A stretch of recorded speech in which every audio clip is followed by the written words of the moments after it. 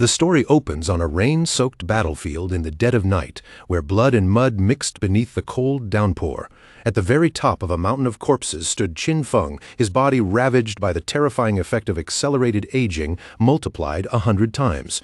And yet, even in that broken state, he had still forced his way through the ruins of the ancient god and cleared them with his own hands. Not far from him, a woman stood in the rain with a dagger gripped in her hand. Looking at Qin Feng's battered figure, she gave a faint smile and praised him, admitting that he truly was impressive. But that praise carried no warmth at all.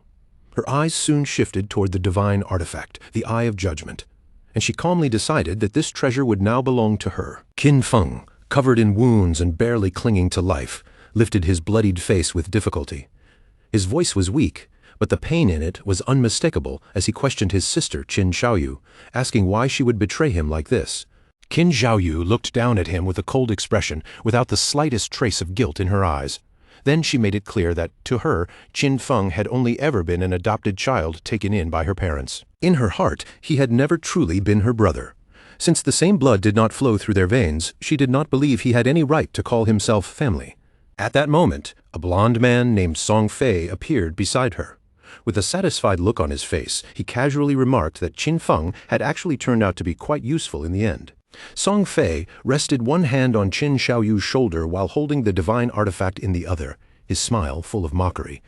He thanked Qin Feng in a relaxed tone, saying that without him, neither he nor Qin Xiaoyu would ever have gotten their hands on the Eye of Judgment. And to drain Qin Feng's remaining lifespan all at once, Song Fei had gone through plenty of trouble to obtain the soul-stealing blade now buried inside Qin Feng's body. Looking at him like this was all some twisted joke, he asked Qin Feng whether he liked this farewell gift. After their parents died, Qin Feng had been the one who raised Qin Xiaoyu with his own hands. He supported her through school, protected her after the game descended upon the world, and risked his life for her more times than he could count. But now, staring at the sister who had turned against him without hesitation, Qin Feng finally understood that he had been completely wrong about her. Qin Xiaoyu showed no remorse at all. Instead, she coldly said that ever since their parents died, Qin Feng had constantly interfered in her life, ordering her around and trying to control everything she did. Back when she and Song Fei still needed his protection, he had at least been somewhat useful. But now that the divine artifact was already in their hands, his final bit of value had disappeared. Song Fei suddenly moved, rushing straight toward Qin Feng to finish him off. As he closed in, he even smiled and promised that from now on he would take very good care of Qin Xiaoyu. With death closing in right before his eyes, Qin Feng forced out his final hatred through gritted teeth. He swore that he would never let the two of them get away with this. But before Qin Feng could even finish his sentence, Song Fei struck him down without hesitation, ending his life right there in the rain. Back in 2025, the God-forsaken game descended upon the world. And from that moment on, the rules of reality were completely overturned. In that game, the only true currency was lifespan. If a person died, their remaining lifespan would be reduced, but if they killed monsters, they could gain more lifespan in return. And lifespan was not only used for survival. Players could also spend it to bring the abilities they gained inside the game back into the real world. Those who became powerful enough could crush tanks with their bare hands, slice aircraft apart with a single swing of a sword, and even withstand the force of nuclear explosions using nothing but their own bodies. From the day the game appeared, the entire world fell into a storm of chaos and transformation. Qin Feng fought desperately to survive with his sister, enduring one hardship after another. After countless battles, near-death escapes, and struggles that pushed him to the edge, he barely managed to climb into the top 100 powerhouses in the world. And after pushing through unimaginable danger, he finally conquered the ruins of the ancient god and obtained the divine artifact known as the Eye of Judgment. At that moment, Qin Feng had finally gained the qualifications to stand at the very top. But who could have imagined that the reward waiting for him at the end of all that suffering would be betrayal from the only family he had left? Everything he had poured into his life had become nothing but interference in someone else's eyes, and every struggle he endured had only cleared the path for another person's success. If he could live one more time, Qin Feng swore that he would no longer sacrifice himself for anyone. This time, he would fight only for himself. But then, something unbelievable happened. Qin Feng's eyes suddenly opened, and instead of the bloody battlefield, he found himself lying in his own room. He immediately sat up, his body tense and his mind racing. Looking around at the familiar surroundings, he quickly realized that he had returned to the real world. For a moment, Qin Feng was completely confused. He clearly remembered dying under Song Fei's attack. Yet, when he grabbed his phone and turned on the screen, the date displayed before him was the year 2025. He walked to the window and looked outside, where the city still stood beautifully beneath the light of the real world. Only then did Qin Feng realize the truth. He had been reborn 9 years into the past, back to the very day the God-forsaken game first descended upon Earth. The next day, Qin Xiaoyu kicked open the door and barged into the room. The moment she saw Qin Feng sitting at home and calmly drinking coffee, anger flashed across her face, and she immediately demanded to know why he had not answered her calls. She kicked the trash can in frustration, making it clatter across the floor. Watching her lose her temper, Qin Feng remembered clearly that on the day the Forsaken game descended, he and Qin Xiaoyu had a huge argument because of Song Fei. Posters of Song Fei were plastered all over the wall. Before the game arrived, Song Fei had been a somewhat famous underground idol, and Qin Xiaoyu was completely obsessed with him. On the surface, Song Fei looked glamorous and charming, but in reality, he was a rotten scoundrel who had tricked many female fans, taking their money and taking advantage of their bodies. To keep Qin Xiaoyu from falling into his trap, Qin Feng had always forbidden her from getting involved with that man. But in the end, all his protection was twisted into an accusation that he was controlling her life. Qin Xiaoyu pointed straight at Qin Feng, her finger almost stabbing through the air as she angrily asked if he was deaf. She blamed him for Song Fei losing first place that month, and even threatened him, saying that if Qin Feng did not give her money to help Song Fei climb back up in rank, she would really get angry. But in the next instant, Qin Feng's expression turned ice cold. Without saying another word, he raised his hand and slapped her hard across the face, sending her crashing down to the floor. Qin Xiaoyu's cheek swelled almost immediately, and blood began trickling from her nose. Tears filled her eyes as she sat there in disbelief, completely unable to accept that Qin Feng had actually hit her. Qin Feng stared down at her with a sharp, chilling gaze. His voice was calm but full of warning as he made it clear that he had neither the desire nor the time to argue with her. If she kept barking at him, he would break her mouth next. Then Qin Feng threw a credit card over her head and told her that the money inside was what their parents had left behind. No matter how difficult things had been over the years, he had never touched even a single cent of it. For the sake of their parents, Qin Feng decided that he would not lower himself to her level this time. But there was one thing he wanted her to understand clearly. From this day forward, he no longer had a sister like her. Qin Xiaoyu immediately broke down crying. But the more she cried, the angrier she became, her face twisted with humiliation and resentment. In his previous life, Qin Feng had lost far too much while trying to protect Qin Xiaoyu. So many opportunities, hidden treasures, and dangerous dungeons that could have changed his fate were all abandoned because he had chosen her safety first. After cutting ties with her, Qin Feng took out several sleeping pills. With a glass of water in hand, he calmly swallowed them down. He was truly curious now. Without Qin Xiaoyu as a burden holding him back, just how far could he go? This time he would use everything he remembered from his past life and move ahead of everyone before they even understood what was coming. From this moment on, Qin Xiaoyu would have to fend for herself. And as for Song Fei, Qin Feng had already made up his mind. One day he would personally take that man's head. As the sleeping pills took effect, Qin Feng gradually lost consciousness. When he opened his eyes again, he found himself standing inside the familiar Choice Hall. He had missed this place, but he also remembered his first time here all too clearly. Back then, he had been so nervous that it took him several hours just to complete his career choice and finally leave. But this time, everything was different. He needed to move much faster. In his previous life, Qin Feng had chosen the warrior class for the sake of protecting Qin Xiaoyu. The warrior class was by no means weak, but it was no longer the right path for him now. Without Qin Xiaoyu dragging him down, he could clear solo content with far greater speed and freedom. For solo survival, mobility and reaction speed were the most important factors, so without even a second of hesitation, Qin Feng directly chose the assassin class. But right after he made his choice, something completely unexpected happened. A system notification suddenly appeared, announcing that the divine artifact, the Eye of Judgment, had been successfully bound to him. Immediately afterward, the Eye of Judgment activated. Its passive authority took effect the moment Qin Feng entered the Forsaken game. From now on, he would automatically obtain the highest-ranking profession and talent available to him. Qin Feng was stunned as he saw that the Eye of Judgment had followed him even after his rebirth. Only then did he begin to understand its true nature.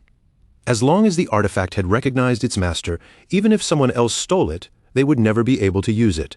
Perhaps this divine artifact was the very reason he had been reborn in the first place. At that moment, Strange shadows began pouring into Qin Feng's body, wrapping around him like living darkness.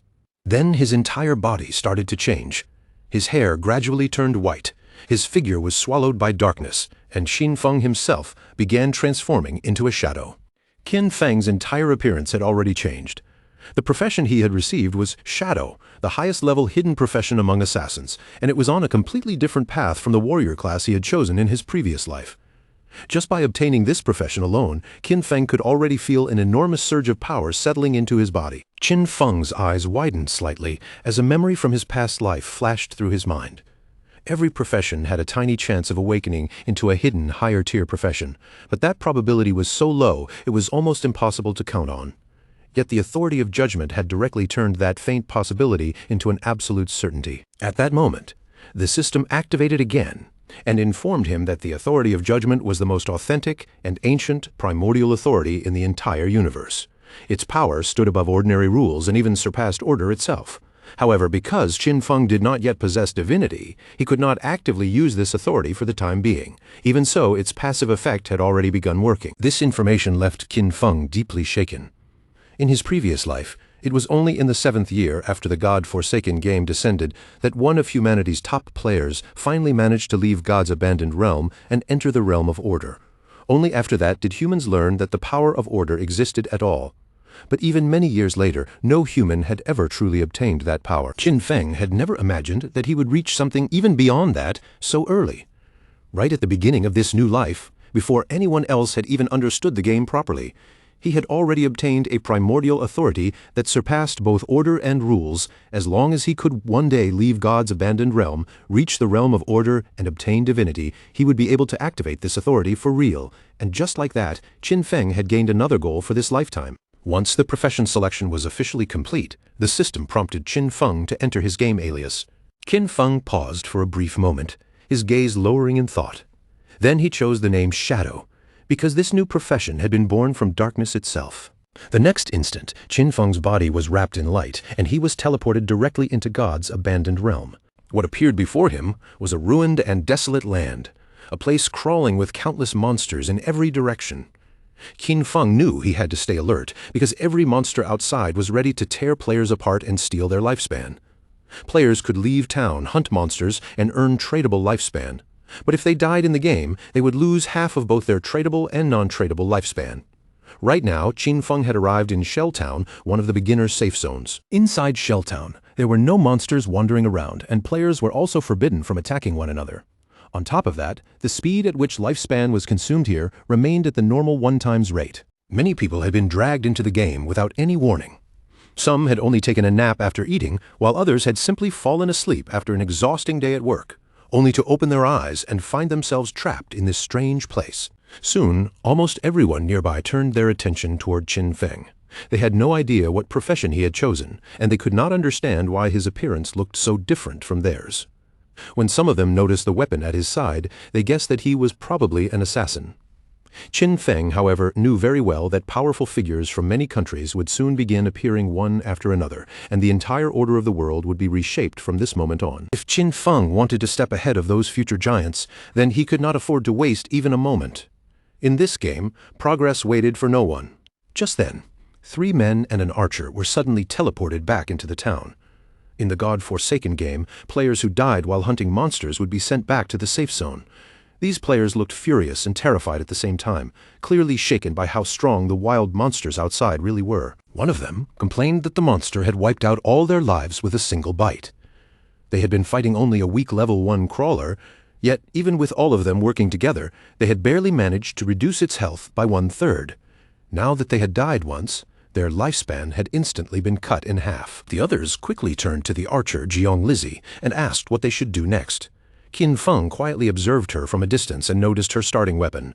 Since ordinary archers began with short bows, he immediately realized that Jiang Lizzie was most likely a hidden class player as well. At the same time, Jiang Lizzie also noticed something unusual about Qin Feng. From his appearance and weapon, she could tell that he was probably a hidden class player too. With a friendly smile on her face, Jiang Lizzie stepped forward and asked Qin Feng if he wanted to join their team. She explained that the monsters outside were truly dangerous, and none of them could handle them alone. Her own team had already been wiped out once, so they at least had some experience now. But Qin Feng rejected her offer without hesitation and simply continued walking forward. When Jiang Lizi's companions saw him leave so casually, they immediately started mocking him. In their eyes, Qin Feng was just pretending to be some kind of expert. After all, even 5 of them together had failed to defeat that monster, so there was no way one person could do it alone. To them, Qin Feng was clearly walking straight toward death. Jiang Lizi quietly used the system to check him, and soon she saw that Qin Feng's alias was Shadow. As Qin Feng continued toward the town exit, Jiang Lizi made a quick decision. She chose to follow him from behind, hoping to see what kind of skills this mysterious player actually had. A faint smile appeared on her face. Even if Qin Feng ended up dying outside, they might still be able to gain useful information about the monsters and learn something from the way he fought. A land abandoned by the gods was not a place that gave people any sense of safety. The air itself felt oppressive, and danger seemed to be hiding in every ruined corner. Jiang Lizi and the others began following Qin Feng in secret. She still did not understand why she had been pulled into this strange world, but thanks to her years of experience in online games, she had quickly gathered a team around herself. Unfortunately, the very first monster they encountered after leaving town had completely annihilated them. Because of that, Jiang Lizi was certain that this creature was not something an ordinary level 1 player could defeat. Jiang Lizi's teammates were irritated, especially when they noticed that Qin Feng's starting weapon was different from the assassin in their own group. Their assassin carried only a dagger, but Qin Feng had a short blade. What made that assassin even more jealous was Qin Feng's speed. As an assassin himself, his agility should have been the highest, yet Qin Feng clearly moved faster. Even Qin Feng's clothing looked different from his. Because of all these details, Qin Feng seemed far from ordinary. Jiang Lizi became even more determined to follow him, believing that he might lead them to some crucial information. But then Qin Feng suddenly turned his gaze toward their hiding place. The moment Jiang Lizi sensed that stare, she quickly ducked back into cover, her heart tightening because she could not tell whether they had already been discovered. Qin Feng immediately activated Shadow Sneak, and in the blink of an eye, his body vanished from where he stood. Like a shadow melting into the darkness, he disappeared without leaving the slightest trace behind. Jiang Lizi and the others froze in confusion when they saw him vanish into thin air. The assassin in their group quickly reacted and realized that this had to be a stealth ability, one of the initial abilities that allowed an assassin to enter invisibility. Qin Feng had completely hidden himself from sight. Seeing this, Jiang Lizi decided it was better to return to town first and search for ways to strengthen themselves. Going outside was simply too dangerous right now. They had already died once, and their lifespan had been reduced by half, so they planned to look for NPCs and try their luck with hidden rewards, such as treasure chests. Shadow Sneak allowed Qin Feng to enter stealth for a limited amount of time. If he attacked, the stealth would be broken, but the first strike after emerging from stealth would deal increased damage. On top of that, Stealth Mastery doubled the duration of his stealth and raised his stealth level by 1. As expected, the Shadow class was far from ordinary. At this stage, a normal assassin's stealth could still be detected rather easily, but with the Shadow class's built-in mastery, neither players nor monsters in the early game could sense Qin Feng at all. Qin Feng could not help thinking that Jiang Lizi and her companions were still too naive. The beginner town might look safe, but there was nothing there that could truly improve a player's strength. In truth, the town was only a temporary shelter for new players. In the God-forsaken game, weak players were nothing more than prey waiting to be devoured by monsters. A few seconds later, Qin Feng's stealth finally ended. For now, the duration was still not very long, but luckily, the cooldown had started the moment he activated the skill. In just a few more seconds, he would be able to slip back into darkness again. Qin Feng opened his status window. His codename was Shadow, and his class was also Shadow. He currently had 75 years of non-tradable lifespan and 0 tradable lifespan. His attributes were 13 points in strength, 13 points in constitution, 18 points in agility, and 15 points in spirit. All players began with a base of 10 points in each attribute, and different classes added different bonuses on top of that. In his previous life, the warrior class Qin Feng chose had only increased his strength and constitution by 3 points each. But this time, the Shadow class had improved every single stat, and his agility alone had risen by a full 8 points. He still had 5 free attribute points waiting to be assigned. Most players in the early stage would pour those points into strength or spirit to boost physical or magical attack power.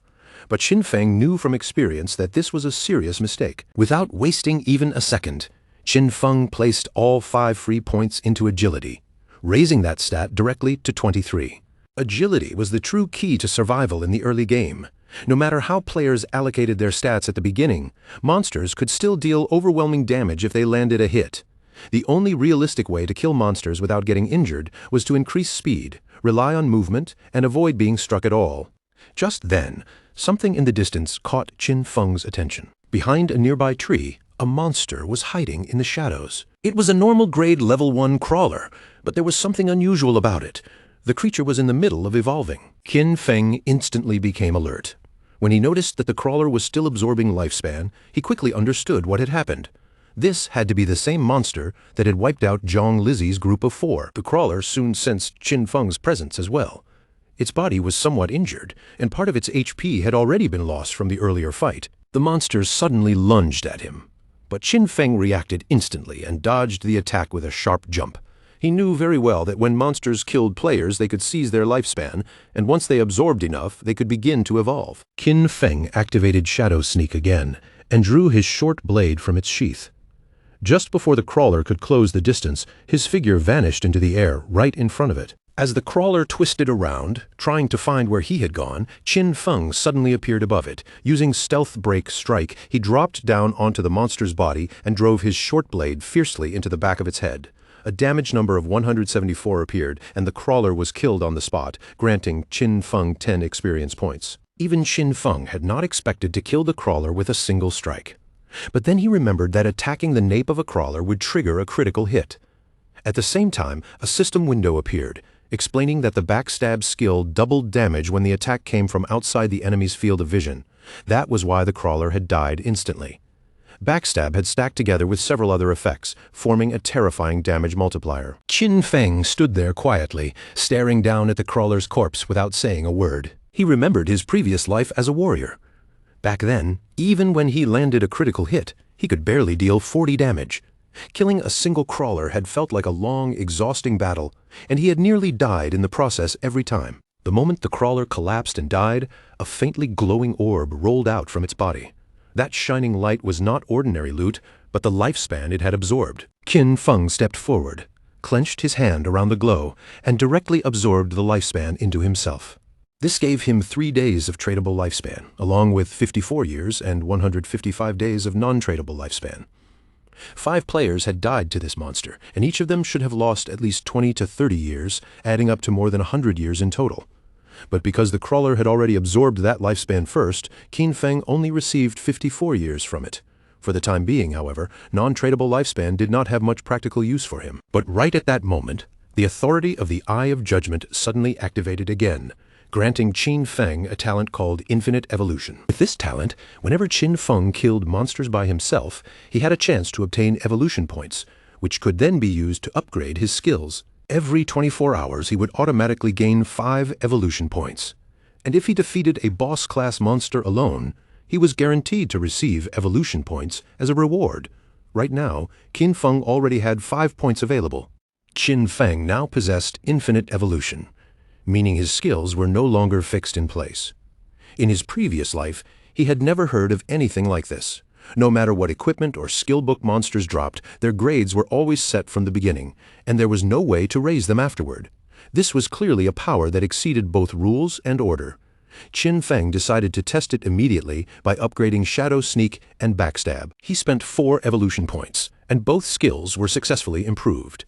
His starting skill, Shadow Sneak, rose from normal quality to bronze quality, and its duration increased from 12 seconds to 16 seconds. The attack bonus after breaking stealth also jumped from 60 to 90, while the cooldown was shortened by 2 seconds.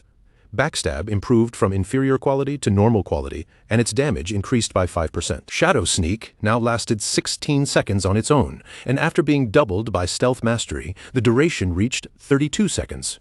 With stealth lasting this long, Qin Feng could practically remain invisible without interruption. If these abilities had been upgraded earlier, even a crawler at full HP would have been killed by him in one strike. Just then, a young man walked over with a woman beside him and casually said that this game did not seem difficult at all. After all, even someone as thin-looking as Qin Feng had managed to kill a monster alone.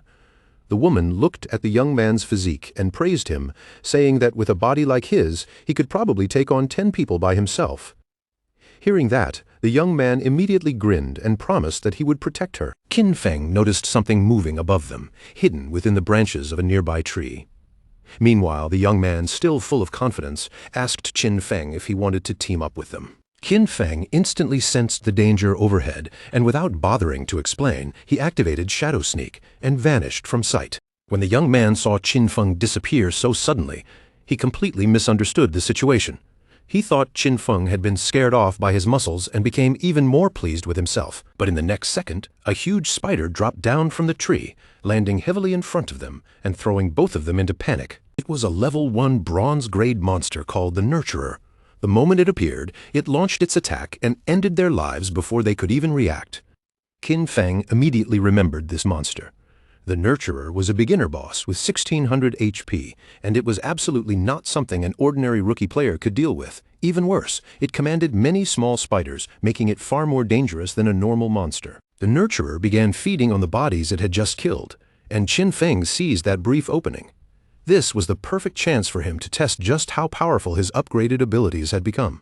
Using Stealth Break Strike, Qin Feng appeared from the shadows and drove his short blade straight into one of the spider's eyes. The Nurturer immediately counterattacked, but Qin Feng reacted just in time. He dodged the strike, pulled back quickly, and used Shadow Sneak again to disappear from the monster's sight. That single attack dealt 338 damage to the boss, but in the process, Qin Feng still took 9 points of damage. He had only managed to escape safely because of his high agility. Qin Feng currently had 130 HP, and if the spider's attack had landed cleanly, he would have been killed on the spot. Even so, seeing that his strike had dealt more than 300 damage to a boss still impressed him. The Nurturer flew into a rage. Its massive legs swept through the area, slicing nearby trees in half as it thrashed wildly. Qin Feng knew very well that monsters like this were not mindless targets. The spider had intelligence, and it would never simply stand still and let him strike it again and again. The Nurturer began attacking in every direction, trying to force Qin Feng out by guessing his location. Even the small spiders around it had become alert now, so Qin Feng could not afford to rush in carelessly. While the spider's attention was scattered, Qin Feng picked up a rock and threw it with precision. The stone smashed directly into the Nurturer's abdomen, dealing 299 points of damage. Qin Feng grabbed another rock and instantly confirmed his guess. His main damage came from the bonuses of Stealth Break Strike and his class skill enhancement, so even a simple thrown rock could trigger strong damage under the right conditions. All he needed to do now was wait for Shadow Sneak's cooldown to finish, then launch another rock from Stealth. By doing that, the rock could activate the bonuses from Ambush Strike, Backstab, and Weak Point Attack all at once. As soon as Shadow Sneak came off cooldown, Qin Feng threw another rock. This time, it dealt 279 damage to the spider, and he immediately activated Shadow Sneak again to vanish. His strategy was simple but extremely effective. Stay hidden until Shadow Sneak refreshed, attack the boss once, then disappear again before it could properly retaliate. At the same time, back in town, the leaderboard suddenly updated. It revealed that the player Shadow had killed the bronze-grade boss Nurturer and had become the first person to reach level 2, instantly rising to number 1 on the list. The other players were stunned. Most of them were still dying to ordinary mobs, so they could not understand how someone had already managed to defeat a boss. Zheng Lizzie and her companions were completely speechless when they saw that Qin Feng had defeated a boss and reached level 2. They could not even handle normal monsters as a team, so in their shock, they even wondered if the system had made some kind of mistake. The man and woman who had been killed by the giant spider soon respawned back in town as well. When they saw that someone had actually killed that terrifying spider, they were shaken even more, and they quickly realized that Shadow was the same young man they had seen earlier in the forest. Back in the forest, the system announced that Qin Feng had killed the boss Nurturer, gaining 300 experience points and 2 evolution points. At the same time, Shell Town's level leaderboard was officially unlocked. Qin Feng also received 1 reputation point and began absorbing the spider's lifespan. Unfortunately, the moment the big spider died, the smaller spiders scattered in every direction, which made him feel a little regretful. He should have killed the small spiders first to gain more experience. Still, his gains were impressive. He obtained 46 days of tradable lifespan, a new bronze-quality skill book called Greedy Hand, and a corrosive dagger with 35 damage and 4 agility. After learning Greedy Hand, Qin Feng could use the skill on defeated monsters, giving him a 20% chance to obtain an additional loot reward. Qin Feng was slightly surprised because he had not expected a bronze boss to drop such a god-tier assassin skill. This skill could greatly improve loot acquisition. In the late game, when players defeated powerful bosses, a 20% chance to generate extra loot was already incredibly valuable. Qin Feng remembered that in his previous life there had been a man in the Godslayer Guild whose combat strength was only average.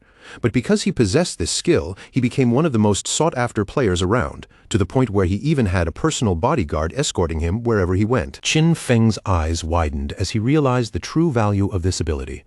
The activation chance might only be 20% right now, but with his infinite evolution talent, he could continue raising both the drop rate and the amount of loot it produced. The next day, students were walking along the road on their way to school. Qin Xiaoyu's friend asked whether she was really not going to call Qin Feng and apologize. She reminded Qin Xiaoyu that yesterday, the two of them had skipped the exam in secret just to go support Song Fei. So Qin Feng must have been angry for a reason. But Qin Xiaoyu refused to admit any fault. In her eyes, she had done nothing wrong, and because of Qin Feng, they had almost missed the entrance time. As far as she was concerned, Qin Feng was the one who should apologize. Her friend tried to persuade her again, saying that Qin Feng had always treated her very well. She also glanced at Qin Xiaoyu's face and asked what had happened to it. But Qin Xiaoyu stubbornly insisted that Qin Feng only knew how to meddle in her affairs. As for the injury on her face, she casually made up an excuse, saying she had simply tripped and hurt herself. When the two of them entered the school, they noticed that a large crowd of students had gathered outside one of the classrooms. Qin Xiaoyu's friend immediately grew curious. She squeezed through the crowd and pushed her way into the classroom, only to see Shang Wei's body slowly becoming semi-transparent. One of Shang Wei's friends explained in a nervous voice that he was not completely sure what had happened. Just a moment ago, Shang Wei had said he was going to take a nap, but when they turned around again, his body had already become like this. And this was not an isolated incident. Similar cases were already spreading across the internet. People from all over the world were experiencing the same strange phenomenon. Some experts claimed that once someone fell asleep, their body would enter a ghost-like semi-transparent state, but no one could explain why it was happening. Qin Xiaoyu's friend immediately became alert and decided to call her parents to warn them. She also urged Qin Xiaoyu to call her brother just in case and tell him to be careful. But Qin Xiaoyu refused without hesitation, coldly saying she would rather see him dead than contact him. Meanwhile, Qin Feng evolved his newly obtained skill, Greedy Hand, upgrading it from bronze quality all the way to gold. Now, whenever he looted an enemy, the chance of gaining an extra piece of loot rose from 20% to 70%. Because of this upgrade, Qin Feng successfully learned Greedy Hand and obtained 2 points. Qin Feng clenched his fist and activated the skill right away. As a result, he gained 2 evolution points and 46 days of tradable lifespan. He was more than satisfied with gaining 2 evolution points. Qin Feng knew that upgrading Greedy Hand to level 3 would require 3 points, and once he reached that point, he would soon be able to push the extra loot chance all the way to 100%. Qin Feng also understood that the governments of every country must have already noticed the strange situation by now. Soon, more and more people would flood into the game, so he had to speed up his progress and equip anything useful as quickly as possible.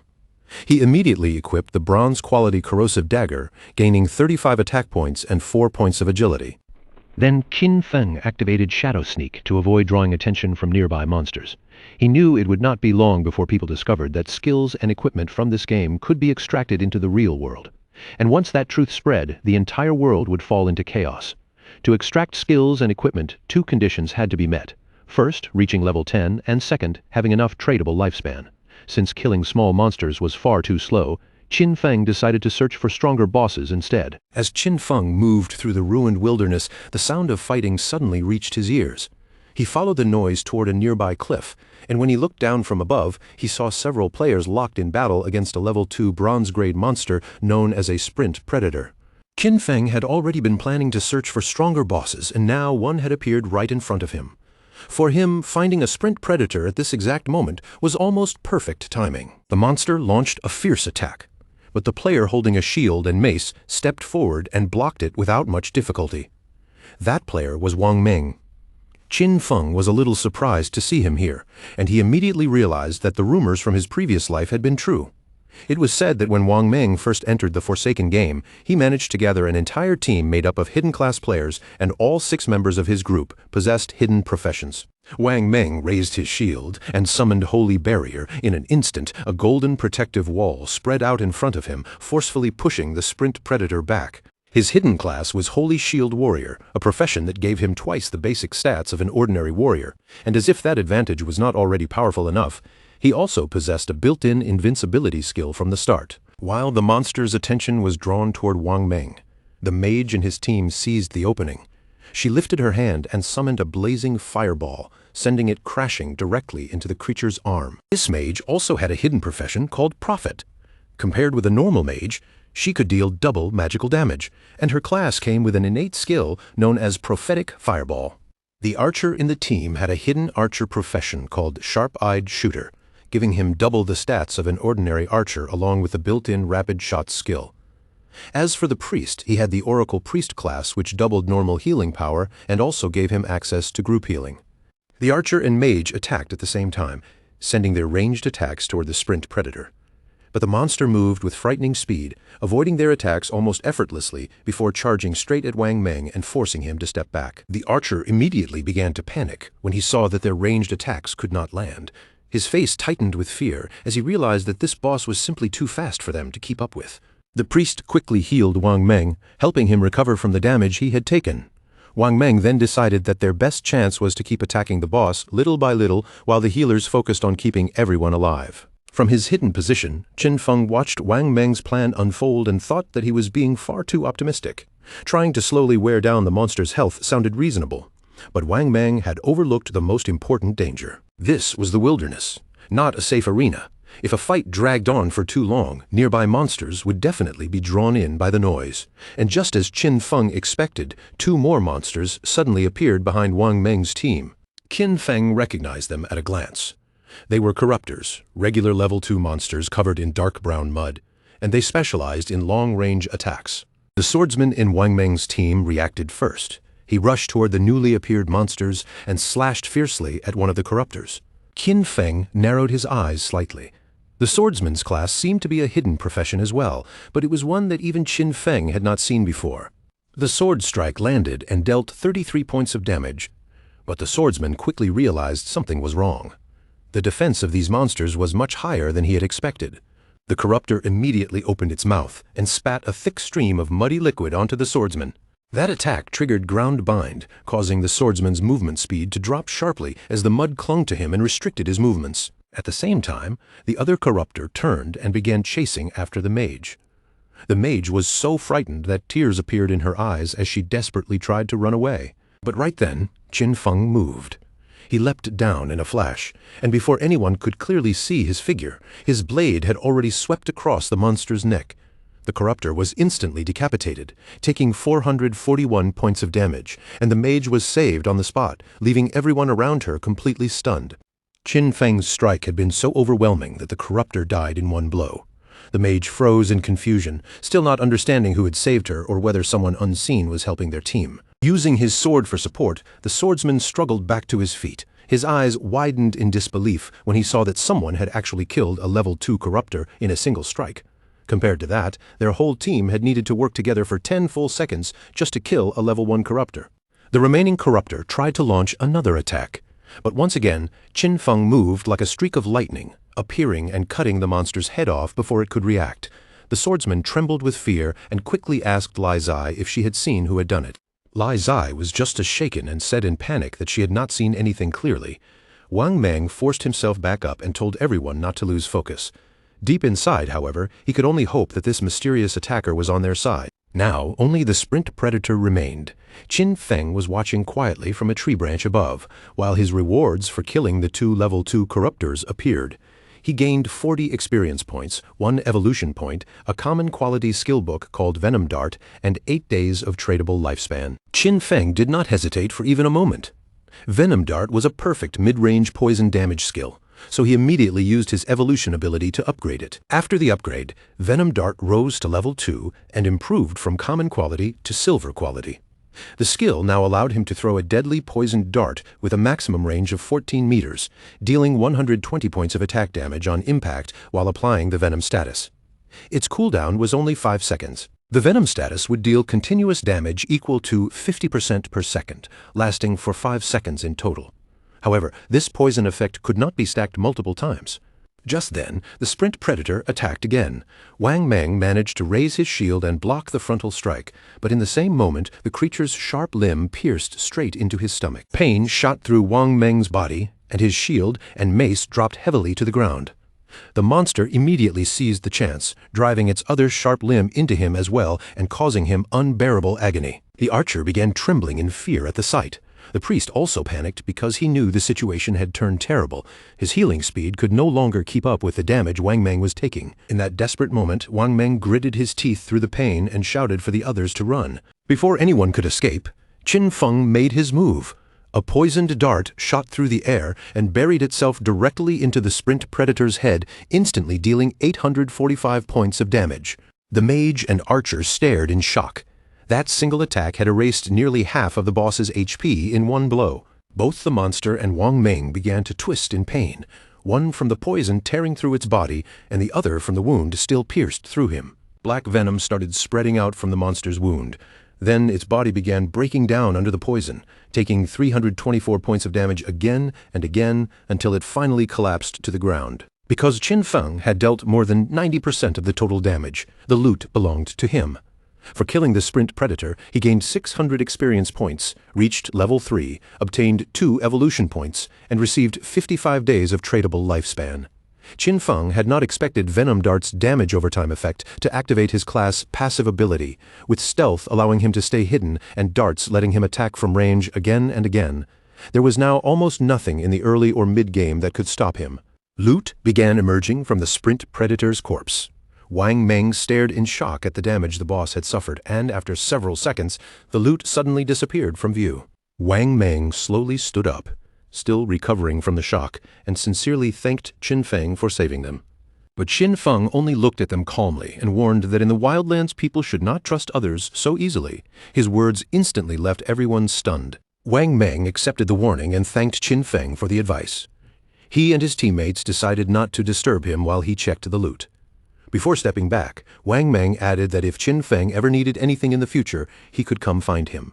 Qin Feng picked up the loot while silently evaluating Wang Meng.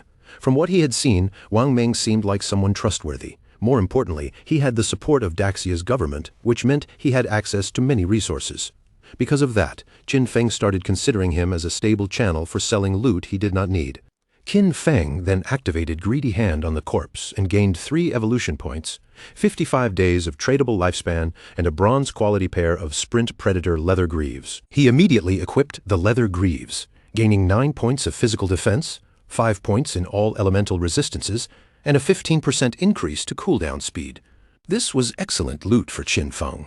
He still had many other class gear pieces and skill books piling up, and once his bag was completely full, he planned to return to town and exchange everything he did not need for lifespan. A confident light appeared in Qin Feng's eyes. Compared with his previous life, his growth speed this time was not just faster. It was already 100 times beyond what it had been before. Not far from where Qin Feng stood, another team of players was being attacked by even more monsters. Seeing the number of enemies continue to increase, the players quickly realized they could not keep fighting and decided to flee. But before they could successfully escape, an even larger monster suddenly appeared in their path. And just as the players tried to run, that monster struck first. Sharp vines shot out violently, piercing through them one after another and killing the entire team before they could get away. The players who had just died respawned back in town, their faces filled with frustration and exhaustion. No matter how they tried to fight, the monsters outside always appeared in groups, and once their health got low, they would immediately run away. Rumor had it that players needed to reach level 3 before they could leave the game, but at this rate, that requirement felt almost impossible. Some players argued that they simply needed a bigger group, because 3 people were clearly not enough. They believed they should gather 6 players, or maybe even 10, before going out again. But another player immediately disagreed, saying that larger groups were not the solution either. He had personally seen a team of 10 get surrounded and wiped out, and too many people would only attract even more dangerous bosses. Not long ago, a group of 40 players had somehow triggered a monster called Curse Master, and that thing had annihilated more than 30 of them with a single attack. Zhang Lizi's team also respawned back in Shelltown, looking far worse than before. If players could not reach level 3, they would remain trapped inside the game forever. Everyone here had entered this world after falling asleep, which meant only their consciousness had been pulled into the game. If they could not escape, their real bodies outside would eventually starve to death. Zheng Lizhi was filled with frustration, unable to understand why this game was so brutally difficult right from the start. One of her companions panicked, saying they had already died 3 times, and their non-tradable lifespan had dropped to less than 10 years. If this continued, they would truly die in the real world. Even though Zheng Lizhi still could not confirm whether everything was real or not, she knew one thing clearly: they could not afford to die again. When Zheng Lizhi saw that Shadow had already reached level 3, confusion flashed across her face. She quickly realized that he must have found some kind of hidden method or trick. If they wanted to escape this game alive, they needed Shadow to carry them to level 3. Zheng Lizhi clenched her fist and immediately ordered her team to spread the news. They had to find a way to make Shadow help them level up. Once they returned to reality, she was willing to give him 10 million in cash. Her teammates were stunned by the number, but Zheng Lizhi was confident. In her mind, there was no way Shadow could ignore an offer as huge as 10 million. Meanwhile, back in the forest, Qin Feng struck down a level 2 polluter, earning 20 experience points and 1 evolution point from the kill. After absorbing the monster's lifespan, Qin Feng checked his evolution points and decided that he had enough for another upgrade. Without hesitation, he spent 5 points to evolve Greedy Hand again. The skill's quality rose once more, improving from Platinum to Emerald. Its chance of obtaining extra loot increased all the way to 160%, and now the additional loot had a 20% chance of being 1 tier higher than normal. Even Qin Feng was amazed by the effect. This upgrade was simply outrageous. If he continued evolving the skill, the chance of higher tier bonus loot might eventually reach 100%, or maybe even 200%. Rain began falling through the forest, pattering against the leaves and soaking the ruined ground beneath Qin Feng's feet. Just then, something in the distance caught his attention. Moving through the trees was the monster known as Curse Master, wandering through the forest like a dark omen. This creature was a bronze-tier boss, and at that moment, it was consuming vital force in order to advance into a silver-tier boss. To Qin Feng, it was not strange at all that this boss had wiped out a 40-player team. With its strength, that result was completely normal. However, his inventory was already full right now, so even if he killed the monster, he would not be able to collect all the loot. For the moment, he decided to mark the location on his map first. The Curse Master's evolution would take some time, so Qin Feng planned to empty his inventory first and then return later to deal with it properly. Back in town, the news had already spread everywhere. Someone was offering 10 million for Shadow, the #1 player on the leaderboard, to help them level up quickly. Players were dying over and over, losing lifespan each time, and the wealthy had already begun searching for ways to escape. For ordinary people without money or connections, the situation was starting to look hopeless. While the crowd was busy talking, Qin Feng suddenly appeared in Shell Town, and his arrival immediately drew everyone's attention. Using the system, Qin Feng activated the market stall function. A system announcement quickly rang out, informing nearby players that he was selling equipment and skills, and that the stall would only remain open for 10 minutes. The crowd was shocked when they saw him wearing 2 pieces of bronze-tier gear, and even more shocked when they realized he was selling 2 additional pieces as well. Many players still could not believe that he had actually killed a bronze-tier boss. One of them stared at Qin Feng for a moment and asked why they could not see his face clearly. Another player quickly explained that Shadow had activated the face concealment function. Since a player's appearance in the game matched their real-world appearance, hiding his face meant he clearly wanted to keep his identity mysterious. A mage soon walked up to Qin Feng's stall and looked over the goods with interest. Her gaze settled on the icicle spell, and she asked how much it cost. Qin Feng answered plainly that the price was 100 days of tradable lifespan. This mage was Grey Rose, currently ranked 11th in Shell Town, and just like Qin Feng, she had also activated face concealment. To Grey Rose, 100 days of lifespan was definitely not a small amount, so she asked if Qin Feng could lower the price a little. But Qin Feng calmly explained that even though Icicle Spell was only a common tier skill, it could greatly increase a mage's farming speed in the early game.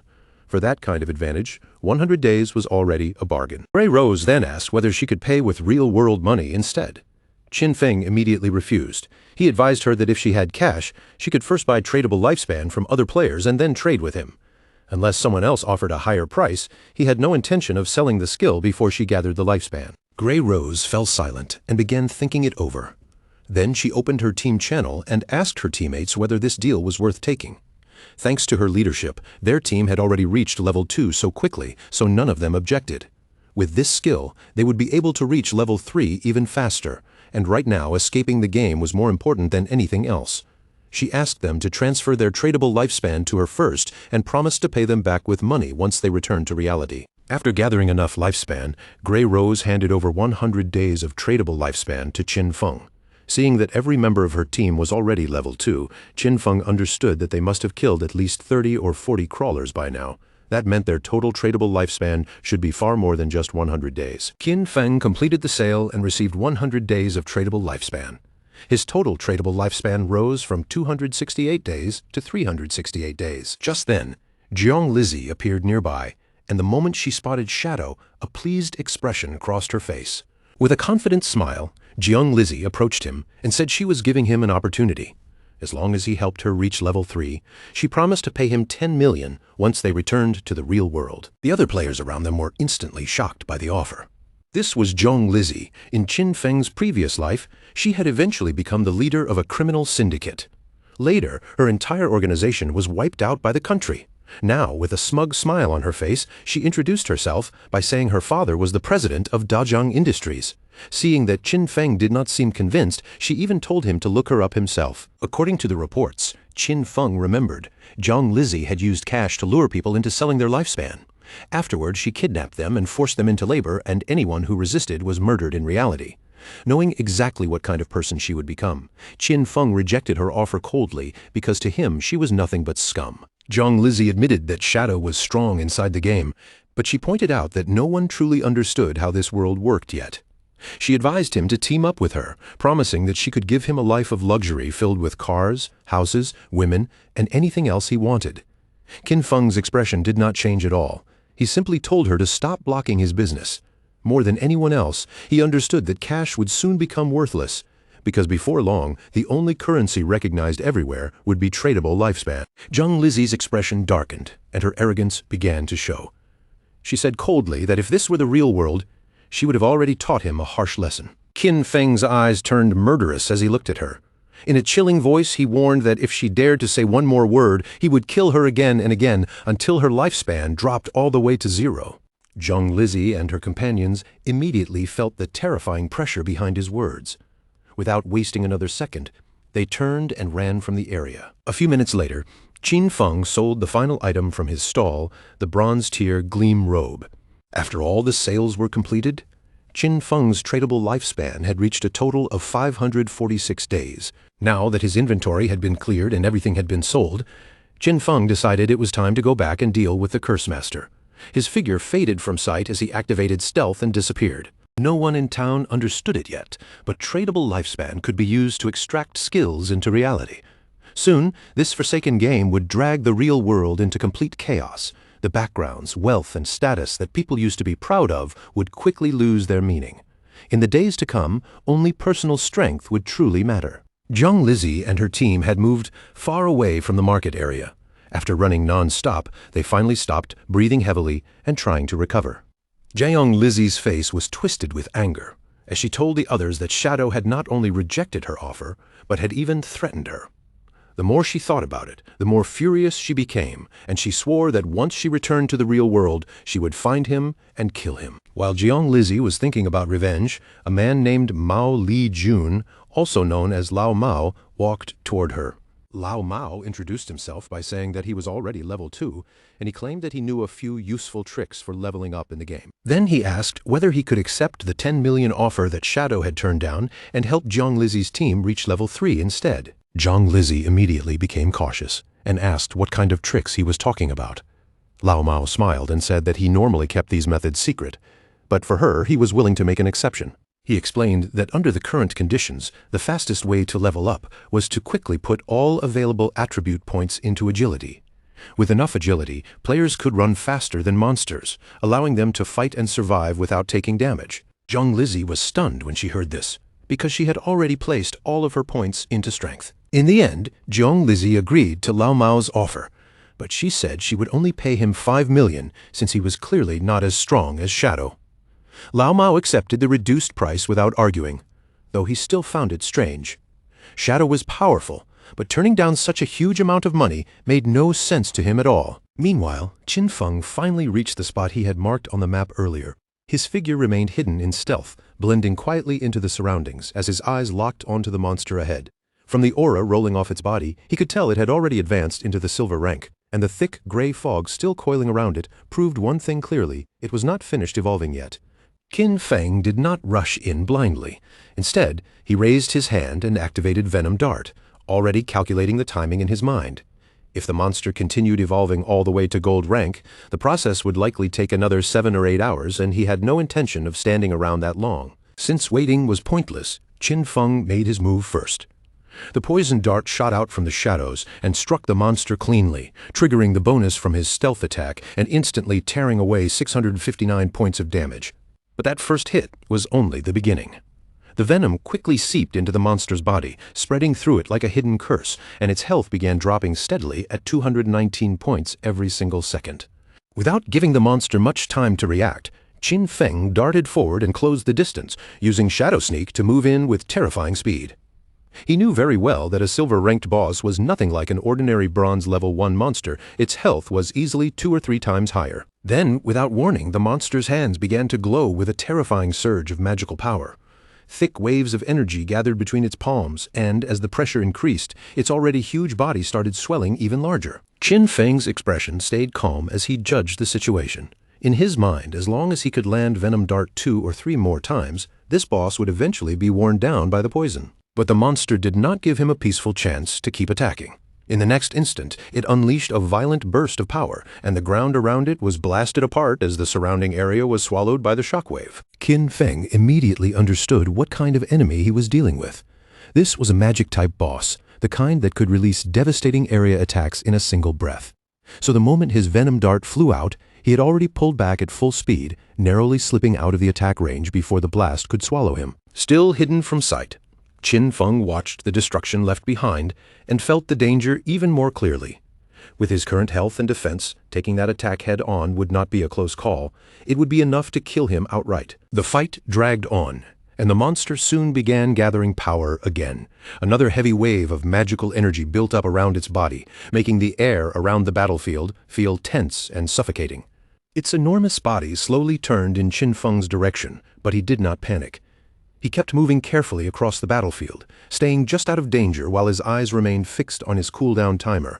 His hidden shadow ability still had not recovered, so for now he had to hold back and wait for the boss to expose even the smallest opening. His strategy was direct and ruthless. Wait for the perfect timing. Strike only when the hit was guaranteed, then vanish before the monster could retaliate. A few moments later, the creature's movement faltered, and its massive frame stumbled as it became briefly distracted. That tiny pause was exactly what Qin Feng had been waiting for. He stepped in without the slightest hesitation, his hand already moving as he released Venom Dart once again. The attack landed with perfect accuracy. The dart pierced into the monster's body, and another 659 points of damage flashed out from the impact. Almost immediately, the venom began eating away at the boss from the inside. Its health continued falling second by second, losing another 219 points of damage with every passing moment. The monster seemed to realize that the situation was turning against it. It tried to pull away and escape from the battlefield, but Qin Feng had no intention of letting his prey run. He followed close behind, his gaze sharp, steady, and filled with determination. By then, the monster was already on the edge of defeat. Its desperate attempt to flee only made it look more pathetic, because no matter how hard it struggled, it could no longer shake Qin Feng off. In one swift movement, Qin Feng's figure disappeared from where he stood and reappeared directly above the creature's head. Before the monster could react, he slammed down hard, crushing it straight into the ground. The system immediately confirmed the result of the battle. Qin Feng had successfully killed the silver-ranked boss, and a stream of notifications appeared in front of him one after another. He gained a full 1,800 experience points, jumping instantly from level 3 to level 5. On top of that, he received 4 evolution points and an unexpected 124 days of tradable lifespan. Seeing all those rewards stack up, Qin Feng could not help but chuckle. One boss kill had raised him by 2 whole levels and even handed him extra evolution points. As the monster's body broke apart and transformed into loot, Qin Feng wasted no time. He reached out and activated his evolved skill, Greedy Hand, ready to collect everything that had dropped. The air in front of him shimmered, and a system screen appeared to confirm that the loot had been gathered. The rewards turned out to be even better than Qin Feng expected, adding another 4 evolution points and another 124 days of tradable lifespan to his gains. With the extra rewards doubled again, Qin Feng's lips curled into a satisfied smirk. Getting 2 bonus gains in a row was already impressive enough, and once he counted everything together, he realized that this single silver-ranked boss had given him a total of 12 evolution points and 372 days of tradable lifespan. Just as Qin Feng was taking in the size of his harvest, another system prompt suddenly appeared in front of him. This time, it revealed an unexpected surprise. The secondary effect of Greedy Hand had activated, and one of the items he had looted had been upgraded from silver rarity to gold rarity. Qin Feng looked at the notification with clear interest. A gold-tier item, now that was something valuable. No wonder Greedy Hand was considered a Jade-level skill. Its true strength was not just collecting loot, but improving loot beyond what it should have been. After that, Qin Feng turned his attention to the pile of items scattered around him. 7 or 8 pieces of equipment had dropped from the boss, but the problem was that his backpack only had 10 empty slots left. He let out a quiet sigh as the inconvenience became obvious. If he had to run back to town every time he killed a boss, he would waste far too much precious time. At that moment, something like a storage ring would have solved the problem perfectly. Just as Qin Feng was about to inspect one particular item among the loot, the view suddenly shifted back to Shell Town. Inside Shell Town, the mage from Wang Meng's team appeared in a flash of light. The moment she landed safely, relief spread across her face. After everything they had gone through, she had finally made it back alive, and it was all thanks to Wang Meng. One after another, the rest of the team returned as well. They gathered around Wang Meng and thanked him sincerely, admitting that without his leadership, there was no way they would have reached level 3 and made it back safely. But Wang Meng did not take the credit for himself. He simply brushed off their praise, saying that their progress came from everyone's effort, not just his command. Even so, the mage still had one regret stuck in her mind. She sighed softly, wishing she had managed to add Qin Feng as a friend back in the forest. Thinking back, she wondered if he had rejected her because she had been covered in mud at the time. Her teammate grinned and comforted her, teasing that now that she had changed into a new outfit and looked much better, maybe that mysterious player would not turn her down again. While they were still chatting, a sudden system announcement echoed across the entire town. The leaderboard had just been updated, and the name Shadow had risen again. He had already reached level 5. The announcement instantly stirred up every player in town. Some people stared in disbelief, unable to understand how Shadow could jump from level 3 to level 5 in such a short time. The only explanation they could think of was that he must have killed an incredibly powerful boss monster. Another player pointed out that barely 10 minutes earlier, he had seen Shadow casually selling equipment in the town square, and now Shadow was already 2 levels higher. Then one guy suddenly mentioned that his sister had just turned 18, joking that if Shadow took an interest in her, their whole family would benefit, because having Shadow help them level up would completely change their future. His friends immediately shut that idea down, reminding him that Shadow had already ignored an offer of 10 million in cash, so there was no way a matchmaking proposal would tempt him. Back at Wang Meng's side, the mood among his team quickly became uneasy. They had only just been celebrating the fact that they had reached level 3, but now they discovered that Shadow had already pulled far ahead of them again. Wang Meng, however, remained composed. He told them not to dwell on it right now. What mattered most was logging out, returning to the real world, and warning their families and friends about the terrifying danger hidden inside this game. As their bodies began fading from the game world, the system confirmed their logout. Wang Meng's final words carried a heavy sense of urgency. If the real world was truly about to fall into chaos, then they had to make sure their loved ones were prepared. The scene then shifted away from the game and returned to reality. Wang Meng's eyes opened, and almost immediately, someone nearby called out to the captain in a tense voice. It turned out that Wang Meng was not an ordinary player at all. In the real world, he was a police officer. His fellow officers hurried toward him, their faces filled with obvious worry. One of them admitted that they had been terrified, because while Wang Meng was unconscious, his body had actually started turning transparent. The meaning behind that was horrifying. If a player died in the game, or if their lifespan ran out completely, they would not simply log out. They would vanish from the real world as well. But even with that terrifying truth hanging over everyone, there was no time to stand there frozen in fear.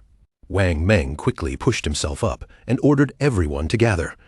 His expression was serious, and his voice made it clear that something extremely important had happened. Someone immediately asked Wang Meng about his report. Wang Meng explained everything clearly. He and his team had formed a party, and each member had obtained a hidden profession, giving them a major advantage inside the game.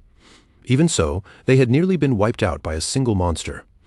In the end, they only survived because an unknown player named Shadow appeared at the last moment and saved them. Wang Meng confirmed that every part of his report was accurate. Then he brought up Shadow's terrifying rate of progress. When Shadow rescued them, he had only been level 3. But by the time Wang Meng and his team finally reached level 3 themselves, Shadow had already climbed all the way to level 5, jumping 2 entire levels ahead. That information immediately unsettled the higher-ranking officers in the room. One of them asked the question everyone was thinking: did this mean Shadow was already the strongest player in the world? And more importantly, how had he leveled up so quickly? Speculation spread through the room, and Wang Meng could only suggest that Shadow might have defeated a high-level boss monster or accomplished something just as unbelievable. Another officer, paying close attention to the details, noticed something strange in Wang Meng's account. If Shadow had already been level 3 when he saved them, then why had he not logged out like everyone else? Was it possible that Shadow had no close family or friends waiting for him in the real world? At that moment, a female officer suddenly raised a bold and rather unexpected possibility. She suggested that Shadow might actually be a transmigrator, the kind of person who appears out of nowhere and grows stronger at an unbelievable speed, almost as if fate itself is pushing him forward. She added that transmigrators in stories were often orphans, which might explain why Shadow had not returned to reality yet. Her words made the entire room fall into an awkward silence. Only then did she seem to realize how strange her theory sounded, and her face flushed with embarrassment. A senior officer, clearly unimpressed, called her NEEU and told her to stop joking around during such a serious discussion. He dismissed the idea outright, saying she had obviously been reading too many novels. Then, turning the conversation back to the real issue, the senior officer revealed a piece of information that made the atmosphere even heavier. According to secret reports from the higher-ups, researchers had recently discovered a disturbing pattern. Many elderly people had been dying mysteriously in their sleep, with no simple explanation for what was happening. When researchers compared those deaths with the records of people who had returned from the forgotten game of the gods, they found something deeply alarming.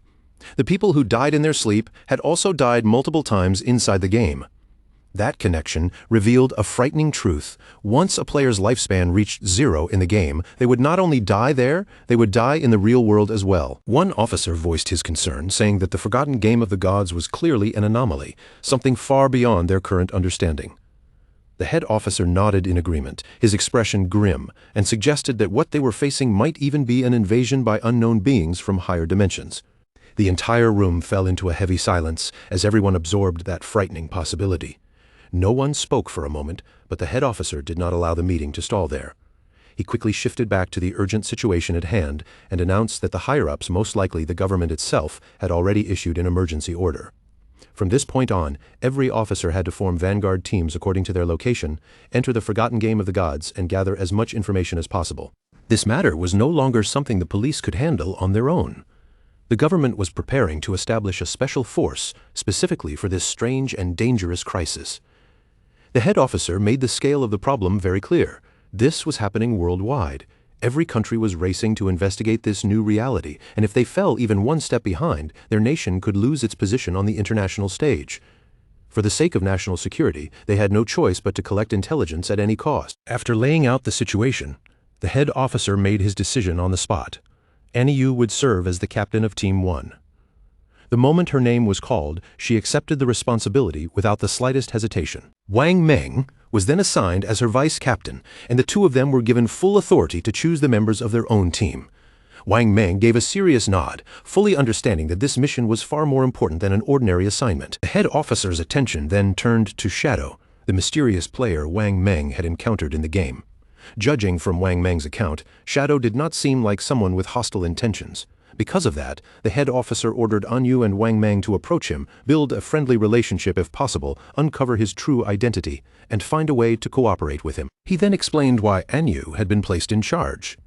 Her deep understanding of games, stories, and unusual character patterns made her the most suitable person to investigate someone like Shadow, whose strange abilities and rapid growth felt almost mythical. The head officer hoped that with Anyu's insight and Wang Meng's connection to him, they could turn Shadow into an ally, someone who might even become their representative inside the game. If they managed to win Shadow over, they could gain access to crucial information that might give them a major strategic advantage. As for the other police officers, their responsibility was to maintain public order, control the situation outside the game, and prevent fear from spreading into mass panic. With those orders given, the meeting finally came to an end. Outside, the sun slowly dipped toward the horizon, casting a warm, golden glow over the city. But beneath that beautiful evening light, the officers were already preparing themselves for the storm that was coming. The next day, the scene moved to a high school classroom, where Qin Feng's younger sister sat at her desk, staring down in a daze around her. The other students were buzzing with excitement, all talking about the latest news surrounding the game. A small group nearby mentioned something shocking. Shang Wei, the student whose body had started to disappear, had already reached level 3 in the game and logged out safely.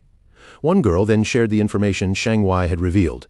If several people from the same district fell asleep at the same time, they would all be sent to the same starter village inside the game. The news immediately stirred up the classroom, filling some students with excitement and others with worry. Another girl grew anxious and said this plan would not work for her because she felt she had to bring her parents into the game. They had no gaming experience at all, and she was terrified something might happen if they entered unprepared. But another student quickly disagreed, saying they should not rush to involve their parents yet.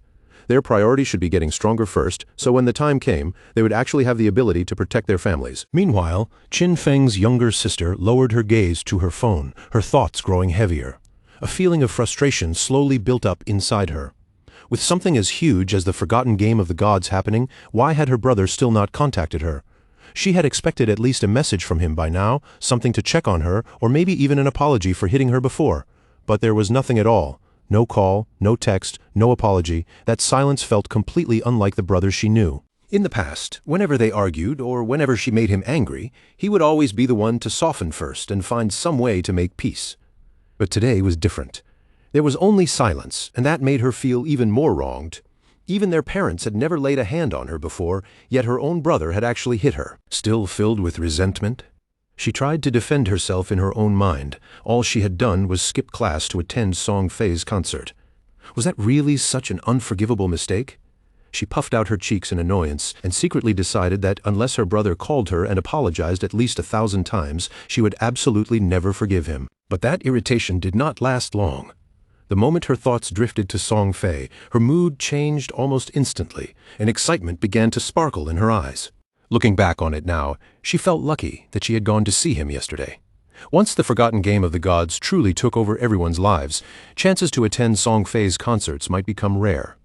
A dreamy expression appeared on her face as she remembered the performance from the night before, especially the thrilling feeling of being so close to him in the crowd. In her mind, Song Fei appeared on stage again, standing beneath the lights while the crowd cheered around him.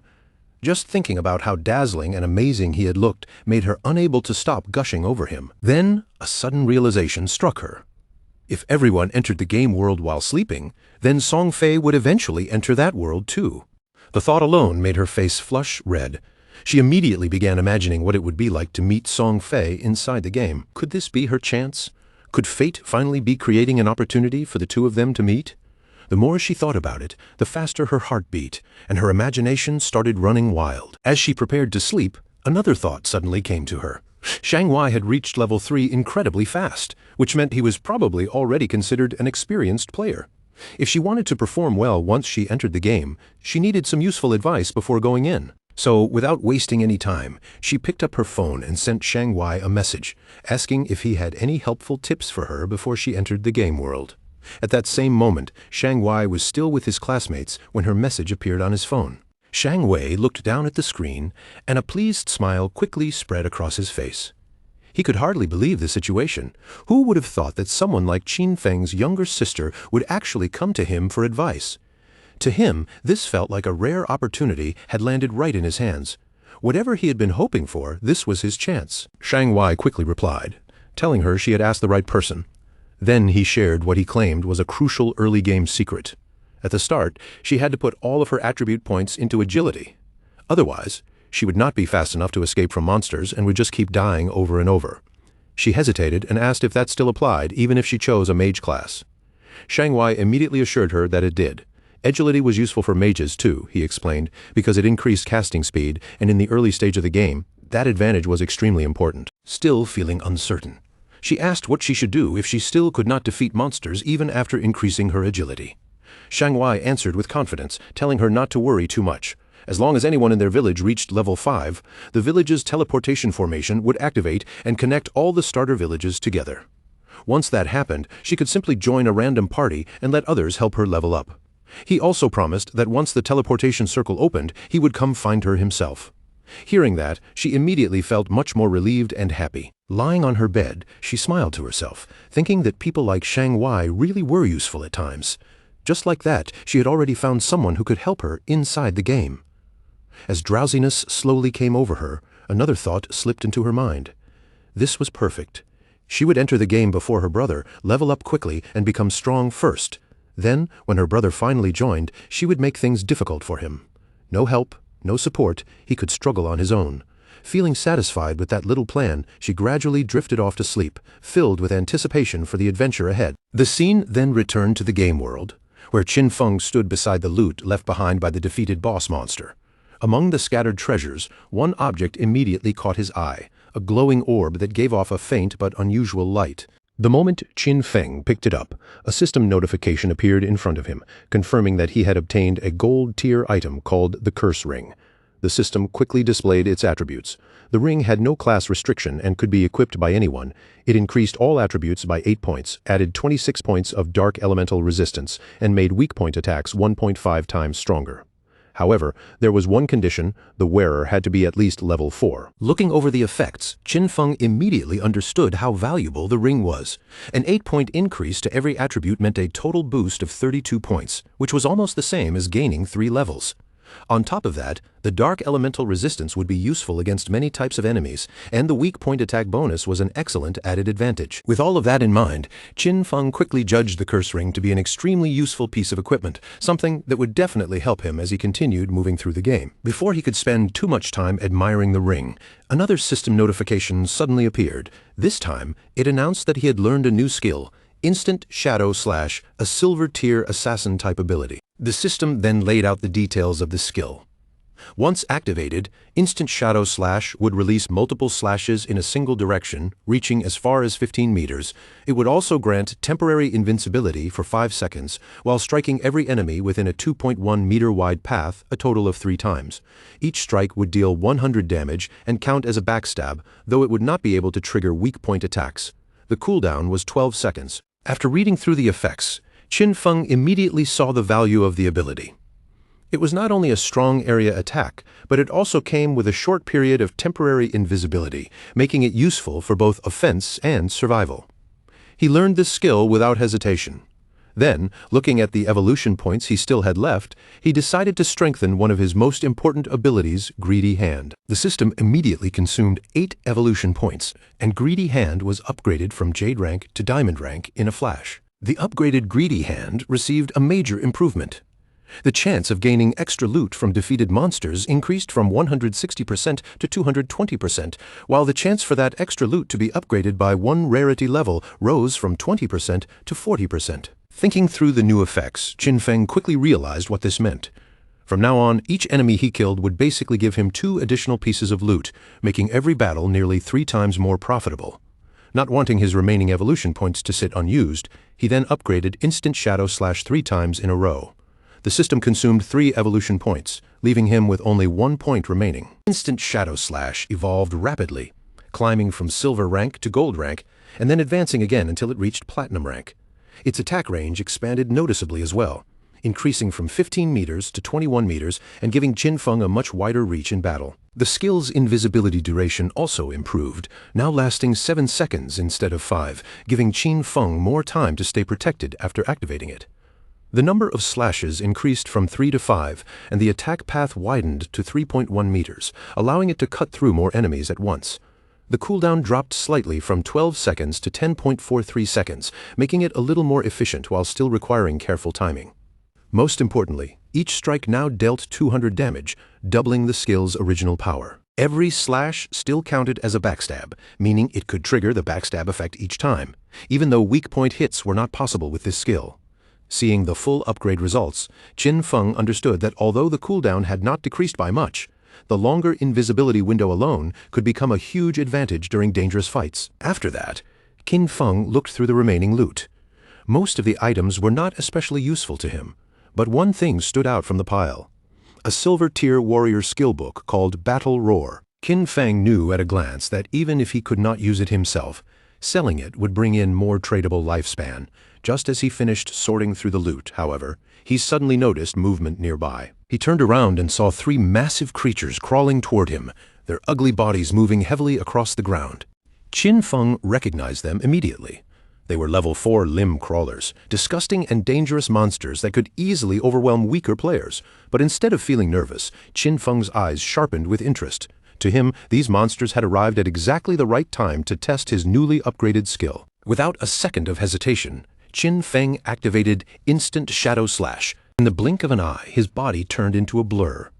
A chain of rapid slashes erupted forward, flashing through the air as Qin Feng sliced straight through the creatures with effortless speed. The 3 limb crawlers were torn apart before they even had a chance to react. As the dust and scattered remains settled around him, a system notification appeared, confirming that the monsters had been defeated. The system recorded his victory and awarded him 80 experience points.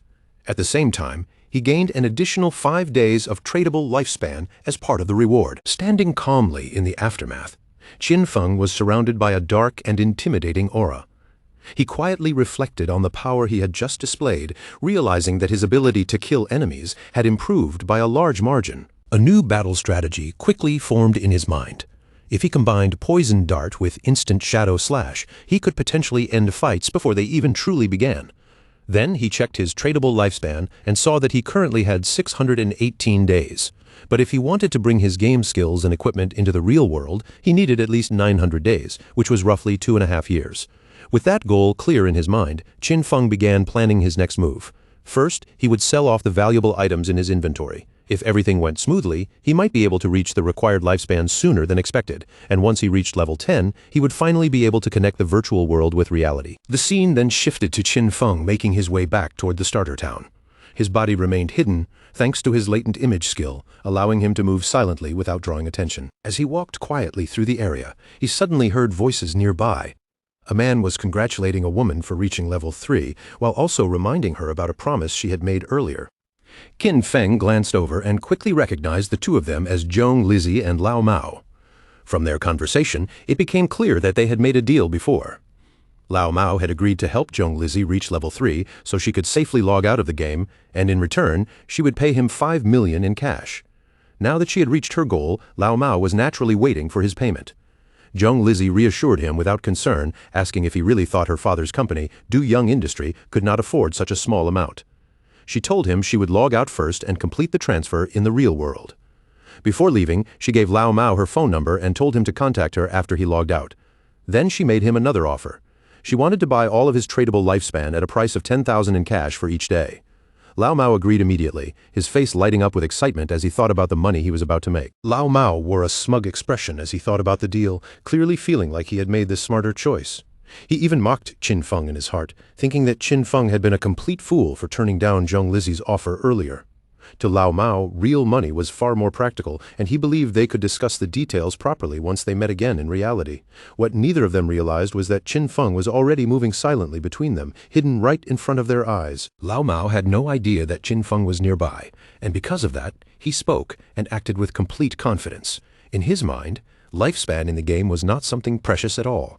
Since it could be earned from monsters, just like game currency, he saw no reason to treat it as anything worth worrying over.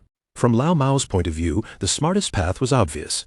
He could turn his in-game progress into real-world money, cash out early, and profit, while everyone else was still struggling to understand the game.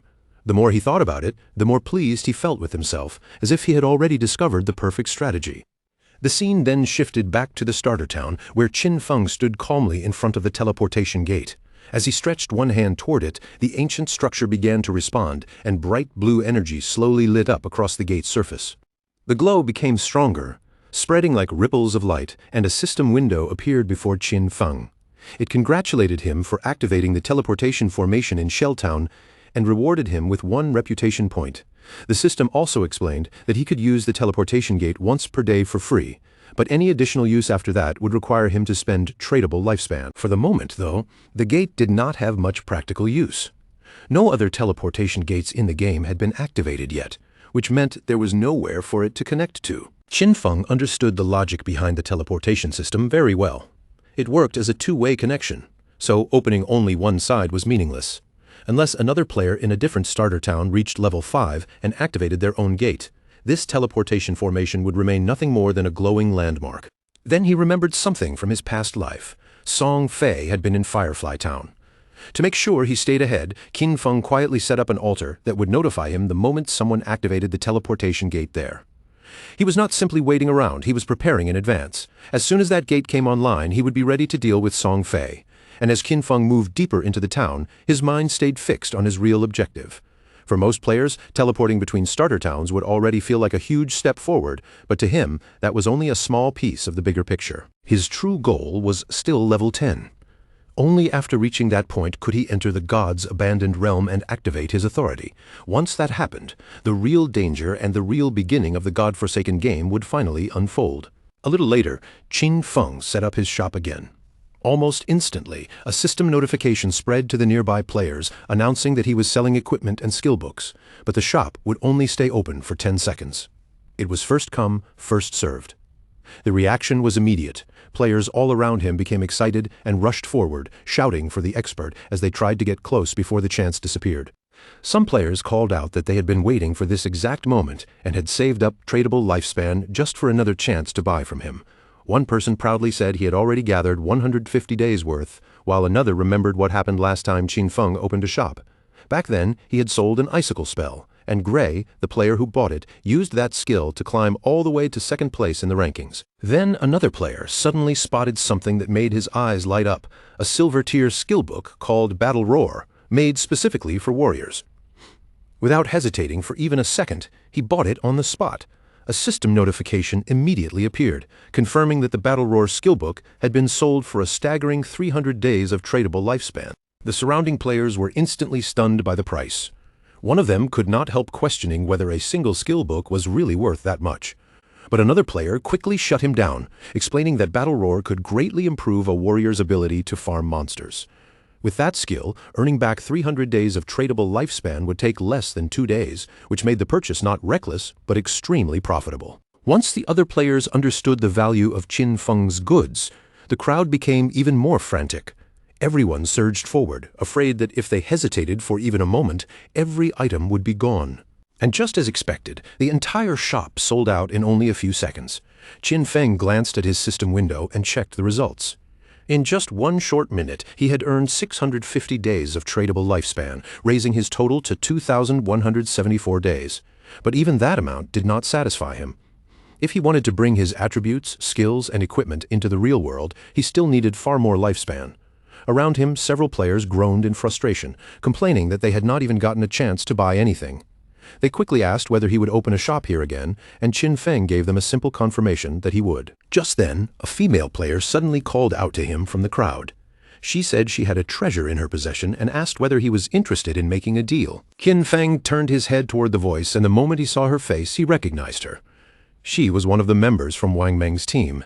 The system quickly identified the treasure she mentioned. It was a space ring with 12 inventory slots. And even better, the ring would not occupy Qin Feng's backpack space or any of his equipment slots. Even Qin Feng was briefly surprised when he saw its details. He knew exactly how valuable a space ring was. A storage item that did not consume a ring slot or a backpack slot was incredibly rare, especially this early in the game. After all, players could only carry up to 3 storage backpacks, so an item like this was practically priceless in terms of convenience. Qin Feng knew that space rings could theoretically drop from any monster, but the odds were so low that most players would never see one. For this girl, with her profit-related profession, to obtain one so early was almost unbelievable. Her luck was truly extraordinary. Without wasting time, Qin Feng asked her for the price while already estimating its value in his mind.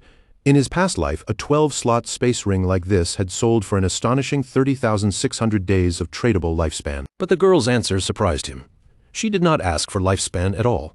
Instead, she said she wanted Qin Feng to add her as a friend and help her team defeat a boss monster. Qin Feng agreed immediately. A system notification quickly appeared, confirming that player Big Plum had accepted his friend request. After the deal was made, Qin Feng and Big Plum left Shell Town together.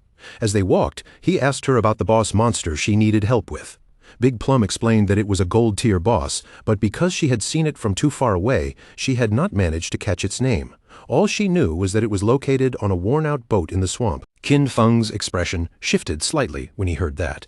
A worn-out boat in the swamp, and a gold-tier boss on top of it.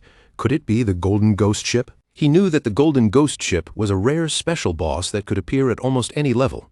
Its spawn rate was extremely low, but whenever it appeared in his past life, major guilds would fight fiercely over it because the equipment it dropped was incredibly powerful. Just discovering the monster's location would be enough to trigger a large-scale conflict among players.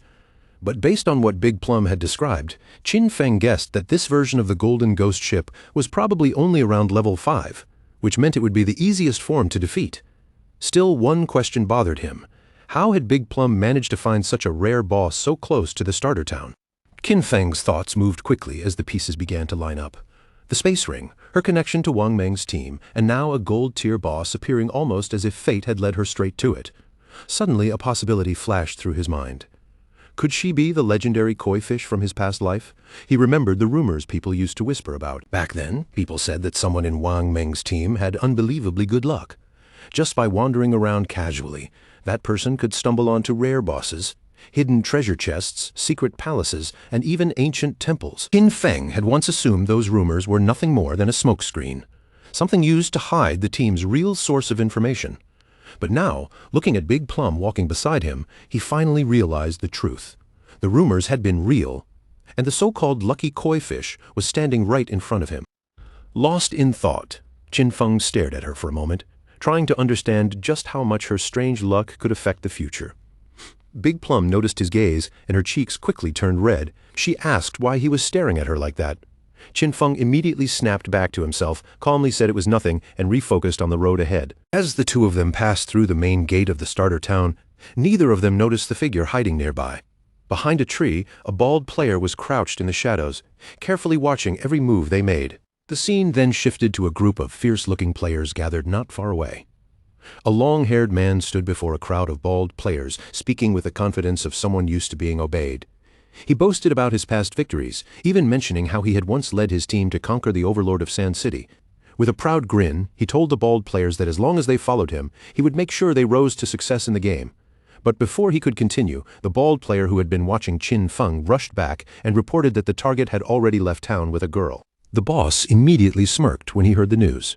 He let out a laugh, thinking Qin Feng was nothing more than a young guy who had been distracted by a pretty face. Without wasting another second, he gathered his group and ordered them to move out. Their chance had come, and it was time to act. Meanwhile, outside town, Qin Feng and Big Plum continued along the road while discussing the terms for his help. Qin Feng stated his conditions clearly. If the boss dropped equipment or skill books that Big Plum could use, then those items would go to her. Everything else would belong to him. Big Plum thought it over for a moment, then asked what Wang Meng and the other party members would receive from this arrangement. Qin Feng explained that because everyone had different roles, there was no guarantee that the boss would drop assassin equipment for him. If nothing useful for him appeared, then he would have fought for nothing, and that would not be fair. After hearing his reasoning, Big Plum understood and agreed, though she still had one small request. If any equipment dropped that her captain or other teammates could use, she asked whether Qin Feng would be willing to sell it to her at a discounted price. Qin Feng agreed without making things difficult. With the terms settled, Big Plum said they could head to the boss's location once Wang Meng and the rest of her party logged back into the game. But after they had walked for a while, she suddenly realized she did not actually know where Qin Feng was taking her. Only when he finally told her their destination did she understand what was happening. They were going to fight the gold-tier boss right now. Big Plum froze in shock. To her, that idea sounded completely reckless. After all, Qin Feng was an assassin, and she was a mage. He might be able to disappear and avoid danger, but she had no way to withstand a direct hit from such a powerful boss. Facing a gold-tier boss this early with only the two of them felt almost like walking straight into death. But Qin Feng remained calm and completely confident. He had never planned for her to fight in the first place. His intention was simple. He would handle the boss alone, and she would stay far away at a safe distance. Even hearing that Big Plum still found it almost impossible to believe. She knew Qin Feng was strong, but defeating a gold-tier boss alone at this stage was something she had never even heard of. Just as Big Plum was about to question him further, Qin Feng suddenly stopped walking, as if he had sensed something nearby. Without saying a word, he activated Latent Image, and his figure vanished into thin air. Big Plum was left standing there, completely stunned. She quickly looked around, trying to figure out what had just happened. One moment, Qin Feng had been right beside her, and the next, there was nothing but empty space. Confused, she called out to him, but no answer came back, only silence remained around her. At the same time, behind a nearby tree, the group of bald-headed players was still watching Qin Feng and Big Plum from a distance. Their leader wore a confident smirk, certain that they had control of the situation. But then one of his men noticed something strange. Qin Feng had disappeared. The group looked at their boss, unsure of what to do. The leader did not think much of it, and casually assumed Qin Feng had tricked Big Plum and abandoned her. With a vicious grin, he ordered his men to move in. Their plan was to capture Big Plum first and enjoy themselves before doing anything else. As they charged forward, the boss even reminded his men of what he had promised them, claiming that as long as they followed him, they would live well in this game. Now, he laughed, even women were practically being delivered right into their hands. But just as they were about to close in, a shadowy figure suddenly appeared directly in front of them. The leader's steps stopped at once, and the arrogant grin on his face faded as he stared into the dark aura swirling before him. Confusion flashed across his eyes. For a split second, he seemed to wonder what had just appeared in front of him. But before he could react, it was already too late. Qin Feng activated Instant Shadow Slash. In the blink of an eye, a cold flash of killing intent swept through the air, and the entire group was cut down before they could even understand what had happened. Their bodies collapsed one after another, torn apart so quickly that they never even had the chance to scream or fight back. After finishing them off, Qin Feng seemed to melt back into the darkness itself. His figure disappeared again without leaving the slightest trace behind. A system notification appeared, confirming the result of the attack. 5 players had been killed, and Qin Feng had gained 12 days of tradable lifespan. Qin Feng cast a brief glance at the fallen bodies, but there was no interest in his eyes. Their drops were basically worthless, barely even worth paying attention to. To Qin Feng, cutting them down had not even counted as a real fight. It felt no different from wiping out a couple of weak, low-level monsters that had wandered too close. A moment later, Qin Feng reappeared beside Big Plum as if nothing had happened at all. His expression was calm, almost indifferent, while Big Plum had no idea what had just taken place. Seeing him suddenly return, she immediately asked why he had disappeared. Qin Feng only shrugged lightly and said a few people had been following them, so he sent them back to town. Big Plum seemed to accept the answer at first, but then her curiosity quickly got the better of her, and she started asking more. She jokingly said she had thought he had slipped away to relieve himself, then started rambling about how convenient invisibility must be. With a skill like that, she teased, he could even handle private matters without anyone seeing him. Qin Feng's face darkened slightly, clearly not entertained by where the conversation was heading. He cut her off at once and told her to focus because they still needed to hurry to the gold-tier boss monster. At the same time, back in Shelltown, the ground suddenly began to glow with a spreading light. In the next instant, Qin Feng's younger sister appeared there as a healer. As soon as she opened her eyes and saw the magic staff in her hand, surprise flashed across her face. She slowly picked up the staff, feeling its weight in her hands, and only then did she truly realize that everything around her was real. This was not some dream or illusion. She could actually touch the objects here. Nearby players quickly turned their attention toward her as well, instantly recognizing that another newcomer had just arrived. Her mood quickly lifted when she realized she had obtained the hidden class, Life Sacrifice. Since it was a hidden class, she naturally assumed it had to be incredibly powerful. In her mind, with a special class like this, she would definitely be able to attract Song Fei's attention. But then worry crept in again. Where was Song Fei right now? And more importantly, did he already know the secret about entering the same starter point? Then, as she thought about Qin Feng, anger began to shine in her eyes. He normally watched over her all day long, always acting like he cared about everything she did. But now, when the most important moment had arrived, he was nowhere to be found and completely unreliable. She forced herself to stop thinking about him. After all, she now had a hidden class, and Shanghai had already promised to help her level up. From now on, Qin Feng could just take care of himself, because she was not going to waste energy worrying about him anymore. Her gaze then landed on the leaderboard. But the moment she saw the top ranking, her eyes widened in shock. The player in first place, Shadow, had already reached level 6. She immediately became furious. Shanghai was only level 3, yet he had dared to act so impressive in front of her. Now it was obvious that Shadow was the true expert. If she could somehow stay close to Shadow, she would definitely level up much faster than she ever could with Shanghai. But then a problem surfaced in her mind. Where was she supposed to find an expert like that? Not far away, a group of players happened to be talking among themselves. Their voices carried a trace of worry because they could not get in touch with Swain, the healer in their party. It was Wang Meng's team. Wang Meng knew they did not have time to keep waiting, so he asked if anyone had a solution. One teammate answered with concern, saying that without a healer, they would have a hard time killing mobs safely. Another player added that they were not monsters like Shadow, who could farm alone without support, so the best option was probably to find another healer to join their party. While they were still discussing what to do, someone suddenly greeted them from nearby. When the team turned around, they saw Qin Feng's younger sister standing there. To her, this timing could not have been more perfect.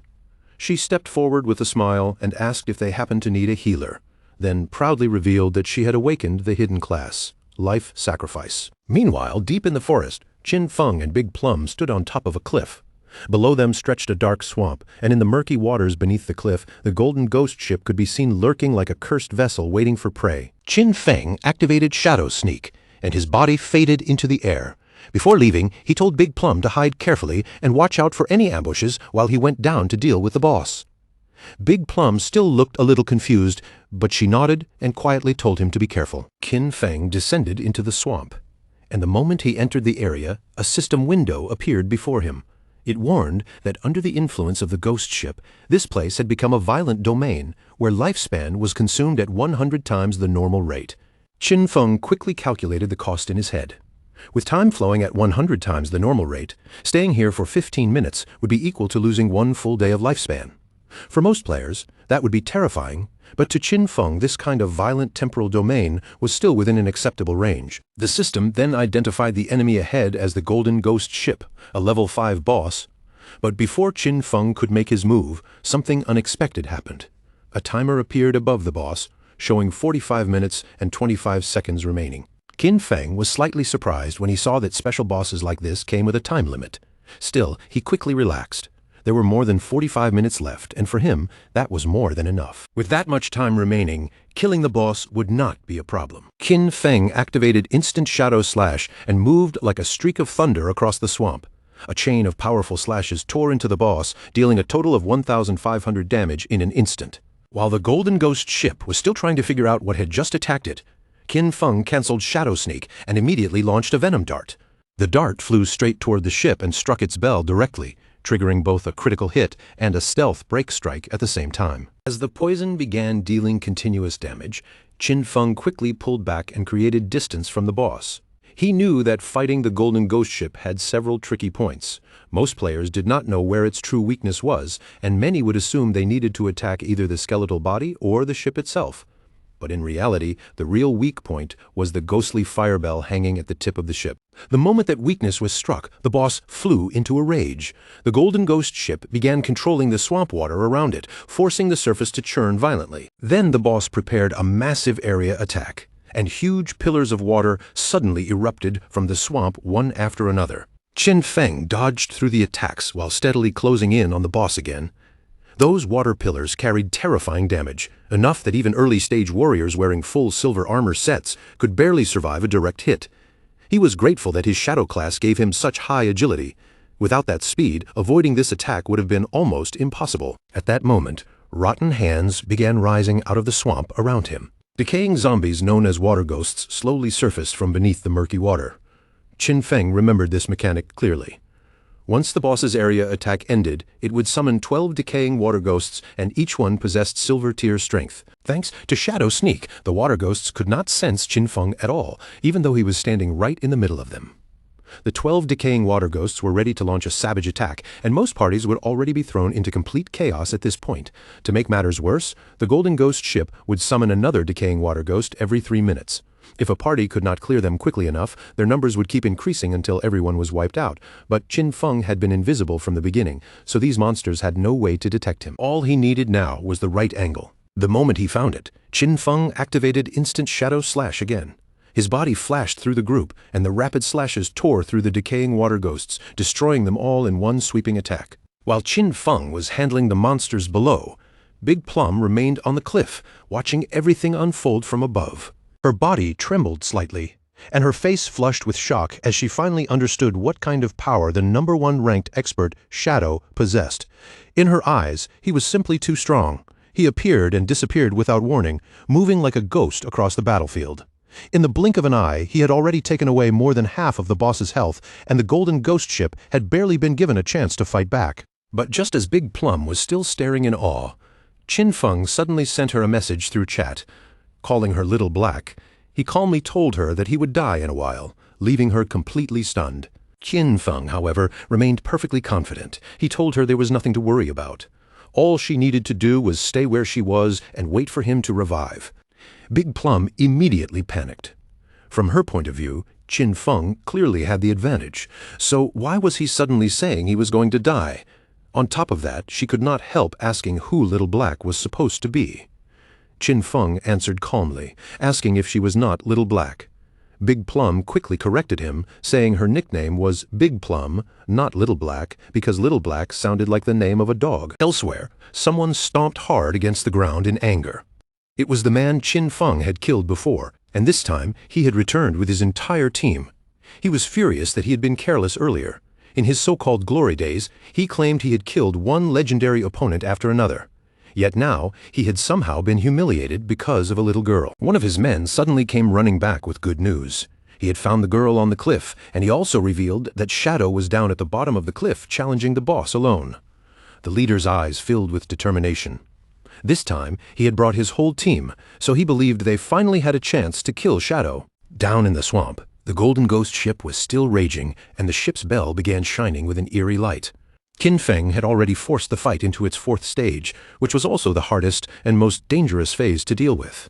The boss raised its huge oar, stirring the swamp into violent waves. Once its health dropped to half, it unleashed its powerful skill, Massive Soul Surge. The waves spread rapidly across the swamp like a surging wall of death, and Big Plum's eyes widened in fear as she watched from the cliff. The Soul Surge directly disabled Qin Feng's invisibility skill. At the same time, something began rising from beneath his feet. In the next second, a massive pillar of water exploded upward and trapped his entire body. The impact tore through him instantly, dealing 1,059 points of damage. The system immediately confirmed his death. Qin Feng lost 326 years of non-tradable lifespan and 1,087 days of tradable lifespan. On the cliff above, the leader saw what happened and immediately became pleased. In his mind, Qin Feng had become arrogant after being called an expert a few times. To him, Shadow was nothing but a fool who had actually believed he could challenge a gold-tier boss alone.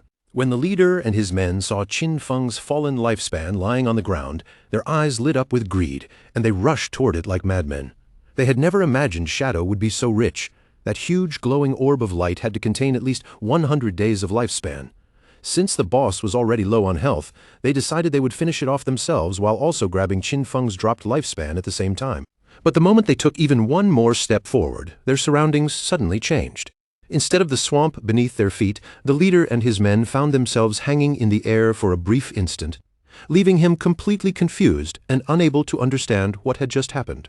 Before they could react, the teleportation effect finished, and the entire group was sent straight back to Shelltown. The men were furious and frustrated, yet none of them could figure out why that boss was so terrifying.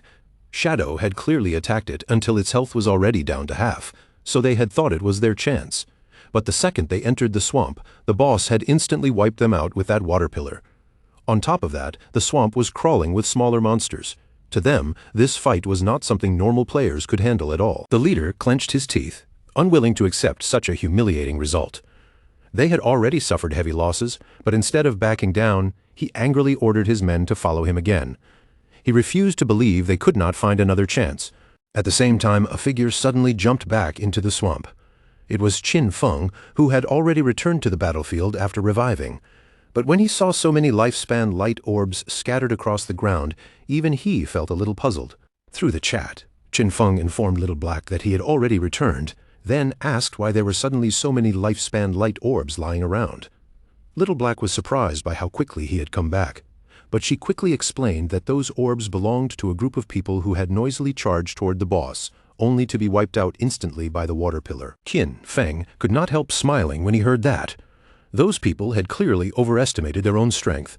Still, the sight also reminded him of his past life, when he had suffered quite a bit because of the Golden Ghost Ship as well. The boss was still roaming through the swamp, and Qin Feng quietly observed its movements. He knew that the Golden Ghost ship would only use its immobilizing skill once, so after that, the rest of its health would be much easier to handle.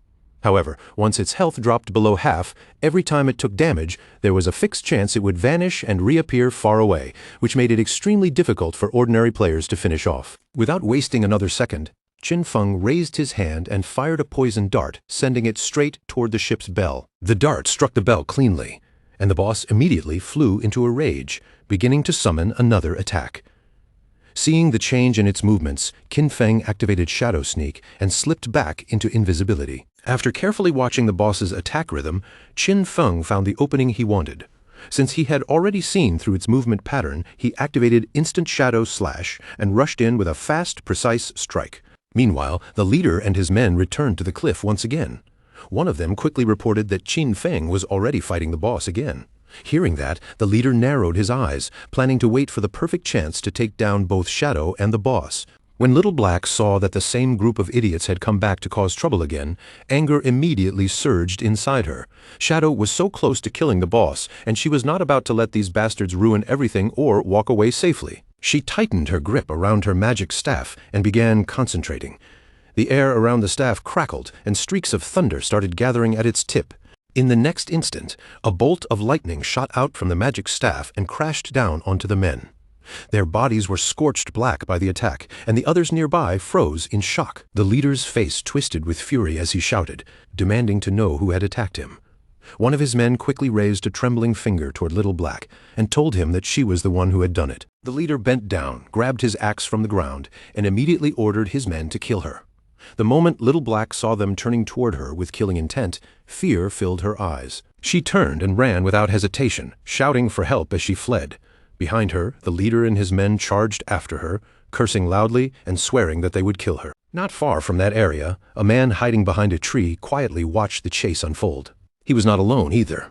Another man was hiding behind him, and when they noticed Little Black and the others rushing toward their direction, both of them quickly tucked themselves back behind the tree. Back in the swamp, Qin Feng pulled away from the Golden Ghost ship and kept his eyes locked on the boss. Its health was already nearly gone. Still, everything had gone just about as he expected. Even though the Golden Ghost ship was only a level 5 boss, killing it alone was still far from easy. His damage output was not high enough to end the fight quickly, so the battle had dragged on longer than he wanted, attracting more and more people to watch. When Qin Feng noticed movement on the cliff, he immediately realized those were the same people who had just died and returned. And that was not all. He also noticed another group waiting near the swamp, clearly planning to let him finish the boss first before killing him and stealing the loot afterward. At that moment, the poison continued working through the boss's body. The ghost ship's eyes began to glow, and not long after, its enormous body started fading away. The system announced the death of the gold-grade boss, Golden Ghost Ship. Qin Feng received 480 experience points as his reward, instantly rising to level 8. At the same time, he gained 7 evolution points and 216 days of tradable lifespan. Qin Feng immediately activated Shadow Sneak and disappeared from sight. For the people waiting nearby, their plan might have looked perfect, almost like a beautiful dream. Unfortunately for them, they had miscalculated from the very beginning. A server-wide system notification suddenly echoed across the game, announcing that the Shelltown player Shadow had become the first person on the entire server to kill a gold-grade boss.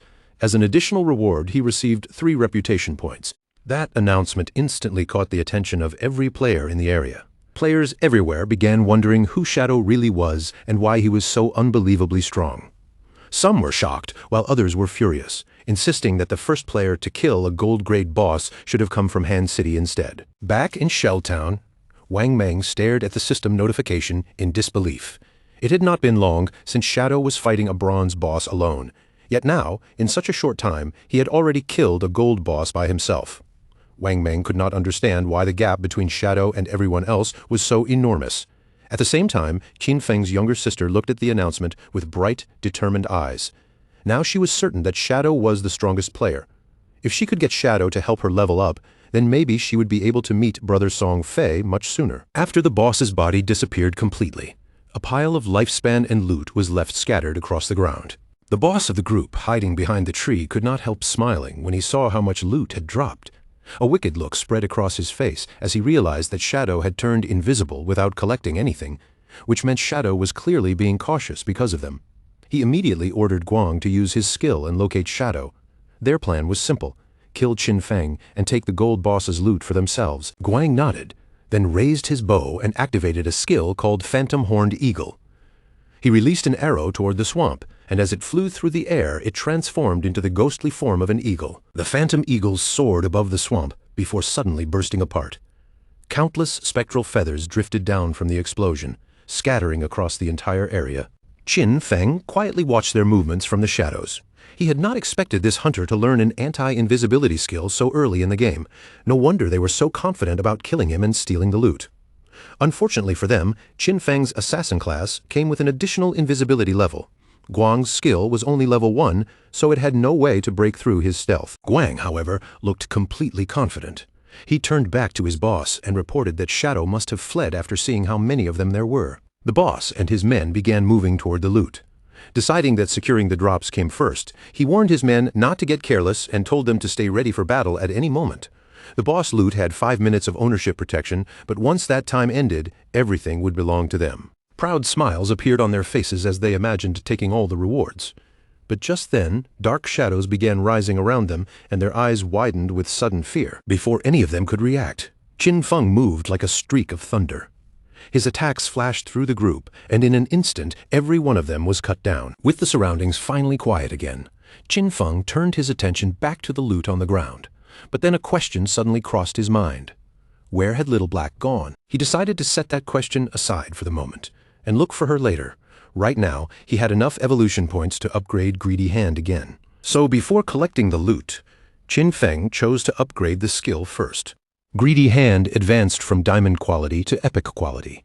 It could still be used on monster corpses, but now its chance of producing extra loot increased from 220% to 300%. Even more importantly, any extra loot it obtained now had a 100% chance of being upgraded by 1 full tier.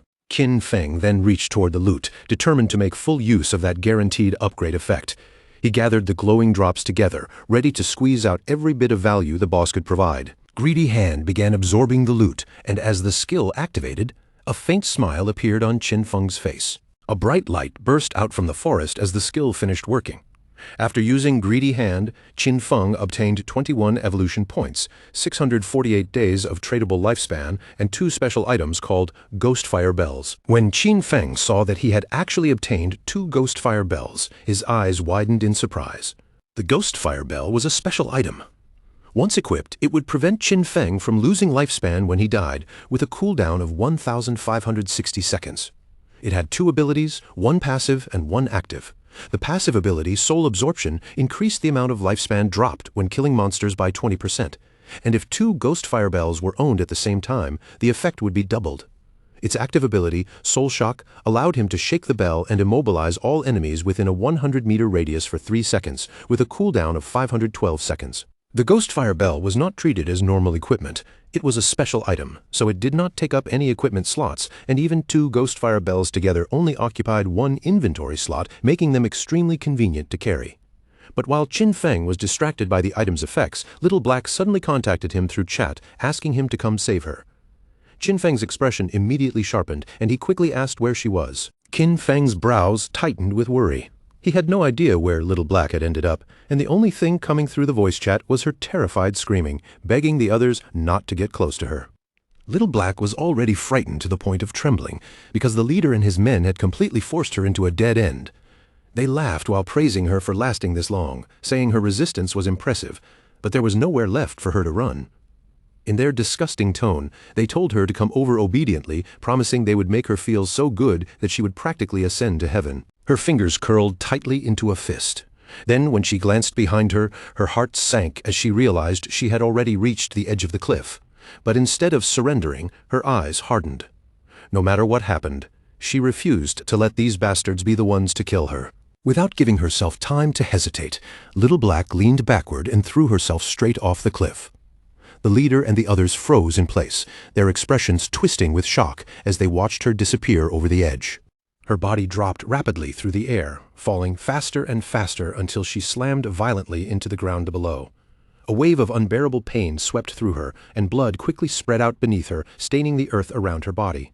Soon after, her body began fading away, slowly turning into lifespan.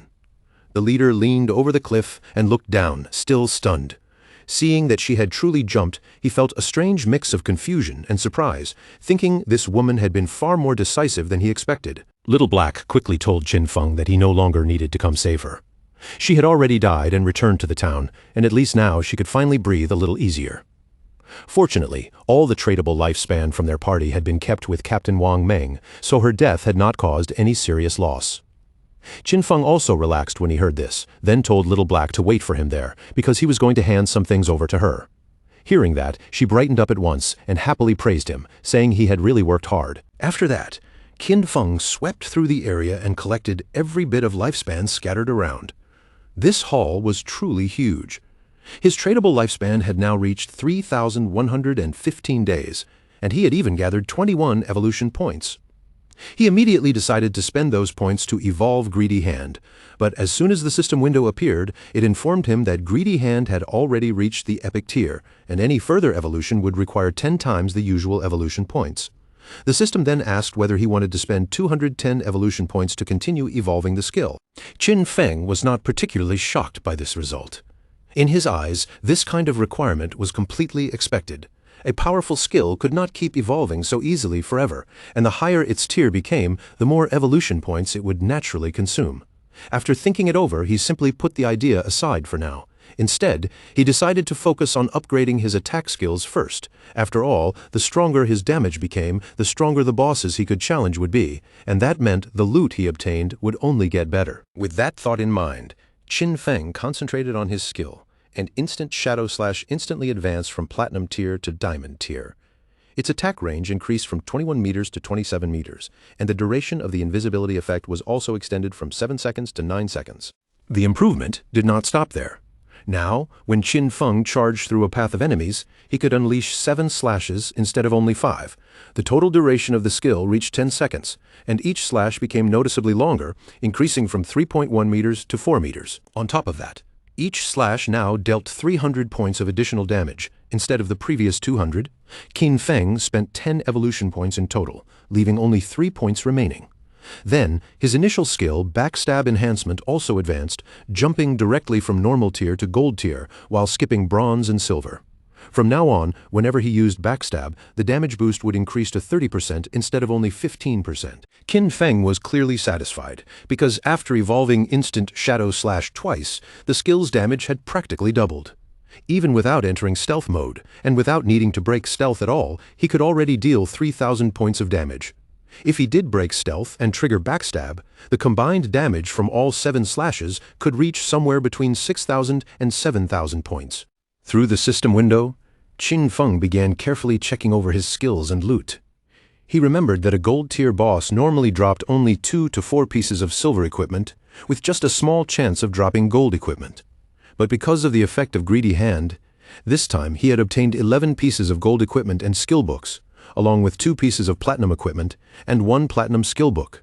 This harvest was already extremely good, especially since 3 of the items were suitable for assassin-type players. Among those items was a platinum-tier assassin weapon called the Ghost Ship Dual Blades.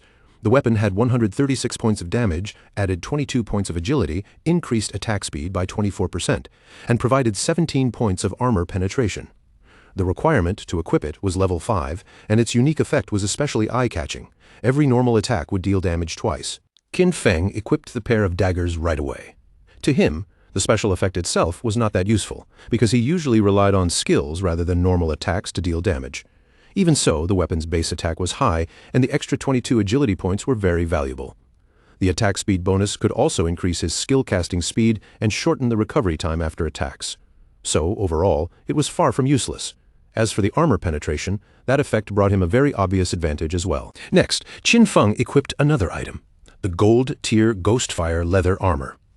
This armor provided 25 points of physical defense, 50 points of fire element resistance, 14 points of damage block, and directly granted 419 health points. Just like the previous weapon, its equipment requirement was also level 5. Qin Feng was genuinely amazed when he saw the health increase. Leveling up had not raised his constitution, so his current health was only 350 points. Yet this piece of armor alone added 419 health points directly.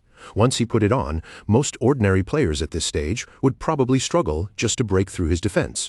Using the system settings, Qin Feng chose to hide the appearance of his defensive equipment and switched back to the default look of the assassin class. This way, other players would not be able to judge his gear just by looking at him. If they wanted to check his equipment, they would have to open the game interface themselves, but his upgrades were not finished yet, because there was still one final item left in his inventory. When Qin Feng checked his inventory again, he found that the last item was a skill book. It was a gold-tier assassin skill called Ghost Shadow Blur. The skill was passive, granting a 15% dodge rate, and whenever a dodge successfully activated, it would provide immunity to all damage from that attack. Qin Feng was happy at first, because he had finally obtained a survival skill suitable for assassins. But he soon remembered that this skill was considered rather weak by most players. In this game, raising dodge rate was extremely difficult. If someone focused too much on dodge, their other attributes would inevitably fall behind, and if the dodge effect failed to trigger at the wrong moment, they could easily end up in real danger. But Qin Feng was different from everyone else. His body began shining as the skill took effect, because he had the ability to evolve skills without limit. He could increase his dodge rate without sacrificing any of his other attributes, which meant this skill had almost no downside for him. To others, it was risky. To him, it was pure profit. After finishing his upgrades, Qin Feng began leaving the area and decided it was time to return. The remaining loot consisted mostly of items for warriors, priests, and archers. He could sell all of them to Wang Meng at a 10% discount. Even if Wang Meng's group could not afford everything right away, Qin Feng was sure that with Wang Meng's personality, he would still find a way to sell the items on credit, and this huge upgrade had all been thanks to Little Black. Without that lucky koi, Qin Feng would never have found a level 5 ghost ship to attack, so he made up his mind to thank her properly. As Qin Feng passed by a tree, the furious leader suddenly appeared with his men blocking the path ahead. Qin Feng noticed them at the same moment they noticed him. The instant their eyes met, the faces of the leader and his group turned deathly pale. Fear filled their eyes. The moment they recognized Shadow, they did not even think about fighting. They turned around and started running for their lives. Naturally, Qin Feng had no intention of letting them escape. He activated Shadow Stealth, and as his figure began fading into invisibility, he let out a quiet sigh, as if their panic had already decided the ending. Before those men could even take another proper step, Qin Feng moved like a flash of thunder. In a blink, he crossed the distance and wiped out all of the leader's subordinates. The leader's face twisted in panic when he saw his men fall one after another. He turned and ran with everything he had, but Qin Feng was never going to give him that chance. In the next instant, Qin Feng appeared directly in front of him and calmly canceled his invisibility. The leader nearly crashed face first into Qin Feng, and his eyes filled with tears of terror. He hurriedly admitted he was wrong, swore he would never do it again, and begged Qin Feng to spare him, saying he had less than 1 year of lifespan left.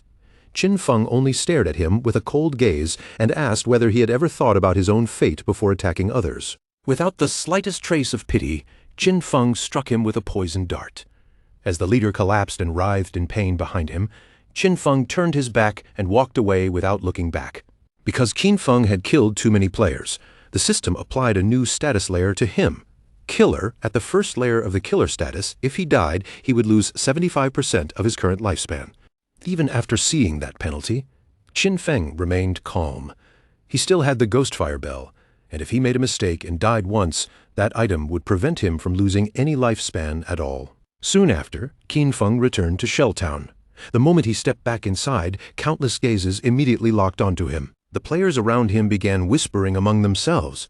News that he had killed a gold-tier boss had already spread, and everyone who heard it was stunned. But when some players saw that Qin Feng did not appear to be wearing any visible equipment, they started suspecting that he must have used some kind of bug to defeat the boss. As Qin Feng continued walking through the town, a man suddenly approached him and politely asked him to wait. Qin Feng turned around with a hint of curiosity. The man smiled awkwardly and held up a skill book, explaining that they had accidentally bought an assassin's skill book. He asked Qin Feng to accept it, saying they could treat everything that had happened before as if it had never occurred. The system quickly identified the skill book. It was a common tier skill called Impale, a single-target assassin skill. When the attack hit, it added 20 attack points and stunned the target for 2 seconds, with a cooldown of 22 seconds. Qin Feng accepted the skill book and his eyes widened slightly in surprise.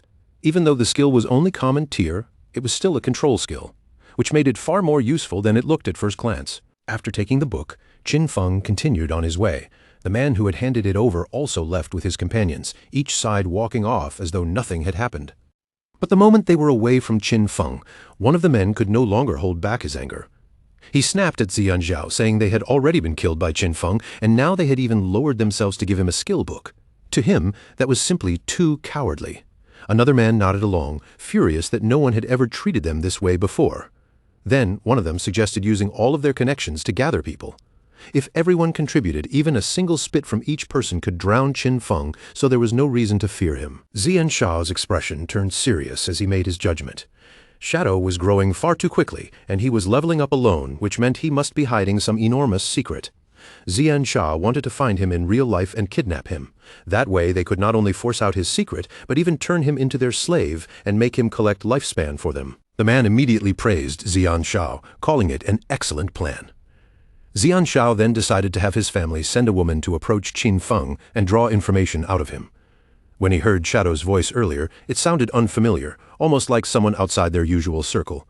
That meant Qin Feng was probably poor and had no powerful background. They planned to find a professional beauty, fully convinced that Qin Feng would fall right into the trap. Meanwhile, Qin Feng met up with Little Black and asked her to accept the trade request, saying he wanted to give her a few things. The moment she heard that, her eyes lit up with excitement.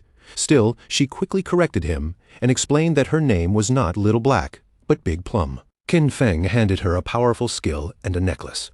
The moment she used them, flames began rising from her magic staff.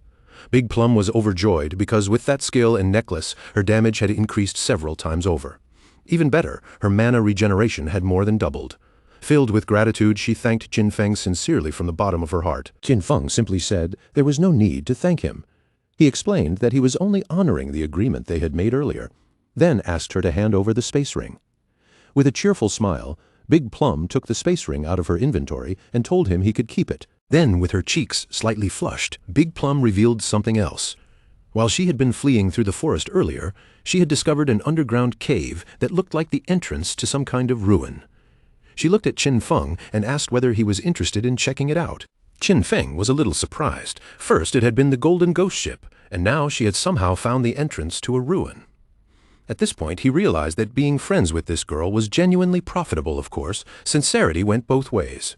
If he had not given her 2 pieces of gold equipment, she might not have shared this information with him either. With the space ring now in his possession, Qin Feng's inventory finally expanded to 27 slots. He then asked where Wang Meng was, saying that after he sold them the extra items, he would go take a look at the ruins she had mentioned. Big Plum raised her hand and explained that the captain and the others had gone to train the new priest, so they probably would not be back anytime soon. Using the map, Big Plum marked the location of the ruin entrance for him. She explained that behind a patch of bushes, there was a stone slab on the ground. While escaping, she had moved the slab aside and hidden inside, but after taking only a few steps into the passage, she heard screams coming from deeper within. She was so terrified that she immediately ran back out. If that had not happened, those men probably would not have managed to catch her at all. Qin Feng's figure vanished from sight, and instead of waiting around, he immediately decided to head for the ruins first. As for trading with Wang Meng, that could wait until Wang Meng returned. Big Plum stood there for a moment, clearly a little confused by how quickly he made the decision. After leaving Shell Town behind, Qin Feng walked straight into the forest, his figure gradually disappearing among the dense trees and shadows. At first, Qin Feng had planned to find a suitable place to grind monsters until he reached level 10. But now that a ruin had appeared, ordinary grinding was no longer necessary. In beginner towns, ruins usually came in 3 main types: tombs, cursed ruins, and temples of faith. No matter which type of ruin it turned out to be, the small monsters inside were generally bronze tier.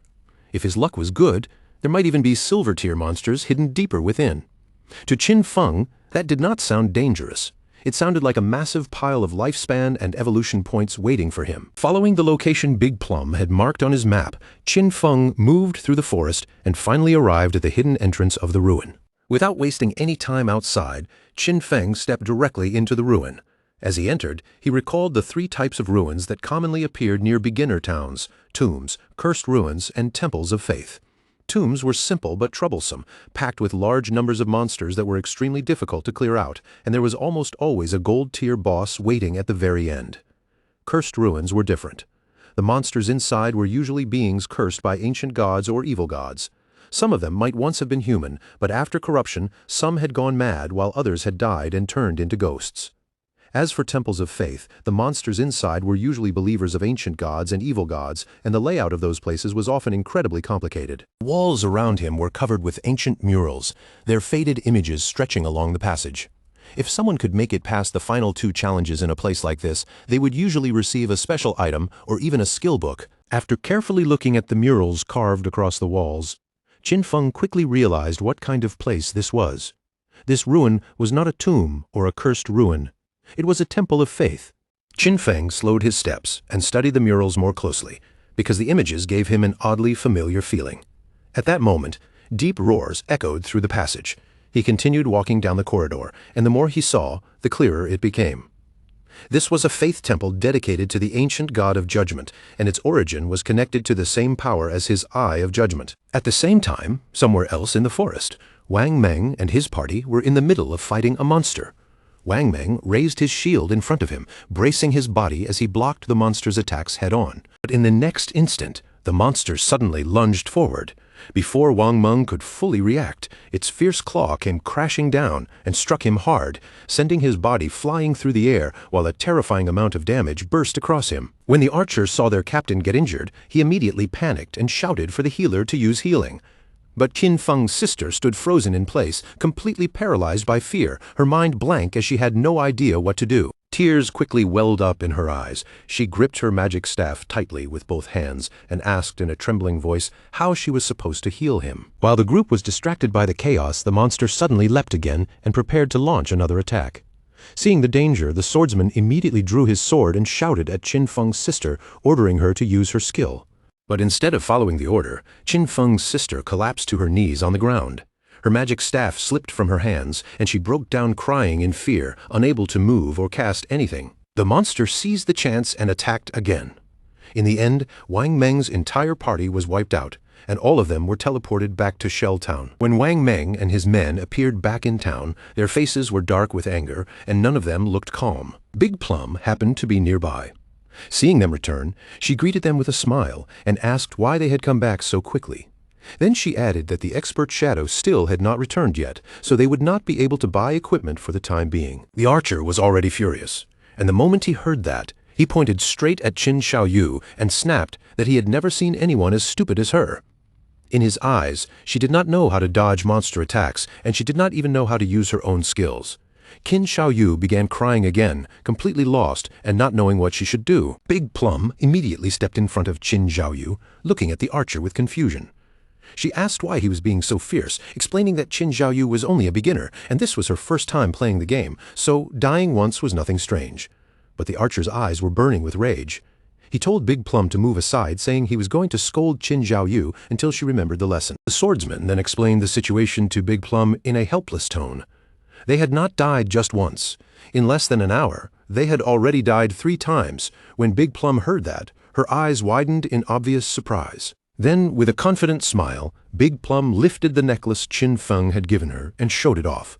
She decided she would go with them this time, explaining that she had just received 2 good things from the expert. Right now, she was much stronger than before, and she believed that as long as she joined the team, they would not die again. Wang Meng stepped forward and raised his voice, ordering everyone to stop arguing. In his opinion, Big Plum's suggestion was actually pretty good. With her joining their party this time, things should go much more smoothly. And maybe, once they returned, they would finally be able to meet Shadow as well. Although Qin Xiaoyu was furious deep down, she forced herself to look grateful on the surface. She lowered her head, apologized, and promised that she would work hard. But inside, she could hardly believe these people. They had failed to handle the situation themselves, yet still dared to throw all the blame onto her. If it were not for the connection they had with Shadow, she would not even bother dealing with them. The more she thought about it, the angrier she became. At that same time, Qin Feng had already stepped into a room inside the ruin, and something in front of him immediately caught his attention. 2 monsters were kneeling before him. The system quickly identified them as devout followers of the ancient god. They were called the Judged, and both of them were level 10 silver tier monsters. Qin Feng's eyes narrowed, then began to shine with a trace of suspicion as he looked at the 2 kneeling monsters. Without delaying for even another second, Qin Feng's expression sharpened, and he launched his attack directly, using instant shadow slash against the two monsters. His body slipped into invisibility, and when he turned back to check the result, he realized that the attack had barely taken much health from them. Even after he broke stealth and followed up with backstab, the two monsters had only lost a small portion of their health bars. But Qin Feng was not surprised. These were level 10 silver bosses, and the combined health of the two devout followers was already even greater than that of the gold-tier Golden Ghost ship. Just then, something unexpected caught Qin Feng's attention, causing his expression to shift with curiosity. The two monsters knelt down before him again. Qin Feng felt confused as he watched them kneeling in his direction once more. The strangest part was that he was still in stealth. He was not sure whether they had sensed the Eye of Judgment on him, or whether that was the reason they had not attacked him. Qin Feng looked at them and asked whether they knew the way, telling them to guide him if they did. The two monsters slowly lifted their heads, but instead of answering, they let out rough, beast-like roars. At that moment, Qin Feng understood. These creatures had already been corrupted, decayed, and driven completely insane. Whatever faith they once had was gone. Now they were no different from wild beasts that only knew how to steal lifespan from humans. Right then, the monsters' eyes suddenly began to glow, an eerie light flickering within their pupils. Not long after, the two monsters turned their backs on Qin Feng and abruptly rushed away, charging out of the room. At the entrance of the room, a group of players had just appeared. The monsters sensed their presence immediately and charged straight toward them. The players' faces changed when they realized that the two approaching bosses were silver tier. They knew very well that they could not even handle one silver tier boss, let alone two at once. Without hesitation, they decided to turn around and flee from the ruin. But before they could escape, the monsters attacked. A cloud of toxic mist spread out, swallowing the players and beginning to melt their bodies. Their bodies vanished one after another, leaving lifespan orbs behind. Qin Feng recognized them as the team belonging to the girl who had bought Ice Spike from him, the group called Grey Rose. He had not expected them to find this ruin as well, but judging by the current equipment level of most players, Qin Feng quickly concluded that no one was truly prepared to explore deep into this place yet. Qin Feng canceled his stealth and calmly walked over to collect the lifespan orbs. As he moved, the two monsters knelt before him once again. Those players had lost more than 100 days of tradable lifespan, but Qin Feng had not expected them to be especially rich in the first place. After collecting everything, Qin Feng returned to the room and began searching carefully. Several minutes passed as he checked the surroundings, but he found nothing at all. There were no hidden traps, no treasure, and no special mechanism. In the end, he could only conclude that this room contained nothing except the two silver mini-bosses. A flash of irritation crossed Qin Feng's eyes. Since there was nothing useful to discover, he decided to stop wasting time and finish things directly. He raised his hand and attacked with poisoned darts. The darts shot forward and embedded themselves straight into the heads of the two monsters. After killing the two silver-tier bosses, Qin Feng received his reward, 4,000 experience points. His level rose to level 9, and he also gained 4 evolution points along with 188 days of tradable lifespan. Then Qin Feng activated Greedy Hand, and the bodies of the two monsters began fading away under the effect of the skill. A pleased look appeared on Qin Feng's face. Epic tier Greedy Hand was truly outrageous. From these two bosses alone, he gained 32 evolution points, 1,504 days of tradable lifespan, 4 gold tier items, and 10 silver tier items. Qin Feng reached out, and a pendant appeared in his hand. The moment he saw it, his mood improved even further, because this was a gold-tier item meant for assassins. The item was called the Pendant of the Faithful, an assassin-class accessory. It granted 15 agility points and 20% cooldown reduction. Its unique effect was also very special. It could summon a silver-tier devout follower to fight for the wearer, though the cooldown was as long as 6,000 seconds. Qin Feng clenched his fist with satisfaction. This necklace had excellent stats. The 20% cooldown reduction would lower his stealth skill cooldown from 22 seconds to 19 seconds. His poison dart cooldown would drop from 4.35 seconds to 3.75 seconds, and instant shadow slash would go from 10 seconds down to 8 seconds. That meant his grinding efficiency would rise sharply. Since all his other gear required the user to be above level 8, almost no one else could equip this item yet. So Qin Feng decided to keep it for now and sell it later. Just as Qin Feng was about to leave the room, the ground beneath his feet suddenly began to tremble. Qin Feng's curiosity was immediately stirred. He turned back toward the movement, and right in front of him, a small stone pillar slowly rose up from the ground. The moment Qin Feng saw it, his eyes lit up with excitement. It seemed that after he had cleared out all the monsters in this area, the hidden mechanism had finally been triggered. Qin Feng stepped closer and carefully examined the pillar from top to bottom.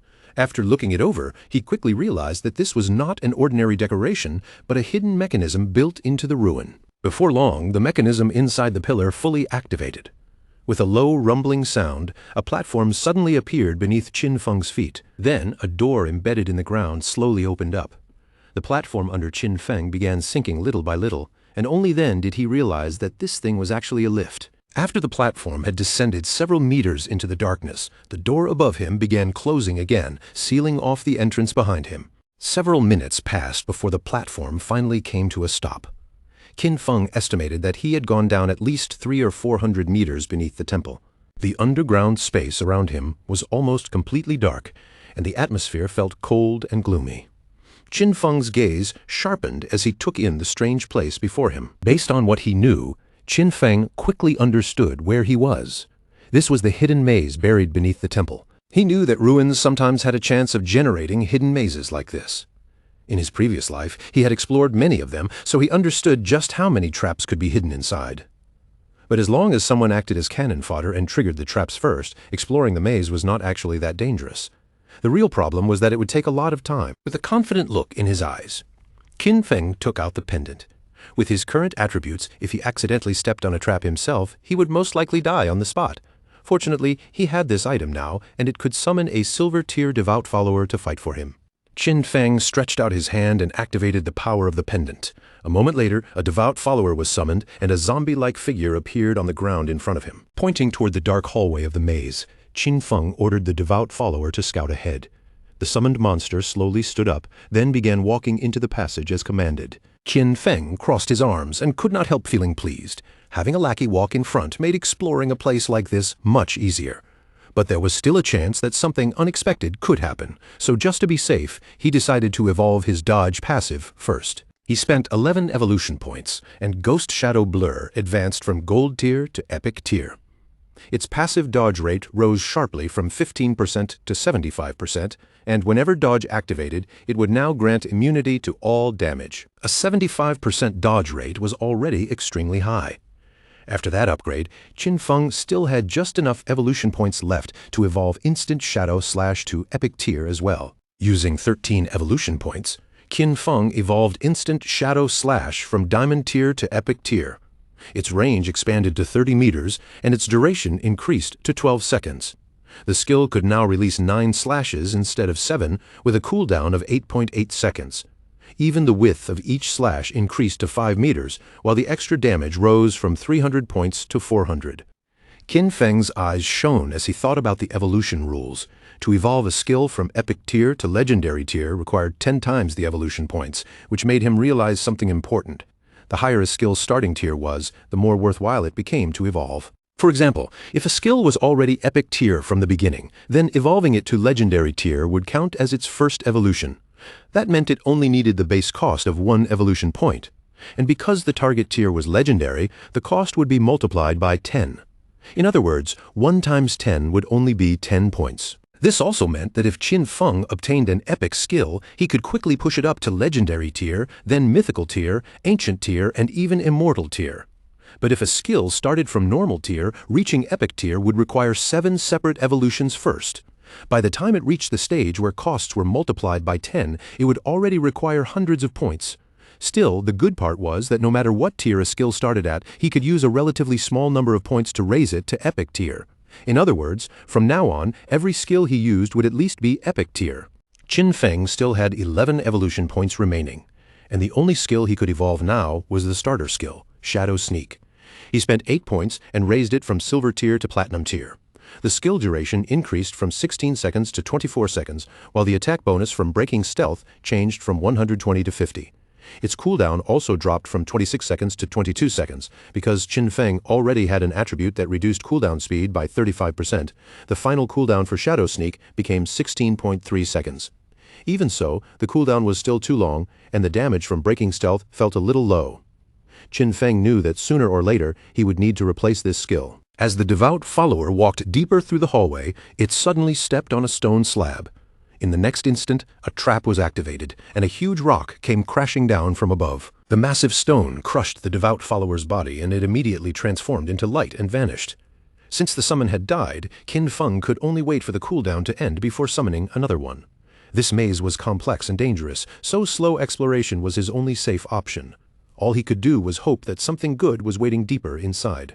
Meanwhile, in the upper layer of the temple, a man carrying a shield and a hooded woman quietly poked their heads through the doorway. The shield-bearing man reported to his captain, Grey Rose, that the monsters had disappeared. When Grey Rose heard that, she could not help showing a look of surprise. Their group entered the room, and Grey Rose quickly noticed that the lifespan left there had disappeared as well. She immediately understood that someone must have killed those monsters and taken the lifespan, but she had no idea who it was. The man beside her guessed that only the expert Shadow could possibly kill 2 silver-tier bosses. Grey Rose thought that made sense, and she also felt relieved, because at least this meant they would not have to die again here. Grey Rose placed a hand under her chin and thought back to what they had seen when they first arrived. At that time, there had been someone who seemed to be communicating with the monsters. She did not know whether that person was Shadow, or whether he had some kind of skill that could charm bosses. But if that was really true, then his power was far beyond understanding, and terrifying in a way that made her uneasy. At the same time, down in the second layer of the temple, Qin Feng's devout follower died again after triggering yet another trap. Ahead of Qin Feng stretched a long path leading toward a door. He had already spent 3 full hours exploring this maze, and this place should finally be the end. Based on his experience from his previous life, if ordinary players had used human lives to probe this maze, at least hundreds of people would have died here. Qin Feng activated the pendant once more and summoned another devout follower in front of him. The devout follower began walking ahead, while Qin Feng followed closely behind it, keeping his distance but never letting it leave his sight. When they reached the door at the end of the path, Qin Feng gave the summon a simple order: open it. Following Qin Feng's command, the monster stepped forward and used all of its strength to push against the door. But no matter how hard it tried, the door did not move at all. It struggled so fiercely that its entire body began trembling. Seeing that even the summoned monster could not open the door, suspicion appeared in Qin Feng's eyes. After a brief pause, Qin Feng walked forward himself and reached out, placing his hand directly against the surface of the door. The moment he touched it, the door slowly began to open on its own. Qin Feng's eyes widened slightly, clearly shocked by the reaction. From the other side of the door, a wave of air rushed outward, followed by a curtain of smoke that rolled into the passage. Cold sweat appeared on Qin Feng's forehead. The moment he felt that strange movement, he knew this situation was not good. Beyond the door was a wide room filled with tall pillars. At the very center of the chamber sat a treasure chest, its surface wrapped tightly in thorny vines. Qin Feng stepped into the room and carefully observed the chest. It was covered in sharp thorns, locked shut, and right beside it stood an NPC. The NPC was a woman, and the lower half of her face was wrapped in bandages. Qin Feng tried to use the system to detect her stats, but the system failed to provide any information. Qin Feng's eyes widened in surprise when he saw that nothing could be detected about her. This was the first time he had ever encountered such a mysterious NPC. The woman began whispering in a strange language. Then, right in front of Qin Feng, she slowly knelt down, and her body turned into light as it gradually faded away. Qin Feng watched her closely. His gaze fixed on the place where she disappeared. He had no idea why she had suddenly vanished like that. Then, as if responding to her disappearance, the thorns wrapped around the treasure chest also began to fade away little by little. Even so, Qin Feng did not let his guard down. Although he could not see any information about that mysterious woman, he was certain that she had some connection to the Eye of Judgment. The treasure chest began glowing with golden light, and Qin Feng immediately noticed that the items inside were epic tier. But he remained cautious, because there was always a chance that a chest like this could be a mimic or hide some kind of trap. Qin Feng pointed toward the chest and ordered his summon to go forward and open it. The devout follower obeyed his command, stepped up to the treasure chest and opened it. In an instant, a bright light spilled out from within. Qin Feng's eyes widened in surprise as he looked at the item inside. It was a skill book, and not just any ordinary one. For assassins, this was a godly skill because it contained both passive and active effects. Inside the chest was an epic tier assassin skill book called Stole of Mercy. Its passive effect was extremely powerful, giving a 100% correction to weak point hits, and on top of that, the damage multiplier for striking weak points would be doubled. The skill book also came with an active skill called Slit Throat. After activation, Shadow's next attack would apply the Slit Throat effect, dealing 100% of that attack's damage every second for 3 seconds. The original cooldown was 60 seconds, but because of Qin Feng's cooldown reduction, it would drop all the way down to 44.4 seconds. Qin Feng immediately noticed how useful the passive effect was because it basically doubled the area where enemy weak spots could be struck. But compared to that, the truly ridiculous part of this skill book was still the active skill, Slit Throat. If his next attack dealt 300 points of damage, then the debuff from Slit Throat would continue dealing 300 damage every second for 3 seconds. Added together, the total damage would reach 1,200 points, which was 3 times higher than the original attack's damage. Qin Feng kept reading the details carefully. Skills like Instant Shadow Slash could land multiple hits in one use, but Slit Throat would only calculate the very first strike. Even so, this skill was only epic tier right now, meaning he only needed 10 evolution points to push it up to legendary tier. This harvest was truly huge because his burst damage had just increased by several times. After putting the skill book away, Qin Feng began heading toward the exit. He knew very well that this entire gain had come thanks to Big Plum, so it was time to go back and sell the remaining items to her party. Through the chat, he told Big Plum to inform Wang Meng to return to town, because he had equipment to sell him. When they heard that Shadow had already finished exploring the ruins, they immediately decided to head back as well. When Qin Feng finally arrived back at the starter town, his eyes widened slightly in surprise at the scene waiting for him.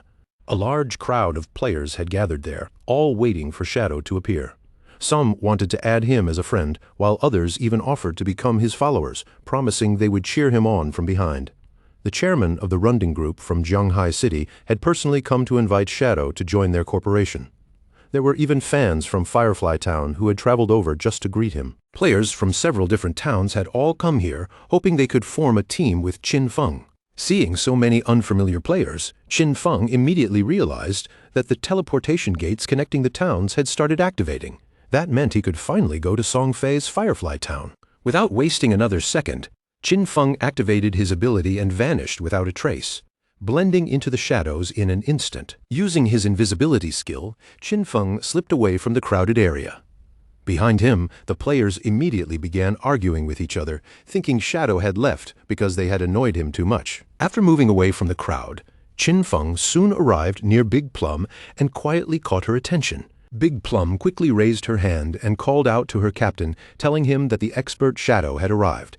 But the moment Qin Feng looked over the group, one person immediately caught his attention. That person was none other than his own sister, Qin Xiaoyu. Qin Xiaoyu showed a gentle smile the moment she saw him.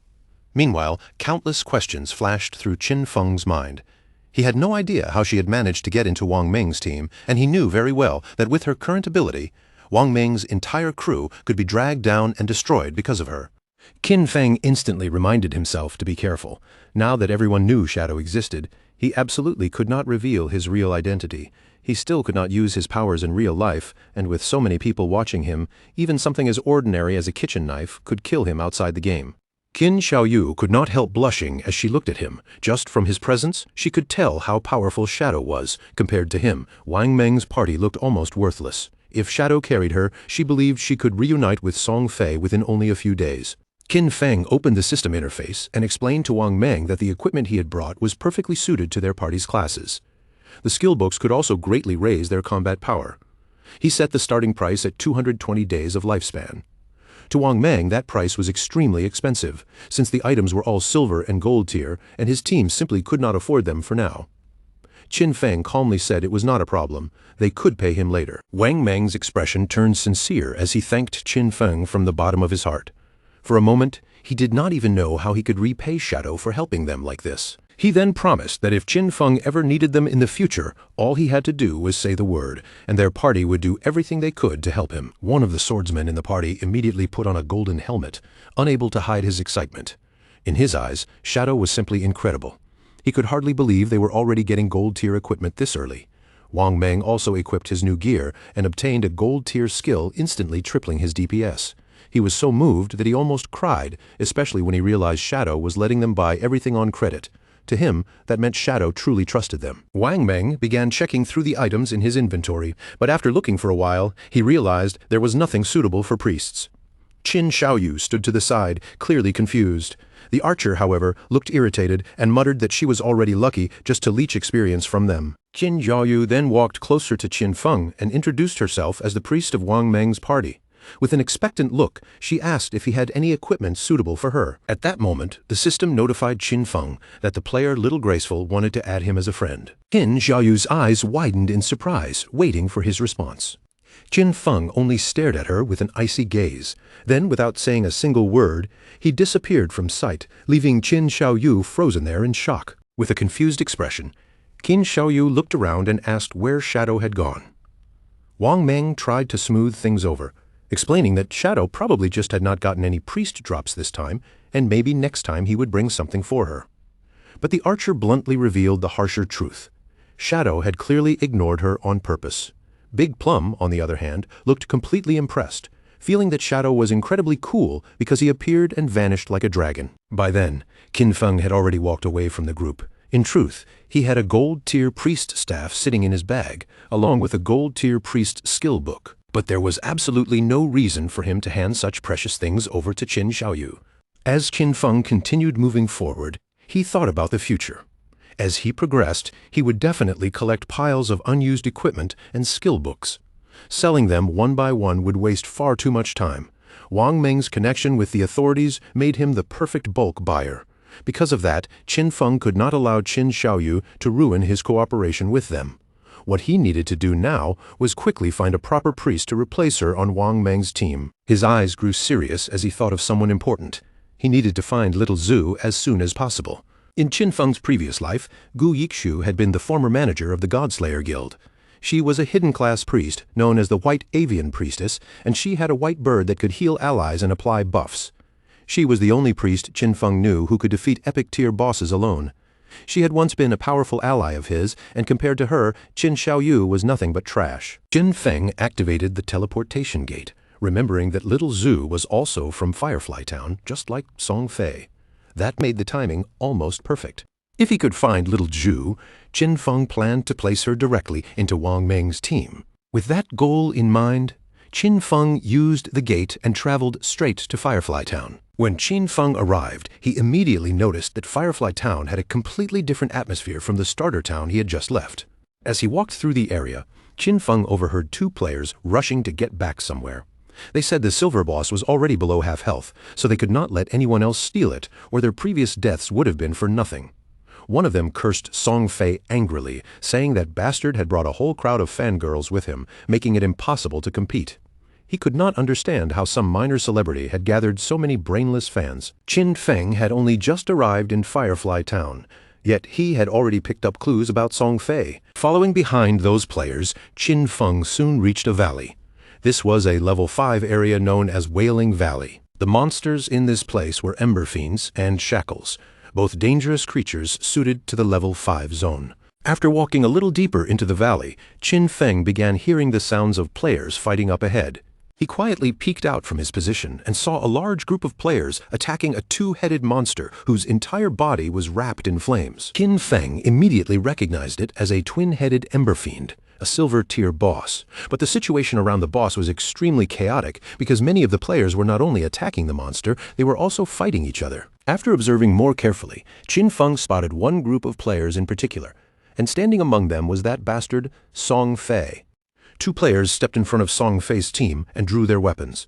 One of them glared at Song Fei and said he had been ambushed by him with his lifespan stolen, so he swore he would kill him here.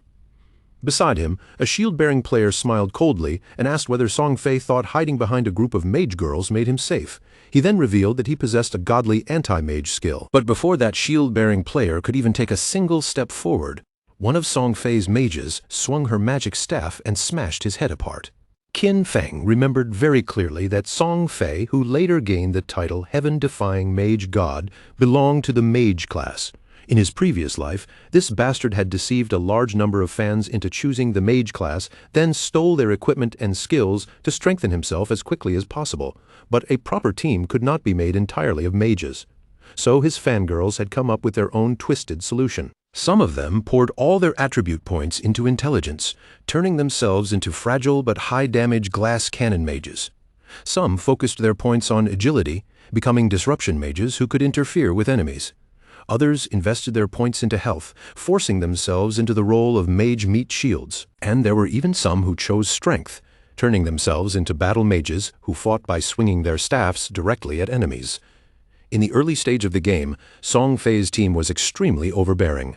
They ran around stealing lifespan from players everywhere, and almost no one had the power to stop them. But just as expected, as the game continued, most of those fangirls ended up dying very quickly. Song Fei raised his hand and pointed toward the boss, pretending to look deeply moved as he lied through his teeth. He said his fans were working so hard that his heart ached for them. He only hoped the boss would die soon so everyone could finally rest, and he even added that he wished the world could be filled with love instead of violence. The twin-headed Ember Fiend began advancing toward Song Fei's group, flames rolling around its body. One of Song Fei's fans immediately spoke up, insisting that this was not difficult for them at all, because the person working the hardest was clearly Song Fei. In her eyes, he had already suffered enough and should not have to endure any more. She pointed angrily at the monster and declared that they had to kill it before it could hurt their beloved Song Fei. Song Fei's fans began launching spell after spell at the monster. Their voices rang out with fanatic excitement as they swore they would defeat it, help Song Fei become king, and follow him no matter where he went. The monster suddenly opened its mouth wide, and a burst of blazing fire shot straight towards Song Fei, instantly putting him on alert. But before the flames could reach him, one of his fans rushed forward without hesitation and used her own body to block the attack completely. Song Fei grabbed the girl's hand as her body began fading away, putting on a sorrowful expression as if his heart was breaking. With tears shining in her eyes, the girl looked at him and swore that she would do anything for him. The chubby girl gripped her magic staff tightly and shouted for the others to get angry.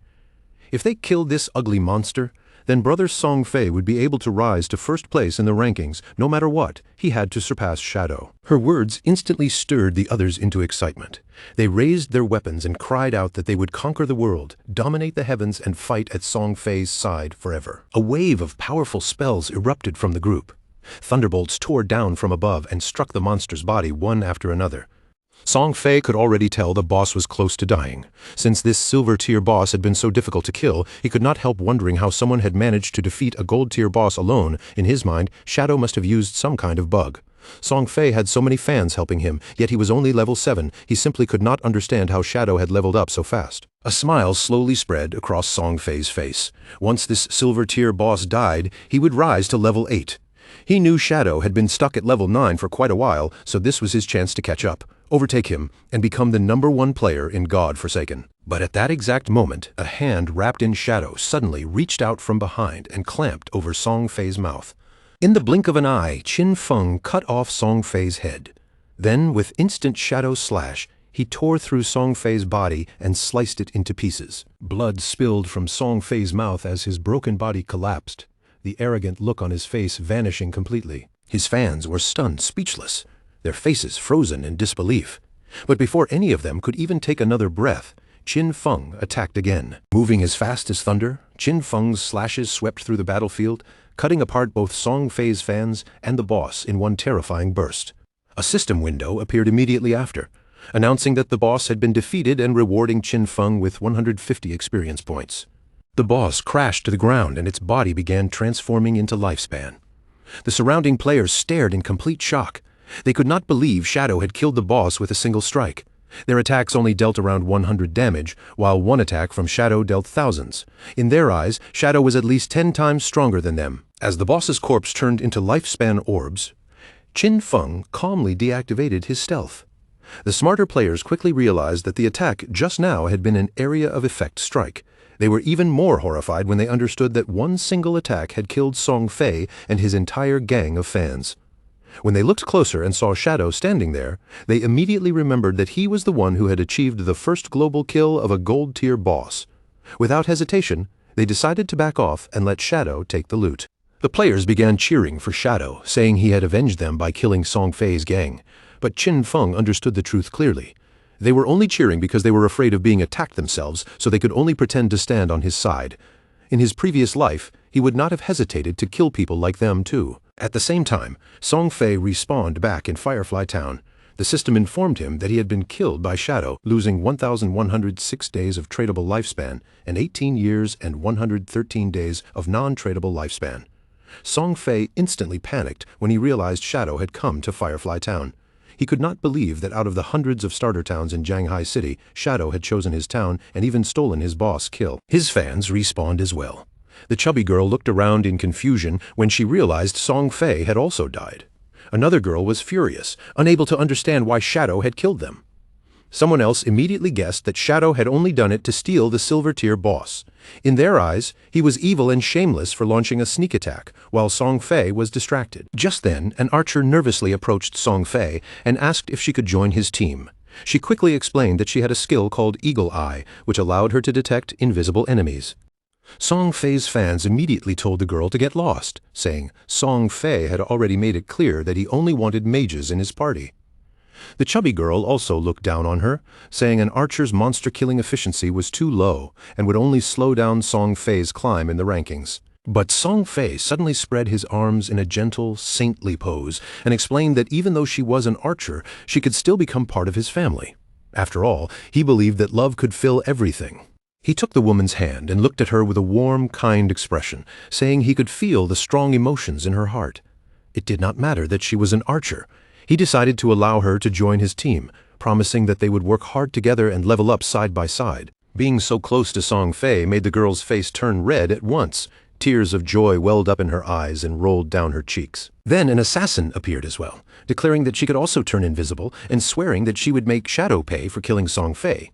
A mage also stepped forward, revealing that she had learned a new area of effect skill and could freeze Shadow in place. Song Fei opened his arms even wider, saying that his family was filled with love. Any girl who wanted to join his team would be welcomed. The girls were so moved that they began crying with joy, swearing that they would stay by Song Fei's side forever. In their eyes, Shadow had no honor at all because he had ambushed their beloved Song Fei. They promised he would pay the price. The moment they found Shadow, they would let Song Fei kill him personally and teach him what happened to anyone who dared mess with Song Fei. Nearby, two players quietly focused their attention on the scene. They did not know what Song Fei planned to do next, but they were very aware that someone had killed him outside, and honestly, that felt extremely satisfying.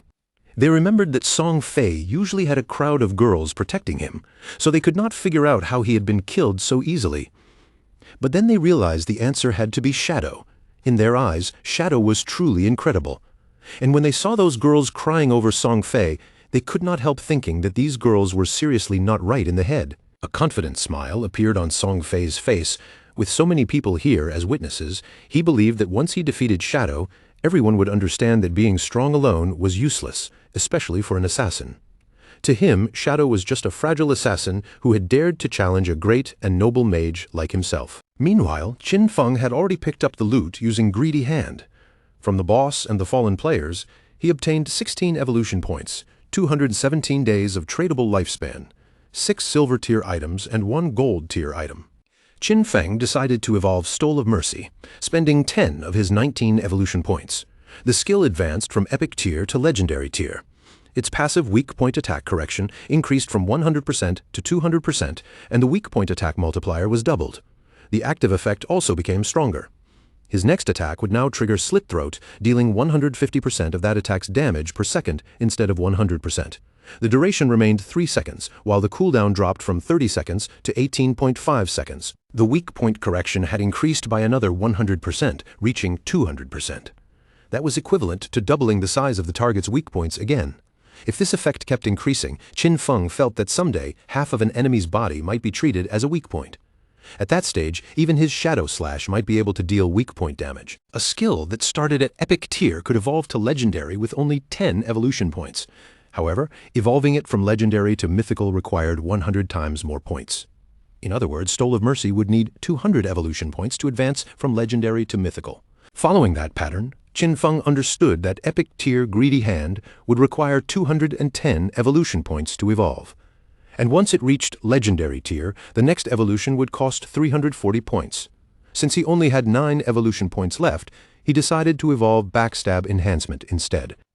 Qin Feng spent 8 points, raising Backstab Enhancement from Gold tier to Platinum tier, and the passive damage increase rose from 30% to 40%. A Silver tier boss, along with that group of players, had given Qin Feng more than 1,400 days of tradable lifespan in total.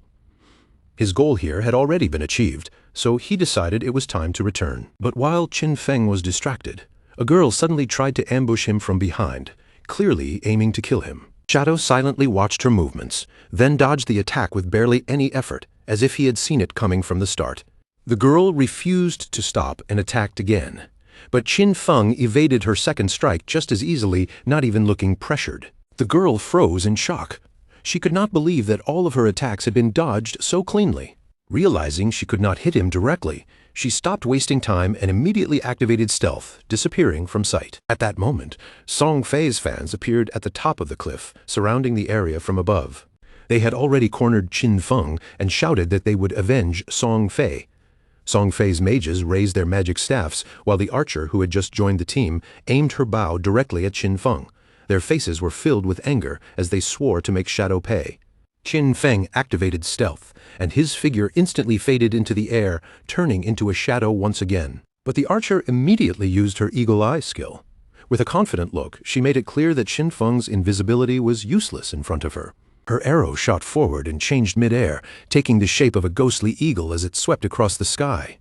A few seconds later, the phantom bird burst apart above them, and its pale feathers scattered downward like a sudden rainstorm. Those glowing feathers drifted through the air and fell directly over the assassin from Song Fei's group. The moment they touched her, her stealth effect was forcibly broken, and her hidden figure was exposed in front of everyone. The chubby girl's eyes lit up with excitement as she clenched her fist tightly, convinced that they had finally dragged Qin Feng out of hiding. Without hesitating, she shouted for everyone to unleash their strongest skills and attack with absolutely everything they had. After hearing her command, Song Fei's crazed fans immediately raised their weapons and cast their most powerful attacks. In the next instant, a storm of terrifying spells came crashing down toward the assassin. Seeing all that magic lock onto her, the assassin's face changed with panic as she desperately tried to explain that she was not Qin Feng. But by then, there was no chance to stop it. The spells slammed straight into her body one after another, and a violent explosion erupted where she stood, swallowing her completely in the blast. Instead of feeling guilty or sad, the chubby girl only became even angrier. To her, this proved the assassin had never truly loved Song Fei, because she was not even a mage, and therefore did not deserve sympathy. In her twisted mind, this was heaven's punishment for being fake. Then she immediately turned to the archer and ordered her to release the eagle again and find Shadow. The archer quickly nodded, preparing to follow the order. But at that exact moment, Qin Feng quietly took out the ghost fire bell and began shaking it in his hand. As the bell rang, its active effect, Soul Attack, was triggered. This ability could freeze every enemy within a 100-meter radius for 3 full seconds, though it came with a long cooldown of 521 seconds. Just before the archer could activate her eagle eye skill again, a strange aura suddenly wrapped around her body and spread over her companions as well. In an instant, all of them were locked in place, unable to move, and confusion flashed across their faces. Before they could even understand what was happening, Qin Feng appeared like a streak of lightning. Using Instant Slash, he tore through them with terrifying speed, cutting their bodies apart before any of them had the slightest chance to react. Song Fei, who had been hiding behind a corner, cautiously stuck his head out and stared in complete confusion. He could not figure out why his fans had suddenly died. At first he suspected Shadow had done it, but he quickly rejected the idea, because if Shadow had attacked openly, his position should have been revealed. But Qin Feng was still invisible, and he silently moved closer to Song Fei. With a cold, arrogant gaze, he made it clear that Song Fei's end had already arrived. The moment Song Fei heard Shadow's voice near him, his eyes widened in terror and disbelief, and his whole body started trembling. Without wasting even a second, Song Fei hurriedly activated his magic shield. A powerful barrier instantly formed around his body, wrapping him in a layer of protection. However, Qin Feng did not give him the safety he expected. To Song Fei's shock, a poison dart shot forward and pierced straight through the magic shield with barely any resistance, shattering the barrier into pieces. The dart struck Song Fei directly in the forehead. In the next moment, that bastard collapsed to the ground, clutching himself as agonized screams tore out of his mouth. Soon, Song Fei's body began breaking apart into glowing orbs of lifespan. Qin Feng finally canceled his stealth, and when he saw how much lifespan Song Fei had left behind, he immediately understood that Song Fei must have originally carried more than 2,000 days of tradable lifespan. Song Fei's body completely vanished, leaving only those lifespan orbs behind. Qin Feng looked over them carefully, feeling a bit puzzled at first. He could not understand why Song Fei's fans had left behind no tradable lifespan at all, until he realized they must have already given everything they had to Song Fei. By this point, so much had already happened, yet there were still people foolish enough to believe God Forsaken was just an ordinary game. Those fanatics were truly terrifying. For Qin Feng, it was honestly a waste, because all that tradable lifespan added together could have reached several hundred years, and now it would simply end up feeding the nearby monsters. Back in Firefly Town, Song Fei and his fans respawned again. Song Fei's face twisted with rage, because after originally having more than 2,000 days of tradable lifespan, he now had only 500 days left. With a confused and furious stare, he turned to the archer and demanded to know why her detection skill had failed to find Qin Feng. The archer quickly explained that she had used the skill properly, but the only person she managed to reveal was their assassin sister. The chubby girl frowned and said she could see a stealth level displayed in the attribute panel, which made her wonder if Shadow's stealth level was much higher than they had expected. The archer then admitted that her Eagle Eye skill only had counter stealth level 1. In other words, it could only detect targets whose stealth was at level 1. If the enemy's stealth level was higher than that, there was no way for her to see them.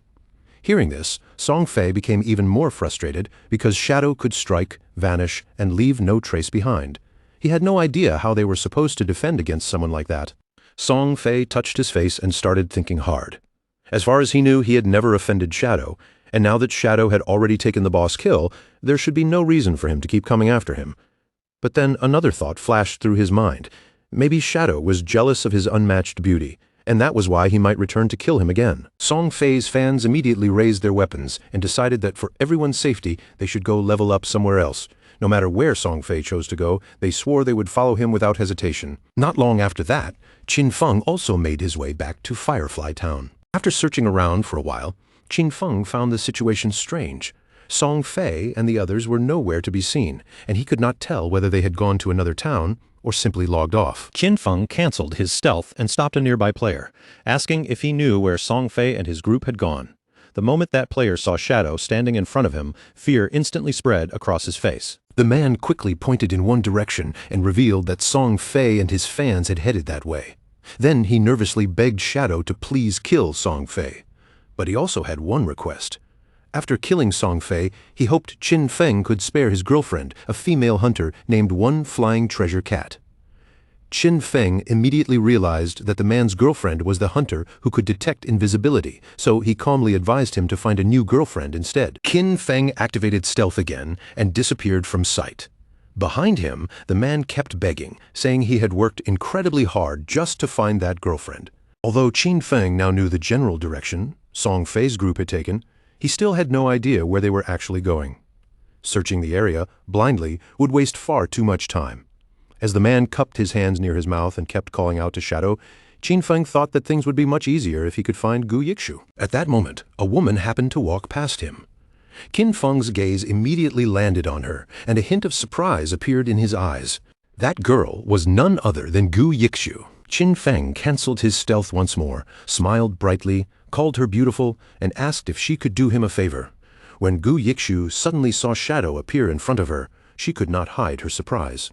Qin Feng took out the Golden Grade staff from his inventory and told her that he had heard her class could search for targets across a wide area. If she could help him find Song Fei, he promised to sell her the staff at a bargain price as a reward. The moment Gu Yikshu saw the golden weapon, her eyes sparkled with excitement. Yikshu opened her system window and asked how he knew she had a wide area search ability. She clearly remembered never telling anyone about it. Qin Feng simply asked whether she wanted the Golden Grade weapon, and she admitted that she did, though she was not sure she could afford it. Qin Feng looked a little confused and asked whether she really did not even have 500 days of tradable lifespan, explaining that the staff's real price should be at least 700 or 800 days. After checking her system window, Gu Yikshu realized that she actually had 700 days available to buy it. Hearing that, Qin Feng immediately made the deal with her and handed over the staff.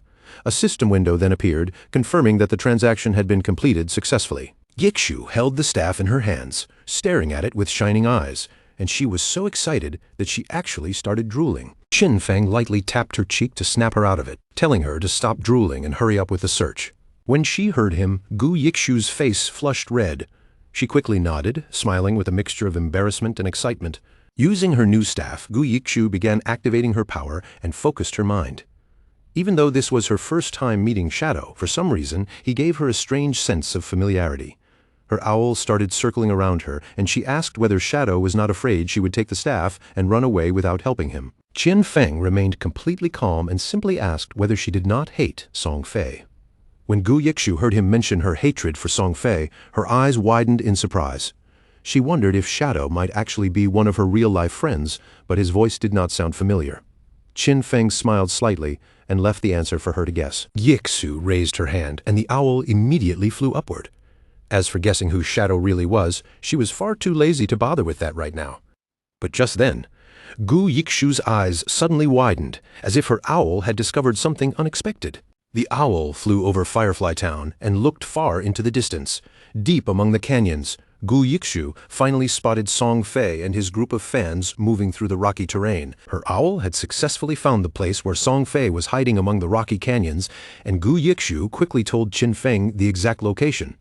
She also urged him to move fast because Song Fei and his companions might leave before he arrived. The owl could fly very quickly, but tracking them for too long would drain its strength and tire it out. Qin Feng, already preparing to leave, told Gu Yikshu not to worry, because he would reach them very quickly. The next instant, Qin Feng shot forward like an arrow leaving the bowstring. He rushed over the rocks and crossed the uneven ground at high speed, moving through the rough terrain without slowing down at all. But then the owl suddenly stopped flying. Qin Feng immediately came to a halt as well, because that meant something nearby was interfering with their tracking. He narrowed his eyes and scanned the surroundings, soon noticing a tree nearby with a strange mark carved onto it. Wanting to understand what was going on, Qin Feng contacted Gu Yikshu again and had her send the owl to investigate the surrounding area more carefully. Before long, the owl discovered 2 more trees marked with the exact same signs. One was about 100 meters ahead, while the other stood roughly 100 meters off to the left. Qin Feng stepped up to the trees one after another, raising his hand and carefully brushing his fingers across the strange symbols carved into their trunks, as if afraid one wrong touch might ruin the secret hidden there. The moment he infused a small trace of his own energy into all 3 symbols, the markings suddenly lit up, and thin streams of bright light stretched between them, connecting the trees like some ancient formation waking from sleep. Right after that, the patch of ground in the center began to glow. The light grew stronger and stronger, until a treasure chest rose out of nowhere, wrapped in a rich green radiance and a faint golden shimmer. Qin Feng's eyes widened. He had never expected to find something like this in a small, ordinary place like Firefly Town. For a moment, even Qin Feng found it hard to believe what he was seeing. Treasures left behind by the ancient gods were unbelievably rare, and they could appear in almost any corner of the world. Some opened into monster disasters, some released waves of wild beasts, while others, like this one, hid rewards powerful enough to change a player's fate. Yui, watching everything through her owl's eyes, was just as stunned. A green treasure chest like this could easily be worth 1,000 days of lifespan, or more than 10 million in real money. Even Qin Feng had to admit that Yui's instincts and quick judgment were frighteningly sharp. In his previous life, during the earliest stage of the game, 1 year of lifespan had only been worth around 10,000. But that price had not stayed low for long. By the second day, it had already shot up to 50,000. Yui clearly had not lost interest either. Her gaze stayed fixed on those mysterious symbols, and she quietly began recording every detail, saving them for later use. There was a sharp, thoughtful light in her eyes. With her tracking talent, who knew how many hidden clues, secret paths, or forgotten treasures she might be able to uncover from markings like these? Qin Feng did not waste any more time. He reached forward and opened the chest. Inside lay a skill book wrapped in a dark, eerie aura named Curse of the Blossoms. It was a powerful emerald-level ability. Once used on a defeated enemy, cursed flowers would grow from the corpse and directly reduce that person's tradable lifespan to 0. Even more terrifying, the skill had no cooldown at all, though it had to be activated within 15 seconds after the target died. Qin Feng immediately remembered just how dangerous this spell had been in his previous life. With it in his hands, every enemy he killed could be turned into another benefit for himself. If he managed to bring down Song Fei again and guard the body for just a short while, then everything Song Fei had accumulated could be stripped away completely. A cold, sinister smile slowly appeared on Qin Feng's face. This time, Song Fei would not simply lose another fight. He would be drained until there was nothing left. With that thought in mind, Qin Feng moved quickly toward his next target, and the scene shifted elsewhere. Far away, deep inside a canyon, Song Fei's most loyal fangirls were throwing themselves into battle against a boss. They attacked with everything they had, while Song Fei stood safely behind them, watching closely and waiting for the perfect chance to step in for the final blow. Song Fei looked completely relaxed, almost smug, In his mind, Qin Feng would never chase them all the way out here, especially not to a place this far from town. After all, Qin Feng had already defeated a silver-level boss and humiliated him twice in front of others. Song Fei believed that should have been more than enough and that the matter was already over. But unfortunately for him, he had guessed wrong. Just as the boss's health was about to hit the bottom, the slightly heavier girl suddenly noticed another group nearby. That team was also locked in combat, struggling against a different boss of their own. Song Fei's expression changed smoothly, and with that same practiced charm, he began persuading his fans again. He claimed the other players were supporters of a rival idol, secretly trying to steal the spotlight and make him look bad. The moment his fans heard that, their faces twisted with anger. To them, no one was allowed to surpass their precious Song Fei, and no one was allowed to shame him in front of others. Without even stopping to think, the girls rushed straight toward the other party. The team on the other side saw them approaching and assumed reinforcements had arrived, so they even looked ready to welcome the help. But before anyone from that team could properly greet them, the heavier mage girl raised her staff and smashed it down with brutal force, knocking their leader out in a single strike. The remaining members froze in complete shock.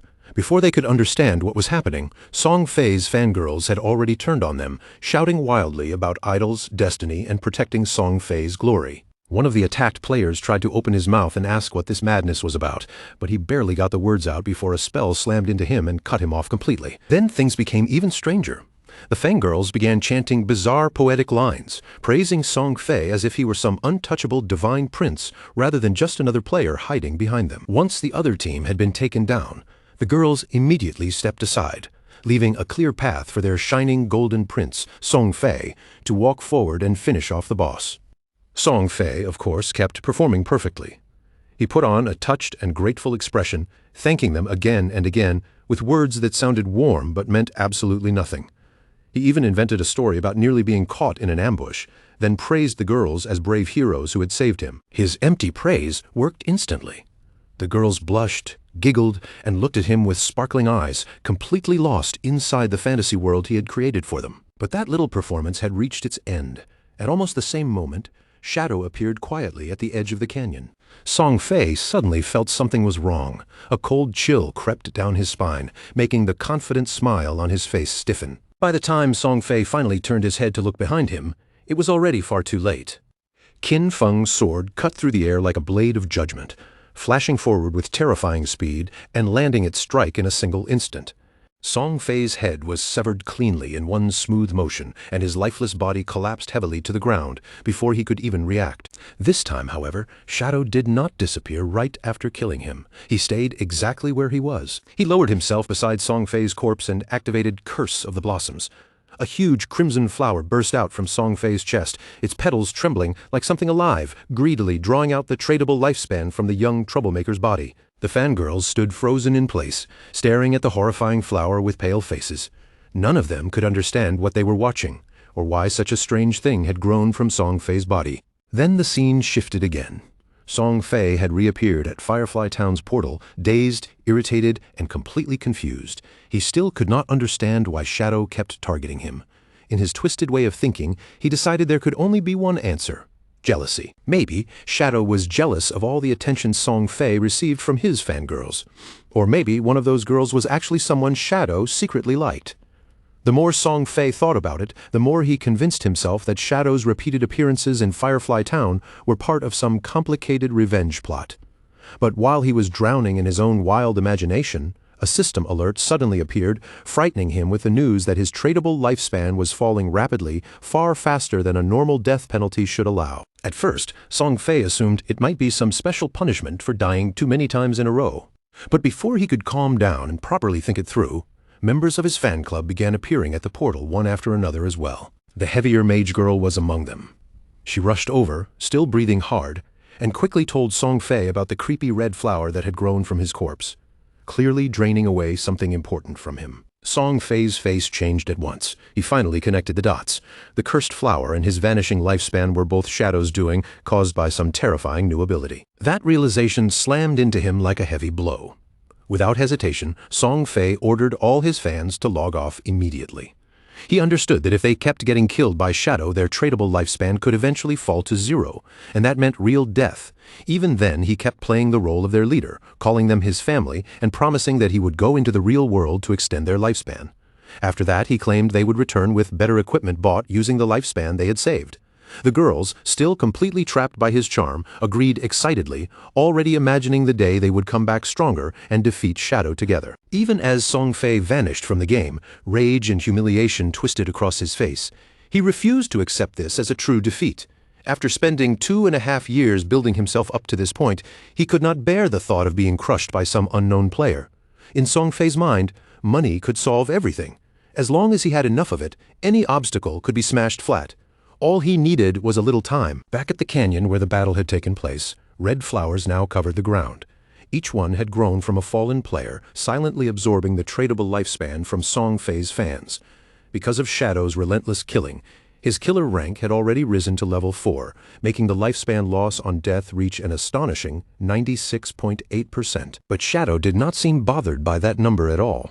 After checking the results, he realized this ambush had added roughly 1,000 days to his lifespan, and all of it had come from Song Fei and his foolish followers. They had worked so hard to defeat monsters, only for their rewards to end up in Shadow's hands. Still, the harvest could not continue forever. Soon the flowers began to wither, and the flow of energy gradually stopped. Shadow immediately understood that the players had logged off to protect what little lifespan they had left. High above the canyon, the white owl continued circling through the air in complete silence. Yui had witnessed everything from beginning to end, and even she could not hide her shock. Seeing the strength of the top-ranked player for herself felt completely different from simply hearing rumors about him. When Shadow asked whether Song Fei had truly logged off, Yui gave a small nod and confirmed that the entire group had disappeared from the game to save themselves some time. Shadow remained calm and simply told her to continue watching the area. If Song Fei ever returned, she was to inform him right away. Yui thought her job might already be finished, but Shadow told her to stay on it a little longer. Then he mentioned that he had just obtained a golden tier priest skill called Sword of Divine Judgment. The moment Yui heard that, her attention sharpened instantly. She clearly wanted that skill. Noticing her reaction, Shadow decided to make her an offer. He said he could trade the skill to her for 500 days of lifespan, but if she agreed to one condition, he would cut the price in half. Yui's eyes narrowed at once, and she quickly warned him that she would not trade away her dignity, leaving Shadow momentarily stunned. Shadow quickly realized she had misunderstood him and hurried to explain. What he wanted was not anything strange. He simply wanted Yui to join his team and become their main healer. Only then did Yui relax. She laughed it off and agreed right away, though she still warned him that if the team turned out to be a disaster, she would hold him responsible. Shadow calmly reassured Yui that the people on his side were dependable, not some messy group thrown together at random. Since she had agreed, he did not delay any longer and immediately prepared to contact the others. Meanwhile, the focus shifted to another corner of the game world. Wang Meng had just finished taking down a poisonous monster, and his face was full of satisfaction as he looked at the experience he had gained. Still covered in the after effects of the poison, he quickly called out to Zhao, asking her to heal him and remove the toxin. But Zhao stood there in confusion, completely unsure of what she was supposed to do. Wang Meng tried to remind her again, telling her that as a priest, she should have a skill specifically meant to cleanse poison. But before Zhao could properly understand what he meant, she panicked and cast the ability in the wrong direction, sending the purification onto a nearby tree instead of the teammate who was actually dying. With the poison still spreading through his body and the remaining time running out, Wang Meng finally collapsed to the ground. The monster had already been defeated, but because the poison was never removed, all the effort from that victory was wasted in the worst possible way. The rest of the team stood there stunned, their faces stiff with disbelief. Frustration quietly rose between them as they looked toward Qin Feng's sister, unable to accept how completely useless she had been at the one job they needed her to do. Later, near the teleportation stone, the team leader stood in place with a heavy expression, clearly caught between patience and a decision that could not be avoided much longer. He understood the problem clearly. They badly needed a proper healer. But almost every capable hidden-class priest had already been recruited by someone else.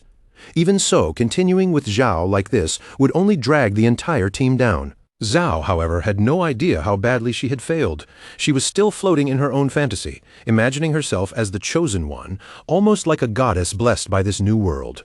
To her, her fast leveling was proof that she was destined for greatness, and she was already picturing the day she would stand beside her brother Song Fei in glory. But just then, a message from Shadow reached Wang Meng, and the news instantly made his eyes light up with excitement.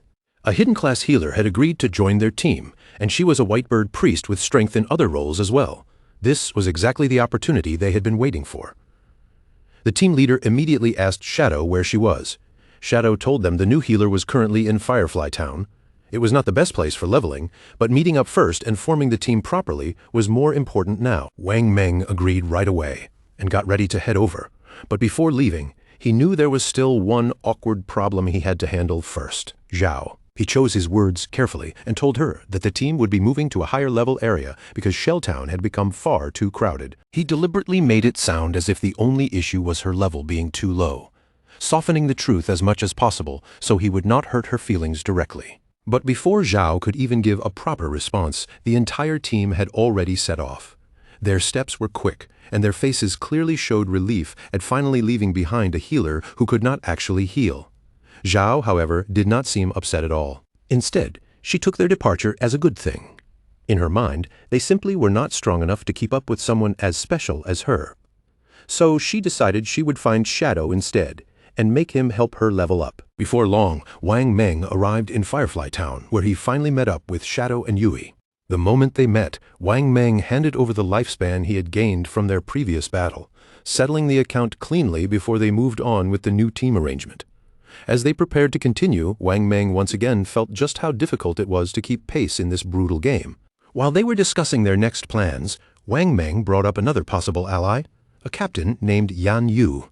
The instant Shadow heard that name, he stopped where he was, and his thoughts began turning rapidly. That name was definitely not ordinary. Then, as if summoned by the conversation itself, she suddenly appeared. With a bright and cheerful wave, Yan Yu greeted them from nearby, immediately drawing the attention of both men. Shadow stared at her in disbelief. The woman standing before them was none other than Yan Yu, also known as Justice Execution, the only player in the entire game who possessed the hidden class Dragon Swordsman. In Shadow's previous life, Yan Yu had ranked among the top 20 players in the world and had played a crucial role within the country's official forces. She was a national hero, someone both respected and feared. Yet now she had appeared much earlier than expected, standing there with a bright presence and looking at Shadow with obvious admiration. Yan Yu introduced herself with a warm smile and openly admitted that she had admired him for a long time. She even joked that with the speed of his growth, Shadow almost looked like a time traveler or some reincarnated hero who already knew the path ahead. Shadow remained quiet for a moment, his mind drifting back to his previous life where their paths had crossed much later and under far darker circumstances. Back then, she had never been part of Wang Meng's team, which made this early meeting feel even more unexpected. She likely already carried a large amount of tradable lifespan, probably gathered for government forces. And as a Dragon Swordsman, a class famous for its toughness, she was the perfect person to hold that kind of power. Shadow understood the government's reasoning and silently respected the choice. Yan Yu was very direct as well. She told Shadow that if he had any equipment he wanted to sell, she and the people behind her were willing to buy it. Her tone stayed sweet, but there was firmness underneath as she reminded him that she carried responsibility for her city. Shadow knew there was no benefit in standing against her, and both of them understood that clearly. He agreed, saying it would be foolish to miss out on a deal that helped both sides. Even though Yan Yu looked cheerful and harmless on the surface, Qin Feng knew very well that there was far more hidden beneath that smile. At the same time, Song Fei's fans had already logged out of the game. Once they returned to reality, they saw the official announcement and were immediately shaken to the core. The lifespan inside God-forsaken game was real, and if it ever fell to zero, the person would die in the real world. The Archer girl was furious when she realized this was no ordinary game at all. Worse still, she had already handed all of her tradable lifespan over to Song Fei. Some of the fans had only a few days of lifespan remaining. The assassin among them had killed several players and already carried the killer status. If she died one more time, the lifespan she lost would be doubled again. Everyone fell into panic. None of them could understand how dying only 3 times could cost such a terrifying amount of lifespan. The chubby girl began reading through the messages, and sweat quickly appeared across her face.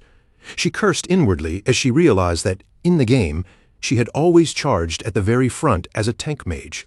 She had killed many people and died many times too. Now, after everything was calculated, she had only 1 day of lifespan left. If that final day disappeared, she would truly die. Just then, one piece of news suddenly caught her attention. Brother Song Fei was buying lifespan. To her, that was wonderful news. She immediately decided to go find Brother Song Fei, fully believing that he would definitely help her through this crisis. She quickly changed her clothes, even thinking about wearing Brother Song Fei's support outfit from head to toe. The more she thought about it, the more excited she became, convinced that going to Brother Song Fei was the right choice and that he would surely save her. She even thought of his newest release, the Song Fei Ultra Thin Anti-Side Leak product. After dressing herself completely in Song Fei merchandise, she did not waste another second. She rushed out of her home and headed straight toward the concert. Not far from there, in a nearby apartment area, another person was also returning to reality. Qin Feng's sister had also logged out of the game. For a moment, she sat there in a daze, unable to tell whether she was truly back in the real world because the line between the game and reality had started to feel terrifyingly blurry. She picked up her phone and checked the latest information. When she saw the price, she could not help smiling. At the current rate, 1 day of lifespan could be sold for 15,000. With more than 200 days still in her hands, she could become a millionaire almost instantly. But her smile vanished when she saw the news that Shadow had killed Song Fei 3 times. Tears immediately filled her eyes, mixed with sadness and rage. She remembered what the others had said clearly: if a person's lifespan in the game reached 0, they would truly die in real life. Even though she still had 100 years of non-tradable lifespan, dying 3 times had left her with barely 12 years remaining. Then she thought of Brother Song Fei and could not understand why Shadow would kill him like that. According to the group chats, Shadow had managed to kill Song Fei 3 times despite being surrounded by dozens of people. In her eyes, that made him terrifying beyond belief and unbelievably powerful. At that moment, the chubby girl began sending urgent messages into the chat, telling everyone that Brother Song Fei needed help right now. She asked any sisters in Zhanghai City to come find her and sell their tradable lifespan to her. She also revealed that Song Fei was currently at Dajiang Plaza and that the exchange rate for lifespan was 1 day for 10,000. To her, this was the perfect chance to make money while helping Brother Song Fei at the same time. Qin Feng's sister quickly put on her clothes, still unable to believe that Brother Song Fei was at Dajiang Plaza, so close to where she lived. She felt she could not just stand by and watch his lifespan run out. She had to go help him. Thanks to Shadow and the others carrying her earlier, she had managed to save more than 200 days of tradable lifespan, which was just enough to support Brother Song Fei. Without hesitating any longer, she made up her mind and immediately headed for Dajiang Plaza. Meanwhile, back inside the game, Shadow was moving through the area with ease, cutting down several monsters without running into any real trouble. Soon, a system window appeared in front of him, announcing that he had reached level 10. His attributes had each increased by 2, and he had also received 5 free attribute points. At the same time, class promotion had now been unlocked. Since he was the first player in the Zhanghai City area to reach level 10, he gained 7 reputation points. As the first player in the Great Xia Kingdom area to reach level 10, he gained 14 more. And as the first player in the entire world to reach level 10, he earned another 21 reputation points. The system also revealed that once 7 players in Zhanghai City reached level 10, the teleportation function to the continent of Forgotten Gods would be unlocked. Then, across every town, the system announcement rang out clearly, telling all players that Shadow had reached level 10. Players everywhere were stunned, and the discussions exploded with amazement. Of course, it was Shadow again. He had already taken the first kill of a gold-tier monster, and now he had become the first player in the world to reach level 10. To them, Shadow was simply far too powerful. Some had also heard that this same big shot had recently killed a small celebrity several times, and, in their opinion, Song Fei had brought it on himself. Across the towns, plenty of players could not hold back their frustration. Some cursed out loud, stunned that Shadow was actually from Great Asia, while others compared their own progress with bitter faces. One player even complained that their Hidden Smith class had only reached level 8, so what exactly was going on with Shadow? With 1.5 billion people in Tianzhu, was there really no one who could catch up to him? At that moment, Shadow was standing near the shore, the wind brushing past him as he decided to spend the evolution points he had earned. He used all 13 points in one go, leaving his balance at 0. His starting skill, Backstab Enhancement, evolved from Platinum tier to Emerald tier, and its passive effect rose from 40% to 50%. But even after checking that his tradable lifespan had climbed to just over 7,000 days, he still felt it was nowhere near enough. Shadow knew very well that leaving Starter Town would not be possible right away. To activate the teleportation portal leading to the continent of the Forsaken Gods, they needed 7 players to reach level 10 first. But at that moment, the highest level players other than him were only around level 7, which meant he still had to wait before that path could open. Since he could not move on immediately, Shadow decided to return to the real world first and deal with something important there. His figure faded away along with the drifting sand around him. A few seconds later, Qin Feng opened his eyes back in reality, and the system prompt appeared before him, asking whether he wanted to consume tradable lifespan to transfer his abilities into the real world. Qin Feng did not hesitate for even a second and accepted immediately. When the system asked which skill he wanted to extract into reality, he rose to his feet and made an even bolder choice. He decided to extract his entire class. The system instantly consumed 1,000 days of tradable lifespan and completed the extraction. Qin Feng gained the Shadow class in the real world. Its passive effect activated at once, and his body's attributes increased sharply. Strength rose by 3, Constitution by 3, Agility by 8, and Spirit by 5. After that, Qin Feng chose to extract his level as well. The system reported that level 2 had been successfully extracted, consuming another 2,000 days of tradable lifespan. His real-world level immediately rose to level 3, and his stats increased again, with Strength gaining 4 points, Constitution gaining 4, Agility gaining 14, and Spirit gaining 4. The system continued with more prompts. It reported that Qin Feng had consumed 900 days of tradable lifespan to extract the Platinum tier skill, Shadow Step. Then, it consumed another 2,262 days of tradable lifespan to extract the Silver tier skill, Venomous Dagger. Qin Feng felt quite satisfied after checking the result.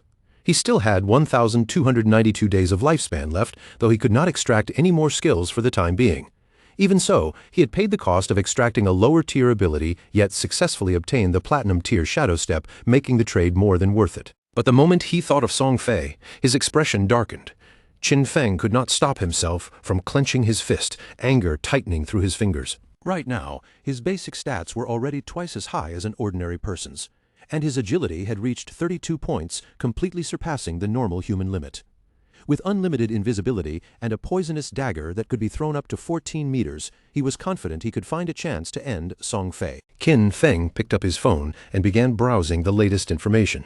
He was surprised to discover that Song Fei was aggressively buying up lifespan. Qin Feng wondered if that bastard planned to re-enter the game later and come after him. Then he saw that Song Fei was currently at Dejiang Plaza. After estimating the distance at around 7 or 8 kilometers, Qin Feng calculated that with his current speed, he could reach the place in just over 10 minutes. Just then, his hand suddenly trembled when a message appeared on his phone. It was from Hu Keben, that arrogant and forceful company supervisor. Hu Keben was clearly furious. In her eyes, Qin Feng had grown bold after gaining some ability, to the point that he was not even answering her calls anymore. She knew the young lady had taken an interest in him, and to her, that should have been Qin Feng's great opportunity. She could not understand why he refused to cooperate. Qin Feng did not bother replying. He simply blocked Hu Keben, and as he walked forward, he tossed the phone aside. His body gradually turned invisible, while a cold thought passed through his mind. Those people would soon understand what God-forsaken game truly was. A few hours later, Dajiang Square was packed with noise and flashing lights as Song Fei's concert began. The crowd was full of excited girls, and among them stood Qin Feng's sister as well. On the stage, Song Fei sat in a prominent position, and beside him was a blonde woman who carried herself with calm confidence. With a smile on her face, the blonde woman mentioned that she had heard Song Fei had been killed 3 times by Shadow inside the game. Then she told him not to worry, because she had already sent people to investigate Shadow's real identity. Song Fei looked at her with curiosity and asked how the investigation was progressing. She calmly revealed that she had already sent someone to Firefly Town to make contact with Shadow. Their plan was simple. They would offer Shadow a price he could not refuse. Once he came into the real world to collect the money, they would catch him, and when that happened, they would make sure Brother Song Fei got the chance to vent his anger properly. After hearing that, Song Fei could not help smiling. He told her to make sure she informed him when the time came. Then he asked whether it was true that her Dajiang Corporation had already used this same method to control several players and force them to work for free. Hu Keben laughed without the slightest shame. To her, those people were all idiots, weak players who could not even accumulate much lifespan. Compared with them, standing on Song Fei's side was far more valuable, because so many women willingly gave him their lifespan and were even ready to die for him. Song Fei leaned back and laughed with a malicious satisfaction, clearly enjoying every word she said. But then, from somewhere in the audience, a man suddenly shouted out, demanding that everyone stop recklessly selling their lifespan to other people. He turned his anger directly toward Song Fei, accusing him of knowing full well that lifespan was tied to life and death while still brainwashing his fans and buying their lifespan on a large scale. He said Song Fei was putting lives in danger and declared that they were going to report him. Song Fei only smiled when he heard this. In his mind, there was always some fool who liked to jump out and cause trouble at the worst possible time. Then Song Fei stood up and faced the crowd with a solemn public statement.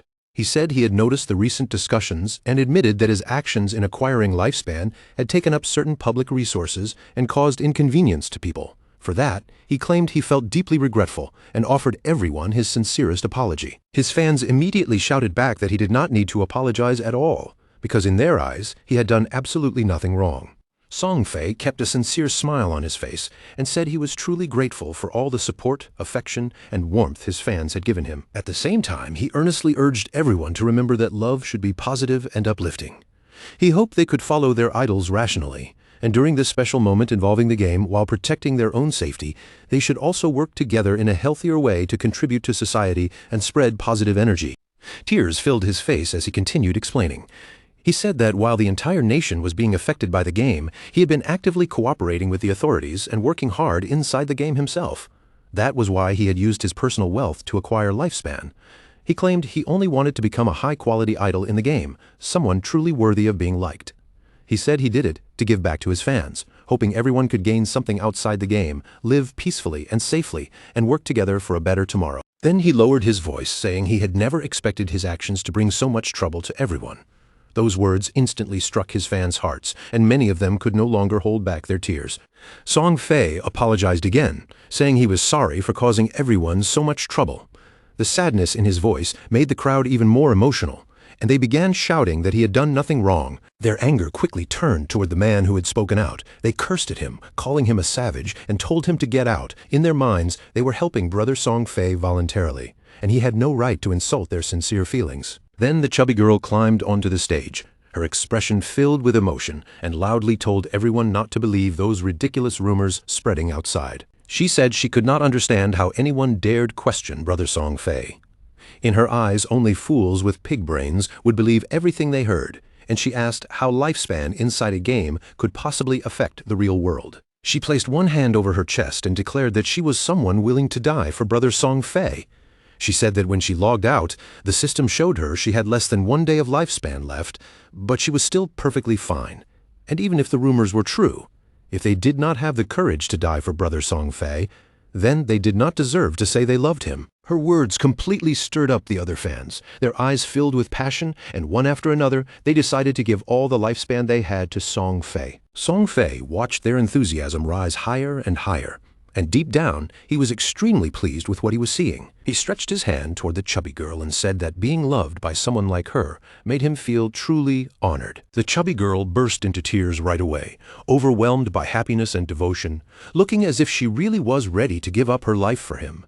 But at that exact moment, something suddenly shot through the air and pierced straight through Song Fei's head, leaving everyone around the stage frozen in shock. Blood began spilling from Song Fei's mouth, and his hair started falling away like dry leaves scattering in the wind. Then Song Fei's body lost all strength and collapsed onto the chubby girl's shoulder, making fear flood instantly into her eyes. She dropped backward onto the ground, landing hard on her backside, and began screaming in terror, completely unable to understand what had just happened.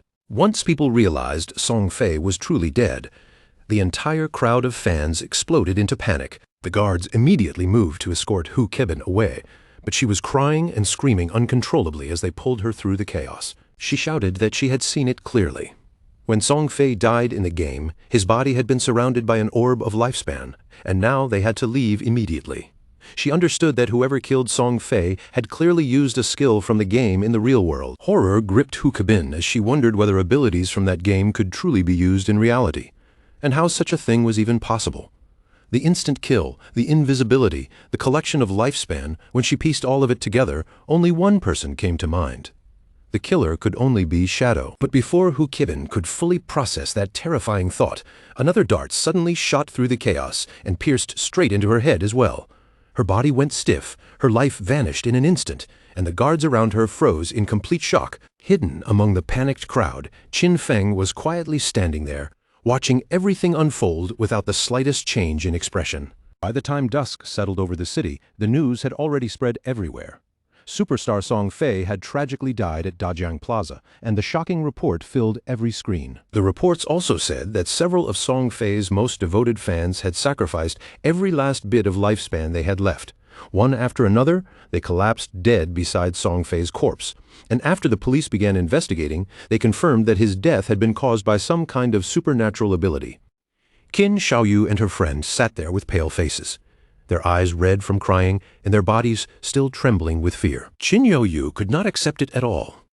Just yesterday they had gone to see Song Fei's concert, cheering for him like everything was still normal. But now, in less than a day, he was already dead. Her friend was not stupid either. After hearing the details, she quickly realized that the throwing knives and invisibility were almost certainly abilities from God-forsaken game. She could not help wondering if Shadow was the killer, especially since everyone had already heard that Shadow had killed Song Fei 3 times inside the game. Qin Xiaoyu was completely confused. Her mind kept circling around the same terrifying question. How could skills from a game appear in the real world? Even so, she still could not bring herself to believe that Shadow had truly killed Song Fei in reality. But the more she thought about it, the clearer the connection became. Shadow had killed Song Fei several times in the game, and if someone wanted to kill him in real life, the most likely person could only be Shadow. Throwing knives and invisibility, weren't those exactly the kind of skills an assassin would use? The answer became impossible for her to ignore. It had to be Shadow. Her beloved brother Song Fei had been killed by Shadow, and from that moment her world felt as if all light had disappeared. If Shadow had found a way to bring game skills into reality, then she would get close to him. She would approach him no matter what it cost, and she would become stronger. From that day forward, she had only one goal left. The taxi pulled over at the roadside, and the 2 girls stepped out together.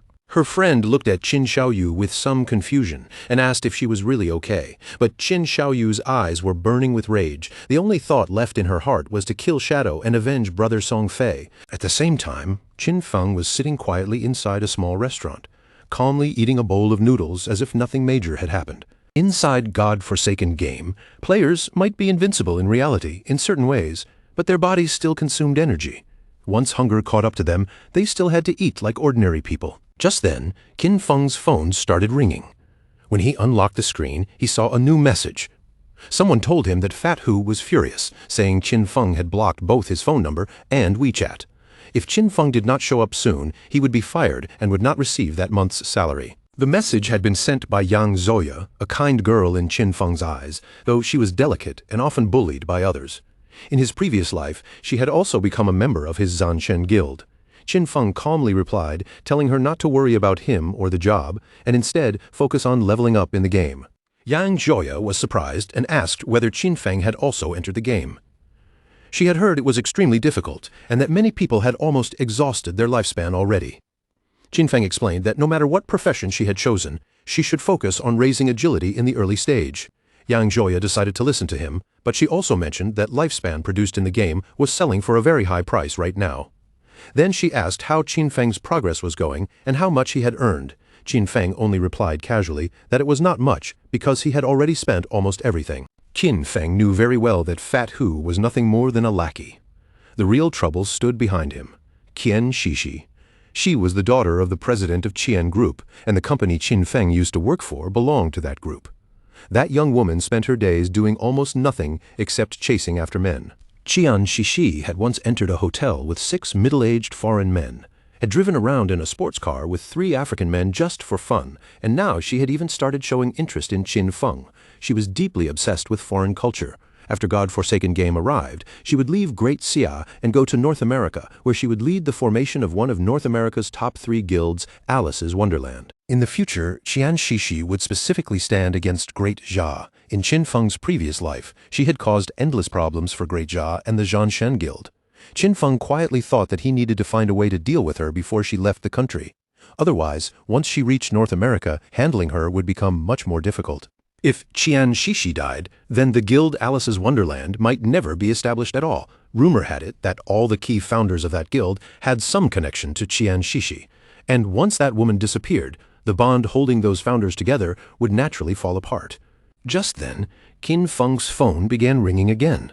This time, the caller was Qin Xiaoyu. Qin Xiaoyu sounded a little confused when Qin Feng actually answered, because she had assumed he might have already died in the game.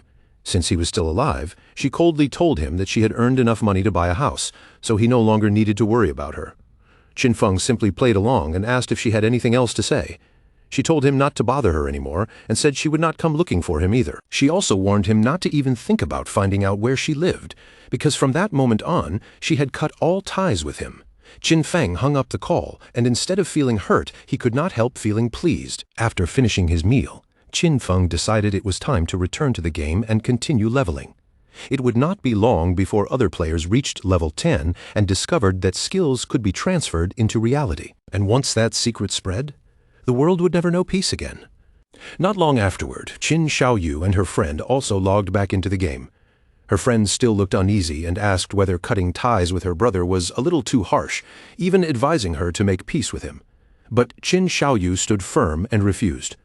She revealed that she had already sold her lifespan to Qian Group, and the total value had reached a full 2 million. Her friend was stunned by the amount.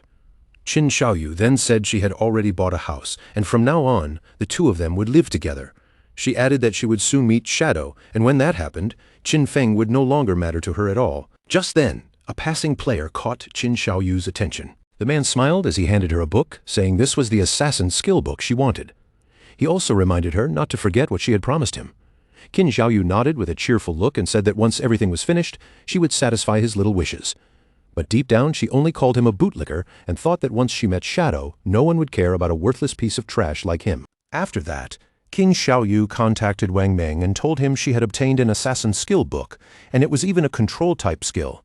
She asked him to check with Shadow and see if he needed it, saying she could give it to him. A smile slowly spread across Qin Xiaoyu's face. In her mind, Zhang Wei, that bootlicker, was still somewhat useful after all, since he had actually managed to bring her such a good skill book. This book would become the red thread connecting her to Shadow. Soon, she would find a way to approach Shadow, stay quietly by his side, heal him when he needed it, help him kill enemies, and level up together with him. She would make sure Shadow felt every bit of her usefulness, little by little earning his trust until he came to see her as someone irreplaceable, almost like his other half. But once she became strong enough, and once Shadow no longer had any value to her, she would kill him with her own hands and tear out his eyes, all to avenge Brother Song Fei. But to Qin Xiaoyu's surprise, Wang Meng soon replied that Shadow had already seen the skill and called it trash. He had no need for it at all, so she could keep it and sell it for money herself. A while later, Shadow also logged back into the game. Almost immediately after returning, he heard the sounds of a fierce battle nearby, and from the intensity of it, the boss being fought was clearly not ordinary. Following the noise, Qin Feng moved closer and saw a man holding a shield, desperately fighting against a terrifying multi-armed boss.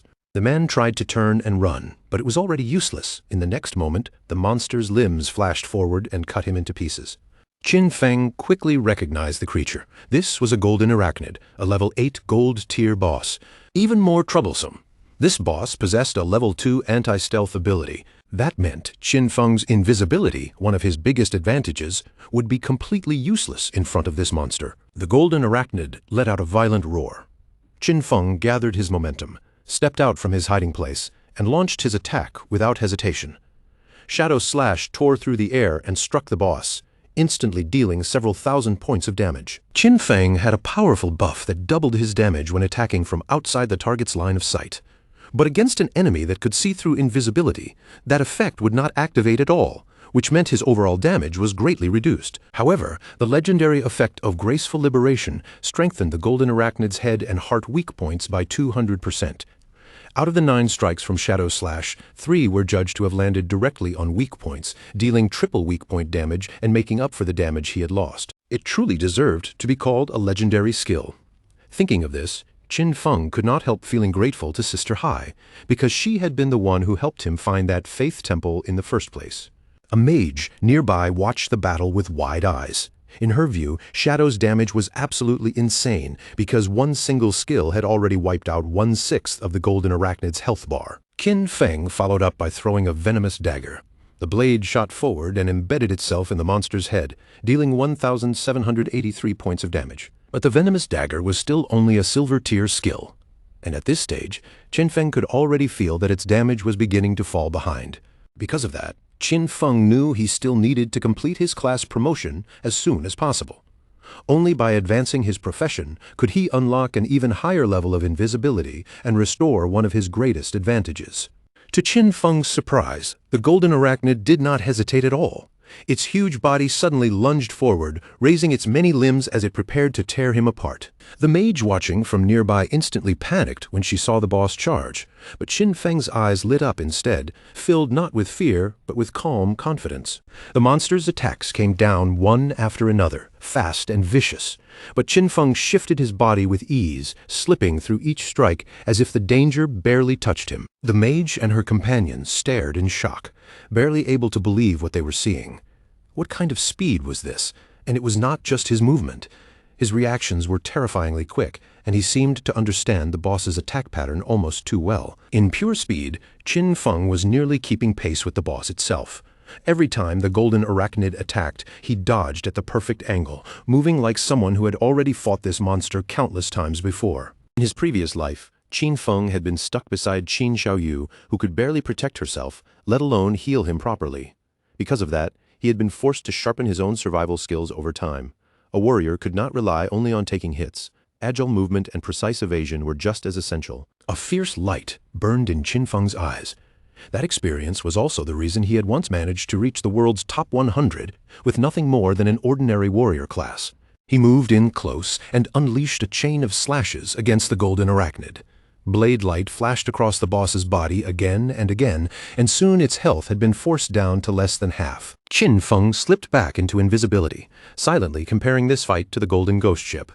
Unlike that special boss, which had unavoidable attacks, the golden arachnid was much easier to deal with as long as he could read its movements. The mage's eyes widened even further when she realized the boss was actually trying to flee. Of course, Qin Feng had no intention of letting that happen. He drew his dagger, rushed in, and sliced directly across the monster's throat. A system window appeared at once, announcing that he had killed the level 8 gold tier boss, gaining 640 experience points, 7 evolution points, and 497 days of tradable lifespan. Right after that, Qin Feng activated Greedy Hand and gained even more rewards, receiving 21 additional evolution points and another 497 days of tradable lifespan. Qin Feng felt satisfied as he looked over the results. A single gold tier boss had given him 28 evolution points in total and nearly 2,000 days of tradable lifespan, which was an impressive harvest. But then another system window appeared, catching him by surprise. He had obtained Blacklight Shield, an assassin skill. Its active effect could convert all dodge rate into a damage-reducing shield for 8 seconds with a cooldown of 60 seconds and a level 8 requirement. The conversion rule was clear. Every 20% of dodge rate would become 1 layer of damage reduction. Once the duration ended or the shield was broken, the shield would vanish and the dodge rate would return to normal. Qin Feng could hardly believe that a skill book like this had actually dropped. If he combined it with the 75% dodge chance from the epic skill Phantom Blur, Blacklight Shield could provide 3 full layers of damage reduction. With this ability, he could challenge many bosses without taking any real damage. He immediately spent a total of 6 evolution points to upgrade Blacklight Shield from Platinum tier to Epic tier. Its duration increased step by step, first from 8 seconds to 10, then 12, and finally 14 seconds. Its conversion rate also improved greatly. Instead of every 20% dodge chance creating 1 shield layer, then 15%, then 12%, it finally became every 10% dodge chance creating 1 layer. Qin Feng was pleased with the result. Now he could form 7 layers of damage reduction, which meant he could even explore many high-level areas ahead of schedule. Since he still had 22 evolution points left, Qin Feng decided to strengthen Venomous Dagger as well, and increase its damage output. He spent 16 evolution points, upgrading the Silver tier Venomous Dagger all the way to Emerald tier. Its maximum range increased from 14 meters to 17 meters. Its continuous poison damage still had no weak point bonus, lasted 5 seconds, and could not stack, but the extra damage on hit rose from 120% attack to 240% attack. The venom damage also increased from 50% attack per second to 80% attack per second. Qin Feng understood that after evolving Venomous Dagger 3 times, its damage had at least doubled. With a base cooldown of only 5 seconds, it could keep dealing steady damage and was now no weaker than Shadow Slash.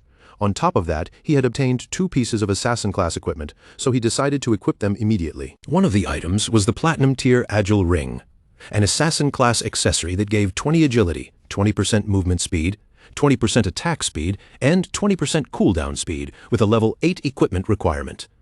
The other was a pair of gold-tier heavy red leather gloves, Assassin-class armor that provided 18 physical defense, 15 to all elemental resistances, 12 constitution, and 588 HP, requiring level 6 to equip.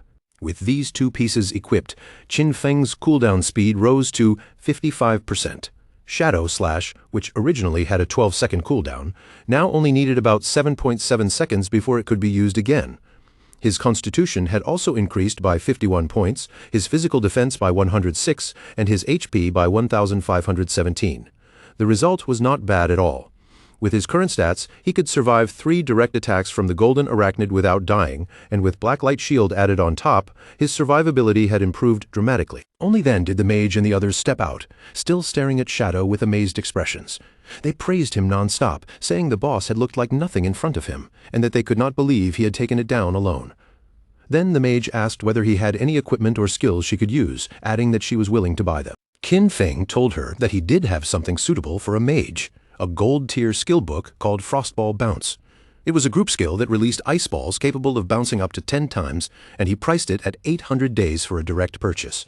The mage hesitated slightly, feeling that 800 days was a bit expensive, especially since she had seen someone selling a level 5 gold-tier skill book for only 400 days earlier. Qin Feng looked at her seriously and made the difference clear. Frostball Bounce was a level 7 skill book, and compared with a level 5 skill, its damage was more than 40% higher. With that in mind, 800 days was not expensive at all. After hearing his explanation, the mage did not hesitate any longer. She quickly reached an agreement with Qin Feng and bought Frostball Bounce for 800 days. A system window appeared, confirming that the transaction had been completed. Qin Feng's figure then began to fade into invisibility again. At this stage, there was no boss in the starting area that could truly threaten him anymore. He decided to return to town and post a message, collecting information about the locations of silver-tier and gold-tier bosses. That way, he could keep finding bosses to hunt and push his leveling speed to the limit. Soon after, Wang Meng contacted him and said that Qin Xiaoyu, the priestess from his team, wanted to send Shadow a skill book.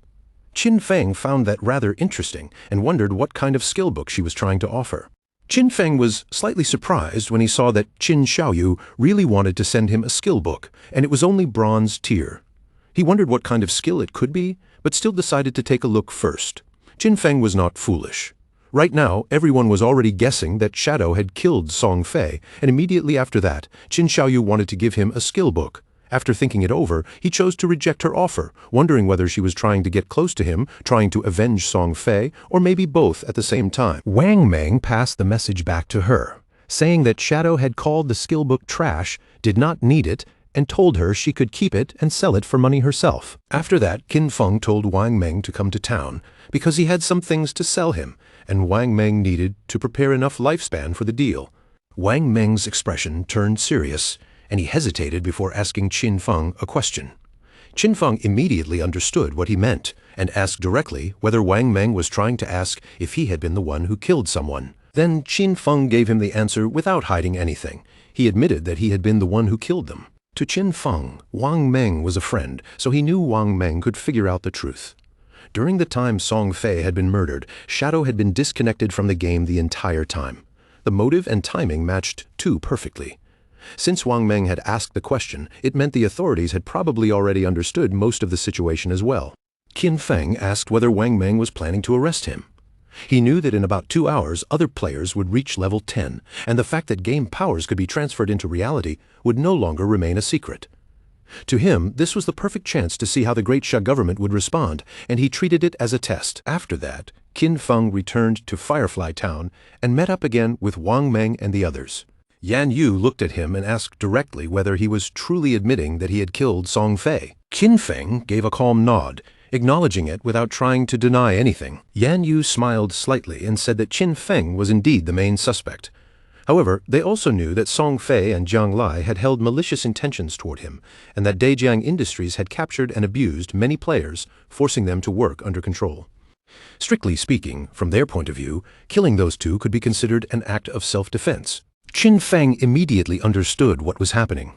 Since they still could not uncover his true identity, they had chosen to maintain a temporary cooperative relationship with him instead.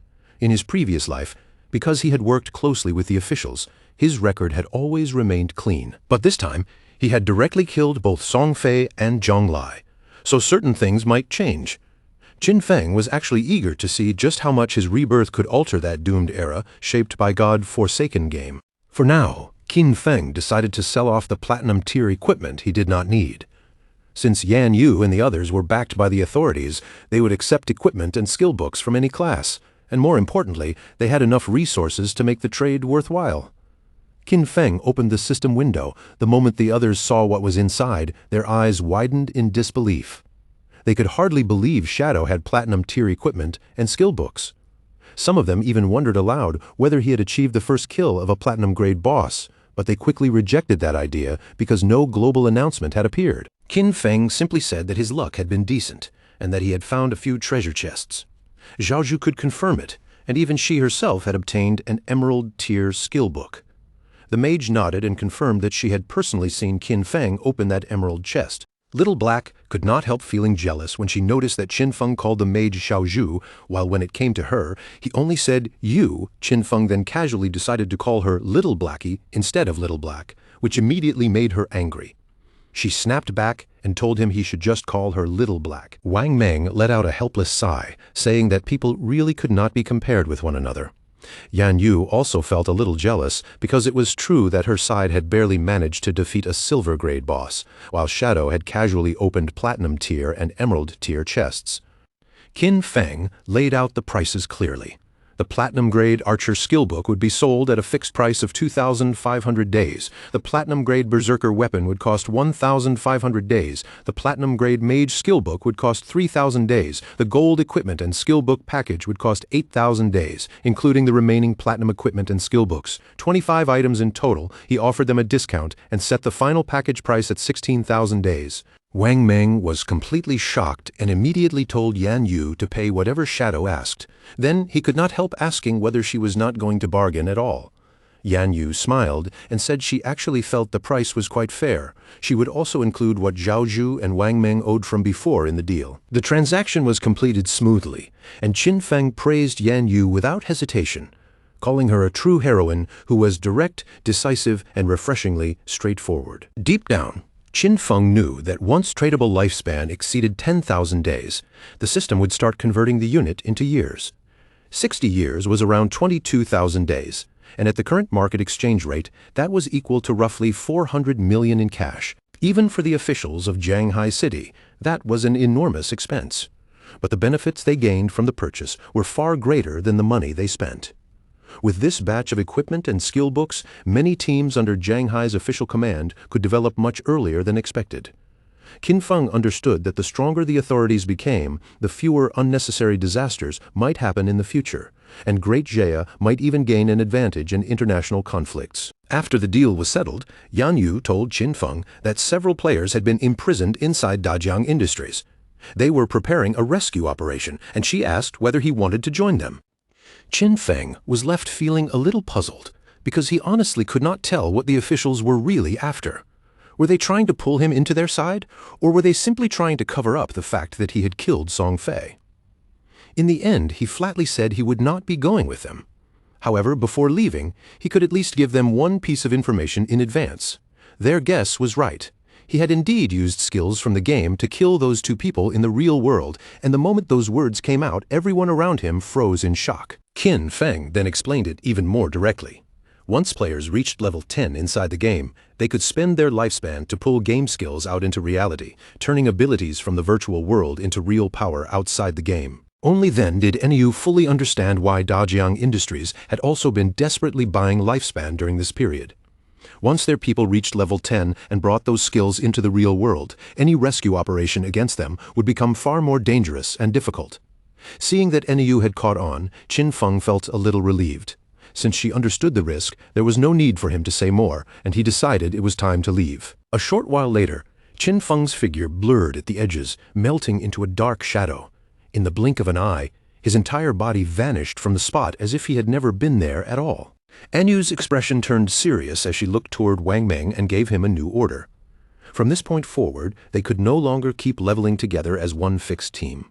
Their 6-person squad was already too high level, and whenever they moved as a group, even ordinary monsters were instantly crushed in a single strike because their damage was far too overwhelming. But if they split up, with each of them leading a separate team, their overall leveling speed would increase by a huge margin. Wang Meng nodded after hearing her plan, clearly understanding what she meant. Enyu then added that their top priority now was simple. Everyone needed to reach level 10 as quickly as possible. After making the arrangement, Enyu told him to log off for a while and report this newly gathered information immediately, because this was not something they could afford to delay. Meanwhile, 2 players lingering in town suddenly noticed that Shadow had opened another stall. But this time, he was not selling anything. Instead, the stall sign made it clear that he was buying. A system window quickly appeared in front of the nearby players. It announced that Shadow was purchasing Silver Boss coordinates for 30 days of lifespan, and Gold Boss coordinates for a full 100 days. The moment one of the men nearby saw the offer, the corners of his mouth lifted slightly. He looked as if he had just spotted a rare chance to make a move. He walked straight up to Qin Feng and told him that his young lady had already given instructions. As long as Shadow was willing to help her level up, she would offer him 300 million, along with shares in Dajiang Industries. The man even leaned into the offer, saying that a chance like this might not appear again in a lifetime, and that Shadow would be smart to grab it while it was still on the table. The other players nearby immediately noticed something strange. This man had clearly not logged off yet, which probably meant he still had no idea that Shadow had already killed Song Fei and the young woman from Dajiang Industries in real life. Some of them could hardly believe it when they heard the girl from Dajiang Industries had also been taken out. They had seen her before, and in their eyes it felt like a real waste. The man's face twisted with anger as the truth hit him. But when he thought back on what had happened, he could not deny that the girl had brought it on herself. From the very beginning, she had planned to capture Shadow in reality and force him into doing illegal work for her. Instead, she ended up being killed right there on the spot. A wave of shock ran through him as he finally realized Zhang Lai was dead. Memories rushed back at once. At first, Zhang Lai had offered 10 million just to have Shadow help her level up. Shadow rejected her without hesitation, but he had been blinded by the money and rushed forward to serve her instead. He thought he would easily pocket a huge 5 million reward, but when the time came to collect the money in reality, they knocked him unconscious. When he opened his eyes again, he was no longer free. He found himself locked inside some unfamiliar basement, surrounded by darkness and fear. Every day after that, they beat him, whipped him, and forced him to suffer, making him earn lifespan for them inside the game, while also luring more victims into their trap. He had never imagined that while he was still trapped in that nightmare, Zhang Lai had already died at Shadow's hands. A bitter laugh escaped him as he thought about that hateful woman's end. In his mind, she had gotten exactly what she deserved. Back then, he had mocked Shadow for being foolish enough to reject such easy money. But now, looking at everything that had happened, the real idiot had clearly been him all along. Seeing the change in the man's expression, Qin Feng could already guess the truth. This guy had probably helped Zhang Lai trick and capture quite a few people. The man immediately grew nervous and hurriedly denied it, claiming that he had only done those things because he was forced. Then, as if afraid of being questioned any further, he quickly tried to leave. Qin Feng watched him go with cold eyes. He knew this man was no good, but there was no need to deal with him personally. Someone like that could be left for the officers to handle. Just then, 2 other players came over to Qin Feng. They said they had the coordinates for a Silver Boss and were willing to sell the information for 30 days of lifespan, asking him to close the deal right away. At that moment, someone else entered the city, and the attention of the surrounding players shifted almost instantly. The newcomer was Ace of Spades. Rumor had it that her real identity was Qian Shishi, the heiress of the Qian group. Players quietly warned one another not to get too close, saying she had already killed many people in the game. If anyone had lifespan on them, they had to be especially careful, because she might come after it. Qian Shishi logged into the game with her men following close behind, stepping into the city with the kind of confidence that made people instinctively move aside. She could not help smiling to herself. In her eyes, this game was not impressive at all. As long as someone had enough money, they could simply buy piles of equipment and skills, then push their strength ahead of ordinary players with ease. As long as her combat power stayed above everyone else's, the rest was simple. Whenever she found someone carrying lifespan, she could just kill them and take it for herself. What truly irritated her was that this damned game had delayed her flight, and the more she thought about it, the angrier she became. By this time, she should have already been in North America, indulging herself with Big Dick and Max Fackel, losing herself in pleasure instead of being stuck here because of this ridiculous situation. Her gaze then landed on two nearby players who were trembling so badly they barely dared to breathe. She was trapped in Daxia's magic city and could not leave the country, and when she looked at these Daxia men, she only saw weakness. In her eyes, each of them was like an insect. Compared with them, Tony's men still looked far more appealing. Tony smiled when he heard her comment and said she had excellent taste.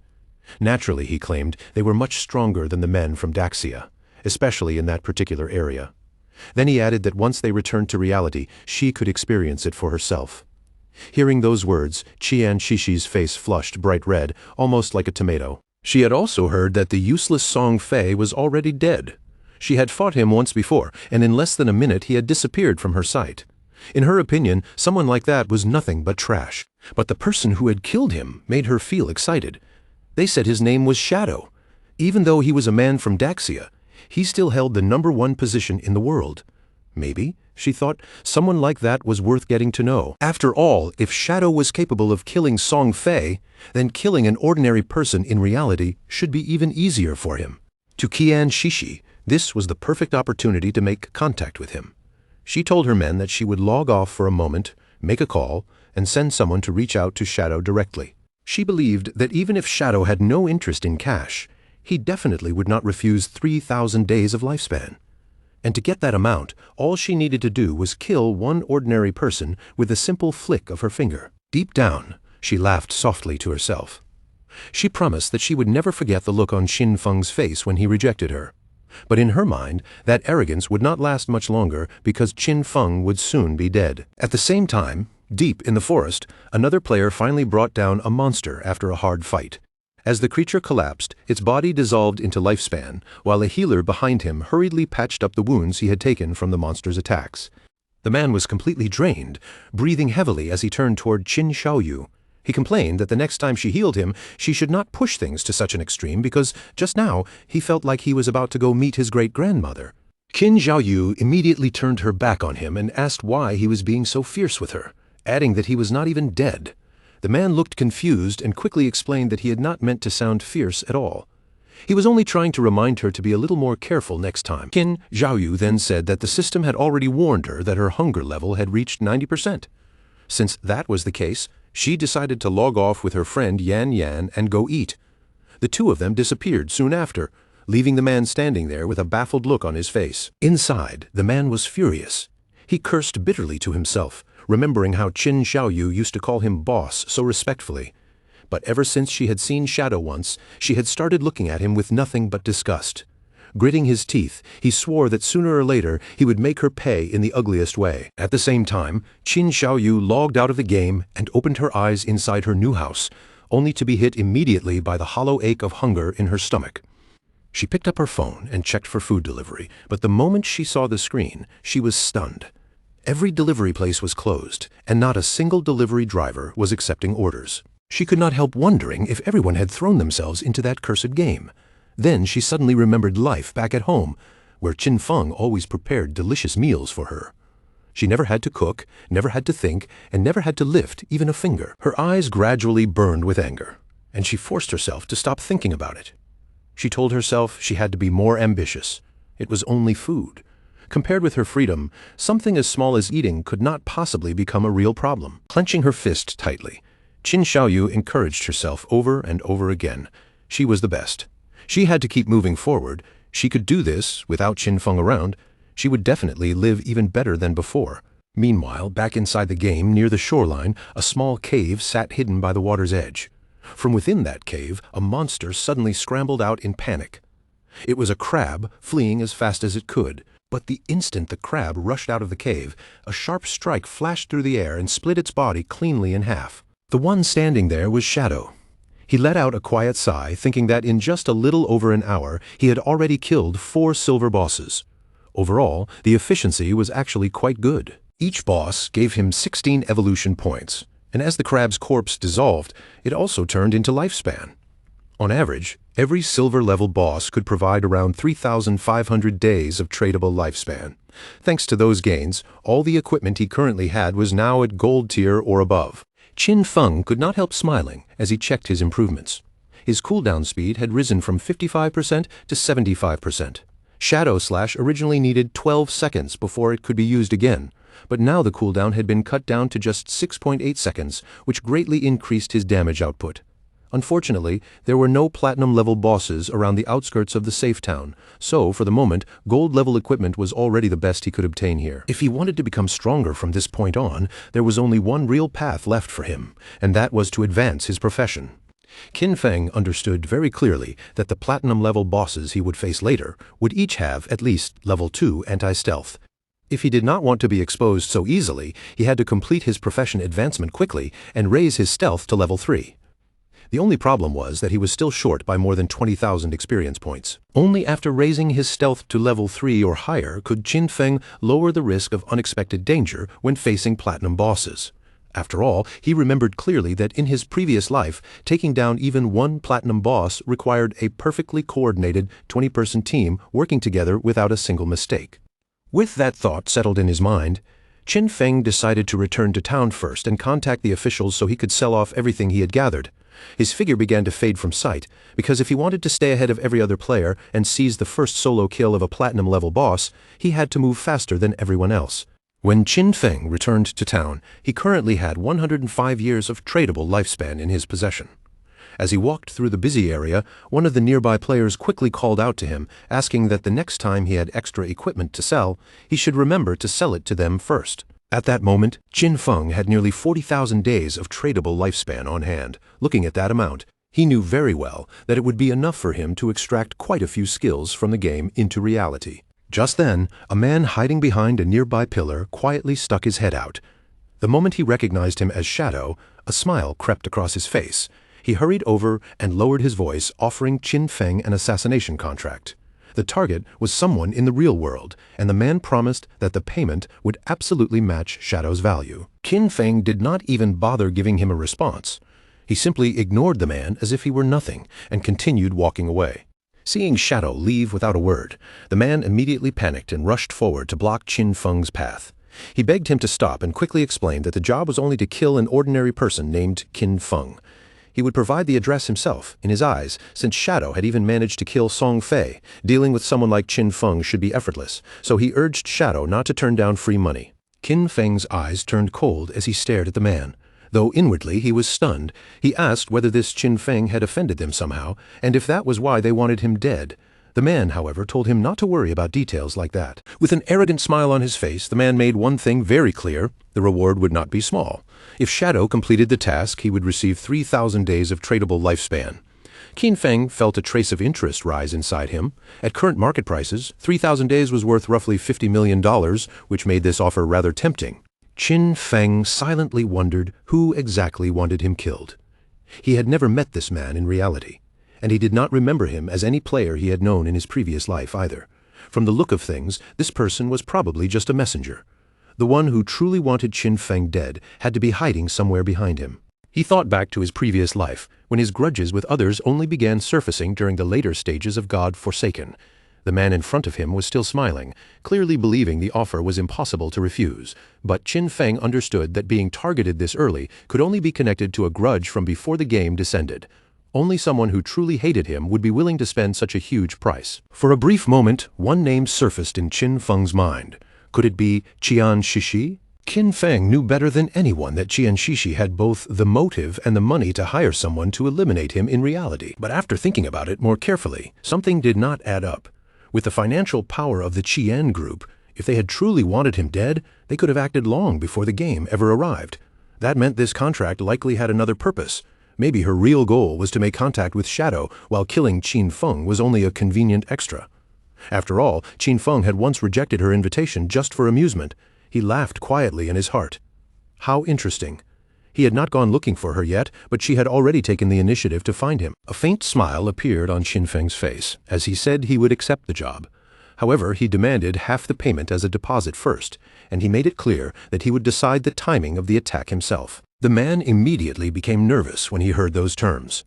He quickly asked Shadow to wait for a moment, saying he needed to report this to the people above him first. After contacting his superiors, the man finally agreed to pay half the deposit in advance. The transfer would be made directly, and once the transaction went through, Qin Feng would receive 1,500 days of tradable lifespan. Qin Feng was quite satisfied. He would collect the deposit first and treat it as a bit of interest. Then, with a cold snort inside his heart, he silently told Qian Shishi to wait, because he would be coming for her soon. The man then handed Qin Feng the target's address and personal information. According to him, with Shadow's abilities, finding this person should not be difficult at all. But when Qin Feng looked over the details, even he was slightly surprised because the information was actually accurate. Shadow turned to leave and told the man to wait for news. Watching him walk away with such a superior attitude, the man's face darkened with anger. In his mind, he could not help thinking that Shadow was also working for Miss Qian, just like him. So what right did he have to act so high and mighty? But just as Qin Feng was about to move on, someone suddenly called out from behind and asked him to wait. The person who stopped him was a woman. She had heard that Shadow was collecting boss coordinates, so she asked whether he was interested in what she had. She had the location of a gold boss, and with a light smile, she said the price was 100 days of lifespan. He could even pay after confirming the boss himself. Qin Feng thought the offer sounded reasonable, so he decided to go with her. The woman told him to follow, explaining that the location was somewhat far away, north of the city. As they traveled, Qin Feng asked for the boss's name. The woman said it was called the Plague Enveloper. When Qin Feng realized she even knew the boss's name, he asked whether she had truly seen it with her own eyes. The woman seemed unsure whether he could handle it alone and asked if he wanted to bring a healer, warning him that the boss dealt area poison damage. Qin Feng rejected the suggestion without hesitation and chose to go without a healer. He knew very well that the Plague Enveloper was indeed a gold-level boss. This boss carried a poisonous aura around its body. Anyone who remained inside its range would continuously lose health every second. Because of that, the best way to deal with it was to kill it as quickly as possible before the poison could grind a player down. For Qin Feng at this stage, however, that simply meant using a few skills and ending the fight. Not long afterward, the woman led Qin Feng to the entrance of a cave. She pointed inside and said the boss was in there. Her team had already cleared out the surrounding monsters, but no matter what they tried, they had not been able to defeat the boss itself. After explaining this, she prepared to guide Shadow deeper into the cave. The two entered the cave, and soon the woman pointed toward a strange tree standing in the middle of a swamp filled with poisonous mist. She told him that the boss was right there.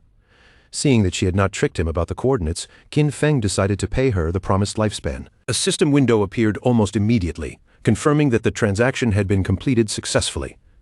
Qin Feng had transferred 100 days of tradable lifespan to her. Qin Feng remembered that this type of poison damage could actually be avoided under the right conditions. In this situation, the 75% evasion effect from his ghost blur would be extremely useful. The woman's forehead was covered in sweat, and after hesitating for a moment, she finally spoke up. She said there was something she had to warn him about. In truth, this whole thing was a trap. Once he started fighting the boss, someone would come to kill him. She also remembered that those people had level 2 anti-stealth items prepared. To Qin Feng, that information did not matter much, but the woman continued. She said they had instructed her to pretend to stop the attackers as part of the plan, using that chance to get close to him. Their real goal was for her to find a way to uncover Shadow's real-life identity. Qin Feng quietly looked at her for a moment. After hearing the whole plan, he felt nothing but disappointment at how crude and obvious it was. The woman's face flushed, and her expression turned nervous as she hurried to explain herself. She said she had also been forced into this. She chose to tell him the truth because she wanted him to go after the person behind it all. Since they were blackmailing her in reality, she wanted those people dead just as much as he did. When Qin Feng asked who was forcing her, the woman revealed the name Dongfeng Xian. She explained that his in-game ID was also Dongfeng Xian, and he had said Qin Feng had once killed him before. Hearing that name, Qin Feng immediately thought back to the guy who had first tried to steal his Golden Ghost ship boss. It was the same person who later sent him a skill book as an apology, hoping to smooth things over. The woman grew even more panicked as she remembered that Shadow had already killed Song Fei. Because of that, she believed he might also be able to deal with Dongfeng Xian. She had already placed all her hope on him, so she begged him not to expose or betray her. The best outcome, she stressed, would be for Shadow to eliminate Dongfeng Xian completely. Otherwise, she would be finished. In Qin Feng's eyes, their plan was laughably childish. He had never even heard of Dongfeng Xian in his previous life, which likely meant the man had been eliminated early on. For now, Qin Feng decided to kill the boss first. As for anyone who came afterward, he could slaughter them as easily as cutting down a stray dog that wandered past. Qin Feng activated his invisibility and jumped straight down from the cliff, telling the woman to keep following their original plan. She should allow those people to get close, and he would handle everything else. The woman immediately panicked, feeling as if everything was already over. In her mind, they were all doomed, because Shadow was definitely going to die. She remembered clearly that Dongfeng Xian had previously led 3 full teams, 18 people in total, to challenge this boss, only for all of them to be wiped out in less than half a minute. As Qin Feng descended toward the boss below, the woman thought about how terrifying the continuous poison damage had been. Back then, their group had not even managed to take off 5% of the boss's health. No matter how strong Shadow might be, she believed there was no way to survive against poison attacks that covered everything indiscriminately. In her mind, death was the only possible outcome, so they had to find a chance to escape before it was too late. Qin Feng moved first by activating Blessed Release. As the boss prepared to attack, he immediately triggered the Weakness Amplification effect, then followed it with the Throat Slash effect. His eyes sharpened, glowing with calm determination as he prepared to strike. In the next instant, Qin Feng launched his attack with terrifying speed, carving through the boss and taking away several thousand points of HP in one burst. Almost immediately, the boss's HP bar plunged downward, dropping to less than half in the blink of an eye. The woman was completely stunned. She realized that just one skill had wiped out 2/3 of a gold-tier boss's HP, dealing more than 80,000 points of damage in a single blow. Her mind went blank for a moment, and she could not help wondering whether Qin Feng was even human at all. Then, before she could fully process what had happened, Qin Feng vanished from where he stood and reappeared behind her like a shadow slipping through space. Fortunately for Qin Feng, the active effect of Blessed Release normally had a 25-second cooldown. With his 75% cooldown speed boost, the final cooldown was only 14.3 seconds. Because of that, he chose not to finish the boss immediately. Instead, he would leave it alive for now, wait for Dongfeng Xian's people to arrive and throw themselves into death, and use the meantime to let his skills recover. Sure enough, before long, Dongfeng Xian and his men entered the cave, clearly coming with the intention of killing Shadow. The leader's eyes were filled with anger as he issued a ruthless warning. If anyone dared to stand in their way, they would kill that person without the slightest mercy. The woman immediately drew her sword, stepping forward as if to block them. Qin Feng, however, felt a bit annoyed as he watched the situation unfold. Of all people, it had to be this guy again, and now he was even connected to Dongfeng Xian. He wondered whether their plan, where Snowy pretended to stop the group, could actually work. More than 10 people were rushing in at once, and Qin Feng was not completely sure whether Snowy's combat power was strong enough to hold them back. Snowy immediately activated her power, and a bright golden shield appeared in front of her, spreading out like a solid wall of light. The moment Shadow saw that defense take shape, he finally understood why those people had chosen her to play this role. With a shield like that protecting her, there really were not many players in the early stages of the game who could break through her defense by force. The men rushed forward without hesitation and began launching attack after attack at the golden shield, their weapons and skills crashing against its surface in a burst of noise and light. Qin Feng quickly realized what had happened to Snowy before this. She must have stumbled across an ancient god's blessing out in the wild and obtained a gold-level treasure chest from it. His eyes sharpened with a serious glow. In the next instant, Qin Feng used Instant Shadow, his figure flashing forward too fast to follow, and his blade tore through the attackers one after another, cutting their bodies apart in an instant. With anger burning in his eyes, Qin Feng activated Blooming Curse. The corpses scattered across the ground began to twist and change, transforming into eerie flowers that bloomed from the remains of the dead. Snowy stood there in complete shock, her face paling as she stared at the horrifying scene. To her, it was terrifying beyond words. One single skill had killed so many people, and now strange crimson flowers were blooming from their corpses. She could not help wondering what those flowers even were. At the same time, she felt a wave of relief. Fortunately, she had not listened to Dongfeng Xian. Otherwise, she would have ended up dying just as miserably as Song Fei and the others. After calming herself down, Snowy quickly asked Shadow to add her as a friend. She promised that if she found a chance, she would tell him Dongfeng Xian's real-life location. Qin Feng thought about it briefly and decided to hear her out. Snowy's cheeks suddenly turned red, and she lowered her voice with a shy smile. She told him that if he ever needed any special service, he should come directly to her, and for him, it would always be free. Qin Feng instantly understood what she meant, and at the same time, he finally realized why that kind of service was so expensive and burned through lifespans so quickly. After that, he turned away from her, leapt forward, and began dropping down the cliff toward the boss below. Qin Feng rushed straight at the boss and unleashed a series of powerful slashes, his dagger cutting through it again and again. In his eyes, the lifespan absorbed from those dozen or so players could not even compare to what this boss was about to give him. After all, instead of farming safely and building themselves up, those people had chosen to run around causing trouble for others. Since they had walked into death on their own, Qin Feng felt they deserved exactly what happened to them. After finishing what he needed to do, Qin Feng turned his gaze back towards Snowy and asked if there was any problem. Snowy quickly said there was none, then chose to leave without causing any more trouble. Qin Feng then activated Greedy Hand, and when he saw what appeared, a pleased feeling rose inside him. It had been a long time since he had seen an assassin's skill book drop.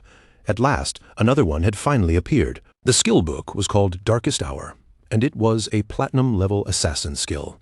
Once activated, it could release a burst of dark light from the user's blade, blinding every enemy within its range. The skill had a 60-second cooldown and required level 10 to learn. Its effective range was 20 meters, and its base blinding duration lasted 10 seconds. However, if the target had a higher spirit stat, the duration would be shortened accordingly. Qin Feng clenched his fist without hesitation and immediately decided to learn the skill. He drew his dagger and silently considered the value of this new ability. As long as he blinded his enemies, he could still trigger double damage even without being in stealth. With this skill in hand, no matter how high a boss's anti-stealth level became, it would no longer be able to completely suppress his damage output. The dagger in his hand was the Plague Blade. It was an assassin-type weapon that provided 216 attack points and 42 agility points. On top of that, it increased the weak point attack multiplier by 0.3.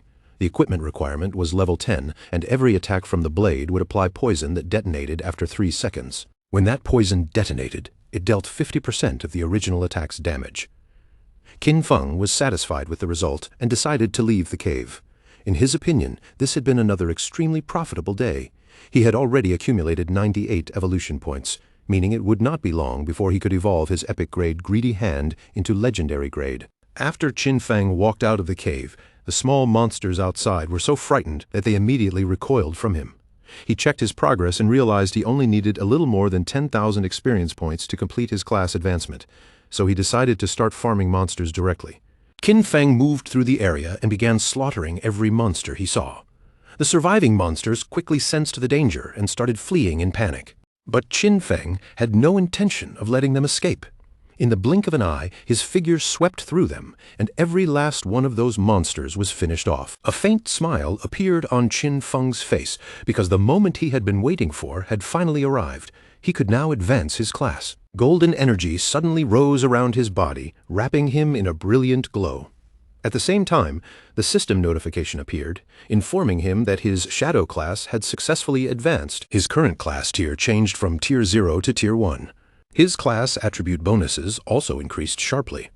Strength rose from 3 to 9, Constitution from 3 to 9, Agility from 8 to 24, and Spirit from 5 to 15. His first class passive now doubled the duration of stealth, and it also gained a new effect, allowing him to use stealth skills while he was already in stealth mode. His second class passive increased his stealth level bonus from +1 to +2. Finally, his third class passive became even more powerful, raising the damage bonus for attacks launched from outside an enemy's line of sight from double damage to triple damage. Qin Feng lowered his gaze and looked at his own hand, feeling the changes brought by the Tier 1 advancement. His attribute bonuses had tripled, and he could now activate stealth even while already hidden. In other words, as long as his cooldowns were short enough, he could remain invisible almost permanently. Even better, attacks launched outside an enemy's field of vision now dealt triple damage instead of double, and this was only Tier 1. No wonder this class was known as the strongest stealth class. Right at that moment, the system announced that 7 players in Zhanghai City had already reached level 10. It also informed everyone that the teleportation matrix leading to the Divine Abandoned Continent would activate in 10 minutes, reminding all qualified players to prepare for departure. A ranking table appeared soon after. Shadow was listed in first place, followed by Grey Rose in second. In third place were Snowy Day, Black Elf Doll, Lai Zai, and Wang Meng. Finally, Huai Yu and Yu Han were ranked fourth. Qin Feng noticed that it was already 8:30 p.m. He had not expected so many players in Zhanghai City to reach level 10 this quickly. What surprised him even more was that the list was filled with familiar names. In his previous life at this exact time, that same ranking table had been completely dominated by foreign players. Qin Feng's eyes became serious as he realized what was happening. The impact of selling so much equipment and so many skill books had already started to show. Perhaps the world order from his previous life really would begin to change, and deep down he truly hoped it would. Meanwhile, in reality, night had already fallen, and the police had successfully arrested several men connected to the case. One officer reported that the main members of the Dajiang Industries criminal group had all been arrested. However, he also added that 3 key members were still inside the game. Their physical bodies were currently in that strange state of non-existence, which made it impossible to capture them for now. The team was waiting for further instructions from the commander. The commander praised his comrades for doing a good job, then ordered them to inform An Yu. He assigned her the task of finding a way to force those suspects to disconnect from the game. He explained to the person beside him that this method should work. Even if those criminals hid inside safe towns where no one could attack them, their bodies in reality would still feel hunger. The other person nodded and said that once they became hungry, they would have no choice but to log off and eat, and the moment they disconnected, they could be arrested. Everyone felt relieved, because this operation had gone extremely smoothly, and all of it was thanks to Shadow. He had not only provided criminal intelligence about Dajiang Industries, but had also warned them ahead of time that skills from the game could be extracted into the real world. If Shadow had given them that warning just a little later, the leaders headed by Zhang Lai would likely have reached level 10 very soon. By that point, they would have already extracted their skills, and any attempt to capture them would have caused heavy casualties. Some countries had already experienced small-scale uprisings, with thousands of people killed. Meanwhile, the squads they had sent into the game had gradually reached level 10 as well, largely because of the equipment and skills Shadow had supplied. They all understood that Shadow was an irreplaceable talent for Daxia. No matter what, they had to find a way to fully tie him to their side. At the same time, Qin Feng returned to Firefly Town. Snowy came over and said she had not expected him to be such a great hero, someone who would free the town from evil, and she admired him for it. Qin Feng looked at her and asked what nonsense she was talking about, telling her to say what she really wanted to say if she had something on her mind. Snowy stuck out her tongue playfully, then smiled and told Qin Feng there was no need to be modest. The authorities had already made the news public. She explained that Dajiang Industries, together with Song Fei, had orchestrated the kidnapping, imprisonment, and murder of players. The reason Shadow killed Song Fei and Zhang Lai had been under official orders. Qin Feng fell silent for a moment. He had not expected the authorities to help clear his name so openly, but after thinking about it, he could already guess their purpose. Most likely, they were doing this to make future cooperation with him much easier. When Qin Feng asked whether she had already found Dongfeng Zion's real-world location, Snowy said he had not disconnected yet. She asked him to wait a little longer and promised that the moment she obtained the information, she would send it to him right away. Qin Feng began walking through the city while thinking things over. Everything else could wait for now.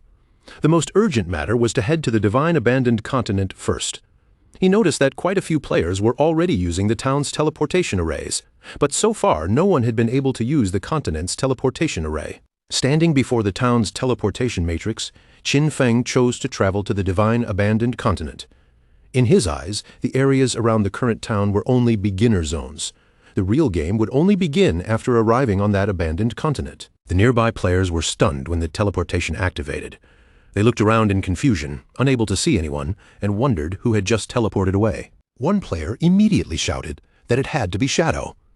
Another person, still confused, said he clearly had level 2 anti-stealth, so how was it possible that he still could not see him? Someone beside him quickly snapped that he was an idiot because it only proved one thing: Shadow's stealth level was higher than level 2. Several seconds later, Qin Feng appeared on the Divine Abandoned Continent. Just as he had expected, the place looked exactly the same as it had in his previous life. The entire area was empty and silent. There was not a single player anywhere in sight. As Qin Feng explored the area, a monster hidden in the shadows opened its glowing eyes and fixed its gaze on him. Around him stretched the familiar ruins of Zhanghai City.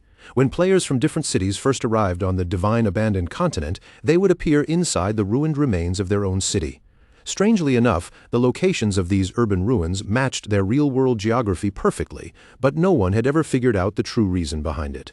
The monster slowly crawled out from its hiding place, and the moment Qin Feng sensed movement behind him, he turned around to face it. A worm-like monster burst into view, its twisted body writhing as it let out a harsh roar that echoed through the broken ruins. The monster lunged forward with terrifying force, smashing into the ground and tearing the surface apart as it attacked. Qin Feng immediately activated. Shadow blur and his body slipped away like a fading afterimage, dodging the attack cleanly. Then, in the very next breath, he used instant shadow slash and flashed past the monster, slicing its body cleanly in half. A system window appeared in front of him, informing Qin Feng that he had successfully killed a level 11 Earthshaker. But right after that, more Earthshakers forced their way out from beneath the ground and rushed at Qin Feng from different directions. Qin Feng's eyes sharpened as he leapt lightly into the air, avoiding their attacks with calm precision. He activated Blessed Release, then immediately followed up with Instant Shadow Slash. His figure streaked through the monsters like a blade-shaped shadow, cutting them apart one after another. Their bodies quickly dissolved into lifespan, and Qin Feng understood that this place was completely different from the towns. There were no safe zones here to protect players from danger. Monsters lurked in every direction, hiding beneath the ground and among the ruined structures, ready to strike at any moment. However, Qin Feng also knew that if someone could find a refuge hidden within the ruins, they could establish a fortress there and gradually take control of the entire surrounding area. He clearly remembered that the best refuge in the ruins of Zhanghai City was located in the northwest. In his previous life, that exact refuge had become the base of the Godslayer Guild. At the same time, somewhere else on the Divine Abandoned Continent, another group of players had also arrived. It was Wang Meng's party. Little Black looked around in surprise, while Wang Meng frowned in confusion, unable to understand why this place looked so much like the ruins of a modern city. To all of them, the surroundings felt strangely familiar. Little Black pointed toward a distant tower and asked if these were not the ruins of Zhanghai City. Gu Yikshu looked in that direction and confirmed that she was right, saying the towers of Zhanghai City were still standing even in this ruined state. Little Black kept scanning the area because she had heard someone say they had seen Shadow teleport here. She desperately wanted to know where he had gone. Gu Yikshu told her to stop searching so hard, reminding her that Shadow could turn invisible, so finding him by sight would not be that simple. Just then, two Earthshakers suddenly burst out from the ground. Wang Meng reacted immediately, drawing his shield and warning everyone that monsters were attacking. Yikshu raised her hand and quickly activated her skill, Elven Blessing, sending a strengthening effect over the party. The monsters charged in fast, but Wang Meng stepped forward with his shield and blocked their attack head-on. Thanks to Gu Yikshu's enhancement, he was barely able to withstand the force. Yikshu quickly warned Wang Meng to be careful, because even these ordinary monsters hit harder than the silver-tier bosses near the starting town. The party's archer immediately used Binding Shot, drawing his bow and firing an arrow straight toward the monsters. In the blink of an eye, the arrow transformed into ropes of energy that wrapped tightly around the Earthshakers, binding their bodies in place. The archer smiled when he saw the effect take hold, saying these monsters could be controlled after all. As long as he kept them immobilized, the rest of the party could unleash their damage and finish them off. Little Black raised her magic staff high into the air and summoned a blazing prophetic fireball above them. Two bursts of flame came crashing down and slammed directly into the trapped monsters. The Earthshakers were killed on the spot, and their bodies quickly began to dissolve into lifespan. Wang Meng turned to Gu Yikshu and told her to send her owl high into the sky to scout the surrounding terrain. Yikshu nodded, and her owl immediately flew up, circling over the area. A moment later, she reported that monsters were everywhere, and there were a lot of them. Worse still, the noise from their fight had already attracted several monsters in their direction. She could not see any safe zone nearby either, so she turned to Wang Meng and asked what they should do now. Wang Meng was stunned when he heard there was no safe zone nearby. The archer immediately panicked, asking what kind of terrible continent this was, and why it had suddenly turned into a survival game the moment they arrived. Little Black quickly asked Gu Yikshu to try finding Shadow. She said Shadow had arrived about 10 minutes earlier, so he should not be too far away. In her mind, as long as they could find him, they would be safe. At first, Gu Yikshu could not see any human figure nearby, but after searching carefully, she suddenly began to notice scattered lifespan glowing in the distance. She saw a huge cluster of bright lights gathered toward the northwest, and immediately realized those were rewards left behind by defeated monsters. It had to be Shadow's work. He had probably killed so many monsters that his inventory was full, which was why he had not bothered picking up the loot. At that moment, more monsters broke out from the ground and charged toward them. Gu Yikshu immediately started moving and urged everyone to hurry after her. Since Shadow had already cleared the monsters from that direction, the path there should be much safer. As long as they followed the glow of the dropped rewards, they would eventually find him. Wang Meng quickly ordered everyone to stay alert, keep their formation, and make sure no one fell behind. They would fight while retreating and move toward the northwest together. At the same time, not far away from them, more Earthshakers erupted from the ground and prepared to launch another attack. But before they could fully charge forward, a figure moved through them at incredible speed, cutting their bodies into pieces in an instant. It was Shadow. Qin Feng knew that even without the active effect of Blessed Release, the total damage from Shadow Slash could still reach 20,000 to 30,000 points, which was more than enough to instantly kill these ordinary mobs. To him, this place was basically a perfect farming paradise. A few minutes later, Qin Feng finally arrived at the entrance of the hideout. He quietly observed the surrounding ruins, knowing that beneath this broken area lay a massive underground palace. In his previous life, it had taken players a long time to discover this place. That underground palace alone contained more than 1,000 resting rooms and dozens of large halls. It was the largest hideout in Yanghai City, and in Qin Feng's previous life, it had become the base of his guild, Godslayer. Before anyone could claim it, the hideout was essentially a dungeon. It was filled with countless traps, dangerous monsters, and a guardian boss. The larger the hideout was, the stronger the guardian protecting it would be. Qin Feng stepped into the hideout and remembered what had happened in his previous life. After founding the Godslayer Guild, he had gathered 3 full squads, 18 elite members in total. Every one of them had reached level 15 and was fully equipped, yet even then, they had only barely managed to conquer this palace. He moved deeper into the ruins and began descending the stairs, heading toward the lower levels hidden beneath the broken city. A system window appeared and confirmed that he had entered the hideout. This place was filled with monsters and was known as the Land of Soul Purification. Qin Feng's eyes shone with confidence. Even though he was alone this time, he knew he had the power to conquer this place by himself. Another system window appeared, informing him that if he defeated the Area Guardian, he would be able to claim ownership of this region. The monsters inside quickly locked onto Qin Feng. One after another, they turned toward him and lunged forward without hesitation. Qin Feng remained perfectly calm as he drew his dagger. In front of him stood level 12 gold-tier mobs known as elemental spirits, and he was ready to cut through them. Right before the monsters could swarm in and tear into them, Qin Feng moved first. He activated Darkest Hour, plunging the area into a deadly opening, and in the very next instant, Shadow Flash Slash tore through the monsters so fast they barely had time to react before they were butchered on the spot. Qin Feng's figure began flickering through the battlefield at terrifying speed. Every monster that crossed his path was sliced apart in clean, brutal arcs, and as their bodies collapsed, they dissolved one after another into glowing lifespan. A surge of satisfaction rose in Qin Feng's chest, because once his enemies were blinded, every strike he landed gained an extra boost in damage. Against those level 12 monsters, he didn't even need to rely on big skills anymore. A simple basic attack was enough to drop them in a single hit, but even after the 15 monsters in this hall had been wiped out, the soul-cleansing grounds were far from empty. Beyond this room, there were still dozens of halls and thousands of small chambers waiting in the darkness. A faint smile slowly curved across Qin Feng's face. The scale of the job was enormous, no doubt about it. But to him, that only meant there was even more to harvest. He lowered his gaze and began carefully checking the amount of lifespan he had collected, watching the numbers with calm, focused eyes. Judging from the sheer number of monsters still hiding throughout this place, Qin Feng quickly realized something. If he wiped out every monster in the hideout, the lifespan gained would be more than enough to evolve Greedy Hand one more time. Qin Feng's eyes shifted toward the ground beneath his feet, and the relaxed look on his face faded. A sharp seriousness began to shine in his gaze. He knew very well that once every monster in each section was completely cleared out, the true guardian of the area would finally reveal itself. Not long after that, inside a bookstore somewhere else, 2 players suddenly disappeared from where they stood and were teleported straight into the Divine Abandoned Continent. The man looked around in confusion, his eyes full of disbelief as he tried to understand whether this place was truly real. He couldn't help wondering if they had actually arrived on the Divine Abandoned Continent. The girl beside him felt strange as well, but for a different reason. The ruins around them gave her an oddly familiar feeling, as if she had seen this place before. After observing their surroundings more carefully, both of them finally realized what was wrong.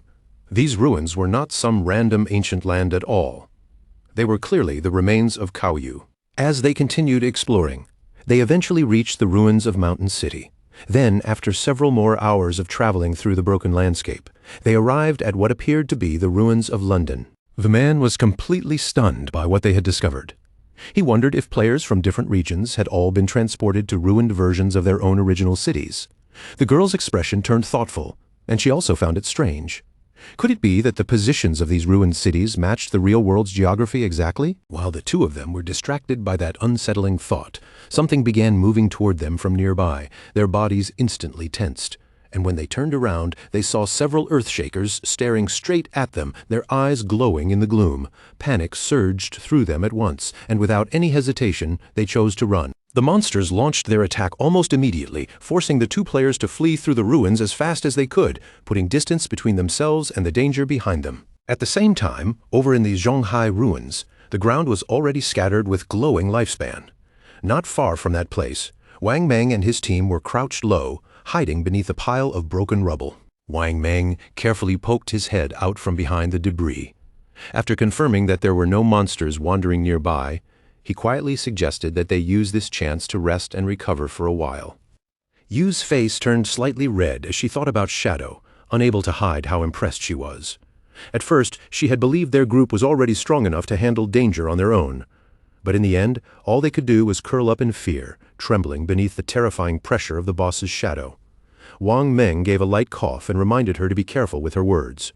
Yu blinked in confusion, not understanding what was wrong, and asked if that wasn't an accurate way to describe it. Little Black also poked her head out from cover and said that it was fortunate Shadow had already cleared this area.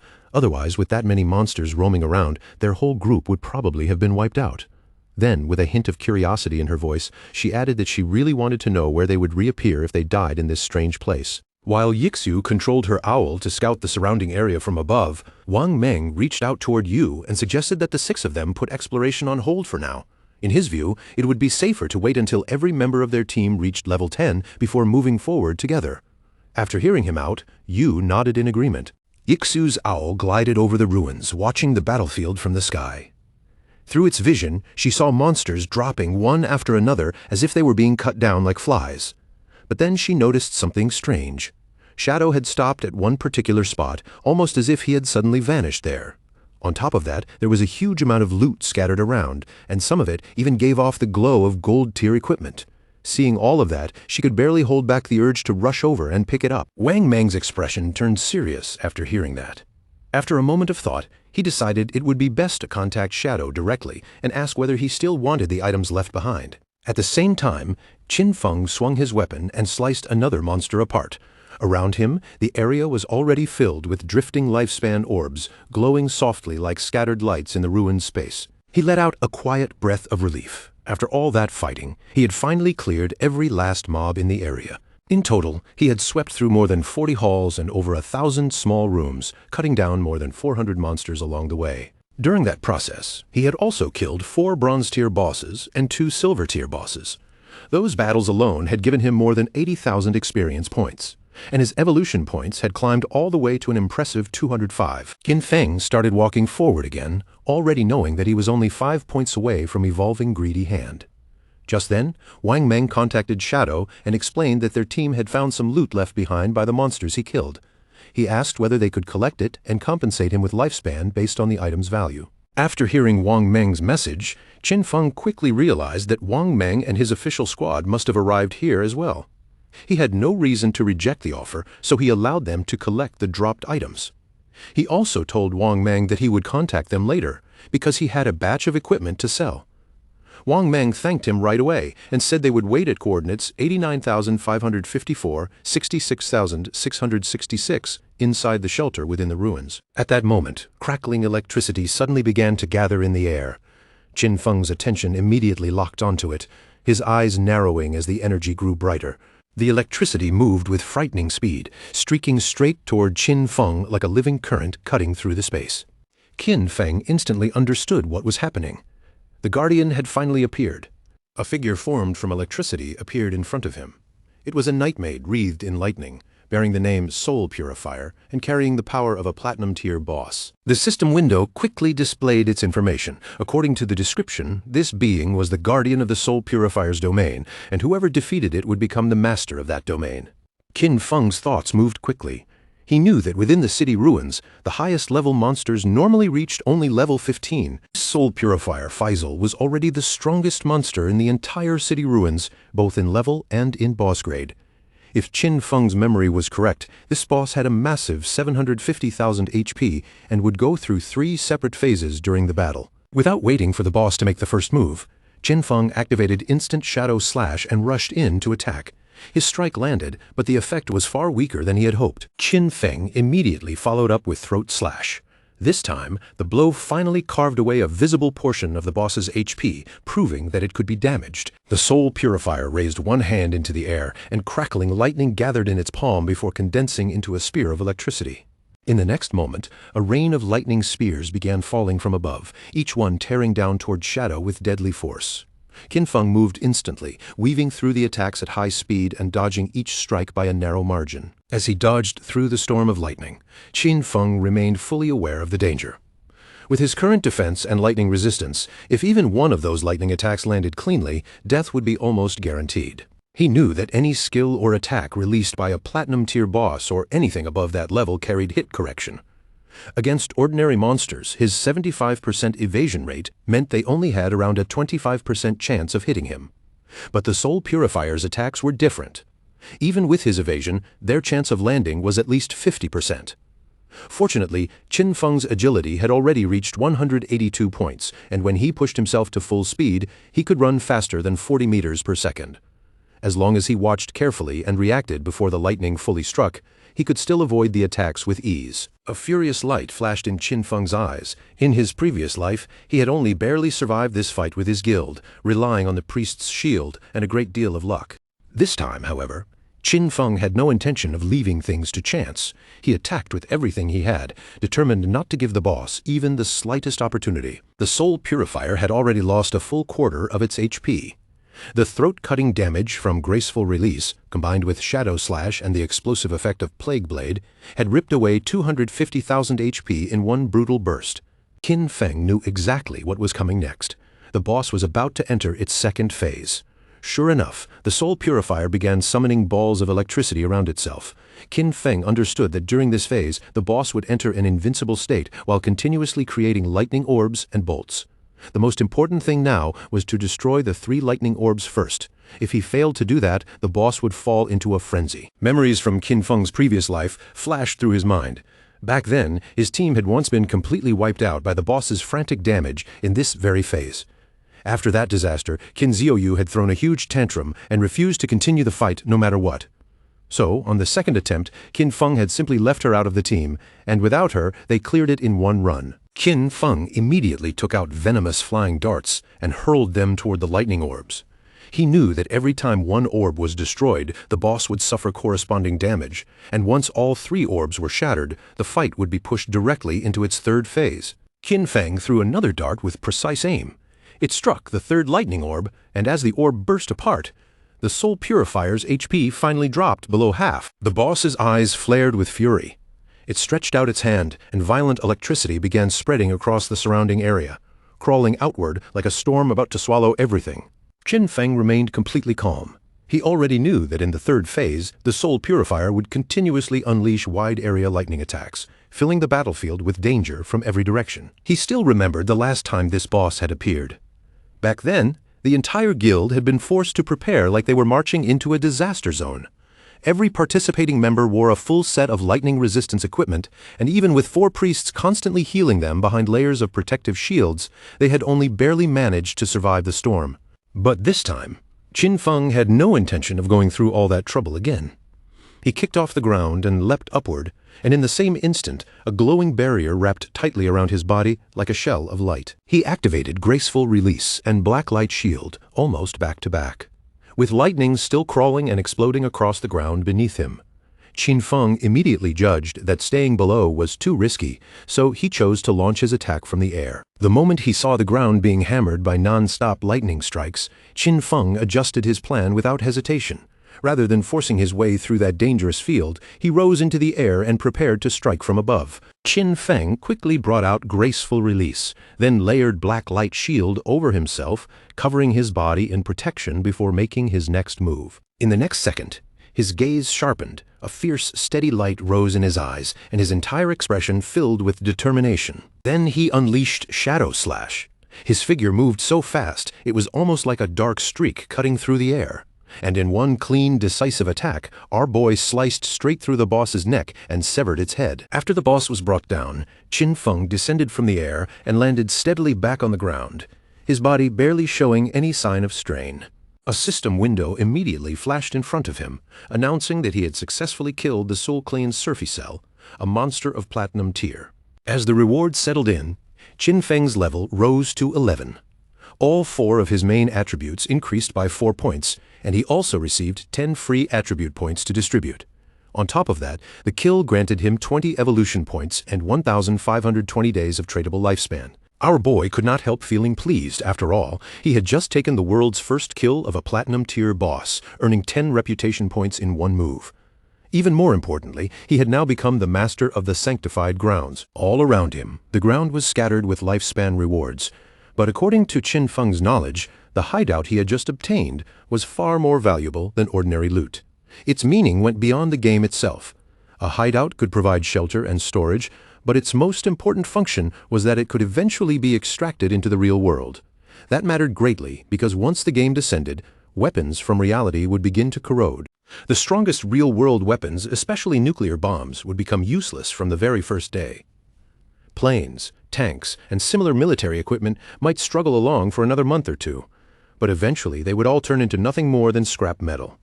In other words, once that future arrived, every real battle would rely completely on skills brought out from the game. Once a hideout was extracted into reality, it could unfold a magical defensive barrier around itself. At that point, it would no longer be just a base, but an absolutely safe refuge.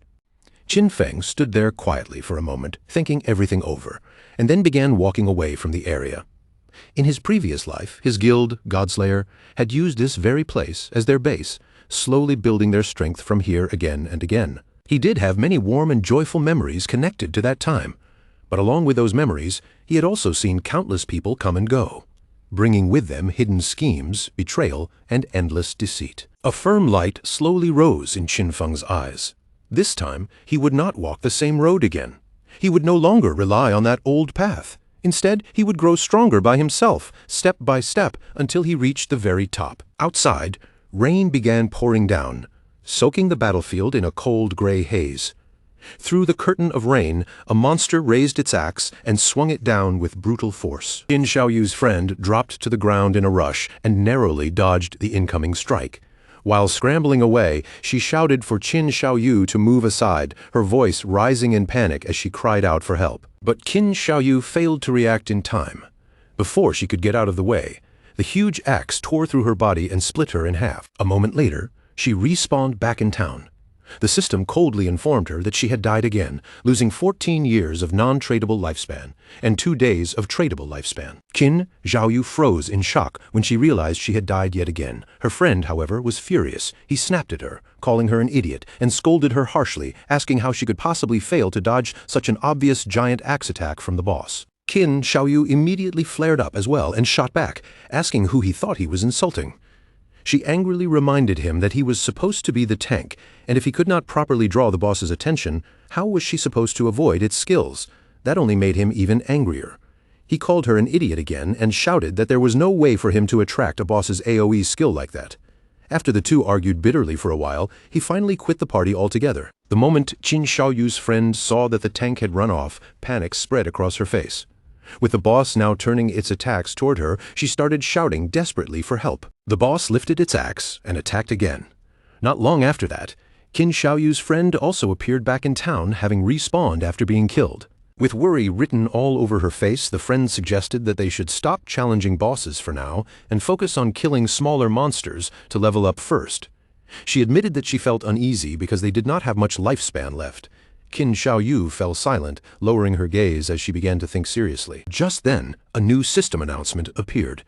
It revealed that the player Shadow from Shanghai City had achieved the world's first kill of a platinum-level boss and had gained 10 reputation points. In an instant, everyone's eyes locked onto the system window. The players could hardly believe what they were seeing. To them, it was almost absurd that someone had managed to solo kill a platinum-level boss. Many people began talking in disbelief, saying that they had barely reached the continent, yet Shadow was already farming there alone. The name Shadow echoed through the crowd once again. Everyone started wondering who this mysterious player really was. The achievement was simply too shocking, especially when most players had not even laid eyes on a gold-tier monster yet. One thing was clear to all of them: whoever Shadow was, he was terrifyingly powerful. Qin Zhaoyu felt confused as she stared at the announcement. She could not understand why the other players seemed so weak. From what she knew, people were still struggling just to kill a silver-tier boss, so she could not wrap her head around how Shadow had already taken the first kill of a platinum-tier boss. Back inside the hideout, our boy began gathering the lifespan orbs scattered around him. After killing the Soul Clean Surfacell, he had already reached level 11. Qin Feng knew very well that after level 10, every level up would grant +4 to all attributes and 10 free attribute points, so he continued putting every available point into agility. His logic was simple. With enough agility combined with his infinite invisibility, he could eliminate many bosses without suffering any damage at all. What truly surprised him, though, was that this boss kill had instantly awarded him 20 evolution points. That meant he could evolve his Greedy Hand skill once again. He could not hide his happiness. The additional loot rewards had increased from 3 to 5, and he had also gained an extra storage space of 100 slots. After spending 210 evolution points, Qin Feng checked his remaining total and saw that he still had 15 points left. With that upgrade completed, his Greedy Hand skill successfully evolved from Epic Tier to Legendary Tier. The Assassin skill now gave him a 500% chance to obtain extra loot rewards, and every extra piece of loot had a guaranteed 100% chance to rise by 1 tier. On top of that, a new passive effect appeared, Greedy Space, granting him 100 storage slots specifically for holding items. Qin Feng immediately decided to use his newly upgraded Legendary Tier Greedy Hands to collect the loot. The result was exactly what he hoped for. He received 5 additional loot drops at once. On top of that, he gained another 100 evolution points, bringing his remaining total up to 115. As Qin Feng looked over the system window, he noticed that 2 pieces of assassin equipment and an assassin skill book had dropped. Unfortunately, his current level was still too low to use them, so he chose to store them temporarily inside the safehouse warehouse.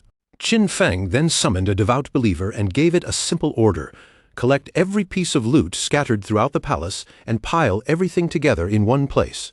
The devout believer immediately began working.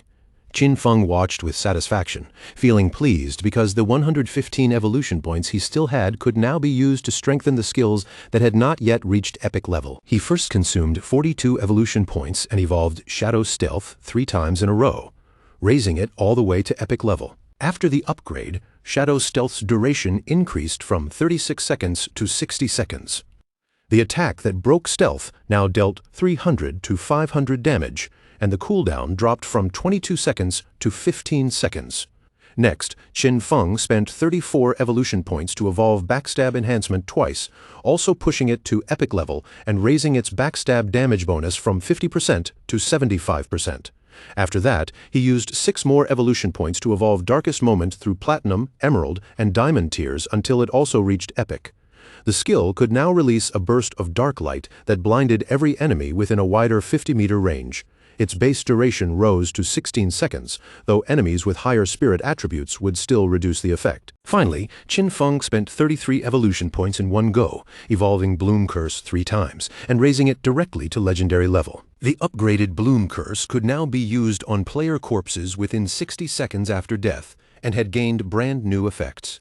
It could absorb 50% of the target's remaining non-tradable lifespan, while also pulling in scattered non-tradable lifespan light spheres nearby.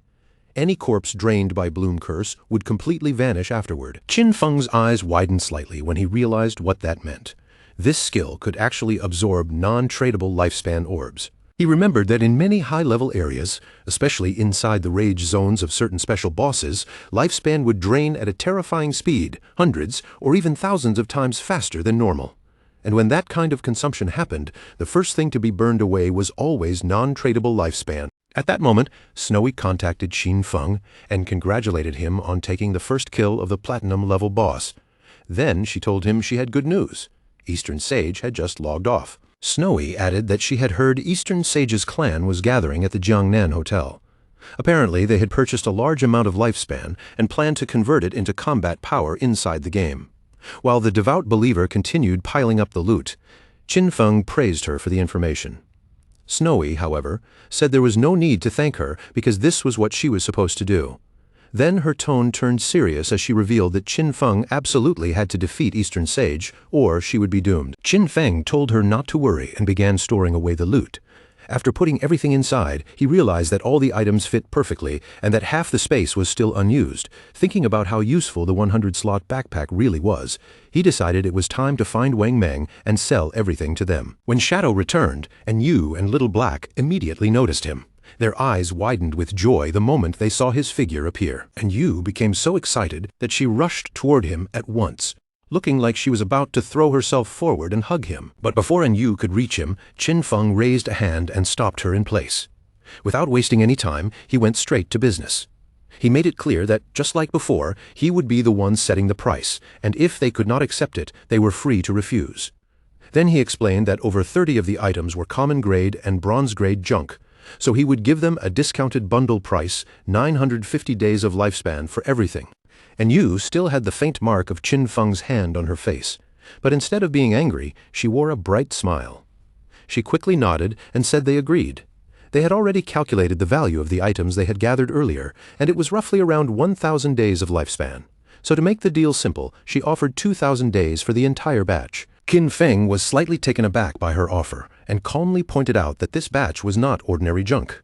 It contained silver-level, gold-level, and even platinum-level items, with a total value reaching about 18,000 days of tradable lifespan, and Yu immediately opened the system window and began checking through the contents. As her eyes moved across the list, her expression changed completely. She could hardly believe there was actually platinum-level equipment inside. After all, she only owned a single piece of gold-level gear herself, so in her mind, only a true boss-level figure would casually sell items of this quality. The more she looked, the more excited she became, realizing that these supplies would definitely speed up Zhongkai City's development. She looked back at Shadow with shining eyes and thanked him again and again. Our boys simply said there was no need to be so polite, since both sides were helping each other. Little Black stared at Shadow with a nervous look, and could not hold back her curiosity, asking how he could possibly have so many inventory slots, and whether he was secretly Doraemon or something. Qin Feng did not answer that directly. Instead, he reminded them that their bags were probably already full, then casually gave them a useful tip. Under the statue in the center of the city ruins, there was a staircase, and that staircase led to a teleportation portal back to the starting town. Qin Feng started walking away from them, but before leaving, he added one more warning. If they wanted to return through that portal, the first use would cost them 500 days of lifespan. After that, returning again would no longer cost anything, but whether it was worth it or not was something they had to decide for themselves. After saying that, he left without looking back. And Yu immediately pointed in Qin Feng's direction with a proud little smile, as if she had just proven her point. She said she had already told them that Shadow had to be a reborn player. Otherwise, there was no way he could know such hidden information. Seeing how excited and certain she looked, Wang Meng became a little uneasy and could not help asking Captain An to please stop acting like that because she was starting to scare him. And Yu's face suddenly turned red.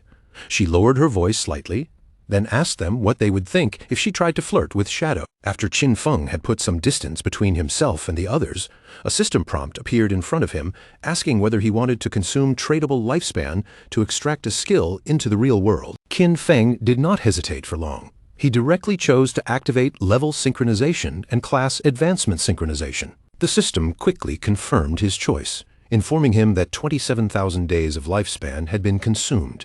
In the next moment, both level synchronization and class advancement synchronization were completed. Qin Feng's heart grew excited, because the next step was skill extraction. He remembered that he had already extracted Shadow Meld once before, but at that time, it was only level 1. This time, he wanted not only to raise Shadow Meld's level in reality, but also to bring out several more of his key skills. First, he spent 1,946 days to raise Shadow Meld to level 10. Then he began extracting skill after skill. Backstab Enhancement cost him 900 days.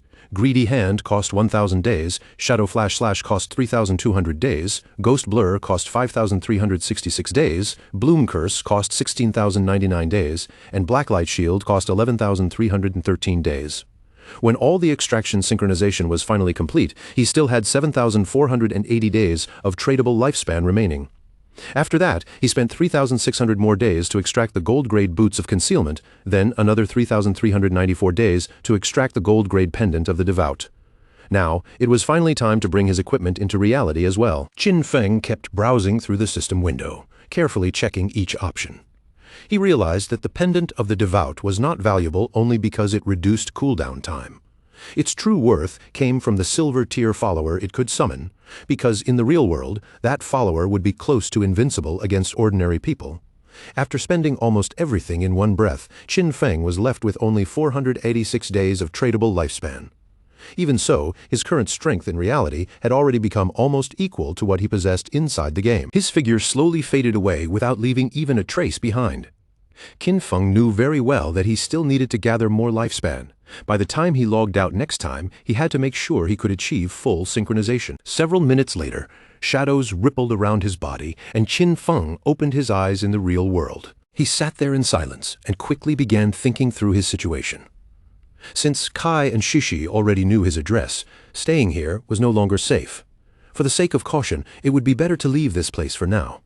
He also knew that extracting the Soul Purification Sanctuary required more than 1,300 years of lifespan. So before he could bring out that hideout, he needed to find a temporary place to stay. A serious light appeared in Qin Feng's eyes.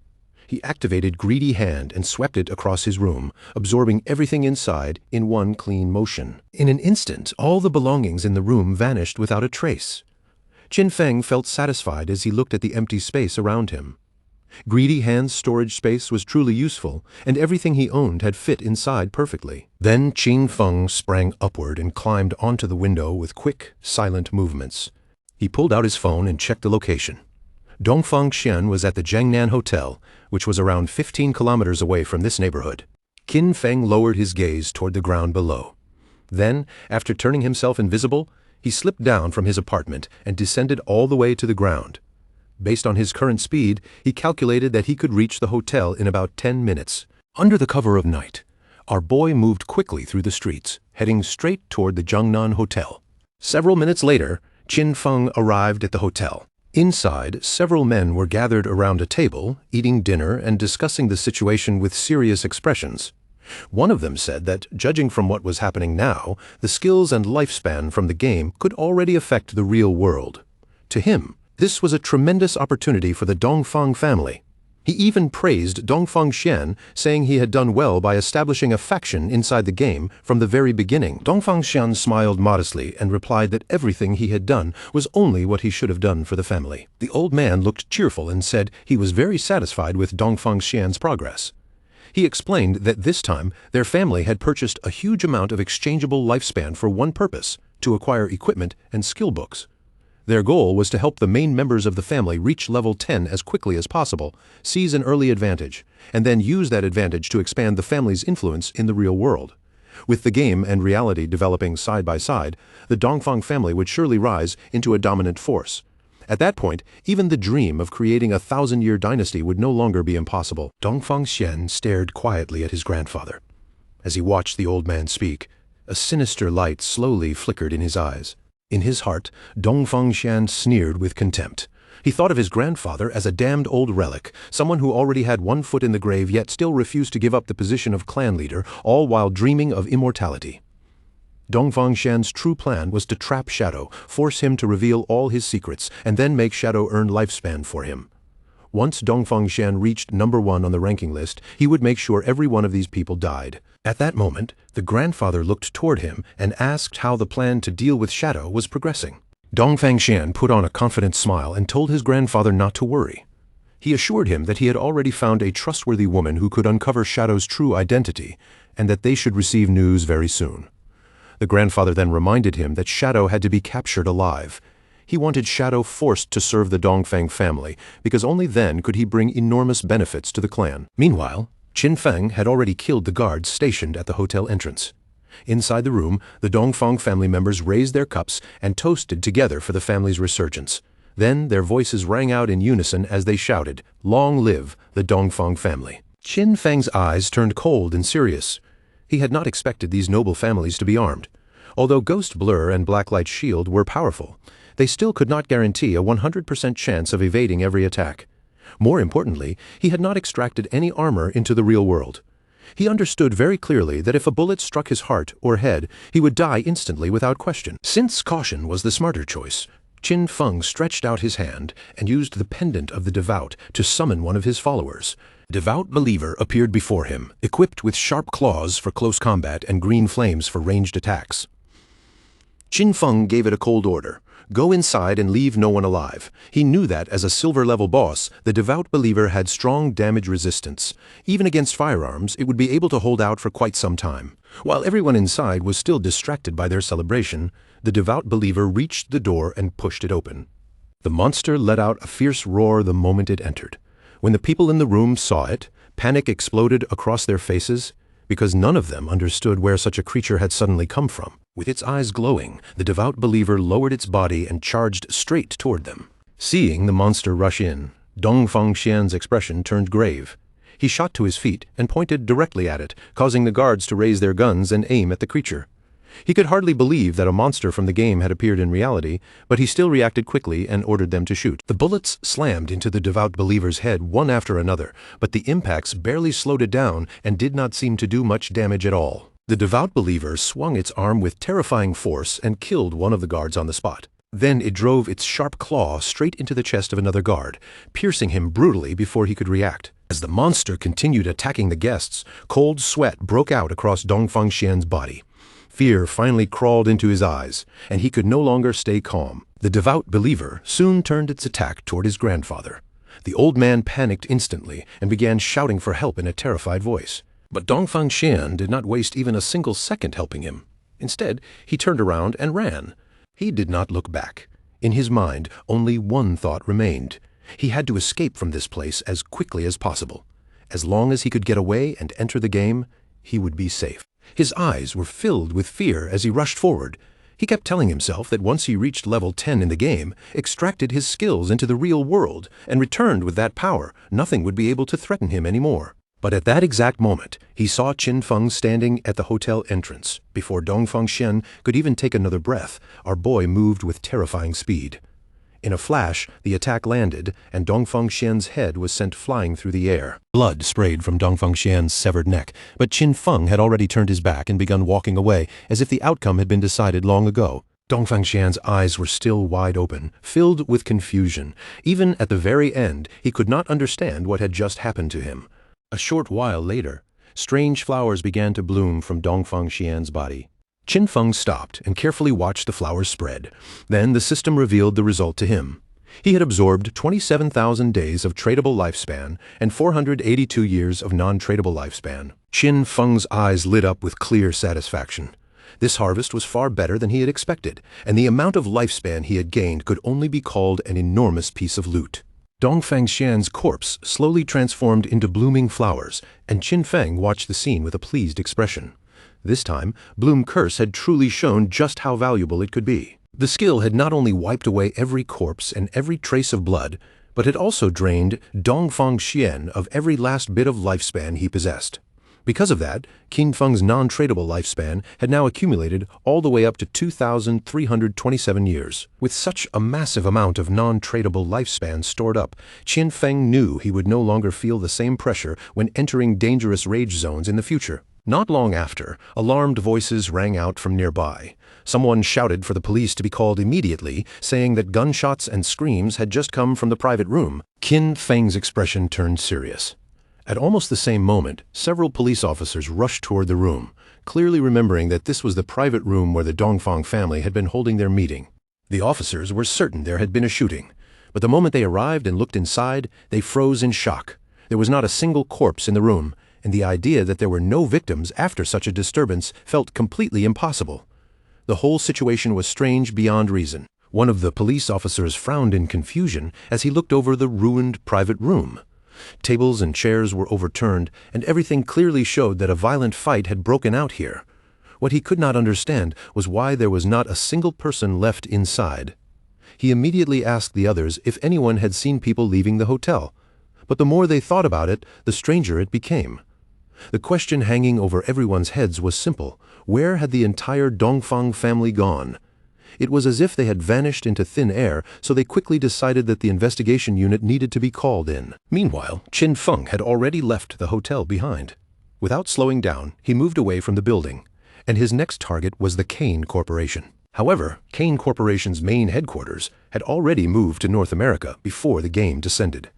At this moment, only the CEO's daughter, Qian Shishi, was still trapped in the Demon City area, and Qin Feng needed to eliminate her before she managed to leave the country. The distance from Zhanghai City to Demon City was nearly 300 kilometers, far beyond what could be covered casually. If Qin Feng relied on running there on foot, the trip would take at least 2 or 3 hours, and to him, wasting that much time was completely unacceptable. Qin Feng prepared to rest for the moment, while already thinking that he needed to find a faster way to get there. Our boy soon returned to the godforsaken game.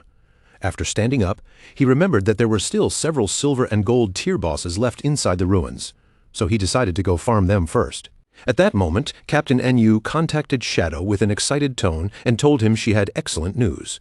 She explained that Sister Hai had just discovered the entrance to a tomb, but a gold-tier vengeful spirit was guarding the place, and their team had no way to defeat it.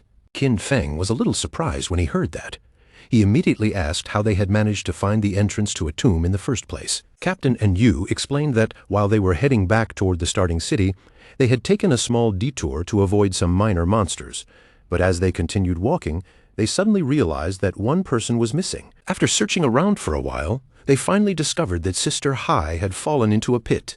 The pit led into a special tomb area where even team chat could not be used. When they followed her down into the pit, they encountered a level 12 gold boss that immediately started chasing them.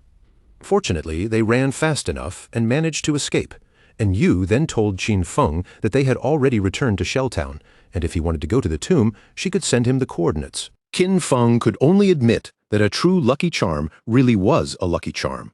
Someone had actually managed to discover a tomb just by taking one wrong step while walking through the city ruins.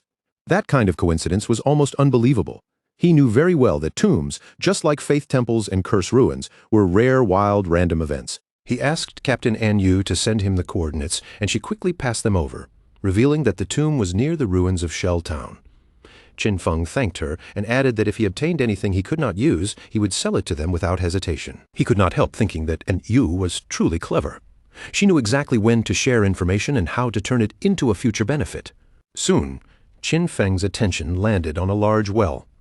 He looked at it with a slightly puzzled expression, wondering if this was really the entrance. The well was so wide and obvious that it was hard to believe someone could simply fall into it by accident while walking. Without a doubt, that girl's Sister Hai was truly one of a kind. Without hesitating for even a moment, Qin Feng jumped straight into the well. A system window immediately appeared, welcoming him to the Tomb of Resentment and informing him that long-range communication would be blocked inside this area. Qin Feng landed at the bottom of the well, steadied himself, and then began walking forward along the dark corridor. At that moment, a massive monster appeared in front of him. It was the Wailing Spirit, a level 12 creature of gold rank. Qin Feng quietly studied the boss in front of him. In his previous life, he had never encountered this particular Wailing Spirit, but judging from its huge body and dangerous appearance, he could tell it had extremely high attack power and a wide attack range. It was clearly the type that dealt physical damage. That also explained why An Yu and the others had fled in panic. The equipment and skill books he had sold them did not increase their defense by much. Even Wang Meng, a holy shield warrior with around 5,000 HP at this stage, would probably lose at least half his health if he took a single hit from this boss. Qin Feng continued watching the boss in silence, fully aware that if that axe landed on him directly, death would be unavoidable. In the next instant, Qin Feng combined Blessed Release with Instant Shadow Slash. His body flashed forward, and with a swift, precise strike, he cut off the monster's arms. He knew this boss had extremely high defense, and Instant Shadow Slash could only deal 80% of its normal damage against it. But that was not a problem. The creature would never be able to endure the follow-up throat-slitting damage from Blessed Release. But right then, the monster's severed arm suddenly began moving toward Qin Feng, and even he felt a flash of alarm. A moment later, the arm exploded. Qin Feng reacted quickly and leapt away from the area just in time. His eyes narrowed in surprise as he realized what it was: a corpse explosion. Qin Feng immediately admitted to himself that he had been careless by not dodging sooner. Fortunately, Ghost Blur had activated at the critical moment. Otherwise, that blast would have already killed him. The boss's corpse soon transformed into Lifespan. Qin Feng suddenly remembered something similar from his previous life. Back then, they had once killed an unknown boss, and one of the team members had excitedly rushed forward to loot the body, only for the corpse to explode and wipe him out instantly. Some entire teams had even been annihilated by boss corpse explosions, though that usually happened with platinum-level bosses and above. He had not expected a mere gold-level boss inside this tomb to self-destruct in the same terrifying way. Qin Feng then activated Greedy Hand and began collecting the loot scattered before him. A string of system notifications appeared. For killing the resentful ghost, a gold-level boss, he gained 1,010 days of tradable lifespan and 20 evolution points.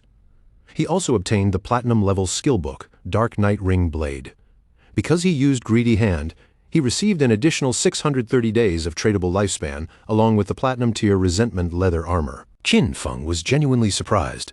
This time, he had actually obtained both a piece of equipment and a skill book that he could use himself. According to the system, Dark Knight Ring Blade was a platinum-tier assassin skill.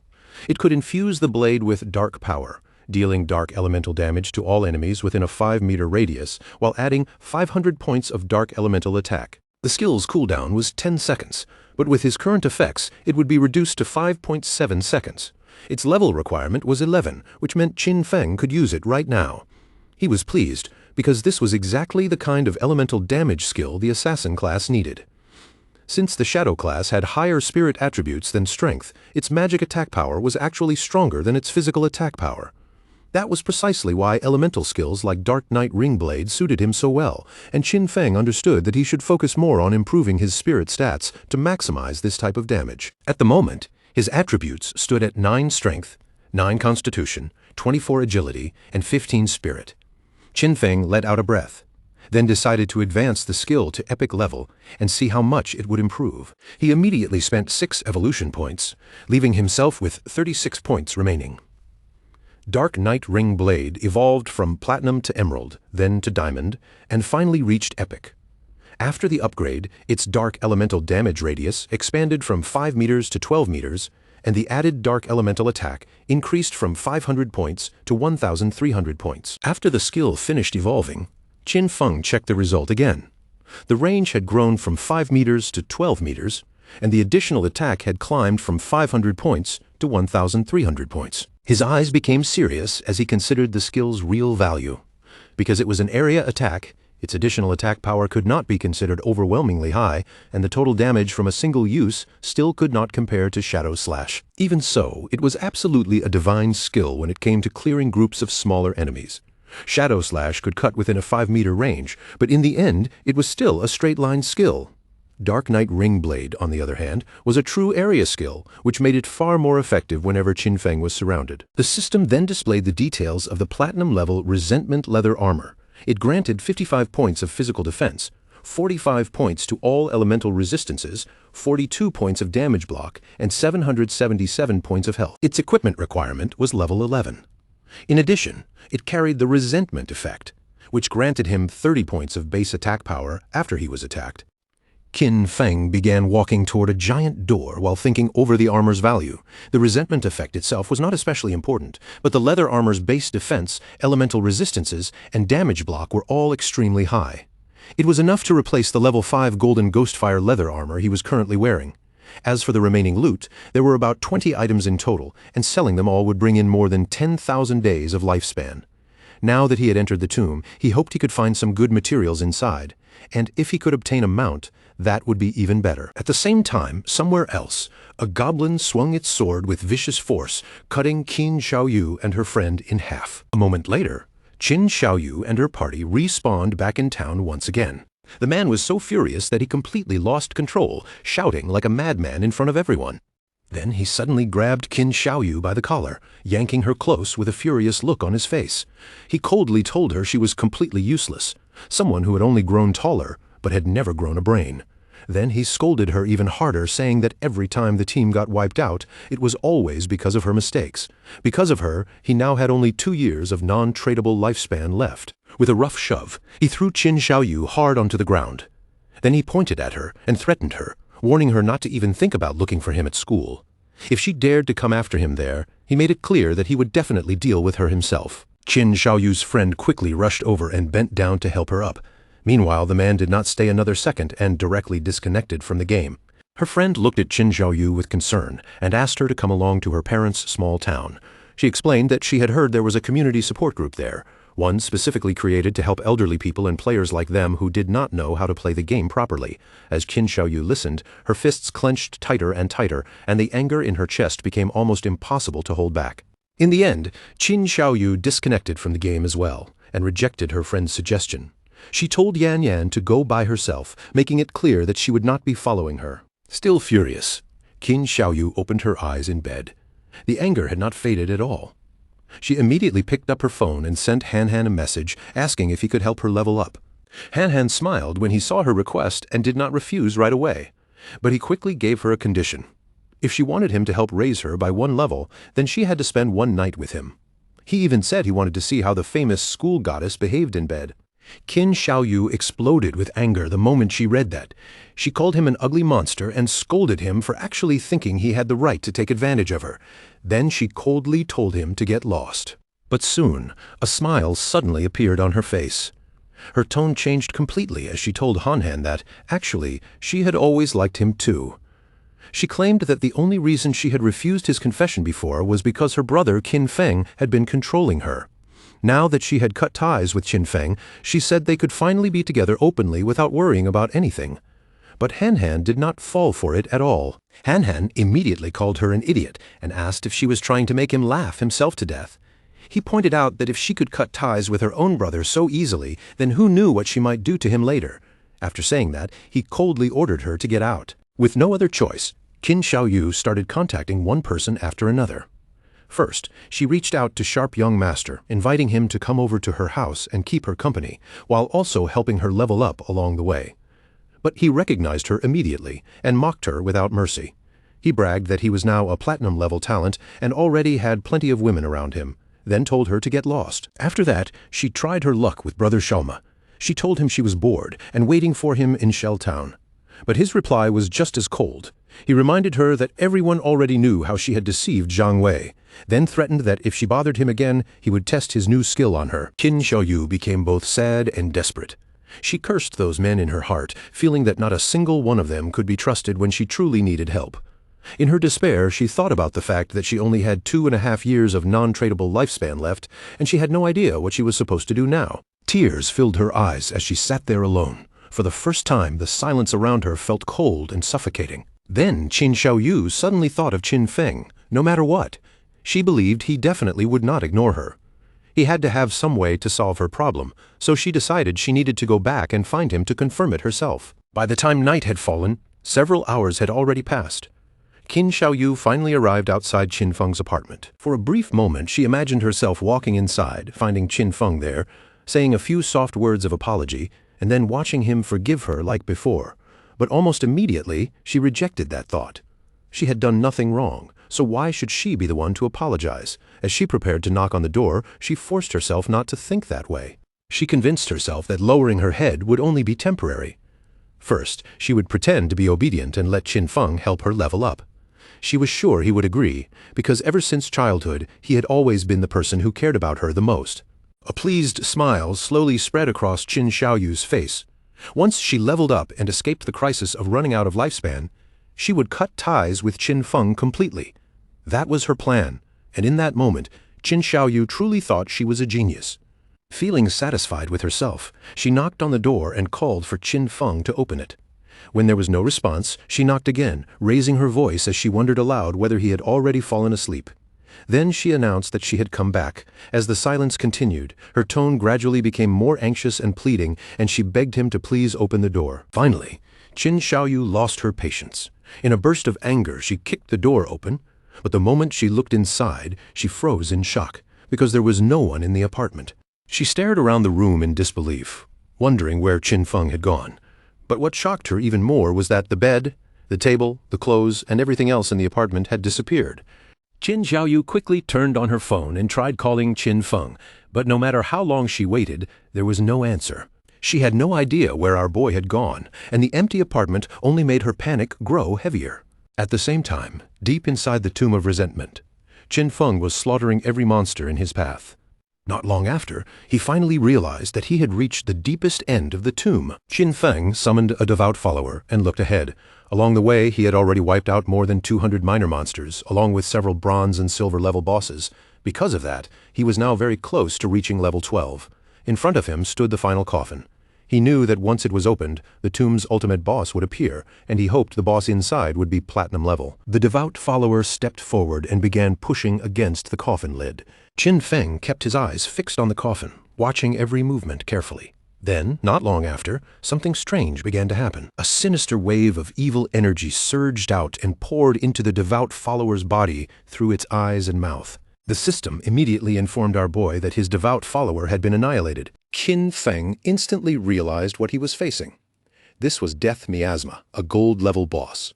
He cursed his terrible luck for running into such a disgusting enemy, because he knew this boss had no physical form, which meant it was completely immune to physical attacks. He remembered that in his previous life, someone had once released this very boss, and the miasma eventually spread all the way to a nearby base. Because of that disaster, countless civilians who had no idea what was happening were either killed or badly injured. Being possessed by Death Miasma was practically a death sentence. Unless a teammate could dispel it in time, or unless the victim belonged to one of the rare classes with special invincibility-type skills, survival was almost impossible. A serious light flashed in Qin Feng's eyes. Without hesitation, he decided to use Dark Night Ring Blade, and shadows immediately began spinning around his body. Thanks to that skill, Qin Feng was finally able to see the boss's true body hidden deep inside the miasma. Qin Feng gripped his dagger and attacked the true body directly. In the next moment, a system window appeared, informing him that he had killed the gold-tier boss, Death Miasma. Qin Feng knew very well that even though Death Miasma was officially classified as gold-tier, its actual strength was clearly above many platinum-level bosses. Unfortunately, its drops would still only be gold-grade. Luckily, the Dark Night Ring Blade he had just learned dealt magic damage, which allowed him to handle this boss. As the corpse turned into lifespan orbs, Qin Feng activated Greedy Hand and collected the loot.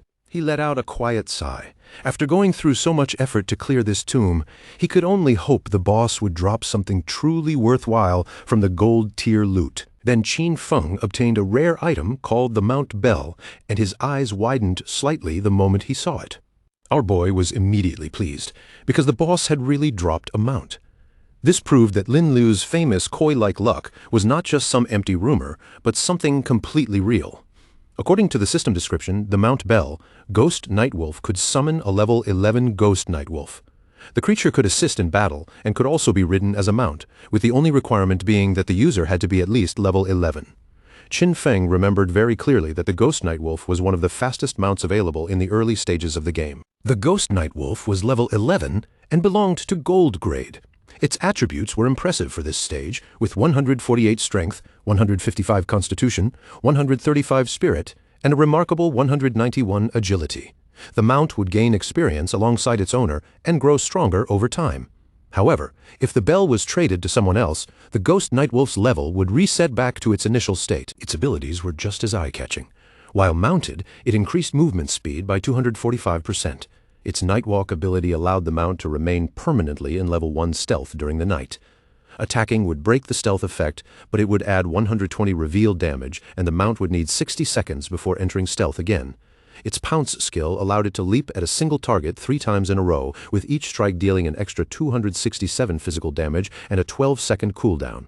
Finally, Wolf Howl could grant allied units plus 35 attack, plus 35 physical defense, and plus 35 all-element resistance for 180 seconds, though it had a 600-second cooldown. Qin Feng understood immediately that this was not just a simple mount, it was also a battle pet that could fight alongside him. And the fact that it came with a stealth ability made this harvest even more valuable. To Qin Feng, this was an enormous gain. Under the cover of night, Qin Feng mounted the Ghost Nightwolf and rode out from the ruins, heading toward his next destination. His plan was already clear. First, he needed to reach level 15 and gather enough lifespan to extract the mount into the real world. Once he logged out of the game again, he would head straight to Magic City to eliminate Kai and Qian Shishi, cutting off any possible future threat at the root. As Qin Feng passed by Zhanghai Coliseum, he remembered that the place covered an enormous area. It also had 2 additional underground levels, forming a complicated labyrinth beneath the surface. The entire place was crawling with monsters, which made it exactly the kind of area Qin Feng needed. For him, this was not a danger zone, but the perfect hunting ground to raise his level as quickly as possible. The ghost Nightwolf moved with light, nimble jumps, carrying Qin Feng up along the wall of Zhanghai Coliseum. The top of the massive structure was packed with powerful monsters, each one giving off a dangerous aura. Those monsters soon noticed him. One after another, their eyes turned toward our boy, locking onto him from the shadows of the Coliseum wall. The ghost Nightwolf suddenly bent its legs and leapt forward, launching itself from the high wall with incredible speed. Qin Feng and his beast dropped from above together, descending straight from the sky toward the crowd of monsters below. A sharp light flashed in Qin Feng's eyes. His expression became calm but determined, as if the entire battlefield had already fallen under his control. Then he activated Shadow Instant Slash. His figure blurred through the monsters like a streak of darkness, and our boy began cutting them down one after another in a brutal massacre. At the same time, in another part of the ruins, Yu was also fighting. With her sword in hand, she struck down one of the monsters roaming the area. The monster's corpse dissolved into lifespan, and Yu finally let out a small breath of relief as the pressure on her shoulders eased a little. Her teammate, Ma Neiliang, the son of a department head in Zhanghai City, immediately began clapping and praising her. He said that Captain An truly lived up to her reputation and that her damage was simply insane. He praised the hidden class dragon swordsman as incredibly powerful, then openly declared that Yu was absolutely the woman he had set his sights on. But Yu only looked at the fallen boss and said that this gold boss was merely level 8, yet they had still spent more than 10 minutes fighting it. Because of that, she really could not understand how Shadow had managed to solo kill a platinum boss. Ma Neiliang kept praising her. But when it came to Shadow, his tone turned dismissive. He said Shadow was nothing more than a stealth-type assassin who relied on hiding and slowly grinding bosses down. In his eyes, that kind of fighting style could never lead someone to true greatness. Deep down, he felt pleased, because he knew Yu had no powerful background supporting her. With his status as the son of an official, subduing her would be easy. Yu, however, glanced at him and asked whether a mediocre archer like him would not be even better suited for slowly wearing down a boss. Ma Neiliang immediately lost his balance and fell backward onto the ground. Sitting there awkwardly, he quickly explained that he was an upright person and would never lower himself to doing something like that. Then his expression turned serious. He said he had heard that Shadow had an extremely terrible character and was a ruthless killer in the real world. He also claimed to know a hunter from the Metropolitan Police who already possessed level 3 anti-stealth skills. Because of that, he suggested setting up a trap, uncovering Shadow's real-world identity, and then taking control of him afterward. In Ma Neiliang's view, someone like Shadow could only be trusted if he was forced to work under their organization. Otherwise, incidents like Song Fei and Zhang Lai would continue happening again and again. He even said he was already tired of cleaning up Shadow's messes. Hearing this, Yu and Wang Meng exchanged a look, and then both of them started laughing at Ma Liang. They asked him if he truly still did not understand the situation. It was not that Shadow had begged them to clean up after him. In reality, they were the ones who had to follow behind and clean up what Shadow left behind, because only by doing that could they make sure their interests stayed aligned with his and maintain cooperation. Then they reminded him of Shadow's achievements, the world's first solo kill of a gold boss and the world's first solo kill of a platinum boss. Ma Neiliang's face twisted with anger. To him, Shadow was still nothing more than a fragile assassin. He snapped back, asking why they could not control Shadow as long as their anti-stealth level could keep up. Then he scolded them as a bunch of nobodies, furious that they dared to lecture him. After that, Ma Neiliang turned toward Yu and told her to watch carefully. He declared that he would ruin Shadow's reputation and capture him himself. When that day came, he said Yu would be kneeling in front of him, apologizing and begging for his forgiveness. Wang Meng ignored Ma Liang's boasting and turned to Yu, asking what loot the boss had dropped. Yu checked the reward and replied that it had dropped a piece of gold-tier equipment meant for a priest. There was also one piece of silver-tier equipment and a silver-tier skill book. And Yu touched her chin thoughtfully, remembering how Shadow usually sold them several pieces of gold equipment and sometimes even platinum gear. That made her wonder just how many bosses he had actually killed, or maybe his talent was related to treasure hunting and all those items came from opening chests. Wang Meng's expression gradually turned serious, and he admitted that he was a little worried. And Yu looked at him in confusion. Wang Meng then brought up the Zhongnan restaurant case, the incident where the entire Dongfeng family had been killed during a gathering. Then Wang Meng raised a disturbing possibility.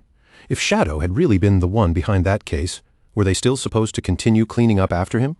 He admitted that he still did not fully understand Shadow's personality, and what worried him most was the possibility that Shadow might actually be a ruthless serial killer in real life. And Yu naturally knew about that case as well. The higher-ups were taking the matter very seriously, and almost everyone was privately speculating whether the whole thing had something to do with Shadow. But An Yu only smiled with confidence. She said that even if Shadow really had been responsible for that case, she would still choose to cooperate with him. And even if the higher-ups refused to clean up what he left behind, she would personally stand on his side. Wang Meng looked even more confused and asked her why. And Yu simply replied that the real question was, who would not want to support Shadow? Just then, one of their subordinates appeared and reported that they had found a place up ahead that looked like an arena. However, every monster inside had already been killed. The subordinate's face was serious as he explained that bodies were scattered everywhere. He had no idea which party had been powerful enough to clear out all the monsters in that arena. The moment An Yu heard that, she became visibly happy and immediately decided to go check the arena herself. Seeing her reaction, Wang Meng became even more puzzled. Soon, they arrived at Zhanghai Coliseum. The moment they stepped into the area, they saw lifespans scattered across the ground in large amounts. Everyone was stunned by the unbelievable amount of loot in front of them. There had to have been hundreds of smaller monsters here, and that made them wonder what kind of party could possibly clear this entire place. Captain An Yu, however, was certain that Shadow had been here. With that in mind, she suggested they search the surrounding area because they might be able to run into him. Ma Liang immediately questioned why she was so sure it had been Shadow. Captain An Yu answered calmly that the reason was simple. Shadow was number 1 on the leaderboard. Their own party was right behind him. And if even they could not accomplish something like this, then it could only have been Shadow. Ma Liang was furious and argued that he also had invisibility, so he could do the same thing if he simply spent more time. That was all there was to it. And Yu ignored his anger and smiled as she contacted Shadow. Since he had cleared so many monsters, she guessed he must have plenty of gear and skill books he did not need, so she directly proposed that he sell those items to them. At that exact moment, Ma Liang's eyes suddenly widened in surprise. Qin Feng appeared behind him, seated calmly on the back of the ghost Nightwolf. The sight of the wolf startled Ma Liang so badly that he dropped onto the ground, landing on his backside. On the other side, Captain An Yu's eyes lit up with excitement as she quickly asked Qin Feng where he had gotten a mount. Qin Feng replied calmly that it was thanks to the coordinates Little Black had given him that he had managed to obtain this mount. When Little Black heard that, her face immediately flushed red. She lowered her gaze a little and softly said there was no need to mention it. Qin Feng then decided to make a deal with Captain An Yu. He suggested that she take all the items scattered on the ground as one full package, with the conditions staying the same as usual. An Yu nodded and said she understood. If she was not satisfied, she simply did not have to buy it. She already knew very well that Shadow's prices had always been fair. While they were talking, Ma Liang stood nearby with rage building in his chest. His eyes widened, and his expression grew darker by the second. He felt completely humiliated by Shadow's sudden appearance and the way everyone treated him. In his heart, Ma Liang swore that he would make all of them pay for this insult. Mounted on the ghost Nightwolf, Qin Feng continued moving forward through the ruins, leaving the others behind as he advanced deeper into the area. According to the system chart, Qin Feng had already reached level 13. Below him, at level 10, were Justice Enforcement and Wang Meng, while Black Goblin Big Liza had also appeared at level 10. Our boy now had 245 years of tradable lifespan and 255 evolution points. Qin Feng felt pleased because after clearing the arena ruins this time, he had obtained a fairly good gold-grade skill book. The skill book was called Silent Concealment. It was gold-grade and allowed the user to enter stealth while remaining completely still. As long as they did not attack or move, they could stay invisible indefinitely. Attacking from this state added 300 points of detection penetration damage. The cooldown was 120 seconds, and the required level to use it was 13. Qin Feng immediately realized that this skill did more than simply strengthen his stealth. Its true value was that if he used it in reality and combined it with the invincible state from the game, he could make himself disappear completely in the real world. Without wasting time, he decided to evolve the skill book to epic level, consuming 11 evolution points. The skill quickly improved, rising from gold to platinum, then to emerald, then diamond, and finally epic. After the upgrade, the extra damage from a stealth penetration attack increased from 300 points to 800 points. At the same time, the cooldown dropped from 120 seconds to 60 seconds. Once that was done, Qin Feng decided to evolve some of his other skills as well. First, he spent 34 evolution points to raise Venomous Dart to epic level. The skill advanced from emerald to diamond and finally to epic, and its effects improved greatly. Its maximum range grew to 20 meters, its on-hit attack damage increased to 400, and it now applied the Venom status. That status dealt 100% damage per second for 5 seconds, had no weakness bonus, and could not stack. After that, Qin Feng invested a massive 200 evolution points to upgrade Graceful Release to mythic level. Once it evolved from legendary to mythic, its weakness attack bonus surged to plus 300%, and its weakness attack multiplier doubled, while its level remained at 5. Its active use now applied the Throat Slash effect, dealing 200% of the attack's damage every second for 3 seconds. Its cooldown was also reduced to just 15 seconds or 9.7 seconds after his bonuses.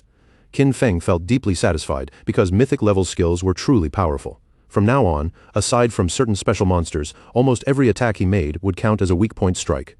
Then he took out the necklace, examined it carefully, and decided it was time to evolve it as well. This was the Deceiver's Pendant, a platinum-grade assassin accessory. It granted 45 points of physical attack, 20 points of strength, and 20 points of constitution. Its equipment requirement was level 13, and it also had a special effect that increased stealth level by 1. After combining the effects of his skills and equipment, Qin Feng realized that his stealth level had now reached level 4. At this stage, he was convinced that no one could detect him. In addition, he also had the item Shadow Veil.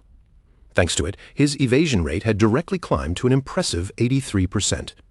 This gold-tier Shadow Veil was assassin-type equipment, granting 5 points of constitution, 5 points of spirit, and a 32% evasion rate. Right at that moment, a small explosion suddenly rang out nearby. Qin Feng immediately stopped moving, turning his attention toward the source of the sound to find out what had happened. And as he turned around, something began slowly emerging from the darkness. The creature standing before them was a towering boss, its arms made from heavy chains, and where hands should have been, 2 razor-sharp blades gleamed like execution weapons. Qin Feng recognized her almost immediately. This was the Steel Saintess, and the moment he realized it, a question flashed through his mind: what lunatic had actually dared to release a boss like this here? Memories from his previous life rushed back. Back then, the Steel Saintess had appeared among the ruins of Zhanghai City, and more than 1,000 players had joined forces to hunt her.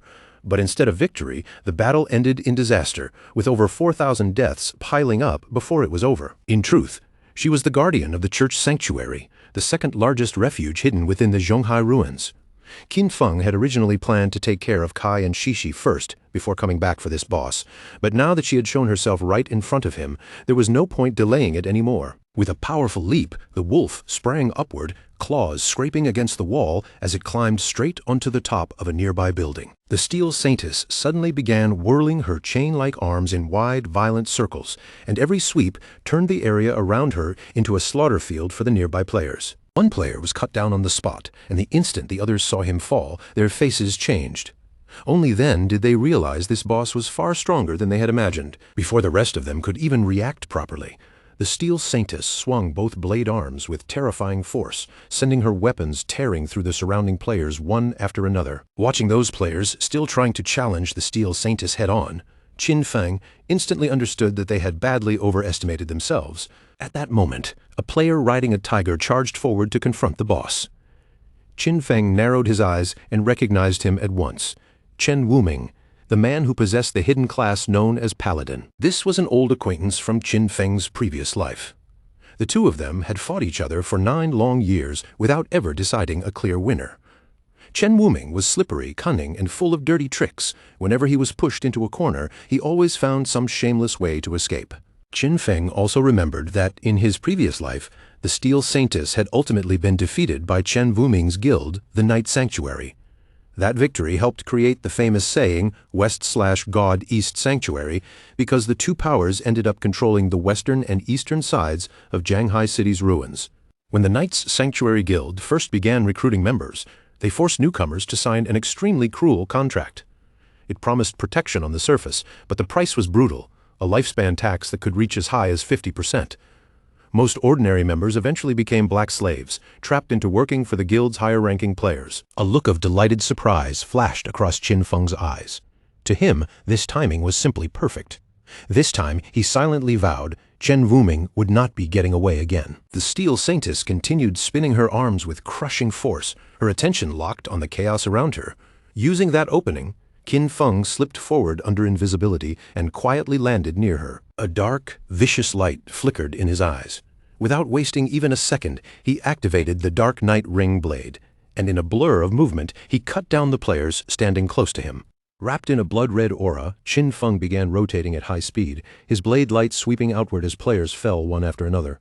Seeing his own people being wiped out so suddenly, Chen Wuming froze in disbelief. The moment he realized the attacker was Shadow, Chen Wuming shouted at him in confusion, asking why he was killing his men when they had no grudge or hatred between them. Qin Feng appeared silently behind him, his gaze cold and filled with killing intent. Then, in an almost absurdly calm voice, he replied that it was because he did not eat beef. Hearing such a strange answer, Chen Wuming's eyes widened with fear. With an icy and arrogant expression, Qin Feng launched instant Shadow Slash. In the next breath, Chen Wuming was cut down before he could make another move. After that, Qin Feng raised his hand and immediately released the skill Blooming Curse. Not long afterward, the players who had been killed reappeared back in their town after respawning. Chen Wuming was burning with rage, unable to understand what Shadow not eating beef had anything to do with them. Beside him, one of his subordinates suddenly panicked because his lifespan had dropped all the way to 0. Chen Wuming immediately realized this had to be the effect of one of Shadow's skills. He decided they would gather their forces and strike back, but before that, they needed to move somewhere else to level up and recover the lifespan they had lost. Among the players who had respawned with them, Qin Zhaoyu was also there. She could not hold back her tears as fear and confusion overwhelmed her. She kept wondering why Shadow had targeted her directly, especially now that her remaining lifespan was already on the verge of being completely exhausted. At the same time, the system notified Qin Feng that his Flower Bloom Curse had absorbed 4 days of tradable lifespan and 1 full year of non-tradable lifespan from Xiaoyaoya.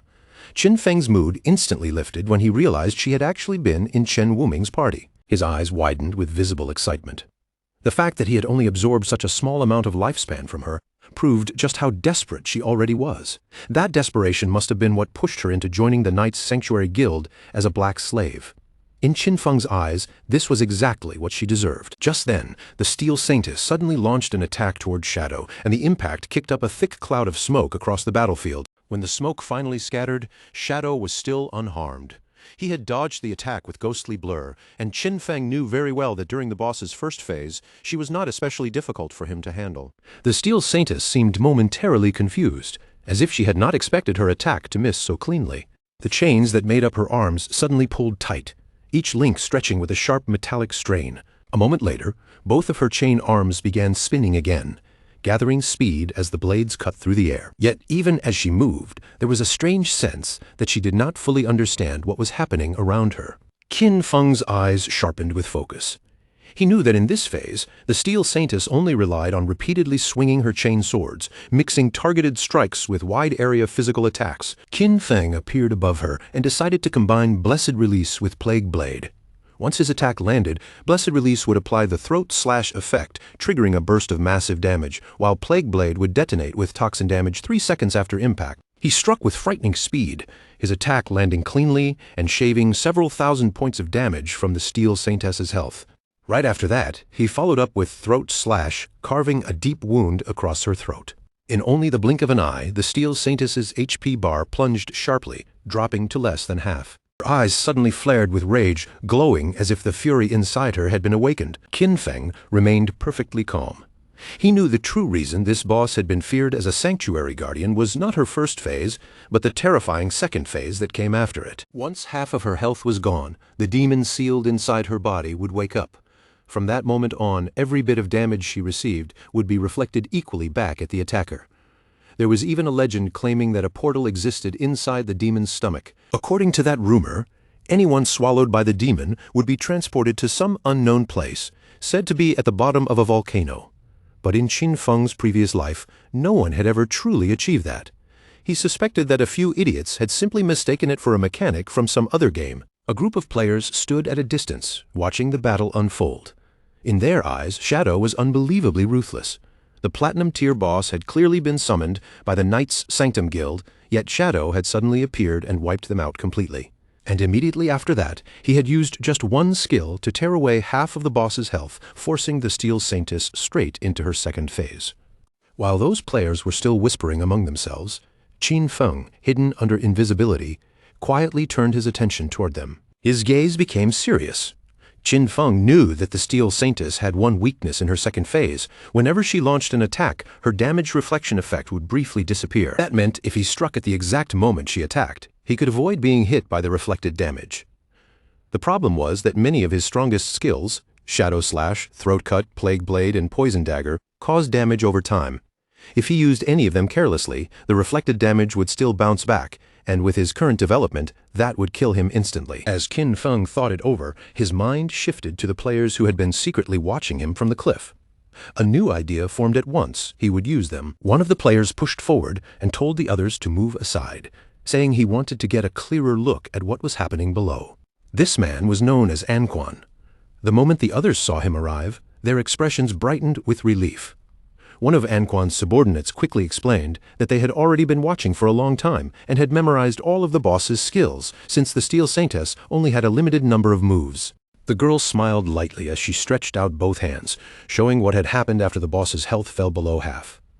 At that exact moment, the boss suddenly stopped moving, and subtle changes began appearing across her body, almost like new abilities were awakening. But right as the boss entered her second phase, Shadow vanished from sight as well. Anquan stared at the scene in disbelief, unable to accept that Shadow had been fighting such a boss completely on his own. A furious light immediately flashed through Anquan's eyes. His expression darkened, and without wasting another second, he turned to his subordinate Zhao Tu and ordered her to activate Red Eye, telling her to confirm whether Shadow was still hiding somewhere nearby. Zhao Tu gave a quick nod, her face turning serious at once. She focused her attention forward and began channeling her ability, preparing to search the area carefully. A small rabbit soon appeared beside her, formed from her power. It darted across the ground and ran close to the boss, moving so quietly and naturally that it did not draw the boss's attention at all. After searching for a while, Zhao Tu finally reported that she still could not locate Shadow anywhere. From what she could tell, he had most likely already left the battlefield. When Anquan heard that even her level 3 anti-stealth ability had failed to detect him, his face tightened. In his mind, that could only mean Shadow was gone, because he refused to believe that anyone could actually possess level 4 invisibility. Without another word, Anquan suddenly leapt from the building and dropped straight down toward the ground below. Zhao Tu watched him move so abruptly, and for a moment, confusion flickered across her face. Before leaving her position, Anquan told Zhao Tu to keep her eyes locked on the area. If Shadow appeared again, even for a second, she had to warn him immediately. Zhao Tu nodded in response. Anquan then landed on the ground, steadied himself, and slowly drew his swords, his posture shifting into that of someone ready to enter battle. Excitement lit up in Anquan's eyes, and a confident smile spread across his face. To the surrounding players, challenging a Platinum Tier boss alone looked no different from throwing his life away. But then someone in the crowd recognized him. That player remembered seeing Anquan back in the starting town, where he had taken down a Gold Tier boss without suffering even a single scratch. Soon, people began whispering about his class, Soul Warrior, a class that granted him 100% dodge whenever he rolled. This was none other than the famous player known as Safety First, and rumors said he had once been a top global streamer for Souls-type games known for terrifyingly fast reflexes. The boss quickly noticed his presence. Her attention shifted away from everything else and locked directly onto Anquan. In the next instant, the boss launched her attack. Her sharp, blade-like arms sliced through the air as she struck toward him with deadly speed. Fortunately, Anquan reacted just in time. His body dropped low, and he slid across the ground, narrowly slipping past the attack as the blade missed him by a hair. The boss immediately formed arms made of pure energy, raising them high before trying to crush Anquan into the ground. But Anquan rolled again at the perfect moment, slipping out from under the blow and avoiding the impact once more. When the boss reached out and tried to grab him directly, Anquan did not panic. He rolled away again, creating distance between them and escaping her grasp before she could close her fingers around him. His subordinates could not hold back their excitement and began praising him loudly. They were stunned by how cleanly he dodged every attack, and even more impressed by how calm he remained under pressure. What amazed them most was his discipline. He never got greedy for one extra hit, never overextended, and every move looked controlled and brilliant. One of them smiled in admiration and said Anquan was truly incredible, perfectly avoiding every strike the boss threw at him. What made it even more unbelievable was that slash effects kept flashing across the boss's body at the same time, making him wonder whether the Soul Warrior class was really that terrifying. The black-haired woman then explained with a curious look that every time Anquan rolled, he triggered the Soul Warrior's special passive counterattack mechanic. In other words, each perfect dodge was not just an escape, it also struck back at the boss. That was why the boss's HP kept falling every time Anquan rolled away. Xiao Tu smiled and made it clear that perfect dodging was only the most basic part of Anquan's strength. What truly made him dangerous was the brutal offense hidden inside his movements. Every attack landed with sharp precision and heavy force, turning what looked like defense into a relentless assault. With his timing and skill combos, Anquan was not merely untouchable, he was lethal. His defense kept him alive, but his offense was what ended battles quickly. The boss grew increasingly frantic as she tried again and again to catch Anquan, her attacks chasing after him without ever quite landing. Confidence shone in Xiao Tu's eyes as she continued explaining. If Anquan successfully triggered a dodge during his roll, then his next attack would ignore 50% of the boss's defense, making every counter even more dangerous. At that moment, Anquan suddenly turned back to face the boss head-on. Blue energy began rising from his body, wrapping around him like a surging aura. The instant his subordinates saw that striking effect, they realized what it meant. This next blow was not going to be ordinary. It was definitely going to deal 4-digit damage. Anquan's eyes gleamed with excitement, and the smile on his face grew even sharper as he prepared to strike. Before the boss could properly react, Anquan unleashed the powerful attack he had been building up. His body moved with the grace of a dance, and in a flash, one strike split into 3 shadow-like arcs, rushing forward with the speed and brilliance of falling stars. With complete control, Anquan drove his swords through the openings in the boss's defenses, carving deep wounds with frightening accuracy. In just the blink of an eye, the boss's HP bar dropped all the way below half. His subordinates immediately burst into applause. Before they had even fully realized what had happened, the boss had already been pushed down to only 1/3 of her health. Anquan turned his back to the boss with absolute confidence, a proud smile spreading across his face, as if victory was already in his hands. But right at that moment, a sudden burst of powerful slashes tore through him from behind, dealing more than 34,000 points of damage in an instant and killing him on the spot. His subordinates immediately fell into panic. None of them could understand why Anquan had died, because they were certain he had dodged all of the boss's attacks. What confused them even more was that, although their skills had clearly hit the boss, her health did not fall from that final blow, even though they had all seen her HP drop sharply just moments earlier. Not far from the battlefield, Qin Feng stood quietly, watching everything unfold from the side. His gaze moved toward Anquan's lifespan orbs. Without making a sound, Qin Feng silently observed them and, in his heart, thanked Anquan. Because of Anquan's constant showboating, the boss had been forced to reveal many of her attacks and patterns. Joy flickered in Qin Feng's eyes. During all that chaos, he had actually been attacking non-stop from the shadows, steadily grinding the boss's health down until it finally reached 1/3. The Soul Warrior's flashy moves had indeed dealt some decent damage, but in the end, Anquan's own performance had pushed him straight into death. Because of the nature of his class, it was basically impossible for Anquan to defeat the Steel Maiden. When he rolled, he could not directly attack, and when he did attack, he was struck by reflected damage. For him, this boss was like a perfect curse. The boss began turning around, and Qin Feng's eyes immediately locked onto her movements. He instantly realized that the situation was turning bad. With her health already so low, the boss was clearly trying to retreat back into the church sanctuary. If she managed to return there, she would recover completely, and every bit of damage they had worked so hard to deal would become meaningless. Qin Feng silently glanced toward Anquan's remaining subordinates. Then his expression grew sharper, and a serious light appeared in his eyes. He understood that the Soul Warrior's sudden death had frightened them badly. There was almost no chance they would dare attack the boss again. But if the boss did not take action, her damage reflection effect would not disappear either. At this point, Qin Feng knew he had to get serious. Qin Feng landed directly in front of the Steel Maiden, blocking her path. No matter what, he could not allow her to return to the sanctuary. The other players were shocked the moment they saw him appear. To them, Anquan had only been a clown showing off, while Shadow was the true monster on this battlefield. Just thinking that all those cuts on the boss's body had actually come from Shadow moments earlier made them feel a chill. Xiao Tu was even more stunned. Her level 3 anti-invisibility had completely failed to detect him, which could only mean one thing. Shadow's invisibility was level 4 or even higher. One of the players suddenly fixed his eyes on Anquan's lifespan orbs. Greed flashed across his face, and his mouth nearly watered when he realized the Soul Warrior's loot was still lying there on the battlefield. In that instant, he began thinking of a way to snatch it back. Determination shone in Qin Feng's eyes as he activated Black Light Shield. A golden barrier appeared around his body, forming a 10-layer shield, with each layer capable of blocking 1 instance of damage. The Steel Maiden's attention shifted fully onto Qin Feng. Her arms twisted and transformed once again, hardening back into deadly blades. She struck without hesitation, and Qin Feng immediately understood that this was the exact opening he had been waiting for. Qin Feng activated Instant Shadow Slash, his figure flashing forward as a series of rapid cuts tore toward the boss. After the exchange, Qin Feng stared closely at the Steel Maiden. His Black Light Shield now had only 7 layers remaining. He clearly remembered that out of the 9 strikes from Instant Shadow Slash, the final 3 had landed right after the boss's attack ended, during her damage counterattack phase. If those 3 hits had not been blocked by Black Light Shield, he would already be dead. The Steel Maiden then began gathering energy in her abdomen.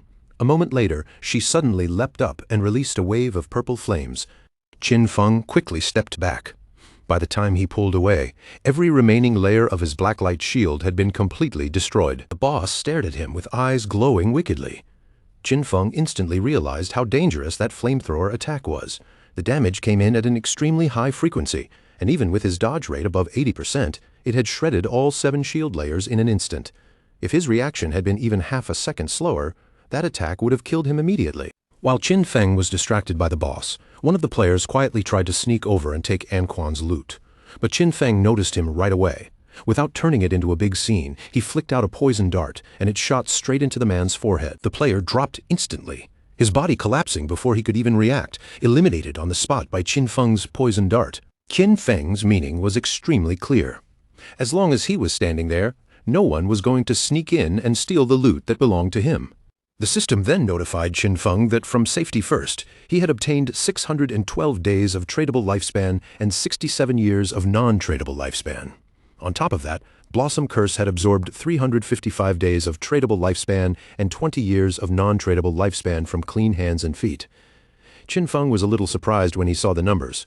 Safety first had carried an unusually large amount of lifespan, which most likely meant he had never died before. That made him seem rather interesting, so Qin Feng decided not to use Blossom Curse on him for now. The Steel Maiden let out a furious roar, her voice shaking through the area, but Qin Feng's expression stayed calm as he faced her. He knew very well that from this point on, he would have to depend on Black Light Shield and regular Shadow Slash, slowly wearing her down bit by bit instead of rushing recklessly. The Steel Maiden struck with terrifying force, but Qin Feng pulled himself out of her attack range just in time. Her hands smashed heavily into the ground instead, sending impact through the floor. This method was not the fastest way to deal damage, but compared to risking his life, it was much safer. While Qin Feng continued clashing with the boss, Xiao Tu watched from the side with growing shock in her eyes. She had not expected Shadow to fight with such fierce pressure and control, and she could not help wondering what kind of skills he actually possessed. Before this, she had never understood how he managed to take so many first kills, but now that she was seeing him fight with her own eyes, she was fully convinced of his strength. A sharp light flashed through Qin Feng's eyes, and his resolve tightened. He decided that it was finally time to finish this battle with one last strike. Qin Feng moved in an instant, his figure cutting across the battlefield like a shadow. His blade tore through the Steel Maiden's body again and again, slicing her apart as if her defenses meant nothing.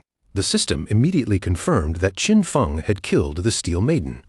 As a reward, he received 48,000 experience points, 120 evolution points, and the Church Sanctuary key. The surrounding players were completely stunned. They could hardly believe that Shadow had really taken down the boss by himself. but at the same time, they finally understood why he was ranked first on the leaderboard. Qin Feng calmly collected the drops with greedy hand. Among the loot, he obtained an assassin-type emerald-tier leather armor piece called Black Flame's gift-piercing leather armor. This armor granted 95 points of physical defense, 120 points to all elemental resistances, 77 points of damage reduction, and 77 points of constitution. Its special effect, Black Flame's gift, could apply a stack of Black Flame status whenever Qin Feng attacked or was attacked with a maximum of 5 stacks. Each stack reduced the target's defense and elemental resistance by 7%, though the effect would be weaker against Emerald-tier bosses or anything above that level. Qin Feng felt quite satisfied. Just this one piece of Emerald-tier equipment already gave better defensive value than the full armor sets most players could gather. Even better, the Black Flame's gift effect could weaken both defense and elemental resistance, making it far more useful than the loot dropped earlier by the Soul Purifier. He also obtained an Emerald-tier skill called Assassin's Instinct. This skill allowed him to partially sense the outline of invisible units, while also granting 2 points to his anti-invisibility level. After looking it over, Qin Feng immediately decided to upgrade it. The upgrade process consumed a total of 33 evolution points, leaving Qin Feng with 97 points remaining. Assassin's Instinct rose step by step from Emerald to Diamond, then to Epic, and finally all the way to Legendary tier. As it evolved, the anti-invisibility bonus increased from 2 points to 5 points. Once it reached Legendary tier, it gained an additional effect that allowed him to sense a target's weak points with even greater sensitivity, giving him a 50% critical hit damage modifier. In other words, this anti-invisibility skill had become a Legendary tier ability with level 5 anti-invisibility and a 50% critical damage boost. When combined with the passive effect of Graceful Deliverance, his total bonus reached 350%. Now, even with his eyes closed, Qin Feng could still strike directly at an enemy's weak points. With 97 evolution points still left, Qin Feng decided to evolve Ghostly Blur to Legendary tier next. This upgrade consumed 80 points, leaving him with only 17 remaining. In return, Ghostly Blur advanced from Epic to Legendary, increasing its passive evasion rate from 75% to 85%. Even more importantly, every time evasion activated, Qin Feng would now gain complete immunity to that instance of damage. At that moment, Captain Anyu and the others arrived. She greeted Qin Feng right away and casually asked whether any good loot had dropped. Qin Feng looked at her with slight confusion, not quite understanding what had gotten into Anyu. Captain Anyu smiled and said she had not checked the leaderboard earlier, so she had never expected him to reach level 13 in just one night. To her, that speed was simply insane. Wang Meng added that they had been grinding non-stop the entire night, yet they had not even reached halfway through level 11. Compared to them, Qin Feng's leveling speed was completely unreal. Captain Anyu immediately smacked Wang Meng on the head, scolding him and telling him not to talk nonsense. In her mind, it was only natural that men leveled up faster. Qin Feng was still a little confused by her reaction, but he went ahead and explained that he had indeed gotten some loot. He had already appraised everything together, and the total value came to 45,000 days of lifespan in one complete package. Captain Anyu decided to hand over the lifespan, and the system soon confirmed that the transaction had been completed. Then Qin Feng's expression turned more serious. He told her that he had another valuable item for sale, and asked whether she knew anything about hideouts. A smile slowly appeared on Captain Anyu's face as she said they had already heard some information about hideouts. She explained that inside the ruins of Zhonghai City there were no true safe zones.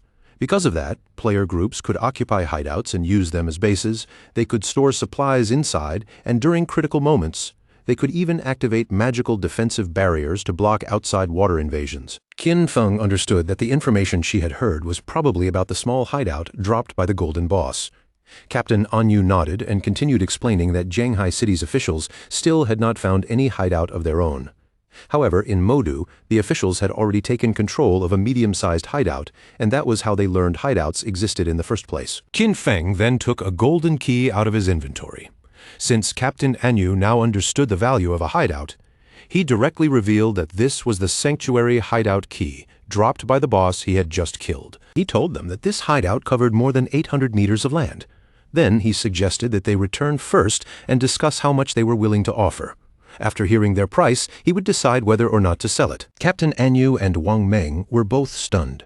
They understood very well that the larger a hideout was, the stronger its defensive capabilities would be, and the more complete its internal structure could become.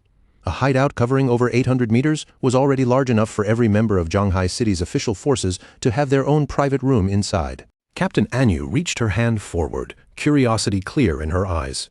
She asked him directly how much he planned to sell such a huge hideout for. Qin Feng decided that they should go back and discuss it properly first, then see what kind of price the officials could offer. He knew that in his previous life, this hideout could be sold for 2,000 years of lifespan. If he managed to sell it to the government now, then combined with the lifespan he already had, it would be enough for him to extract all of his equipment, skills, and levels into the real world. Captain Enyu looked a little nervous, but she still accepted his proposal. She assured Qin Feng that she would report the matter to her superiors immediately. Then Captain Anyu said there was one more thing she needed his help with. They had just received news that 7 gold-tier bosses had appeared together in Darkmoon Town, and many people had already died there. Because of this, the officials were willing to offer 10 years of lifespan if Shadow stepped in and eliminated them. After hearing this, Qin Feng said that 7 gold-tier bosses did not sound like a major problem on their own. Even if all 7 were gathered together, the official forces should still be able to wipe them out with enough time. Since they had come to ask for his help, he guessed that there had to be something especially troublesome about those bosses. Captain Anyu raised her thumb toward him, clearly impressed by how quickly he had seen through the problem. She confirmed that Qin Feng's guess was correct. The officials had managed to isolate one of the 7 bosses and kill it, but after it died, it came back to life. Even worse, the stats of all 7 bosses suddenly skyrocketed afterward, and in an instant her entire team was wiped out. Qin Feng's eyes widened slightly in surprise.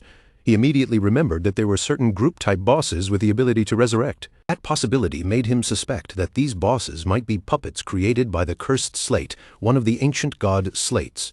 And if an ancient god slate was truly involved, then Qin Feng absolutely could not ignore it. He decided to leave right away and told Captain Anyu to send him the coordinates. She wished him good luck. From Qin Feng's point of view, Anyu was actually quite sincere. The loot from 7 gold-tier bosses could probably be sold for 40 or 50 years of lifespan, yet she was still offering him an additional 10 years as a reward. Honestly, that was already very generous. Riding on the Ghost Knight Wolf, Qin Feng moved quickly through the ruins. As he passed by a statue, something caught his attention and his eyes suddenly widened. Not far away, a group of players had surrounded a girl and were beating her. That girl was Qin Xiaoyu, Qin Feng's younger sister. One of the women smiled coldly before slapping Qin Xiaoyu hard across the face. She accused her of being a slut, saying Qin Xiaoyu had only just joined the guild and was already trying to seduce the guild leader. Qin Xiaoyu's face was covered in bruises, and tears streamed down as she cried helplessly. The woman glared at her with anger, and made it clear that this was only a warning. If Qin Xiaoyu did not stay away from the guild leader, she would ruin that pretty face of hers completely. The group did not stop there. They continued beating Qin Xiaoyu, surrounding her as she struggled and cried under their attacks. Qin Feng watched from the top of a building, his gaze cold and quiet. He quickly realized that after Qin Xiaoyu joined Knight's Sanctuary, she had somehow gotten caught up in the group's internal drama. These petty power struggles meant nothing to him, and he had seen this kind of thing too many times before. In his previous life, he had always been the one who stepped in and solved these problems for her. Qin Feng descended to the ground and told her that she should simply enjoy living on her own. Meanwhile, Qin Xiaoyu cried even harder, begging the women to stop hitting her because it hurt so badly and she felt like she was going to die. But the women showed no mercy. They kept attacking her while swearing that they would kill her, calling her a damn slut, and accusing her of seducing who knew how many men. Qin Feng then entered the statue, remembering something important. Beneath the enormous statue at the center of Zhanghai City's ruins, there was a hidden chamber that allowed players to return to the starter town, and very few people knew about this secret. A magic circle appeared in front of Qin Feng. He knew that teleportation through this place was not free. The first trip cost 500 days of lifespan, the second cost 1,000 days, the third cost 2,000 days, and the price would keep doubling with every use. As time passed, the starter town would eventually evolve into a higher-level zone. The small monsters there would transform into bosses, and hidden treasures would begin appearing throughout the area. The ancient god slate this time was one example of that, and Qin Feng had no intention of letting such an item slip away. The system asked whether he wanted to teleport back to the abandoned land of the gods, Darkmoon Town. Qin Feng remembered that Darkmoon Town was supposed to be a town that appeared in later stages, but in his previous life he had never heard anything about it. Even so, he did not hesitate and chose to teleport. The system consumed 500 days of lifespan, and in the next moment, Qin Feng was transported directly to Darkmoon Town. The town was filled with elderly people chatting with one another, making the whole place seem unexpectedly lively. Qin Feng felt a bit surprised as he looked around, because he had not expected this area to be so active, and he could not help wondering why most of the people here were elders. Not far away, several players were gathered together. One of them helped an elderly woman stand up, and she looked visibly relieved to have finally returned to the safe zone. The players reminded her that, just as they had promised, they had already helped her level up to level 3. During that process, she had received 72 days of lifespan, and now she only needed to hand over the tradable portion to them. The old woman's face immediately twisted with anger, and she flatly refused to hand anything over. She snapped at them, asking why they were demanding payment from her when they were supposed to be a charity group, helping her level up for free. One of the players kept a polite smile on his face and patiently explained that they were not asking her for money at all. Earlier, when they formed a party, part of the lifespan dropped by the monsters they killed had automatically been shared with her. Another player quickly added that all she needed to return was that shared portion exactly as they had agreed before starting. But the old woman only grew angrier. Her voice rose as she said she had no idea what kind of damned agreement they were talking about. To her, it was shameless that a group of young people would dare stand around demanding money from an old lady. The players hurriedly tried to calm her down, explaining again that she had misunderstood the situation. They had helped her level up for free, and the only thing they wanted back was the lifespan dropped from the monsters during the process. They also explained that if she had not joined their party, she would not have shared the lifespan drops at all, nor would she have gained the same experience.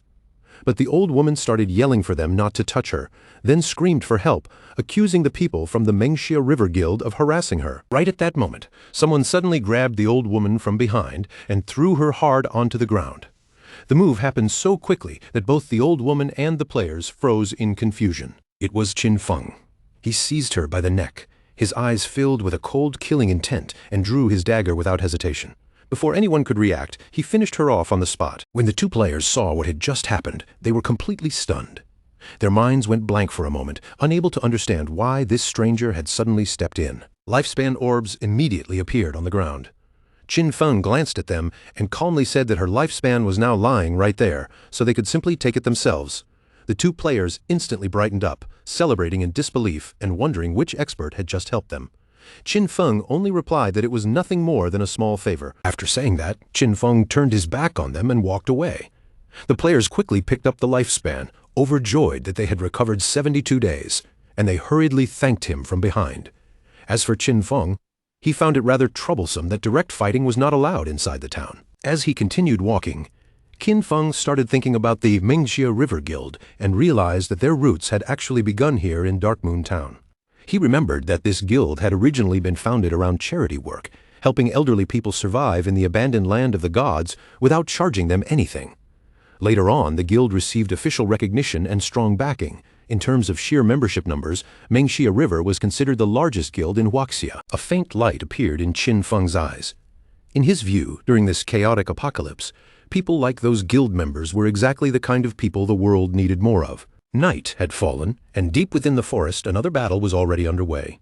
Someone was fighting against a strange monster formed from thick mud. There were two mages in the group. One of them quickly called out to her mother, telling her to use Lightning Strike. Her mother obeyed at once, gripping her magic staff and beginning to gather power. A moment later, a bolt of lightning surged upward from the ground and struck the mud monster directly. The swordsmen in the party immediately seized the opening, rushing in together and cutting the monster cleanly in half. The monster's body collapsed and began turning into lifespan orbs. The young man let out a relieved breath after finally defeating it. The girl happily praised everyone, saying they were the best. Her mother then reminded them that as long as they listened carefully to other people's tutorials, even players like them could still defeat small monsters. As they moved through the forest together, the boy asked Chu Yan whether her good friend Qin Xiaoyu had really joined Night Sanctuary, since he had heard that the guild charged extremely high membership fees. Chu Yan nodded and said she had actually invited Qin Xiaoyu to join Mengxia River with them instead. With a sincere look, Chu Yan explained that she had told Qin Xiaoyu how Mengxia River was a charity guild, a place where many people who were not good at games could support each other. There were even experienced players there who guided newcomers. But despite all that, Qin Xiaoyu had refused to join. Another player remembered that Qin Xiaoyu was already level 10 because the people from Night Sanctuary had helped raise her level. She then added that she had heard Knight's Sanctuary's membership contract locked members in for 3 full years. Once someone signed, they were basically treated like slaves during that entire period. The boy understood the situation clearly. Even if Knight's Sanctuary had raised Qin Xiaoyu to level 10, they were only treating her as a tool, nothing more. In his opinion, if someone lacked real skill, the safest path was to quietly hunt small monsters and slowly build up lifespan and experience. That was exactly what they were doing, only fighting weaker monsters and retreating to ask for help whenever they ran into a boss. Chu Yan sighed softly. She knew Qin Xiaoyu believed she was different from ordinary players. After all, Qin Xiaoyu had a hidden class, and in that sense she really was stronger than them. But at that moment, a rain of invisible arrows suddenly poured down from above. They had no time to react at all. The arrows pierced straight through the player's body, instantly tearing away 1,000, 100, 3, 4,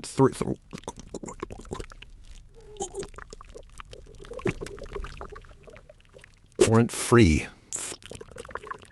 Hull. Call. Look.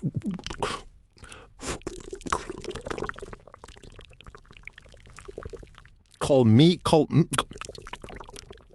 Point 5.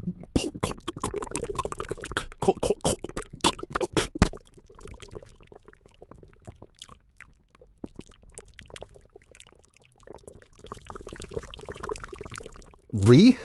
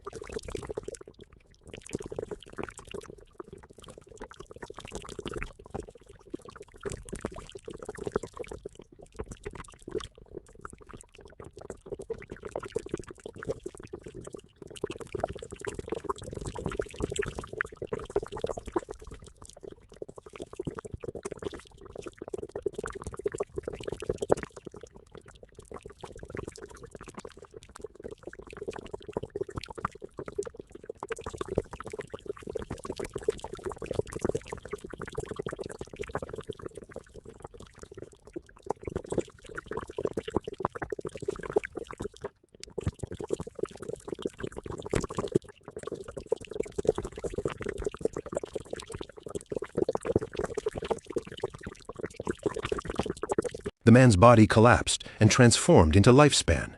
Chu Yan panicked completely because that man was her father, and beside her, her mother broke down crying at the sight. The archer who had fired the arrows smiled with satisfaction, clearly pleased that he had killed the man instantly with a single skill. The masked men beside him told him to stop wasting words, saying it was impossible for the Mengxia River Guild to have any real experts. To them, the guild was nothing but trash. They could not understand what skilled player would ever waste time carrying a group of elders, and they coldly called them all useless scum. The attackers then moved closer to Chu Yan and her mother. With a smug smile on his face, the archer told them to hand over every bit of lifespan they were carrying. Fear rose in Chu Yan's heart. She knew the authorities had officially forbidden killing other people inside the game, and she also understood that these attackers were risking becoming wanted criminals by doing this. The archer pointed at her with a mocking smile, making it clear that he did not care about the authorities at all. Then he lost patience and gave them 3 seconds to hand over the lifespan. Chu Yan's mother was frightened enough to obey, but Chu Yan stood her ground. She told her mother not to even think about handing it over and urged her to quickly ask for help in the guild channel while she tried to hold them off. Seeing this, the archer immediately ordered his men to attack. He told them to kill the older woman and leave the younger one alive for their own amusement. The masked men rushed forward at once, but just as they were about to reach them, a wolf suddenly appeared and sank its fangs into the attackers. Chu Yan froze in confusion, staring at the sudden scene in front of her. She had no idea what was happening or where this wolf had come from. The archer's eyes also filled with shock and confusion as he watched the situation change in an instant. Before he could even take another breath, a figure flashed past him with terrifying speed, and in the next moment his head was cut cleanly off. The one who appeared was none other than Qin Feng. While the wolf tore into the archer's subordinates, Qin Feng silently looked down at the severed head. It did not take him long to realize that this man had been a player hiding under the name Shadow. The archer and his subordinates soon respawned back in town. The archer was furious, and his men were just as enraged. They wondered if their killer status had caused this, but even with that penalty, there was no way their lifespan should have been drained so completely. They were shaken to the core, unable to understand how all of their lifespan had vanished, or why such a massive amount had dropped in a form that could be traded. In panic, they started running toward the forest. If this situation continued, they knew they would truly die, so they had to kill monsters quickly and recover some lifespan as fast as possible. But just then, a strange energy suddenly appeared around them. A moment later, a massive sword formed from energy descended from above. That energy locked their bodies in place, leaving them unable to move. As someone approached, they immediately realized they had finally been caught for wandering around and attacking other players. Two priests appeared before them. The man holding a skill book revealed that they were official bounty hunters, and according to the law, they were now placing them under arrest. He ordered them to provide their real-world information. The other priest stared at them with a cold, serious gaze and warned that if they resisted, their lifespan would be ended immediately. Back in the forest, strange flowers began blooming from the archer's corpse. Chu Yan was filled with relief and gratitude. She quickly thanked Qin Feng, knowing that if he had not appeared in time, both she and her mother would have been doomed. Qin Feng lowered his gaze toward the ground. He had not expected Chu Yan to be this impressive. She was kind-hearted and brave, completely different from Qin Xiaoyu. He did not know how the two of them had become best friends, but luckily they had already chosen different paths. Without saying anything more, Qin Feng disappeared without a trace. When Chu Yan and her mother noticed he was gone, both of them stood there in confusion. Chu Yan picked up the lifespan orb, but confusion filled her eyes because she did not know whether it belonged to her father. Her mother was also confused, looking around and wondering where the others had gone. She asked her daughter how Shadow had disappeared so suddenly, and Chu Yan could only say that she did not know. The only thing she knew was that he was the #1 shadow boss in the world. Somewhere else in the forest, another group of players was waiting. They remembered that Captain Anyu had said Shadow would arrive in a few minutes, but nearly half an hour had already passed. Now they were starting to wonder what he was doing. One of them asked curiously whether Shadow could really defeat the bosses inside. Another player said he doubted it, because those bosses could revive. In his eyes, it was already unbelievable that Shadow had dared to accept a mission involving bosses that could resurrect endlessly. Meanwhile, Qin Feng passed right between them while remaining invisible. Qin Feng quietly moved away from the group.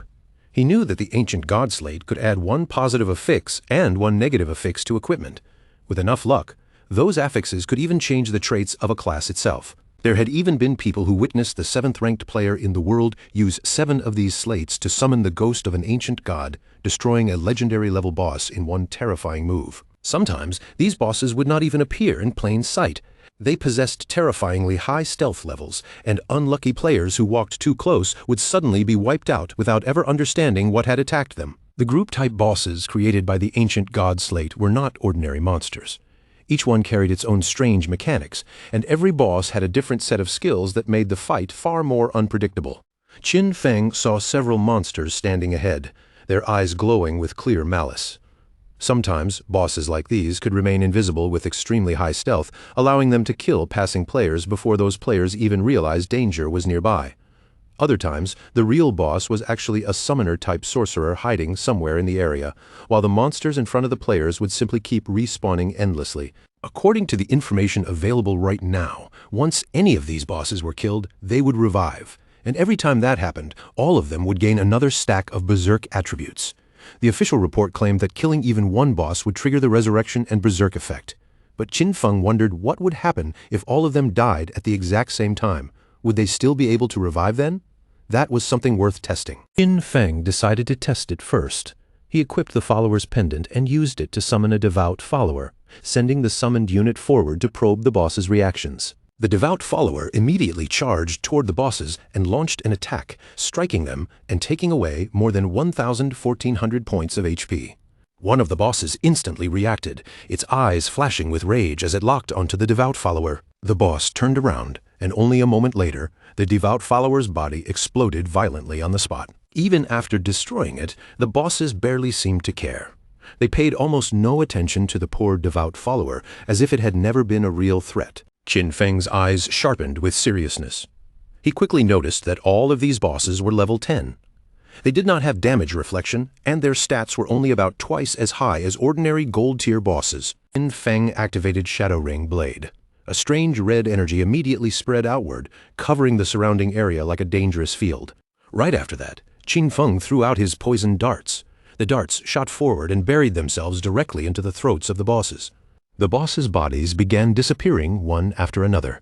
Qin Feng watched the scene with slight confusion because no loot had dropped at all. At that moment, the disappearing bosses suddenly began merging together, their forms twisting into a single, much more powerful monster. The new boss was enormous. Its massive body moved forward, and it immediately charged straight toward Qin Feng. Qin Feng instantly went on guard. He understood that killing them all at the same time had been the correct choice, and this meant the battle had now entered its next phase. Then his eyes caught the strange symbols covering the giant boss's body. The boss swung into attack, but Qin Feng dodged away cleanly. At the same time, he recognized the symbols carved across its body as ancient god script. By deciphering the individual words and rearranging their order, he translated the hidden meaning and uncovered the boss's true name, Uthos, the Calamity Ancient God. As the boss continued pressing closer, little by little, Qin Feng frowned, unsure of the exact way to proceed. Then a thought crossed his mind. Maybe he needed to attack different parts of the boss according to the order of the characters. After all, he had once invested huge amounts of manpower and resources into studying ancient god script, specifically to overcome the ancient god ruins. Qin Feng slipped past the boss's movement and struck the symbol on its leg first. Then he moved again, attacking the symbol on its arm, and after that he aimed for the one carved into its chest. Poison began seeping out from the boss's body. It opened its massive mouth and roared in agony, the sound shaking through the area. Its body started breaking apart, pieces of it collapsing before it fell heavily into the water. Qin Feng immediately became alert because he still did not know what was happening next. Then coffins began rising from beneath the water's surface. At the same time, the boss's body floated upward and started changing shape again. Its body mutated rapidly, twisting in a grotesque way. Soon after, several monsters emerged from inside it and let out fierce roars. Qin Feng noticed that the embossed inscriptions on the coffins matched the monsters one by one. From the looks of it, this phase required him to kill each monster near its corresponding coffin. He could already see the ancient god's slate ahead. This looked like the final phase of the fight. At the same time, the monsters began charging toward him. Qin Feng stood firmly in place, his eyes shining with determination as he prepared to face them head-on. Crows began circling through the air above the area where Qin Feng was battling against the power of the ancient god slate. The nearby players all turned their attention toward that direction. Confusion and curiosity spread through the group, because they could not tell whether the trembling they felt was an earthquake, or whether the movement deep in the valley meant the boss was going berserk. Unable to hold back their curiosity, they decided to go and take a look. With a puzzled look, the mage in the team asked where the hell Shadow had gone. Her friend said there was no way he could defeat a boss like that, so he probably would not show up at all. But just then, the swordsman's eyes widened in surprise, and he quickly called for the others to come over and see. When they arrived, the area was completely empty. There was no sign of Qin Feng, and there was no trace of the boss either, leaving the players frozen in shock. They walked around the area, staring at the cracked ground in confusion. Some of them wondered whether the earthquake had killed the boss or whether something else had happened here. Then Captain Anyu contacted them and told them to retreat because Shadow had already taken care of the boss. The players' eyes filled with surprise and disbelief. They could not accept that Shadow had actually defeated the boss alone. The coffins were now empty, and the chains around them had been broken apart. Just a short while ago, these players had still been doubting whether Shadow could defeat those 7 bosses at all. Yet barely 10 minutes had passed, and every boss had vanished without them even noticing when Qin Feng arrived. They could not understand how he had done it, especially since these bosses were supposed to respawn. Only now did they begin to understand why their leader trusted Shadow so much. Meanwhile, under the moonlight, Qin Feng walked alone with the slate in his hand. To him, this harvest was not bad at all. Joy flashed in his eyes. He had reached level 14, and thanks to the 7 bosses combined with Greedy Hand, he had gained a total of 294 evolution points. But the most important gain was still the ancient god slate itself. With its complicated mechanics, the authorities would not be able to decipher it in less than a month, and by then, the losses would likely be catastrophic. Qin Feng spent 210 evolution points, leaving himself with 115 points remaining. His skill, Shadow Flash, evolved from Epic Tier to Legendary Tier. The improvements were extremely noticeable. Its blink range increased to 40 meters, its stealth duration rose to 15 seconds, and its cooldown was reduced to only 8 seconds. The upgraded skill could now unleash 9 slashes across a wider 6-meter area, with each hit adding 700 attack power. However, the most powerful change was not just the damage increase, but a brand new effect that came with the legendary evolution. Every slash would now grant Qin Feng a shield equal to 100% of his maximum HP. These shields could stack up to 9 times and would last for 60 seconds. Qin Feng felt confident, and a cheerful feeling rose in his chest. From now on, as long as all 9 slashes of Shadow Flash Slash landed, his effective HP would instantly become 10 times higher. His room for error had just increased by an enormous amount. He turned invisible and began moving through the area again. At his current leveling speed, he knew he would reach level 15 in another 5 hours. After that, it would be time to head toward Magic City. Several hours later, Qin Feng arrived back at the ruins, only to find that the women were still beating Qin Xiaoyu. From the look of it, they were truly willing to beat her to death. Qin Feng was somewhat surprised to see that the fight had gone on for so long. These women were far more ruthless than he had expected. The white-haired woman stretched her arms, trying to loosen her body after all that effort. She looked exhausted and complained that both her back and waist were aching. Her friend was also furious, staring at her swollen hand and complaining that she had hit Qin Xiaoyu so much her hands were practically smoking. They spat on Qin Xiaoyu one last time, then decided that this was enough for today. In their eyes, this beating should be more than enough to teach her a lesson. Qin Xiaoyu's body was covered in bruises and wounds as she slowly struggled to sit up from the ground. She could not stop herself from crying. In her mind, all of this was Qin Feng's fault. She had told him to cut ties with her, and he had actually ignored her for real. She could not understand how he failed to know that when girls said something like that, they often meant the opposite. Using her magic staff for support, Qin Xiaoyu forced herself to stand. Fortunately, she had signed a contract with Knight's Sanctuary, so at least she would not have to worry about surviving for the next 3 years. Although she had to give up 50% of her lifespan, she would still keep a portion for herself, which meant she could grow faster than Chu Yan and the others. Qin Xiaoyu activated Holy Healing, a skill that allowed her to fully restore a target's life. As the healing light covered her body, she became certain that once she grew stronger, everyone who had looked down on her would pay for it. Qin Feng would not escape, and neither would those crazy women. To everyone's surprise, the Holy Healing spell did not restore Qin Xiaoyu at all. Instead, the healing light drifted away and landed on Qin Feng, who was still hidden in invisibility nearby. Poor Qin Xiaoyu collapsed to her knees on the ground, completely stunned.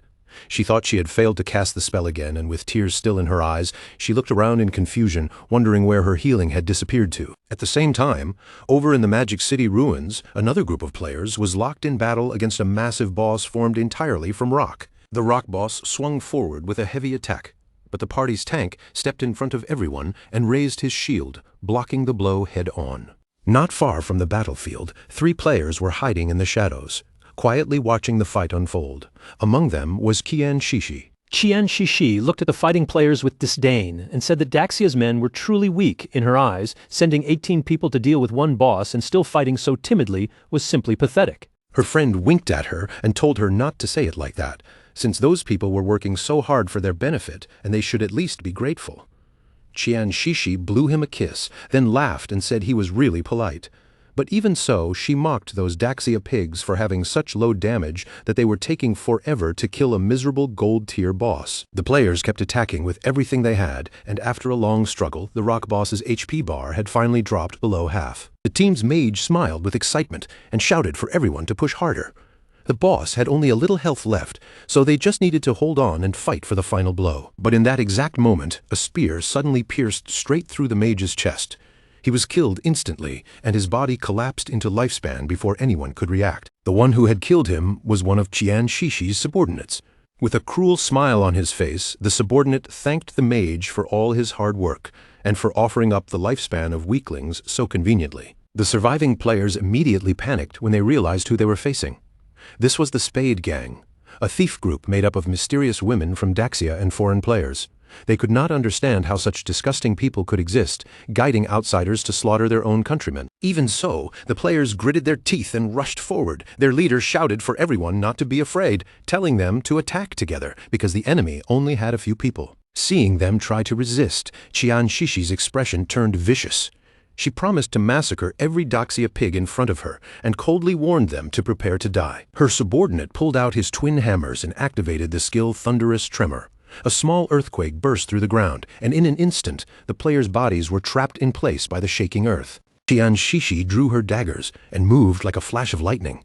Before the trapped players could even struggle free, she cut through them one after another, killing them in the blink of an eye. She could not help mocking them afterward. To her, the men of Daxia were nothing more than a bunch of useless fools. A malicious light shone in Qianshishi's eyes. She knew that Daxia's authorities had already reported their information, but in her mind that meant nothing.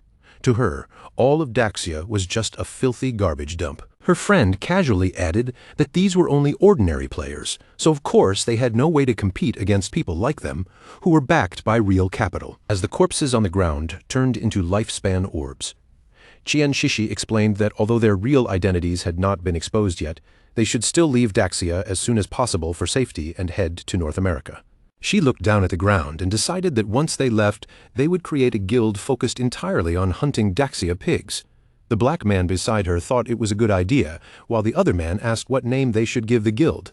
Qianshishi lifted her dagger with a smile and decided that their guild would be called Alice.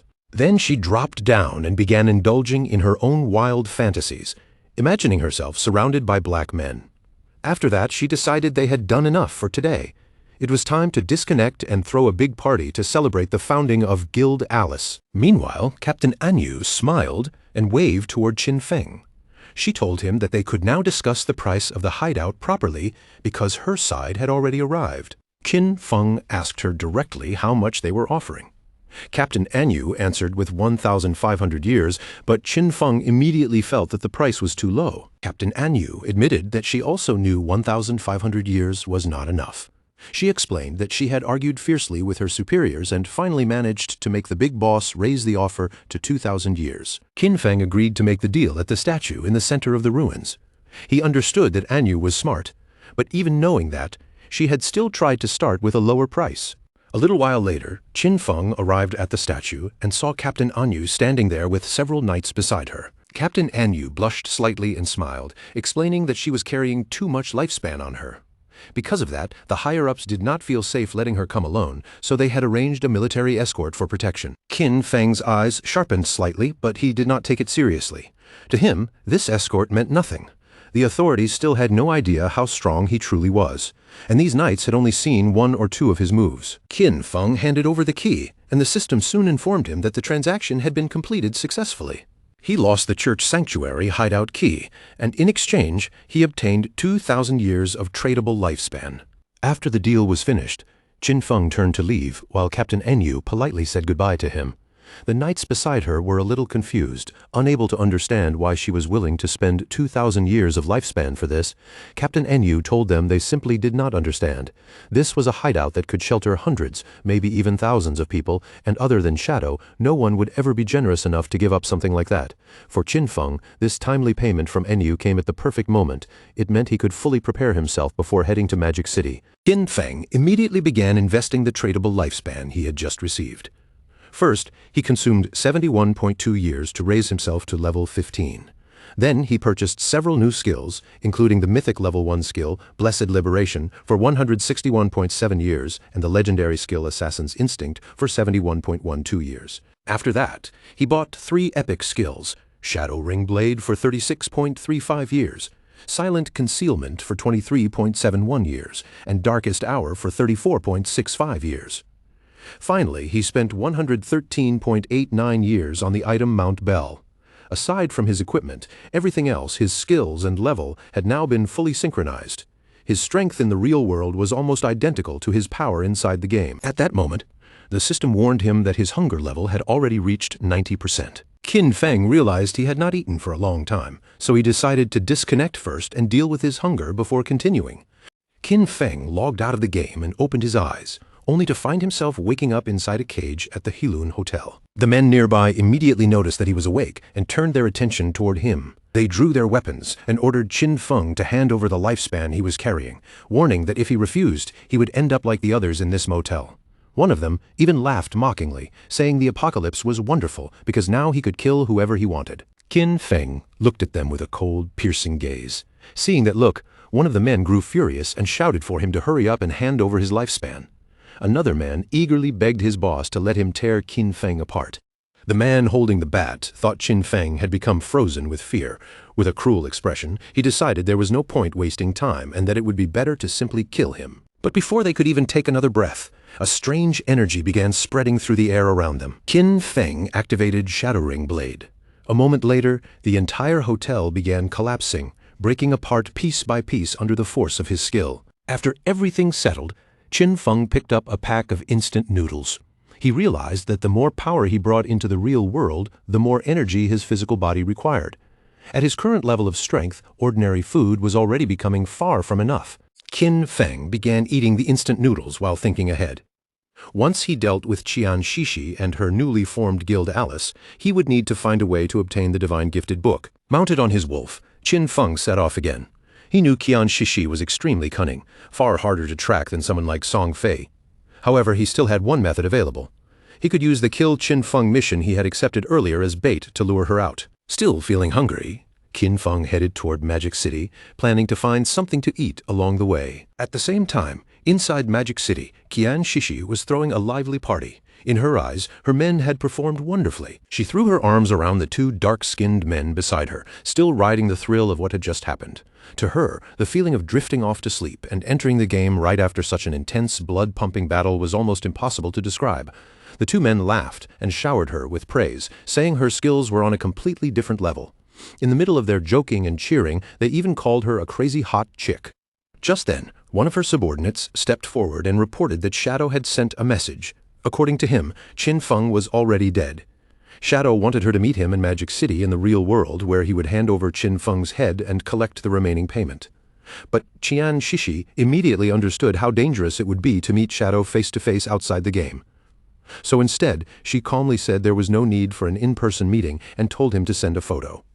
Her subordinate quickly explained that Shadow did not use a phone at all because he was worried the authorities might track him through it. Hearing that, Qian Shishi's lips slowly curled into a smile. If Shadow was that wary of the authorities, then it meant he might not be friendly with them either. Recently, the authorities had been pressing harder and harder against them, and if she could use this chance to pull Shadow into Alice, then those Daxia pigs would stop being such a serious threat. With that thought in mind, she decided to put on a little performance and use it to test exactly which side Shadow was standing on. So Qian Shishi decided that before anything else, she would meet Shadow inside the game first. After sending him the coordinates, she headed toward the ruins and contacted Skywalker. Her voice instantly became sweet and affectionate as she called out to him, asking if he was there and saying that she missed him. Then her tone shifted slightly, and she asked him for a favor, explaining that this time she needed his help dealing with someone who was still alive. At that moment, Qin Feng was sitting quietly in meditation. He had activated Silent Concealment, a skill that allowed him to remain permanently hidden as long as he stayed completely still. When he saw that Qian Shishi wanted to meet him inside the game, he immediately realized she was much sharper than she looked. The coordinates she sent pointed to Spectre Academy, and luckily for him, that place was not far from his current location. Without wasting much time, Qin Feng logged into the game. Since Qian Shishi had gone out of her way to arrange this meeting, he wanted to see for himself what kind of scheme she was planning. A few hours later, Qin Feng arrived at the Magic City ruins near Spectre Academy. Still hidden under his invisibility, he quietly got down from his mount without revealing even the slightest trace of himself. Right then, several government agents appeared in front of Qian Shishi. Their expressions were stern as they announced that the authorities had already located her Spade Gang and confirmed her identity as Spade A. They warned her to surrender immediately and stop resisting, otherwise they would have no choice but to take military action. Qian Shishi only smiled at that. She looked straight at Qian Xingjian and told him to go back and deliver a message to his Daxia men. They had better remember this clearly. The Spade Gang no longer existed. From now on, they were the Alice Guild. Then, deliberately showing off her figure, Qian Shishi made her attitude even clearer. The Alice Guild, she said, specialized in killing Xiaoguo's men. Tian Xingjian and the officers behind him were caught off guard, and their faces flushed despite themselves. Embarrassed and furious, they cursed Spade A on the spot, declaring that the officers of Great Xia would definitely bring her to justice. To them, her arrogance had already crossed the line into pure shamelessness. But Qian Shishi only looked even more excited. With a provocative smile, she taunted the Daxia pigs and dared them to come at her.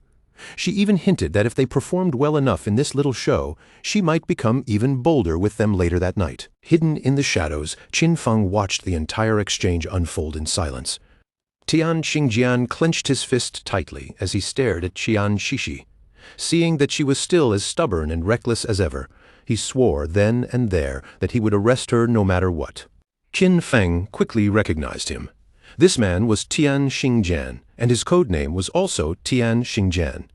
In Qin Feng's memory, he was a well-known informant who had provided intelligence to the Alice Guild, and he had not fallen until the 7th year after the game began. What made this even more interesting was that Qian Shishi and Qiu Huainan had already started working together this early. Qin Feng understood the purpose behind the whole setup almost instantly. They had arranged this scene to test him. If he stepped in and helped Qian Shishi, he would be openly standing against the authorities. But if he did nothing, then Qian Shishi probably would not agree to meet Shadow in the real world. Then our boy suddenly leapt from above, his body dropping out of the sky like a shadow cutting through the air. He activated Shadow Ring Blade without hesitation. Since they wanted to test his sincerity, this was the perfect moment to show them exactly where he stood. A strange crimson aura spread out and wrapped around Tian Xingjian and his men, slowly draining away their HP. A moment later, the system confirmed that Tian Xingjian and the officers with him had all been slain. Qian Shishi and the others froze for a second, clearly confused by the sudden turn of events. As the corpses on the ground transformed into lifespan, Qin Feng finally stepped out in front of them and calmly introduced himself as Shadow. Qin Feng walked closer to Qian Shishi, his presence cold and steady, and greeted her directly while once again giving his name as Shadow. Qian Shishi's eyes widened instantly, and her face flushed with excitement. In her mind, Shadow's entrance had been far too cool. That kind of overwhelming strength and confidence was exactly the type of powerful man she adored. Then she suddenly began to cry, saying it was such a shame that Shadow was a pig from Daxia. She could not understand why a man this powerful had to come from Daxia of all places. In her frustration, she cursed the nation itself, feeling that Daxia simply did not deserve someone like him. Her subordinates were stunned as they stared at the damage numbers. Shadow had dealt more than 40,000 damage in an instant. They could not help but acknowledge that this was truly the strength of the #1 player in the world, and they quickly lowered their heads to greet him. But before they could settle down, our boy moved like a bolt of thunder. In the blink of an eye, he killed the 2 men, and their bodies immediately turned into glowing orbs of lifespan. With an icy expression, Qin Feng casually made up an excuse. He said he did not understand what those 2 had been saying, but judging from the situation, they must have been insulting him. Qian Shishi was completely shocked. She quickly explained that they had not been insulting him at all. They were only greeting him. Qin Feng pretended not to know any better and offered a flat apology. Then he calmly suggested that, to avoid any similar misunderstandings in the future, everyone here should speak the Daxia language. After that, our boy decided it was time to begin the transaction. But before discussing anything serious, he looked at Qian Shishi and ordered her to put on some clothes first. Qian Shishi smiled as she covered her chest, then asked him about King Feng's head. Deep down, she felt Shadow was definitely a strange man, but that only made her like him even more. Shadow told her plainly that Qin Feng's head was indeed with him. However, something like that could not be brought into the game. If she was willing, he could show it to her in the real world. Qian Shishi opened the system window, her expression filled with confidence. After seeing Shadow's strength with her own eyes, she decided to believe him. A man this powerful in her mind had no reason to lie to her. Just like that, Shadow received 1,500 days of tradable lifespan. With the payment settled, our boy was ready to leave. But before he could walk away, Qian Shishi suddenly called out and told him to wait. With a charming smile, she proposed a long-term partnership. In her words, Shadow had the ability and she had the money. Then she revealed that she already had a new assassination target in mind. If he was interested, she invited him to come to her house that very night. She stuck out her tongue slightly, her cheeks turning bright red like a tomato, and promised that whatever Shadow needed, she would satisfy it. Our boy's interest was finally stirred. He looked at her and asked who the assassination target was, and more importantly, how much she was willing to pay. As Qian Shishi began logging out of the game, she told him they should meet in person to talk about the details. She assured him that the reward this time would be several times richer than before, and that she would be waiting for him tonight at Magic City's port. Qin Feng's expression turned serious.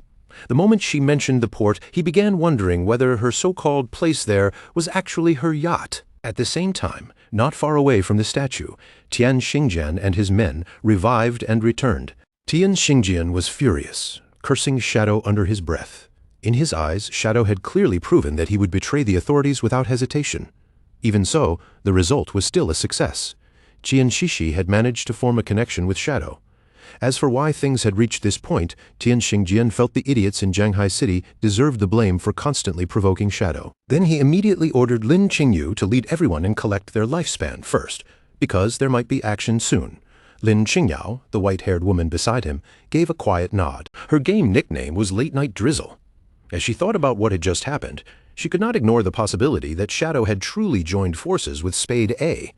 If that turned out to be true, then they would have to find a way to eliminate Shadow, even if it meant risking their lives. She lowered her gaze to her own hand and sank into deep thought. The difference in strength between her and Shadow was simply too great. Before everything was already over, she had not even managed to catch a glimpse of his silhouette. A few hours later, deep into the night, a hooded man arrived at Tian Xixi's yacht. His voice was calm as he introduced himself as Shadow and said he had come to find Spade A. The guards immediately recognized him the moment they realized Shadow had arrived. They respectfully told him that they had been waiting for him for some time. The yacht was already prepared to set sail, and they invited him to come aboard.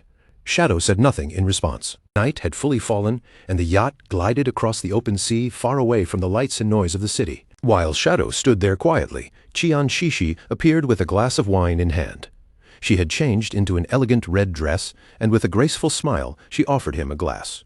Looking him over, she remarked that they had finally met in person, though she had not expected him to remain so mysterious even in the real world. Shadow did not waste time on pleasantries. He went straight to the point and asked her who she wanted him to kill. Tian Xixi slowly stepped closer to Shadow, a mischievous smile playing on her lips. She told him there was no fun in being so direct.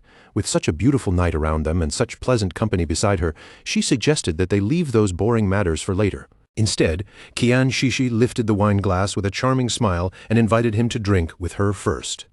Since the night was so beautiful, she wanted them to share a toast to this lovely evening before talking about anything unpleasant. Shadow reached out and took the glass from her hand. Without showing even the slightest hesitation, he raised it to his lips and calmly took a sip, as if he had no suspicion at all. Seeing him drink it so easily, Tian Xixi's mood instantly brightened. A little while later, Shadow walked over and sat down on the sofa, his posture relaxed and quiet beneath the hood. Tian Xixi smoothly sat down beside him, leaning close as she wrapped both hands around his arm. With a playful smile, she asked whether he was already starting to feel something, then proudly revealed that the wine contained her own special secret recipe. Her breathing slowly grew heavier, and her eyes filled with excitement as she explained that anyone who drank that wine would obediently follow her commands. In her heart, she was almost giddy with triumph. Just as she expected, no matter how powerful Shadow was, in the end, he was still a man. But soon her excitement turned into stunned surprise when she saw how intense his reaction seemed to be. With desire clouding her eyes, she moved in front of Shadow and softly told him not to be nervous, urging him to relax and enjoy himself. Then she whispered her plan. When both of them reached the peak of the moment, she would lift his hood and finally see his face clearly, because she was certain he had to be unbelievably handsome. For now, though, she wanted to keep that little bit of mystery alive. Tian Xixi completely lost herself in the moment with Shadow, amazed that Daxia could actually produce such an extraordinary man. Only now did she feel she truly understood why he was called Shadow. A scorching heat seemed to rush through her body, making the entire experience feel overwhelming. As that burning sensation consumed her more and more, she urged him to continue, crying out that she was ready until everything finally reached its peak. But at that exact moment, something strange suddenly happened. Green flames burst out from Shadow's body, instantly burning Tian Xixi. Tian Xixi froze in terror as the searing heat spread over her. Her eyes widened in disbelief, and for a second, she could only wonder if what she was feeling was really fire. Then someone appeared beside her and snatched the protective crystal pendant hanging from her neck. Even he had not expected Tian Xixi to own such a valuable life-saving item.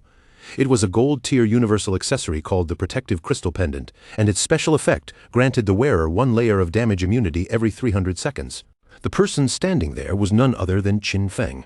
His body released a suffocating pressure, and his sharp gaze locked onto her like a blade. Tian Xixi was completely shaken. She could not understand why Qin Feng was here, because in her memory, Shadow had already killed him. Our boy did not bother hiding the truth anymore. There was only one reason he could be standing here alive. He was Shadow. Qian Shishi scrambled away from the so-called Shadow sitting on the couch, her body stiff with fear, her eyes stretched wide as the truth crashed down on her all at once. The hooded man on the sofa was not Qin Feng at all. He was a devout follower summoned by our boy, ordered to pretend to be Shadow in his place. And judging from its expression, the follower was extremely pleased, because it had clearly enjoyed its time with Qian Shishi. The arrogant Qian Shishi from moments ago was completely gone. Now she knelt before King Feng, lowering her head again and again as she slammed her forehead against the floor. With panic all over her face, she begged him to spare her life, admitting again and again that she had been wrong.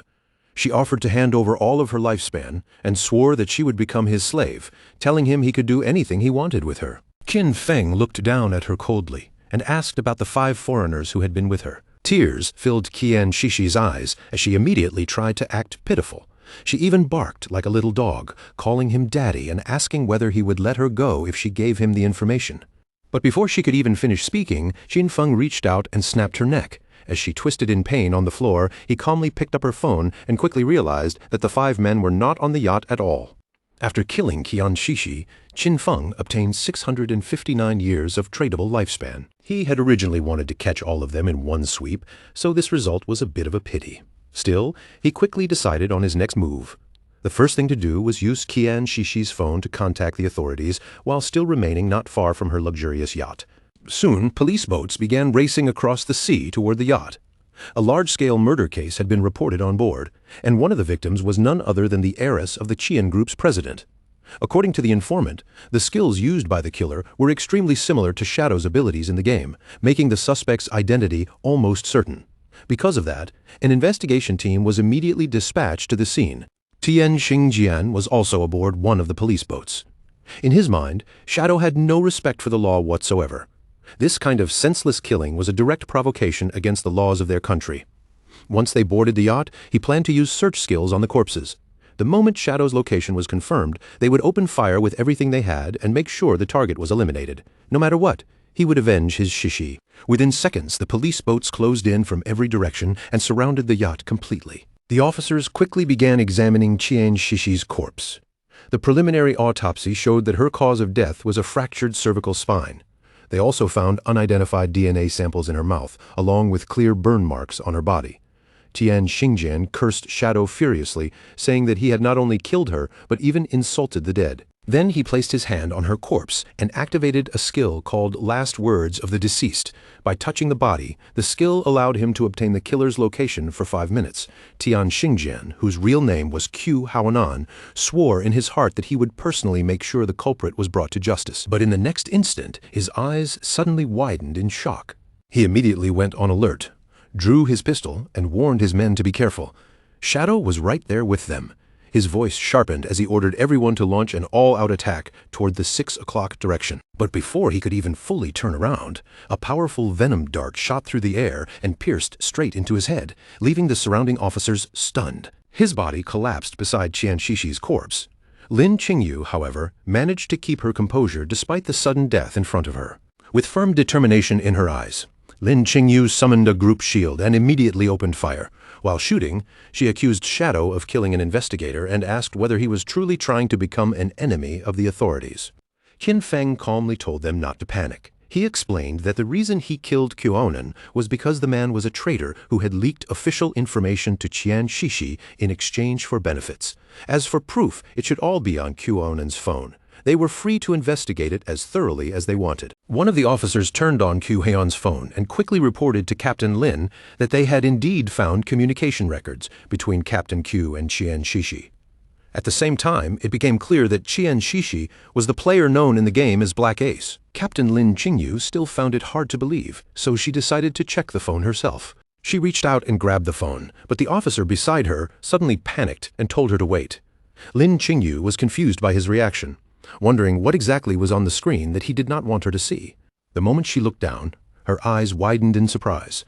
On the phone was a photo of Qiu Heonan and Qian Shishi kissing each other. Her face instantly turned red like a tomato when she opened the photo gallery and saw one private picture after another of Qiu Heon and Qian Shishi. The officer beside her grew even more nervous and awkwardly said that he had already tried to warn her. Only then did Lin Qingyu realize that everything Shadow had said was true. At last, the whole situation began to make sense. The last time Shadow killed them in the game, it had only been an act meant for Qian Shishi to witness. Shadow had used that performance to gain her trust, then found her in the real world and dealt with her there. Afterward, he called the authorities himself, using the case to lure out Qiu Heonan and kill the traitor as well. With one move, he had helped the officers remove two major threats. One of the officers could not help asking why she was still staring so intently at the photos. Lin Qingyu, however, was thinking about something much colder. Shadow was terrifying. If a person like him ever became truly hostile toward the authorities, the consequences would be unimaginable. Then she remembered that just a few moments earlier, she had actually fired at him. Even if Shadow might not care or hold a grudge, Lin Qingyu still worried that this mistake could create trouble between him and the authorities. So, with a sincere and grateful expression, Lin Qingyu thanked him for his help. Then she apologized for shooting at him earlier. Without hesitating for even a second, she raised her gun and fired into her own leg, making all the officers around her panic at once. But Lin Qingyu immediately told them not to worry about her. With tears gathering in her eyes, she looked toward the place where Shadow should be, and told him she had returned the favor. Then she asked him to please continue cooperating with the authorities. One of the officers quickly stepped forward to support her and said there was no need to be so cautious. But Lin Qingyu quietly replied that none of them truly understood Shadow's personality. No matter what, it was better to be safe than sorry. At that moment, Qin Feng was still hidden under his invisibility skill, silently watching everything unfold. He recognized Late-Night Drizzle, whose real name was Lin Qingyu. She had shot herself just to avoid becoming his enemy. As expected, this was the woman who would one day become the leading figure of Magic City's official forces. At the same time, inside the game, several monsters appeared not far from the ruins. A shield-bearing player rushed forward and started fighting them head-on. While blocking the attacks, he shouted for Qin Jiaoyu to heal him quickly. Qin Jiaoyu lifted her friendly-looking staff and activated a healing skill. But because she was so clumsy, the healing light landed on one of the monsters instead of her own teammate. The monster immediately bit the shield player, and when he realized she had healed the wrong target again, he stared at her in disbelief and called her as useless as ever. Her healing skill continued pouring light into the monster's body, restoring it, instead of saving her teammate. At the same time, the other monster lunged forward and brutally devoured her friend right in front of her. Before long, the two of them could not hold out anymore. One after another, they were completely eliminated. A moment later, both of them respawned again. Qin Jiaoyu stood there with tears shimmering in her eyes, unable to understand what had just happened because she had not seen anyone attack at all. After thinking about it, she immediately decided it must have been Shadow, and she even wondered if he kept targeting her because he had discovered that she wanted to avenge Brother Song Fei. The man beside her could not take it anymore and smacked her hard on the head. Calling her an idiot, he asked why someone like Shadow would waste his time specifically attacking her. Then he angrily explained that they had been wiped out by a platinum boss called the Headless Assassin, Zhao Luo, and asked if she had not even bothered to look at the system notifications. Qin Xiaoyu now had a swollen bump on her head. The man glared at her furiously and pointed out that the boss had only been provoked because her healing skill landed on the wrong target. Then he swore through clenched teeth that if the guild leader ever assigned her to his team again, he would rather kill himself on the spot. At that very moment, the boss suddenly descended near them, and the man's expression instantly changed as panic spread across his face. A strange aura began to rise from the boss's body. The man immediately turned his back on Qin Xiaoyu and fled without hesitation, realizing in horror that the boss had actually followed them all the way here. Qin Xiaoyu's eyes went wide with fear as she stared at the approaching danger, instantly realizing that things had become very bad. That night, somewhere inside the city, a large mansion stood quietly beneath the darkness. Inside the mansion, someone suddenly threw a plate of fruit to the floor, sending fruit and shattered pieces scattering everywhere. The person who had lost her temper was a red-haired woman on a call. Her face was twisted with rage as she cursed the officers on the other end, calling them completely useless. In her eyes, this had been a golden chance to kill Shadow, yet they were simply giving up. She did not care about their excuses at all. Shadow had massacred her entire Dongfang clan, and she refused to let their blood be spilled for nothing. After hiding inside the government for so many years, those people had still proved useless at the most critical moment. She demanded that no matter what price they had to pay, they had to make Shadow answer for what he had done. Behind her stood a young boy holding a whip in his hand. The red-haired woman turned toward him and reminded him coldly that Shadow had killed his father-in-law, asking why he was still hesitating. Behind the boy was a wounded woman, and her eyes still shone with a wicked kind of confidence. The boy looked toward his mother and said that he already had a plan to kill Shadow. His mother's anger faded slightly into curiosity. She asked her son, Nantian, what kind of plan he had, reminding him that the godforsaken game could only be entered by adults over 18, and he still was not old enough to log in. Nantian's eyes gleamed with confidence as he explained his idea. Even if he could not enter the game himself, he could still use his brain. Since Shadow loved killing people so much, they could send a few people to provoke him and lure him toward his father's fireworks factory. They would prepare everything ahead of time. Once Shadow appeared and tried to kill the bait, they would detonate the entire factory in one strike. Tens of thousands of fireworks would become the funeral pyre that buried him, and the whole world would witness Shadow's death. And even if the plan failed, Shadow would have no way to trace it back to them. A satisfied smile slowly spread across his mother's face. She realized that raising this son had not been a waste after all. Then she turned sharply toward Chu and snapped that even her son was proving more useful than him. Chu did not argue back. He only reminded her that this matter had to be kept secret. The official attitude toward Shadow was still focused on winning him over, and besides, his elder brother and second brother would never support them taking such action. After hearing that, the red-haired woman ended the call directly. Since the others were unwilling to act, she decided she would handle it herself. She walked toward her son, glanced at the tied-up woman nearby, and asked why he had kept refusing to hand over his lifespan. Nantian apologized softly. Then he touched his own cheek, his face turning slightly red, and admitted that he had lost control for a moment and had accidentally killed her.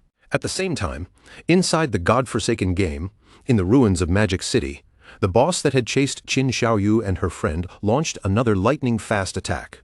Just before they could escape, it moved like thunder and sliced them apart, killing them instantly. Qin Xiaoyu froze in shock, unable to believe how terrifyingly fast this boss was. Before long, their bodies turned into glowing orbs of lifespan.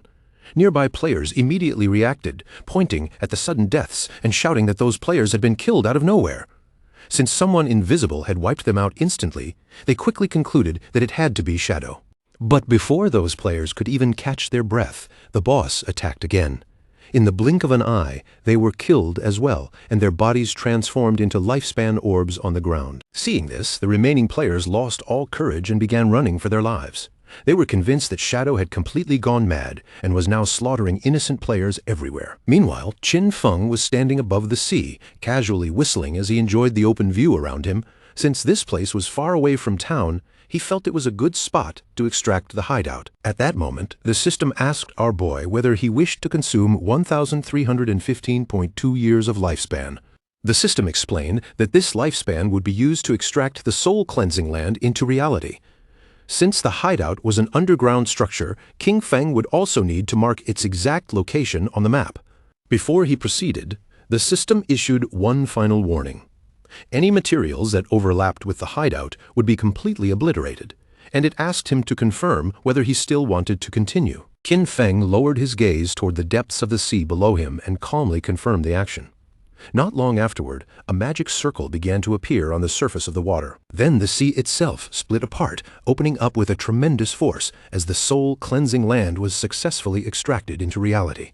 With a calm and steady expression, Qin Feng decided that the next thing he needed to do was search for the divine book. Our boy logged back into the game, and Wang Mang quickly informed him that someone had reported him for randomly killing players. However, Wang Mang already knew it could not have been him because Qin Feng had not even been online at the time. After investigating the situation, Wang Mang discovered that the real attacker was a platinum-tier boss named Headless Assassin Xiao Luo. Her stealth level was frighteningly high, and no one in the area could see her at all.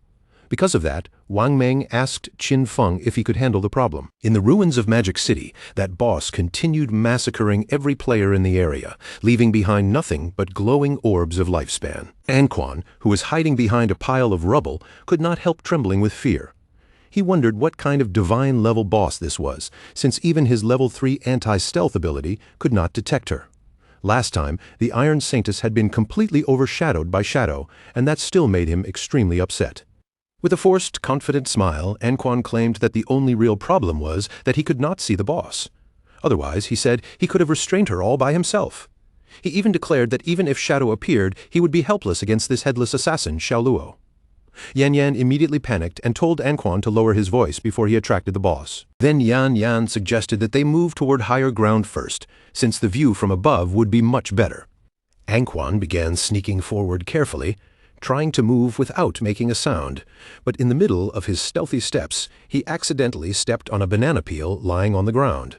Poor Anquan slipped and crashed to the ground, muttering in confusion about who had thrown a banana peel there, but before he could finish speaking, the boss flashed forward like thunder and cut Yan Yan and the subordinate in half. Their bodies instantly transformed into orbs of lifespan, while Anquan was the only one who survived simply because he had slipped on that banana peel at the perfect moment. Anquan stared in total shock when he realized that the boss had just killed every one of his subordinates. Without wasting even a second, he reached out and grabbed one of the lifespan orbs, but the moment he turned around, he suddenly saw the boss standing there. The boss raised her arm, clearly preparing to eliminate Anquan next. But instead of showing fear, Anquan shouted back at her, boldly claiming that he was not afraid of her. As the boss prepared to strike, Anquan suddenly rolled away.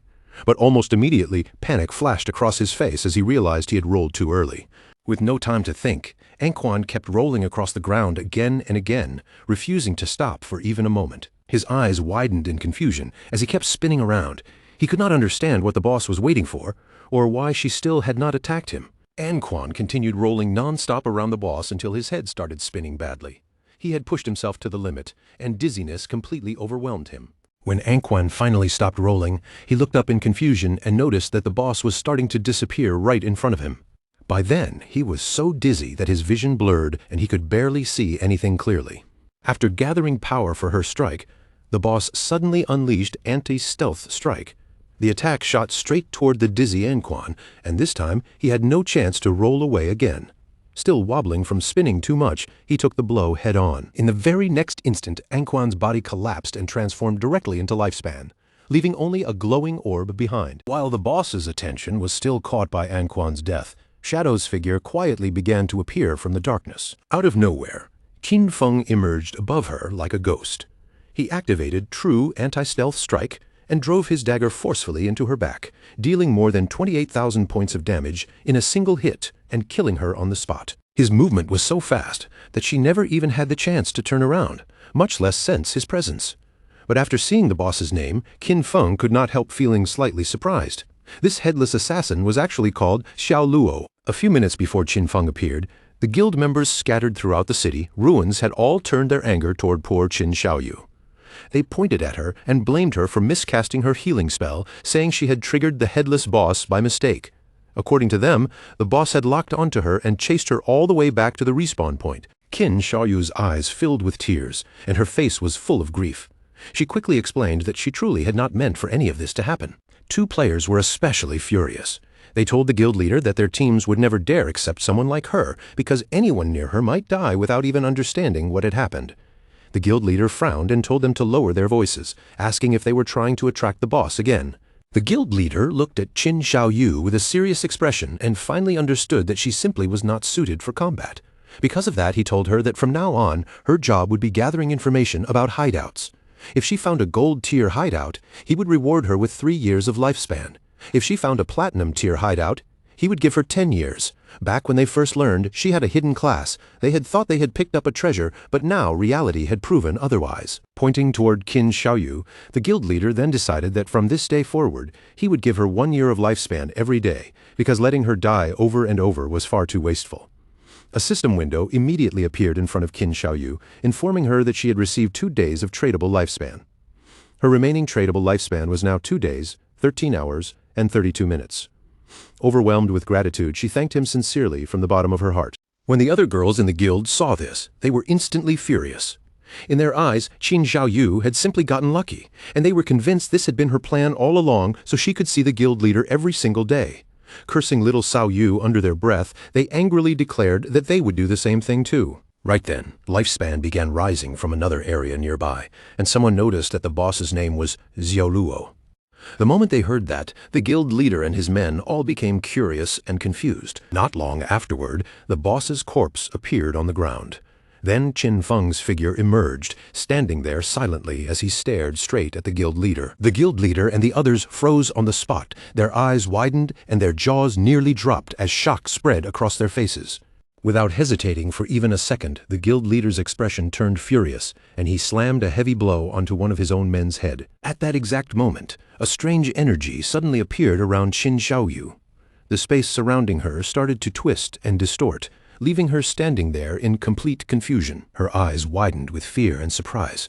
Neither Qin Xiaoyu nor the players around her had any idea what was happening. The guild leader reacted instantly. Without wasting even a second, he kicked Qin Xiaoyu hard in the backside, sending her flying away. Qin Xiaoyu's body lifted into the air as if pulled by an invisible force. Terrified, she screamed loudly and begged for someone to help her. Then 3 headless bosses appeared around her at the same time. The moment Qin Feng saw them, his attention immediately locked onto Qin Xiaoyu. Anquan and the others were watching from a corner, and they panicked when they saw 3 bosses appear. But then they quickly realized there were actually 4, and then 5, because one had just been instantly killed by Shadow. Only then did they understand why the boss had felt like it was everywhere at once. There were multiple clones. With tears in her eyes and desperation all over her face, Qin Xiaoyu cried out for help. Then she spotted Shadow, and for a brief moment, she thought she had finally been saved. She stretched her hand toward Qin Feng and begged him to save her, calling him Brother Shadow. But the moment that word brother came from the mouth of someone who had once betrayed him, Qin Feng's eyes flashed with anger. Just as the headless bosses were about to launch their attack, Qin Feng activated his new Shadow Dash and moved in an instant. In the blink of an eye, his blade swept through the bosses and poor Qin Xiaoyu together, cutting them all into pieces. Qin Xiaoyu was completely stunned as she died, unable to understand why Shadow had killed her too. The system then informed our boy that he had killed headless assassin Xiaoluo and Qin Xiaoyu, earning 48,000 experience points, 20 evolution points, and 1,520 days of tradable lifespan. As glowing lifespan orbs rained down from the sky, King Feng turned his back on Qin Xiaoyu without the slightest emotion and coldly said that she was simply unlucky. Qin Feng activated Greedy Hand and swept up the loot. He soon realized that besides the 1,520 days of lifespan dropped by the boss itself, there were also many light orbs scattered around. Those were the non-tradable lifespans the boss had just absorbed from other players and had not yet digested. Captain Anyu and Wang Meng soon appeared nearby. With a smile, Anyu greeted our boy and offered to buy the items from him if he did not need them. Qin Feng was slightly surprised, noticing that Captain Anyu and Wang Meng seemed to show up everywhere. With a calm expression, our boy said they had arrived at just the right time. He happened to know another place with valuable loot, and if the price was good enough, he could take them there. He told Wang Meng and the others to follow him, but made it clear that Anyu could not come. Captain Anyu was immediately both angry and confused, asking why she was not allowed to go with them. Shadow lifted his finger and pointed toward Wang Meng, then clarified in a calm voice that, to be more accurate, women were not allowed to go. Anyu's face flushed slightly. Showing off her attractive figure, she asked the boss why that was the case. Then, pretending to be deeply wronged, she accused him of discrimination and said she had even planned to seduce him, only to discover that he apparently preferred men. Qin Feng gave her a light knock on the head, then explained the reason. Outside the north gate of the city ruins stood a tower of divine authority. After clearing its challenge, players could obtain valuable rewards. However, the NPCs inside looked down on women. If even one woman joined the team, the challenge difficulty would increase tenfold. Little Black smiled and said goodbye to Qin Feng, wishing him good luck, while her friend looked at him with open admiration. Captain Anyu, however, turned away in anger, declaring that those NPCs were sexist trash and swearing that once she leveled up, she would kill them herself. Then she told Xiao He they should go explore the nearby mountain, kill some monsters, and vent her frustration. Qin Feng told Wang Meng and his men to follow him. Right after that, the system notified them that Shadow had sent a party invitation. One of Wang Meng's subordinates became visibly nervous, saying this was his first time teaming up with the great boss. Wang Meng immediately scolded him for acting scared, reminding him that this was a rare chance to observe the great boss's movements up close. But in the next instant, Qin Feng had already left them far behind. When they noticed the distance opening up, they panicked, completely unable to understand what was going on. Shadow looked like he was walking casually, yet somehow he was still faster than them running at full speed. At that point, they could only wonder how they were supposed to learn anything from him, finally concluding that his agility was simply too high. While moving forward, Qin Feng checked his system inventory and noticed that more than 20 items had dropped from the boss, and among them, 2 were actually usable by assassins. The first item was an assassin weapon called the Forest Bone Blade of Tyre Emerald. It had an attack power of 388.125, came with armor penetration, and increased strength by 39 and agility by 48. The requirement to equip it was level 15. Its unique effect doubled movement speed for 5 seconds after dealing damage, and while that effect was active, it also granted a 30% evasion rate. Qin Feng drew the new Forest Bone Blade, and his eyes lit up with satisfaction. Its attack power was almost 80% higher than the 216 points on the Plague Blade. On top of that, it added armor penetration, strength, and agility. This weapon was definitely not bad, and it was absolutely worth equipping. The second item was a platinum tier skill called Shadow Blade. It released a blade condensed from dark elements, dealing dark element damage to a single target within 20 meters and adding 600 points of dark elemental attack. When it hit, it could also dispel one random buff up to platinum tier. Its cooldown was 12 seconds, which became 6.49 seconds after reduction, and it required level 14 to use. Our boy immediately decided to evolve this skill and push it all the way to legendary tier. Even though its single target dark element damage was not especially high, he felt that the ability to dispel buffs was extremely useful. The evolution consumed 56 evolution points, leaving him with 219 points remaining. Shadow Blade rose step by step through Platinum, Emerald, Diamond, and Epic, until it finally became legendary. Its added dark elemental attack increased to 1,500 points, and it could now dispel a random buff up to legendary level. Its cooldown became 7 seconds, or 3.78 seconds after reduction. Finally, the skill gained a brand new legendary effect. Whenever it struck a weak point, it would refund 3 seconds of cooldown. Holding the newly upgraded skill in mind along with his new blade, Qin Feng felt genuinely pleased. As long as he hit a weak point, Shadow Blade would immediately return 3 seconds of cooldown. For him, that meant the real cooldown would be almost nothing. In practical terms, the effective cooldown would only be 0.78 seconds. Our boy finally snapped out of his thoughts and turned around, only to realize that Wang Meng and his subordinate had vanished from sight without leaving a trace. At the same time, nearly 2 kilometers behind Qin Feng, Wang Meng's subordinates were gasping for breath, completely exhausted. They complained helplessly that Shadow moved far too fast and that none of them could keep up with him. Eventually, one of them told their captain that he really could not continue anymore. Wang Meng grabbed that subordinate by the feet and began dragging him forward, telling him to stop talking nonsense and keep moving. Eventually, Qin Feng and the others arrived at the Tower of Divine Authority, which stood deep in the middle of a forest. The tower stretched so high into the sky that from the ground they could not even see its top. Our boy looked toward Wang Meng and his men and told them that this was the place they had come for. Once they stepped inside the tower, an NPC would appear and give them a challenge to complete. Then he gave them a warning in advance. This NPC was extremely shameless, because the better they performed during the trial, the more expensive his items would become afterward. With a calm look on his face, Qin Feng advised them to hold back as much as possible and only use about 1% of their true strength. He told them to do their best while keeping it low-key, because in the end, they only needed to defeat a gold-tier boss. But when our boy turned around, he saw Wang Meng and his men sprawled across the ground, their bodies trembling from exhaustion. None of them had been able to keep up with Qin Feng's pace at all. Wang Meng's face was covered in sweat, and he was gasping so hard that he could barely speak. Still, he forced himself to raise a trembling thumb and told our guy not to worry, promising that the mission would absolutely succeed. As Qin Feng walked toward the entrance of the Tower of Divine Authority, he reminded them to communicate through team chat at all times, so the NPC would not hear anything they said. He explained that once they cleared the challenge, they would be able to buy excellent items from that NPC, and he assured them that the rewards would not disappoint. Then Qin Feng and the others pushed open the heavy doors of the tower and stepped inside. The moment they entered, Wang Meng and his men were startled by the sight in front of them. A hooded NPC was floating in midair, calmly welcoming them as friends from Blue Star and saying that the arrival of the Forsaken Gods must have already made them feel uneasy. The floating NPC then revealed that this place was the Tower of Divine Authority. If they successfully completed the challenge inside, they would earn the right to trade with him. Then he simply asked them to tell him when they were ready. Wang Meng's men were both surprised and confused when they realized this game actually had NPCs. One of them quickly asked Shadow what kind of boss they would have to face in the challenge. Our guy only told them to follow his lead during the fight and said it would be simple. But the swordsman in the party became even more uneasy and asked him to explain it more clearly. The swordsman wanted to know how long the fight would last, how many phases the boss had, what skills it used, and whether the battle depended more on mechanics or raw stats.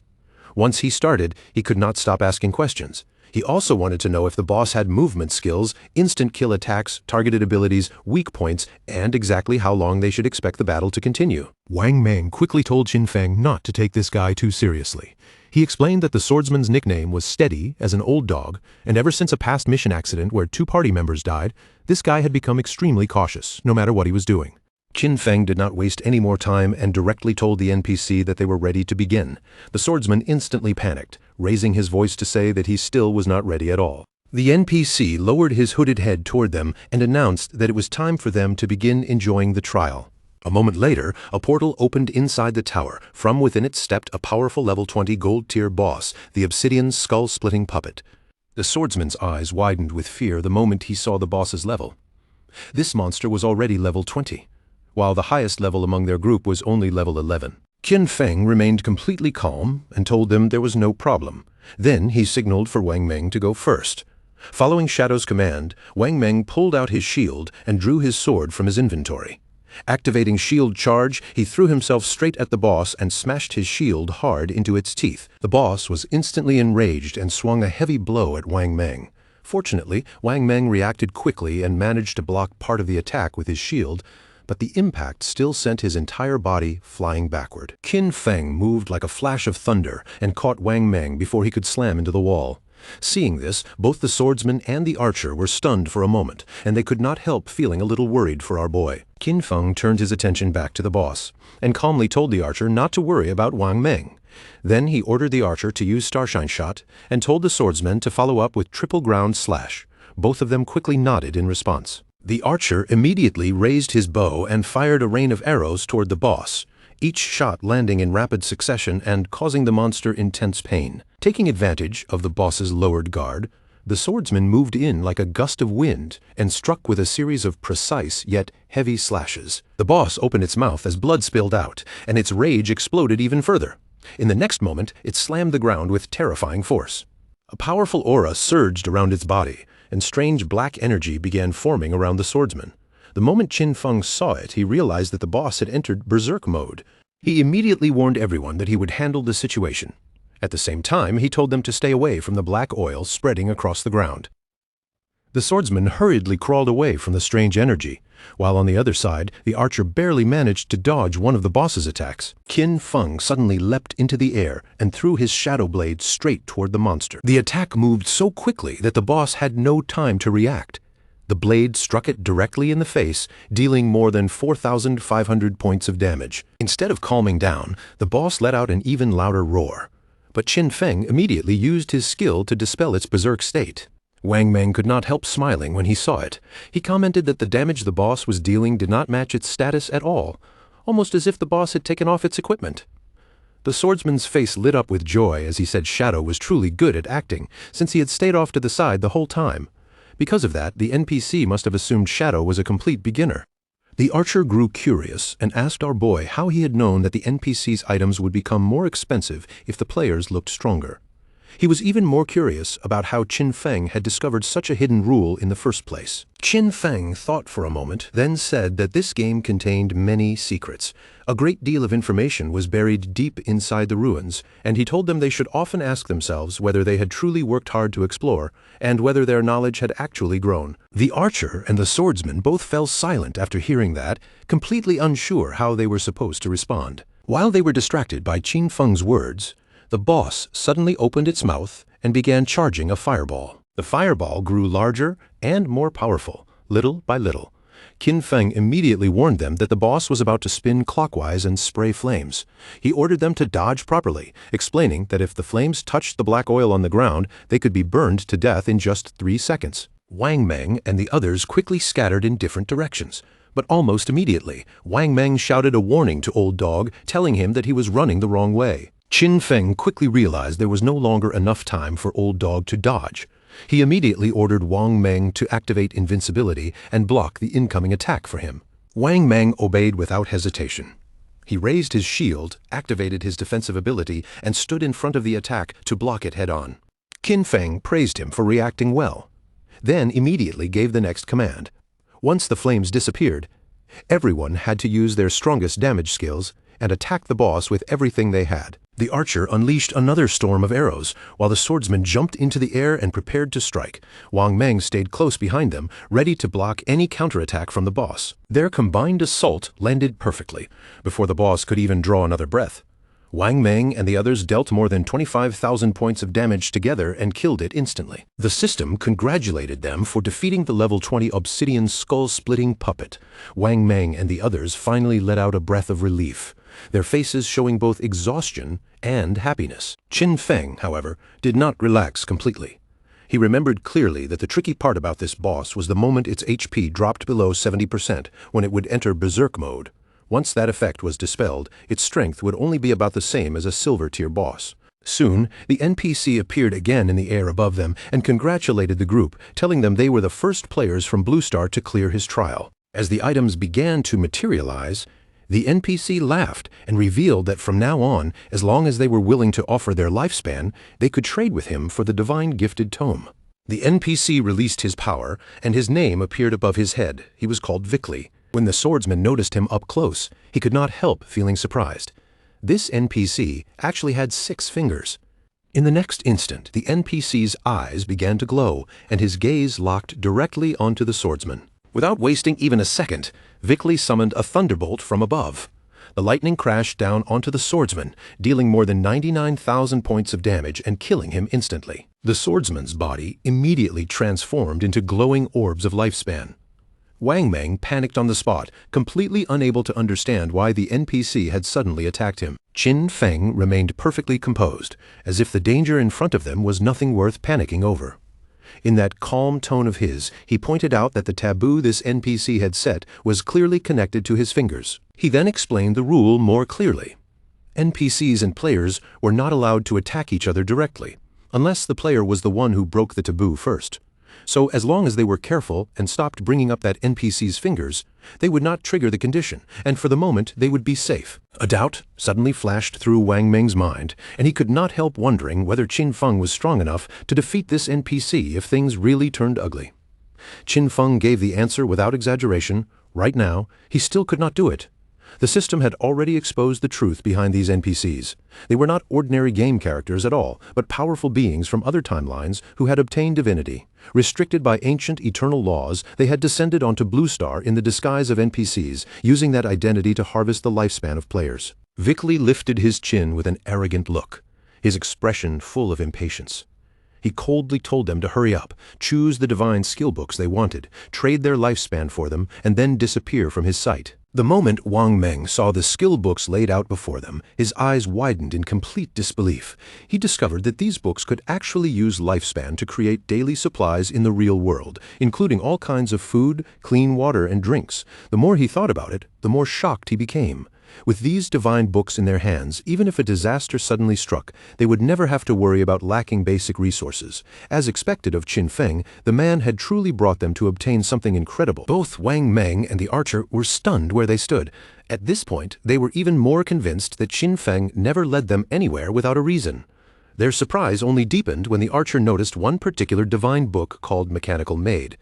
The instant he saw it, his eyes lit up, and he immediately wanted to buy it. Qin Feng directly spent 9,000 days of tradable lifespan and exchanged it for the complete set of 9 divine books from Zhanghai City. These divine books were enough to cover his daily needs in reality, but that was not the only reason he wanted them. The Tower of Divine Authority also had a special achievement that rewarded reputation points, and Qin Feng had no intention of letting that reward slip away. Qin Feng looked toward the NPC and calmly stated that he wanted to challenge the highest difficulty by himself. Vickley was clearly taken aback for a moment. Then, with a doubtful expression, he bluntly said that based on Qin Feng's earlier performance, he probably could not even clear the first level. Yet he still dared to think about challenging the maximum difficulty. Qin Feng, instead of backing down, became a little curious and asked what the highest difficulty actually involved. Vickley explained that the challenge was divided into 5 difficulty levels, and the 5th level was the peak.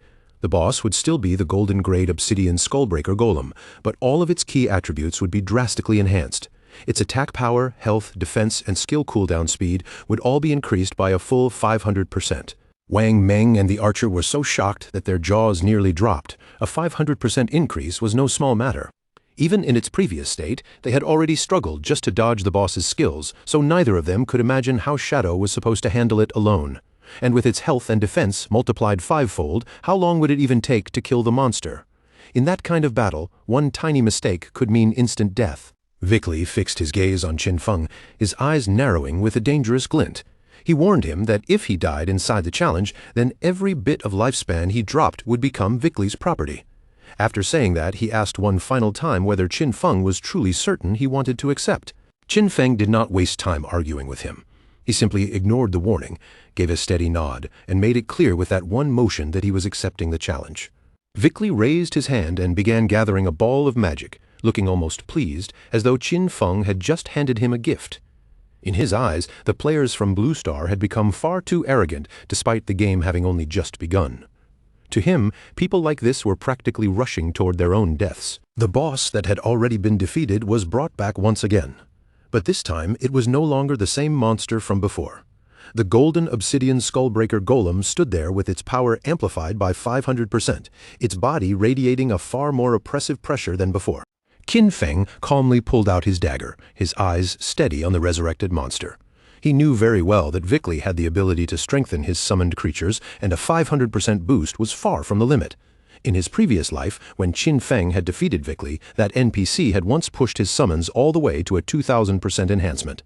Because of that, this fight was the perfect chance to test the true strength of his new weapon. Qin Feng made the first move by shooting a poisonous dart straight toward the boss. The moment it struck, the effect of Black Flame's gift was triggered, cutting the target's defense and all elemental resistances by 7%. Right after that, the special effect of the Emerald Bone Blade activated as well, and Qin Feng's speed instantly doubled for the next 5 seconds. The boss immediately unleashed a wave of flames, sending burning heat surging forward. But just before the fire could close in on Qin Feng, his figure vanished from the spot without leaving even a shadow behind. While the monster was still distracted, trying to understand where its target had gone, Qin Feng suddenly appeared behind it. In the blink of an eye, he landed directly on its head and drove his dagger hard into its skull, triggering the special effect of Emerald Bone Feather. The huge monster let out a painful roar that shook the air around it. But before it could react, Qin Feng disappeared again, his speed once more surging by 100% for 5 seconds. Watching that terrifying movement with their own eyes, Wang Meng and the archer were left completely stunned. At first, both of them thought Qin Feng had activated invisibility again, and they were even shocked by how short the cooldown of that skill seemed to be. But after watching more carefully, they finally realized the truth. This was not invisibility at all. Shadow was simply moving so fast that his body gave the illusion of vanishing from sight. Qin Feng then chose to activate Blessed Liberation. With that skill in effect, his next attack would carry the Throat Slash effect, turning his coming strike into something far deadlier. Using Shadow Dash, Qin Feng shot forward like a streak of thunder. His attack tore into the boss and dealt more than 100,000 points of damage in one burst. At the same time, Black Flame's gift was triggered again, pushing the reduction of the boss's defense and elemental resistances all the way down by 64%. Even after unleashing such powerful skills, the monster's HP had not fallen as much as an ordinary player might have expected. But Qin Feng was actually pleased by this result. He knew the damage had reached this level because of the buff granted by the Ancient God's Stone Tablet. Without that item raising the stacking limit of Black Flame's gift, every hit from Shadow Dash would have dealt only around 18,000 damage at most. Wang Meng stared at the boss's health bar in disbelief. One single strike had shaved away nearly a third of its HP, and he could not even understand what skill Qin Feng had used. The archer, meanwhile, had finally managed to clearly see Qin Feng's attack for the first time. To him, it looked almost like an instant Shadow Slash, but the Shadow Slash he knew should only have 3 strikes. At the same time, Vic Li stood silently watching the battle unfold. His expression gradually darkened as a question formed in his mind. Blue Star's game had only just begun, so how could someone already be this strong? What kind of terrifying talent did this player possess? Qin Feng's eyes shone with visible excitement. The setup was complete, and now it was time to activate Throat Slash, a skill that would deal 200% of the previous attack's damage every single second. A moment later, blood began bursting from the boss's body, spilling out from the wounds as the effect took hold. The monster roared in unbearable pain, its massive body trembling while its HP bar began to plunge downward at a frightening speed. Within just a few seconds, the monster's life was completely drained away, and its huge body collapsed into countless glowing orbs of lifespan. The system immediately congratulated Qin Feng for completing the achievement challenge of the 5th difficulty level of the Divine Authority Tower, granting him a total of 15 reputation points for clearing every level. On top of that, because he was the first player in the world to clear the tower solo, he received an additional 75 reputation points. Then, a global announcement rang out for everyone to hear. Player Qin Feng had cleared the maximum difficulty challenge of the Divine Authority Tower for the first time in history. Instead of being amazed right away, most players were simply confused. They had no idea what the Divine Authority Tower even was. In the ruined cities where they were located, none of them had ever seen a building that looked like a tower. But that confusion soon turned into a familiar realization. Once again, Shadow had discovered something far ahead of everyone else. Vickley's face twisted with frustration to him. This whole thing felt like he had been scammed.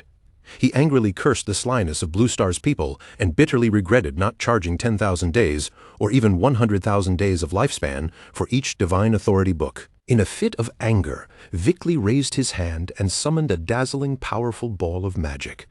The light grew brighter and brighter as he shouted for them to get out, making it very clear that he never wanted to see them again. Wang Meng and the archer instinctively covered their eyes, afraid that the blinding light would burn their sight away. In that instant, both of them thought they were finished, believing the furious NPC was about to unleash a terrifying attack on them. Vickley's magic came crashing down toward them. Wang Meng and the archer lowered their heads and shielded themselves in panic. But Qin Feng remained standing in place, completely still, as calm and unshaken as ever. The next moment, Qin Feng and the others appeared outside the tower. Wang Meng and the archer were both stunned for a moment, unable to understand what had just happened. Panic hit them almost immediately, but after checking themselves, they quickly realized they were still alive. They had not been killed at all. Vickley's so-called attack had simply teleported them out of the Tower of Divine Authority. Qin Feng looked at them and reminded them that there had never been any need to worry. Just as he had said from the beginning, as long as they did not break the taboo, the NPCs could not directly attack them. Now that Qin Feng had obtained what he came for, he decided there was no reason to stay any longer. He casually mentioned that he was going to log off and eat. Wang Meng quickly thanked him for guiding them through this opportunity and asked Qin Feng to bring them along again if something like this came up in the future. Qin Feng gave a simple nod, while the archer also said goodbye. Qin Feng soon woke up back in reality, inside his hideout. Then the system began extracting the 9 divine gift books, and the entire process consumed 90 days of his tradable lifespan. After that, Qin Feng decided to spend 106 years of lifespan in one go. He used it to purchase luxury furniture, daily necessities, cooking ingredients, and a multi-purpose mechanical maid, fully preparing his hideout for a more comfortable life. A maid with dog ears soon appeared in front of him. She introduced herself politely, then informed Qin Feng that she could take care of all matters inside the house and would serve him in whatever way he needed. Qin Feng lay back comfortably on the luxurious sofa and gave his first order, telling her to start a complete cleaning of the hideout immediately. The maid quickly got to work, beginning with the floor, while already planning to prepare a rich feast for him afterward. At the same time, in the real world, inside Jianghai City, the authorities were dealing with a far darker matter. Several murder cases were under investigation, and the atmosphere around the case had become increasingly tense. The officer in charge of the investigation reported to his superior that this was already the 3rd female corpse discovered within the same week. Just like the previous 2 victims, all 4 of her limbs had been severed and her eyes had been removed. The method was so similar that it was highly likely the same killer was responsible. Hearing this, the superior immediately asked whether the investigators had found any useful clues. The officer answered with a heavy expression, saying that the murderer clearly understood how investigators worked. Every time the bodies were abandoned, the timing was chosen just outside the effective duration of their investigative skills. After hearing that, the superior gave an urgent order for them to check how much time remained before the researchers' professional advancement. They could not afford to drag this out any longer. This killer had to be caught. The police officer standing beside him nodded seriously. Just then, another officer suddenly asked them to wait, causing the superior to turn and ask whether he had discovered something. The officer's eyes sharpened as he looked over the information. He had noticed something disturbing. Shadow's log-in and log-out times matched almost exactly with the moments when the girls had been killed. The superior fell into thought, knowing that matching schedules alone were not enough to prove anything. The officer admitted that point, but still believed this angle was worth investigating. He added that rumors had already begun spreading, claiming Shadow was the murderer, and that the authorities were deliberately covering it up because they feared his power. The superior waved his hand and reminded Xiama to stay rational. Even though Shadow had humiliated him in front of Anyu, he could not let personal resentment interfere with official work. He assured Xiama that the technology department would provide full support around the clock so they could solve the case as quickly as possible and bring justice to the victims. After saying that, the superior turned and continued speaking with another officer. Meanwhile, Xiama lowered his gaze toward the floor, his eyes gradually filling with anger. At that same time, Qin Feng logged back into the game and silently stared at a castle standing within the ruins of Demon City. He remembered this place clearly. It was the Academy of Evil Spirits, a platinum-tier hideout. Although the place could not exactly be called well hidden, there was one thing everyone knew about it. The protective barrier surrounding this hideout was said to be the strongest barrier in all of Huaxia. The system notification soon appeared, informing Qin Feng that he had consumed 2.74 years of tradable lifespan to establish the guild named Shadow. His goal was very straightforward. He intended to seize this hideout and register it under his guild's name, turning it into a sanctuary within the ruins of Magic City. Qin Feng immediately leapt forward. Sanctuaries had the ability to teleport between each other, and once this place became his, traveling between Magic City and Zhenghai would become much more convenient from now on. After activating invisibility, Qin Feng slipped into the hideout without making a sound. His figure blended into the surroundings as he began moving quietly through the interior. Several minutes later, Qin Feng had already reached the third underground level, which was also the deepest part of the hideout. Yet, along the way, he had not run into even a single monster. That alone told him something was wrong. Someone, or perhaps a group of fairly powerful people, had already cleared this place before him. Just then, a sharp shout suddenly echoed through the underground space, declaring that she had nowhere left to run. Qin Feng's interest was immediately caught. He moved closer and quietly looked around the corner, only to see several men surrounding a lone woman. The woman's eyes were filled with fear as she backed away from them. Her voice trembled as she begged them not to come any closer. They were standing on a bridge, and the woman had already been forced into a dead end, with a river of molten lava flowing behind her. One of the men smiled and told her not to be so afraid, saying they would not kill her, at least not for now. He explained that Dongfang Yue wanted them to capture her so his son could show her some love. Then he demanded that she reveal her location in the real world. If she refused, they would kill her again and again until every bit of her lifespan was drained away. He even warned her that suicide would be useless because members of Shura Hall were already waiting at her respawn point. The orange-haired man then smiled wider and suggested they make a deal. He reminded her that she had killed Dongfang Yue twice in the game, so by his estimate, she must have taken at least 30 years of lifespan from him. The woman said nothing, her expression tense as she lowered her gaze and fell into thought.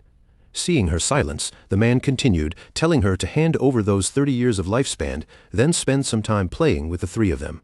In exchange, he promised they would let her leave alive. Tears welled in the woman's frightened eyes. Her lips trembled as she asked them what exactly they meant by playing. The men began grinning at one another, their expressions turning even more vile.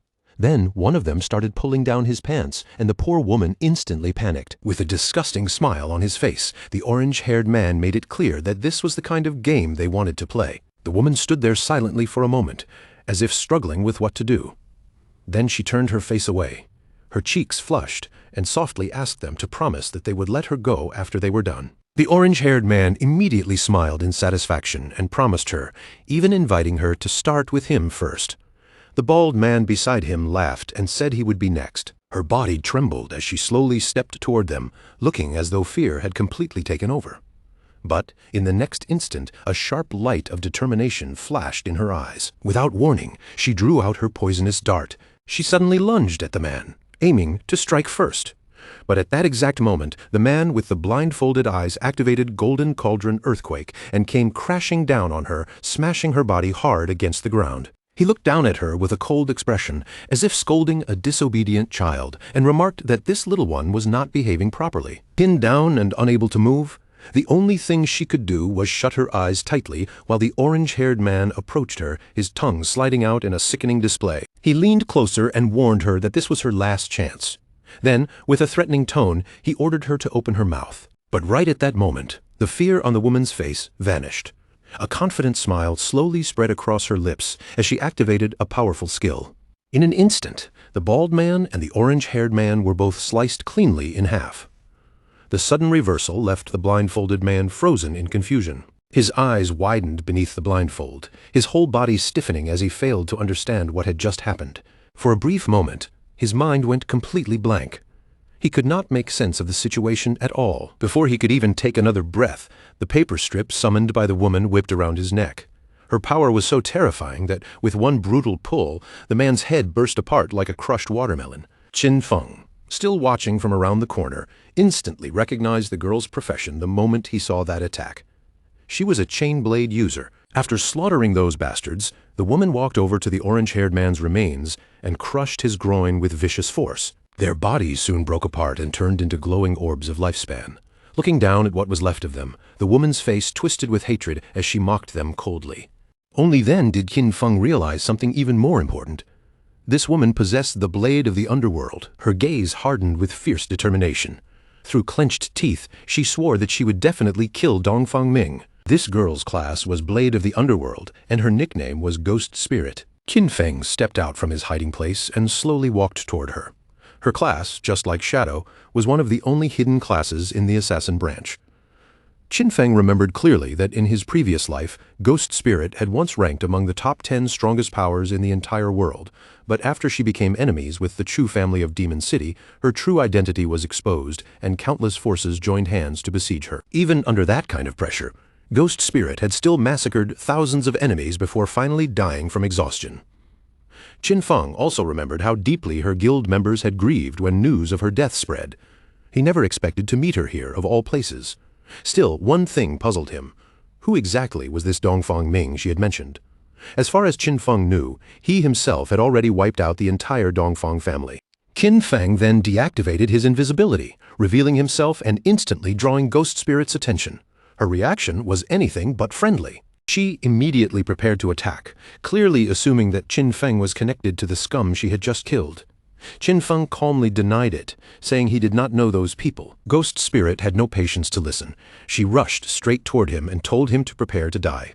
Qin Feng, however, stayed as calm as ever, not showing the slightest panic. With anger burning across her face, Ghost Spirit unleashed her skill, Underworld Chainblade. In the blink of an eye, the strip of paper shot forward and began wrapping tightly around Qin Feng's body.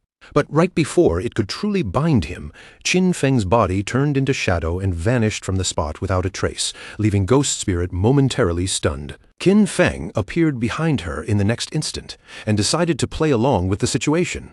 The moment Ghost Spirit heard him so close behind her, her eyes widened with both surprise and fear. Realizing she was in real danger, Ghost Spirit reacted immediately and leapt away from him, creating distance as fast as she could. She then activated Shadow Stealth.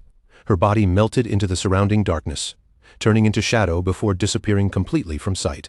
Qin Feng was slightly surprised when he noticed that she had actually gone invisible. Since she had chosen to hide, Qin Feng also activated Shadow Stealth, and his figure disappeared from the place just as silently. Several minutes passed in complete silence, and nothing happened at all. Ghost Spirit gradually became confused. She could not see Qin Feng anywhere. Even though her Blade of the Underworld class came with a built-in level 4 anti-stealth ability, she still could not detect his position at all. This made a startling thought rise in her mind. Could this guy actually be Shadow? Not long after, Qin Feng cancelled his Shadow Stealth and silently appeared behind her, his presence immediately catching her attention. The moment Ghost Spirit heard Shadow's voice behind her, panic surged through her body. She instantly realized that even with her level 4 stealth active, he could still see her clearly. Ghost Spirit realized that holding back any longer would only put her at a disadvantage. Her expression sharpened, and she finally decided to use her strongest skill, Evil Ghost Soul Chase. The paper strip in her hand suddenly began glowing with an eerie light. At the same time, a small pink flame appeared above Qin Feng's head while he activated Shadow Stealth once again. Qin Feng did not let his guard drop for even a second. He immediately pulled back, creating distance from the incoming attack. But to his surprise, the blade did not lose its target at all, and continued chasing after him, leaving him slightly confused. After observing it more carefully, Qin Feng quickly understood what was happening. This locking blade was able to pinpoint his exact location even while he was hidden. Ghost Spirit's eyes burned with firm determination. Even if her own eyes could not see through his concealment, her weapon could still find him. Anyone marked by evil ghost soul chase would have no way to escape its pursuit. Qin Feng tried to shake it off, but no matter how he moved, it was useless. The blade kept following him without hesitation. At that moment, he realized that this class had the ability to ignore stealth levels entirely. Ghost Spirit truly was far from ordinary. But Qin Feng was not someone who would be cornered so easily. With a clever shift in movement, he began circling around Ghost Spirit, using her own skill against her. By the time she noticed what he was planning, it was already too late. Ghost Spirit refused to give up and tried to catch Qin Feng before he could finish his move. But the moment she acted, the strip of paper suddenly wrapped around her own body, binding her tightly and leaving her completely immobilized. Qin Feng grabbed the strip of paper and lifted it, leaving Ghost Spirit hanging helplessly in midair. Then he told her directly that he was Shadow, not someone sent by Dongfang Ming. He also made it clear that if he had truly wanted to kill her, she would already be dead. With no better choice left, Ghost Spirit decided to believe him and asked him to put her down. Qin Feng did not waste time with unnecessary words. He went straight to the point and asked whether the Dongfang Yu she mentioned came from the Dongfang family of Jianghai City. Even while hanging upside down, Ghost Spirit still nodded. She explained that Dongfang Yu was indeed from that family, but she had married into the Chu family. So her ties with the Dongfang family were no longer as close as before. Qin Feng immediately understood the situation. One fish had slipped through the net. It seemed Dongfang Yu had not been present when he wiped out the Dongfang family. Ghost Spirit's eyes widened in shock the moment she realized what his words meant. The one who had annihilated the Dongfang family was actually him. Her shock quickly turned into excitement and joy. If Shadow had destroyed the Dongfang family, then that meant he and Dongfang Yu were enemies as well. She immediately told him to put her down, saying that the enemy of her enemy was her friend, and that the two of them could work together. Qin Feng released his grip on the strip of paper, and Ghost Spirit dropped straight to the ground. However, Qin Feng did not immediately agree to cooperate. Instead, he looked at her and first asked why she wanted to kill Dongfang Yue. Ghost Spirit clenched her teeth so hard that her hatred was almost visible on her face. She said she wanted revenge for the murder of her family, then began telling him the dark and painful story behind it. Before the arrival of the godforsaken game, Dongfang Yu had killed Ghost Spirit's mother in a drunk driving accident. But because the Chu family stepped in and found someone else to take the blame, Dongfang Yu escaped punishment completely. Her father could not accept that injustice. He managed to find evidence that could convict Dongfang Ming, but the very next day, his body was recovered from the river. The official explanation given to the public was suicide. When Ghost Spirit went to Dongfang Yue's home demanding an explanation, the Chu family's guards beat her until she was nearly dead.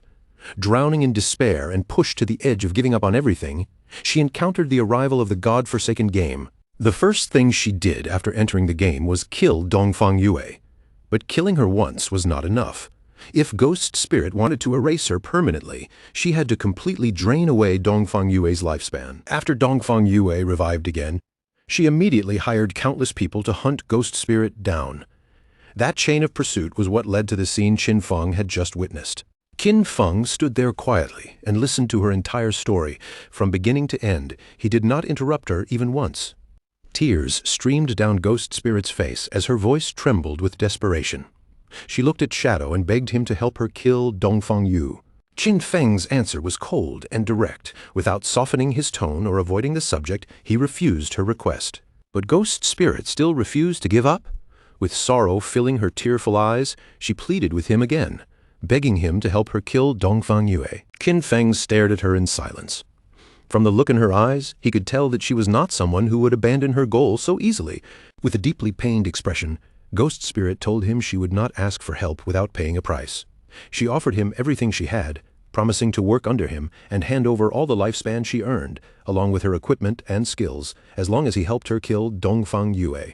She even went as far as declaring that she would willingly become his slave if that was what it took. Qin Feng silently observed her, and a trace of surprise flashed in his eyes. Then, with an arrogant but steady gaze, he told her he would not help her kill Dongfang Yu directly, because this was her revenge, and it could only be settled by her own hands. Qin Feng was not a villain, so he told her that he would help her reach that point, but how far she could go after that would depend on her own fate and ability. Ghost Spirit froze in shock. Her eyes widening with confusion, she could not understand what kind of help he planned to give her if he was refusing to kill Dongfeng Yu himself. Qin Feng answered honestly. With a calm look in his eyes, he told her to join his guild and become one of his people. If she did that, he would help her complete her revenge. A system window appeared in front of Ghost Spirit, informing her that Shadow had invited her to join the guild named Shadow. Ghost Spirit fell silent for a moment, thinking it over carefully. Then her eyes slowly lit up with joy when she realized that Shadow's guild currently consisted of only him. So all she had to do was join? Without hesitating any longer, she accepted the invitation, and a system window immediately confirmed her decision. Qin Feng accepted Ghost Spirit's friend request as well. Seeing that she had truly joined him, he felt a hint of satisfaction and told her that from now on there was only one thing she needed to focus on first: class advancement. Qin Feng turned his back to her and said that she would have to discover for herself what class advancement meant and how to complete it. Once she succeeded, she could come find him again. Ghost Spirit remained kneeling on the ground, but her eyes began shining with renewed determination. Qin Feng made his meaning clear. If she could not even accomplish this much, then she should give up on revenge altogether. Qin Feng activated Shadow Stealth and left the area without a sound. In his heart, he knew the blade of the underworld class had limitless potential. With just a little guidance, Ghost Spirit would definitely be able to advance much further in the future. After leaving Ghost Spirit behind, Qin Feng continued forward and soon arrived in the deepest part of the Evil Spirit Academy. Standing before him was a level 15 boss, a strange woman surrounded by several spiritual heads. She was the platinum-grade aberrant witch, Stana. After studying her for only a moment, Qin Feng quickly realized that she was the guardian of the Evil Spirit Academy. In the blink of an eye, Qin Feng leapt into action and unleashed Dark Knight Ring Blade against the boss. The attack struck hard, dealing 26,000 points of damage while also triggering weak point strike. Qin Feng landed back on the ground, already recalling the details of this boss fight. During the first phase, only one of her 4 heads would activate, and in that state, she was immune to physical damage. Because of that, he could only rely on elemental skills, even if they dealt slightly less damage. He summoned his Shadow Blade, confidence glowing in his eyes. With the pale white bone blade increasing his movement speed and Shadow Blade resetting its cooldown whenever it struck a target, this fight was perfectly suited to him. Qin Feng began summoning Shadow Blades one after another until hundreds of them filled the air around him. Then he launched them straight at the boss, piercing one of her spiritual heads and dealing more than 200,000 points of damage. At that moment, he was like a mobile Gatling gun, firing endless elemental attacks without pause. Before long, her golden head burst apart into fragments. Shadow remained completely composed, because he remembered that once the second phase began, 3 heads would activate at the same time. The boss's eyes blazed with rage, and her furious gaze locked directly onto Qin Feng. Soon after, the heads began firing bursts of energy from their eyes.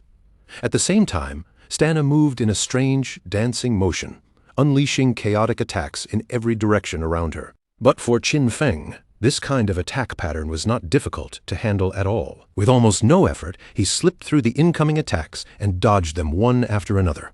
Then he drove his Shadow Blades into the boss's head again, dealing more than 200,000 points of damage. As she twisted on the ground in agony, Qin Feng calmly dropped back down from above.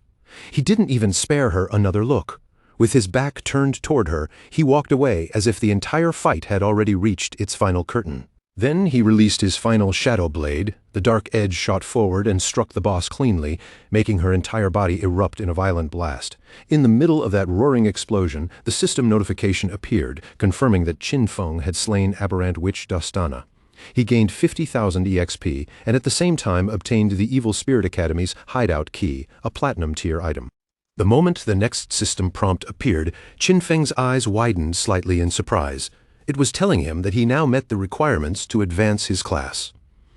Without wasting a second, Qin Feng chose to proceed. Dark shadows immediately curled around his body like living smoke, wrapping him from head to toe. His Shadow class advanced from Tier 1 to Tier 2, and the attribute bonuses surged along with it.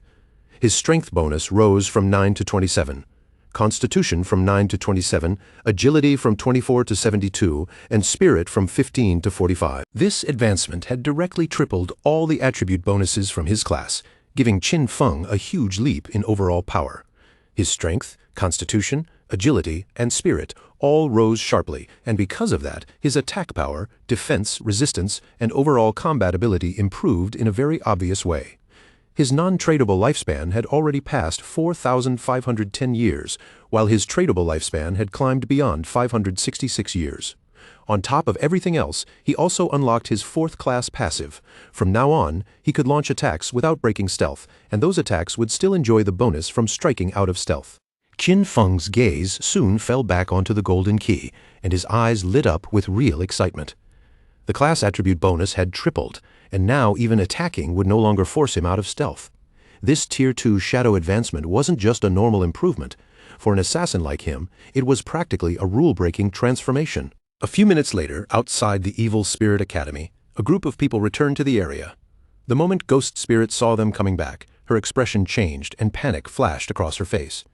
She clearly hadn't expected those people to actually dare to show up again. They were the same men she had dealt with earlier, but this time, things were completely different. Before, there had only been 3 of them. Now, they had dragged over every member of their guild. The bald man grinned as he stared at her and admitted that last time he had simply been careless because he didn't know she had a chain blade. Beside him, the orange-haired man looked even more confident. With a smug expression, he said that this time he had brought everyone from Shura Palace, and he wanted to see where she could possibly run now. The bald man suddenly charged forward, raising his weapon as he rushed straight at Ghost Spirit.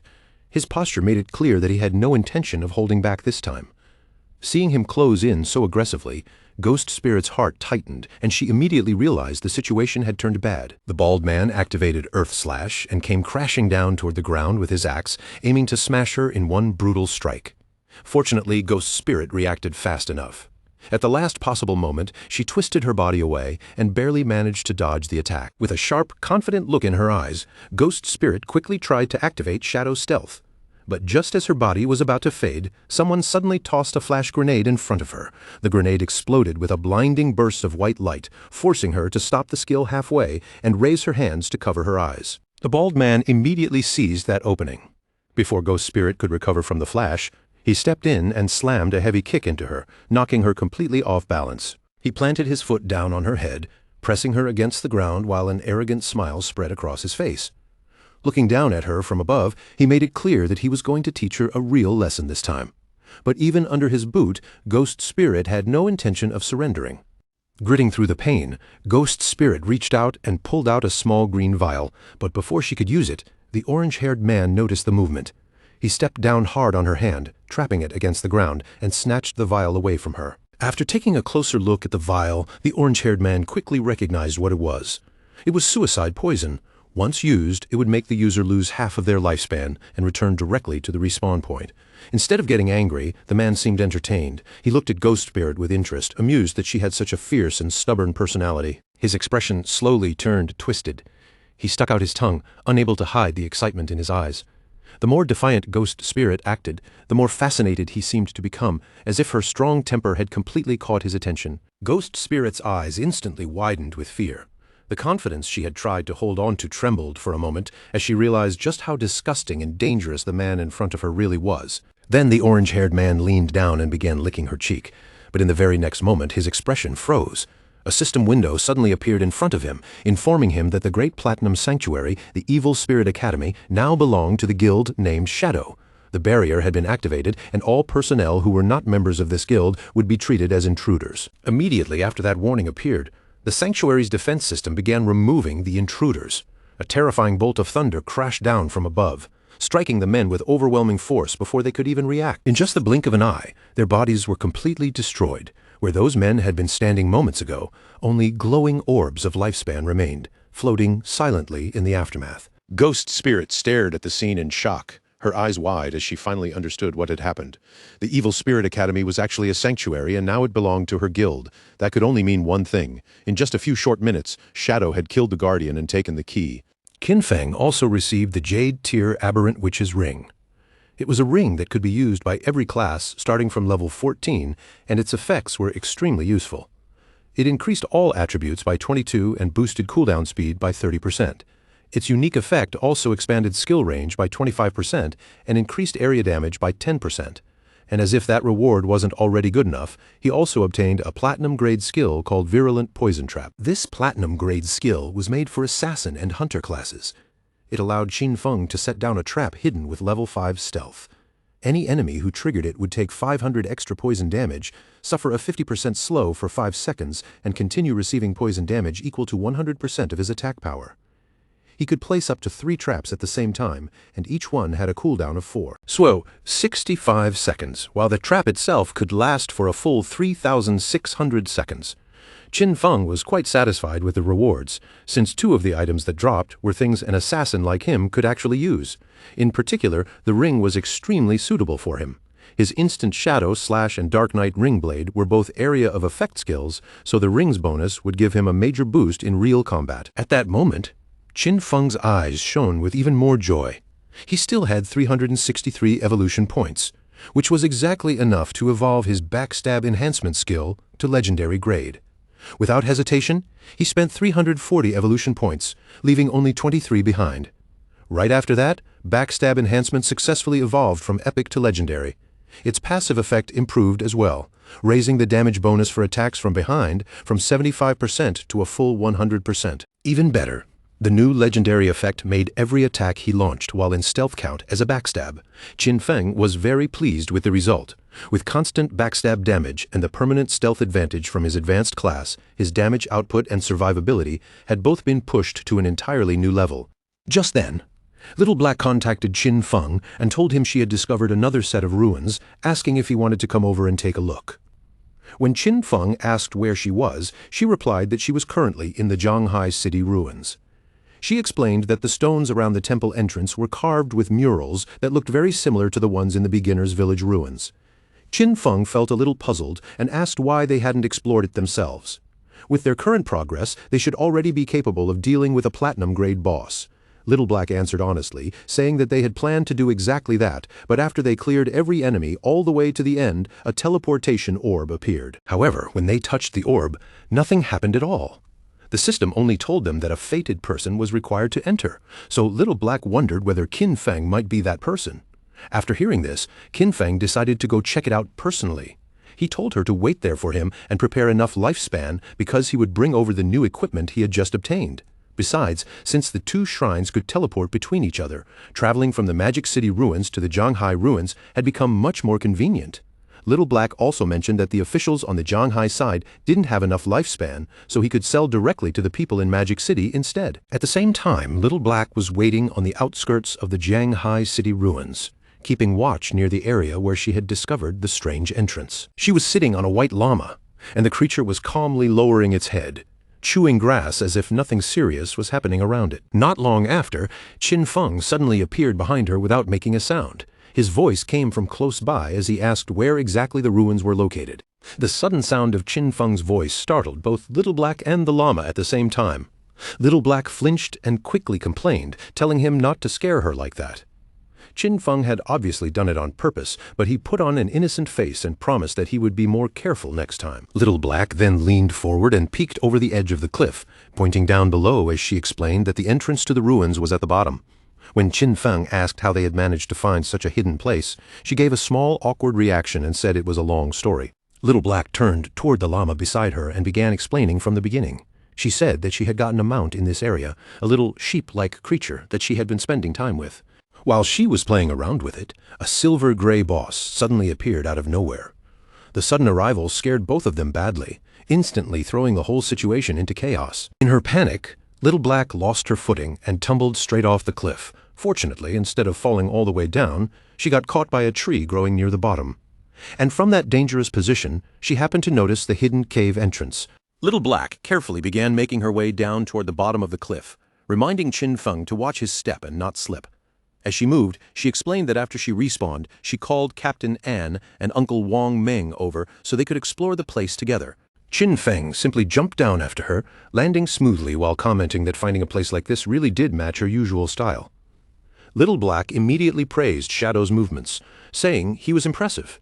She then added that Wang Meng had tried to jump down the same way before, only to slip and die from the fall. The 2 of them entered the cave. As they walked deeper inside, Little Black told him that there was a labyrinth up ahead, but they had already cleared out the monsters and explored the whole path.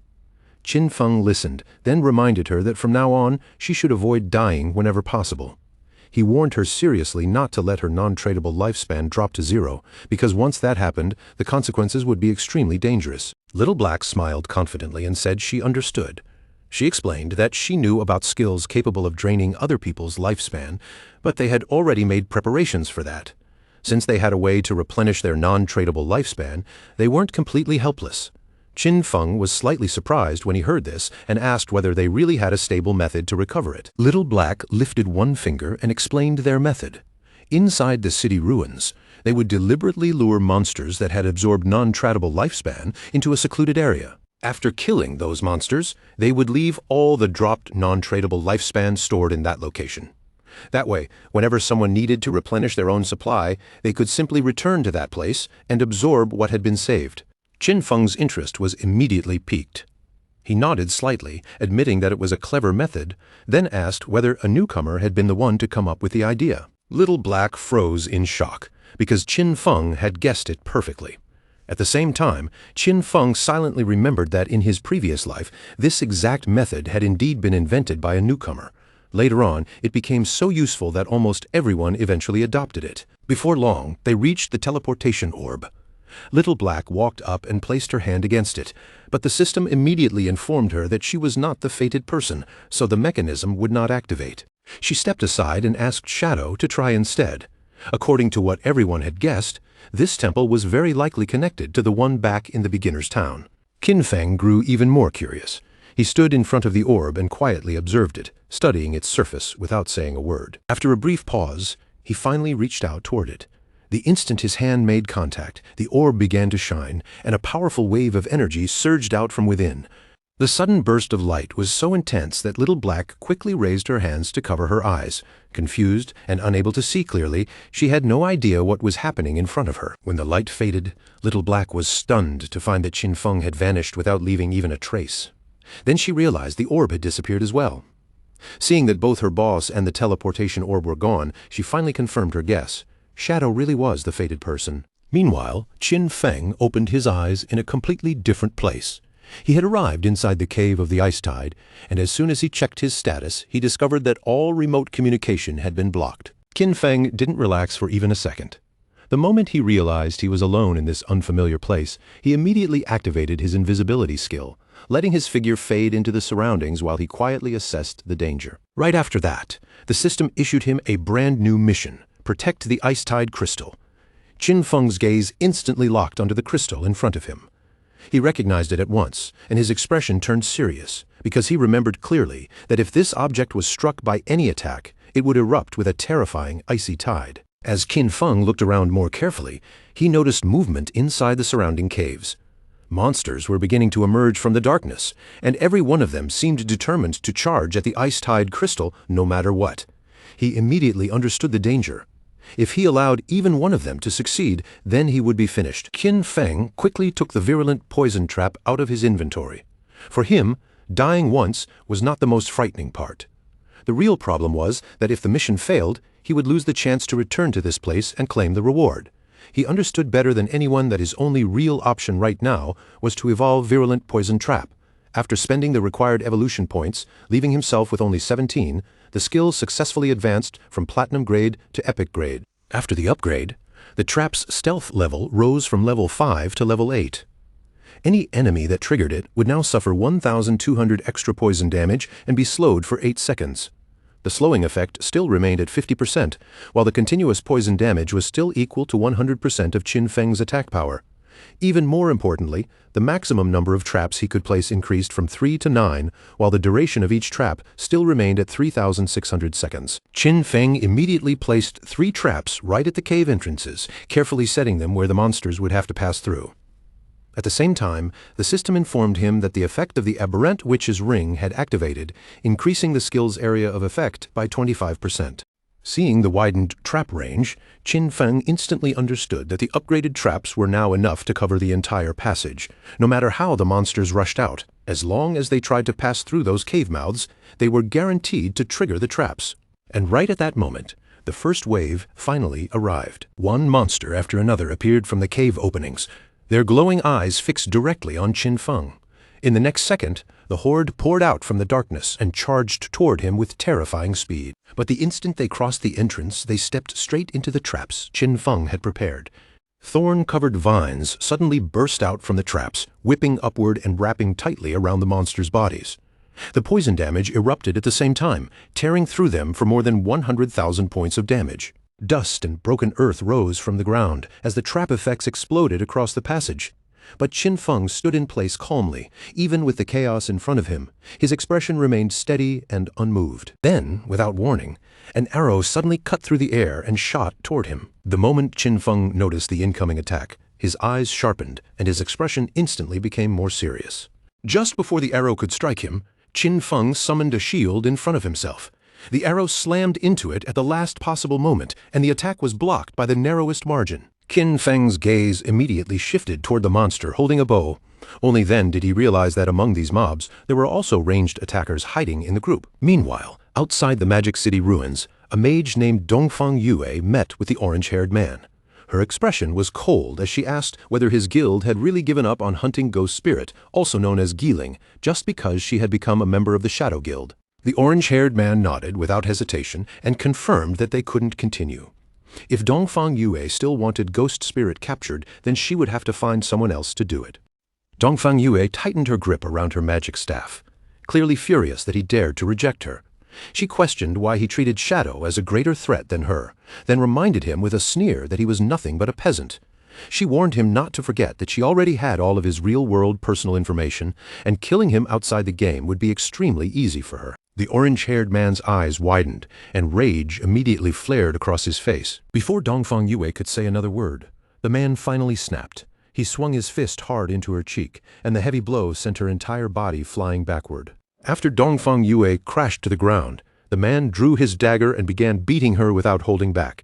He shouted that he had already had enough of her, and even if he couldn't defeat Shadow, he could still kill her. Each strike came down with furious force as he cursed her for calling him a peasant over and over again, screaming for her to die with every blow. In the blink of an eye, Dongfang Yue was killed. Her body quickly broke apart and began transforming into glowing orbs of lifespan. When she opened her eyes again, she had already returned to the real world inside the Chu family residence. Her golden-cased phone was still in her hand, but her face was twisted with rage. She clenched her fist tightly, unable to accept that those peasants from Shura Palace had actually dared to kill her. Without wasting a moment, Dongfang Yue immediately demanded that her husband send people to capture every last one of them. Her husband looked slightly confused and asked whether she was talking about Shura Palace, the very group she had hired earlier to catch Ghost Spirit. With anger still burning on her face, Dongfang Yue explained that Ghost Spirit had now joined Shadow, and because of that, those people no longer dared to continue the job for fear of Shadow's revenge. Her husband listened and then calmly told her that they would deal with those peasants after Shadow was eliminated. He then informed her that he had already arranged for people from Magic City's Black Dragon Hall to move against Shadow.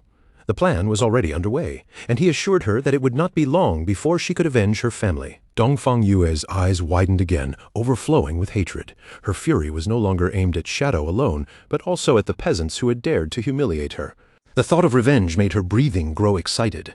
With a vicious and confident expression, she swore that she would avenge the Dongfang family, and that every single one of those people would be slaughtered. Back inside the cave of the Ice Tide, Qin Feng threw his short blade with a sharp flick of his hand. The blade shot forward and buried itself directly into the eye of the bow-wielding monster, killing it instantly. To Qin Feng, the fact that some of the mobs could attack from range did not change much. His Shadow Blade skill reset its cooldown whenever it struck a weak point, which meant these enemies were no different from targets waiting to be cut down.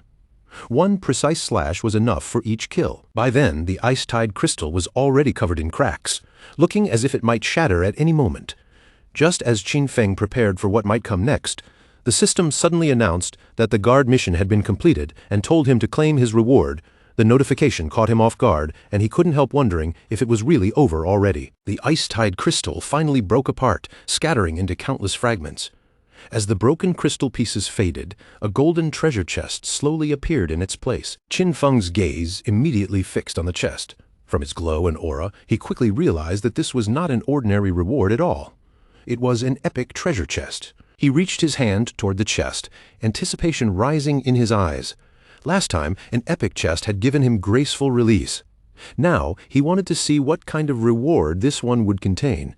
The chest slowly opened, and a dazzling golden light poured out from within, filling the space around Qin Feng with a powerful glow. Then, from inside that golden radiance, the figure of a woman gradually began to take shape. She was an NPC. Qin Feng looked at her with surprise because he recognized her immediately. She was the same NPC who had appeared beside the epic chest the last time. With her eyes still closed, the woman began to speak in a strange, ancient language. Qin Feng recognized it at once as the language of the old gods. Her words reached him clearly, telling him that he had passed 2 trials and was the chosen one. Qin Feng found this extremely strange. He obviously could not truly understand that language, and yet the meaning entered his mind perfectly. For a moment, he wondered whether this was because of his eye of judgment. As the woman's body began to transform, she revealed that the old gods had already perished. And Qin Feng was the one who would inherit the mantle of judgment. The NPC's body continued to change before his eyes. Shadow could do nothing except stand there in silence, watching the transformation unfold with clear amazement. Little by little, the woman's appearance shifted further, as if some hidden power within her was slowly awakening. Then the third eye on her forehead opened. A powerful aura surged out from her body, filling the space around them as she told Qin Feng that her name was Asathas. She declared that she would follow him and personally witness him become the true god of judgment. After saying that, Asathas asked Qin Feng to accept the gift she had prepared for him. The gift was Asathas's summoning bell. It was a bell created by Asathas, the herald of judgment, using the power of order itself. With it, Qin Feng would be able to summon her once at level 25, again at level 35, and one final time at level 50. Each summoning would give him the chance to challenge a special ruin. If he completed all 3 challenges successfully, Asathas would be able to live in his hideout and provide him with a skill upgrade function. Qin Feng took the summoning bell, and joy immediately lit up in his eyes. He understood that the previous temple had been level 5, while this one was level 15. Thinking about it, he couldn't help feeling surprised that Little Black had stumbled upon both of them. Her luck was truly so good that it almost seemed unreal. Asathas then looked at Qin Feng and asked him to choose a skill.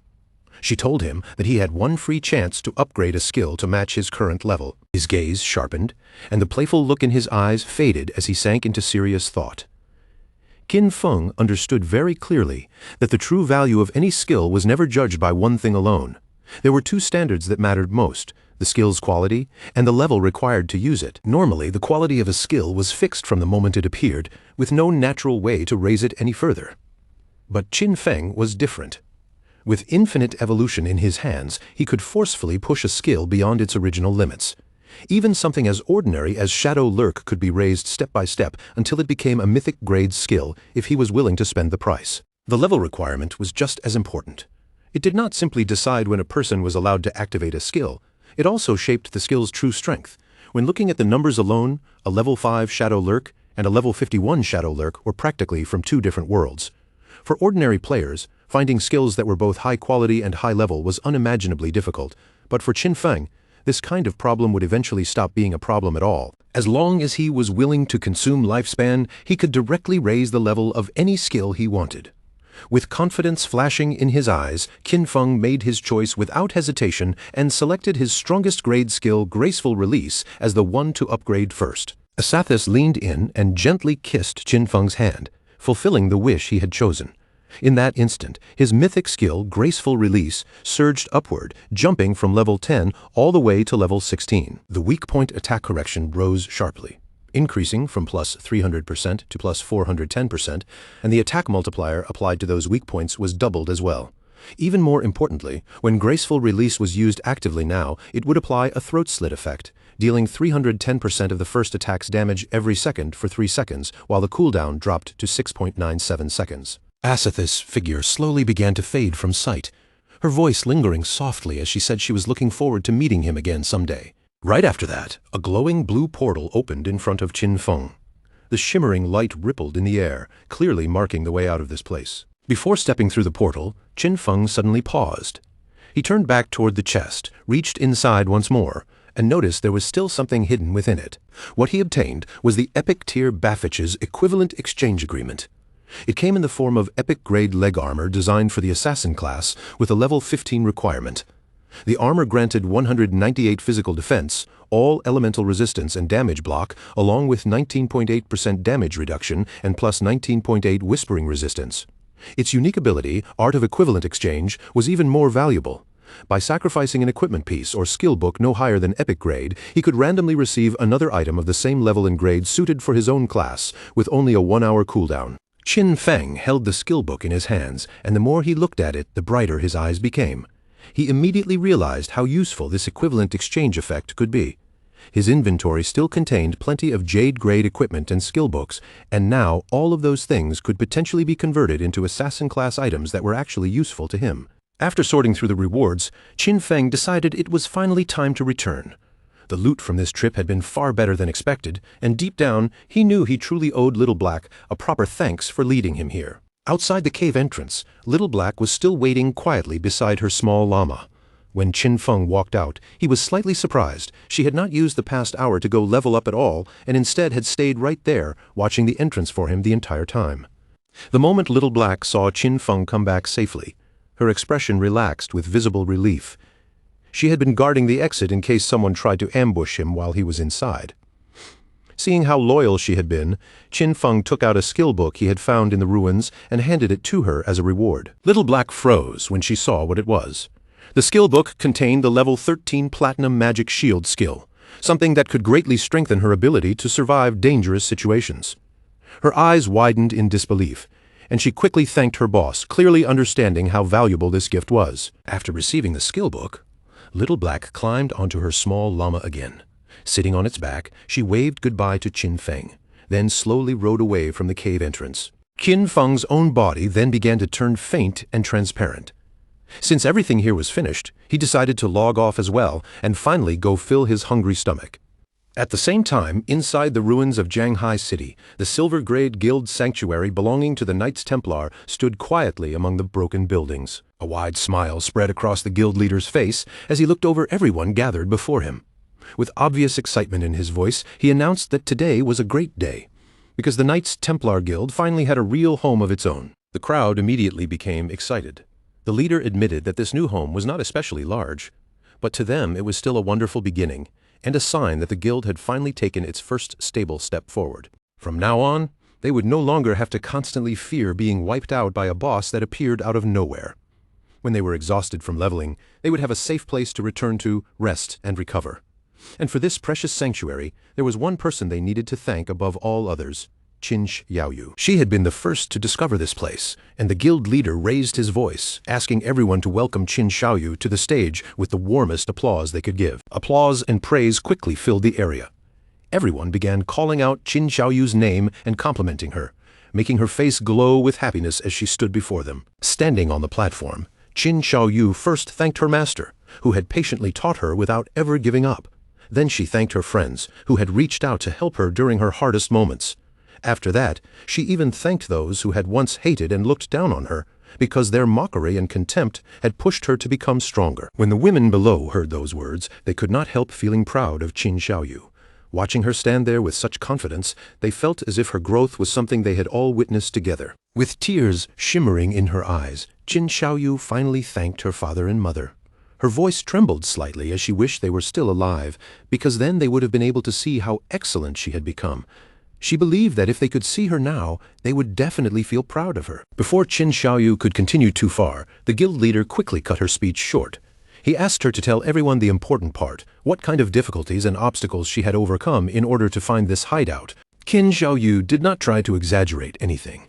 She answered honestly, saying that some time ago, she had actually had a dream. In that dream, a very powerful warrior had guided her, and together they had captured this hideout. Although everything in the dream had been blurry, the feeling was so real that she came here with a just try it and see attitude. She never expected that she would actually find the place. The moment the others heard that explanation, they burst into laughter and began mocking her. To them, the idea of finding a guild hideout because of a dream sounded ridiculous, and they could hardly believe she was being serious. The guild leader also had to hold back his laughter. Still, he politely thanked Qin Xiaoyu for her wonderful speech, then teasingly asked whether she had happened to have any more dreams the previous night. Qin Xiaoyu gently touched her cheek and thought for a moment before saying that she really did have another dream. In that dream, she saw a huge and magnificent hideout packed with people, and she felt that it might even be a platinum-grade hideout. The guild members immediately laughed even harder. They joked that Qin Xiaoyu truly was living inside her dreams, and some even teased that, at this rate, the guild would be moving into a much bigger house very soon. But the guild leader's expression gradually became serious. Instead of dismissing her, he called it an excellent dream and personally handed Qin Xiaoyu the reward she had earned, 1 full year of tradable lifespan. With a smile, the leader placed an arm around Qin Xiaoyu's shoulder and said he hoped everyone would learn from her dedication to the guild's collective good. As long as everyone worked together with one heart, he believed the Knights Templar Guild would be able to stand firm in these chaotic times and grow better and better. Then he dismissed the crowd, telling those who needed to level up to go level up, and those who needed to explore to get moving. As for Qin Xiaoyu, he entrusted her with continuing the search for more hideouts, encouraging her to keep working hard because he was counting on her. Qin Xiaoyu's eyes lit up with pure joy. A bright smile spread across her face, and she nodded eagerly, clearly taking his words to heart. Several hours later, Qin Xiaoyu appeared once again inside the ruins of Zhanghai City. She held her magic staff tightly in her hand as she carefully moved through the broken streets. Her eyes shone with worry as she followed the faint feeling left behind by her dream. According to that feeling, the place should have been somewhere nearby, yet no matter how she searched, she still could not find the hideout she was supposed to discover. At the same time, several guild members were secretly following her from a distance. When they saw Qin Xiaoyu head straight to this area after the meeting, they began whispering among themselves, wondering if she was truly searching for the platinum-grade hideout from her dream. When they saw Qin Xiaoyu step into one of the buildings, the women exchanged glances and immediately decided to follow her inside.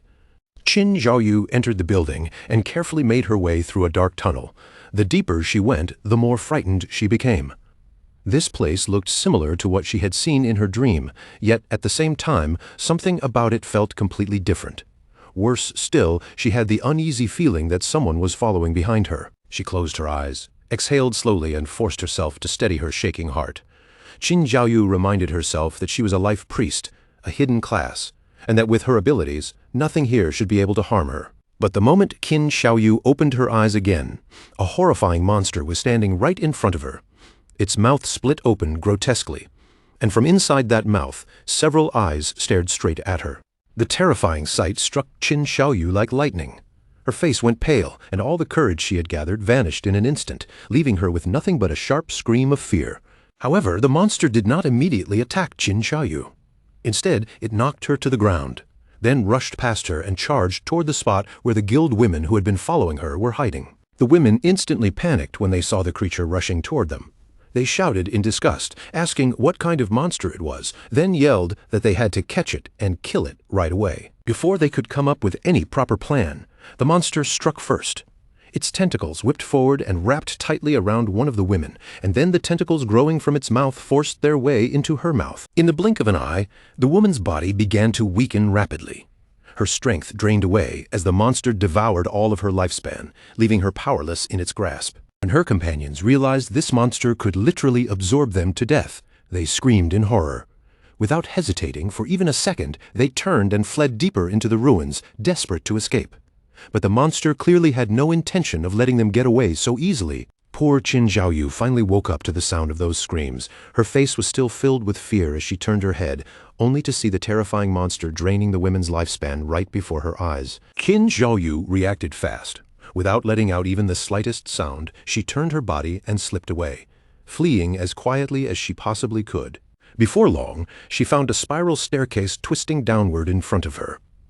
Qin Xiaoyu did not dare hesitate for even a second and immediately rushed down the steps without once looking back. But in her panic, her foot suddenly missed the step. Her whole body lurched forward and she fell headfirst, crashing hard onto the cold ground below. The sharp pain made tears instantly well up in her eyes. Gritting her teeth, Qin Xiaoyu slowly lifted her head and began looking around the unfamiliar place, trying to figure out where she had ended up. Right there in front of her, standing silently in the dim space, was a door. The moment Qin Xiaoyu saw it, her eyes suddenly widened. Shock froze across her face, because this was the exact entrance she had seen in her dream. After all that searching, she had finally found it. This had to be the platinum-grade hideout, and she needed to inform the guildmaster right away. Qin Xiaoyu quickly contacted the guildmaster and told him she had discovered the platinum-grade hideout. The guild leader was clearly taken aback, but he reacted fast and ordered her to stay exactly where she was. He said he was already bringing people over, then told her to join his party so they could lock onto her position. Qin Xiaoyu immediately accepted the party invitation and replied that she would wait for them there. But just then, her eyes widened again. This time from fear. Strange sounds began echoing behind her, and when Qin Xiaoyu slowly turned around, she saw that sinister monster staring straight at her with a creepy smile on its face. Even though fear was crawling up her spine, Qin Xiaoyu clenched her teeth and forced herself to stay brave. She kept telling herself not to be afraid. She could handle this.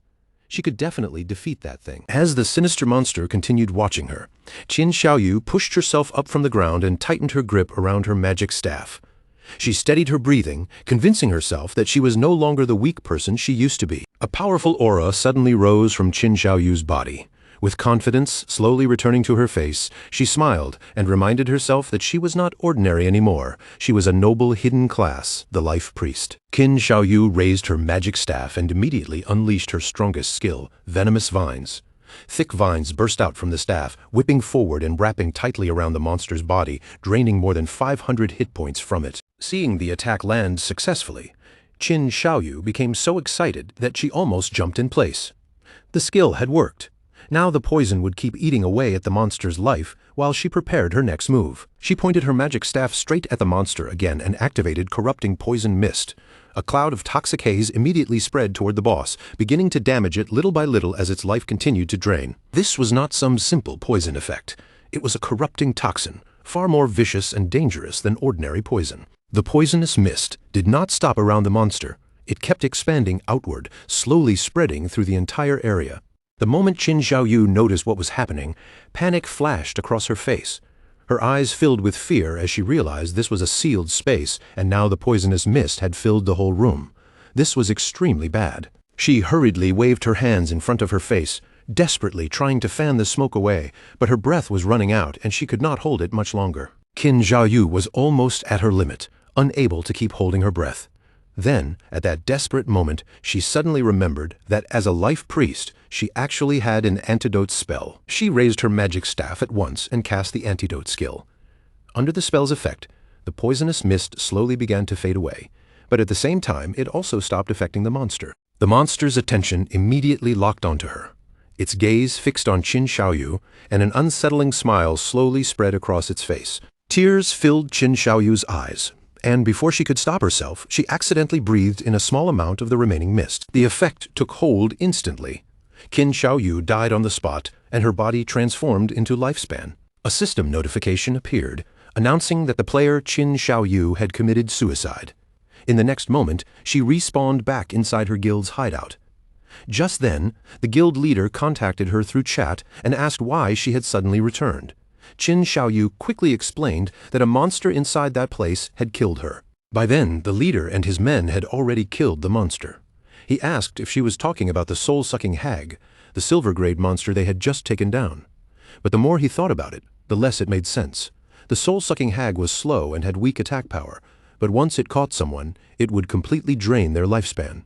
That was why he could not understand how Qin Xiaoyu had managed to survive at all. When Qin Xiaoyu heard that, a smile slowly appeared on her face. She explained to the guildmaster that in that desperate moment, she had chosen to commit suicide herself because she knew she would definitely die if the monster caught her. The guild leader was stunned, then exclaimed that she was incredible and had actually found the only possible way to survive. After the leader praised her and called her a true genius, Qin Xiaoyu thanked him sweetly and told the guildmaster that she was heading over right away.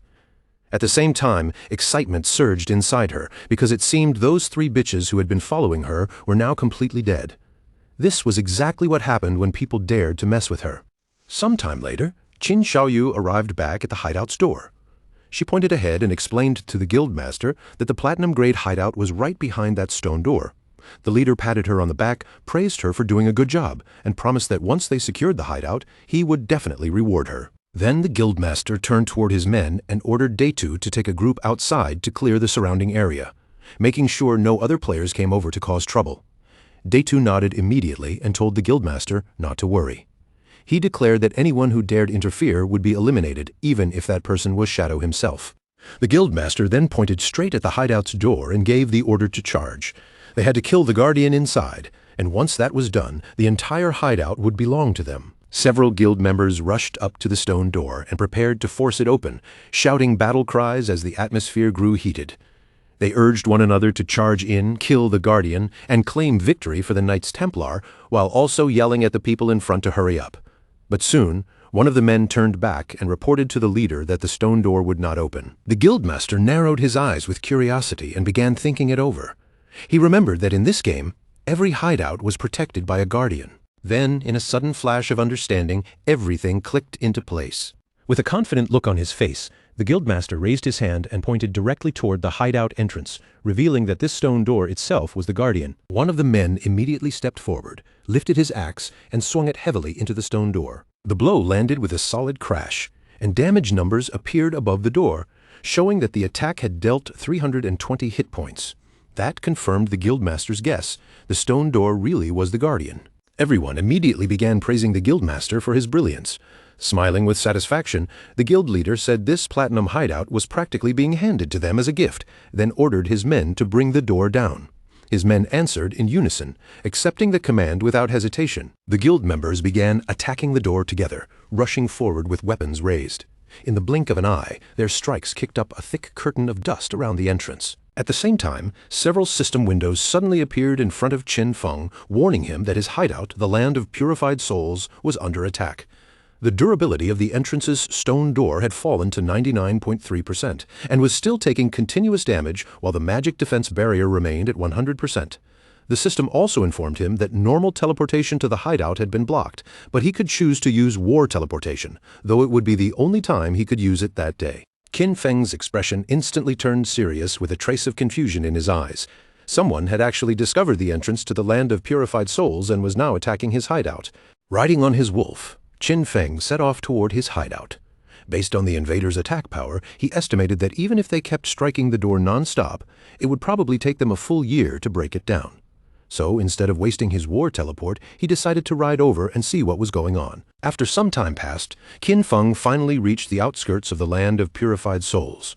Just then, his eyes suddenly sharpened as something nearby caught his attention. Not far away, two men were chasing after a woman.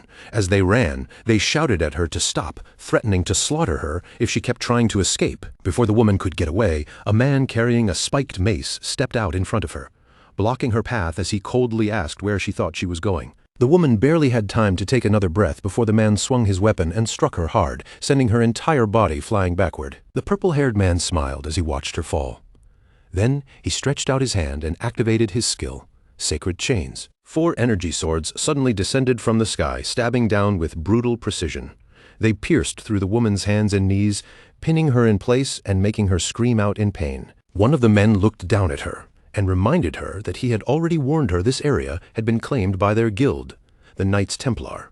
Then he asked if she really thought she could just force her way in. With a serious look in her eyes, the woman explained that she was only passing through. That could not possibly count as forcing her way in. It was obvious these people were simply looking for an excuse to rob her. Qin Feng recognized the woman at a glance.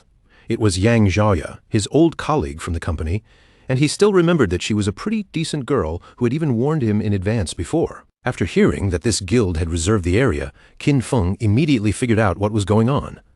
The people attacking the Land of Purified Souls had to be from the Knights Templar Guild. Meanwhile, the purple-haired man sneered and said that if they claimed she was forcing her way in, then that was exactly what she was doing. With a wicked smile on his face, the purple-haired man reminded the others that according to their usual rules, he would be the first one to enjoy himself. The man beside him laughed and replied that if that was the case, then he would get his turn right after him. But at that exact moment, a figure moved so fast it was like a streak of thunder cutting through the air. Before the 3 men could even react, their heads were cleanly severed from their bodies. The one who had made that terrifying move was none other than Qin Feng. Qin Feng quietly stared at Yang Xiaoya, his gaze fixed on her as a strange glow began to shine in his eyes. Yang Xiaoya froze in shock, wondering if the person before her was Shadow, but almost immediately she felt something was not right. Those eyes looked far too familiar. They looked like Qin Feng's eyes. Then Qin Feng casually raised his hand and snapped his fingers, activating one of his skills without the slightest hesitation. The skill was called Blooming Curse. In the next instant, bright red spider lilies burst out from the corpses of the 3 men he had just killed, blooming beautifully and eerily as they drained away the last of their remaining lifespan. Qin Feng stood there surrounded by the glowing red energy, his posture steady and unmoving, while his expression remained cold, calm, and serious. Not far away, Yang Xiaoya watched everything happen with her eyes wide open. When she saw the glow in his eyes, that familiar feeling became even stronger, and she could not help wondering aloud whether he might actually be Qin Feng. The lifespan orbs left behind by the dead men were quickly pulled into a swirling vortex of blue energy, and within moments, every last trace of them disappeared. Yang Xiaoya stared at the empty space in a daze and realized that everything was gone. She stood there silently, trying to make sense of the unbelievable scene she had just witnessed. She could not deny that Shadow's eyes looked incredibly similar to Qin Feng's, but she quickly shook off that thought and treated it as nothing more than a coincidence. After all, if Qin Feng really was the powerful player known as Shadow, there was no way he would allow his own sister, Qin Shaoyu, to join a guild like the Knights Templar, where members were treated no better than slaves. The focus then shifted back outside the land of purified souls, near Shadow's hideout. There, a group of players led by the Knights Templar Guildmaster suddenly noticed Shadow's arrival. The moment they saw him, they erupted into a fanatical welcome, cheering excitedly and calling out to Big Brother Shadow. The guild leader hurried forward with an eager smile and explained that his men had been trying to rob someone earlier. He even thanked Shadow for appearing in time and teaching those men a lesson. He then said that ever since Shadow had saved them from the headless assassin, his entire guild had become completely devoted fans of Shadow. The leader kept flattering him, proudly claiming that the Knights Templar Guild now followed Shadow's positive values and worked hard to become a bright, upright, sunshine-filled guild. Only after piling on all that praise did he finally ask why Shadow had come to visit them. Shadow did not bother responding to any of the flattery. His expression remained calm as he went straight to the point and asked whether it was true that they were attacking a hideout. The guild leader's face changed at once. Looking both surprised and nervous, he began to stammer as he asked how Shadow had found out. Then, with obvious hesitation, he carefully asked whether Shadow was also interested in that hideout. With his eyes glowing faintly, Shadow looked at them and spoke in a calm, even voice, declaring that the hideout they were attacking belonged to him. The guild leader froze on the spot. Shock spread across his face so completely that he looked as if he had turned into stone, unable to process what he had just heard. His subordinates were just as stunned. One by one, they stood there with their mouths hanging open, staring in complete disbelief. Sweat began rolling down the guild leader's face as he tried to argue. He carefully pointed out that he had heard Shadow's hideout was located in Magic City, and as far as he knew, a single player could only own one hideout. At that moment, one of his men leaned closer and whispered an important detail into his ear. If a player established a guild, then the guild itself could also own a hideout. Shadow confirmed it without any emotion in his voice, saying that he had hideouts in both Magic City and Zhanghai City. The instant those words landed, a horrifying realization finally dawned on everyone present. They had actually been trying to invade the personal territory of Shadow, the strongest player in the entire world.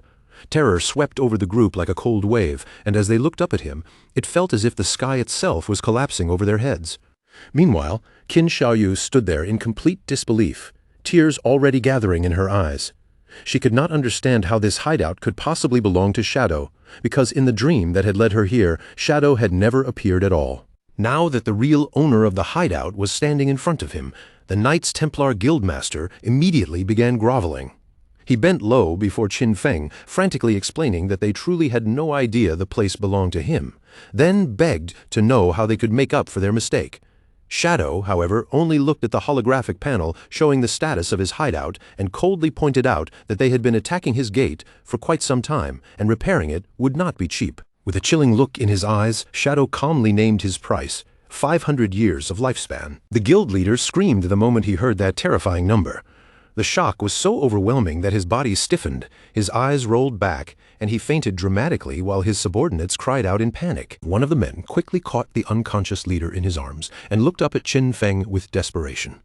Trembling under Qin Feng's presence, he pleaded with him, asking whether the price could possibly be lowered. Qin Feng looked down at the man coldly and asked if he even knew how much it cost to repair a gate like that. When the subordinate nervously admitted that he did not know, Qin Feng simply told him to shut his mouth. A moment later, the guild leader finally woke up with a dazed and miserable expression. Still lying there in shock, he muttered about the outrageous repair cost, wondering what terrible thing he had done to deserve such a disaster. Then, all of a sudden, his despair twisted into rage. He sprang up and lunged straight at Qin Xiaoyu, grabbing the front of her robes with both hands. His face was twisted with fury as he blamed her for the entire mess. He shouted that she was trying to ruin him and drag the whole Knights Templar Guild down with her. Qin Xiaoyu lowered her head with shame written across her face.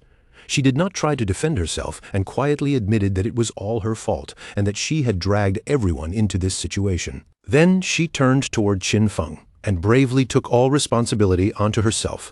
She told him to punish her instead, saying she would do anything he ordered, even if it meant pledging her life to him. Qin Xiaoyu swore that she would become his servant and hand over every bit of lifespan she earned from then on until the entire debt was fully repaid. Still facing Qin Feng, Qin Xiaoyu continued begging. She said he could punish her however he wanted, beat her, curse her, or abuse her as long as he spared her guild. The Knights Templar Guildmaster and his men watched her in silence, clearly touched by the sight of her sacrificing herself for them. But Qin Feng completely ignored Qin Xiaoyu's plea. His glowing eyes shifted past her and locked directly onto the guild leader instead. Then Qin Feng calmly spoke a single name, Chen Wuming. The guild leader, whose real name was Chen Wuming, was instantly swallowed by terror. His voice shook as he stammered in disbelief, unable to understand how Qin Feng could possibly know his true identity. Qin Feng looked at Chen Wuming and asked him one cold question. Did he really think Qin Xiaoyu was worth 500 years of lifespan? The moment he heard that, a twisted and almost manic grin slowly spread across Chen Wuming's face. Then, in a shocking reversal, Chen Wuming suddenly threw himself at Qin Xiaoyu and unleashed a furious punch, screaming for her to die. His fists slammed into Qin Xiaoyu and sent her flying.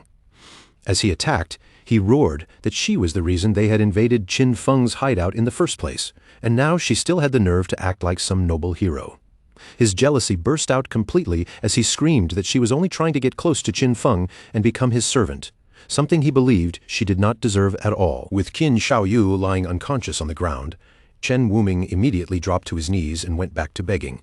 He cried that his plan to get close to Qin Feng had completely failed, then pleaded for mercy, saying his guild was small and could never afford 500 years of lifespan. As long as Qin Feng spared them, he promised they would do anything else he demanded. In the end, Qin Feng gave them another option. He told Chen Wuming to pay 100 years of lifespan first, and the remaining 400 years could be repaid by bringing him every member of their guild who had killer status. Each person they brought over would reduce the debt by 1 year. Chen Wuming was instantly overjoyed by this new deal. He quickly explained that it would be easy for them, since his guild had more than 2,000 members, and doing this would also help him clear his own killer status. Without wasting another second, he transferred the payment, and a system notification soon confirmed that Qin Feng had received 100 years of lifespan. Chen Wuming quickly asked Qin Feng to give him a moment, then turned around and began shouting orders, urgently rallying every guild member who carried killer status to gather there immediately. While the Knights Templar members were being assembled, Qin Feng decided to put the newly gained lifespan to use. A system window appeared in front of him, asking whether he wanted to spend 7 days of lifespan to repair the damaged hideout. Qin Feng accepted without even changing expression.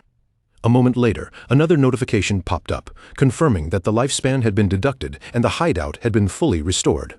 Once Chen Wuming's guild members with killer status had all been gathered together, Shadow made his move. A terrifying vortex of dark energy erupted around them, spinning like a blade storm and slicing through all 400 players at once. The system immediately confirmed the kills, and the ground was soon covered with glowing orbs of lifespan.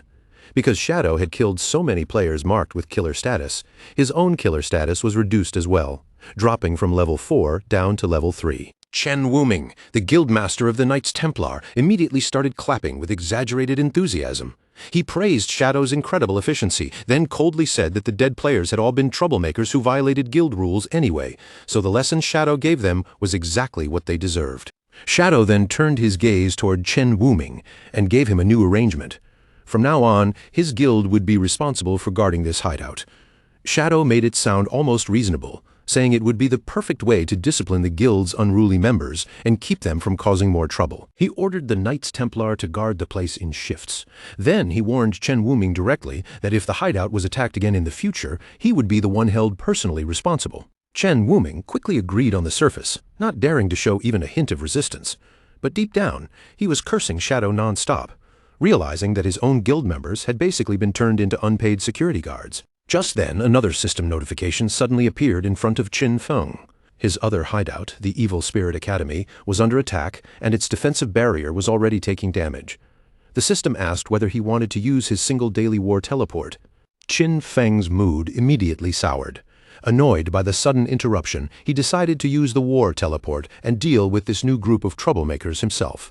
Blue light began wrapping around Qin Feng's body as the teleportation activated. As he vanished, he wondered aloud who could be stupid enough to provoke him like this, especially when everyone should already know that the Evil Spirit Academy belonged to him. After seeing Shadow disappear in a flash of blue light, Chen Wuming immediately turned to his guild members and ordered them to pack up and leave. One of his subordinates quickly reminded him about Qin Feng's order to guard the hideout.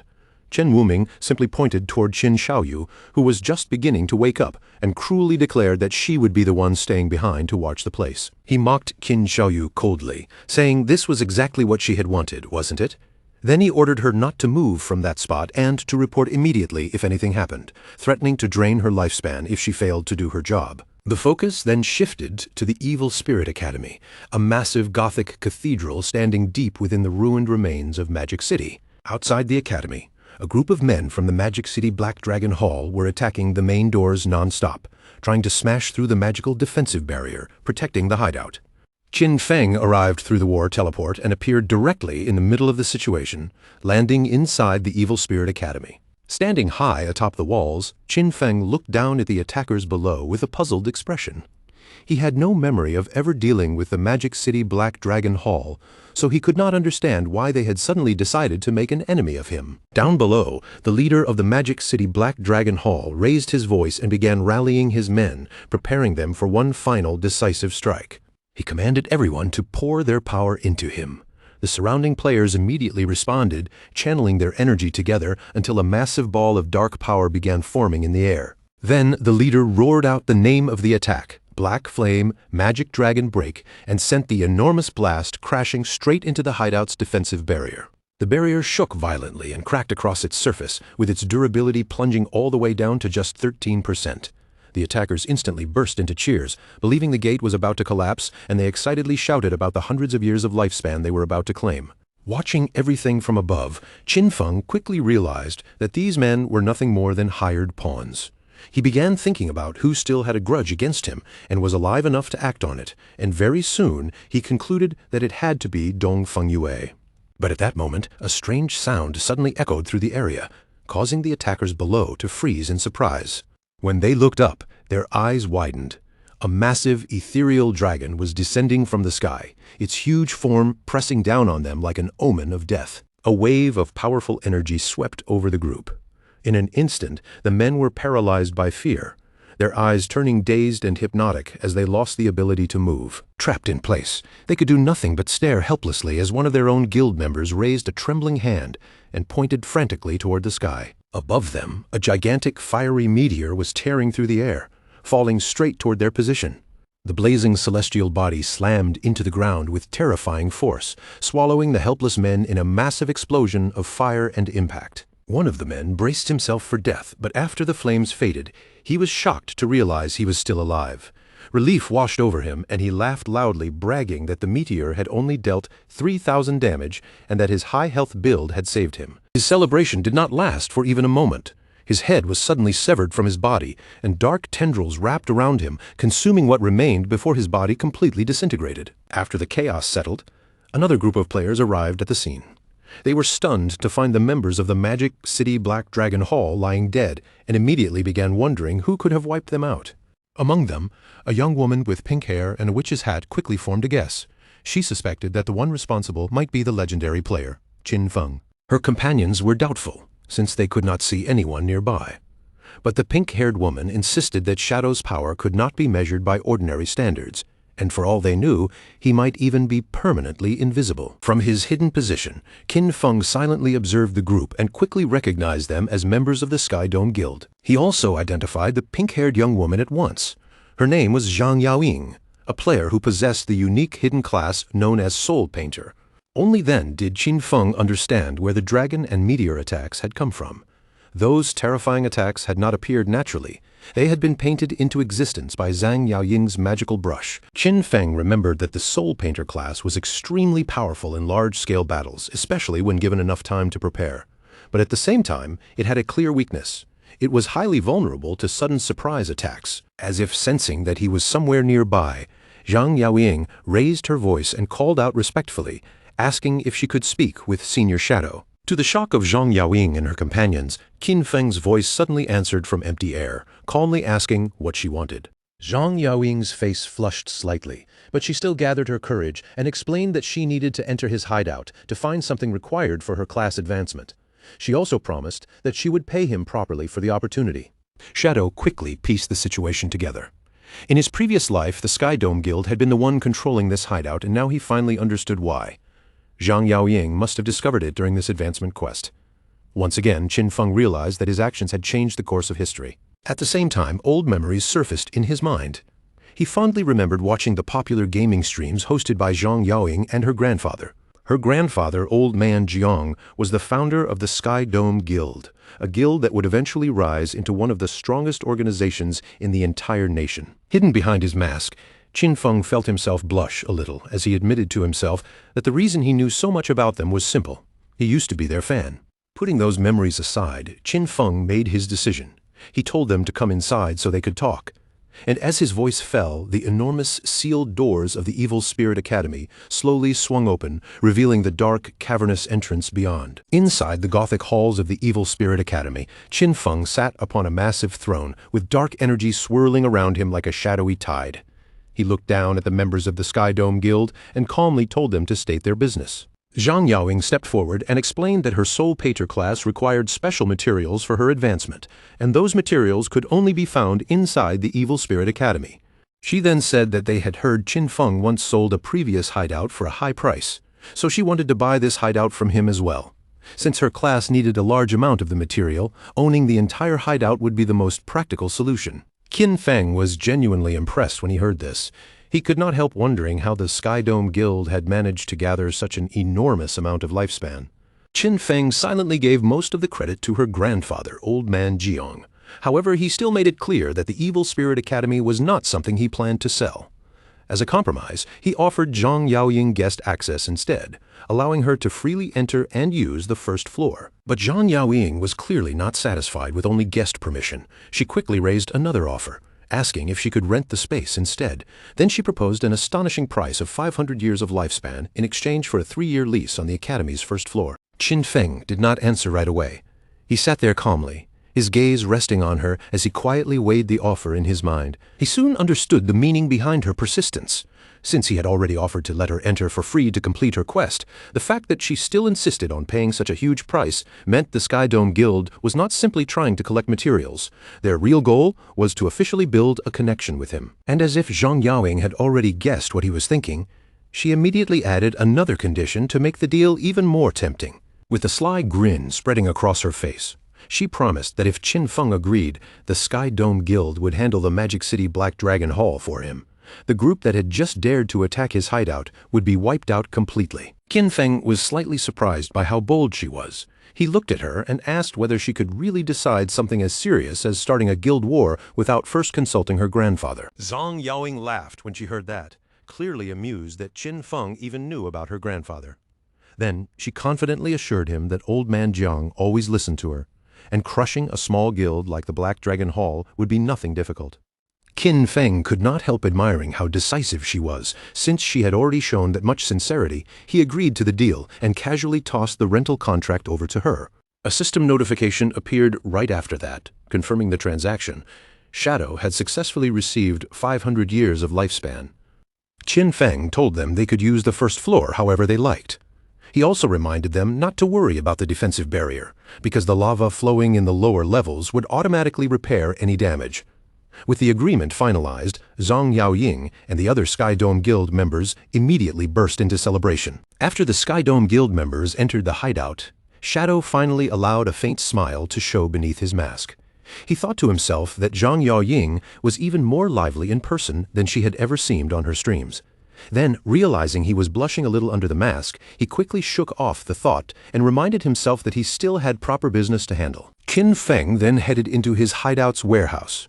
He had already used his equivalent exchange skills several times before, and each result had turned out surprisingly well. Seeing that the skill's cooldown had ended, he decided to activate it again. As he used Baffich's equivalent exchange, golden energy swirled around his hand, and he sacrificed a low-value item. The system soon announced that he had lost a wisdom training scroll, but in exchange, he had gained the Scarlet Blade, a powerful Jade-tier assassin finisher skill. Scarlet Blade was a high-damage melee attack, and what made it even more valuable was that it could heal Qin Feng for a large percentage of the damage he dealt. Qin Feng was pleasantly surprised by the result. Getting a limit break finisher skill at this stage was a major boost to his overall combat power. After all, ultimate abilities like this were famous for being powerful enough to reverse the outcome of a fight at a critical moment. When Qin Feng checked the skill's numbers, he noticed that the base damage of this new Jade-tier skill was already more than twice as high as his strongest legendary skill. Seeing how much potential Scarlet Blade had, Qin Feng immediately spent evolution points to upgrade it all the way to legendary tier. Its damage and healing both increased sharply, and after calculating his buffs, he realized that a single strike could now deal more than 100,000 points of damage. Since he still had plenty of evolution points left, Qin Feng decided to strengthen another important skill. He invested 500 points into his passive stealth ability, evolving it to Mythic tier. This upgrade not only raised his stealth level, but also gave him a brand new passive effect. While he remained in stealth, the lifespan drain he suffered in dangerous areas would be reduced by 90%. A satisfied glow appeared in Qin Feng's eyes. With this new effect, exploring high-level rage zones would become far safer than before. Now that Shadow had reached level 17, he could finally equip the new Jade-tier gear he had obtained earlier. He put on a new veil, a pair of gloves, a pair of boots, and a ring, with each piece providing a noticeable boost to his stats. With those items equipped, almost his entire set had now been upgraded to Jade tier. But when Qin Feng looked down at his new mismatched appearance, his expression immediately filled with disgust. He muttered that low-level equipment always looked unbelievably ugly. Without wasting another second, he switched his appearance back to his default all-black Shadow outfit. With his gear and skills fully upgraded, Qin Feng calmly declared that it was time to conquer the next hideout. The scene then shifted back to the real world, somewhere in the suburbs of Magic City, where an armored vehicle slowly pulled up in front of a grand mansion. One armed guard glanced over and asked his colleague how many people they had managed to bring back this time. The other guard answered that they had only found 4. The first guard sounded disappointed by that number. His colleague explained that fewer and fewer people were willing to sell their lifespan these days, then turned toward the new arrivals and ordered them to get out of the vehicle. 4 people stepped down from the vehicle. A large muscular man, a man wearing a long coat, another man dressed in a suit, and a young woman hidden under a hood. The man in the long coat looked up at the impressive mansion and remarked that the buyers must be extremely rich. One of the guards told them to wait outside while he went in to inform Dongfang Yu. The muscular man immediately complained that they were not even being invited inside, while the hooded woman impatiently urged the guards to hurry up.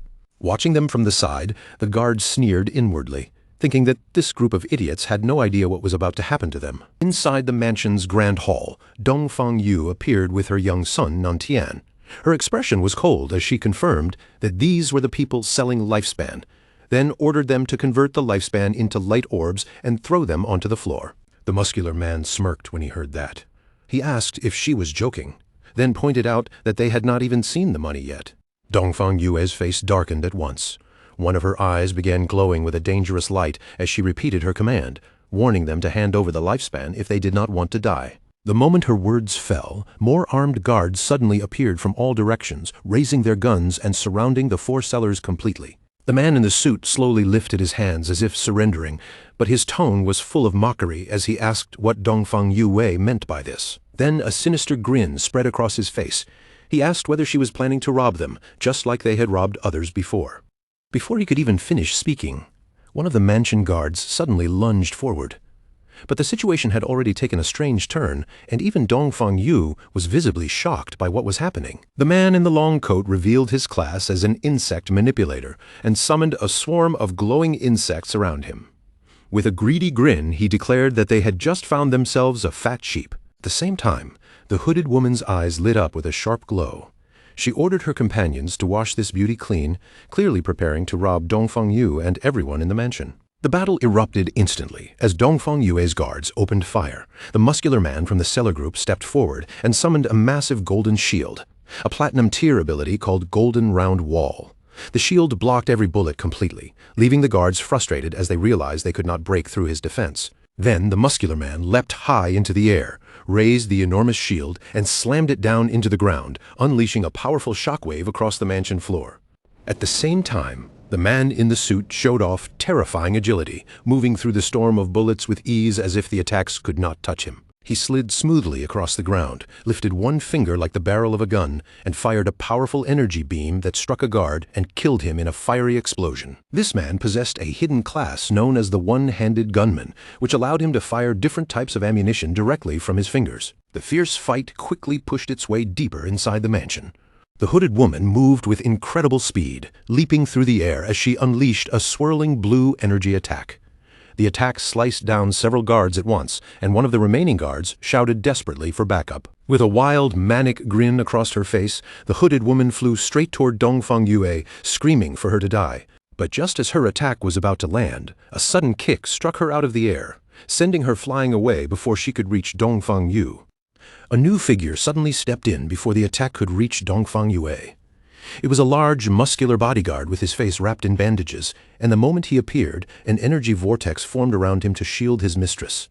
In a low voice, he warned Dongfang Yue to be careful, because the enemy was also a player with a hidden class. Dongfang Yue's anger exploded at once, and she ordered him to capture them alive. She planned to enslave them afterward and force them to earn lifespan for her son.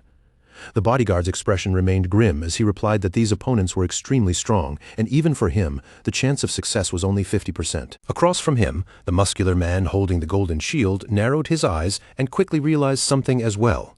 Their enemies were not ordinary guards either.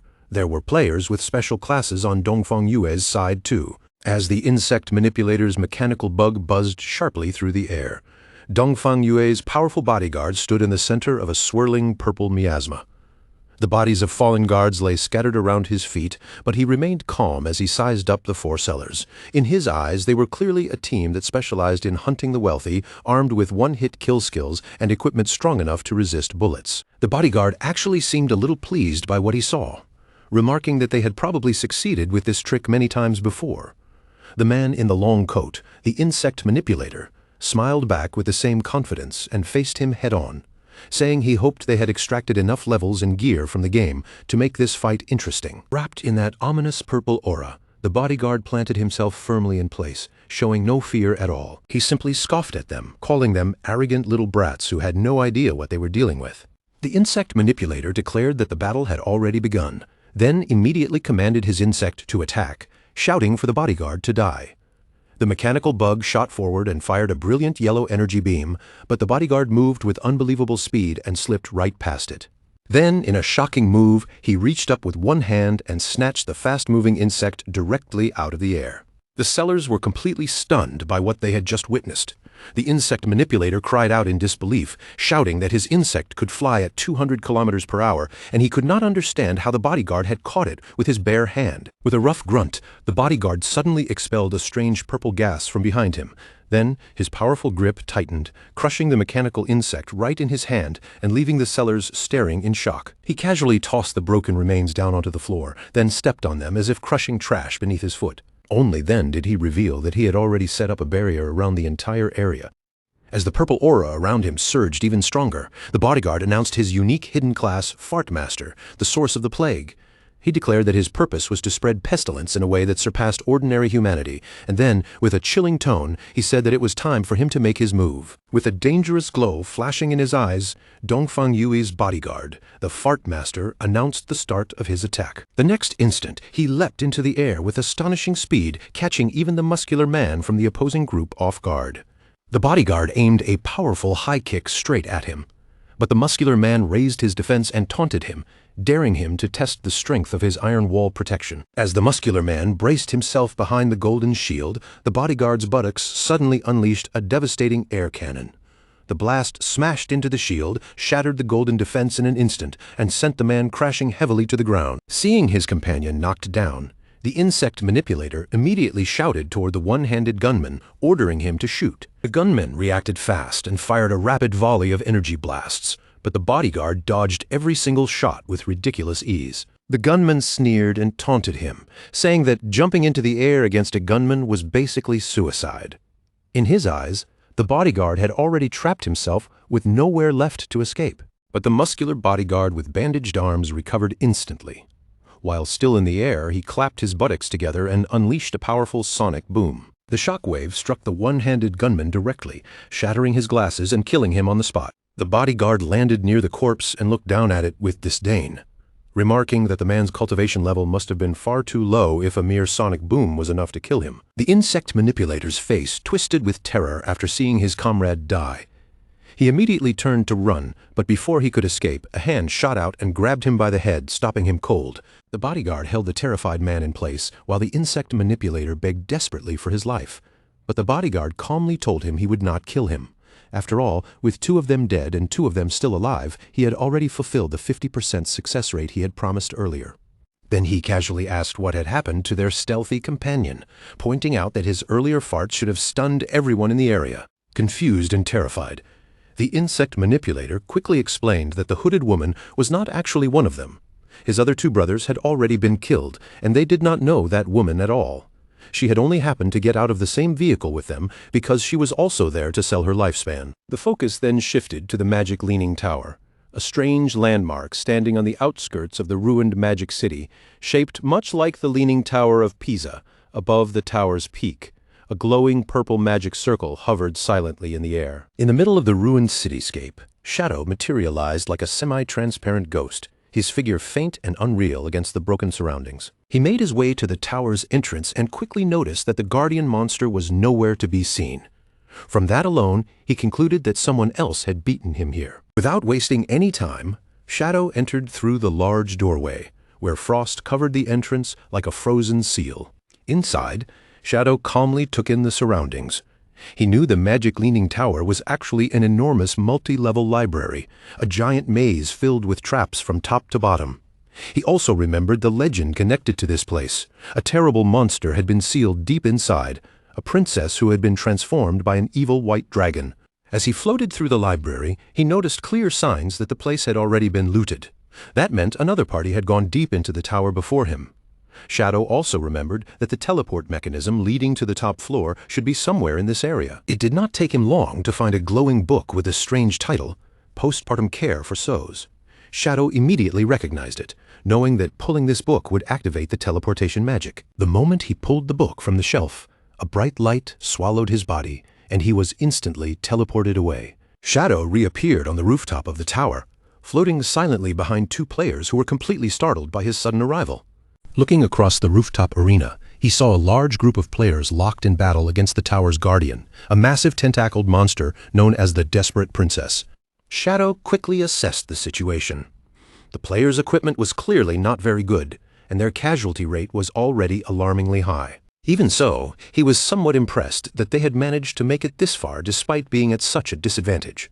Then his attention shifted to the group's leader, a woman with long gray hair who was loudly rallying her troops. She shouted for them not to be afraid, telling them that if they died, they just needed to run back again. Shadow recognized them almost immediately. This was the Faker Heavy Industry Guild, and their leader was Huang Huifeng. In his previous life, Faker Heavy Industry had been a major corporation. After the game descended into reality, Huang Huifeng had reacted faster than most people. She converted company funds into lifespan and used her own employees to form a guild. Shadow also remembered that her class was Illusionist, a powerful support class whose signature skill, Teleportation Gate, allowed her to move troops around the battlefield with incredible efficiency. Watching from a distance, Shadow quietly studied the strategy they were relying on. He knew that Teleportation Gate was an extremely powerful skill. It allowed the user to set an entrance and an exit, creating a stable portal that anyone could pass through. By placing the entrance near their respawn point and the exit close to the boss, any player who died could immediately return to the battlefield and pick up the lifespan they had dropped. Shadow remembered very clearly that this tactic was one of the reasons the guild had risen into the nation's top 20 guilds in his previous life. However, he also knew that this strategy was completely useless against the guardian they were fighting now, the level 18 platinum tier boss Desperate Princess. The reason was simple. This boss possessed an extremely terrifying ability. Whenever the Desperate Princess killed a player, she absorbed that player's lifespan 100 times faster than an ordinary monster. In other words, every fallen player was not just a casualty, they became fuel that made her stronger. Shadow could already see that if this battle continued as a war of attrition, the princess would soon evolve into a Jade-tier boss and fully regenerate her health. At that point, the entire party would be wiped out, and the cost in lifespan would be enough to crush the guild completely. Realizing this, Shadow decided it was time to step in. Shadow dropped from above and landed directly in front of the guild leader, Huang Huifan, cutting off her line of sight in an instant. Huang Huifan froze where she stood, clearly startled by his sudden appearance, while Shadow calmly put forward his terms. If she paid him 1,000 years of lifespan, he would take care of the boss for their guild, and anything dropped that belonged to an assassin class would go to him. Huang Huifan's eyes widened as the shock slowly settled over her face. Her words came out broken and uncertain, because only then did she realize the man standing right in front of her was none other than the legendary Shadow himself. Shadow confirmed who he was without the slightest hesitation, his tone steady and almost cold. Then he gave Huang Huifan a blunt warning, making it clear that she and her guild had no chance of winning this battle. Before she could even gather herself enough to answer, he told them their choices were simple: accept his offer, or retreat while they still could. But before Huang Huifan could respond, an arrogant young man stepped forward with anger written all over his face. He glared at Shadow and challenged him directly, demanding to know who Shadow thought he was to declare that their guild could not win. The young man sneered even harder when he heard the price, treating the demand for 1,000 years of lifespan like some outrageous joke.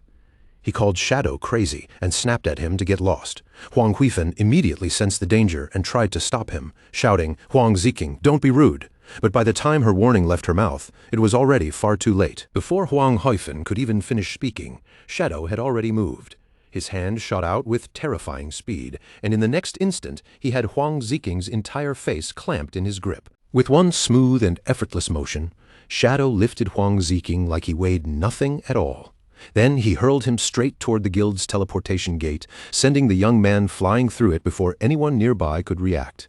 The moment Huang Ziking appeared on the other side of the gate, Shadow's attack followed him. Dark power surged around Shadow as he activated his Dark Knight Ring Blade skill without even changing the calm look on his face. A dark red arc of energy ripped forward like a blade, slicing through Huang Ziking's body and cutting him clean in half. At the same time, the teleportation portal shattered under the force of the strike. As the broken remains of her subordinate collapsed, Huang Huifan's face twisted in horror, and she screamed out, "Son!" Huang Huifan spun back toward Shadow, grief and fury pouring out of her as she demanded to know why he had destroyed their portal. She admitted that her son had offended him, but in her eyes, a harsh lesson should have been more than enough. There was no need to go this far. Shadow looked down at her, his golden eyes glowing with a chilling light. He did not raise his voice, nor did he bother explaining himself right away. He only said that she would understand soon enough, then calmly repeated his offer once more: 1,000 years of lifespan, and he would solve the boss problem for her. After leaving those words behind, Shadow's figure began to fade and scatter, vanishing from their sight. Huang Huifan and the rest of the guild could only stand there in stunned silence. What they did not know was that Shadow had already seen the real danger. The boss was on the verge of evolving. That was the real reason he had destroyed their teleportation portal. Their plan relied on endlessly returning through the gate after dying, but if they kept feeding themselves to the boss like that, they would only help it grow stronger until the entire guild was wiped out. Of course, Shadow's reason for interfering was not purely out of kindness. Beneath that calm expression, his thinking was far more practical. He summoned his spectral wolf beside him, its ghostly body taking shape in the air. As he prepared to leave, Shadow thought to himself that whether this guild lived or died was only a small matter. But missing out on 1,000 years of lifespan was something he could not simply ignore. Soon after, Shadow landed among the ruined streets of the city, his posture relaxed and confident. He already understood the situation perfectly. The surviving guild members still had just enough lifespan to push the boss into evolution, and the pulsing light shining from the tower was the final confirmation he needed. From there, his plan could not have been more straightforward. Once the boss successfully rose to the Jade tier, Shadow would return at the perfect moment, kill her himself, and claim rewards far greater than what he would have gained from an ordinary boss fight. Just as Shadow settled in and prepared to wait, a message suddenly arrived from Ghost Spirit. Her tone was excited as she reported that she had found Dongfang Yu in a suburban manor. However, Dongfang Yu was not alone. A powerful player was protecting her, and that person had nearly killed Ghost Spirit during the encounter. Shadow immediately told Ghost Spirit to bring the details and meet him at the Withered Bone Field. At the same time, he could not help feeling a little impressed. In a magic city this vast, being able to locate one specific person proved that Ghost Spirit's abilities were far from ordinary. Not long afterward, the two assassins met in a bleak wasteland covered with scattered bones. The air around them felt cold and lifeless, and Shadow wasted no time. He looked at Ghost Spirit and asked her to explain exactly what kind of guard was protecting Dongfang Yue. Ghost Spirit described the man with a serious expression. He was fast, strong, and clearly a close-range fighter, but his main method of attacking was strangely disgusting. He fought by farting. Even worse, he could see through her stealth, and a smoky aura spread around him in a 10-meter radius. Shadow understood the situation almost immediately. He told her that she had run into someone with the source of the Plague hidden class. That smoky aura was likely a first-tier ability known as the Plague Field, which could sense any physical body inside its range and naturally counter stealth. He went on to explain that the class could strengthen the user's body and even restore injuries through plague-based abilities. At higher tiers, it was rumored to become so hard to kill that people almost considered it immortal. When Ghost Spirit heard that, her expression changed completely. A chill of fear and helplessness passed through her, and for a moment she looked almost crushed, wondering if revenge was something she could ever truly achieve. But Shadow did not leave her in despair. He calmly revealed the fatal flaw of that hidden class. While the plague could reinforce the user's body, it also corroded the mind little by little. If the user's mentality was weak, that weakness would become the class's greatest vulnerability. Then, Shadow shifted the topic back to Ghost Spirit herself. He told her that the Blade of the Underworld class also had an evolution route of its own.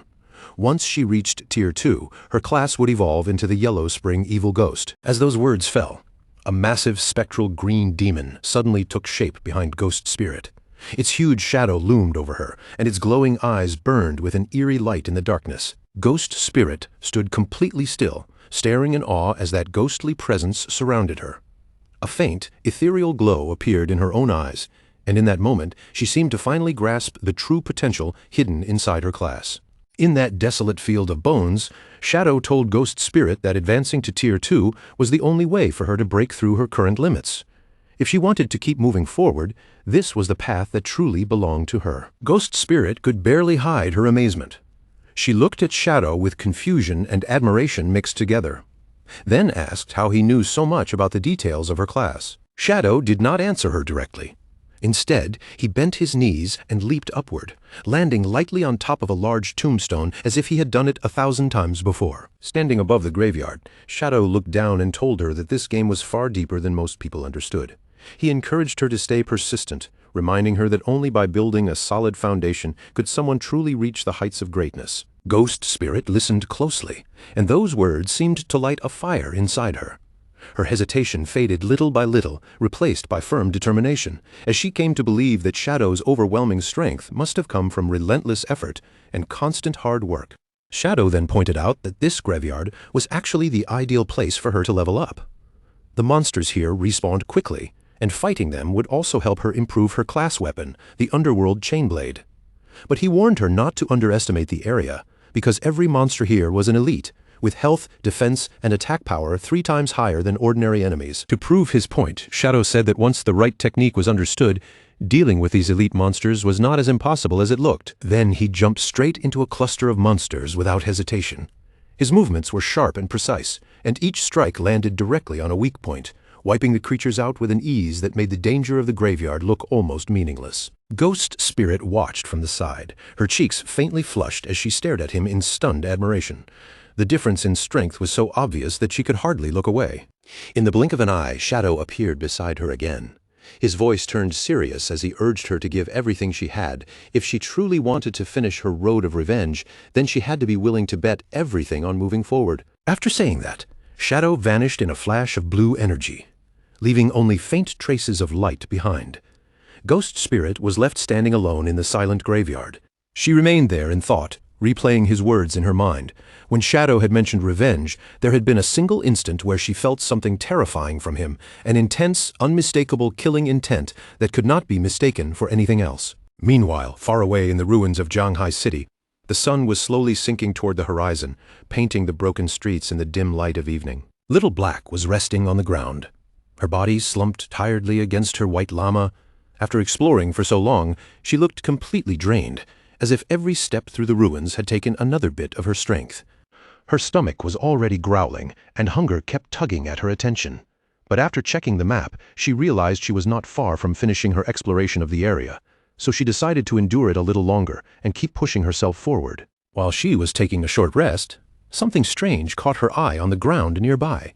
It was a dark fruit glowing faintly with an unusual light, standing out clearly against the ruined surroundings. Curiosity immediately got the better of her. Little Black picked up the fruit and turned it over in her hand, thinking that it looked a lot like a plum. Without worrying too much about it, she took a large bite. The moment the flavor spread through her mouth, her expression brightened, because the strange fruit was unexpectedly delicious. Then, to her surprise, a system notification suddenly appeared in front of her, informing her that she had gained 50 experience points. Little Black stared in amazement, hardly believing that eating a single fruit could actually give her experience. When she lifted her head and looked farther ahead, she realized this was not the only one. A long trail of the same glowing fruits stretched into the distance, almost like someone had left a path for her to follow. Excitement instantly replaced her exhaustion. Little Black followed the trail with a happy expression, eating the fruits one after another as she moved forward. Each fruit gave her another 50 experience points, making the ruined city suddenly feel like a hidden treasure route. But her little feast was suddenly interrupted by an urgent message from Captain Anyu. Anyu told Little Black to hurry to the corrupted coast, explaining that a man named Manaling had been captured by a boss. Since Manaling was carrying more than 500 years of lifespan, they needed Little Black's help right away. Little Black quickly opened her map and checked her position, then replied that she was already close to the marked area. On the other side, Captain Anyu immediately told her not to move around carelessly and to wait there, promising that she and the others would arrive soon. Even after receiving the message, Little Black kept following the line of glowing fruits, crawling forward bit by bit while grumbling under her breath about Manaling. In her eyes, that guy really was useless enough to get into trouble anywhere. But the complaint did not last long, because the sweet taste of those strange fruits quickly pulled her attention right back. By the time night settled over the area, Little Black had climbed to the top of a hill. The moment she looked down from above, she stopped cold, her expression freezing in surprise at what lay ahead. The glowing fruit trail had led her all the way to the bleak and corrupted coast. At the very end of the path sat a tiny, slug-like creature, and from the look of it, this strange little thing seemed to be the source of all the fruits she had been eating. But not far from that creature, an even more horrifying sight appeared. A gigantic, bloated monster sat there like a mound of living flesh, with several sharp-toothed mouths opening across its back. In one of its hands, it was gripping a small humanoid creature that screamed helplessly as it struggled. Little Black stood there with fruit juice still smeared around her mouth, completely stunned by the sight. She stared at the enormous creature in disbelief, wondering what kind of terrifying boss could possibly look like this. Her gaze suddenly dropped toward the ground nearby, and her heart tightened. 2 players were lying there motionless, and among them she immediately recognized one of them as Manaling. Only then did Little Black understand that this grotesque monster had to be the boss Captain Anyu had warned her about. The creature sat in front of a huge bowl, then lowered its head and bit into the smaller creature clutched in its hand. A system window appeared in front of her, revealing the monster's identity. This horrifying boss was called the Spirit Devourer, a level 20 Jade grade monster. Right after that, the Spirit Devourer tightened its fist around the small creature. With one brutal squeeze, it crushed the poor thing completely. Little Black watched with horror spreading across her face. Only then did she realize the boss was not eating a player at all. It was eating another monster. The Spirit Devourer casually tossed the bloody remains into the giant bowl before it. Then it began mixing everything together, turning the crushed flesh into a horrifying meal that made the entire scene even more disgusting. A short while later, Captain Anyu and her party finally arrived at the hilltop. They found Little Black still hiding there and watching the scene below. Captain Anu quickly stepped up beside her and asked if she had seen Manling and the boss. The whole group looked down from the hill, and Wang Meng's face changed as he cried out in shock that the creature was actually a jade-grade boss. Captain Anu looked equally disgusted, especially after seeing how it ate other monsters. Meanwhile, Little Black was still chewing on one of the fruits, and she added a strange detail that made everyone pause. For some reason, the boss had not attacked any players so far. Captain Anu immediately warned the team to stay calm and keep observing for the moment. She admitted that with their current strength and equipment, they were not prepared to fight a jade-grade boss head-on, so reinforcements would be necessary. They continued watching from the hill, but the Spirit Devourer's behavior only made them more confused. The giant boss slowly lowered itself into a deep squat, as if it were preparing to do something extremely strange. Everyone stared in disbelief, trying to figure out what the monster was doing, until one person hesitantly suggested that maybe it was defecating. The next moment, their worst guess was confirmed. Glowing purple fruits began emerging from the monster's rear, and Little Black screamed in complete disbelief. One of the newly formed purple orbs rolled nearby, and when they looked closely at it, they could not help commenting on its unusual shape. No matter how they looked at it, the thing was shaped almost exactly like a plum. The horrifying truth slowly dawned on Little Black. She looked down at the fruit in her hand, then turned her gaze back toward the squatting boss. The delicious plums she had been happily eating were actually the monster's feces. Her face instantly lost all color, while Captain Anu and Wang Meng stared at her in stunned silence. Little Black's mouth opened in a silent scream of horror. The fruit slipped from her hand and fell to the ground as her mind struggled to accept what had just happened. She frantically wondered what on earth she had been eating this whole time, while Captain Anu and Wang Meng hurriedly tried to quiet her down. But her reaction had already been far too loud. Down below, the massive Spirit Devourer slowly turned its head and its attention locked directly onto their hiding place. The colossal boss rose before them like a mountain of flesh. One of the mouths on its back opened wide, and a terrifying roar burst out, echoing through the corrupted coast like the whisper of some ancient gluttonous god. The entire party froze, instantly realizing they had stepped into deadly danger. After the Spirit Devourer's roar swept over them, the air around Captain Anu and Wang Meng seemed to twist strangely.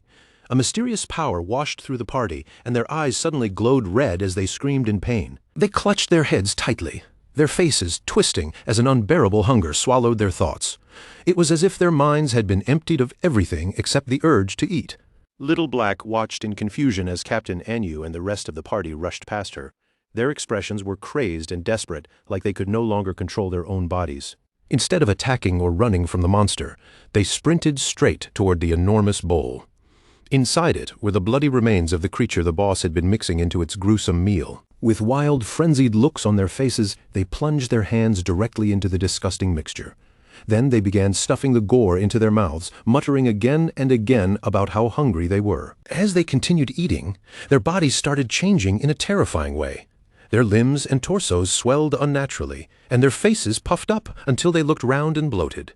From her hiding spot, Little Black watched the nightmare unfold with horror in her eyes. She cried out that her friends had gone completely insane, eating until they were turning obese right in front of her. Then another thought struck her: why was she the only one who had not been affected by that strange hunger? The answer came almost immediately, and in the most horrifying way possible. The massive Spirit Devourer leaned over one of the bloated party members. With terrifying ease, it grabbed him in one huge hand, lifted him up, and shoved him straight into one of the gaping mouths on its back. In the next instant, that player disappeared completely, swallowed whole by the monster, without leaving even a chance to resist. Seeing that, Little Black finally understood the boss's horrifying rule. She screamed in terror that the Spirit Devourer was choosing the fattest person it could find and eating them first. Panic surged through Little Black as she realized Captain Anu's elite team still was not enough to handle this monster. At that moment, only one hope remained in her mind.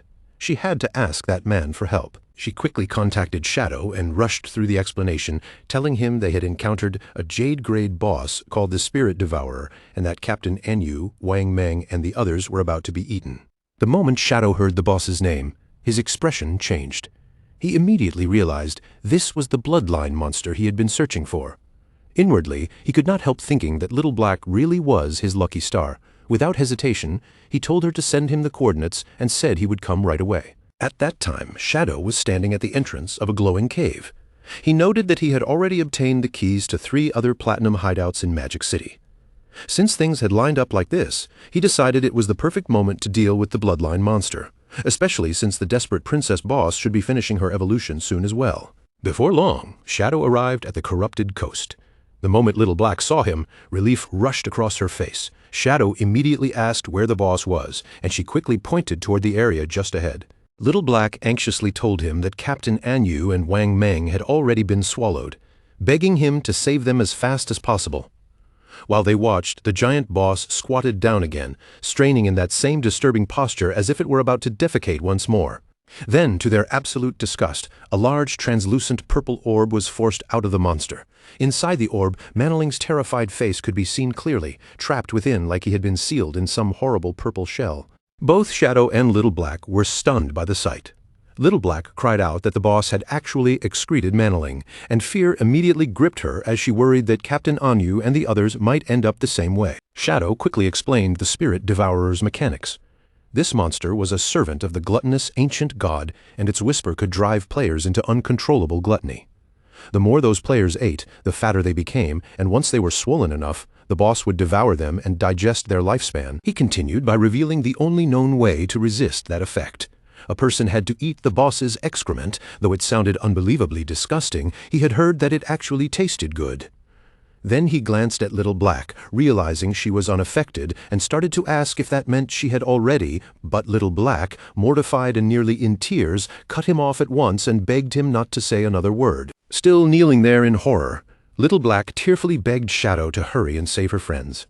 Shadow did not waste time with another response. He shot forward at once, racing straight toward the pulsing purple orb that held Manoling inside. Shadow snatched the orb out of the air with one swift motion, but instead of trying to break it open and free Manoling, he twisted his body and hurled the entire orb directly at the massive Spirit Devourer. The purple orb, with Manoling's terrified face still visible inside, smashed hard into the monster's soft belly. The impact landed squarely and brutally, sending a heavy ripple through the boss's bloated body. The Spirit Devourer let out a pained roar. At the same time, thick white liquid burst violently from the mouths across its back, spraying outward in a disgusting gush. The force of the blow made the creature spit out everyone it had swallowed. Captain Anyu, Wang Meng, and the other party members were expelled from the monster's gullet one after another, crashing onto the ground in a messy heap, covered in slime, but still alive. With the others finally out of the boss's stomach, Shadow's eyes lit up with a brilliant yellow glow. A powerful red aura wrapped around his body, making the pressure around him rise instantly. Shadow activated his mythic skill, Graceful Release, and immediately followed it with his legendary instant skill, Shadow Slash. In the next moment, a storm of bright blue energy blades rained down on the Spirit Devourer, tearing into the boss again and again, with each devastating hit dealing tens of thousands of damage. Shadow glanced at his finisher skill gauge and saw that it had finally filled completely. The timing could not have been better, and a sharp thought crossed his mind. This was the perfect chance to see just how much power that finishing move could truly unleash. Without hesitation, Shadow released his ultimate attack, Scarlet Blade. In the air above him, a colossal blade made entirely of crimson energy took form, blazing like a giant execution sword. Then it came crashing down in a vertical slash, cutting straight through the Spirit Devourer and dealing an unbelievable 1,032,015 points of damage in one single strike. A worldwide system announcement immediately rang out, declaring that the player Shadow from Great Jia had achieved the world's first kill of a Jade-grade boss. Off to the side, Little Black stared with her mouth hanging open, completely unable to process what she had just witnessed. When she saw the damage number climb past 1 million, she screamed in disbelief, unable to understand how Shadow's strength could be this terrifying. The global announcement spread across the world like a shockwave, leaving players everywhere shaken. Some players groaned that Great Jia was about to rise even higher because of Shadow's achievement, while others immediately tried to claim a connection to him. One furious player even insisted that Shadow's ancestors had to be from their own country. Meanwhile, golden light surrounded Shadow as one system notification after another flooded his vision. He had gained a huge amount of experience, evolution points, equipment, and new skills from the kill. But among all the rewards, the most important one was the Spirit Devourer bloodline, and the system directly asked whether he wanted to activate it. Shadow understood exactly what this meant. Bloodlines were a special system, and only certain powerful monsters could grant their bloodline to a player after being defeated. If the bloodline matched the player well, it could raise their combat strength by an enormous amount. changing the value of their attributes in a way ordinary players could hardly imagine. Shadow's eyes began to glow as he made his choice without hesitation. He activated the Spirit Devourer bloodline on the spot. A surging purple aura burst out around his body, wrapping him in a strange and powerful pressure. The bloodline immediately changed the way his attributes worked. Each point of strength now converted into 3 points of physical attack. Each point of constitution gave him 50 hit points and 5 physical defense. His agility effectiveness increased by 32%, and every point of spirit provided 3 elemental attack and 5 elemental resistance. Along with those changes, Shadow also gained 2 new bloodline skills. The first was Spirit Devour, an ability that let him consume any skill from his own class in exchange for an attribute correction bonus, though the cost was also strange. It increased his appetite by 200%. The second skill was called Big Mouth.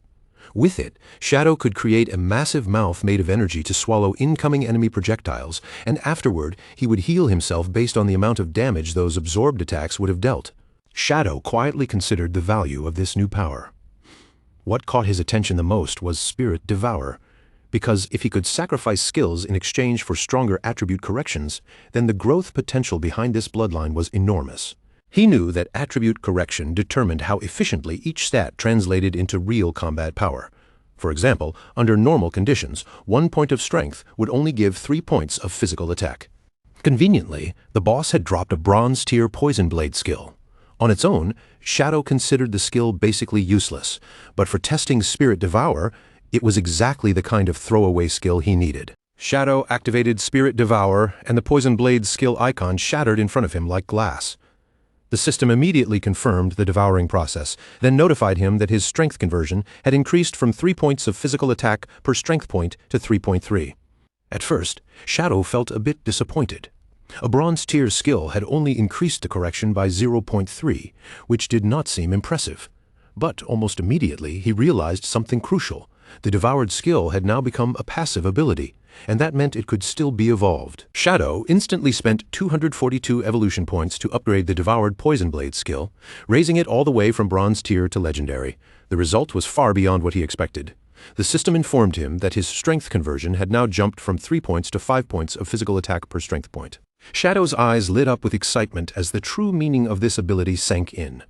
If he kept devouring skills and then evolving them, his attribute corrections could eventually become hundreds of times stronger than other players. A confident smile slowly spread across his face as he thought to himself that once again he had become invincible. After the battle ended, Captain Anyu, Wang Meng, and the rest of the party were finally safe, though their condition was painfully embarrassing. They were still covered in slime and swollen from the boss's gluttony effect. Wang Meng looked almost ready to cry as he thanked Shadow for saving them, clearly relieved that they had not all been excreted by the boss like Manling. While the others tried to recover, Little Black hurried over to Captain Anyu, who was still bloated from the effect.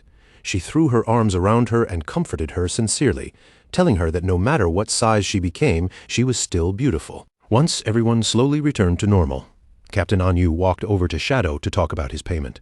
She explained that the Jianghai officials were currently short on lifespan, so they might not be able to pay him that way right away.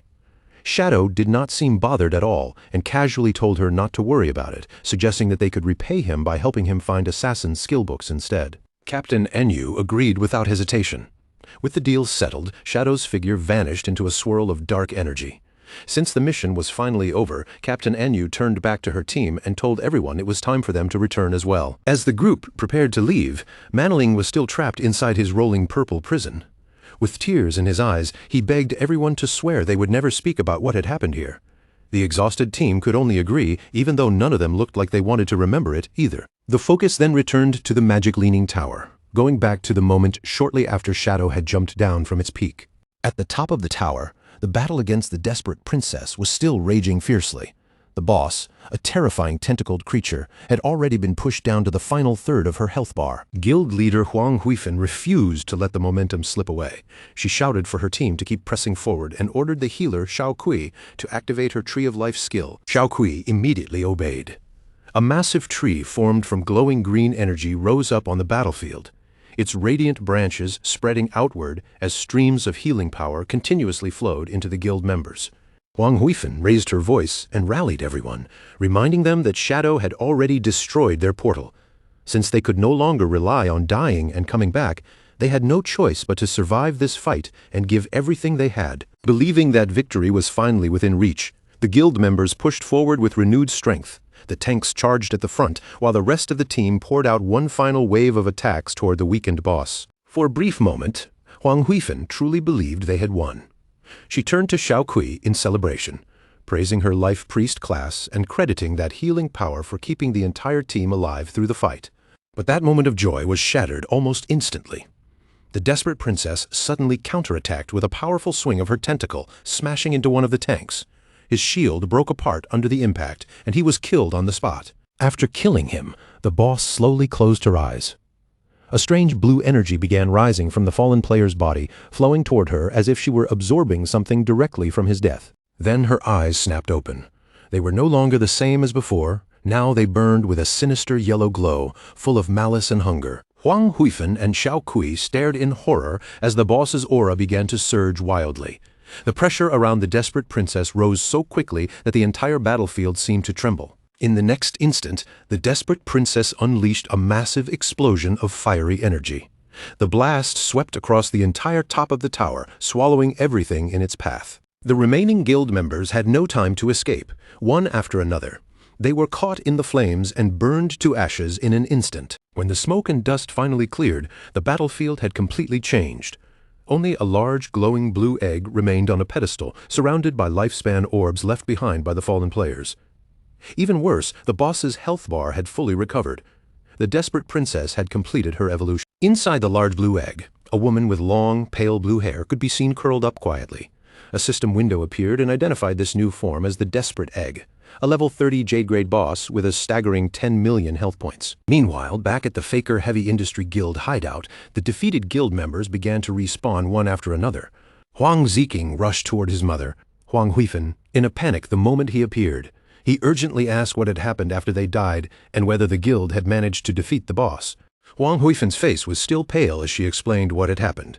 They had nearly pushed the boss to its final sliver of health, but then it suddenly recovered all of its health, transformed into an egg, and released a devastating attack that wiped out everyone. Still shaken by the memory, Huang Huifeng quickly understood what that full recovery meant.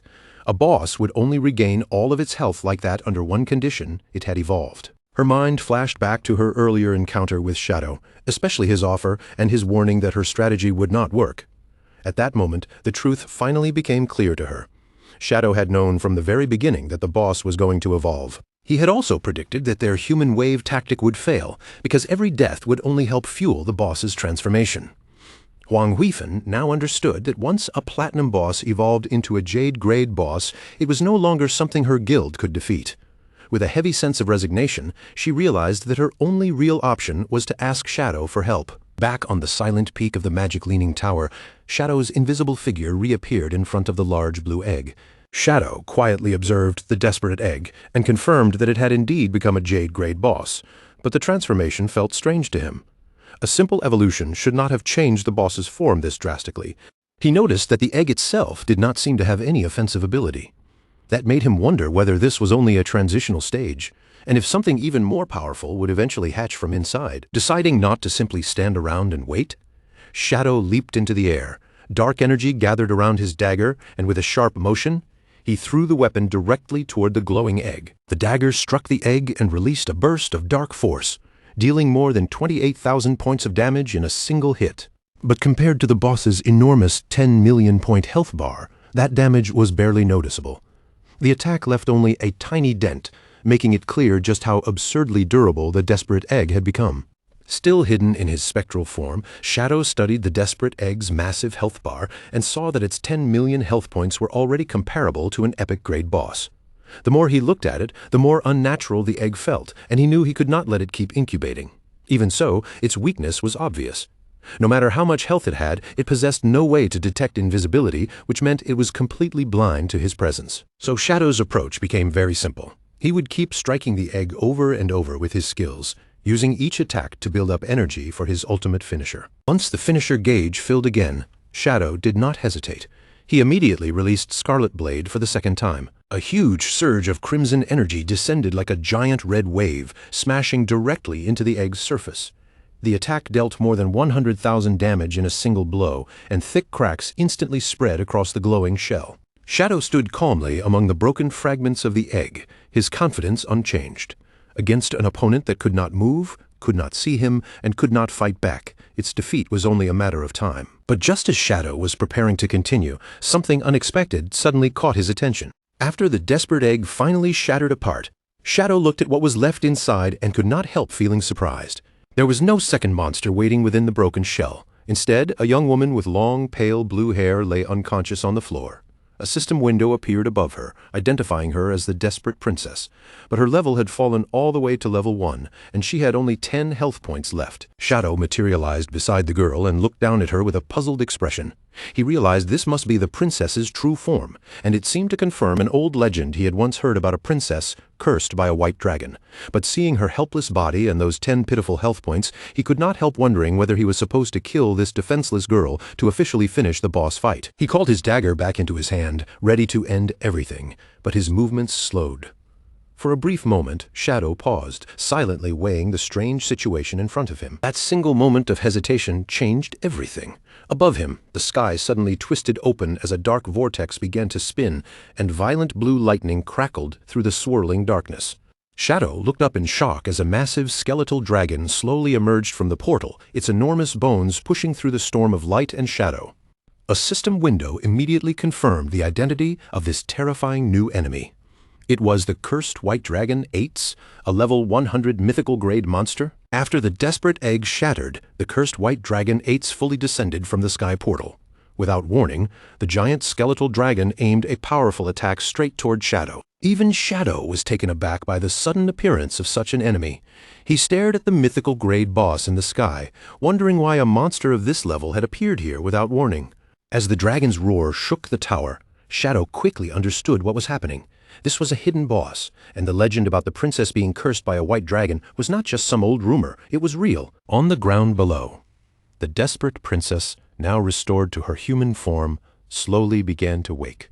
Shadow watched as the princess rose into the air, her body drifting upward toward the massive skeletal dragon's head. She flew straight to the cursed dragon, but instead of attacking it, she reached out and gently wrapped her arms around its snout. As she embraced the dragon with tears in her eyes, her body began to burn away from the edges. Within her chest, a bright red heart appeared, glowing through the fading light of her body. In the next moment, the princess completely disintegrated against the dragon's face, vanishing in a burst of radiant light. That light then spread outward, expanding until it swallowed the skeletal beast as well. The cursed white dragon's skeleton began to collapse piece by piece, crumbling away under the glow. Shadow stood there, deeply confused, as everything disappeared except a single red heart floating silently in the air. As the glowing heart drifted toward him, the system informed Shadow that he had stopped the resurrection of an ancient god named Cthulhu and obtained the heart of the curse. The item offered him 2 choices. He could use it and become a servant of Cthulhu by devouring lifespan, or he could destroy it and receive a mythical great item instead. Faced with that decision, Shadow calmly weighed the risks. Using the heart might give him extremely powerful new skills, but the item's description made it sound less like a blessing and more like a parasitic curse. If he accepted it, there was a real chance he would eventually be devoured by Cthulhu himself. After considering it, Shadow decided the danger was not worth the reward. He chose to destroy the heart of the curse immediately. The moment he crushed the pulsing organ in his hand, the heart burst apart, releasing a brilliant flash of light that exploded outward in all directions. Shadow was caught off guard by how intense the blast was. The dazzling light swallowed his entire body, blocking out everything around him. When the brightness finally faded, Shadow realized he had been transported somewhere. He was still standing on top of the magic leaning tower, but the feeling of the world around him had completely changed. Then he noticed something even stranger. He was no longer in his own body. Looking down at his armored hands and the horned form he now occupied, Shadow wondered whether he had triggered some kind of trial or perhaps entered a sealed memory. Just then, a young princess with long greenish hair ran toward him with a bright, affectionate expression and called him Ates. Shadow saw that he was now watching through the body of a young man with white hair and horns who was sitting on the wall. The princess looked up at Ates and asked if he was going out again. Ates gave her an apologetic smile and explained that an enemy had summoned a monster to attack the harbor. As the guardian of the kingdom, he had no choice but to leave and provide support. The young princess immediately became furious. She puffed up with anger and called him a liar, reminding him that he had already promised to teach her how to ride the wind that very day. She argued that the coast was 7 days away, so there was no way he could leave, handle the situation, and return on the same day. Her voice grew more upset as she accused him of lying to her, just like her father always did. Then she pointed at him angrily, her little face full of indignation, and declared that all men were nothing but terrible liars and scoundrels. Ates immediately looked flustered by her outburst. He tried to calm her down, awkwardly asking where she had even learned such harsh words. Then he took out a silver, scale-like object and presented it to her, telling her it was called the Scale of Promise. Ates explained that under the witness of this scale, anyone who broke a promise would lose their wings and never be able to fly again. The princess's face turned red, and she immediately became flustered. She rejected the gift without hesitation, crying out that she did not want Ates to lose his wings. Ates gently reassured her, promising that he would not break his word. Then he told her not to underestimate his skill in riding the wind. As he spoke, Ates spread open a pair of magnificent white wings, large and radiant as they unfurled behind him. The princess stared up at him with sparkling eyes, completely swept away by the sight. She excitedly exclaimed that his transformation was always so handsome and cool. Before leaving, Ates promised that he would return in time for dinner. He also told her that his 3 shadow guards would stay behind to keep her company while he was gone. With that, Ates launched himself into the sky, his white wings carrying him upward as he flew into the distance. Below him, the princess waved with both hope and worry, wishing him a safe journey. After watching him leave, the princess clenched her little fists with determination. Since Ates was working so hard for the kingdom, she decided that she could not afford to fall behind either. She turned toward the shadow guards and ordered them to follow her. With great enthusiasm, she announced that she was going to prepare ingredients so Ates could enjoy a grand dinner when he came back. At this point, Shadow understood what he was seeing. He had entered a memory sealed inside the heart of the curse, and this memory was showing the past shared between the desperate princess and Ates, the white dragon. The memory continued with a series of warm moments from the princess's day. With the magic leaning tower standing in the distance, she explored the kingdom alongside the shadow guards, happily picking mushrooms in the forest, stumbling upon a strange rabbit, and later sitting by a lake to fish. Later that day, the princess returned looking tired but full of happiness. With obvious pride, she presented the large feast she had worked so hard to prepare. She eagerly introduced each peculiar dish on the table, including things like steamed rock and volcanic ash pizza. With a proud smile, she declared that every one of them was among Ates's favorite foods. The princess stood beside the table with bright expectation in her eyes, believing that Ates would come back any moment now. She had prepared everything with so much care, waiting for the door to open and for him to return just as he had promised. But time continued to pass, and the sky outside gradually darkened. As night fully settled over the kingdom, the princess could no longer fight her exhaustion and eventually fell asleep at the table, still waiting for Ates beside the feast she had made for him. An elderly attendant approached her gently and woke her with a soft voice, telling her that it was already very late and that she should go rest. He glanced toward the dishes spread across the table and quietly reminded her that all the food had long since gone cold. The princess jolted awake. Startled by how much time had passed, her eyes widened in disbelief, and she immediately asked the attendant where Ates was, her voice turning anxious as she wondered why he still had not returned. The attendant's expression grew heavy. With a grave look, he told the princess that reports from the front line had arrived, and the battle situation was extremely dangerous. Because of that, General Ates would most likely be delayed. The princess refused to accept that possibility at all. She insisted that Ates was the kingdom's powerful guardian, and no matter what enemy stood before him, they would be no different from a lamb waiting to be slaughtered. But the attendant continued, explaining just how serious the crisis had become. The enemy nation had sacrificed tens of thousands of lives to summon a terrifying monster from the sea, a colossal creature as large as a city, covered in countless tentacles and eyes. It was so horrifying that even looking at it could drive an ordinary person insane.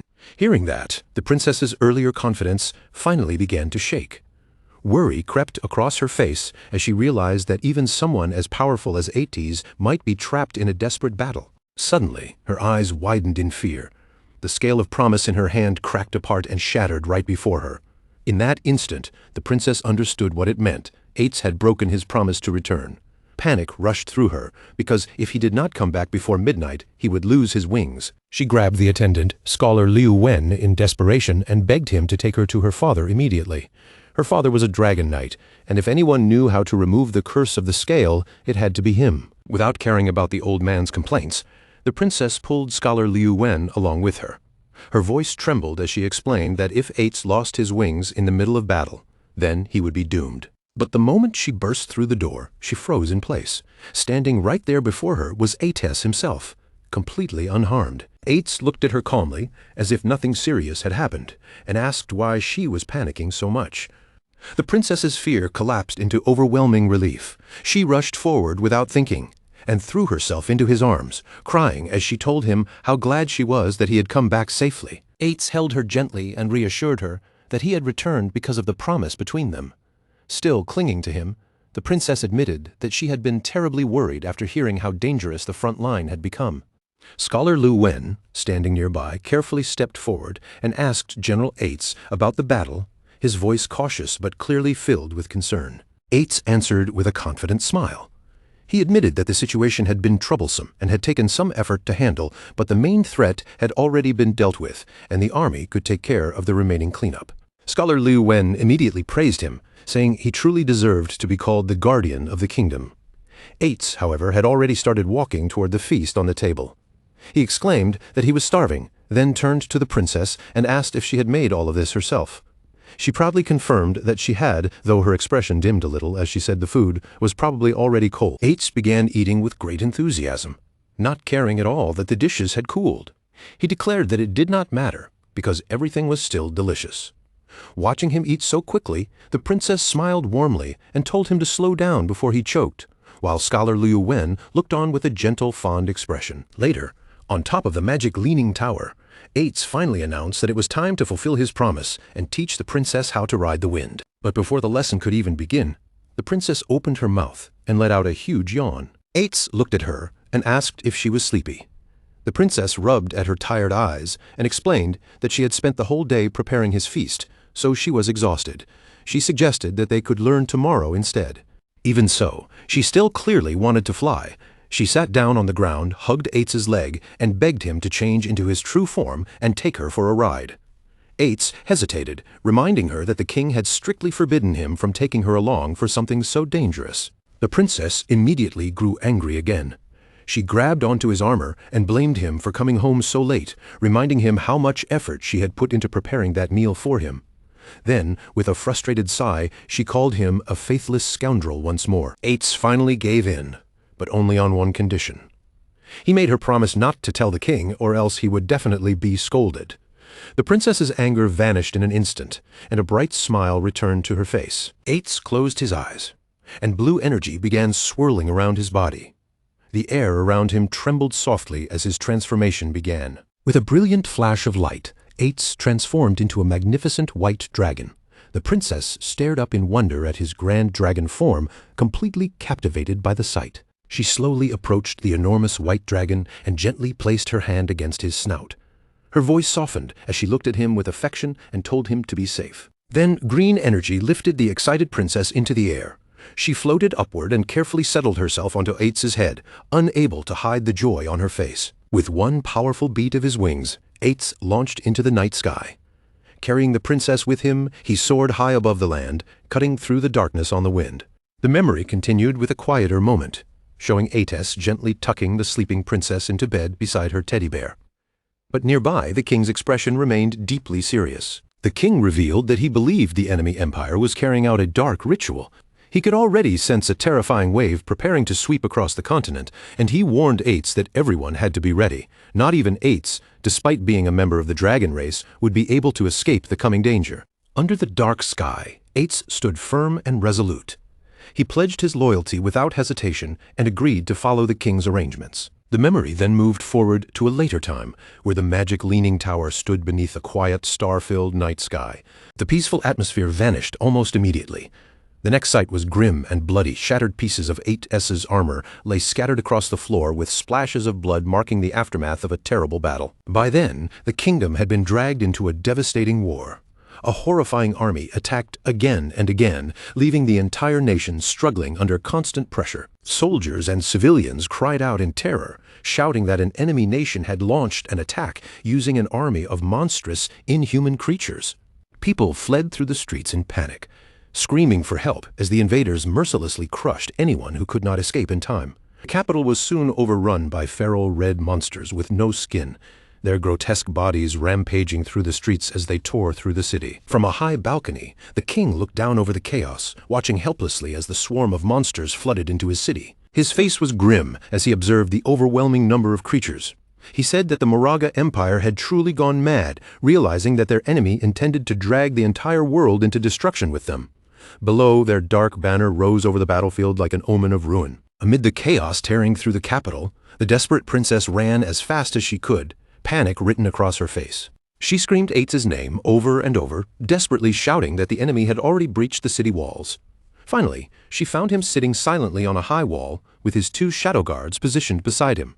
Looking down at the slaughter below, the princess rushed toward Eitz and begged him to act.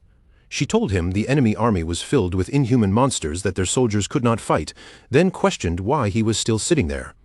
Her voice trembled as she pleaded, telling him that the kingdom needed his help right now. Eitz turned toward the desperate princess with a calm expression and told her that he had actually been on his way to find her. He instructed her to stay inside the magic leaning tower, assuring her that it was safe there and that she should not go anywhere else. The princess agreed quickly, but immediately urged him to hurry and defeat the enemy army. But Eitz refused. He said he would stay here and protect her instead. The princess stared at him in confusion and anger, unable to understand what he meant. She reminded him that he was the guardian of the kingdom, and his duty was to protect the entire nation, not only her. She gestured desperately toward the city below, where soldiers were being overwhelmed and slaughtered. The capital was on the verge of falling, its people were dying in the streets, and she insisted that Eitez's role was to transform into a dragon and burn their enemies to ashes. The princess told him that she did not need him to stay by her side personally. Just like before, his shadow guards were enough to protect her. Eitz did not answer right away. He simply lowered his head in silence, his expression hidden as the chaos of the collapsing city continued below. With a heavy gravity settling in the air, he began to peel back the layers of history, exposing the grim reality behind the enemy's unnatural power. He revealed that 5 years ago, they had uncovered a dark secret. The Moraga Empire had been performing a forbidden and mysterious ritual known as Forsaken by the Gods. The mechanics of the ritual were deceptively simple. Any individual could choose to offer up their own lifespan as a sacrifice to summon creatures from the beyond. The exchange was absolute. The greater the portion of one's life force offered, the more monstrous and terrifying the entity that would claw its way into this world. Eitz's explained that this was an archaic, desperate rite, as no person in their right mind would ever willingly trade the years they had left to manifest such horrors. And yet he continued, for a nation backed into a corner like the Moraga Empire, this suicidal ritual had become their only remaining beacon of hope. He gestured toward a map, his finger tracing the shape of the Moraga Empire, an isolated inland archipelago. He noted that they were blessed with a rare, magical flora known as the blood flower. This singular plant, native only to their soil, exuded a potent magical energy that had for generations extended the lifespans of its citizens to an incredible average of 700 years. However, thousands of years ago, the tides shifted and a devastating conflict began to radiate outward from their borders, consuming the continent. In a bid to stem the tide of endless war, the Moraga Empire dispatched their most formidable envoys, warriors like Eitz's, to foreign lands. These envoys were bound by ironclad contracts to serve the kingdoms to which they were pledged. By lending their peerless strength to the side of the underdog, they aimed to stabilize the shifting balance of power and secure a lasting peace. But peace was not what the other nations desired. Behind closed doors, their leaders reached a cold, unanimous consensus. The people of the Moraga Empire were a threat that had to be completely and utterly eradicated. The consequence of that decision ushered in an era of unimaginable suffering for the Moraga Empire. They were systematically crippled by plagues, targeted by malicious curses, and fractured from within by calculated division. When the final petal of the last blood flower withered and fell, a catastrophic avalanche was triggered, burying their history in ice. In that suffocating darkness, the dying citizens of Moraga reached out for one final desperate lifeline. That lifeline was the ritual forsaken by the gods. His expression etched with profound sorrow, Eitz's admitted that he was no longer capable of shifting into his true dragon form. Amidst the swirling smoke and the crumbling debris of the castle, Eitz's bared a deep, painful secret. He leaned heavily upon his sword, his gaze drifting as he reflected on the relentless passage of time.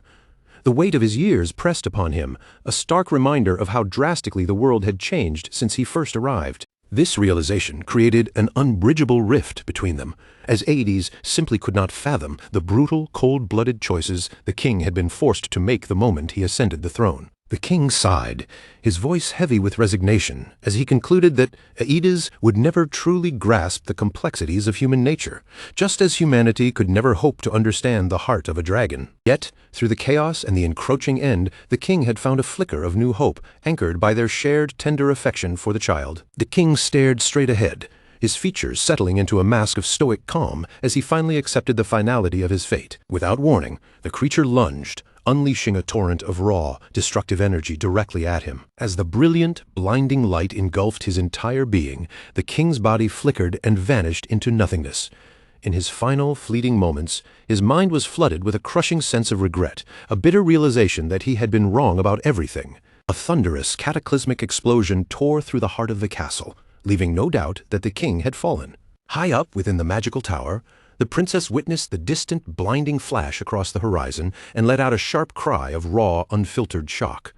Aedes, standing motionless beside her, spoke with a chilling, hollow calm.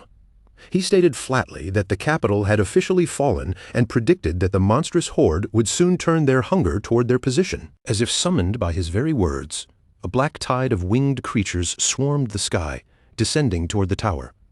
A shadow guard nearby bellowed a frantic warning that the monsters were upon them. The creatures slammed into the shimmering, azure barrier that shielded the tower, the impact vibrating through the stone floor beneath their feet. Aedes turned to the princess, attempting to offer some semblance of reassurance. He told her the tower was fortified by a powerful barrier, making it nearly impossible for the monsters to breach their sanctuary. But the illusion of safety was shattered when the scholar Lewin stumbled onto the tower wall, his body marred by fresh wounds. The princess gasped, her voice trembling as she cried out his name in sheer disbelief. Supporting his weight heavily on his staff, the scholar addressed Aedes, explaining that he had been dispatched under the direct orders of the king to evacuate the princess to safety. The princess stared at him, her alarm growing as she took in the severity of his injuries. Aedes nodded, agreeing to the plan, and mentioned that he would channel his wind magic to whisk them away to a secure location. He asked if their contacts were in place. Scholar Lewin confirmed that everything was prepared, but the princess cut him off, her brow furrowed with confusion. With a heavy, trembling heart, Scholar Lewin delivered the devastating truth. Her father, the king, had perished.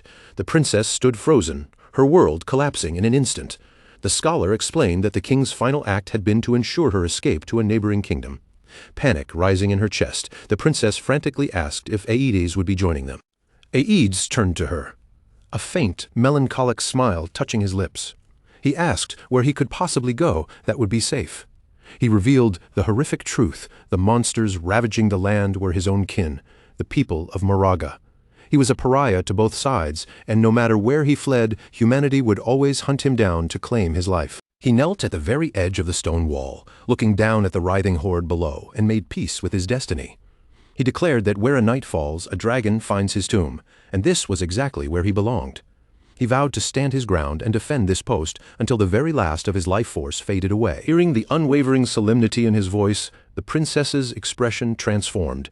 The grief that had clouded her features was replaced by a sharp, steel-eyed resolve. Without a second thought, she channeled her own wind magic, propelling herself away from Scholar Lewin and landing firmly back at Aedes' side. She stood tall before him, declaring that if he intended to stay, she would become his dragon knight.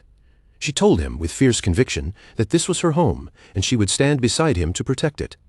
She boasted proudly that her wind-riding skills were perfected and demanded to know how they could forge their contract right then and there. Aedes looked up at her, completely taken aback, his breath stolen by her display of unwavering, fierce loyalty. Deeply moved by her devotion, Aedes reached out, taking the princess's hand in his own armored grasp. A gentle, sorrow-filled smile traced his lips as he finally gave his consent to her request. He produced a silver scale, the scale of promise, and explained that it would serve as their binding contract, just as it had in the days of old. The princess's face lit up with a radiant smile, delighted that the pact was so simple to initiate. She eagerly began to seal their bond, making a heartfelt promise that they would remain together forever. But Aedes suddenly interrupted her, delivering a heart-wrenching twist to the ritual. He murmured that their promise was, in fact, that they would never see one another again. The light vanished from the princess's eyes. Her face paled, and she stared at him, consumed by sheer shock and utter disbelief. Before she could even process his words, Aedes unleashed a powerful, controlled gust of wind, forcibly launching her and Scholar Lewin away from the tower. As they were swept into the sky, he entrusted the responsibility of the princess's safety to the scholar, his eyes never leaving her form. The princess screamed Aedes' name, her voice raw with a mix of confusion and a profound sense of betrayal as the winds carried her further and further from his side. Standing alone on the ramparts, enveloped by his own swirling wind magic, Aedes called out for her to leave, insisting that her path did not lead to a dragon's tomb. Then the nightmarish turn occurred. Scholar Lewin's eyes flared with a malevolent crimson light. With a swift, sickening motion, he plunged his hand directly into the princess's chest, ripping her still beating heart from her body. He whispered, his voice chillingly detached, that she had finally found her true place, a place for humans. Aedes watched from the tower, frozen in absolute paralyzed shock at the betrayal, while the princess's eyes widened as she stared at her own life slipping away. As his own life ebbed away, the scholar gasped out a final cryptic warning to Aedes, urging him to be vigilant and revealing that the Moraga were far from the only ones who had been cursed. The scholar's face contorted as it was consumed by a monstrous, pulsating red growth. A massive, tentacled abomination erupted from his ruined body, reaching out to snatch and devour the princess's still warm heart. The creature cackled, mocking Aedes for the succulent taste of the flesh and the stolen lifespan it was now consuming. It taunted him, asking if murdering his beloved was a fitting retribution for the dragon flames that had burned it in the past. As Aedes stood, completely shattered and staring in stunned silence, the tentacle monster erupted into a fit of maniacal, echoing laughter. It held the princess's limp, lifeless body aloft, displaying her bloodied heart for all to see, continuing its cruel taunts against the white dragon, asking if the death of his beloved was finally enough to repay the agony of his ancient dragon fire. In a final, gruesome display of malice, the monster tightened its grip, crushing the princess's heart into a mangled ruin of flesh and blood. Consumed by raw fury, Aedes and his two devoted shadow guards stood their ground against the grotesque monstrosity, their eyes burning with a vengeful, pulsing energy that illuminated the dark battlefield. In a blur of motion, the shadow of sorrow morphed into a roiling vortex of dark, suffocating power, lunging forward to catch the princess before she could hit the ground. Simultaneously, the second guard threw himself at the monster, his blade flashing as he hacked away at the creature's writhing, fleshy tentacles with lethal precision. The creature barely flinched, dismissing the assault as nothing more than a nuisance.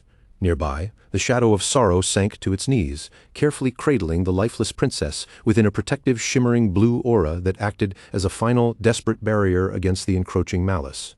A single, solitary tear escaped from behind the guard's darkened helmet, glistening as it traced a path down the cold armor. With her remaining strength, the princess offered one last faint whisper of Aedes' name, her voice drifting away into the silence as she finally breathed her last in the guard's arms. Even as its physical form lay in tatters, the monstrous entity continued to lash out at Aedes with cruel, psychological barbs. It sneered, explaining that the meager life force sacrificed by the white dragon's kin was a pathetic offering, barely enough to tear open a tiny window for its true self to emerge. The creature boasted that its parasitic seeds were already scattered across the land, lying in wait within unsuspecting hosts until the moment was right to erupt and claim their bodies, just as it had brutally done to the old scholar. Cthulhu pressed its advantage, deepening the psychological torture by reminding Aedes that the very monsters now swarming the world were twisted abominations born from his own people.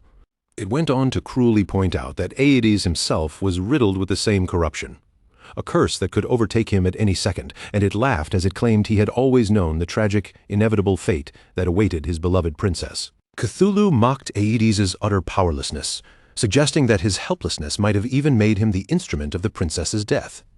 The entity reveled in the chaos of his inner world, savoring the intoxicating mix of hatred, sorrow, anger, and absolute despair that flooded his heart, calling them the most exquisite emotions. Then the creature dangled a lethal temptation. Cthulhu, identifying itself as an ancient omnipotent god, claimed it could feel the violent, irregular rhythm of Aedes' heart. It made an impossible vow. Not only would it eradicate the monster plague and secure the kingdom, but it would also resurrect the princess, reuniting them for eternity. It laid out the terms of this dark pact with chilling simplicity. The exchange was singular and final. For all these miracles to occur, Aedes had only to offer up his own beating heart. Left alone, kneeling on the jagged ruins of the high wall, Aedes was surrounded by the screeching of winged monsters, forced to stare into the abyss of an impossible decision. He was caught between two nightmares. Either watch the princess die in the tower, left to be devoured by these horrors, or succumb to the bargain, turning her into his dragon knight and binding their fates to protect the kingdom forever. From the wreckage of its dying host, Cthulhu pressured him for an immediate answer, warning him that its current vessel was dissolving and that he was rapidly running out of time to choose. Driven by a desperate, shattering resolve, Aedes made his final irreversible choice. A wet, sickening splash of crimson hit the stone, and the shadow guard watching nearby recoiled in visible horror. In a gut-wrenching act of devotion, Aedes tore his own pulsing heart directly from his chest. Cthulhu let out a satisfied, sinister cackle, confirming that he had made the only correct choice. Cthulhu claimed it would weave a blessing into Aedes's heart, and the organ drifted upward into the sky, suspended by a brilliant, blinding explosion of energy, destined to beat forever beyond the limits of flesh and blood. The entity outlined the pact. The princess would be revived, granted the immense power of that heart, while Aedes, though hollowed and heartless, would be spared from death or the mindless rot of a monster. As the glowing heart descended to merge with the princess's cold body, Cthulhu declared that Aedes would be reborn as a guardian dragon, fated to watch over her for all of time. Aedes let out a guttural, soul-shattering grunt of agony as the transformation tore through his body, sending a massive pillar of searing purple energy surging from the summit of the magic-leaning tower. His human form withered and distorted, violently reshaping until nothing remained but a massive, terrifying skeletal dragon. He unleashed a deafening, thunderous roar, his massive form wreathed in a swirling, ghostly aura of blue flame. With his newfound monstrous strength, Aedes vaulted from the edge of the tower wall, taking to the air. Now a guardian dragon bound by Cthulhu's influence, he banked over the chaos of the battlefield, unleashing a relentless torrent of fire that scoured the swarming monsters below, marking the start of his eternal, lonely vigil. As the skeletal dragon Aedes rained down his infernal wrath, Cthulhu's voice echoed like a dark narration over the carnage. The dragon's flames acted indiscriminately, incinerating everything in their path, ruthlessly purging the land of both the invading monsters and the kingdom's last remaining citizens. Cthulhu taunted him, noting that his power was now sufficient to wipe the entire kingdom off the map, and Aedes, driven by his curse, continued his onslaught until the capital was nothing but a sea of flame. It was then that Cthulhu unveiled the true horrific nature of their bargain. Every life extinguished by those flames was being harvested, their entire lifespans funneled into a single dark focal point. Bolts of jagged purple lightning hammered into the scorched, magic-leaning tower, and the terrible architecture of the entity's plan was laid bare. Back on the tower, the resurrected princess began to scream, her body convulsing in agony as Aedes's cursed heart, embedded within her, began to warp her very existence with dark, encroaching energy. Shadowy, viscous tentacles erupted from her form, consuming her entirely until she was nothing more than a living, tentacled core for the beast that had taken root in her body. With the princess now fully transformed into a nightmarish horror, Cthulhu triumphantly laid claim to all the harvested lifespans, declaring them as its rightful property. Cthulhu lamented its own diminished state, frustrated that it was too weak to possess the powerful dragon race directly, and had been forced to use a human as a stopgap. Yet it remained patient, convinced that it was only a matter of time before it could use the white dragon to reap the lifespans it required. The monstrous princess gazed up at the skeletal Aedes as he circled high in the clouds, puzzled that he had not returned now that the kingdom had been completely purged. His distance felt strangely calculated. Without warning, two glowing silver scales manifested in front of her. Cthulhu recognized them instantly. The scales of promise, vows the white dragon had forged long before their dark agreement was ever signed. The first vow was a decree of eternal separation, to never look upon the princess again, and the second was a solemn oath to stand guard over the kingdom's high tower for eternity. A wave of fury washed over Cthulhu as it realized Aedes's final brilliant act of defiance. He had anticipated the entity's treachery and used his own vows to anchor himself to the magic-leaning tower, forever locking himself away from the monster that used to be his princess. Cthulhu cursed the white dragon, enraged that he chose to exist as a mindless, zombie-like sentry rather than serve as its puppet. Baffled and thwarted, Cthulhu decided to turn the tower into its own personal nest, feeding on the life essence of anyone foolish enough to approach. It swore that its total revival was inevitable, and that it would one day rule the world once more, as the image of the solitary tower slowly faded into the mist of passing centuries. The vision dissolved, and reality snapped back to the present day at the magic leaning tower. Shadow stood on the desolate, windswept rooftop, residual purple energy still crackling across his palm. He tried to process the harrowing story he had just witnessed, wondering if it was just some elaborate ancient game lore. But his gut told him otherwise. The vision had been too visceral, and the entity's explanation of its origins felt less like fiction and more like a forgotten, suppressed history. Without warning, swirls of dark, dense purple energy materialized and began to coalesce around him. A system window materialized in the air, congratulating him on acquiring a new mythical grade skill, Shadow of Sorrow. This formidable ability could conjure 3 shadow clones for 7 seconds, each perfectly mimicking his own techniques and dealing full damage. The skill description carried a heavy, lingering note of tragedy. These were the very shadows forged by the White Dragon, Aedes, who had burned through his own immense mental energy for 15 years just to keep them from fading. Shadow stared at his hand, which was still wreathed in that ethereal violet light, instantly recognizing the power from the vision. A jolt of awe went through him. He realized this single ability could effectively quadruple his damage output for a brief, windowed burst. He couldn't help but marvel at the terrifying, overwhelming potential of a mythical grade skill. A flurry of system notifications followed, heaping rewards upon him for completing the trial. He had successfully secured the key to the Magic Leaning Tower's hidden sector, jumped to level 19, and was flooded with a cache of evolution points, rare equipment, and skill books. Among the spoils was a mysterious gate key and a detailed map for a level 20 zone designated as the Withered Bone Ruins. Shadow felt a surge of curiosity. He had never even heard of such a place. He carefully unrolled the weathered parchment, his eyes tracing the path to Withered Bone City, situated on an island in an inland sea. As he studied the geography, a realization dawned on him. It must have been a lost territory of the Moraga Empire, straight out of the legends he had once heard. Shadow became more and more certain that this newly unlocked region had some deep connection to the White Dragon's homeland. Just thinking about it made his eyes sharpen with excitement, because a place like that would never be simple. If it truly hid the White Dragon's secrets, then the treasures inside would definitely be far rarer than anything ordinary players could imagine. Since the area was meant for level 20 players and he had already reached level 19, Shadow quietly made up his mind that he would head there very soon. Before that, though, Shadow still had something else to handle.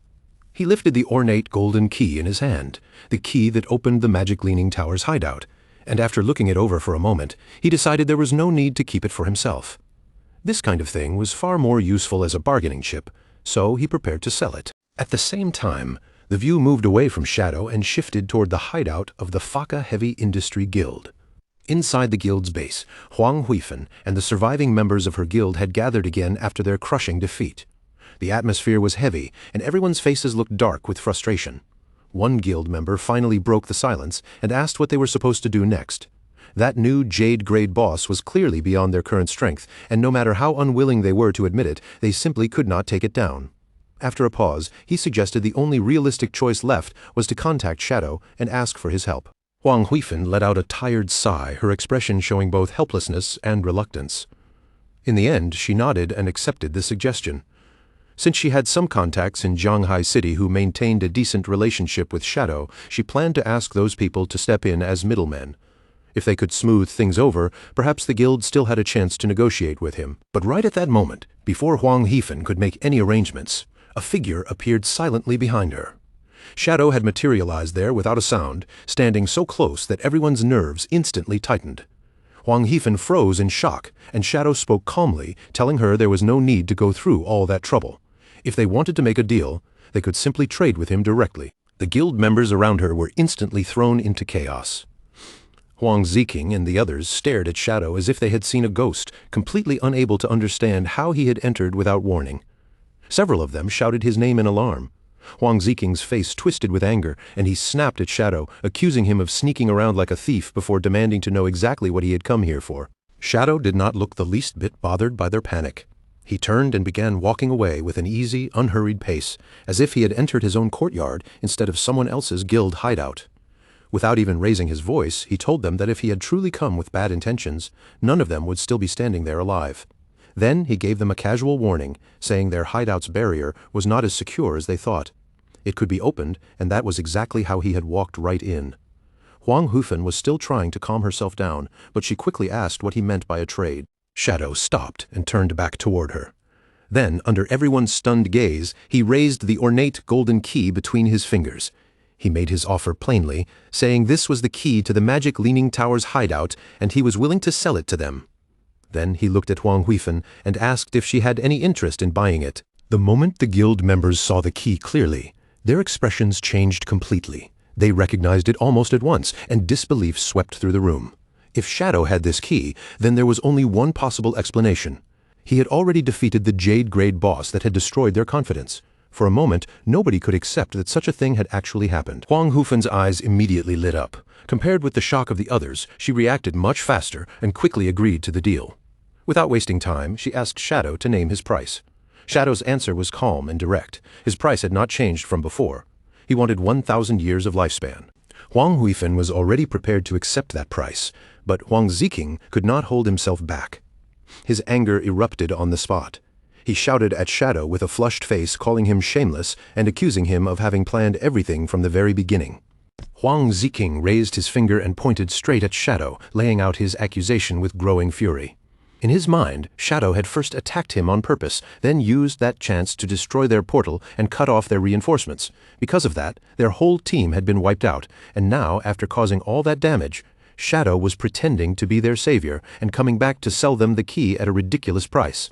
Huang Ziking gritted his teeth and declared that he had never seen anyone more despicable in his entire life. Huang Hufen's face turned stern, and she immediately ordered her son to shut his mouth, but Huang Ziking was too worked up to listen. He kept trying to convince his mother that they were being played.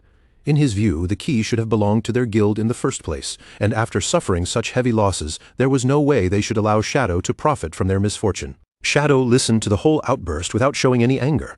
His expression barely changed. After Huang Ziking finished speaking, Shadow simply looked at him and asked, in an almost casual tone, what exactly he wanted instead.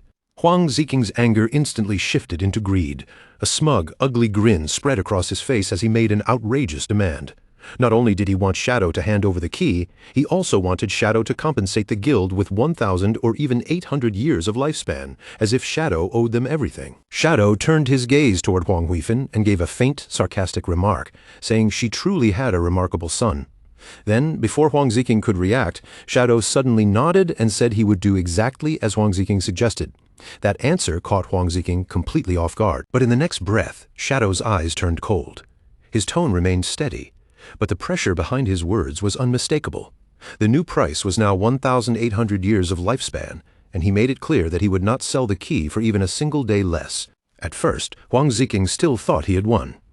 He laughed proudly and turned toward his mother, acting as if he had just taught everyone how to deal with someone like Shadow. But only a moment later, the meaning of Shadow's words finally sank in. His smug expression froze, then slowly cracked into disbelief.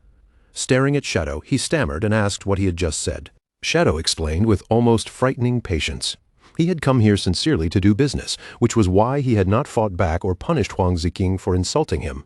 But since Huang Ziking insisted on cursing him and making things difficult, the original discounted price no longer existed. From now on, the price was 1,800 years, and there would be no bargaining. Huang Hufen had finally reached the end of her patience. Without another word, she stepped forward and slapped Huang Ziking hard across the face. The crisp sound cut through the tense room, and everyone went silent. Her anger had not faded in the slightest. Huang Hufen immediately ordered one of the guild members to take Huang Ziking away and make him level up outside.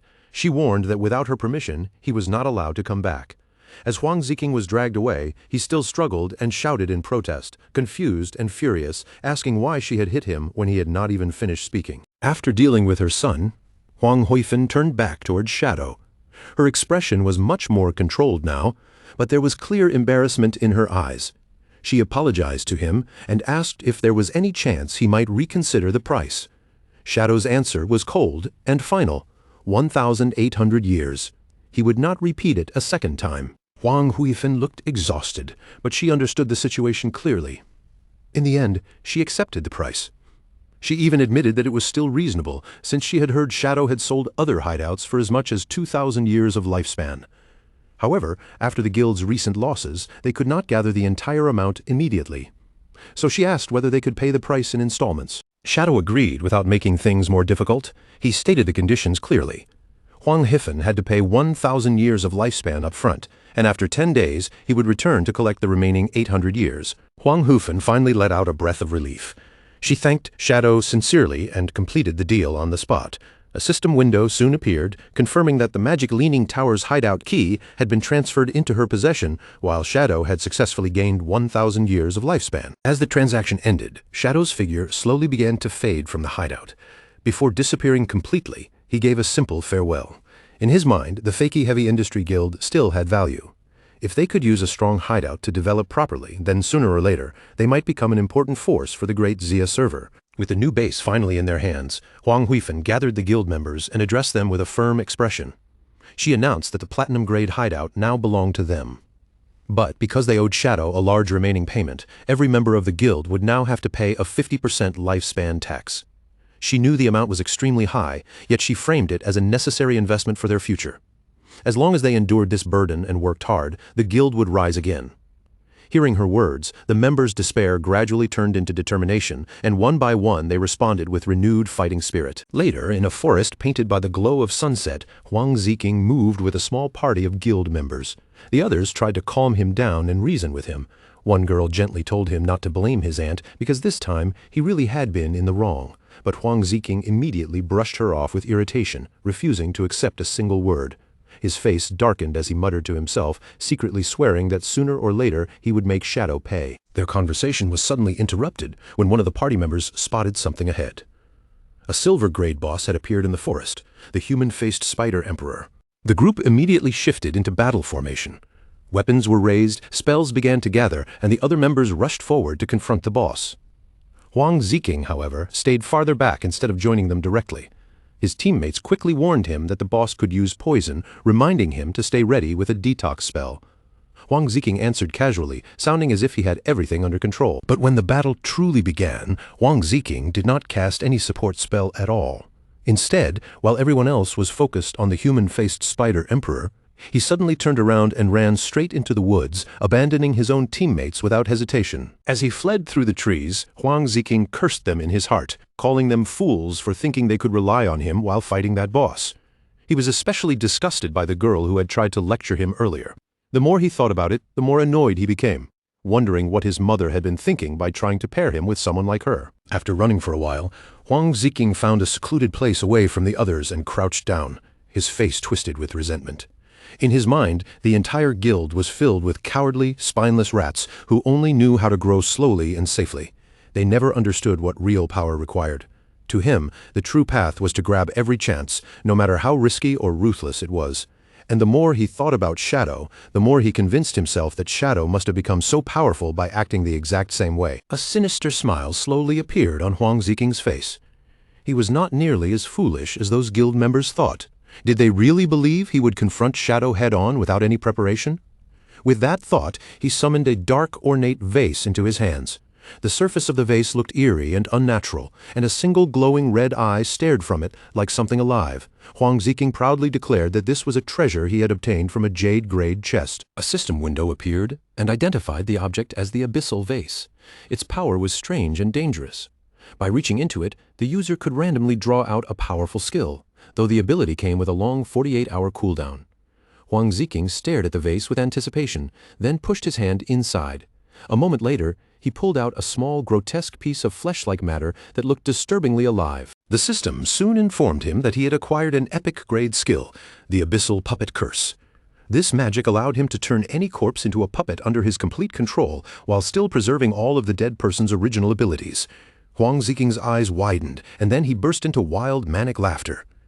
With this power, a terrifying idea immediately formed in his mind. If he could kill Shadow, then he could use the curse to enslave Shadow's corpse, and once that happened, he would become truly invincible. While Huang Ziking celebrated, the Abyssal Vase began to glow with a dark purple aura. The light pulsed like something breathing in the shadows. Then a final ominous warning appeared before him. The abyss contained extraordinary power, but when someone gazed into the abyss would gaze back at them. That chilling message silently hinted that Huang Ziking's future was already being pulled towards something far darker. Meanwhile, in the withered bone field within the Magic City ruins, night had already fallen over a desolate graveyard. Broken bones and ruined graves stretched across the land, and the air itself seemed cold and lifeless. In the middle of battle, Ghost Spirit moved with sharp precision. Her paper ribbon, infused with energy, shot forward like a living weapon. It wrapped around a skeletal monster and pierced straight into the creature's eye, pinning it in place before it could break free. Ghost Spirit followed up instantly. With one clean and accurate strike, she cut off the monster's head, dealing more than 5,600 damage in a single blow. As the enemy collapsed, system notifications appeared before her one after another, informing her that her weapon had upgraded to gold and that she had gathered enough experience to advance her class. Ghost Spirit stood among the glowing energy orbs left behind by the defeated enemies. For the first time in a while, she allowed herself to breathe out in relief. Looking at the notifications in front of her, she confirmed that she had finally accumulated enough experience for her advancement. Her expression soon became firm again. Without hesitation, Ghost Spirit accepted the class advancement.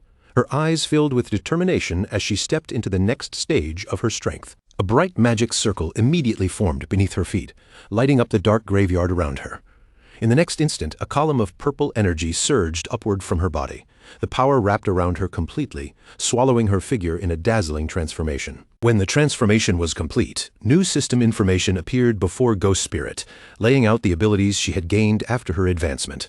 Her weapon had evolved into the Yellow Spring Chainblade, a weapon capable of changing its form in battle. At the same time, her class had advanced into Yellow Spring Evil Ghost. This new class gave her a passive bonus to stealth and unlocked two new skills, Eye of the Yellow Spring and Touch of the Yellow Spring. The system continued explaining the effects of those skills. Eye of the Yellow Spring was a mental attack that could trap enemies inside an illusion, disrupting their minds. Touch of the Yellow Spring, on the other hand, allowed her to track opponents through their aura, making it far harder for her targets to escape once she had locked onto them. Now transformed, Ghost Spirit stood surrounded by a blue aura, her presence colder and more dangerous than before. The Yellow Spring Chainblade shifted in her hands and took the form of a fearsome scythe. Another system notification appeared, telling her that when facing lower-level opponents, she would deal double damage, with a 50% chance of applying a burn effect. Golden light glowed in Ghost Spirit's eyes as she felt the surge of power flowing through her body. Her damage had increased, her speed had risen, and she now possessed a mental attack that could directly target an enemy's mind. With this strength, she believed she finally had a chance to avenge her parents, defeat Dongfang Yue, and confront the source of the Plague Wielder. After completing her advancement, Ghost Spirit sent a message to Shadow, the teacher who had guided her along the way. She told him that she had advanced to Tier 2, and that she would repay everything he had done for her. Somewhere on a rooftop, Shadow saw that she had already logged off. From that alone, he understood what had happened. Her hunger for revenge had pushed her to immediately go after Dongfang Yue. Shadow remembered clearly what had happened in his previous life. Back then, Ghost Spirit had finally taken her revenge, but because she had spared one stray dog, a Beastmaster was able to follow that tiny clue and trace her movements. That one mistake exposed Ghost Spirit's true identity, and soon after, several powerful families joined hands to hunt her down. The battle that followed was brutal, with the official forces suffering terrible losses, and by the time Ghost Spirit finally collapsed from sheer exhaustion and died, the entire Magic City region had already been thrown into chaos. Thinking about it, Shadow could not deny that Ghost Spirit had terrifying potential. But at the same time, she was still too young. Her emotions were far from steady, and that kind of unstable mindset could easily push her into reckless decisions. To stop her from walking down the same fatal path again, Shadow made up his mind. He would log off at once and go check on her situation in the real world before it was too late. At the same time, the view shifted to the Dongfang Manor on the outskirts of Magic City, where the entire estate sat under a thick layer of poisonous mist, making the grand residence look eerie and dangerous in the dark. Outside the manor, two guards were making their patrol rounds, their footsteps dragging lazily as they grumbled about being stuck on duty at such an unpleasant hour. Their complaints soon drifted into dirty talk about women, and one guard suddenly mentioned that Mrs. Dongfang was still incredibly attractive. His companion gave a knowing grin and immediately agreed with him. The two of them grew bolder as they spoke, even fantasizing about taking down her bodyguard and getting close to Dongfang Yue themselves. But just as their thoughts became more twisted, one of the guards suddenly froze, his eyes narrowing as he noticed something moving inside the mist. From within the hazy fog, the figure of Dongfang Yue slowly took shape before their eyes, like a dream stepping out of the darkness. She appeared in a revealing black dress, kneeling in front of them with an almost teasing posture. The two guards were instantly stunned, their mouths hanging open as they stammered in disbelief, asking why she had come here and why she was dressed like that. The illusion leaned closer, her voice soft and tempting as she whispered that she could no longer stand her useless husband. She said she needed other men to satisfy what he could not, then asked the two guards whether they had the courage to do it. The guards were completely bewitched, their eyes glazed over and their faces flushed with greedy excitement. Drooling like fools, they could barely believe such luck had fallen on them and eagerly asked if she was truly serious.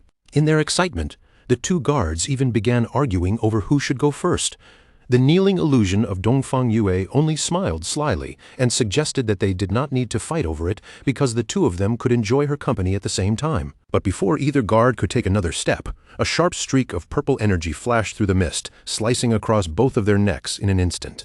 Their headless bodies dropped heavily to the ground, and at the same moment, the illusion of Dongfang Yue faded away like smoke. Dark energy burst from the severed wounds as a magical ribbon spun around the fallen guards. Ghost Spirit stepped out from the shadows without a sound and calmly caught the weapon as it returned to her hand. Without wasting even a second, she sprang upward, her body cutting through the air as she moved to escape from the manor grounds. Meanwhile, Dongfang Yue's terrifying bodyguard, the Fart Master, was lounging in a hammock as if nothing in the manor could possibly threaten him. But then his senses suddenly sharpened. Without even opening himself fully to alarm, he muttered to himself that a little mouse had somehow slipped into the estate. Ghost Spirit landed lightly on the roof of the manor, her feet touching the tiles so quietly that not even the night seemed disturbed. She stopped there for a brief moment, her gaze sweeping over the surroundings as she silently judged the situation and prepared her next move. But in the very next instant, her expression changed. From above, the Fart Master descended with terrifying speed, crashing toward her before she could fully react. He seized Ghost Spirit by the throat in midair, his grip locking around her neck, and the two of them dropped together like a stone toward the ground below. As they fell, he unleashed his infamous signature attack, releasing a violent blast of gas from behind him that slammed toward the ground with explosive force. The impact blasted open a crater in the courtyard, and the Fart Master pinned Ghost Spirit down at the center of it. Looking down at her with mockery in his eyes, he explained that his ammonia barrier covered the entire manor, so the moment she entered, he had already sensed her presence. He recognized her as the same little lady who had escaped from him before. Tightening his hand around her neck, he sneered that this time she would not be getting away. Ghost Spirit struggled beneath him, her face twisted with pain and fear as her body fought uselessly against his strength. The Fart Master lifted Ghost Spirit into the air by her throat, a dangerous purple aura swirling around him like a warning. He studied her closely and admitted that she had become stronger, even saying that if she were given more time, she might grow into a truly satisfying opponent. A twisted excitement flickered across his face, and his smile sharpened as he confessed that the urge to kill her right now was becoming almost impossible to resist. Ghost Spirit continued to struggle in his grip, while the bodyguard wrestled with his own thoughts. Part of him told himself to wait, to let her grow stronger first so the fight would be more enjoyable. But he immediately contradicted himself, admitting that his self-control was slipping. He cursed under his breath, tormented by the decision, and then his hand tightened without restraint. A sickening crack rang out as his grip crushed down. The Fart Master suddenly froze in panic, realizing with horror that he had accidentally crushed her neck and killed her. Horrified by what he had done, he released his hand, letting Ghost Spirit's lifeless body fall limply to the ground as he shouted in despair. But at that very moment, his entire body stiffened. A purple energy claw suddenly pierced straight through his chest from behind. In disbelief, he slowly turned his head and saw Ghost Spirit standing behind him, her arm driven deep into his back. The body he had just dropped was nothing more than a decoy. The Fart Master stared in complete confusion, unable to understand what had happened. He had been absolutely certain that the Ghost Spirit in his hand was real, and that she had already died. Ghost Spirit's eyes glowed a chilling red as she revealed the truth. From the beginning, he had been trapped inside her illusion, created by her new skill, the Eye of the Yellow Spring. Then, with a cold and merciless voice, she told him to die. With Ghost Spirit's purple energy claw still piercing through him, the Fart Master struggled to make sense of it. He could not understand how someone like him had been pulled into an illusion without realizing it. Ghost Spirit fixed her glowing red eye on him and calmly explained that his fate had already been sealed the moment his gaze met hers. In truth, the illusion had started much earlier, at the exact moment when he first grabbed her by the neck and thought he had taken control of the fight. Knowing he had lost, the bodyguard finally collapsed. Ghost Spirit stood above him in silence, acknowledging that he had indeed been a worthy opponent. But her victory did not stay quiet for long. A sudden commotion erupted from inside the manor, and Dongfang Yue threw open a window, angrily yelling about the noise and threatening to fire everyone responsible. Her anger vanished the instant she looked down into the courtyard. There, the body of her powerful bodyguard was dissolving into black smoke before her eyes. Panic overtook her face, and she screamed that an intruder had broken in, calling desperately for help from anyone nearby. Almost immediately, armed guards rushed into the main hall, weapons raised as they formed defensive positions and prepared to protect Mrs. Dongfang. The guards spread out to search for the intruder, and the noise woke her son, Nantian. Still half asleep, he asked what was going on. Dongfang Yu quickly told him that an enemy had come and ordered him to stay where he was. But Nantian sat up instead, a confident smile spreading across his face. He told his mother not to be afraid, declaring that he was already 18 now, that he had become a player, and that this time he would protect her. Dongfang Yue was deeply moved by his words.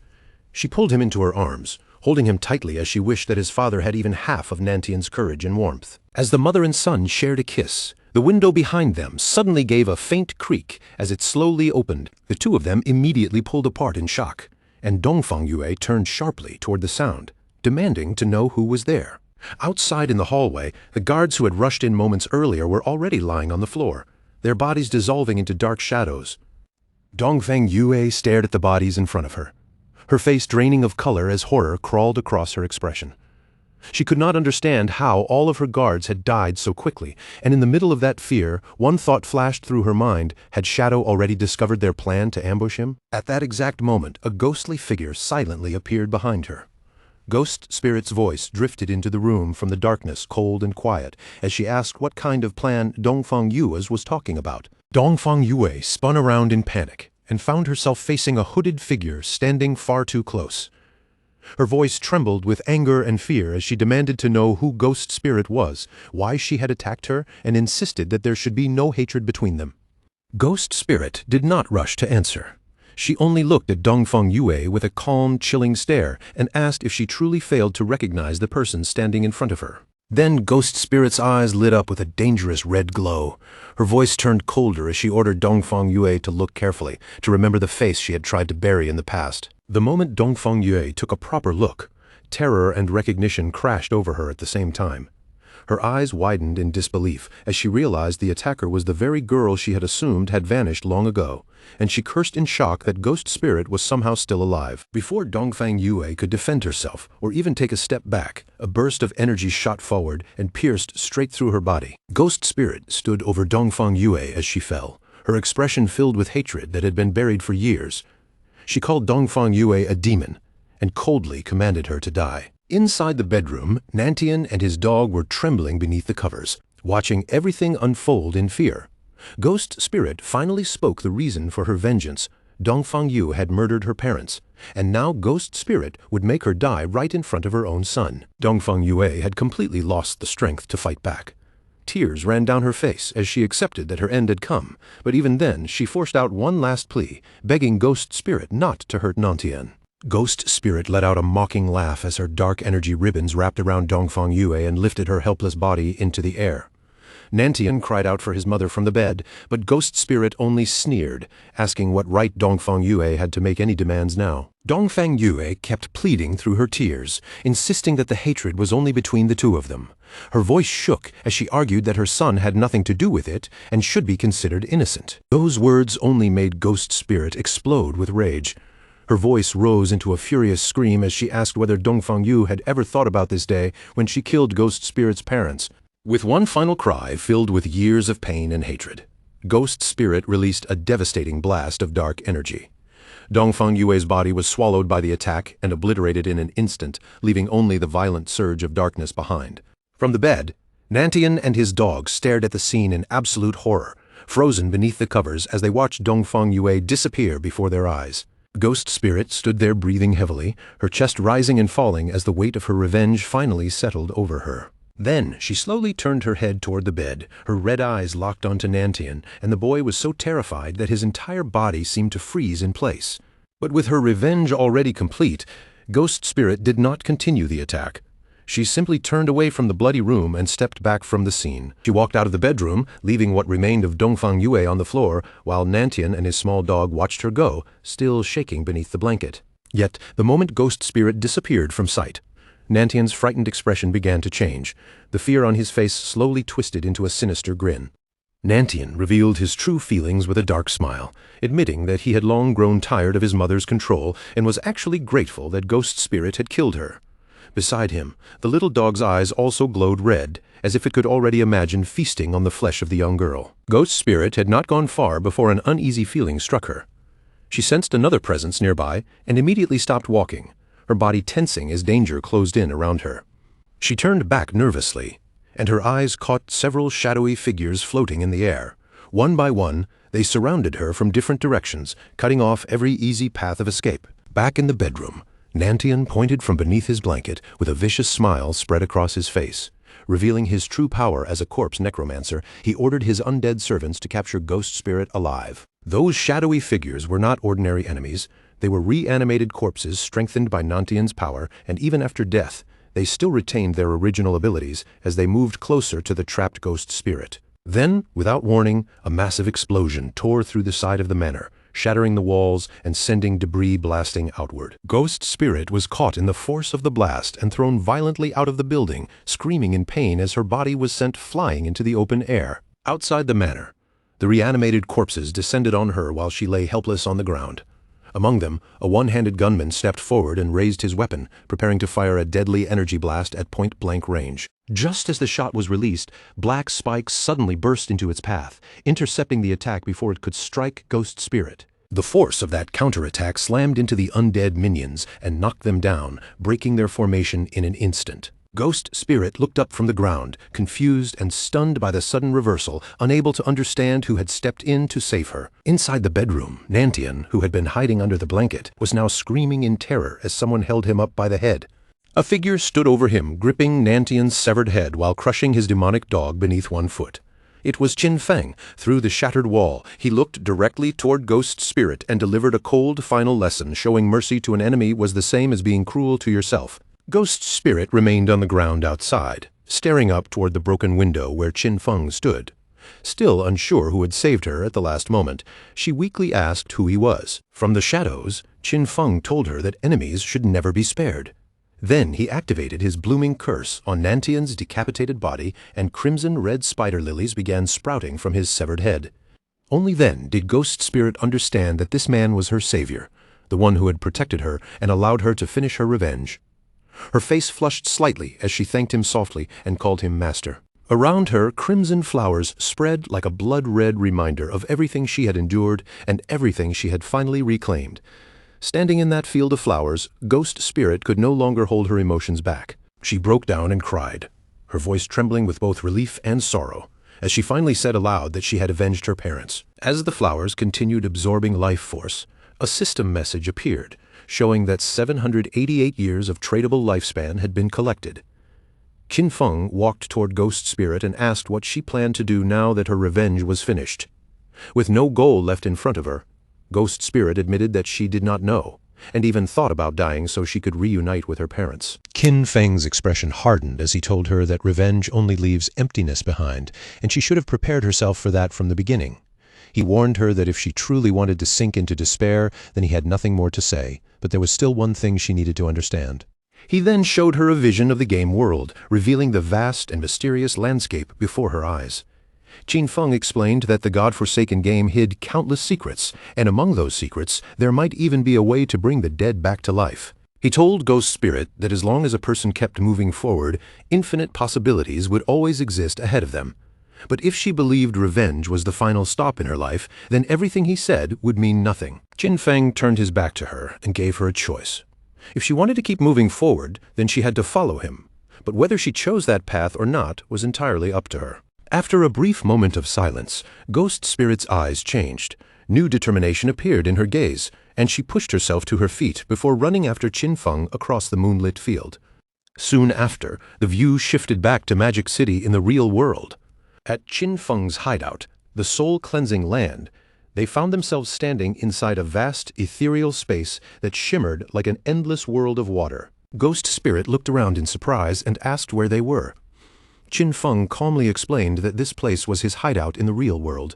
He led her forward until they arrived before the doors of an unbelievably luxurious mansion, leaving Ghost Spirit staring in stunned silence at the grand entrance. Once they stepped inside, Qin Feng's maid came forward and respectfully welcomed her master home. Ghost Spirit was visibly surprised, clearly not expecting him to have a maid waiting for him in such a place. Qin Feng casually ordered the maid to prepare dinner for two. Seeing Ghost Spirit's confused expression, he explained that the maid was not an ordinary person, but a creation made by the Divine Authority book. Qin Feng continued explaining that the book could create many different things he might need, almost like a hidden treasury in his hands. He then promised Ghost Spirit that he would take her to challenge the Tower of Divine Authority in Magic City, so she could obtain a Divine Authority book of her own. Hearing this, Ghost Spirit's eyes softened with gratitude, and she thanked her master once again. Sometime after Qin Feng and Ghost Spirit had already left, the view shifted back to Magic City, landing on the Chu family manor where a heavy, uneasy atmosphere had begun to settle. A man rushed into the manor in a panic, his voice echoing through the halls as he shouted for his subordinates to move faster. He ordered them to begin the rescue immediately and roared that absolutely nothing was allowed to happen to his wife. This man was Chu Kunshan, Dongfang Yue's husband and a military staff officer. His face was filled with confusion and alarm as he recalled the frantic cry for help his wife had made over the call, unable to figure out who would dare attack them so late at night. The first name that flashed through Chu Kunshan's mind was Shadow. As he hurried deeper into the manor, his heart tightened with worry, wondering if their secret plan involving the fireworks factory had been exposed. But almost immediately, he shook off the thought, trying to convince himself that it should be impossible. Inside the manor, his people were already combing through the scene.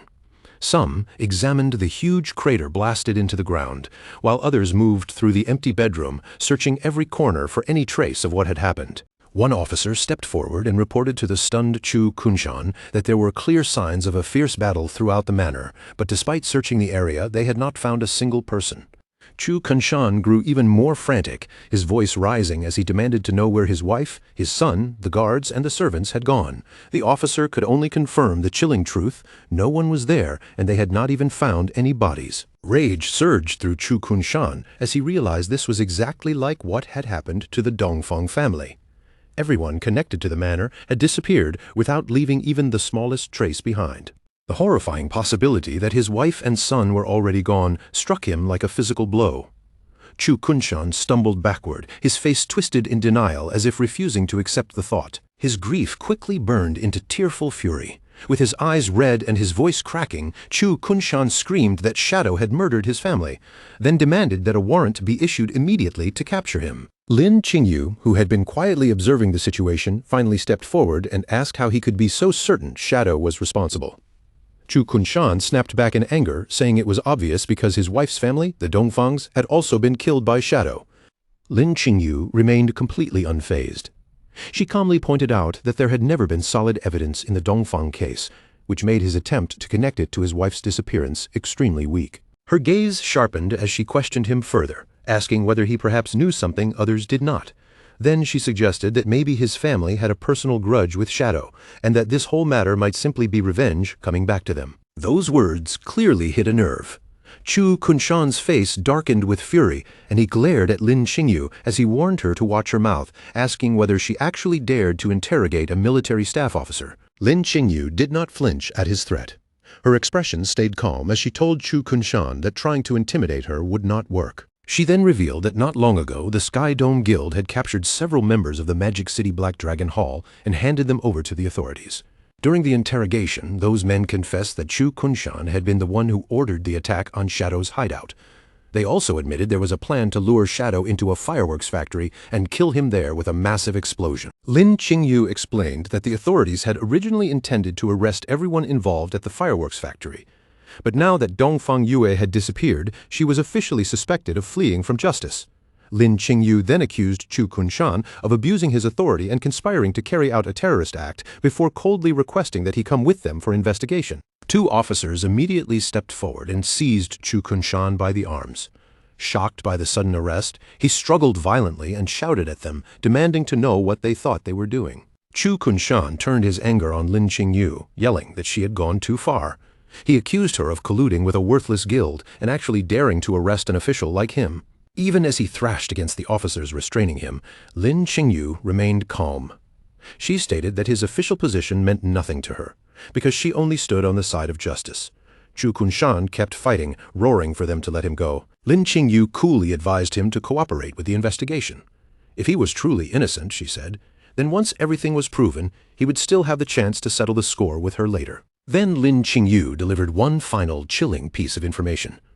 Chu Kunshan would be taken to Magic City Prison for interrogation, a place where lifespan drained 100 times faster than normal. With an icy look, she told him to prepare himself. As Chu Kunshan was dragged toward an armored truck, his protests grew even louder. He screamed that they had no right to do this to him and threatened to report every single one of them. Unseen by the officers, two figures were watching from the branches of a nearby tree. One of them confirmed in a low voice that the noisy man being arrested was their target, Chu Kunshan, the military staff officer. The two figures exchanged smug smiles and bumped their fists together.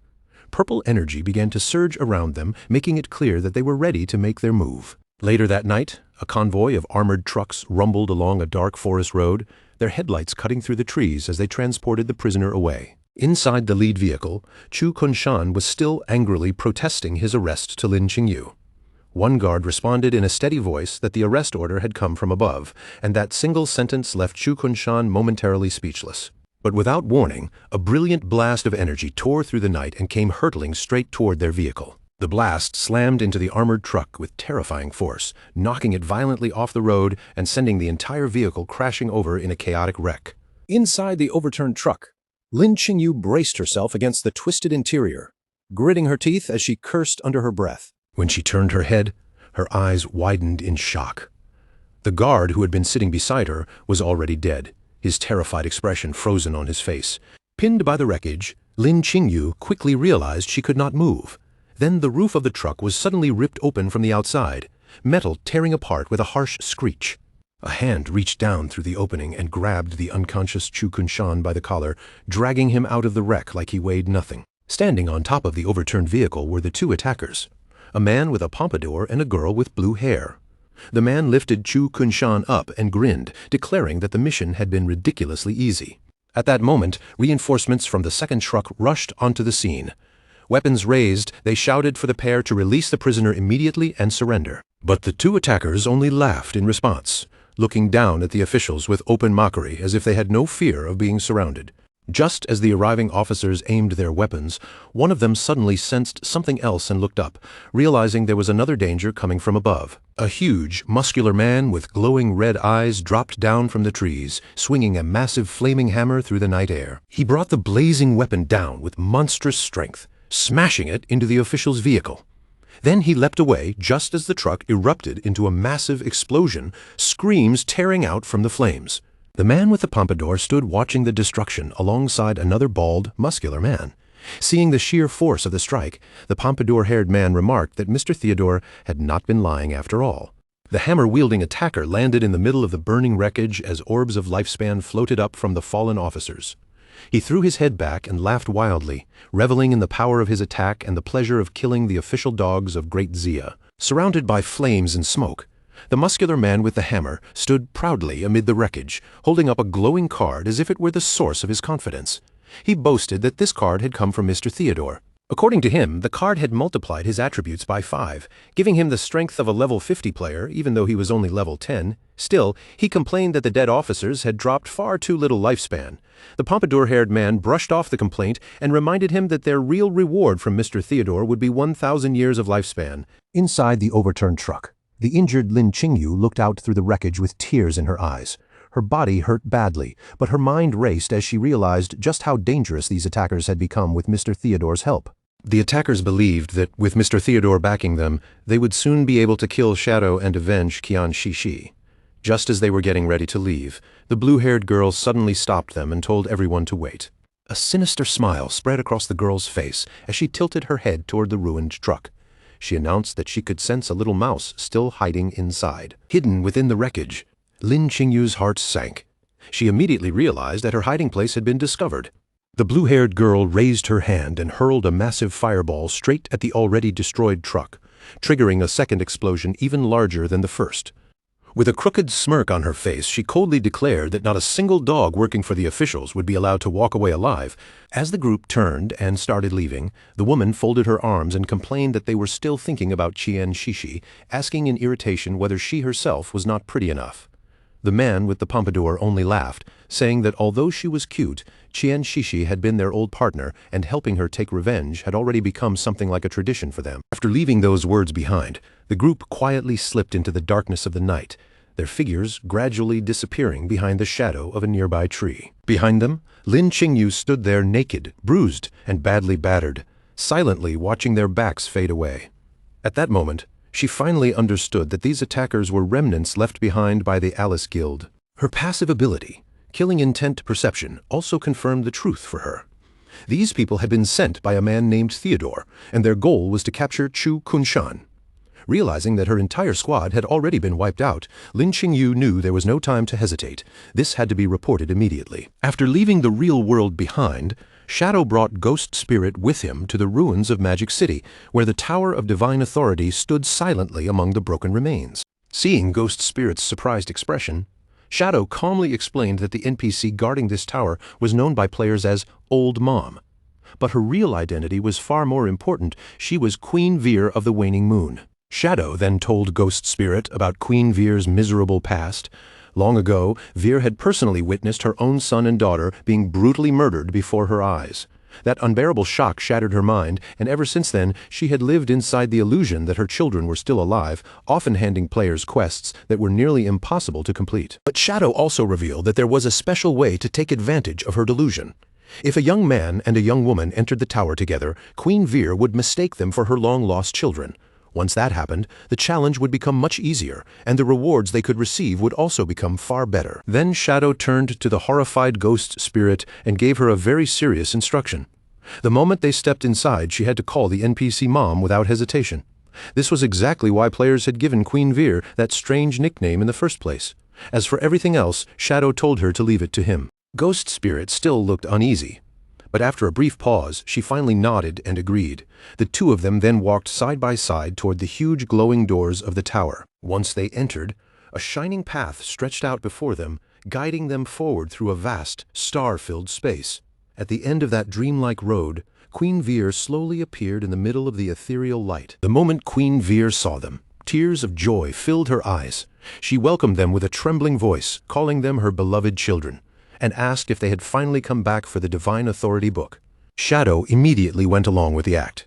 Without showing the slightest hesitation, he nodded and confirmed that this was exactly why they had come, softly addressing her as Mom. Ghost Spirit also threw herself fully into the role.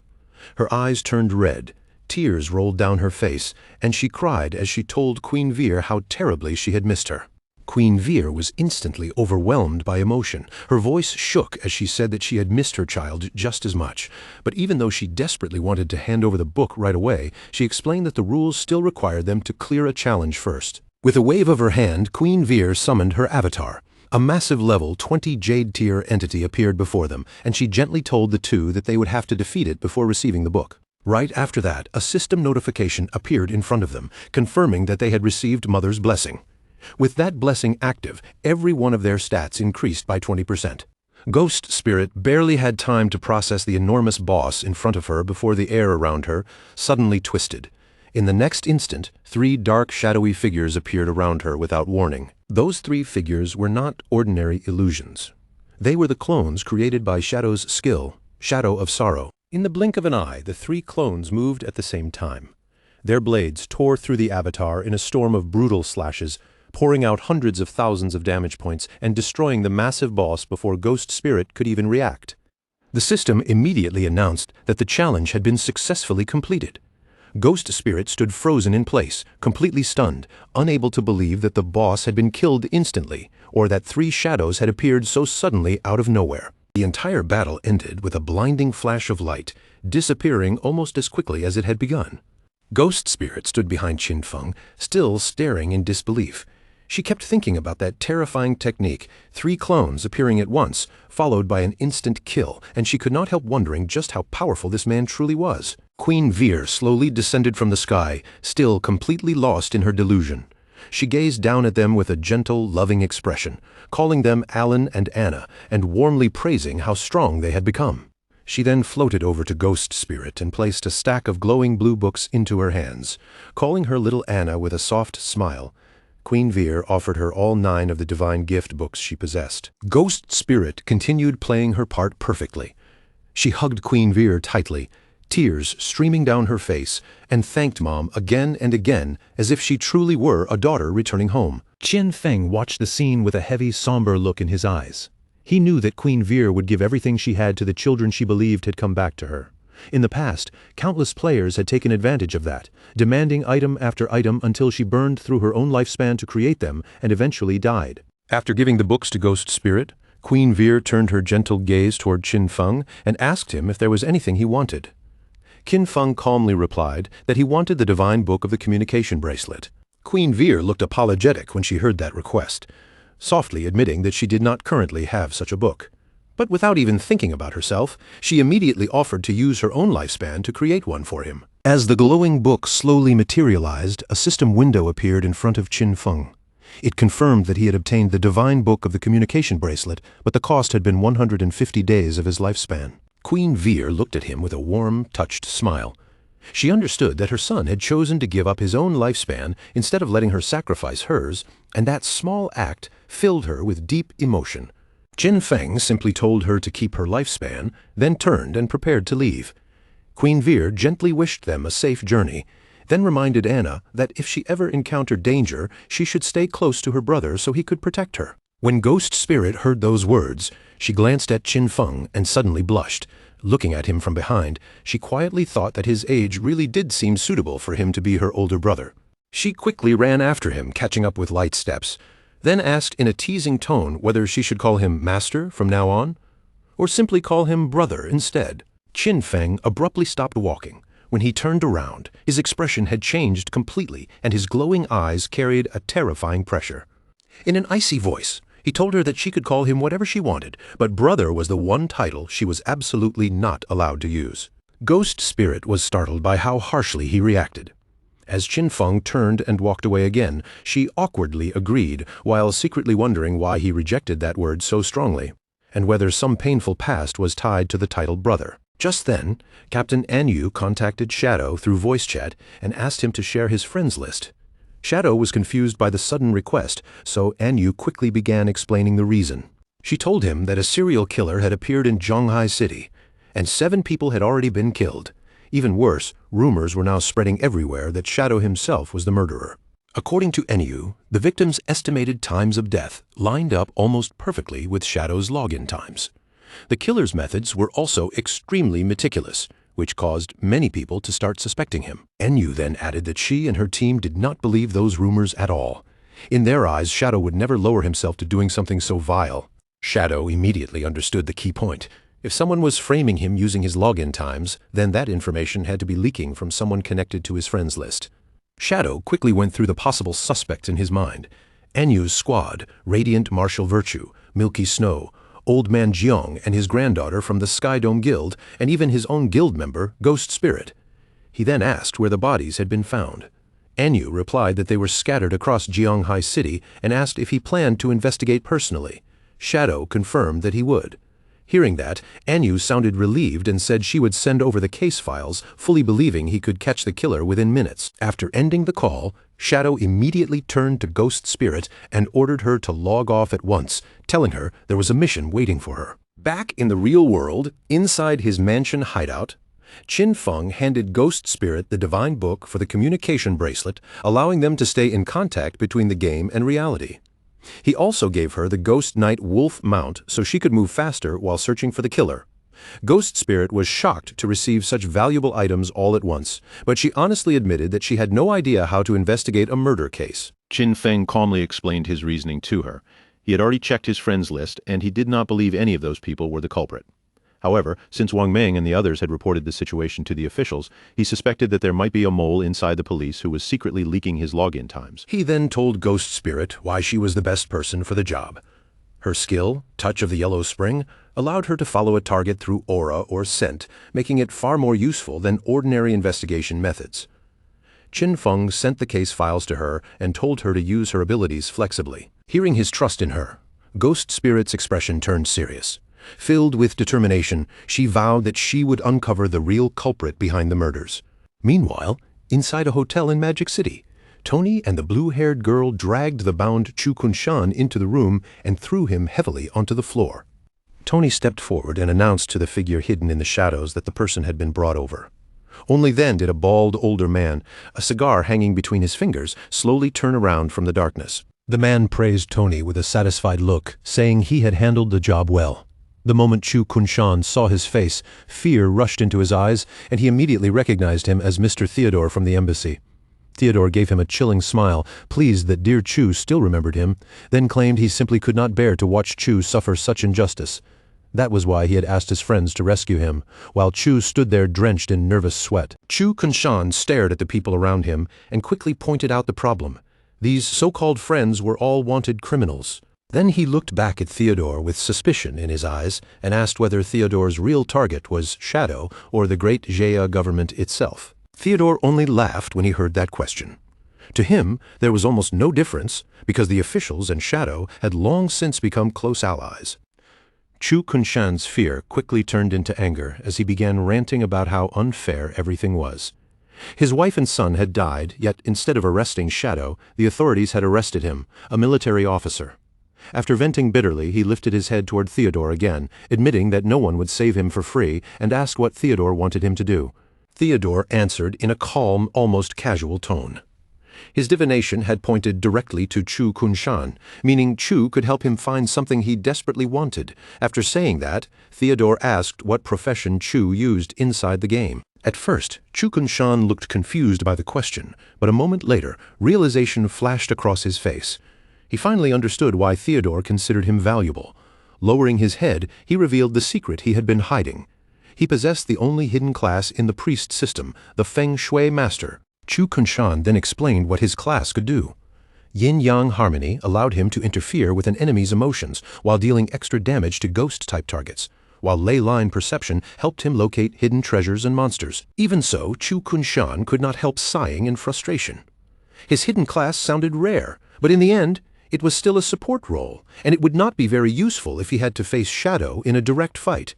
But right after saying that, a sinister glint suddenly flickered in Chu Kunshan's eyes. A glowing yin-yang symbol appeared around him as he secretly activated his yin-yang harmony skill. The skill took effect almost instantly. Theodore's subordinates were caught in its influence, and Tony and the bald, muscular man suddenly turned on each other, their tempers exploding into a violent argument. That argument escalated in the blink of an eye. The two men lunged at each other and began brawling like wild beasts, while Chu Kunshan watched them with cold eyes. He explained that under his skill's influence they would keep fighting until one of them died, though the skill would not work on enemies more than 5 levels above him. Theodore watched the chaos unfold without the slightest panic. Instead, he looked amused, laughing as he clapped his hands, praising Chu Kunshan and saying that finding him had truly been the correct choice. Then Theodore casually pulled out a magical tarot card burning with blue flames. With a calm command, he told his men to stop fighting, adding with a faint smile that infighting was never a good thing. Theodore threw the card forward, activating the spell sealed inside it, Moon God's Purification. In the next instant, a huge pillar of blue light descended from a spectral moon above them, bathing the two brawling men in its cold, radiant glow. As the blue light washed over their bodies, the negative emotions caused by Chu Kunshan's skill were purified in an instant, stripped away as if they had never existed. Tony and the bald man immediately lost strength and collapsed unconscious onto the floor.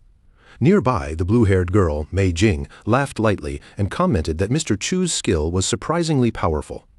Theodore, however, simply ordered her to heal them. Chu Kunshan stood there, soaked in cold sweat, his face turning pale with terror. He could not understand what had just happened, because an ordinary purification skill should never have been able to remove the effects of his powerful hidden class ability. He stared at Theodore with growing fear, silently wondering what kind of class this man possessed. Theodore spread his arms wide with a confident smile and formally welcomed Chu Kunshan into their group. As Theodore sat there, surrounded by swirling magical energy, his identity was finally made clear. He also possessed a unique hidden class within the priest system, the Diviner.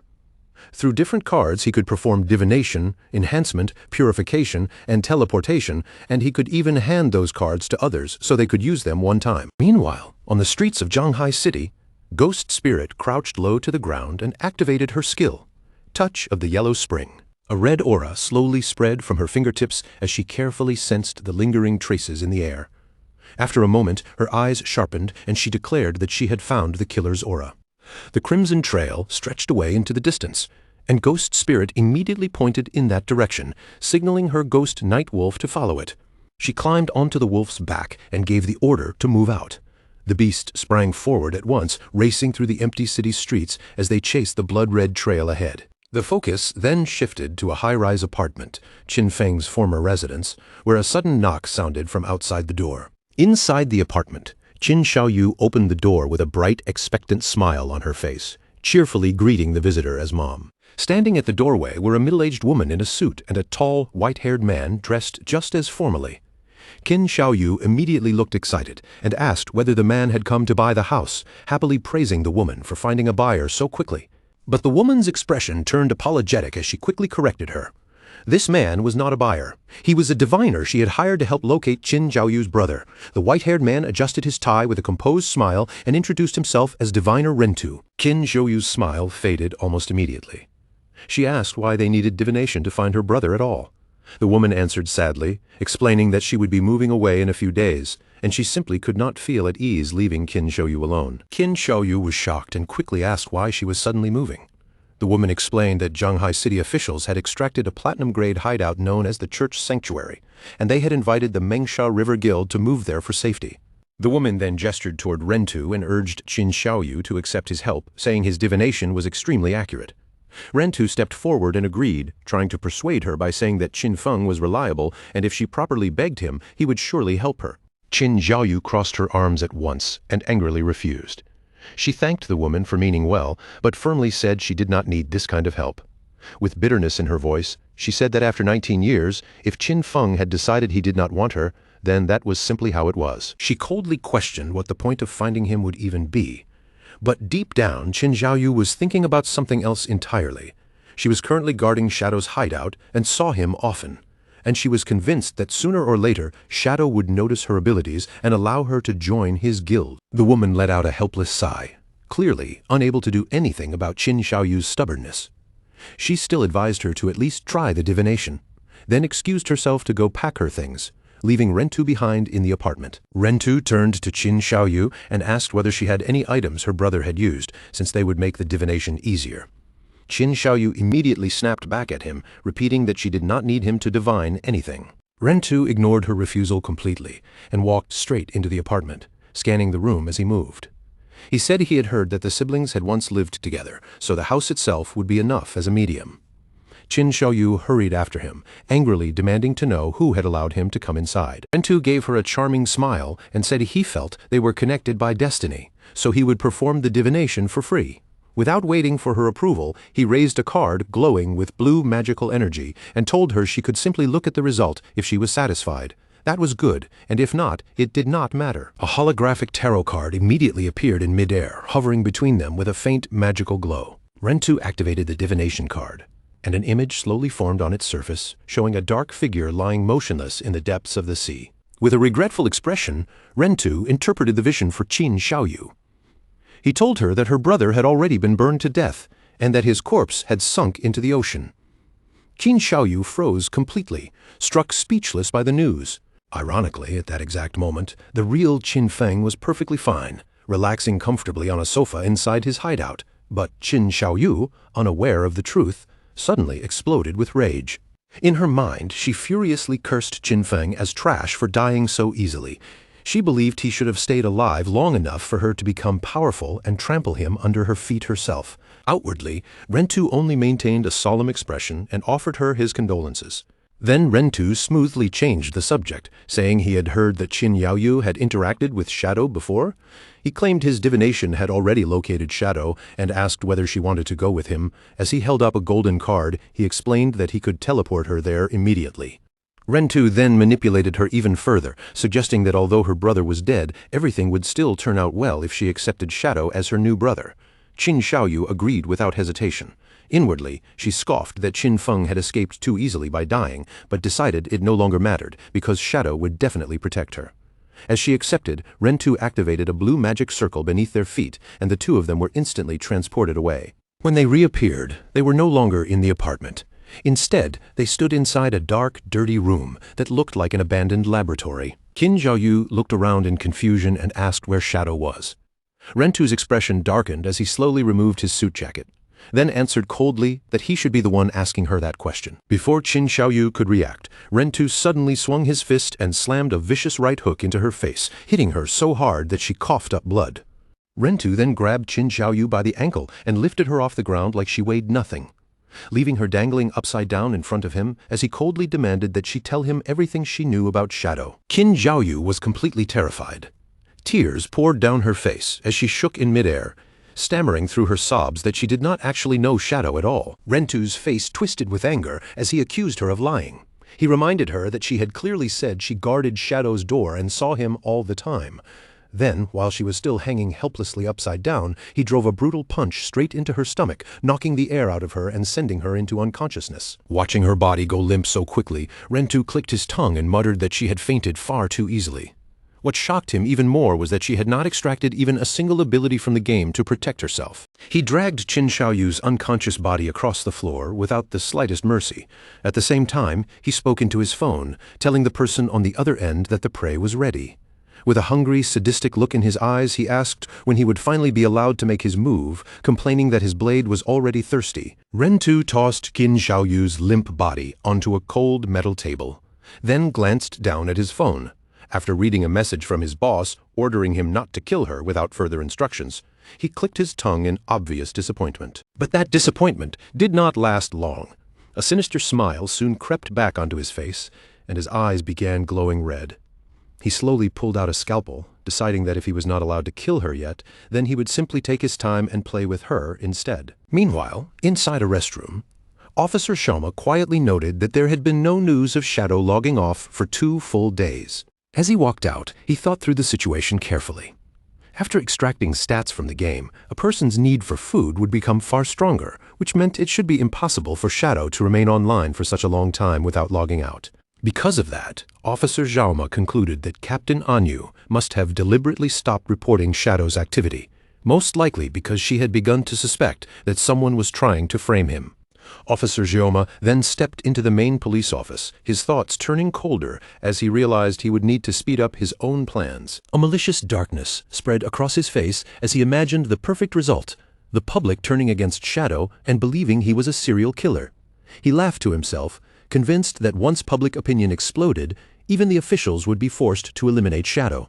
Elsewhere, the Ghost Night Wolf landed lightly on the pavement, its paws touching down almost soundlessly in the empty streets. Ghost Spirit sat firmly on the mount's back, her eyes fixed ahead as she declared that she had finally arrived. A thread of red energy swirled faintly through the air before her. From her elevated position, she looked down at the concrete facility below and confirmed that the killer's aura led straight into that house. Without wasting another second, Ghost Spirit leapt down from above and activated Shadow Sneak, causing her presence to blend into the surrounding darkness. She landed silently on a narrow window ledge, steadying herself without making even the slightest sound. Leaning closer to the glass, Ghost Spirit peeked inside. At first, a small smile appeared on her face, relieved that finding the culprit had gone so smoothly. But the moment she saw what was happening inside, that smile vanished completely. Her expression froze, then shifted into pure shock and horror. Inside the room, Qin Zhaoyu was hanging from the ceiling by her wrists, her body suspended helplessly in midair. Her legs had been severed at the knees, and dark blood dripped steadily onto the floor below. Beneath her, Rentu knelt with his head tilted back, his face twisted in sick ecstasy as he declared that it had been far too long since he had enjoyed himself this much. A system notification appeared before Qin Zhaoyu, telling her that her logout request had failed because she was currently in a combat state. Tears streamed uncontrollably down her face as the meaning of those words sank in. There was no escape for her now. She remained suspended from the ceiling by her wrists, unable to break free no matter how desperately she struggled. Her legs had already been cut away, with crude bandages wrapped around the ruined wounds in a horrifying attempt to keep her alive. Qin Zhaoyu screamed in unbearable agony while Rentu laughed wildly beneath her. She could not understand why something this cruel was happening to her. All she had wanted was to sell a house. Yet, somehow, she had been dragged into this nightmare. Trapped in a place that felt no different from hell. She could feel death closing in on her little by little. Swallowed by despair, she cried out from the depths of her heart, begging for anyone at all, to save her. In that darkest moment, the image of her brother, Qin Feng, suddenly surfaced in her mind. For the first time, she thought that if Qin Feng were here, maybe he would save her. But that thought only made her pain sharper.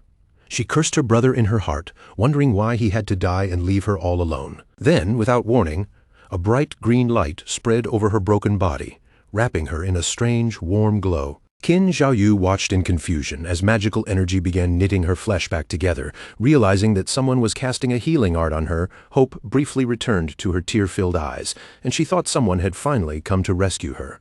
But Rentu looked up at her with a twisted grin and introduced himself once again. He revealed that his game ID was Human Butcher and his profession was actually a priest. Bathed in the green light of his own healing spell, Rentu slowly walked toward her. With terrifying calmness, he told her not to worry because he would not allow her to die so quickly. He covered his face and burst into uncontrollable laughter, then explained his sick belief with chilling excitement. To him, pushing his prey to the absolute limit and killing them slowly was the only way to create a truly wonderful experience. That was why he had chosen to become a priest. The torture was not over yet. Looking at the terrified Qin Xiaoyu, Rentu announced that next he would tear off her chest. The horror finally became more than Qin Xiaoyu could endure. Her eyes rolled back, foam gathered at her mouth, and her consciousness collapsed as she fainted again. Rentu stared at her limp body with disappointment, mocking her for passing out so easily and calling her nothing more than a weak little girl. Suddenly, Rentu sensed danger. His expression changed instantly, and he jerked his body aside, just in time to dodge a fast-moving object flying toward him. A cloaked figure descended from above, purple light glowing from beneath the hood. It was Ghost Spirit. Ghost Spirit activated Blade of the Underworld, sending out a glowing ribbon of energy that pierced straight through Rentu and lifted him into the air. Her face was cold and murderous as she glared at the captured killer. With icy anger in her voice, Ghost Spirit demanded to know why he had framed Shadow for the crimes he committed. Rentu immediately activated his healing art, still wearing an arrogant expression as if he believed the situation remained under his control. But his confidence lasted only a moment. The glowing ribbon tightened around his body, locking him in place and completely immobilizing him. Ghost Spirit dropped from above with terrifying speed, grabbed Rentu by the throat, and slammed him down with crushing force. She pinned Rentu against the cracked wall, her grip tightening as she threatened to saw off his legs if he refused to confess everything. Faced with her rage and completely defeated, Rentu trembled and stammered that he would tell her everything. At the same time, the focus moved to the desolate ruins of Jianghai City, where the broken streets lay silent beneath a heavy atmosphere. Captain Anyu, Wang Meng, and Little Black were gathered together in a serious discussion. Anyu pointed out that ever since they had stopped reporting Shadow's log-in times, no new murders had occurred, which proved that someone really had been trying to frame him. Little Black angrily defended Shadow without hesitation. She argued that a powerful expert like him would never be some twisted serial killer. If Shadow truly wanted to kill someone, he would simply reduce them to ashes instead of leaving bodies behind to be discovered. Captain Anyu understood that perfectly, but her expression remained grave. She explained that even though they knew Shadow was innocent, the public did not know the truth. She worried that once the rumors spread further, they would cause massive chaos, and that might be the killer's real goal. If public panic kept growing, the officials might be forced to kill Shadow just to calm everyone down, even if they knew he had been framed. Little Black then asked in a low voice whether the officials could actually defeat Shadow. Enyu gave a grim smile and admitted the answer outright: they could not. Enyu explained that if the government truly clashed with Shadow, the price would be devastating. Great Xia would suffer heavy losses from within, and once the country weakened, other nations would never miss the chance to take advantage of the chaos. Wang Meng's expression turned serious, as he said they had to clear Shadow's name as quickly as possible. After thinking through the clues, he concluded that the person trying to frame Shadow was most likely hiding among the Jianghai City officials. Captain Anyu fell into deep thought. If they were looking for someone inside the Jianghai officials who also held a personal grudge against Shadow, then after narrowing it down, only one person came to her mind. At that same time, Officer Xiaoma stood alone inside his office, his face covered in nervous sweat as he stared down at the phone in his hand. He was growing more and more frustrated. 2 full days had passed, and there was still no sign of Shadow logging off.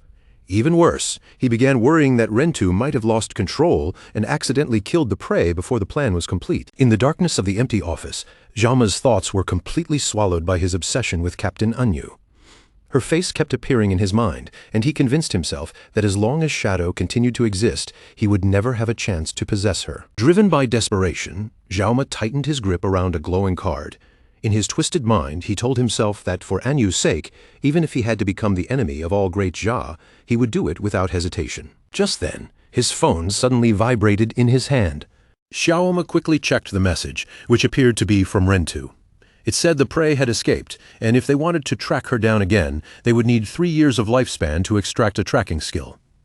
The message also included an address where Jaume was told to deliver the payment. Jaume's anger flared instantly. He clenched his phone tightly, furious that his subordinate had failed at such a simple task.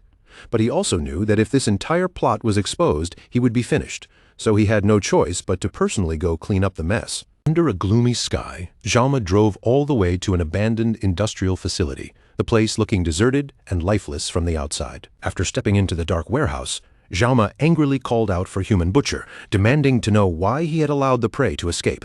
But before he could say anything else, his voice suddenly stopped, and his expression froze in pure shock. He slowly looked upward and saw a terrifying sight hanging above him. Qin Xiaoyu was suspended from the ceiling. But she was not the only one there. Right beside her, his own hitman, Rentu, was also tied up and unconscious, hanging helplessly in the air. Before Jaume could react to what he was seeing, a beam of purple energy suddenly shot out from the darkness. The glowing energy ribbon wrapped tightly around his body in an instant, locking his arms and legs before he had any chance to break free. Jaume was lifted off the ground and hoisted upside down, left hanging beside the other 2 captives. Panic rushed over him immediately, and he shouted at the figure approaching from the shadows, ordering them to let him go while demanding whether they knew who he was. Ghost Spirit stepped out from the darkness, her eyes glowing with a menacing red light. In a calm voice, she said she knew exactly who he was, Ma Niliang, the son of Jianghai City's mayor. She then revealed that Rentu had already confessed everything, including how Ma Niliang had ordered him to kill people and dump their bodies during Shadow's offline hours in order to frame him. Ghost Spirit then glanced toward Rentu and thanked him for keeping his promise by helping lure out the real mastermind. She cut him loose, looked down at him coldly, and said that as a reward for his cooperation, she would give him a chance to enjoy himself. Rentu slowly stood up, his body surrounded by a surge of purple energy, his expression looking completely deranged. Ghost Spirit ordered him to kill Ma Niliang in any way he liked. Rentu giggled maniacally and thanked the young miss for giving him such a wonderful opportunity. Under Ghost Spirit's control, Rentu turned toward Ma Niliang with a twisted smile, ready to use his favorite method on him. Laughing like a madman, he told Ma Niliang to stop struggling because there was no point anymore. Ma Niliang screamed in terror, but Rentu had already lunged forward with a scalpel in hand.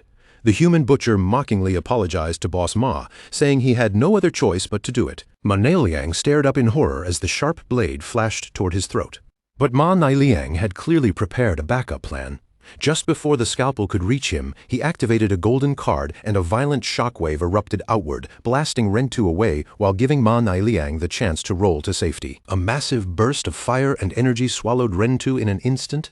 Ghost Spirit watched from where she stood, completely calm, as the explosion lit up the entire warehouse. When the smoke finally cleared, Rentu was already dead on the ground, and his body began transforming into glowing lifespan orbs. Ma Niliang stood there panting heavily, glaring at Ghost Spirit with hatred in his eyes. At that moment, he realized she had to be Shadow's disciple. Furious, Ma Niliang slapped another glowing golden card onto his forehead.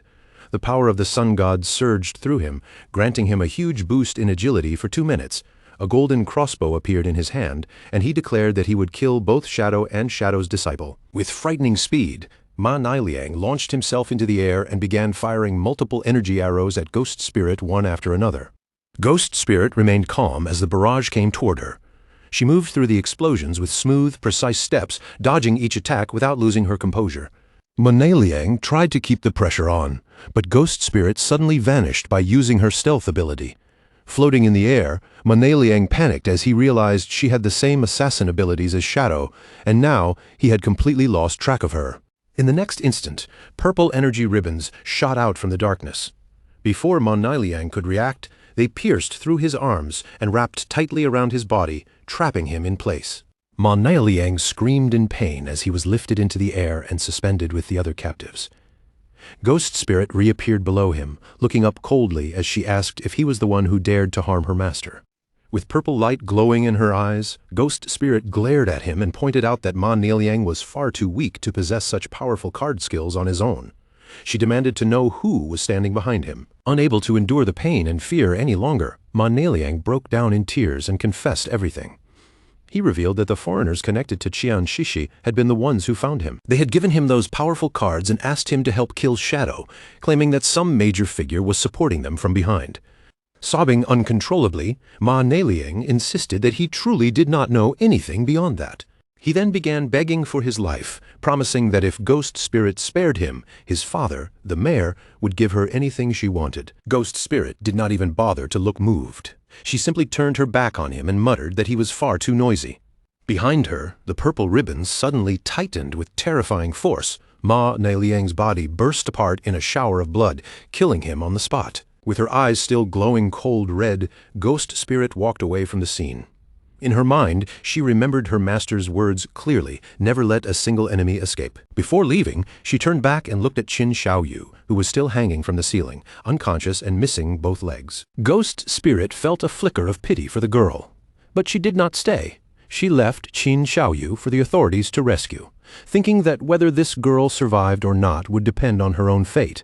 Not long afterward, the police arrived at the warehouse after receiving an anonymous tip. The officers rushed inside and were immediately stunned by the horrifying scene. The moment they saw the severely injured girl hanging there, someone shouted for a healer. They quickly identified the bodies at the scene: Ma Nieliang and an unidentified man later confirmed as Rentu. As for the girl, she was still in a coma, but thankfully her life was not in immediate danger. Then one of the captains suddenly shouted that there was a message left behind. On the warehouse wall, 2 phones had been embedded directly into the concrete. Written above them was a message stating that the serial killings had been committed by these 2 men in order to frame Shadow. The evidence was inside the phones, and the girl hanging nearby was a witness. The message was signed with a strange line, doing good deeds without leaving a name. After checking the phones, the officers found records that confirmed the entire truth. Ma Nieliang had conspired with Rentu to murder people and frame Shadow. They also discovered that a mole inside the department had been leaking Shadow's login times to Ma Nieliang. Furious, the captain immediately ordered the traitor's arrest. Meanwhile, back in the real world, Qin Feng was sitting down and enjoying a huge meal when his phone suddenly rang beside him. He glanced at the screen and saw that the call was from Captain Anyu. As soon as the call connected, Captain Anyu's voice came through with obvious excitement. She immediately told him the good news. The serial killer case had finally made a major breakthrough. Qin Feng calmly pretended he knew nothing and asked if they had already found the killer. Anyu confirmed it at once, saying that Ma Liangin and Rentu had both been identified as the culprits and both of them were already dead. She then explained that the police had discovered solid evidence, along with a living witness. However, because the girl had lost both legs and was still unconscious, they would have to wait for her testimony before the case could be fully closed. Qin Feng quietly thought to himself that Ghost Spirit had handled the mission perfectly. On the other end, Anyu apologized for all the trouble the investigation had caused him, then offered him a piece of intelligence as compensation. Anyu told him about a strange phenomenon happening in a novice town in Jianghai City. 5 flying monsters had been circling the sky and hunting players, but the strangest part was that no matter how many were killed, there would always still be 5 of them. Because of that, she suspected some hidden treasure might be involved, and urged Shadow to look into it. Qin Feng's eyes widened slightly the moment he heard the details. He immediately realized what it meant. Another ancient god slate had appeared. He quickly analyzed the information in his mind. If the monsters were flying above the novice town, then the ancient god slate was probably somewhere high in the sky. Since ordinary players could not fly at this stage, he would need to obtain a flying mount first.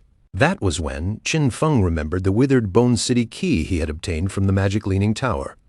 Withered Bone City belonged to the Moraga Empire, the homeland of dragons, so he reasoned that there might be a flying dragon mount waiting for him there. The system showed that entering Withered Bone City required level 20.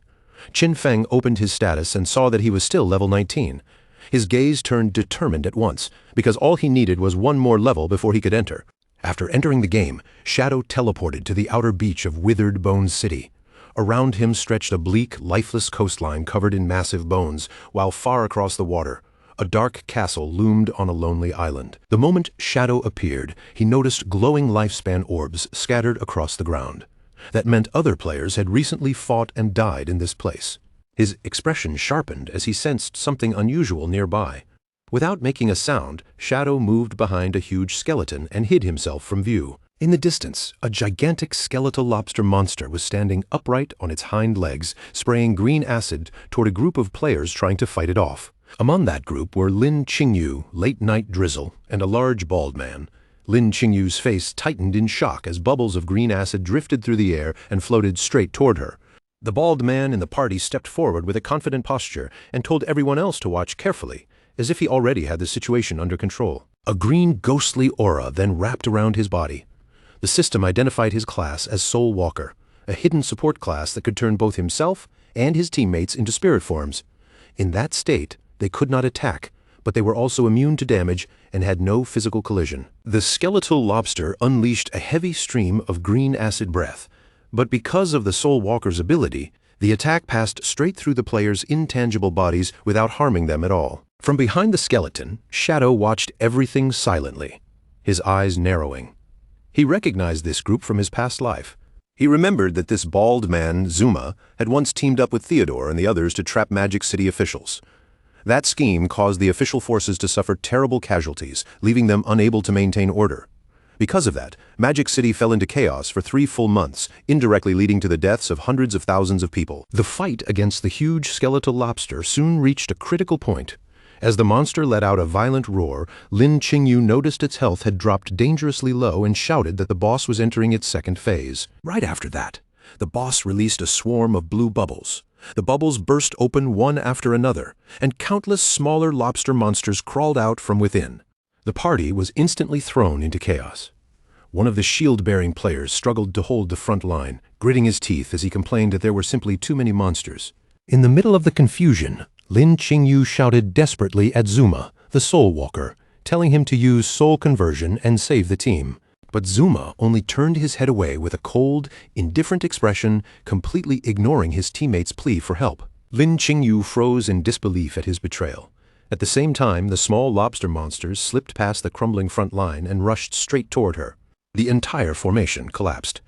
Lin Qingyu fired both of her weapons again and again, but she quickly realized they could no longer hold the monsters back. She shouted at Zuma one final time, demanding to know what he was doing, but by then it was already too late. The massive boss and its smaller minions lunged toward her together as Lin Qingyu fell backward, completely exposed. Terror filled her eyes as she looked up and saw the monster opening its jaws, ready to devour her in the next instant. But just as the monster struck, a flash of blue energy tore through the air, slicing across its body and cutting the creature into pieces. Shadow had finally entered the battlefield. He moved so fast that the players could barely follow him, unleashing a skill that instantly carved through the swarm of smaller lobster monsters. Shadow leapt over the stunned Lin Qingyu and landed in the middle of the battlefield with a devastating area attack. A swirling vortex of dark energy erupted outward, annihilating the remaining enemies in one sweep. A system window appeared, confirming that Shadow had killed the Jade-grade lobster boss and gained a huge amount of experience, evolution points, and more than 9 years of lifespan. As Shadow stood calmly among the fallen loot, Zuma stared in complete shock, finally realizing that the famous Shadow had appeared. The atmosphere turned violent in an instant. Shadow appeared directly in front of Zuma, his gaze sharp and filled with intense killing intent. Before anyone nearby could react, Shadow struck with terrifying speed and chopped off Zuma's head in a single clean motion. As Zuma's headless body collapsed, a system notification confirmed his death. His corpse dissolved into light, leaving Lin Qingyu staring in disbelief. She quickly thanked Shadow for saving them, but still asked why he had killed one of their team members. Shadow glanced back at her with a cold, glowing eye and asked why a foreigner was included in Magic City's official team. Lin Qingyu explained that Zuma had been hired as outside support because his class was essential for defeating the boss, though she admitted she had never expected him to lose focus at such a critical moment. Shadow scoffed at her explanation, saying that Zuma had not simply lost focus.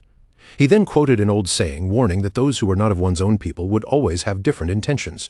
clearly implying that Zuma's betrayal had been deliberate. Lin Qingyu broke into a nervous sweat as she asked whether Shadow meant Zuma had done it on purpose. She could not understand what he would gain by letting them die. Shadow turned away, his cape moving behind him, and coldly told her that figuring out his motive was their job, not his. Then he brought up a deal. Shadow told her that if the Magic City officials found any bosses they could not handle, they should contact him directly. His terms were simple. He only wanted the lifespan drops and any assassin-class equipment. Everything else could belong to them. The same arrangement he had made with the Zhanghai officials. Lin Qingyu quickly told him that several boss coordinates had already been reported, and some of them were nearby.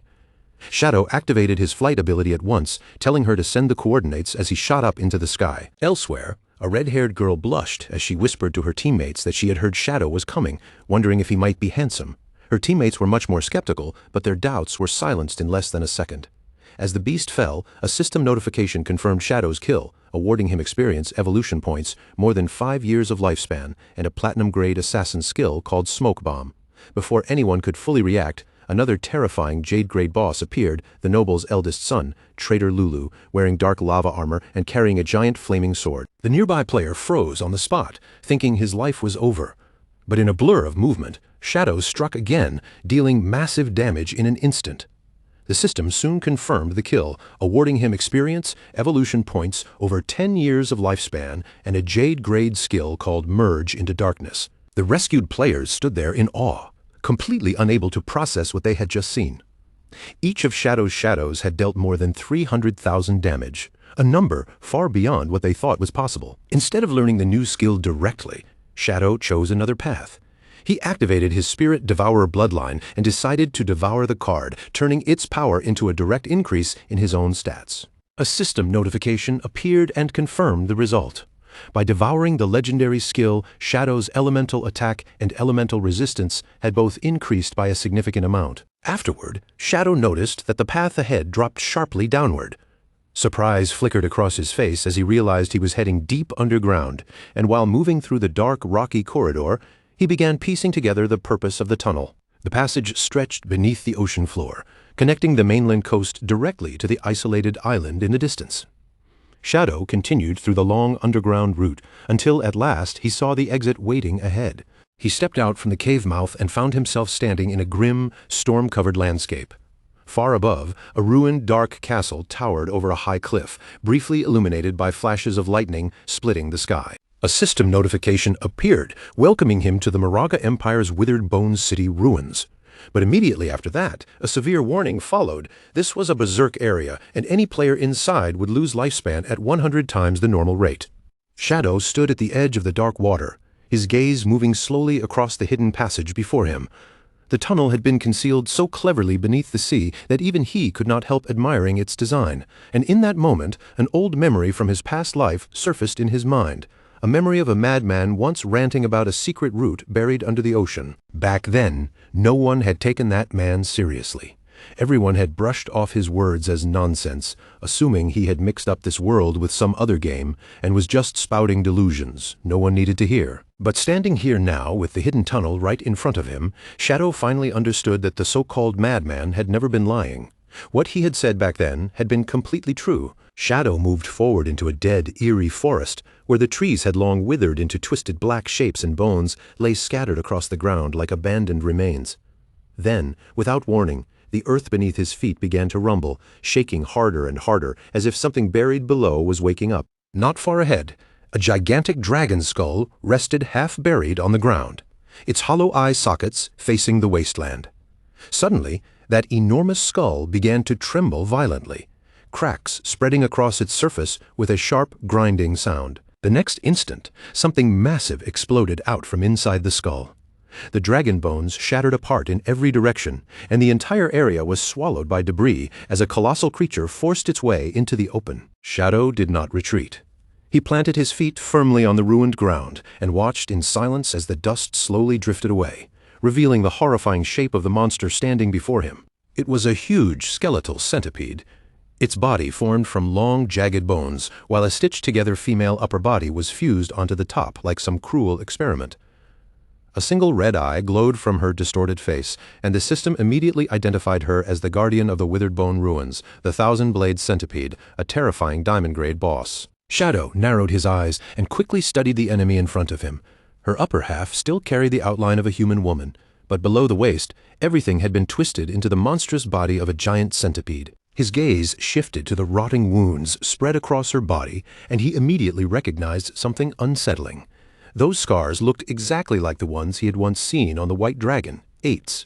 As the terrifying creature launched herself toward him, Shadow instantly understood what she really was. She must have once been a citizen of the Moraga Empire, only to be corrupted beyond recognition by Cthulhu's curse. Her enormous centipede body swept through the air, but Shadow slipped aside before it could crush him. While dodging, his eyes stayed on the scars covering her human torso, and from those cruel marks, he could tell she had endured inhuman torture while she was still alive.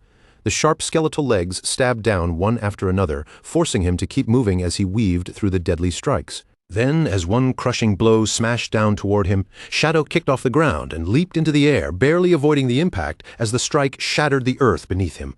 The moment he found an opening, Shadow launched his counterattack. His skills activated at once, and shadowy clones appeared around him while he released the Blessing of Release, stacking a surge of devastating extra damage onto his next assault. A flash of purple light tore through the darkness.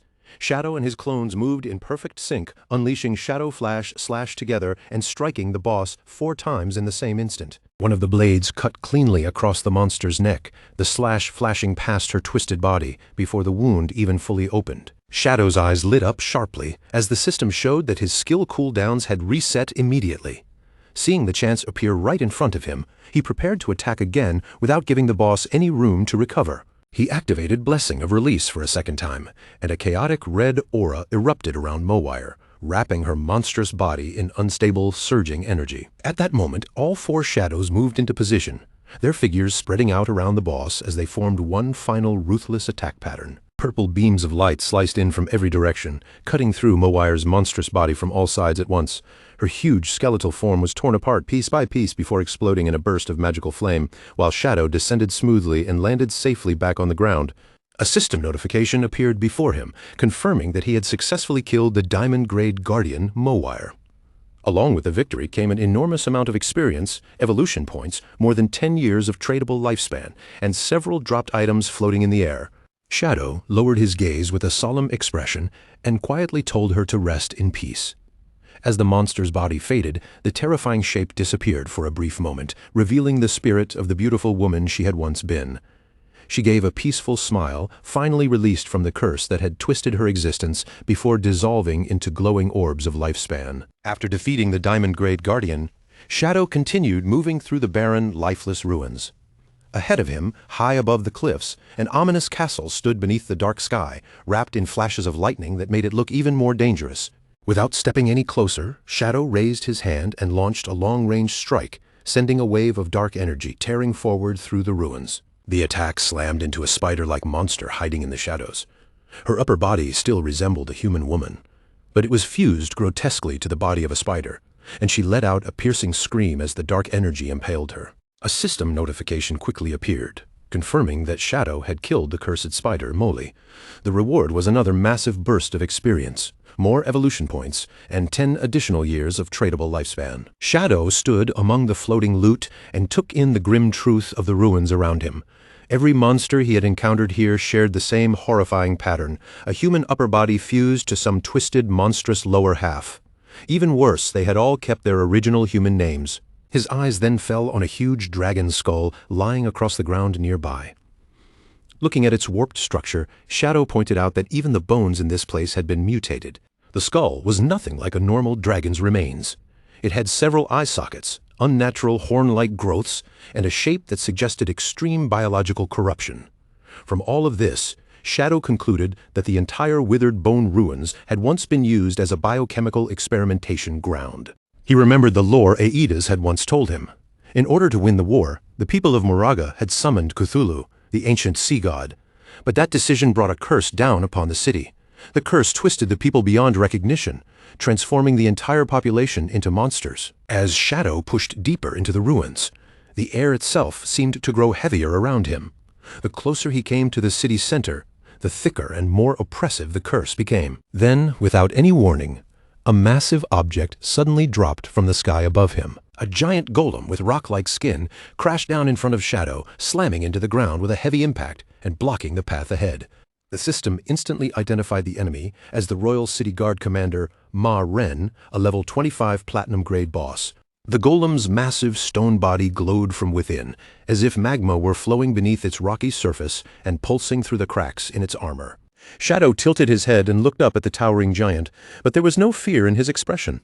Instead, he seemed almost disappointed, questioning why a Royal Guard commander was only a low-level platinum-grade boss. The Guard commander lifted one enormous stone arm into the air, and red energy began gathering around its fist like heat building before an eruption. With terrifying force, it brought its fist crashing down into the ground. The impact split the earth apart, but Shadow had already leaped away, avoiding the strike with ease as cracks spread across the spot where he had been standing. The fight officially began, and Shadow immediately struck back. He unleashed Shadow Blade, sending a powerful slash directly into the stone golem's massive body. But the moment the damage numbers appeared, something strange happened. A bizarre rebound effect triggered almost instantly, as if the attack had been thrown right back at him. Shadow's expression shifted with surprise as pain shot through his own body. The exact amount of damage he had just dealt had been reflected back onto him without delay. He landed back on the ground and immediately understood that this enemy was far more dangerous than it looked. Staring at the Royal City Guard commander's glowing red eyes, Shadow identified the ability as damage reflection. After quickly analyzing the boss, he realized it had 10 times the health of an ordinary platinum-grade boss, along with a terrifying 100% damage reflection attribute. His expression turned grim as he understood how close that exchange had come to ending badly. If his black light shield had not already been active, that single reflected strike would have been enough to kill him. In a cursed land like this, he could not afford even one careless move. Shadow suddenly kicked off the ground and launched himself high into the night sky, his figure cutting across the moonlight like a dark silhouette. To deal with the reflected damage, he fully activated his defenses first. Layer after layer of black light shield formed around him until 10 complete layers surrounded his body. From above, Shadow unleashed a barrage of 10 Shadow Blades, sending the attacks raining down toward the golem one after another as he put his strategy into motion. Instead of relying on one huge strike right away, he used repeated low-damage attacks to build up energy for his ultimate move. At the same time, his stacked shield layers absorbed the steady, reflected damage coming back at him. Once his energy was fully charged, Shadow dropped from the sky and released his ultimate attack. Blessing of Release combined with the Crimson Blade, and a massive vertical beam of red energy tore down through the golem's body, dealing an astonishing 450,000 damage. The moment that enormous damage number appeared, Shadow braced himself. Just as expected, the full force of that 450,000 damage was instantly reflected straight back toward him. But this time, Shadow was ready. A golden barrier suddenly erupted around his body, flaring brightly in the darkness and swallowing the reflected impact completely. Shadow remained standing there without a single wound on him. The reflected damage meant absolutely nothing, because the Crimson Blade gave him a terrifying 600% lifesteal effect. Since his health was already full, all that massive healing turned into an overflow shield instead, creating a barrier worth 2.7 million points, so the 450,000 damage that bounced back at him felt like nothing more than a tiny scratch. Once the Royal City Guard commander fell, a system window appeared in front of Shadow, confirming his victory. He received a huge amount of experience, more evolution points, and over 14 years of lifespan as a reward. But before he could enjoy the gains, the notification added a warning. The commander's death had alerted every guard inside the city. Shadow paused where he stood, his expression shifting slightly as he sensed the atmosphere around him suddenly change. Something in the ruins had been stirred awake. High above, on the edge of a cliff, a monstrous sentry raised a massive horn and blew into it with all its strength. Green sound waves rolled outward through the dark air, spreading the alarm across the ruins. In the next moment, the dead city seemed to come alive. Monstrous figures began pouring down from the cliffs in large groups, moving like a tide of twisted bodies descending toward him. Shadow looked around and saw the ridges filling with enemies. Winged monsters hovered above. Spider-like hybrids crawled along the cliffs, and all kinds of deformed creatures gathered in the darkness, staring down at him with hungry eyes. Then a huge fur-covered foot slammed heavily into the ground beside him, making the earth tremble under the weight of the creature that had arrived. In only a few moments, Shadow was completely surrounded by a packed army of monsters. Among them stood a giant white bear, along with terrifying centipede-like creatures and countless other cursed beasts. A system notification suddenly triggered, announcing that he had activated the Monster Horde event. The condition to move forward was brutally simple: kill every single monster. Shadow lifted his gaze toward the wall of enemies towering over him, their red eyes glowing one after another in the darkness. But instead of fear, a sharp excitement appeared in his eyes. He let out a quiet laugh to himself, clearly enjoying the situation. To him, this was not a disaster at all. It was refreshing, exciting, and exactly the kind of battle he had been waiting for. The monsters froze for a moment when they saw their prey laughing. Some of them glanced at one another in confusion, unable to understand why this lone human was not shaking in terror. Shadow moved first, his speed exploding like a storm across the battlefield. He unleashed the Dark Knight Ring Blade, and the black slash tore through the first wave of enemies. With just one strike, the system notified him that he had already killed 32 monsters. He did not give the Horde even a second to recover. Shadow immediately activated Shadow of Slaughter, and dark clones rose from the ground around him, taking shape as they prepared to fight at his side. Together with his clones, Shadow launched a synchronized Shadow Flash /4. Purple energy erupted across the battlefield, tearing through the monster ranks and instantly pushing his kill count all the way up to 165. Chaotic beams of energy swept through everything in their path, slicing apart lion men, shark hybrids, and countless other twisted creatures. Shadow kept pressing forward without pause, descending again with another Dark Knight Ring Blade ×4 attack. His dark magic swept across the battlefield like a black tide, and every swing sent the kill count climbing higher until it reached 518. The battle quickly turned into a one-sided massacre, with system notifications flooding his vision as the death toll rose explosively, jumping from 600 to more than 2,000 in just a few seconds. As the slaughter continued, the kill count surged past 8,000. The entire battlefield was lit up by thousands of glowing lifespan orbs, each one floating above the fallen bodies of the monster army. At last, the battlefield fell silent again. Shadow stood there with purple light glowing in his eyes, having killed a total of 10,086 monsters. A system window appeared and confirmed that every monster had been eliminated, and the road leading to the Withered Bone City Ruins core had finally been unlocked. After wiping out an army of more than 10,000 monsters, Shadow remained in the middle of a vast sea of glowing particles. The notification confirmed that the path to the Withered Bone Ruins core had opened, while countless orbs of lifespan drifted around him like lights from the dead. However, when Shadow looked at the rewards floating around him, disappointment crossed his face. He wondered why there was so little, then quickly realized the reason. The curse had been draining the citizens' life force non-stop, even after they were twisted into monsters. Just then, the floating lifespan orbs began to move. They swirled around Shadow in a brilliant spiral of light, gathering together as if some hidden power was shaping them into something new. The light suddenly stretched across the enormous chasm ahead, shooting forward until it formed a radiant bridge leading straight toward the ominous castle in the distance. Shadow stepped onto the bridge made from the light of the dead, but the moment his foot touched it, a golden aura suddenly wrapped around his body, catching him by surprise. A system window appeared and informed him that he had received the blessing of the Withered Bone citizens. The cursed souls, grateful that he had released them, granted him a special buff that gave him a chance to obtain dragon power while fighting inside the city. Shadow looked down at his glowing hand and remarked that this power was rather interesting. From this, Shadow understood that the source of the curse had to be somewhere inside the city. The souls of the victims were guiding him forward, hoping he would destroy the curse completely and free what remained of them for good. He continued across the glowing bridge until he arrived before a massive dark pit. The opening looked disturbingly alive, like a huge maw made of flesh and darkness waiting to swallow him whole. Without the slightest hesitation, Shadow jumped straight into the abyss.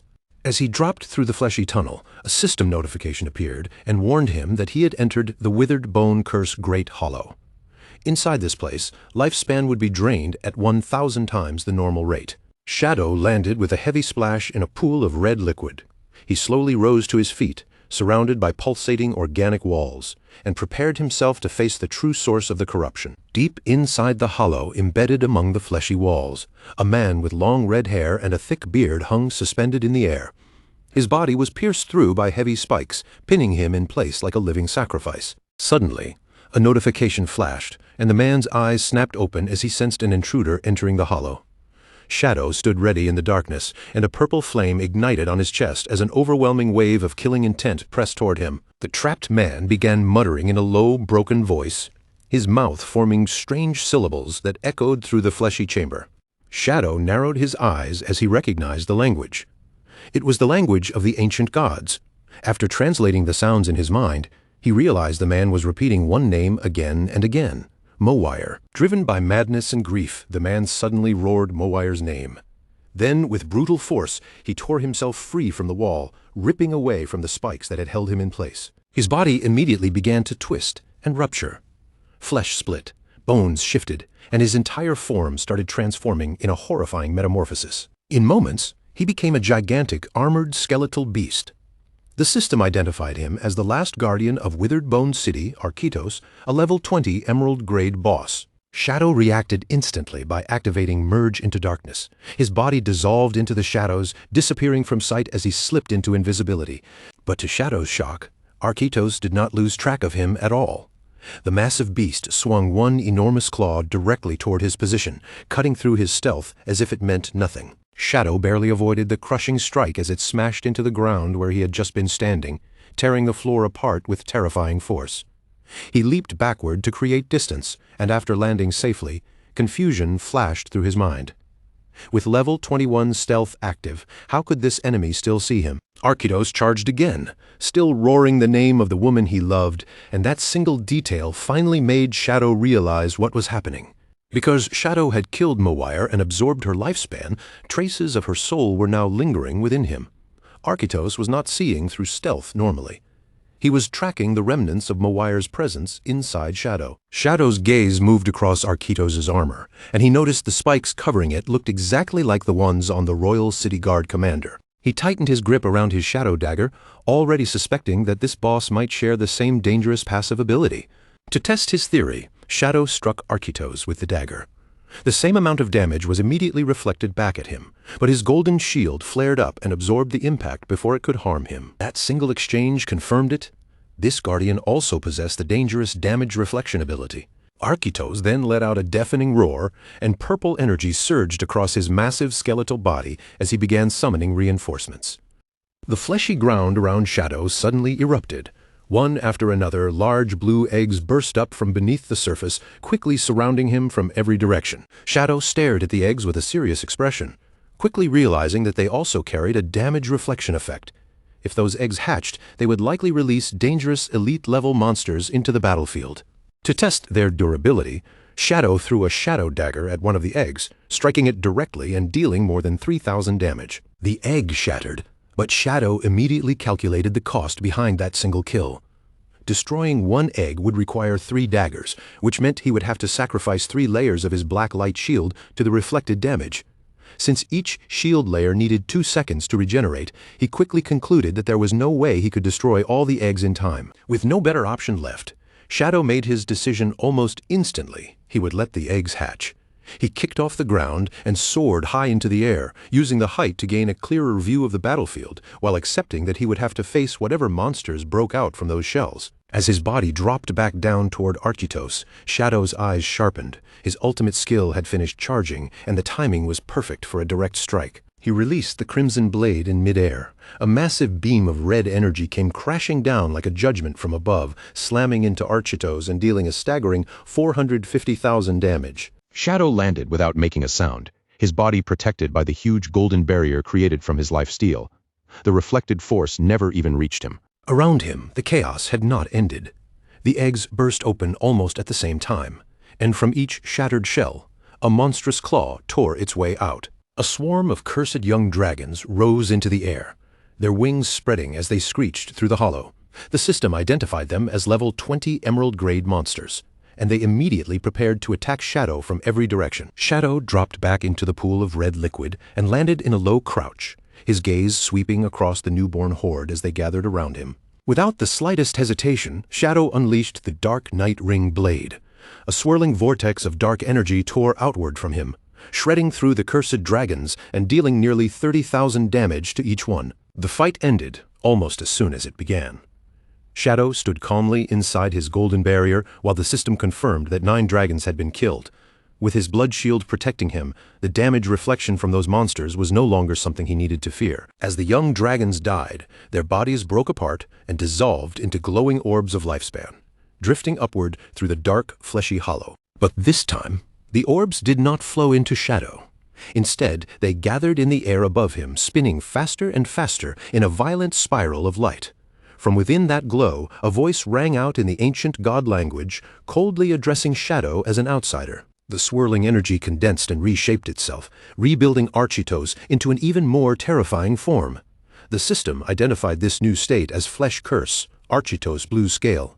The monster's twisted face curled into a menacing smile as he declared that Shadow would never succeed in destroying his race. The battle instantly grew more intense.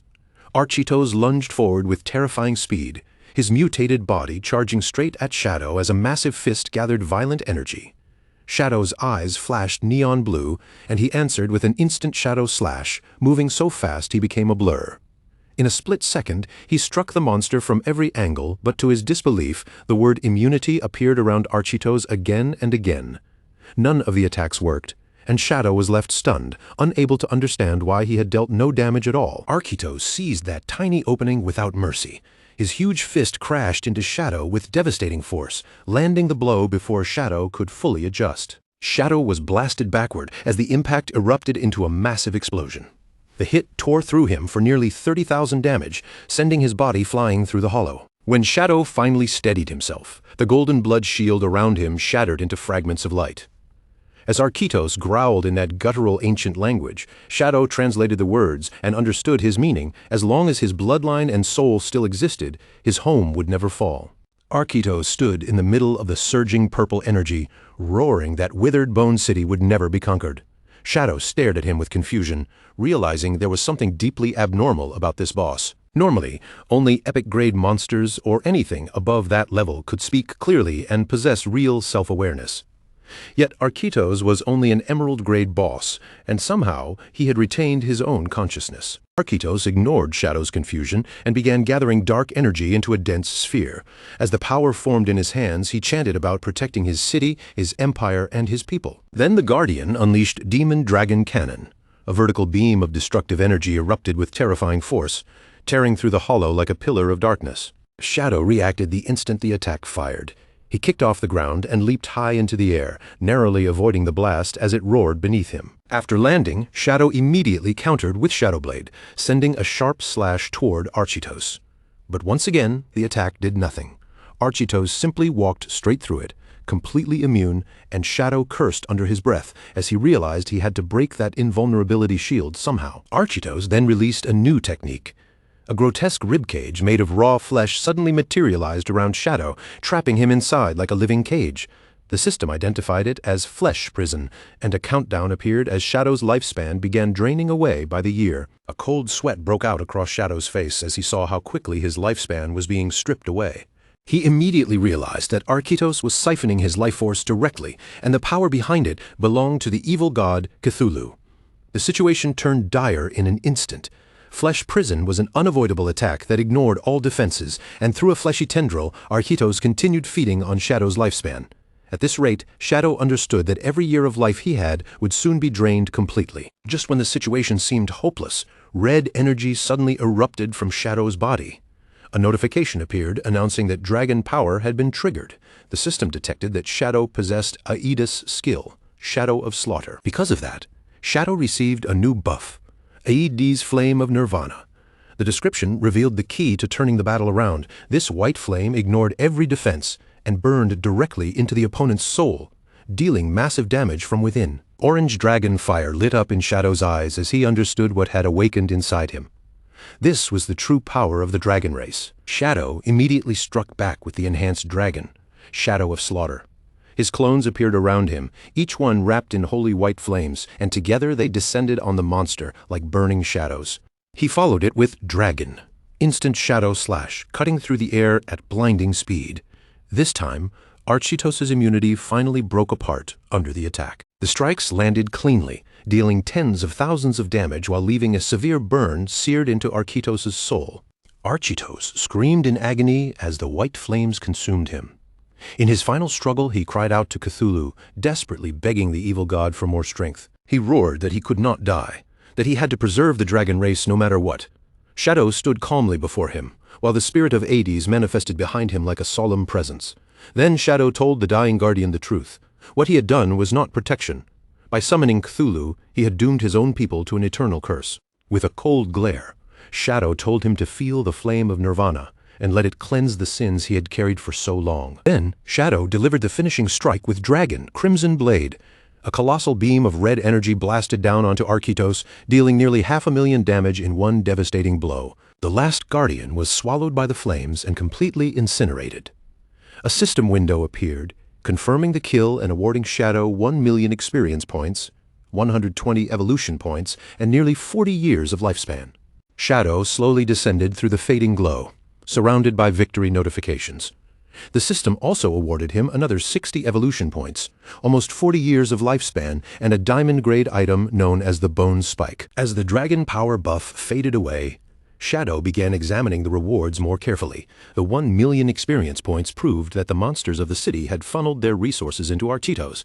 But the lifespan reward felt suspiciously low at only 39.8 years, making Shadow suspect that most of the lifespan had already been stolen away by the evil god, Cthulhu. Suddenly, the red liquid on the ground began to stir. A grotesque chest slowly emerged from beneath the surface, and a system message informed Shadow that because he had used dragon power, a hidden reward had been unlocked. The chest opened, revealing 2 glowing golden items inside, a withered bone rune and an epic-grade mount bell. Shadow inspected the rune first and discovered that it was a key to the tomb of the withered bone god. He noted that once he gathered 3 of these runes, he would be able to enter the hidden ruin. Then he picked up the golden bell, intrigued by the fact that it was an epic-grade mount item.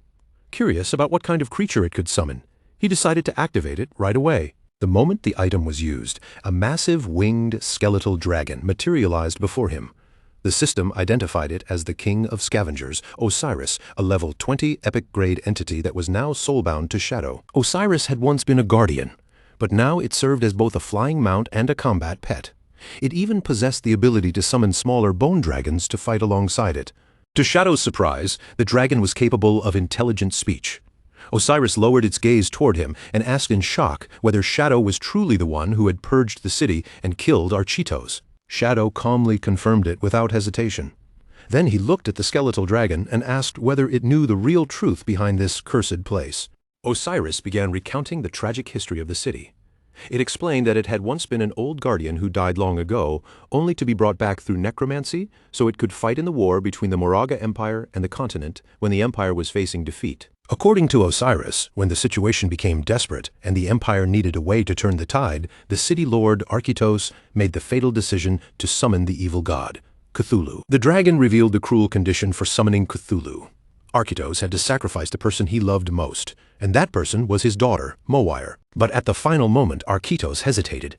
He could not bring himself to sacrifice Mowire, so instead he chose to offer up the entire population of Withered Bone City, including himself, to the evil god. The result of that choice was nothing short of horrifying. The citizens did receive overwhelming power through the curse, and with that strength they managed to drive back the invaders threatening their city. But the price was unbearable. They were twisted into monsters, stripped of their humanity, and left trapped in bodies they could no longer recognize. Osiris then revealed that Mowire, the only person who had remained human, suffered the cruelest fate of all. The monstrous citizens despised her for surviving untouched, and in their hatred they tortured her again and again until even she was finally swallowed by the curse and transformed into a monster. After finishing the tragic story, Osiris lowered its voice with deep sorrow and gratitude. It thanked Shadow sincerely for releasing those miserable souls from their endless suffering and bringing an end to the tragedy that had haunted the city for so long. Then, as Osiris sensed the powerful aura surrounding Shadow, the skeletal dragon slowly bowed its massive head. With clear reverence, it pledged to follow him forever and respectfully asked for the name of its new master. The protagonist looked up at the enormous dragon, his eyes glowing faintly in the darkness, and answered in a calm, simple voice that his name was Shadow. Hearing that name, the massive skeletal dragon Osiris lowered both its wings and head in complete submission. From that moment on, it swore loyalty to Shadow and declared him its master. However, while inspecting his newly obtained prize, Shadow quickly noticed something strange about the mount's attributes. For an epic-grade mount, its stats felt oddly weak. A level 20 epic boss should normally have at least 10 million health points, yet the interface showed that Osiris had only a little over 100,000. Shadow thought it over and soon came to a reasonable conclusion. This weakness was probably caused by the way Osiris had been resurrected. Since the dragon had died long ago and most of its power had slowly scattered over time, this forcibly awakened skeletal body could only retain a small portion of its original strength. When Shadow reviewed the dragon's offensive skills, including its ability to summon bone shields and fire spikes, he found them fairly ordinary. Still, one skill caught his attention, the ability to summon 12 Jade-grade winged dragons. That alone made him satisfied, because those summoned dragons would give him excellent aerial vision. But the true value of this mount was not its combat strength. Its real advantage was movement. Shadow noticed that because Osiris's body was made from lightweight bones, its flight speed was unbelievably high. It could reach 360% speed, roughly 450 meters per second, fast enough to break the sound barrier. After weighing everything, Shadow concluded that even if the mount lacked raw fighting power, its supersonic travel speed alone made it an extremely satisfying gain. Just then, a system window suddenly appeared in front of him, notifying Shadow that he had already met the conditions for a class advancement. He was slightly surprised, realizing that the massive experience he had earned from clearing the Withered Bone ruins, more than 1 million points, was enough to trigger the upgrade immediately. With a determined look in his eyes, Shadow did not hesitate and activated the advancement. A vortex of dark energy began swirling around him, growing stronger by the second. At the same time, magical runes appeared in the air, floating around his body as the power intensified. Shadow stood at the center of the surging chaos, his eyes glowing with power, while a red ring of energy slowly formed around him like a mark of transformation. The system soon confirmed that the advancement had succeeded. His Shadow class had advanced from Tier 2 to Tier 3, and his attributes rose dramatically. His strength and constitution doubled from 27 to 54, his spirit doubled to 90, and his agility jumped even higher, reaching 144. Along with the huge stat boost, Shadow gained a new class passive called Shadow Arc. Its effect was extremely powerful. While he was invisible, any damage, negative status effect, or forced stealth removal he suffered would be delayed by 1 second. During that brief window, he could take action to completely negate the damage or cancel the status effect. Shadow looked down at his hand and laughed with quiet confidence.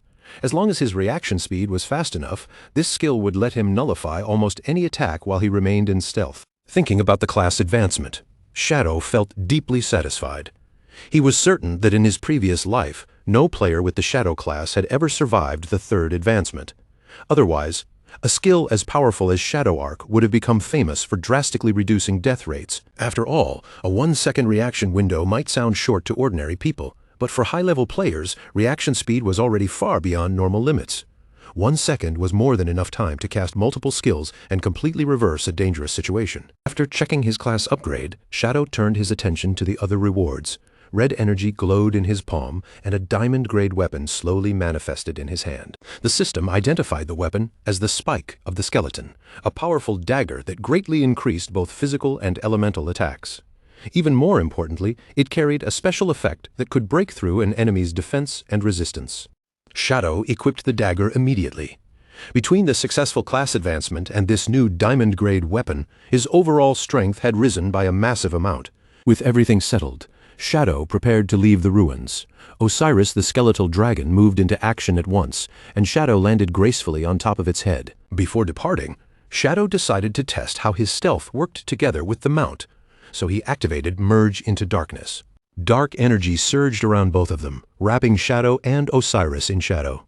To Shadow's surprise, the dragon's stealth level was actually level 21, even higher than his own current level. Impressed by this unexpected advantage, Shadow gave the command for Osiris to take off. He wanted to feel the dragon's speed for himself. Osiris obeyed immediately, spreading its skeletal wings before launching into the air with explosive force. The two of them rose rapidly from the depths of the underground hollow, moving upward like a streak of purple light tearing through the darkness. In an instant, the skeletal dragon burst out from the ruins and shot straight into the open sky. The speed was so intense that even Shadow was left speechless for a moment. Wind roared past him, tugging at his cloak, and as his eye glowed in the rushing air, he had to admit that Osiris was incredibly fast. After testing the astonishing speed of his new mount, Shadow broke out of the underground tunnel completely and shot into the sky above the ocean. As he soared through the air, Shadow quickly formed his next plan. He decided to head toward the location Captain Onyu had mentioned, where a flying monster and another ancient god slate had reportedly been spotted. His plan was to fly to the Magic City ruins first, then use a teleporter to reach Lucky Town. Shadow remembered that traveling from the Magic City to the Withered Bones City had originally taken him several hours. Meanwhile, far below in a forest, a party of adventurers was in the middle of raiding a large black bear monster. The group consisted of a swordsman, a mage, and a healer. The female mage gathered holy light into a blazing fireball, while another teammate shouted for everyone to finish off the beast. But before they could land a final blow, a massive shockwave suddenly ripped through the forest as Osiris flew past at supersonic speed. The force of the wind was overwhelming. It blasted the entire party off their feet, along with the black bear monster, sending all of them tumbling across the ground. When the chaos finally settled, the mage looked around in complete confusion. At the same time, the swordsman stared blankly at his own weapon, bewildered to discover that the boss monster had been blown straight into his sword by the wind and killed instantly.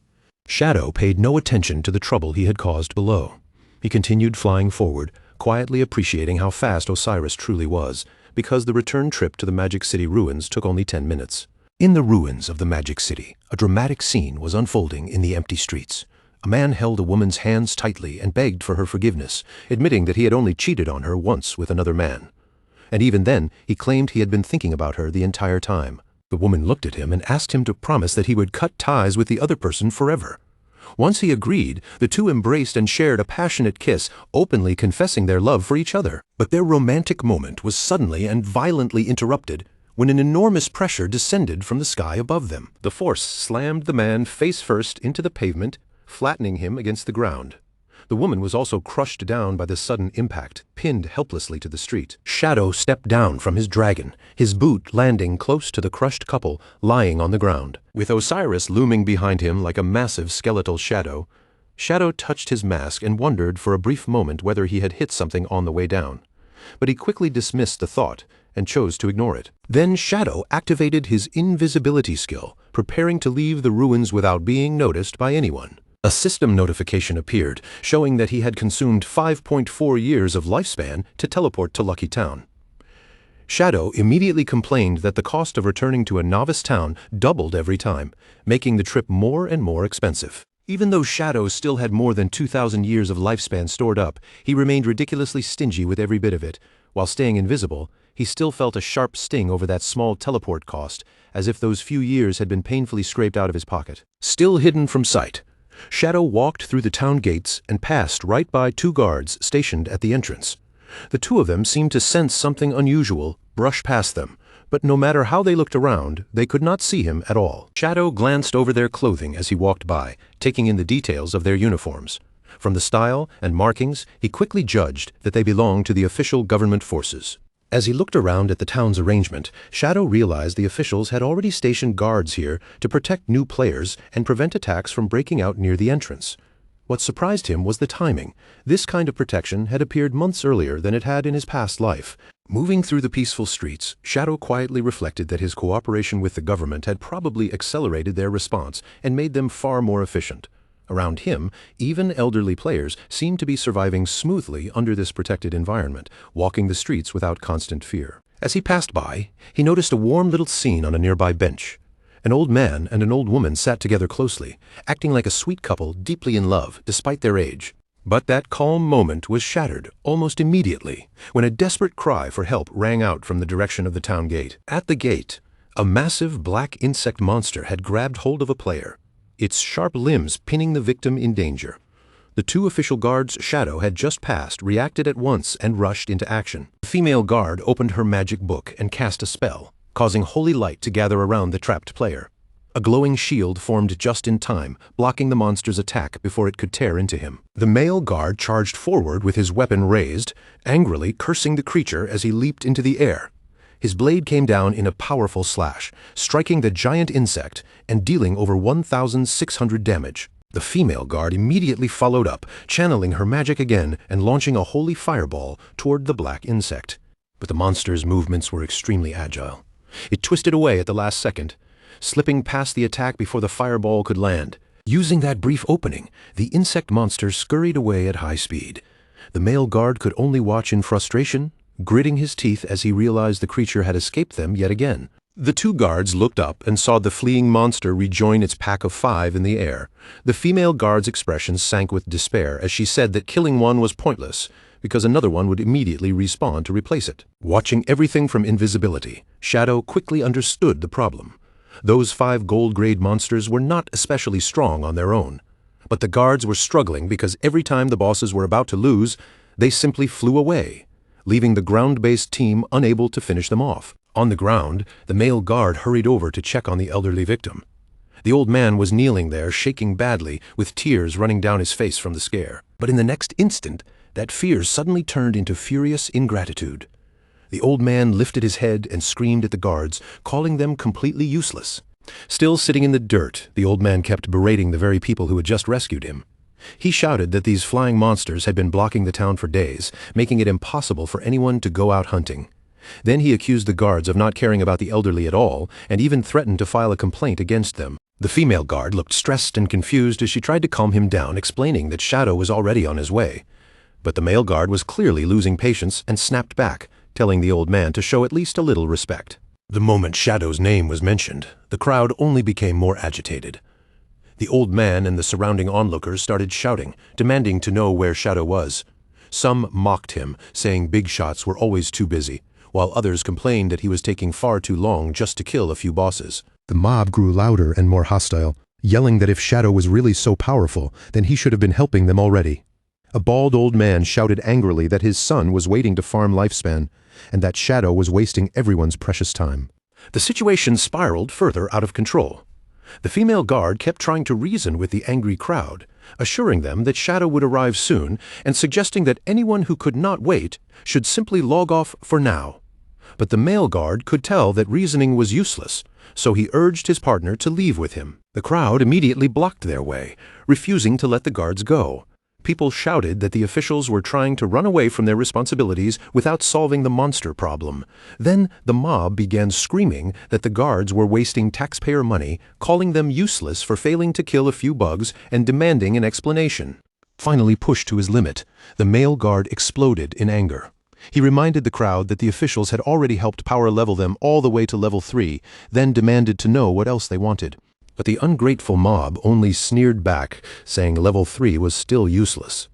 The elderly players continued jeering, using their age as a weapon as they accused the guard of wanting to beat up old people. When the male guard tried to move forward, the same old man from earlier deliberately stepped into his path and bumped into him on purpose. The old man instantly threw himself onto the ground in an exaggerated performance, wailing that the officials were beating the elderly.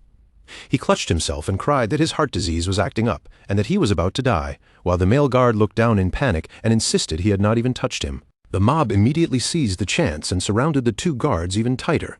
They shouted for the officials to go ahead and beat them to death, claiming their old lives were worthless anyway, and accusing the government of not only failing to help them, but actively harming them. In the middle of the chaos, one perverted old man in the crowd tried to take advantage of the female guard. He stretched his hand toward her chest, aiming to grope her, and the female guard froze in shock and humiliation. Acting purely on instinct, she swung her hand and slapped him across the face with all her strength. The result was immediate and far more severe than anyone expected.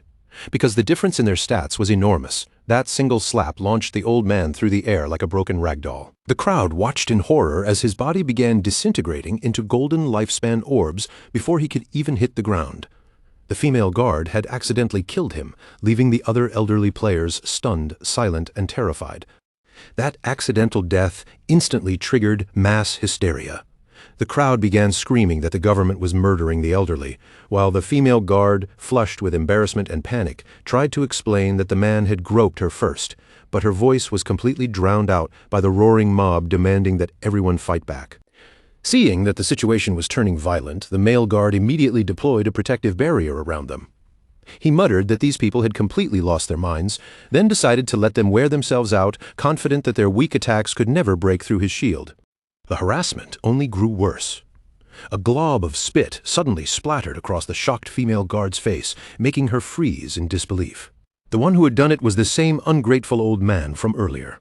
He laughed wildly, clearly enjoying the humiliation and disrespect he had just thrown at her. Encouraged by his behavior, the mob began hurling anything they could find at the barrier. Shoes, rocks, women's underwear, and even feces slammed against the golden shield while the 2 guards were forced to huddle inside. Then, without warning, a terrifying presence descended over the area. Behind the rioting crowd, Shadow materialized on the head of his skeletal dragon Osiris.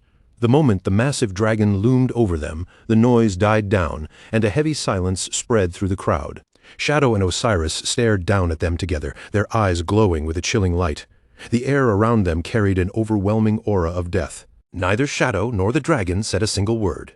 Instead, a massive gust of wind suddenly erupted from Osiris. The force was catastrophic. The elderly players were blasted away like dry leaves caught in a violent storm, with no strength to resist at all. Their bodies slammed violently into the surrounding trees with bone-crushing force. In the next moment, the entire forest fell silent. The two guards remained safe inside their barrier, staring out in disbelief. Where the angry mob had been standing just moments ago, only dozens of golden lifespan orbs floated in the air, making it clear that Shadow had wiped out the entire group instantly. High above the town, Shadow and his skeletal dragon Osiris soared upward into a swirling orange vortex. Shadow soon spotted his targets ahead. 5 winged insect monsters flying in formation, connected by streams of magical energy to a floating stone tablet. The moment he recognized the object, he immediately commanded Osiris to chase them down. From the ground, the 2 official guards looked up in awe, watching the massive skeletal dragon pursue the monsters across the sky beneath a red, eclipse-like sun. Standing firmly on the dragon's head, Shadow remained steady despite the speed. Dark purple energy surged around him as he prepared to launch an aerial strike. The 5 insects desperately tried to flee with the slate, beating their wings as fast as they could, but compared to Osiris's speed, their escape was hopeless. Shadow's eyes lit up with intense purple light as he locked onto his prey, focusing on the fleeing monsters ahead. In the next instant, Osiris moved so fast it almost looked like a shadow flickering across the sky. His body twisted mid-air, and with one clean, merciless swing, he released a terrifying slash that cut through the battlefield. The strike was frighteningly accurate, slicing straight through all 5 gold-grade insect bosses at the same time, splitting their massive bodies in half before they even had a chance to struggle. Down below, the 2 guards stared upward in complete disbelief. Their mouths hung open, their eyes wide and frozen, as if their minds had not yet caught up with what they had just witnessed. 5 powerful insect bosses had been wiped out in a single move, and the victory had happened so quickly it barely felt real. Meanwhile, back on the ground, the mess with the elderly mob had somehow become even more absurd. The old players who had just been blown away by Shadow's wind had already respawned and stormed back to the scene in a noisy crowd. Their faces were twisted with anger, and they immediately began yelling at the guards again, accusing them of attacking helpless old people, while shamelessly pretending to be the victims once more. The entire mob quickly closed in around the exhausted male guard, crowding him from every side and shouting over one another. They demanded compensation for the lifespan they claimed to have lost, waving their arms and pressing closer like they would never let him go. The guard looked completely drained, his face dark with frustration, silently feeling as if this harassment would never come to an end. But right at that moment, a huge shadow suddenly spread across the ground and swallowed the noisy group. The male guard instinctively lifted his head, and his expression changed at once. High above them, the enormous corpses of the 5 insect bosses were falling from the sky, dropping straight toward the crowd like a mountain of dead monsters crashing down. The elderly mob did not even have time to understand what was happening. Before anyone could scream or run, the giant carcasses slammed into the ground with a horrifying, bone-crushing impact.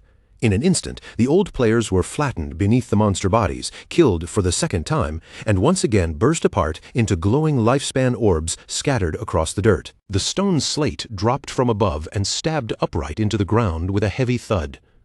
Around it, little glowing orbs shimmered everywhere, marking the remains of the twice-dead old man and the companions who had been crushed along with him. Osiris descended smoothly and landed beside the pile of loot with a calm, graceful motion. Shadow glanced around at the shining items scattered across the ground, genuinely puzzled for a moment. In his mind, he had only taken down 5 bosses, so he could not understand why there was suddenly so much loot everywhere. Completely unaware that he had accidentally farmed the annoying mob as well. The ungrateful old man, who had just been smashed by a falling monster corpse, somehow crawled across the ground again with a furious look on his face. Instead of showing even the slightest bit of gratitude, he raised a trembling finger and pointed straight at Shadow. Then he started screaming about how dangerous falling objects were, angrily demanding to know whether there was still any law or justice left in this world. Shadow did not bother responding to his shouting. He simply ignored the old man's complaints and bent down to pick up the slate. But the old man immediately pushed himself up and blocked him, yelling even louder that he was talking to him. He demanded respect with an arrogant face, insisting that he had eaten more salt in his lifetime than Shadow had eaten rice, as if that alone gave him the right to lecture anyone. Just as Shadow reached for the slate, the old man suddenly grabbed the other side of it and tried to yank it away for himself. His voice sharpened as he shouted, asking whether Shadow was deaf. Shadow slowly turned his gaze toward him, clearly surprised that someone this weak, this shameless, and this clueless would actually dare to snatch something from his hands. Shadow's answer came without a single wasted word. At point-blank range, his hand moved, and a dagger shot out in a flash. The blade pierced directly through the old man's neck, cutting off his endless complaints in the most brutal and immediate way possible. The force of the attack sent the old man flying backward, like a broken rag doll. A critical damage number of more than 13,000 erupted above him, and the slate slipped from his grasp as he died yet again. His body quickly dissolved into pale light, leaving behind only the silence that followed his screaming. Shadow calmly reached out and caught the falling slate before it could hit the ground. With that nuisance finally removed from his path, his attention shifted toward the loot scattered everywhere. Without any change in expression, he ordered Osiris to summon the small bone dragons and have them begin collecting everything. The massive skeletal dragon accepted the command at once. Osiris lowered his head slightly, obeying Shadow without the slightest hesitation, as if this kind of task was nothing more than a simple gesture. Soon, a swarm of small black skeletal dragons came pouring down from the sky. Their bony wings sliced through the air as they swooped toward the ground, each one moving quickly and precisely. Their job was simple: collect the countless lifespan orbs that had dropped from the elderly mob after they had been killed twice in a row. The female guard and her partner both looked up in confusion as the little bone dragons filled the air above them. They could not tell what Shadow was planning, and the sight of so many summoned creatures circling overhead only made them even more bewildered. At the same time, back near the town gate, the ungrateful old man had already respawned for the third time. He stood in front of the crowd and the guards with his finger raised high, his face full of fake righteousness. He loudly declared that he had finally figured everything out, claiming the officials were secretly working with Shadow to murder people and steal their property. The female guard stared at him in pure disbelief, unable to believe he could still twist things this shamelessly. The old man immediately began putting on an exaggerated performance. He clutched his head, shook his body, and screamed as if he had suffered the greatest injustice in the world. Then he lied without blinking, claiming that he had been carrying 1,000 years of lifespan, and that Shadow had stolen every last bit of it. The female guard was so angry that sparks of electricity seemed to crackle from her eyes. She shouted back at him, demanding to know who he thought he was fooling with such an obvious lie. But the old man refused to back down. He stubbornly claimed that his son had given him all that lifespan, then turned around and accused the guard of protecting Shadow because she wanted a share of the stolen loot herself. Then the old man turned toward the surrounding crowd and began stirring them up on purpose. He shouted that if everyone helped him force Shadow to return his 1,000 years of lifespan, he would reward each person with 1 year.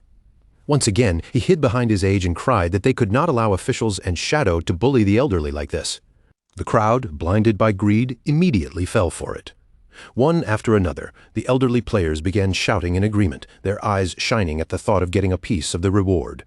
Soon, the entire mob was yelling for Shadow to return the lifespan, demanding that everything they had lost be handed back to them. The male guard clenched his teeth so hard his jaw tightened. He desperately wanted to arrest every last one of them, but the troublemakers were not stupid. They had gathered inside the town's safe zone, using the rules as a shield, and as long as they stayed there, the guards could not attack them directly. Led by the ungrateful old man, the elderly players grew even louder and more arrogant. They raised their fists into the air, shouting greedily and pushing the situation further, as if the louder they screamed, the more reasonable their demands would become. But before their shouting could continue, the small bone dragons suddenly dove straight into the crowd.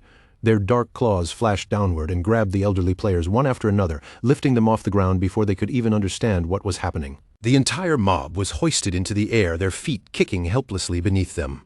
The old man dangled above the street with terror spreading across his face, staring at the skeletal monsters in panic while wondering where these creatures had suddenly come from. The bone dragons carried the screaming players higher and higher, flying above the rooftops over the town walls, and straight out beyond the protection of the safe zone.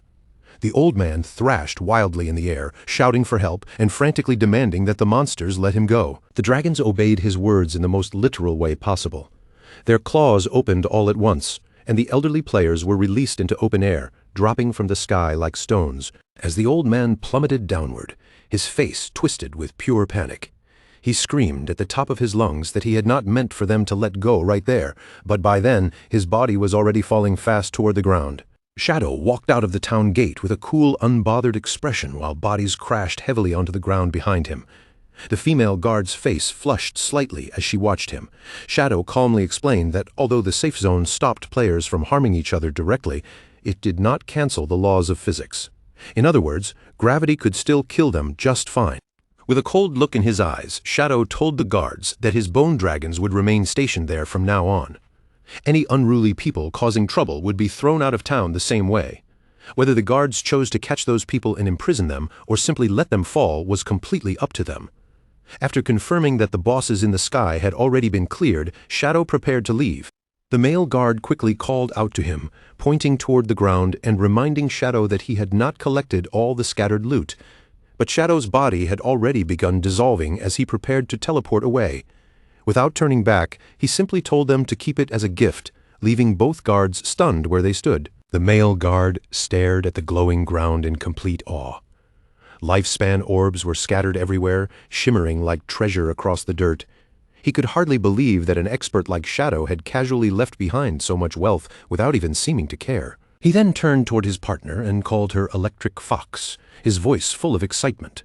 Seeing so many orbs waiting to be collected, he invited her to help him gather the loot before anyone else could get near it. But the female guard was not paying attention at all. She stood frozen in place, her eyes soft and dreamy, as if her thoughts had drifted far away with Shadow. The male guard looked at her with a strange mix of confusion and disgust, asking what on earth she was doing. Completely lost in her infatuation, she clasped her hands together in front of her chest and sighed with a love-struck expression. Then she declared that her heart had left with Shadow the moment he disappeared. To drag her back to reality, the male guard picked up a lifespan orb and tossed it straight at her. The glowing orb smacked her right on the forehead with a solid, unmistakable impact. She immediately cried out, clutching her forehead in pain and anger. The male guard scolded her and told her to stop daydreaming already. Then he bluntly reminded her that someone as powerful and important as Shadow would never look twice at a small character like her, cruelly comparing her to a toad dreaming of eating swan meat. That insult instantly set her off. The female guard snapped back and shouted that he was the toad, not her. But the male guard only grinned and accepted it playfully, saying that if he was a male toad, then she must be a female toad, which meant the two of them actually matched pretty well. The female guard held the glowing orbs in her hands, and her face turned bright red. His teasing clearly caught her off guard, leaving her flustered, embarrassed, and unsure how to respond for a moment. All around them, the skeletal dragons were still dropping screaming elderly players from the sky, turning the area outside the town into complete chaos. Yet in the middle of that ridiculous scene, the two guards kept bickering like nothing unusual was happening. The male guard teased her again, asking whether she secretly had a crush on him. She immediately denied it and called him disgusting. But when he casually asked whether she wanted to have dinner with him that night, her attitude changed in an instant, and she looked at him with sudden excitement, asking if he was really serious. Back in the real world, outside Shanghai City Hospital, the scene shifted to a quiet hospital room. Qin Xiaoyu sat up weakly in her bed, her face pale and drained, looking miserable after everything she had been through. A male official stood beside her bed and spoke with a trace of sympathy, acknowledging that she had lost both legs during her ordeal. But the brief moment of pity did not last long, because the conversation soon shifted to something even harsher, the cost of keeping her treatment going. The female official gave Qin Xiaoyu the numbers in a cold, businesslike tone. Her treatment had already cost 50 years of lifespan. The government would reimburse 10 years of that amount, but the remaining 40 years had to be paid by Qin Xiaoyu herself. Qin Xiaoyu panicked the moment she heard that. Her eyes widened, and she cried out that she did not have anywhere near that much lifespan. Desperate and frightened, she quickly asked whether she could mortgage her 2 houses to cover the debt instead. The female official answered without any warmth. They had already evaluated her properties, and in this new world, those houses were almost worthless. Together, they were only worth 3 days of lifespan.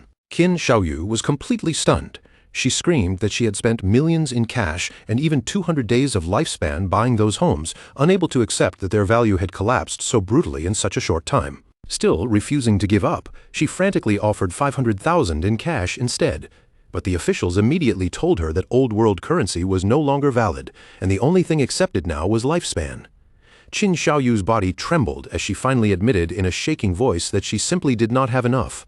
The male official then gave her a final ultimatum. She had 3 days to gather the required lifespan. If she failed to pay by then, all of her medical treatment would be stopped.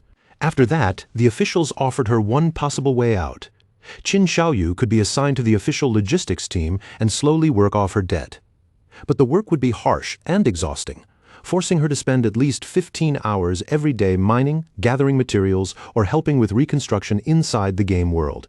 Qin Xiaoyu buried her face in both hands and broke down crying, her shoulders shaking as she argued back in panic. She kept repeating that she was already crippled in the real world, so there was no way she could handle heavy physical labor. The official answered her calmly, without changing expression. He reminded her that although her real body was disabled, her body inside the game world was still complete. And if powerful enough healing skills appeared in the future, there might even be a chance for her real legs to be restored. But Qin Xiaoyu completely lost control. What truly terrified her was not just the labor itself, but the status that came with it. She screamed that she did not want to become some lowly worker, and she could not stand the thought of being surrounded all day by sweaty, dirty, foul-smelling people, calling the whole idea disgusting. Then she threw herself into a full tantrum, wailing as if the whole world had wronged her. She cried that she was already miserable enough and demanded to know why everyone was treating her like this, stubbornly insisting that none of what happened was her fault. The 2 officials simply stood beside the hospital bed in silence. Neither of them looked moved by her crying. Their faces remained cold and steady, clearly unimpressed by the way she kept painting herself as the innocent victim. After a pause, the female official offered her another possible way out. She asked whether Qin Xiaoyu had any family or friends who could serve as guarantors for her. If someone was willing to vouch for her, they could approve a loan covering the remaining 40 years of lifespan at a low interest rate, allowing her to avoid being sent into forced labor. Tears kept sliding down Qin Xiaoyu's face as she desperately searched through the people she could rely on. In her heart, she believed her brother, King Feng, was already dead.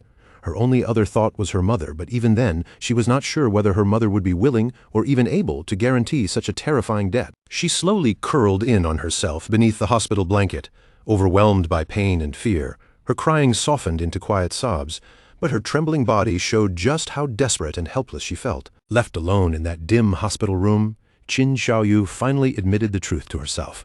She could not think of a single person who would definitely come to save her. In that moment, the room felt colder and darker, and she felt completely abandoned by everyone. Just then, the door suddenly exploded open with a loud bang, startling everyone inside. A booming voice came from the entrance, loudly announcing that her help had arrived. The 2 officials immediately turned toward the doorway in surprise. Qin Xiaoyu also lifted her tear-streaked face and stared at the entrance in confusion, not understanding who would suddenly come for her at a time like this. A tall, muscular man strode into the room with heavy, confident steps, and behind him followed a subordinate holding up a phone to record everything. The newcomer was the leader of the Knights Templar Guild. He stretched out one hand toward Qin Xiaoyu and asked for her phone, scoffing as if 40 years of lifespan was nothing more than a tiny, laughable amount. Qin Xiaoyu recognized him almost immediately. The guild leader looked down at her with a practiced smile, his tone suddenly full of warmth as he claimed that when he heard about the disaster she had suffered, his heart had ached for her. A notification quickly appeared on Qin Xiaoyu's phone, and when she saw the number, her cheeks flushed with shock and gratitude. The guild leader had transferred 100 years of tradable lifespan to her.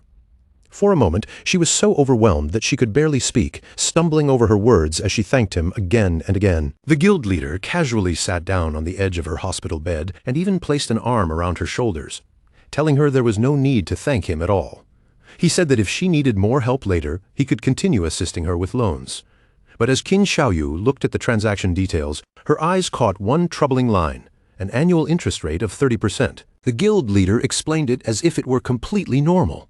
He said that the 3 points of interest were simply the fee for his guarantee. Then, wearing that same charming smile, he gently told her not to worry about anything else and to focus on her treatment so she could recover as soon as possible. He then declared that the Knights Templar Guild would be her strongest support from now on, and that the guild was her real home. Qin Xiaoyu, blinded by his false kindness, looked up at him with tear-filled eyes full of admiration. She thanked him sincerely, completely unaware that what she had just accepted was a predatory contract wrapped in a beautiful lie. When the Knights Templar Guild leader finally prepared to leave, his subordinate was still filming the scene from behind. The guild leader gave Qin Xiaoyu a friendly wave and told her to rest properly, saying he still had other business to handle. Before walking out, he left her with one final carefully chosen line. No matter when it happened, he assured her, the Knights Templar Guild would always be waiting for her return. After he left, Qin Xiaoyu remained alone on the bed, tears still streaming down her pale face. But now her despair had turned into a fragile sense of determination. Her cheeks were flushed, her eyes were bright with emotion, and she clenched her fist tightly, vowing to do her best while completely falling for the guild leader's performance. Outside the hospital room, the guild leader's gentle mask vanished almost instantly. His subordinates showed him the recording they had captured, and after glancing through it, he nodded with satisfaction. He ordered them to edit the footage carefully before releasing it to the public. As they walked down the hospital corridor, the guild leader began giving detailed instructions on how the story should be shaped. He wanted the video to focus on Qin Xiaoyu's tragic condition and make it clear that when no one else was willing to help her, only the Knights Templar Guild had stepped forward. A sinister grin slowly spread across his face as his real thoughts finally showed.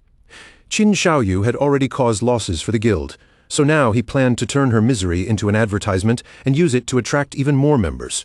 To him, that was the proper way to squeeze value out of something useless. Looking out over the city beyond the hospital, the guild leader's expression sharpened. He announced that it was time to log into the game, because the moment for his meeting with Shadow had finally arrived. The scene then shifted into the virtual world, where the Knights Templar hideout stood among the ruins of Zhenghai City. A blue energy barrier covered the area like a protective dome, separating the guild's territory from the broken world outside. Inside the shabby, dimly lit hideout, the guild leader sat in the most ridiculous place possible, on a toilet, while checking information through a glowing holographic interface in front of him. As he browsed through the posts online, he noticed that countless people were cursing Shadow, and a smug laugh escaped him.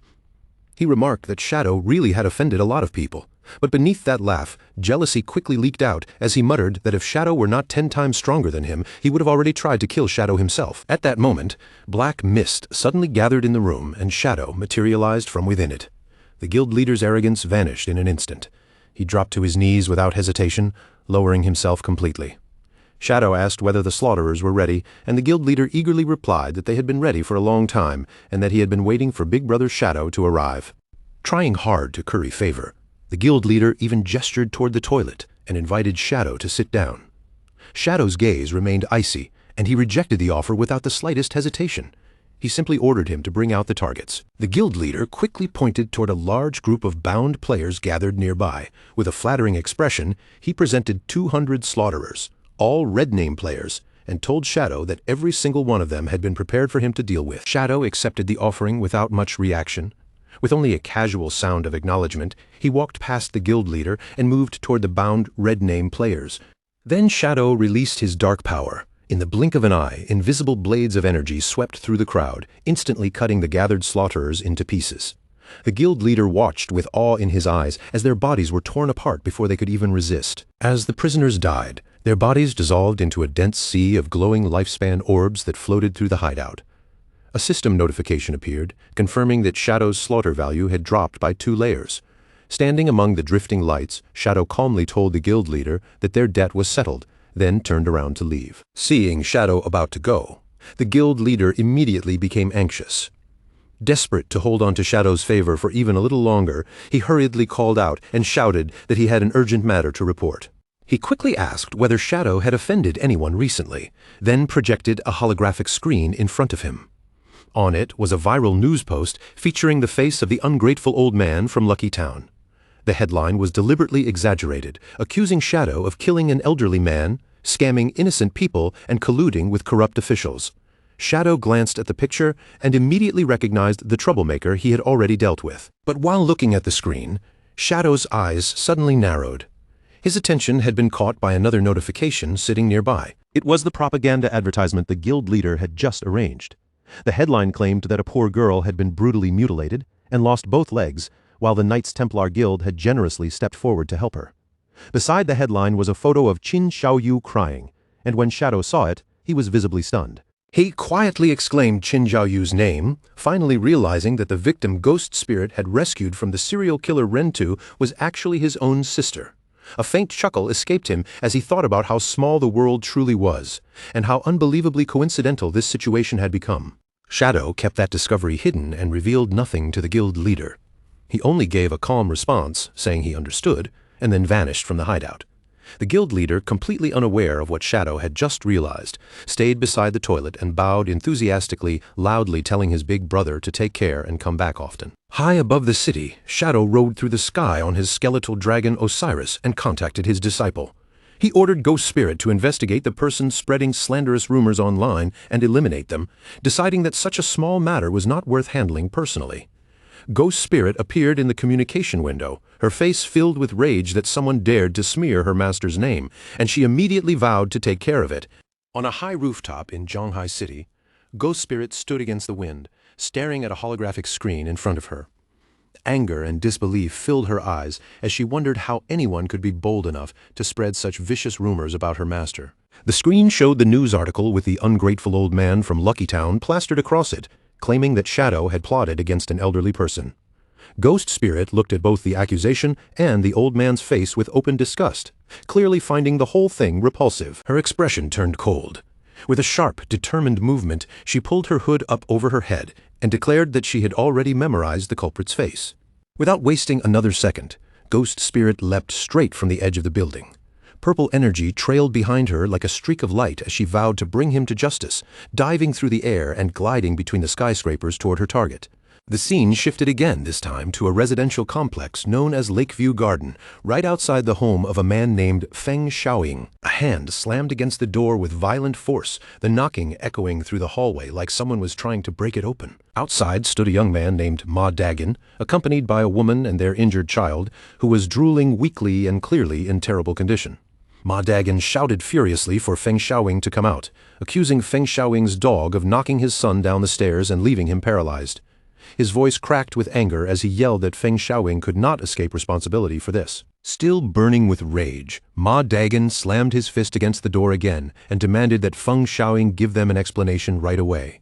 The door finally swung open, and the person who appeared was Feng Xiaoying, the very same ungrateful old man from Lucky Town. His face was full of impatience and aggression as he glared at the family outside, shouting at them to stop bothering him. Feng Xiaoying immediately pointed a finger at Ma Dagon and turned the accusation back on him. He claimed that Ma Dagon had been using his perspective eye ability to spy on his wife while she was showering, then threatened to call the police as if he were the one being wronged. Feng Xiaoying sneered at the neighbor without the slightest shame, his mouth twisting as he threw out one insult after another. He claimed Ma Dagon's son was simply stupid and had fallen down the stairs by himself, then arrogantly spread his hands and demanded proof that his dog had anything to do with it. Ma Dagon immediately raised his phone in front of him, his hand shaking with anger. On the screen was clear footage of a monstrous dog suddenly kicking his son down the stairs. He pointed at the video and shouted that this was ironclad evidence, and Feng Xiaoying had no way to deny it. But Feng Xiaoying's face darkened in an instant. Before Ma Dagon could say anything more, the old man exploded with violence and kicked out hard, sending the phone flying straight out of Ma Dagon's hand. The phone smashed away, and the evidence was gone just like that. Feng Xiaoying immediately put on a shameless expression, staring at Ma Dagon as if nothing had happened, then coldly demanded to see this so-called proof he kept talking about. Ma Dagon's anger finally reached the breaking point. His eyes sharpened, and he activated his eagle eye skill, locking his gaze firmly onto Feng Xiaoying like he was marking him as prey. With fury burning in his voice, Ma Dagon warned Feng Xiaoying that he could release poisonous fog at any moment. If the old man continued acting unreasonable, then he would not let this matter end here and would hunt him down no matter where he ran. Feng Xiaoying did not look scared at all. Instead, he stood there with a mocking look on his wrinkled face, clearly treating Ma Dagon's threat like nothing more than a joke. Provoked by that attitude, Ma Dagon prepared to strike. His eyes glowed with a cold blue light as he gathered his power, ready to unleash his skill right there in the hallway. The system locked onto Feng Xiaoying and highlighted him as Ma Dagon's target. But while the old man kept shouting accusations and stirring up the situation, a sudden notification appeared in front of Ma Dagon. No matter how hard Ma Dagon tried, his skill would not activate. The power that should have burst out from him was completely sealed, leaving him unable to release anything at all. He froze in place, stunned and confused, his glowing eyes flickering as he struggled to understand why his ability had suddenly failed. Feng Xiaoying suddenly let out a sinister little laugh. His earlier arrogance shifted into something far more malicious, as if he had been waiting for this exact moment all along. An orange glow lit up in Feng Xiaoying's eyes as he burst into crazed laughter. He taunted the terrified Ma Dagon for failing to use his skills, then sneered at him, asking whether he really thought being stupid made him fearless. Madagan's confidence collapsed immediately. He turned toward his wife in panic and shouted that something was wrong, because he could not use any of his skills at all. Feng Xiaoying grinned with open mockery, and behind him a massive silhouette slowly appeared in the doorway. Only then did the old man reveal the truth. His son had the hidden class Magic Forbidden Warlock, and he had already set up a Magic Forbidden Barrier that prevented anyone inside from using skills. The figure stepped forward into the light, revealing a tall, muscular man with a poodle peeking out from inside his shirt. Feng Xiaoying immediately changed his expression and began playing the victim, crying that Madagan had been sexually harassing him and terrifying him. The son listened with a cold face, then suddenly moved so fast that his body almost blurred. Before Madagan had any chance to defend himself, the son reached out and grabbed him tightly by the throat. In the same brutal motion, he drove a heavy kick straight into Madagan's stomach. The impact sent Madagan flying backward across the hallway. His body slammed hard into the wall opposite them, and blood burst from his mouth as he collapsed in agony. His wife screamed in horror and rushed to his side, desperately trying to heal him. But the Magic Forbidden Barrier swallowed her power before it could form, and her healing magic fizzled out uselessly in her hands. The son then turned his attention to her. With one rough motion, he grabbed the wife and lifted her straight off the ground, leaving her dangling helplessly in his grip. He coldly stated that he did not hit women, then threw out a harsh warning. He ordered her to take her husband and get lost immediately, and told them never to appear in front of him again. Tears poured down the wife's face as she struggled in his grasp. Even while terrified, she sobbed that this was their fault and demanded that Feng Xiaoying's side take responsibility for what had happened to her child. The son stared at her in silence for a moment, his expression unreadable. Then his fingers loosened, and he finally released his grip. But the contempt in his eyes only grew stronger. He looked down at her like she was nothing, pulled his fist back, and coldly declared that this was an era where the strong preyed on the weak. The terrified woman screamed as his fist shot toward her face, the force of the punch tearing through the narrow space between them. At that critical moment, strands of purple energy suddenly appeared and wrapped around the woman's waist. In the blink of an eye, they yanked her away to safety, and the son's punch smashed into the wall right beside where her head had been. The wall cracked from the force of the blow, and the son slowly lifted his head, his expression turning confused as he realized someone had interfered. Ghost Spirit stood in front of the wife like a shield, her presence cold and sharp. When the frightened woman asked who she was, Ghost Spirit replied without warmth that they were not qualified to know her identity, but she knew exactly who they were. A terrifying purple glow lit up in Ghost Spirit's eyes as she stared down Feng Xiaoying and his son. Her voice dropped with killing intent as she said she knew they were the ones spreading rumors to smear Shadow, and she was here to make them pay for it. The son's expression changed in shock, and he asked whether she was Shadow. Behind him, Feng Xiaoying immediately shouted for him not to be afraid, pointing out that Shadow was clearly a man, not someone this small and petite. Hearing that, the muscular son quickly regained his confidence and curled his mouth into a smug smile. He boasted that even if the real Shadow came, it would not change anything. After all, he was already level 16, with all of his points invested into strength and constitution, making him unbeatable inside his Magic Forbidden Barrier where skills were sealed and only physical combat mattered. Ghost Spirit did not retreat a single step. Purple energy swirled around her body as she looked at him with open pity, called him an idiot, and calmly declared that she would teach him exactly how stupid he really was. The fight erupted right there in the hallway, inside the suppressive field of the Magic Forbidden Barrier, where every skill was sealed, and the space felt heavy with tension. Feng Xiaoying's son stood with absolute confidence, his broad frame blocking the hallway as he declared once again that inside his Magic Forbidden Barrier, he was practically invincible. Ghost Spirit's gaze turned colder. She looked at his arrogant face and mocked him as nothing more than a frog trapped at the bottom of a well, unable to understand how wide the world truly was. In the next instant, Ghost Spirit attacked. Her body flashed forward with blinding speed, so fast that even the large man's expression changed slightly in surprise. She launched a sharp kick at him, forcing him to react quickly. Feeling the speed and angle of her movement, he immediately realized that she was most likely an assassin-type player. Before her follow-up punch could land, he twisted his heavy body in midair and managed to avoid it, moving with surprising control despite his size. Even with Ghost Spirit's speed, the difference in raw physical stats was obvious. His strength and toughness were far above hers, giving him a clear advantage inside the barrier. Ghost Spirit refused to slow down. She unleashed a storm of rapid strikes, attacking again and again from close range, trying to overwhelm him through speed and precision. She suddenly shifted angles and struck from another direction, but the sun had already read her movement. He reached out with ease and caught her fist in his hand, stopping her attack completely. Holding her hand in his grip, the sun sneered down at her and mocked her weakness. He admitted she was fast, but reminded her that without skills, her physical attacks felt like nothing more than tickles against his body. Ghost Spirit struggled to pull free, but he did not give her the chance. He drove a devastating uppercut into her, the force blasting her body upward and sending her flying back. Ghost Spirit crashed hard into the ground as Feng Xiaoying cheered loudly for his son from the side. The son flexed with a smug grin, taunting her about the huge gap in their strength and warning her not to die too quickly. Ghost Spirit lay battered against the wall, her body stiff and unable to move for the moment.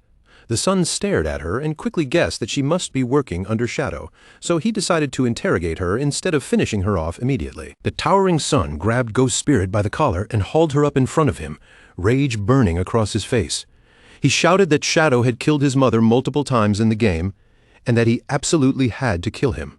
Then he gave Ghost Spirit 10 seconds to reveal everything she knew about Shadow, yanking her closer with violent force. With one arm, he lifted her higher into the air, his grip tightening as he threatened to tear off one of her hands if she refused to talk. But Ghost Spirit showed no fear at all. Instead, she raised her eyes toward him with a mocking smile and calmly called him an idiot. The son froze for a second, confused by her reaction. Then Ghost Spirit's smile deepened as she told him to stop looking at her and take a good look at his own body. In the very next moment, his body suddenly burst into eerie green ghost flames. The unnatural fire crawled across him from every direction, burning with a chilling glow that instantly shattered his confidence. The son's expression twisted in shock as his knees suddenly gave out beneath him. He collapsed to the floor, coughing violently, and only then did he realize the terrifying truth: he had already been poisoned before he even noticed anything was wrong. Ghost Spirit stood there calmly, one hand glowing with a faint green light. She looked down at him and said he was a complete fool for believing that his magic forbidden barrier made him invincible. Long before the fight began, she had already placed a venom enchantment on herself. Even though the barrier blocked newly activated skills, that precast enchantment was still active, which meant every punch she landed had quietly stacked more poison onto his body. The son let out a miserable scream as the ghostly flame spread across him and devoured his strength. His voice cracked as he cried for his mother in agony, while Feng Xiaoying watched from the side with horror written all over his face. Ghost Spirit looked down at the dying man with cold eyes and revealed that she had already investigated both of them. She identified the father as nothing but a troublesome nuisance, while the son was Han Bingxiong, a magic-forbidden warlock.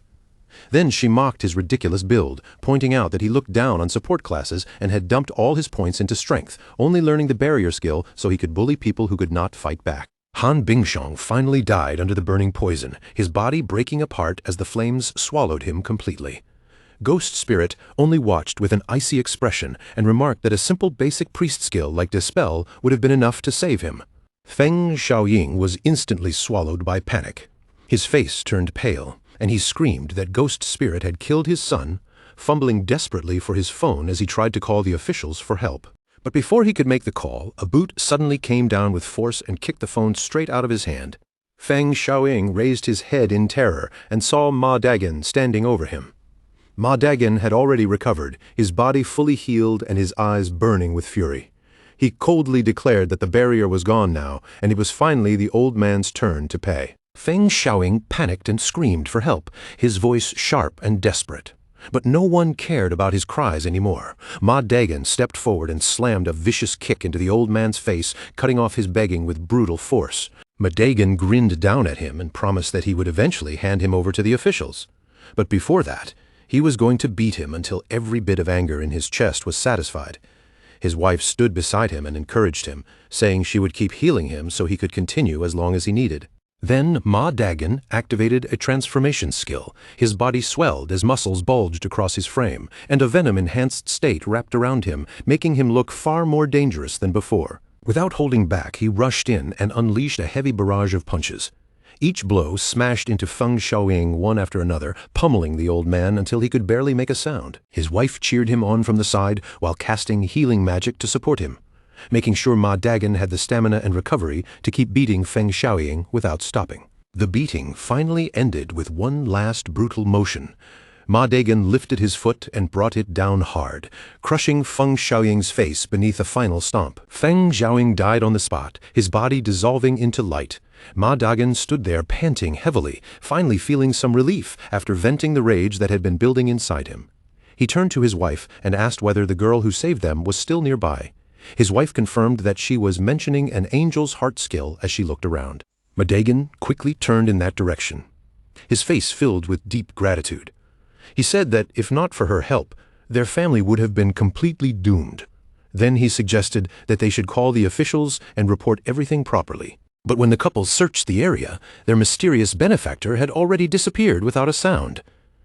Ma Dagon's wife noticed only a few torn pieces of clothing left on the floor and stared at them in confusion, wondering when Ghost Spirit had slipped away. Outside the building, Ghost Spirit had already leapt away from the upper floors, leaving the scene behind before anyone could thank her directly. As she dropped through the air, she opened a communication window with Shadow and reported that the mission had been completed. When Shadow praised how quickly she handled it, a delighted smile appeared on her face, and the pride in her eyes was impossible to hide. The scene then shifted to a desolate wasteland, 300 kilometers away from Magic City. 4 cloaked figures were trekking through the harsh terrain, with Chu Kunshan guiding the way. One of the subordinates glanced around uneasily and questioned Chu, clearly worried that they might have come to the wrong place. The entire area was filled with poisonous gas and volcanic fumes, and the dangerous air constantly drained their health as they moved. Looking at the lifeless, burning landscape around them, the subordinate could not help doubting that anything could possibly survive in a place like this. Theodore, however, remained completely confident. Chu Kunshan relied on his ley line perception and calmly assured the group that the treasure they were searching for was indeed nearby, hidden somewhere inside a cave not far ahead. Before long, they arrived in front of an enormous cave entrance. From deep within the opening, ominous red energy poured outward like a living mist, making the whole place feel like the mouth of some sleeping monster. Before stepping inside, Theodore turned to Zuma, the Soul Walker, and gave him a clear order.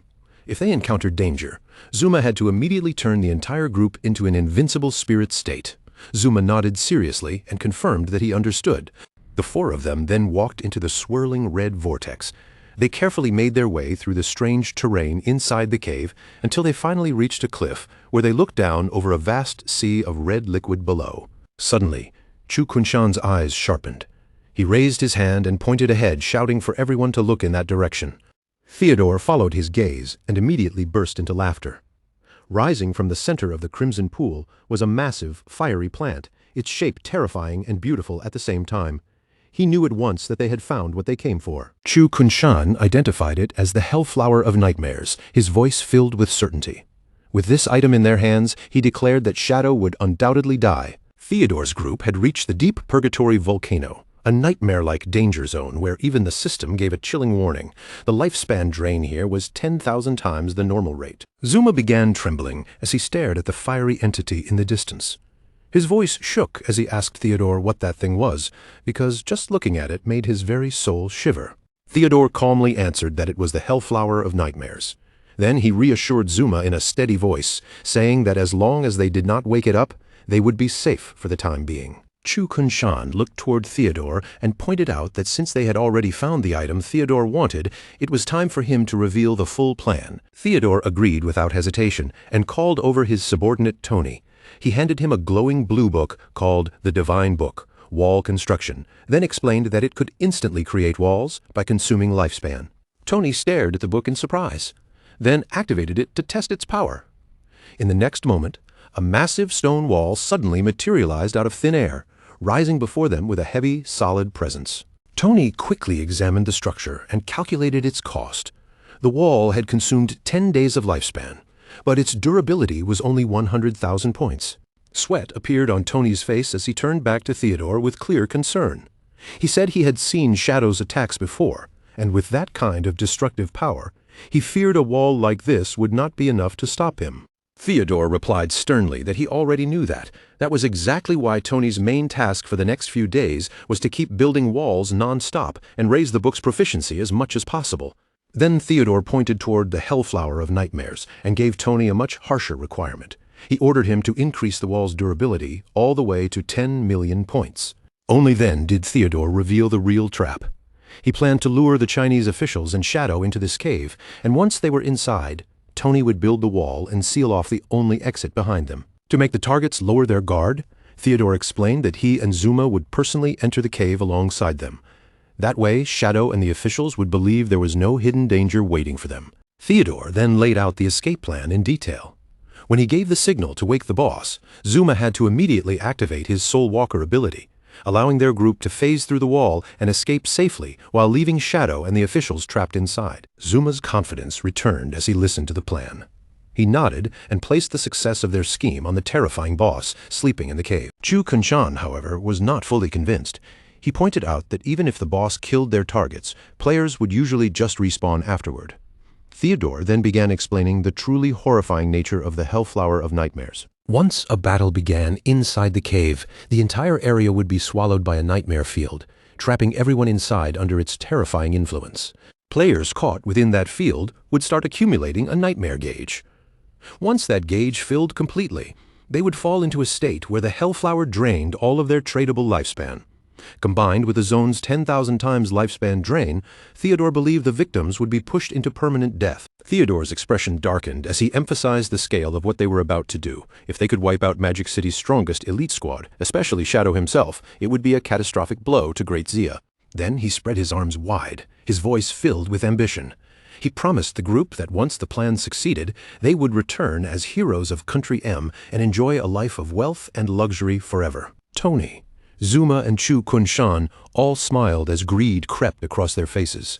The thought of the reward waiting for them made the dangerous plan suddenly feel far more tempting. But Zuma soon raised another question. Since none of them had any long-range attacks, he asked how they were supposed to wake the boss from a safe distance.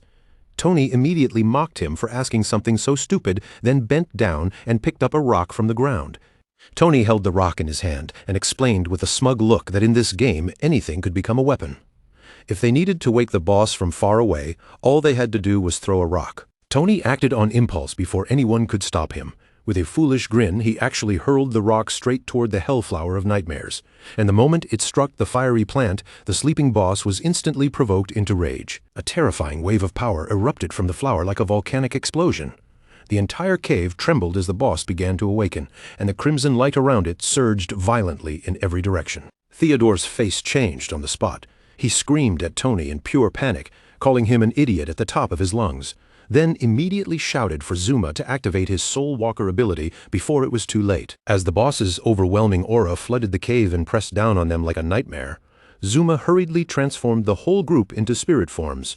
Without wasting another second, they fled through the tunnel in a frantic rush, desperately trying to escape the monster they had accidentally awakened. After finally making it back outside the cave, the group barely managed to steady themselves. The deadly pressure from inside faded behind them, and only then could they catch their breath again. Theodore's fear quickly turned into fury. Enraged by Tony's stupidity and the fact that it had nearly gotten all of them killed, he stormed forward and kicked Tony violently to the ground. Then he screamed at him, calling him a useless fool who had almost ruined everything. Theodore stood over the crying Tony with a terrifying glare, his voice cold and threatening. He ordered Tony to remain there and practice building walls until he mastered it completely. Then he warned him that if he failed, Count Bold from Country M would personally wipe him out. Tony trembled in fear and quickly nodded, not daring to argue. The scene then shifted to the corroded forest on the outskirts of the Magic City ruins, where the air was damp, toxic, and filled with the faint scent of decay. A swift white creature suddenly lunged forward like a flash of light. Its jaws clamped down hard on a tree-like monster, tearing into it before the creature even had time to resist. Lin Qingyu stood with her squad nearby, watching the white creature slaughter the tree spirits one after another. Each fallen monster burst apart into glowing lifespan orbs, scattering light across the corroded forest floor. One of her teammates stared at the creature in amazement and praised Lin Qingyu, marveling at how powerful her dragon was and asking when she had managed to obtain such a treasure. Lin Qingyu laughed it off and casually claimed she had simply gotten lucky while opening a treasure chest the day before. The teammate could not hide his envy, saying this was probably the first dragon mount in the entire game, and with a full 100% movement speed bonus, something like this would have been worth an unbelievable fortune in older games. But before the relaxed atmosphere could continue, Lin Qingyu's expression suddenly changed. Her eyes sharpened as she sensed something unusual moving nearby. Green poisonous gas began swirling around the party without warning, curling through the trees like a living mist. Lin Qingyu immediately shouted for everyone to stay alert, warning them that other monsters were hiding close by. The ground suddenly shook beneath their feet. Massive wooden spikes and thick vines burst from the earth, surrounding the entire party in an instant. Enormous green vines lashed through the air, striking the players and the white creature at the same time, knocking them backward in a chaotic blast. Then, from beneath the forest floor, a gigantic tree monster slowly rose up. Its twisted body towered over them, terrifying and ancient, as if the corrupted forest itself had come alive. The system identified the monster as the corroded ancestor, Asura, a level 25 emerald grade boss with a presence far beyond ordinary enemies. Lin Qingyu's squad was immediately pinned down by the boss's pressure. One male teammate lay on the ground in despair, quickly calculating the hopeless numbers in front of him. The boss had 1 million health, while his own damage was only around 1,000 per second, and he shouted in panic, asking what they were supposed to do now. Lin Qingyu quickly opened her interface, her face tense as she shouted the only solution she could think of. They had to invite Big Brother Shadow over and ask him to save them. Without hesitation, she sent Shadow a message, urgently reporting that a huge emerald-grade boss had appeared. She immediately invited him to join the party so he could track their location. Meanwhile, standing among the city ruins, Shadow accepted the invitation with a calm confirmation. Shadow checked the coordinates and quickly replied to the team. He told them that he was more than 10 kilometers away, but he would arrive immediately. Back in the corroded forest, Lin Qingyu looked at the map and felt her heart sink. She shouted to her teammates that although Shadow was already on the way based on the distance, it would likely take him almost half an hour to reach them. Her teammates cried out in panic, warning that the poison damage was too high and their healing could no longer keep up. Realizing they could not hold out that long, Lin Qingyu cursed under her breath and immediately ordered everyone to retreat. But the moment the order left her mouth, Osiris descended from the sky above the giant tree monster. Shadow stood calmly on the dragon and announced that he had arrived, leaving Lin Qingyu completely frozen in confusion. A tremendous gust of wind swept through the forest with Shadow's arrival, blasting away the poisonous gas surrounding the squad. A system notification appeared informing them that the wind had cleared the poison and removed their negative status effects. Lin Qingyu and her teammates stood there wide-eyed in almost comedic shock. The male teammate stammered at his captain, asking why she said it would take half an hour when it had only been half a minute, while another teammate stared up in awe and trembled as he asked whether the creature Shadow was riding was actually a flying dragon. High above them, Shadow stood atop the skeletal dragon Osiris, looking down at Lin Qingyu's squad. The entire team stared back at him in disbelief, still unable to process how quickly he had crossed such a huge distance. Osiris's purple eyes glowed as its gaze landed on Lin Qingyu's mount below. After studying the white creature for a moment, Osiris wondered aloud whether that little thing was some kind of hybrid dragon. The instant Osiris spoke, Lin Qingyu's mount trembled violently. Its body stiffened with fear, clearly overwhelmed by the pressure coming from the massive skeletal dragon above it. Lin Qingyu's squad was completely stunned. They looked at one another in disbelief, wondering if the huge dragon above their heads had actually spoken like a person. Standing calmly on Osiris's head, Shadow explained that creatures at epic grade or higher were capable of speech. Osiris then asked for permission to eat the hybrid creature below, but Shadow's expression turned cold as he told it to be quiet. Down on the ground, Lin Qingyu's mount had already fainted from pure fear. Lin Qingyu looked up at Shadow with awe in her eyes, murmuring that she had never imagined Big Brother Shadow was already using an epic-grade creature as his mount. Shadow ignored her amazement and shifted his attention toward the giant tree monster. His gaze locked onto the boss as he confirmed that this was the creature with 1 million health points. He quickly analyzed the situation in his mind. With his current damage output, he could kill the boss if he used a full combo, but that felt far too inefficient. What he wanted was not a drawn-out sequence of attacks, but one clean, decisive blow. Deciding that the timing was perfect, Shadow pulled out the glowing ancient god slate. The system immediately identified it as the blessing slate of the blood source, ancient god Alakasi, an item capable of bestowing a blessing on any skill and granting that skill a random enhancement. Shadow considered his skills carefully, noting that many of his main damage abilities had effects that overlapped with one another. After a brief calculation, he chose to place the blessing on instant Shadow / a golden aura instantly wrapped around Shadow's body, shining brightly against the dark forest. At the same time, a notification appeared, confirming that his skill had been enhanced by the blessing of Alakasi. The system revealed the upgraded skill, Alakasi's Blessing, Instant Shadow / The ability had become a single target attack, but its number of hits was multiplied by 6. Every strike would now count as a weak point attack, and each hit would also charge his ultimate skill. Shadow's eyes gleamed as he immediately understood what that meant. His ordinary skill had been transformed into an explosive single-target burst attack, and after a quick calculation, he realized that one use would now unleash 54 strikes. With his clones added into the equation, that number would skyrocket to an astonishing 216 hits. That was more than enough to instantly fill his ultimate skill meter multiple times. Meanwhile, Lin Qingyu's teammates watched from below in confusion, whispering among themselves as they wondered why Shadow had suddenly started glowing. After finishing his calculations, Shadow decided there was no better time to test the power of his newly enhanced ability. In the next instant, his figure vanished into a swirl of dark energy, disappearing from Osiris's head like a shadow being swallowed by the air. A moment later, one of Lin Qingyu's teammates suddenly spotted him high above the battlefield and shouted in surprise. As the teammate cried out that Shadow was fighting the boss alone, Shadow moved with terrifying speed. He flashed toward the giant tree monster and unleashed the empowered instant Shadow Slash directly on its body. The boss was instantly swallowed by a devastating storm of attacks. Dozens of damage numbers erupted almost at the same time, and each one exceeded 10,000, turning the entire impact into a rain of brutal strikes. That single attack instantly filled Shadow's ultimate skill meter.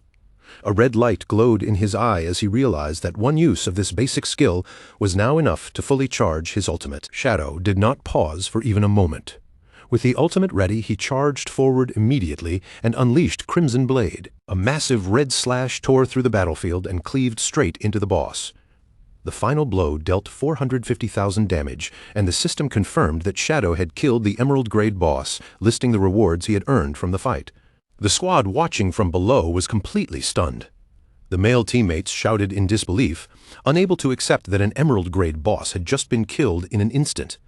Lin Qingyu, however, remained much calmer and simply asked whether this was their first time seeing Big Brother Shadow fight a boss, clearly implying that this kind of ridiculous feat was normal for him. As the red aura around him slowly faded, Shadow quietly evaluated his new strength. He noted that a single use of instant Shadow Slash could now deal around 600,000 damage. Compared to that, the 450,000 base damage of his Crimson Blade ultimate suddenly felt almost lacking. Shadow landed among the glowing lifespan orbs scattered across the forest floor, silently reflecting on the fight. The more he thought about it, the more he felt that his old combat methods were clumsy and inefficient in high-level battles. His previous skill rotations had simply been too troublesome. Gripping his sword, Shadow realized that the slate had created a powerful connection between his abilities. It did not just raise his damage, it also improved the way his skills worked together, giving him stronger burst potential and better survivability at the same time. Even so, Shadow knew this was only the beginning. In his eyes, the true potential of the Shadow class had only just started to reveal itself. Lin Qingyu hurried over with her eyes practically shining, unable to hold back as she blurted out how incredible he was. Shadow barely reacted. He simply tossed out the loot that had dropped from the boss and told her squad they could take it. The moment they realized he was serious, their faces lit up with pure joy, and they quickly thanked him again and again. After handing over the rewards so casually, Shadow looked back at Lin Qingyu and asked whether there were any other bosses in the surrounding area. Lin Qingyu immediately perked up, nodding with excitement as she began naming several nearby locations where more bosses had been spotted.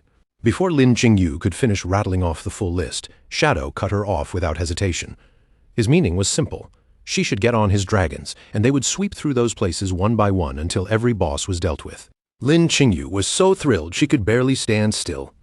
A moment later, Osiris shot upward like a streak of power tearing into the sky, carrying Shadow along with Lin Qingyu, whose excited scream echoed through the air as they vanished into the distance.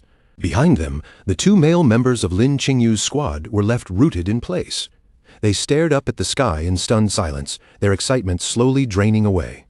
One of them finally lowered his head with a defeated look and muttered, "What about them?" The view then shifted back to the real world, inside a serious conference room in Magic City. The atmosphere was tense, and on the large screen at the front of the room, Theodore's image was displayed for every official present to see. One official reported that Theodore, a man from the M-Country embassy, had offered them intelligence about the first diamond-grade boss. But the moment this was said, another official frowned and questioned whether information that valuable could really be given away for free. The first official quickly clarified the situation. Theodore had not asked for money, resources, or any kind of rare reward. His only condition was simple. He wanted them to arrange a flight that would take him back to M country. The lead official's expression immediately darkened with suspicion. To him, such a tiny request in exchange for intelligence on a diamond-grade boss felt far too strange. The more valuable the information was, the more it seemed like there had to be a hidden trap behind it. But his subordinate offered another angle. Theodore was not merely handing over coordinates from a safe distance, he had also volunteered to personally accompany their team to the boss's location. If this really was a setup, then Theodore would be walking straight into danger with them, which made the whole thing seem almost suicidal. The lead official did not relax. Instead, he raised the most important problem of all. Even if the information was real, could they actually kill a diamond-grade boss? So far, no one had successfully taken one down, and that fact weighed heavily over the room. That single question carried an uncomfortable meaning. Even someone as famous and terrifying as the legendary Shadow might not be guaranteed to succeed against a monster of that level. After a long pause, the lead official proposed a different direction. Rather than rushing in blindly, they could try cooperating with Shadow and use his strength as the core of their plan. A man seated at the table immediately supported the suggestion with obvious enthusiasm. According to the reports they had received, Shadow could already solo emerald-grade bosses with ease. If their elite forces joined hands with someone of that level, then claiming the first kill of a diamond-grade boss might no longer be impossible. Even then, the lead official remained cautious. His eyes narrowed as he demanded to know whether those reports had been verified, or if they were nothing more than exaggerated rumors spreading among the public. In response, his subordinate lifted a phone and showed him clear battle footage of Shadow in action. He explained that the recording had been captured with a phone created through a Divine Authority book. The evidence was so direct and undeniable that the lead official fell silent on the spot. With solid proof placed right in front of him, the lead official finally made his decision. He agreed to cooperate with Shadow, and the other officials around the table quickly voiced the same opinion. Without wasting another moment, the leader announced that he would immediately send someone to contact Shadow. Somewhere else, a huge mechanical monster covered in heavy armor staggered forward. Its massive body shook the ground with each step, looking like a walking fortress that had been badly damaged but still refused to fall. Shadow stood before it without the slightest hint of panic. Then, in one clean motion, he unleashed his signature move, the Instant Shadow Slash. A gigantic beam of blue energy tore across the battlefield in a flash and cut straight through the mechanical monster's body. The enemy was split apart in a single strike, while Shadow remained perfectly calm where he stood, his cape fluttering behind him in the aftermath. Once the enemy collapsed, Shadow turned his gaze toward Lin Qingyu, who had been hiding behind a nearby tree and peeking out cautiously. He told her to stop hiding, come collect the lifespan orbs, and get ready to move, because they still had to head to the next location. Lin Qingyu stepped out from behind the tree, her face flushed with excitement. As she approached him, she quickly reported that the officials had discovered a diamond-grade boss, and then looked at Shadow expectantly, asking whether he had any interest in it. At that, Shadow's eyes narrowed slightly. A trace of interest appeared in his gaze, and his voice became more focused as he told Lin Qingyu to explain the situation in more detail. Lin Qingyu told him the boss was hidden inside a volcano. Then she revealed its name, the Hellflower of Nightmares. The instant those words left her mouth, Shadow's attention was fully seized. In Shadow's mind, an image from the past rose sharply. He remembered a blazing plant towering above the ruins of a city, surrounded by fire and destruction. This monster was infamous because it had once brought the Great Xia officials their first true large-scale crisis. In his memories from that former timeline, a foreign force had used the Hellflower of Nightmares to slaughter more than 100 official professionals in Magic City. That disaster plunged the entire region into chaos for half a year, and in the end, thousands of people lost their lives because of it. And Shadow still remembered the person who had stood behind that catastrophe. The mastermind who triggered everything was a man named Theodore. Shadow immediately suspected that Lin Qingyu's team had not been the ones to discover the boss, so he questioned her directly. Lin Qingyu admitted that it had been found by a foreigner and that the higher-ups had already decided to form a huge 100-person group to launch a crusade against it. Shadow rejected that decision without even pausing to think. In his eyes, those people had no understanding of how dangerous the Hellflower of Nightmares truly was. He ordered Lin Qingyu to gather 25 elite players, and every single one of them had to be at least level 18 and already finished with their first-class advancement. Lin Qingyu froze when she heard those requirements. Level 18 elites who had completed their first-class advancement were not easy to gather at all.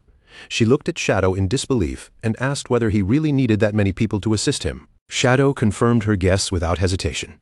He explained that although the Hellflower of Nightmares was officially a diamond-grade boss, its actual stats were already close to an epic-grade monster. There were only two ways to defeat something like that. The first was to crush it with overwhelming power, but he admitted plainly that he did not have that level of strength right now. Because of that, they had no choice but to use the second method. They needed to treat it like a proper strategic raid, and that kind of standard raid required a team of at least 25 people to function correctly. Lin Qingyu still could not fully understand his reasoning. Since the officials were already planning to send 100 people, she wondered why they could not simply follow that plan. In her mind, having more people should have made the fight easier, not harder. Shadow did not bother giving her every detail.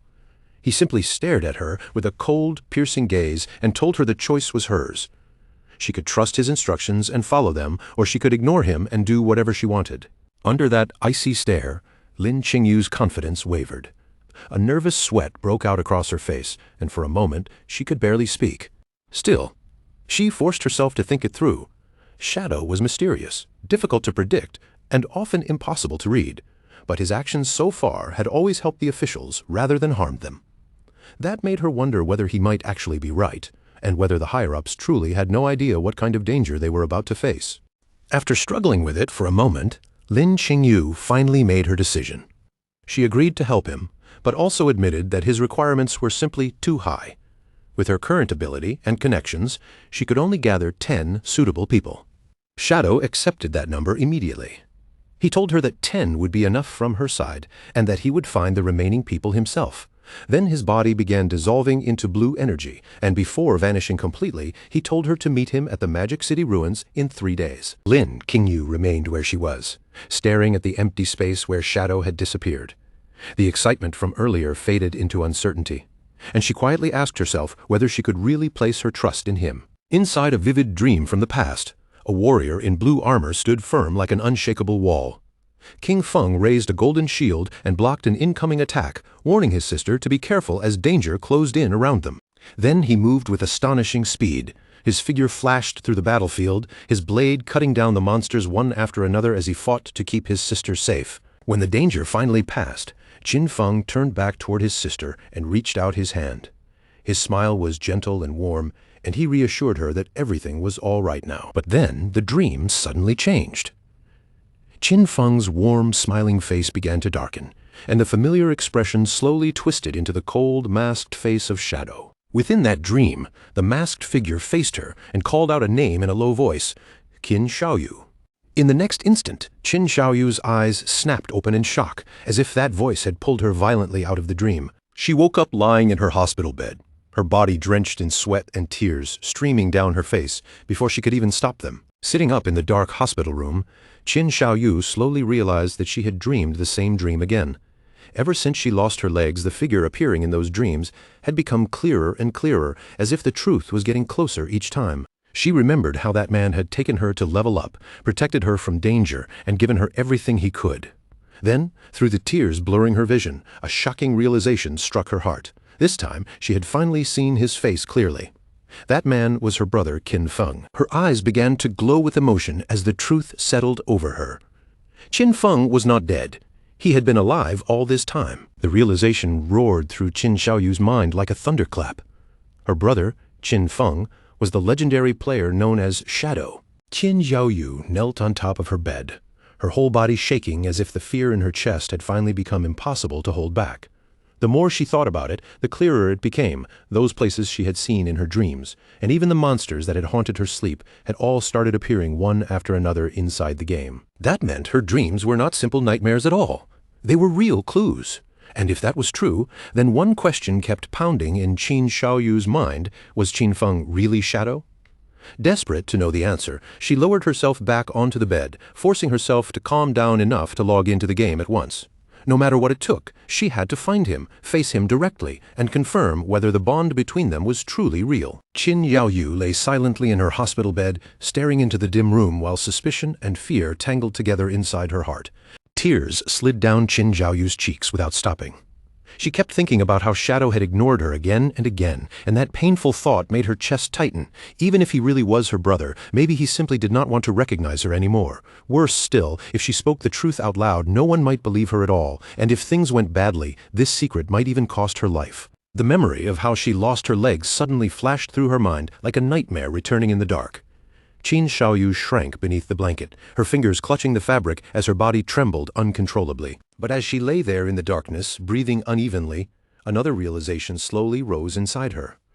This chance might be the last hope she had left. With that thought burning through her fear, Qin Xiaoyu forced herself to gather every bit of strength she still had. Even if this was only a tiny chance, she had to grab it with both hands and use it to reach him again. Inside the game, within the Knights Templar hideout, the guild leader carefully supported Qin Xiaoyu as she appeared. He looked at her with concern and asked why she had suddenly logged in at a time like this. Then he explained that although her legs were restored inside the game world, her condition was still far from normal. Her stats had been cut in half, and she was still affected by a stumbling debuff that made every step unstable. Before he could even finish speaking, Qin Xiaoyu's legs gave out beneath her, and she lost her balance, falling helplessly to the floor. The guild leader hurriedly asked if she was injured, but Qin Xiaoyu immediately lowered her head with a pitiful expression. Playing the role of the weak victim perfectly, she cried that she only wanted to repay everything the guild had done for her. With a trembling voice, she begged him to let her keep doing her old job, standing guard by the door and waiting there for Big Brother Shadow. The guild leader acted deeply moved by her loyalty, as if her dedication had touched him from the bottom of his heart. Supporting her carefully, he helped Qin Xiaoyu back toward the doorway, saying that since she already knew the task well, she could continue watching the entrance. But just then, a system notification suddenly popped up in front of him. It was a private message from Shadow, sent directly to the guild leader, Chen Wuming. The message asked whether he wanted to take part in claiming the first kill of a diamond-grade boss. In an instant, Chen Wuming's entire expression changed, his calm face twisting into wild excitement. Chen Wuming shouted that this was the kind of chance he had dreamed about, and in his excitement, he actually dropped Qin Xiaoyu right there before rushing away. He yelled that urgent business had come up, but as he ran, Shadow sent another message telling him not to get ahead of himself. Shadow ordered him to find 2 specific players, Safety First and Grey Rose, and bring them to the Magic City ruins in 3 days. Chen Wuming accepted without the slightest hesitation, practically glowing with anticipation. In another brightly lit room, a table had been filled with magical food created from the Divine Gift Book. Among all the strange and tempting dishes, one item stood out the most. A huge fortress burger sitting there like a treasure waiting to be devoured. Little Black stared at the food with sparkling eyes, saliva almost dripping from the corner of her mouth. She praised the Divine Gift Book's creations for looking unbelievably delicious, already reaching forward as if nothing in the world mattered more than that first bite. At that exact moment, the door was suddenly kicked open with a loud crash.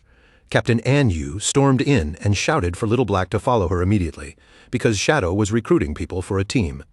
Little Black had not even managed to take a single bite before An Yu grabbed her and dragged her away by force. As she was pulled from the room, Little Black screamed desperately for her burger, while An Yu snapped at her for thinking only about food, even at a time like this. As Little Black was dragged farther and farther from the table, tears filled her eyes. Only then did she fully realize how unusual this was. This was the first time Shadow had ever personally asked others for help. Meanwhile, Shadow sent out another message, telling the team to return to Magic City and gather at the Evil Spirit Academy. It stood deep within the ruins, like a massive Gothic cathedral, dark and solemn against the broken city around it. Back inside the hideout, a heavy door slowly opened, and Zhang Yaoying the witch came running in with quick, eager steps. She looked toward Shadow with a bright smile, her eyes carrying a playful glint, and asked whether the big boss had specifically called for her. Shadow gave her a direct answer, confirming that he needed her help for a boss battle that would take place in a few days. But right after saying that, Shadow noticed something strange about her status. His brows shifted slightly as he asked why she was still only level 10. Zhang Yaoying explained without embarrassment that she had spent all of her experience on advancing her class tier instead of raising her level. Shadow was genuinely stunned. For someone to complete 3 class advancements while still stuck at such a low level was beyond reckless. He could not help commenting on how daring she was, while Zhang Yaoying simply giggled as if she had done nothing unusual at all. Suddenly, magical energy began to twist and gather in the air. From within the swirling light, a figure stepped out with white hair, red skin, and sharp horns. It was Qin Xiaoyu.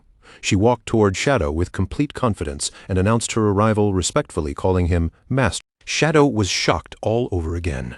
He stared at the demon girl in front of him and blurted out, asking why she was also only level 10.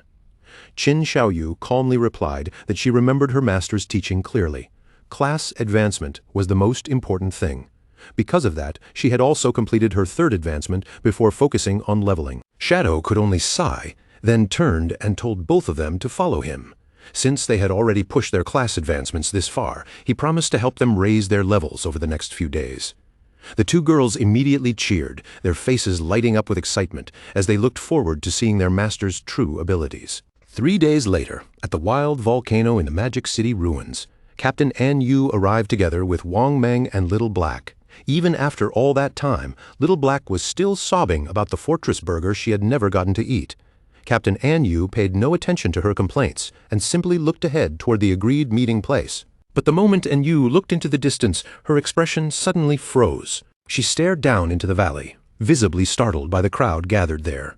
The number of people was not especially large, but almost every face looked familiar enough to make her heart tighten. This was not an ordinary group at all.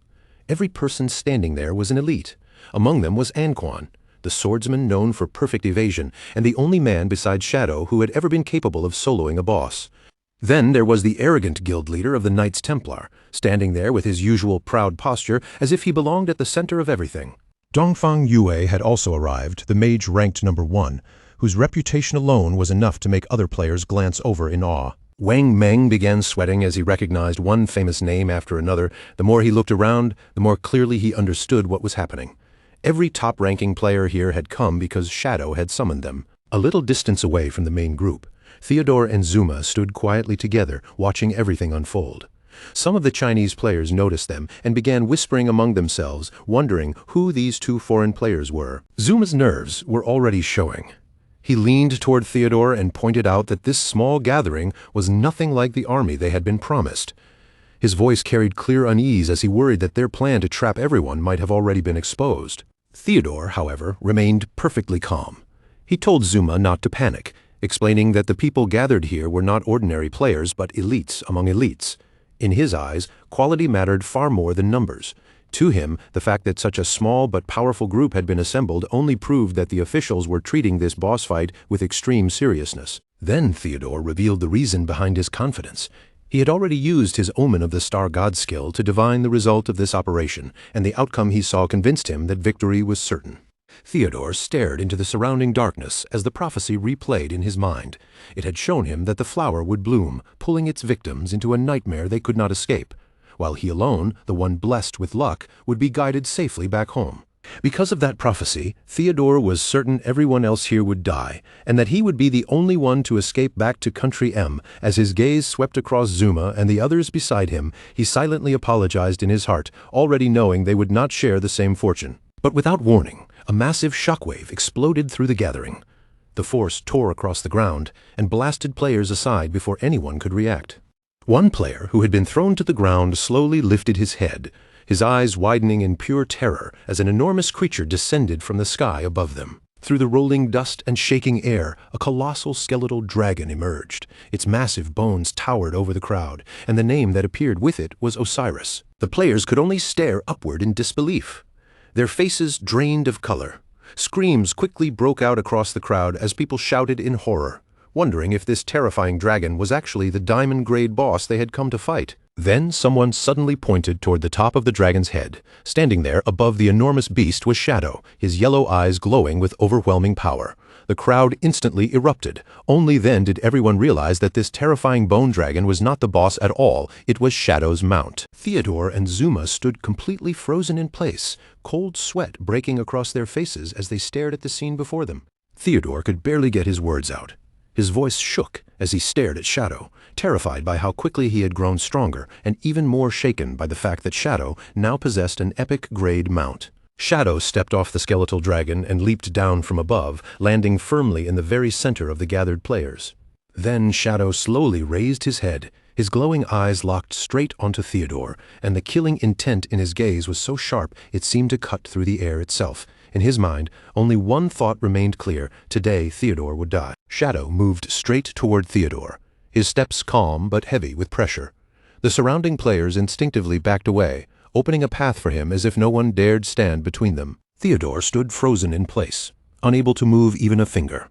Shadow kept walking toward him without sparing a glance for anyone else, making it painfully clear who his real target was. Only after stopping near the gathered elites did Shadow slowly sweep his gaze across the crowd. His voice remained steady and unreadable, as he calmly said that everyone who needed to be here had already arrived. Then, without giving Theodore any room to refuse, Shadow turned his gaze back onto him and ordered him to lead the way. Theodore's body went rigid as Shadow stepped in behind him, the pressure from his presence almost crushing.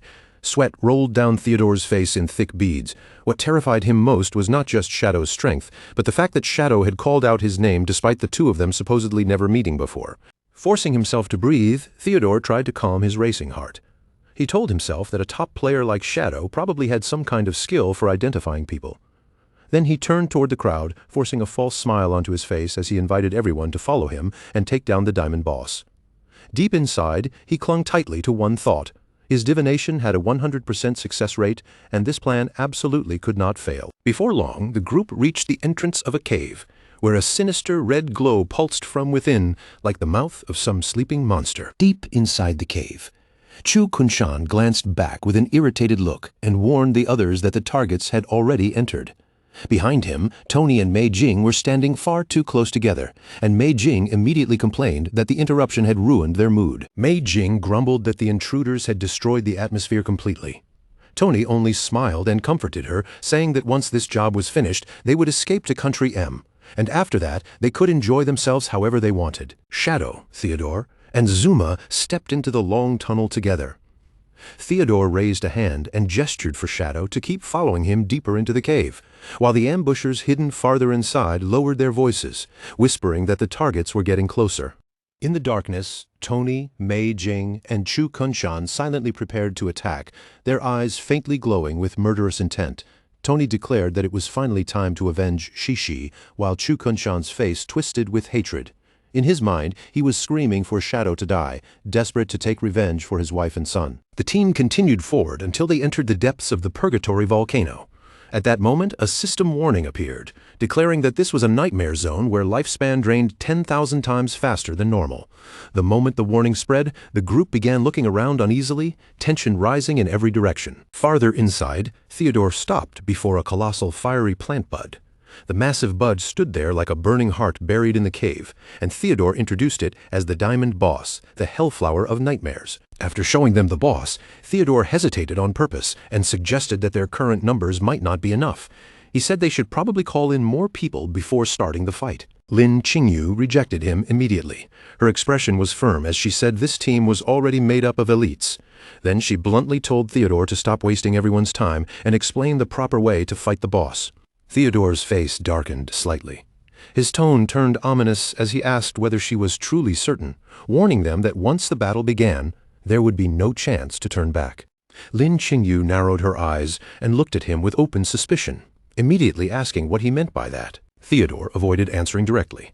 Instead, he claimed the boss involved complicated mechanics, and he did not want to explain the same thing twice. Then he asked one final time whether they had truly decided to fight with only the people present. Behind Shadow, the gathered elites responded with full confidence. They shouted that with Big Boss Shadow here, this Diamond Boss would be nothing difficult at all, and victory was practically guaranteed. Theodore's face twitched from barely suppressed anger as he listened to their arrogance. Still, he forced the emotion down and muttered a sarcastic word of encouragement under his breath. In his heart, Theodore cursed these Chinese players as stubborn fools. Then he turned his back to them, hiding the cold look in his eyes. He bent down and picked up a rock from the ground, holding it in his hand as he told everyone to listen carefully, because he would only explain the boss mechanic once. The others focused on him at once, waiting for the explanation. Theodore stood before them and said the boss fight was actually very simple, because there was only one thing they needed to understand. Suddenly, Theodore's eyes flashed red. He raised the rock and prepared to throw it at the Hellflower, repeating the exact action that had awakened the monster before. Then he screamed that the only mechanic they needed to know was this: all of them were going to die. The elites stared at him in stunned disbelief. In that instant, they finally understood that they had walked straight into a trap. But the realization came far too late. Theodore screamed and hurled the rock forward. It struck the base of the Hellflower of Nightmares with a sharp impact, dealing only a single point of damage, but that tiny amount was more than enough to trigger the monster. The next second, the enormous plant erupted violently, blazing with waves of fiery energy that burst outward from its body. A terrifying atmosphere swallowed the cave almost instantly. As the nightmare debuff took effect, shadowy figures began emerging all around them, twisting out of the darkness like living fear. Wang Meng shouted in confusion, unable to understand what was happening. Lin Qingyu reacted even faster, screaming that this was a trap and immediately ordering everyone to retreat. But when they turned back toward the entrance, their escape route was no longer open. 3 sinister figures were already standing there, blocking the path like executioners waiting in the dark. Tony stepped forward first, his body glowing with cold blue energy. He laughed loudly, mocking them as great Xia pigs, and told them there was no way they were getting out alive. Then Tony activated his wall construction skill. With a thunderous crash, a massive stone wall slammed down in front of the cave entrance, sealing the only exit completely. Inside the sealed cave, Theodore remained strangely calm. Unlike the others, he believed he still had a guaranteed way to escape. A sinister grin spread across his face as he turned to his subordinate Zuma and ordered him to activate Soulwalker. With that ability, they would be able to phase straight through the stone walls and leave everyone else behind. But before Zuma could even use the skill, a blazing energy arrow tore through the air and pierced straight through his head, killing him on the spot. Theodore whipped around, cold sweat instantly breaking out across his face. In that moment, he realized his escape plan had already been seen through. Lin Qingyu held a glowing crossbow aimed directly at Theodore and coldly admitted that Shadow had been right all along. Then she declared that those who were not of their race would always carry treacherous hearts, and with that judgment she sentenced Theodore to death. Without hesitation, Lin Qingyu unleashed her demon-breaking arrow, sending the glowing shot straight toward Theodore to execute the traitor. But Theodore only sneered and called their efforts naive. A glowing blue card appeared in his hand, and he immediately activated a skill that allowed him to swap positions. In the blink of an eye, Chu Kunshan suddenly appeared in front of the incoming arrow, forcibly dragged into Theodore's place and thrown directly into its path. The arrow slammed into Chu Kunshan's chest with a sickening impact, piercing straight through him before he could even understand what had happened. As Chu Kunshan collapsed, he stared in disbelief, questioning why he had been sacrificed. At the same time, Theodore's body dissolved into light, successfully escaping by using the position swap to replace himself with Chu Kunshan. Outside the sealed cave, a pair of feet suddenly landed on the ground beyond the wall. Theodore appeared safely outside, standing behind the barrier that trapped everyone else inside. Mei Jing and Tony both looked at him in surprise, clearly not expecting him to emerge alone. Above Theodore's head, a card floated in the air, revealing the trump card he had prepared, the Dark Star Boundary. This ability allowed him to switch positions with anyone carrying his card, and he had given one to Chu Kunshan from the beginning, intending to use him as a scapegoat when the time came. Tony frantically asked where Zuma had gone, while Mei Jing noticed that Chu Kunshan was missing as well. Completely misunderstanding what had happened, Tony angrily concluded that Chu Kunshan must have betrayed them and cursed the Great Xia people for being impossible to trust. Theodore ignored their confusion entirely. He coldly ordered Mei Jing and Tony to log out of the game at once, telling them that the time had come to flee the country immediately. As Theodore's avatar began fading away, Lin Qingyu's words echoed again in his mind, "If they are not of my race, their hearts must be different." Rather than denying it, Theodore quietly admitted she had been right, using that very thought to justify the betrayal he had just committed. Meanwhile, in the real world, inside a dark apartment late at night, a horrifying scene began to unfold. On their beds, the physical bodies of Zuma and Chu Kunshan started shaking violently. Their real-world bodies were now suffering the consequences of the deaths they had just experienced inside the game. Theodore looked down at his fallen comrades with a grim expression, his eyes cold as their bodies lay motionless before him. In a low voice, he stated that because they had died within the boss's territory, their souls had been pulled directly into the nightmare. He declared that there was no way to save them now. For a brief moment, Theodore showed a thin, icy trace of pity, not for their lives, but for the loss of a useful asset like Zuma. But that faint regret vanished almost immediately, replaced by clear relief. Theodore told himself that the sacrifice had been worth it, because Shadow and every elite trapped inside the cave were undoubtedly dead by now. As Theodore walked through the room with Tony and Mei Jing, the prophecy echoed in his mind once again. He recited it like a victory chant. The flower had bloomed, the victims had been dragged into a nightmare, and he alone, the one blessed by fortune, had been guided back toward the home he had waited so long to return to. While preparing to leave, Theodore was already thinking several steps ahead. He believed this disaster would heavily damage Great Xia's strength, and once they made it back to Country M, their side could send elite forces to attack while Great Xia was still weakened. With one final look filled with vicious hatred, one of his eyes glowing ominously, Theodore silently vowed that Great Zia would be destroyed completely. Meanwhile, inside the cave, the situation had become extremely dangerous. The massive hellflower of nightmares had fully bloomed, and a strange, deadly light spread through the entire cavern. The players were instantly thrown into chaos. A red bar appeared above each of their heads, marking them with the nightmare status, and panic quickly swept through the group as the elites realized something was seriously wrong. Wang Ming's face turned pale as he nervously explained the terrifying truth to Little Black. Once players entered the nightmare state, they could no longer revive, and they could not log out either. If they died here, that death would be permanent. Those words crushed the group's morale in an instant. They were trapped with a diamond-grade boss, sealed inside a zone where their lifespan was draining 10,000 times faster than normal. Just as despair began to swallow everyone, a party invitation from Shadow suddenly appeared in front of them, shocking the entire group. Shadow stood ahead of them with his back turned, his cape swaying behind him in the heated air. His voice was calm and steady as he assured the terrified players that since he had gathered them here, he would not let them die. Then Shadow turned his head slightly, one glowing eye cutting through the darkness. He ordered them to follow his instructions exactly, and promised that as long as they did what he said, they would defeat this boss. Knowing this was their only remaining chance, the Knights Templar Guild leader and the others quickly nodded in agreement, placing their hopes on Shadow without hesitation. One after another, the system list began filling up as all the elites accepted the party invitation.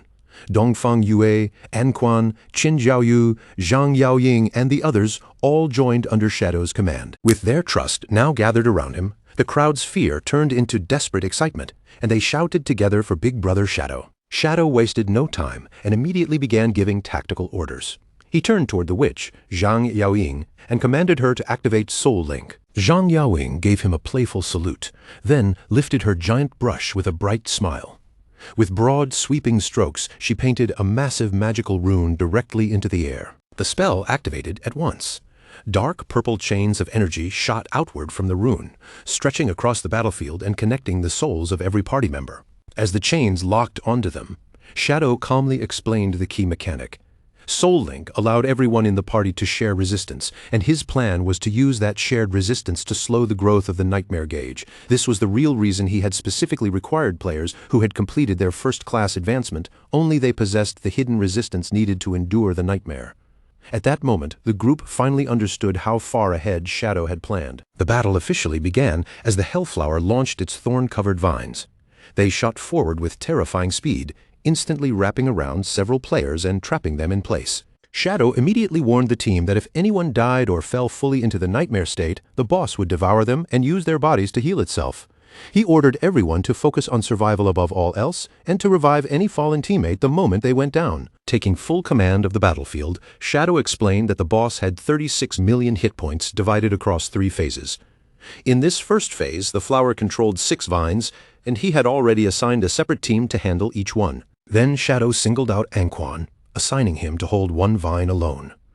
Anquan was briefly surprised by the responsibility, but when Shadow acknowledged his skill directly, he could not hide the pleased look on his face. The fight erupted immediately.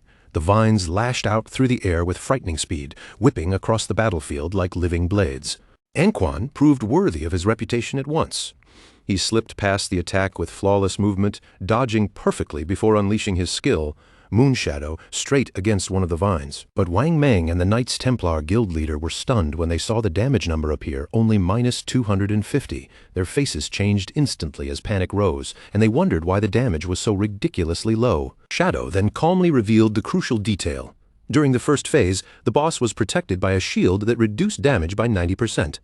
The team's hope sank immediately, and several players cried out in despair, asking how they were supposed to fight under conditions like that. Shadow ignored their panic and leaped high into the air.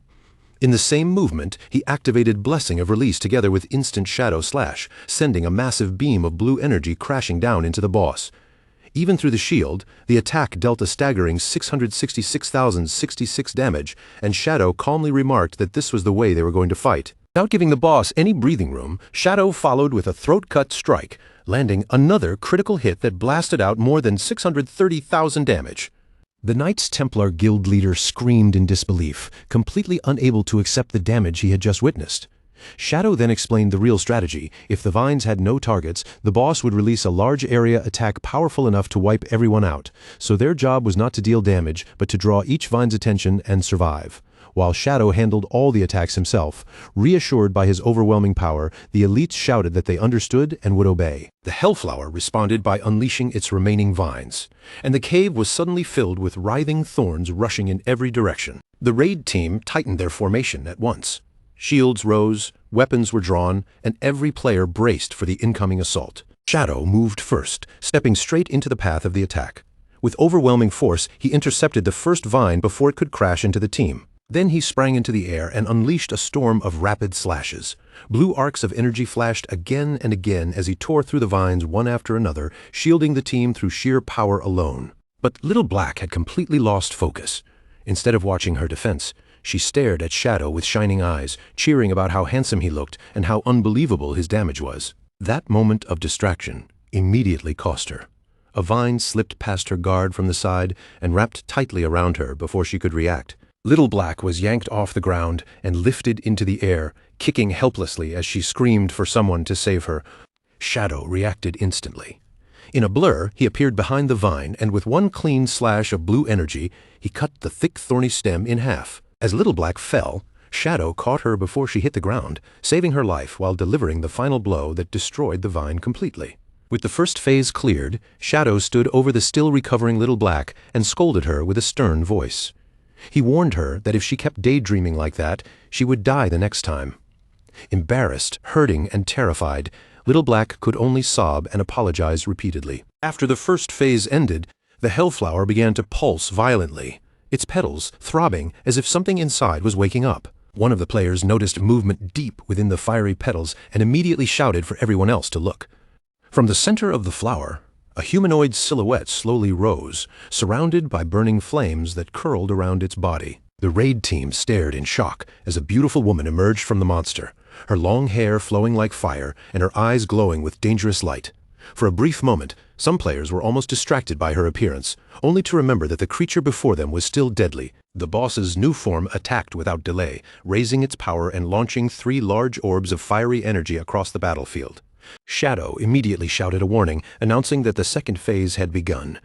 He explained that those 3 orbs were nightmare energy, and each one would randomly lock onto 3 different players. He continued explaining that if anyone touched one of the orbs, their nightmare gauge would instantly rise by 10%, and the orb would split into 2. But before he could finish the warning, one orb slammed into a player. Just as Shadow had said, the orb split apart the moment it hit, turning into 2 new orbs that shot off in different directions. The sight threw the nearby players into panic. Shadow remained calm and immediately told everyone not to panic, keeping his voice steady over the growing chaos. Because the orbs moved slowly, Shadow ordered the targeted players to kite them away from the group, while everyone else dealt with the vines that had begun appearing again. Then he added one key detail. In this phase, the boss's damage reduction had dropped to 50%. With the battle plan already set, Shadow gave the team their roles without hesitation. He ordered everyone else to handle the mechanics and keep the battlefield stable, while he charged straight ahead to face the Hellflower's main body alone. Shadow dropped down from above like a streak of darkness, his body cutting through the heated air as he aimed directly for the Hellflower's human form. As he closed in on the boss, one thought flashed through Shadow's mind. A diamond-grade monster like this was the perfect target for him to test just how terrifying his full firepower had become. Without slowing down, Shadow activated Shadow of Slaughter. Darkness gathered around him, and several shadowy clones formed beside him, each one carrying the same deadly pressure. In the next instant, 5 figures descended together, Shadow himself and 4 identical clones.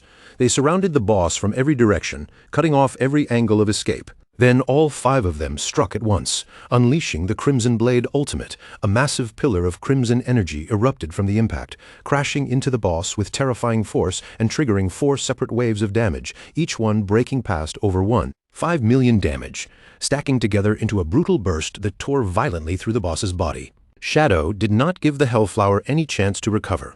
He immediately followed with a throat-cut strike, carving in a deep wound and inflicting a massive bleed effect on the boss. After finishing the combo, Shadow pulled back slightly to check the damage.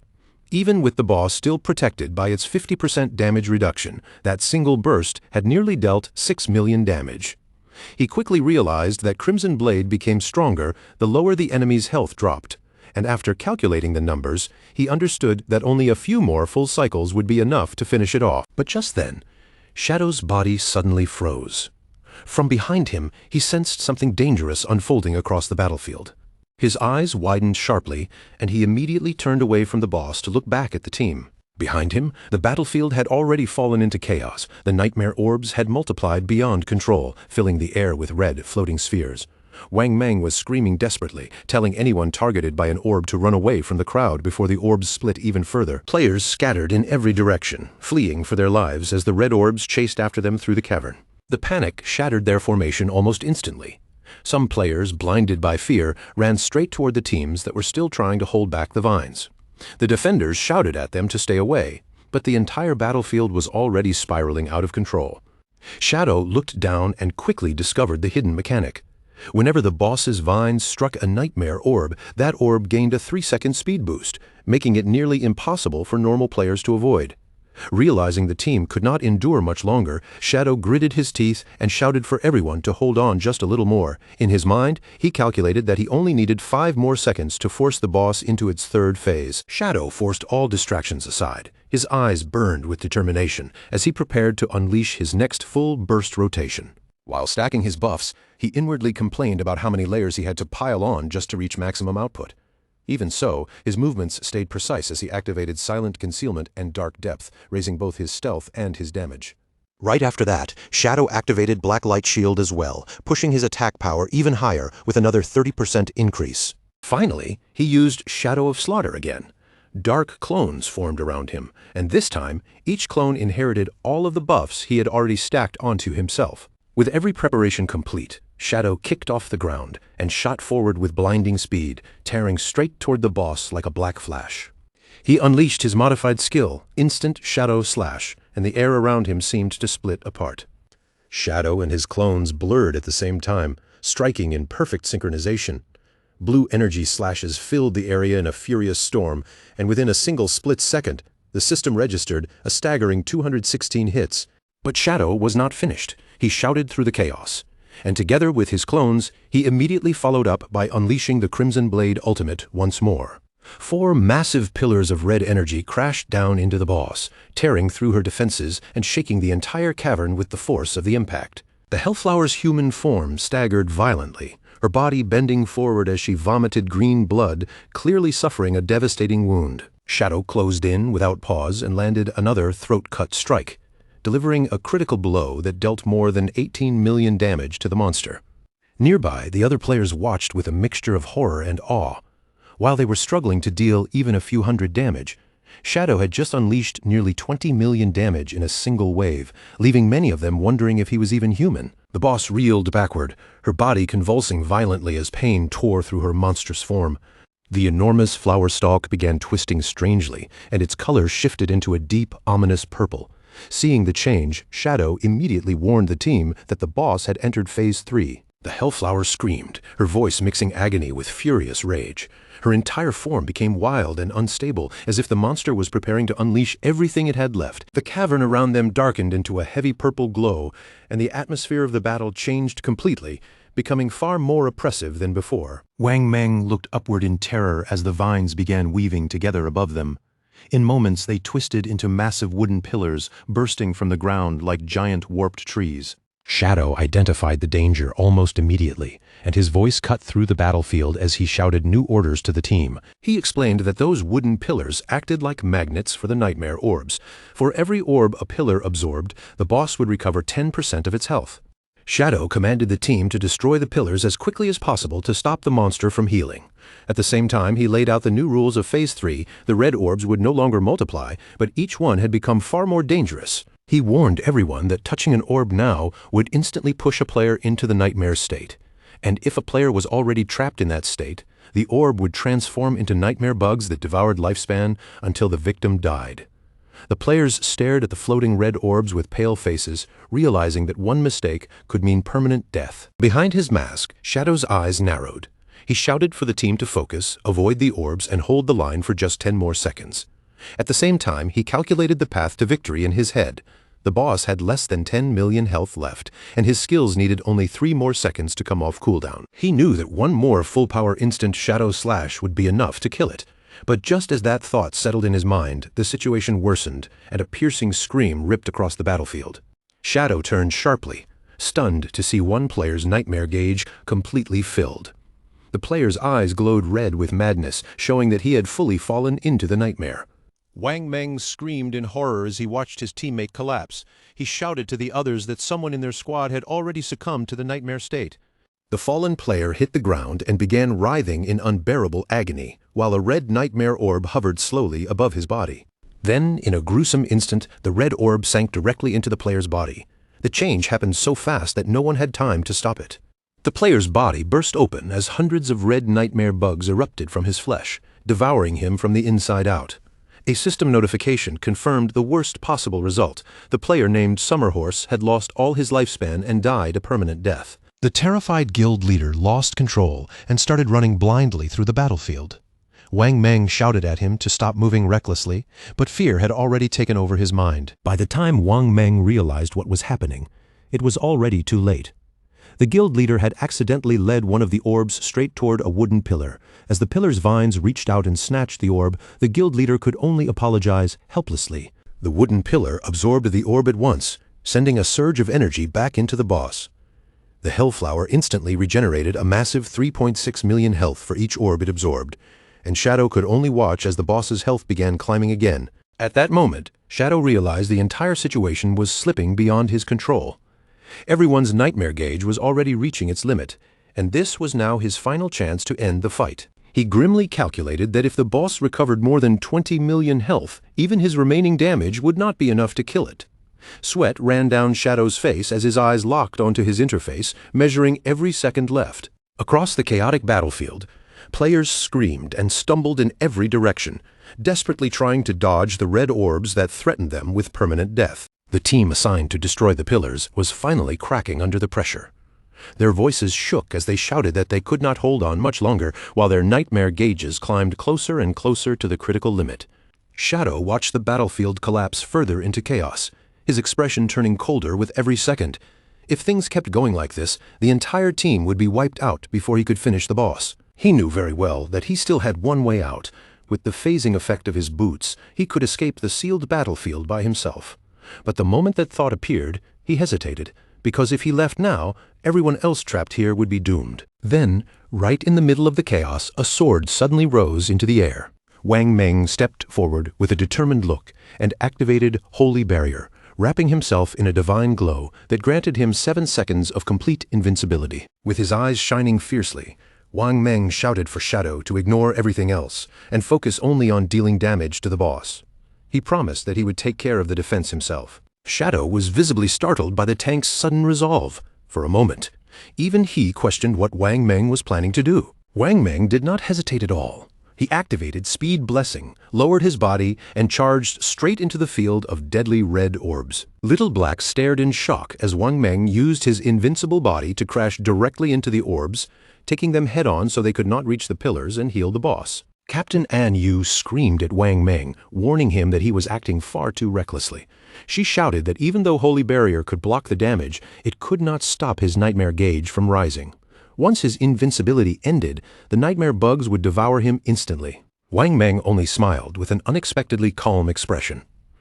He said he already understood the price, but someone had to do it, because this was the only way they had left to win. As he rushed closer and closer towards certain death, Wang Meng declared that he believed in Shadow completely and trusted him to lead everyone to victory. Captain An Yu's eyes hardened, and in that desperate moment, she chose to accept Wang Meng's plan. She activated Symbiotic Dragon Spirit, and a massive blue dragon appeared beside her, its body surging with power, while its life force connected directly to her own. With one sharp swing of her sword, Captain An Yu commanded the blue dragon to charge forward and devour the deadly nightmare orbs. Because her life was linked to the dragon, the corruption struck her body instantly. Her nightmare gauge shot straight to the maximum, and she vomited blood, forcing herself to endure the curse so Shadow would not have to waste even a second. At that exact moment, Wang Meng's invincibility finally ran out, leaving him completely exposed to the threat of permanent death. Before long, Wang Meng dropped to one knee on the ground. his body glowing with a golden aura as he struggled to stay conscious. Little Black screamed when she realized what was happening, and Yu and Wang Meng were using their own bodies to swallow the orbs and buy Shadow more time. With tears in her eyes, she shouted for the rest of the team to join them. One after another, the other players rushed forward as well, using their own bodies to intercept the red orbs. They knew they still had a chance to survive, but only if Shadow killed the boss fast enough. Anquan, the swordsman, smiled with fearless confidence even as the orbs struck him. He declared that their only job now was to buy time for Shadow. Even Zhang Yaoying, the witch, stood with the others and laughed in the face of death, showing no intention of backing down. Then a support player suddenly understood something. Since they were all falling into the nightmare state anyway, they might as well use their final moments to strengthen Shadow. He cast a blessing onto him and shouted for everyone to pour every skill they had into their leader. The other mages reacted immediately. Spell after spell flew toward Shadow, and every available buff was cast onto him without hesitation. Shadow stood in the center of that chaotic surge of energy, fully empowered and crackling with blue lightning. Around him, his teammates screamed for him to kill the boss and drag them back out of the nightmare. Watching his teammates throw themselves into danger without hesitation, Shadow's expression carried both amusement and fierce determination. He muttered that they really were a reckless bunch. The massive energy his team had poured into him surged through his entire body, overflowing so intensely that the air around him seemed to tremble. Shadow immediately activated skill after skill in rapid succession. Silent Concealment, Deepest Darkness, Shield of Black Light, Shadow of Slaughter, and Grace of Release, all stacking together into one terrifying final burst. With his power pushed to its absolute peak, Shadow lifted one finger and pointed straight at the boss, issuing the final command. His dark clones materialized around him one after another, spreading out and surrounding the Hellflower of Nightmares from every direction. Together they unleashed a synchronized barrage of attacks. Purple slashes spun into a violent vortex around the boss, shredding through its petals as the system instantly registered 216 hits. Shadow stood amid the storm of energy, his cape whipping behind him. Then he launched himself high into the air, positioning his body directly above the weakened monster. He descended like a falling meteor, rushing toward the flower's center while his glowing eyes burned with deadly intensity. A massive vertical slash tore downward, cutting straight through the boss. The strike split the flower apart and seemed to slice through the very space around it. The monster exploded into a swirling vortex of energy. Around the battlefield, the twisted red pillars of the nightmare realm began crumbling apart as the boss's power finally faded. A system window appeared, announcing that the party had achieved the global first kill of a diamond-grade boss. Below, Captain An Yu and Wang Meng lay exhausted on the ground, but still alive, surrounded by green healing flames as the nightmare finally came to an end. Anquan and Zhang Yaoying immediately cheered, their voices filled with relief and excitement as they celebrated the impossible victory. Captain An Yu complained weakly that the curse had drained 10 years of her lifespan. Wang Meng comforted her with a tired smile, saying that losing 10 years was still a small price to pay for surviving, and that this proved trusting Shadow had been the right choice. As the boss's body dissipated completely, golden loot orbs began raining down from above. One greedy player immediately jumped toward the treasure, but the others shouted for him to stop, insisting that Shadow should be the one to distribute the rewards. But Little Black looked around and suddenly realized something was wrong. Their leader was nowhere to be seen. The team quickly began calling out, asking where Shadow had gone. Shadow contacted them through voice chat and told them to wait for him because his business was not finished yet. The team was confused, pointing out that the boss had already been killed. In the distance, Shadow appeared wrapped in purple energy, his voice cold as he confirmed that while the monster was dead, the people who truly deserved to die were still alive. He mounted his skeletal dragon, Osiris, and the massive bone dragon carried him straight up into the sky. Shadow was hunting Theodore, the traitor who had already boarded a plane and was trying to flee back to Country M. Even with the distance between them, Shadow chased the plane high into the atmosphere, refusing to let Theodore escape the price of his betrayal. Theodore's earlier prophecy seemed to echo mockingly through the night. The flower would bloom as expected. He would be the only fortunate one, and the invisible path in the sky would guide him back to the homeland he had longed for. But high above the night sky, Shadow was already pursuing the airplane on the back of his skeletal dragon, Osiris. To make this chase possible, he had consumed more than 3,500 years of tradable lifespan to synchronize his game abilities with reality, bringing his stats, equipment, and even his epic-grade mount into the real world. With Osiris's terrifying speed, Shadow finally closed the distance and caught up to the fleeing aircraft. Then Shadow leaped from the dragon's back, diving through the fierce high-altitude winds before landing firmly on top of the speeding jet. He slowly stood up on the aircraft, his yellow eyes glowing in the darkness as black energy surged around his body, ready to carry out his revenge. Inside the airplane cabin, the mood felt relaxed and almost festive. 2 crystal champagne glasses lifted into the light, touched together with a crisp clink, and the red wine inside trembled gently from the toast. Theodore and Mei Jing looked at each other with pleased smiles on their faces. Mei Jing raised her glass slightly and warmly congratulated him, saying he was finally returning to his hometown in Country M. Theodore leaned back with a satisfied expression, clearly enjoying the moment. With an air of confidence, he welcomed both Mei Jing and Tony, treating them as official new members of Country M from this moment onward. Mei Jing kept her tone polite as she asked Theodore to look after them in the future. Meanwhile, Tony sat nearby with his attention fixed on his phone, a nasty laugh curling from his lips as he eagerly opened the news, wanting to see whether those so-called great ZA players had all died yet. The moment Tony looked at the screen, the mockery on his face vanished. His eyes widened, his smile froze in place, and his expression twisted into complete shock. With both hands trembling, Tony quickly turned the phone toward the others and showed them the unbelievable headline. Shadow's team had not only survived the disaster, but had also taken the first kill on the Diamond Grade boss, and they had done it with almost no casualties. Mei Jing and Tony stared at the news as if their minds had gone blank. Their jaws dropped, and all the arrogance they had carried just moments ago was crushed by the terrifying reality of Shadow's strength. Theodore was shaken so badly that his fingers went weak. The wine glass slipped from his hand, hit the cabin floor, and shattered into pieces, spilling dark red wine across the ground like fresh blood. His lips trembled as he tried to speak, but the words came out broken and uncertain. He simply could not understand how anyone had managed to survive that kind of nightmare.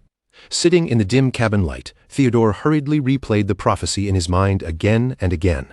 The more he thought about it, the more horror spread through him, because he finally realized he had understood it completely wrong. The real meaning behind the omen of the star god suddenly clicked into place. The pitiful people mentioned in the prophecy were never Shadow's team at all. They were his own subordinates. His gaze slowly moved toward Tony and Mei Jing, and an icy chill crawled up his back as the final line became clear. You are the only lucky one. If Theodore was truly the only one meant to survive, then the 2 people in front of him had already been marked for death, as if his fear had called the nightmare into existence. Theodore's eyes drifted past them toward the airplane window. There, beyond the glass, Shadow's masked face appeared in the darkness, his glowing yellow eyes staring straight at Theodore from outside the plane. Theodore instantly screamed. His face turned pale as he lifted a trembling finger toward the window and shouted that Shadow was outside the aircraft. Tony, completely confused by his boss's sudden breakdown, leaned forward and pressed his face close to the glass to check. After looking outside, he turned back with a puzzled expression and said there was nothing there but the empty sky, not realizing that death was already hovering only inches away. Theodore lowered his gaze to his phone with pure terror in his eyes. His voice shook as he confirmed to his panicking subordinates that Shadow had really tracked them all the way here. Tony finally pieced the situation together, and his face changed drastically. He screamed that Shadow must have extracted the skeletal dragon into the real world. Theodore understood exactly what that meant. Bringing an epic-grade mount out of the game would require more than 1,000 years of lifespan, an almost unimaginable price. Hearing this, Mei Jing completely broke down, tears spilling from her eyes as she became convinced that they were finished. But Theodore forced himself to calm down and think clearly. He quickly pointed out that this was still a civilian flight, and the cabin was filled with ordinary passengers. He reasoned that if Shadow tried to force his way inside, the entire plane would be destroyed, and every innocent passenger on board would die with them. Clinging to that thought, Theodore regained a trace of confidence and declared that Shadow would never dare kill so many civilians, which meant they were safe at least until the plane landed. Then Theodore revealed the card he still had hidden up his sleeve. He had already contacted reinforcements in advance. At the airport in Country M, a group of elite-powered individuals had already begun gathering. On the ground below, a cybernetic soldier received the message that Shadow was on his way. The elites immediately entered combat readiness. Among them were a white-haired woman and a hooded figure, both preparing themselves for the battle that was about to come. 2 other agents quickly confirmed that the mission had changed. Their focus was no longer routine protection, but direct interception. Above the airport, a massive magic circle lit up the night sky, spreading an ominous glow over the runway. Their objective was clear. The moment Shadow landed, they would kill him on sight. High above the clouds, Theodore convinced himself that all they had to do now was wait. He comforted Mei Jing and Tony, telling them that Country M would never abandon its own citizens. Mei Jing, finally finding a little hope, thanked him with relief, while Tony immediately swore their loyalty, neither of them realizing that their sense of safety was nothing more than an illusion. Deep down, Theodore's thoughts revealed just how ruthless he truly was.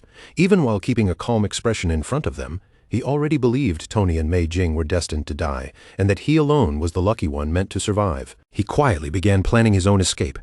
He remembered the special cards he had previously handed out to informants, and decided he could give one to someone on the plane. Then, if danger came close, he could activate his Dark Star boundary skill and swap places with that person, using them as a shield to guarantee his own survival. With that plan in mind, Theodore stood up from his seat and walked down the aisle, his eyes scanning the passengers one by one as he searched for the perfect scapegoat. He finally stopped beside a young man wearing red headphones. The young man looked up in confusion as Theodore greeted him with a seemingly friendly expression. Theodore held out a golden card and lied smoothly, claiming it could grant the passenger powerful buffs. But just as he extended his hand, a violent burst of black energy erupted from the shadows beside them. The young man screamed in terror. Theodore's eyes widened as he watched in shock because his own subordinates were dying right in front of him. The cabin instantly descended into chaos as terrified passengers cried out and recoiled in fear. From the bloody necks of the victims, glowing red hellflowers like spider lilies bloomed eerily, marking the work of some terrifying skill. Theodore stood frozen in place, cold sweat pouring down his face. In that moment, he understood with horror that Shadow was already inside. He looked back toward the seats and saw that Tony and Mei Jing's corpses had already disappeared. All that remained were dark bloodstains and those strange red flowers blooming where death had passed. Driven by raw survival instinct, Theodore told himself he could not hesitate any longer. Even if the mission had failed completely, staying alive mattered more than anything. So he prepared to activate Dark Star Boundary and escape. But before he could trigger the teleportation, a sharp sound sliced through the air. Theodore froze on the spot as blood suddenly filled his vision. His right arm, the very arm holding the escape card, had been severed cleanly at the wrist. Theodore let out a miserable scream as his severed hand flew upward through the cabin. As the hand dropped back down, Shadow reached out and caught it with terrifying calm. He was standing directly behind the trembling traitor, holding the severed limb as if it were nothing. With his yellow eyes glowing beneath the mask, Shadow mocked Theodore and assured him that he would indeed return to Country M. Then he spoke of the great Zia philosophy, saying that fallen leaves must return to their roots, making it clear that Theodore's corpse would be sent back home instead. Shadow's gaze grew even colder. He leaned closer to the mutilated man and told him that before he died, there was still one message he needed to deliver. At last, the true horror hidden inside Theodore's prophecy was revealed. In a dark room far away, Chu, Kunshan, and Zuma lay lifeless on a bed, their bodies having paid the fatal price after being dragged into the nightmare zone. Around their corpses, ethereal red spider lilies bloomed in silence, as if mocking Theodore's arrogant belief that he was the only lucky one. Back on the airplane, Shadow delivered the final blow without hesitation. His hand pierced straight into Theodore's chest and violently tore out his still-beating heart. Theodore's face froze in shock as he stared at Shadow. Unable to process the massive bloody hole now opened in his chest, in the most brutal way possible, his prophecy had finally come true. Killed instantly, Theodore's body lost all strength. He dropped to his knees in the aisle, then collapsed face first onto the floor of the aircraft. A terrified man nearby watched with shaking eyes as Theodore's blood spread unnaturally across the cabin floor. The blood slowly formed Shadow's final warning to his enemies. Fallen leaves must return to their roots. Outside the cabin, the airplane continued flying smoothly through the dark night sky as if nothing had happened within its walls. With his mission complete and no disturbance left behind, Shadow calmly used his dark ability to phase through the roof of the aircraft, slipping out into the freezing night air. Standing calmly on top of the speeding airplane, Shadow's foot was wrapped in a faint blue ghostly aura. He glanced down at his special boots and quietly admitted how useful they were, since their formless effect had let him pass straight through the aircraft's structure without leaving any real damage behind. Then, without even a moment of hesitation, Shadow pushed off from the roof of the plane and leaped backward into the empty night sky. His body dropped through the air in a clean free fall, but there was no panic in his movements at all. A moment later, he landed with perfect precision on the back of his enormous skeletal dragon, Osiris. With Shadow now mounted on Osiris, the massive skeletal dragon turned away from the jet and plunged downward, the two of them disappearing deeper into the dark night below. Meanwhile, the airplane continued toward the brilliant cityscape of Country M below. The advanced metropolis glowed with countless lights as the aircraft prepared to begin its final descent. None of the passengers had any idea that a massive military operation was already waiting for them on the ground. Inside a control room, a commander watched the situation unfold and issued orders for every unit to move into position. The entire airport had been locked down like a battlefield. Magical barriers had already been raised, anti-stealth fields were fully activated, and terrifying magical attacks were being charged, all waiting for the aircraft to descend into their range. The instant the plane's landing gear touched the tarmac, the forces stationed around the airport were already prepared to enter combat. In the shadows around the runway, cloaked assassins, snipers, and heavily shielded knights waited in silence. Every one of them had received the same strict order: annihilate Shadow, no matter the cost. Inside the cabin, the ordinary passengers remained completely unaware of the deadly trap outside. The young man wearing headphones looked out the window and naively wondered if Country M always welcomed arrivals with such an intense display. Once the plane finished docking, the cabin doors opened, and an agent immediately stepped inside to inspect the aircraft. But as he and his partner looked down the aisle, the determination on their faces vanished, their eyes widened, and shock took over their expressions. Theodore's corpse was lying on the cabin floor. The agents quickly reported back in panic that he was already dead, and they also mentioned the terrifying message that had been left behind in his own blood. The leader of the ambush force, a dark-haired man with glowing red eyes, stared furiously at the bloody message. It warned that anyone who offended Great Jaya would be hunted down, and the moment he read it, he knew this was Shadow's work. Shadow had already made his move before they could even begin. Desperate to locate their target, a masked ninja agent turned to a nearby witch and asked whether the anti-stealth barriers had detected anything, assuming Shadow might still be hidden inside the plane. The witch checked her magic carefully, but then confirmed that no invisible entity had been picked up at all. The leader's expression darkened as he processed the result. Their anti-stealth barrier was already at level 20, which led him to a terrifying conclusion. Shadow's stealth ability had to be even higher than that, allowing him to slip past their trap without leaving a trace. Even though innocent civilians were still inside the aircraft, the white-haired mage commander declared that the threat level had reached S-class and ordered every unit to open fire. A masked subordinate hesitated, reminding him that passengers were still on board. But the commander slammed his staff down in anger and demanded absolute obedience. He insisted that Shadow was still inside the plane and ordered them to launch an immediate full-power assault. In the next instant, the airport terminal erupted with a massive barrage of magical projectiles and laser-like attacks, all firing toward the plane at once. Inside the aircraft, the young man with the headphones and another passenger looked out the window in horror. Only then did they realize that the plane itself had become the target. The devastating magical strike streaked across the tarmac, tearing through the air as it rushed toward the defenseless airliner. Finally, an enormous sun-like spell descended from above. The blazing magic crashed down and erupted into a massive fiery explosion, completely obliterating the airplane in an instant. As the flames roared over the wreckage, a scout quickly reported that the life detection barrier no longer sensed any living beings inside the smoking remains. The red-eyed ambush leader stood silently before the inferno, watching the burning wreckage without a word. Soon, a bald, muscular man and another official approached him from behind. The bald man confronted the leader angrily, warning him that Great Jia would never ignore the open slaughter of their civilians. After this, flights between the two countries would almost certainly be suspended. Throwing his arms up in frustration, the bald man complained that his long-term plan had been completely ruined. He had intended to use civilian flights to secretly smuggle spies into Great Jaya, but now that route was destroyed, making it even harder to stop their enemy. The leader slowly turned and fixed the bald man with a cold glare. He called him a coward and questioned how they could ever hope to fight a nation protected by Shadow if they did not even have the resolve to be ruthless. His red eye glowed even more fiercely as he emphasized one brutal truth. In this world, death was permanent. Standing before the towering wall of flames, the red-eyed leader justified everything he had done. If Shadow had truly been on that plane, then this would have been the perfect chance to kill him. In his eyes, even the smallest possibility of eliminating Shadow was worth sacrificing the entire aircraft and everyone inside it. The tension among the Country M forces finally boiled over.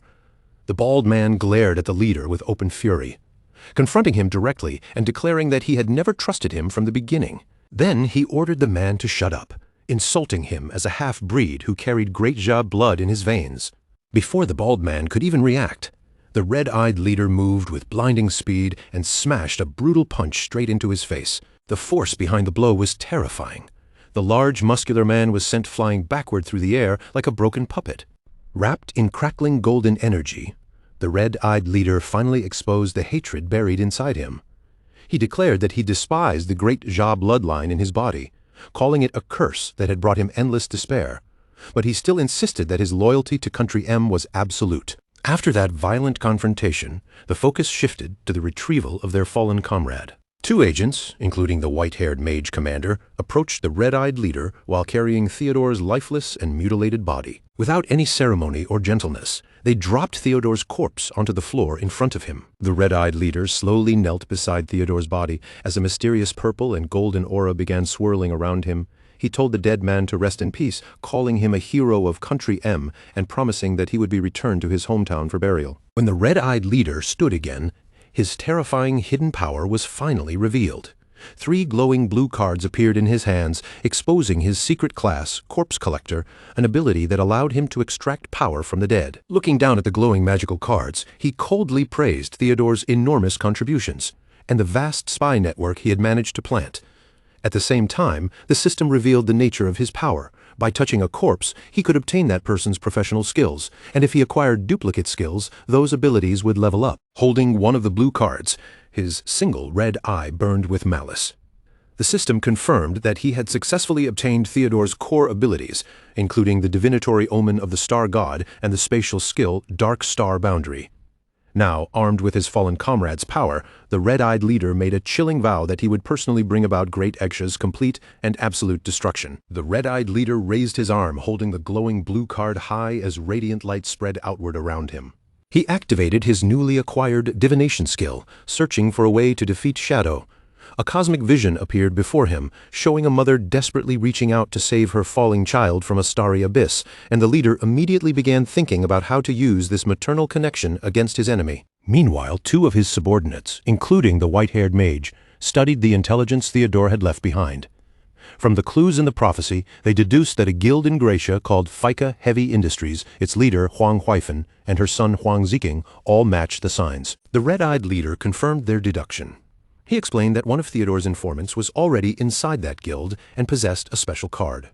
A holographic map then appeared, revealing his plan to use Dark Star Boundary to instantly swap locations with that informant, allowing him to infiltrate Great Jaya without being detected. The red-eyed leader then summoned another glowing blue card into his hand. He handed the magical cards to the white-haired mage and his partner, ordering them to protect the cards carefully and absolutely not use them without permission. He announced that he would go to Great Jay alone first, while his subordinates stayed behind and waited for his signal. Once the time was right, he would use his power to mass teleport Country M's elite forces directly into enemy territory. Staring at the glowing card in his hand, with the red scars on his abdomen shining ominously, the leader vowed that he would prove Country M was destined to conquer the entire apocalyptic game. Then he activated the spatial skill. A massive pillar of blue light erupted around his body, swallowing him completely as he vanished from the spot. In the red-eyed leader's place, another man suddenly appeared out of nowhere, crouched in the most awkward position imaginable, still holding a roll of toilet paper in his hand. The man stammered in panic, saying he had just been in the bathroom a second ago, but one of the agents calmly told him not to be nervous, then addressed him as Theodore's friend and welcomed him to Country M, leaving the young man completely stunned by his sudden relocation. Meanwhile, inside the Nightmare Hellflower boss area, the surviving team members were still gathered around after the battle, waiting quietly amid the traces of the fight. A flash of digital blue light suddenly appeared in the air, and Shadow's figure materialized as he logged back into the game. The nearby players noticed him right away, and one of them immediately lit up with excitement, shouting that Shadow had returned. The Knights Templar guild leader stepped forward with a warm smile and told Shadow that everyone had followed his instructions perfectly. None of them had touched the loot, leaving everything for him to collect personally. Shadow raised his hand, yellow energy crackling around his fingers, and calmly thanked the team for all their hard work. Then he told them to use the loot properly to strengthen their own combat power. Right after that, he unleashed a powerful ability. A gigantic golden fist formed above the battlefield, glowing with overwhelming force, and the greedy hand slammed down to gather all the spoils scattered across the area. Two of the team members stared at the scene in amazement, realizing that this ability would greatly increase the value of the rewards they could obtain. After quickly sorting through the items, Shadow handed a glowing spatial ring to Lin Qingyu. He explained that he had only kept the lifespan rewards and the assassin-class items that suited him, while everything else inside the ring would be left for her team to divide among themselves. Lin Qingyu's face flushed slightly as she looked at the ring, clearly stunned by the amount of treasure packed inside. After recovering from her surprise, she could not help asking Shadow what had happened to Theodore and his companions. Shadow glanced back toward the sealed cave entrance, his eye glowing with a cold yellow light. Without softening his tone at all, he told her plainly that they were all dead. Lin Qingyu gasped, her eyes widening in shock. But before she could even fully process what he had said, Shadow had already leaped into the air, turning into a dark blur as he shot away. Shadow flew toward the red-lit cavern ahead, where two players were desperately trying to break down a massive stone wall. Both of them looked exhausted and frustrated, complaining that after all their effort, they had barely chipped away 10% of the wall's health. Suddenly, the axe-wielding player sensed something and looked back in shock, just as a streak of blue energy flashed past him at incredible speed. Shadow landed in front of the wall, and in the next instant, a flurry of sharp blue slashes erupted around him. The massive stone barrier shattered apart under his attacks, breaking open in a matter of moments. Without saying a single word, Shadow walked straight into the newly opened red tunnel. As he passed by, he casually waved his hand, signaling the stunned players to move aside and stop worrying about it. The two players remained frozen where they stood, staring after him in awe. They quickly recognized the legendary player before them and could only marvel at just how ridiculous his power really was. Now riding atop his dragon, Shadow began reviewing the loot he had gained from defeating the boss. He discovered that he had obtained 3 major treasures, including 2 legendary-grade items, an ultimate skill book, a weapon, and a bracer. Feeling satisfied with the haul, he decided to immediately spend his evolution points to upgrade the skill book. The system then displayed his newly evolved ancient-grade ultimate skill, Endless Nightmare. Its description revealed an incredibly terrifying area of effectability that could trap enemies in a nightmare descent state, causing their nightmare gauge to stack rapidly with every attack, while its passive effect increased Shadow's damage against targets already suffering from the nightmare. Shadow studied the skill carefully and quickly understood just how overpowered the nightmare attribute was against other players. Since it could stop them from logging off, he realized that if it was combined with a blooming curse, players could be permanently killed from inside the game itself. He imagined the horrifying result of the curse, with a terrified player writhing in pain as glowing red spider lilies burst out from their chest. Even so, he also noted that this nightmare status was not completely unstoppable, since purification skills or certain special items could still remove it. After that, Shadow moved on to the next reward and summoned his new weapon. A sinister red and black sword appeared in his hand, glowing with a dangerous aura the moment it materialized. The system identified the blade as an assassin-class weapon called the Starkiller Blade. It granted massive stat boosts, greatly increased backstab damage, and had a unique effect where killing other players built up stacks that raised his physical attack. On top of that, it carried a devastating bonus that allowed it to deal nearly 5 times more damage against enemy shields. Holding the glowing red blade, Shadow gave a faint smirk and called it a true murder weapon. He calculated that once the stacks reached their maximum, and when combined with the backstab and shield-breaking bonuses, the sword's destructive power would become terrifying. He also noticed a special stripping effect which could nullify an enemy's attribute effects once its gauge was fully charged. Thinking back to his recent battle, Shadow realized that if he had possessed this sword earlier, he could have stripped away the monster's nightmare attributes much more easily and greatly weakened the danger it posed. As Shadow continued inspecting the weapon, he discovered one especially humiliating feature. Any player killed by this sword would receive a permanent title above their head that could never be removed. Amused by this, Shadow remarked that the blade's nickname, Grand Sunmaker, truly suited it. Finally, he examined the last piece of loot, a diamond-grade bracer. The moment he equipped it, a powerful golden geometric shield formed around his body. Shadow immediately noticed its impressive passive ability, which automatically generated a magic-blocking shield every 30 seconds. Extremely satisfied with everything he had gained, Shadow climbed back onto his skeletal dragon, Osiris, and flew into the orange-lit sky. He calculated that Fike Heavy Industries Guild should still be holding the remaining 800 years of lifespan they owed him, so his next destination would be the Magic Leaning Tower hideout to collect that debt. As he soared above the ruined cityscape, Shadow also planned his next step. He intended to grind his level up to 25, then use the Summoning Bell item to take on a new trial. A few days earlier, in a desolate, corrupted village that had already been reduced to ruins, a group of players suddenly found themselves caught in a brutal ambush. 2 players were violently pierced straight through the chest by sharp, bloody tentacles.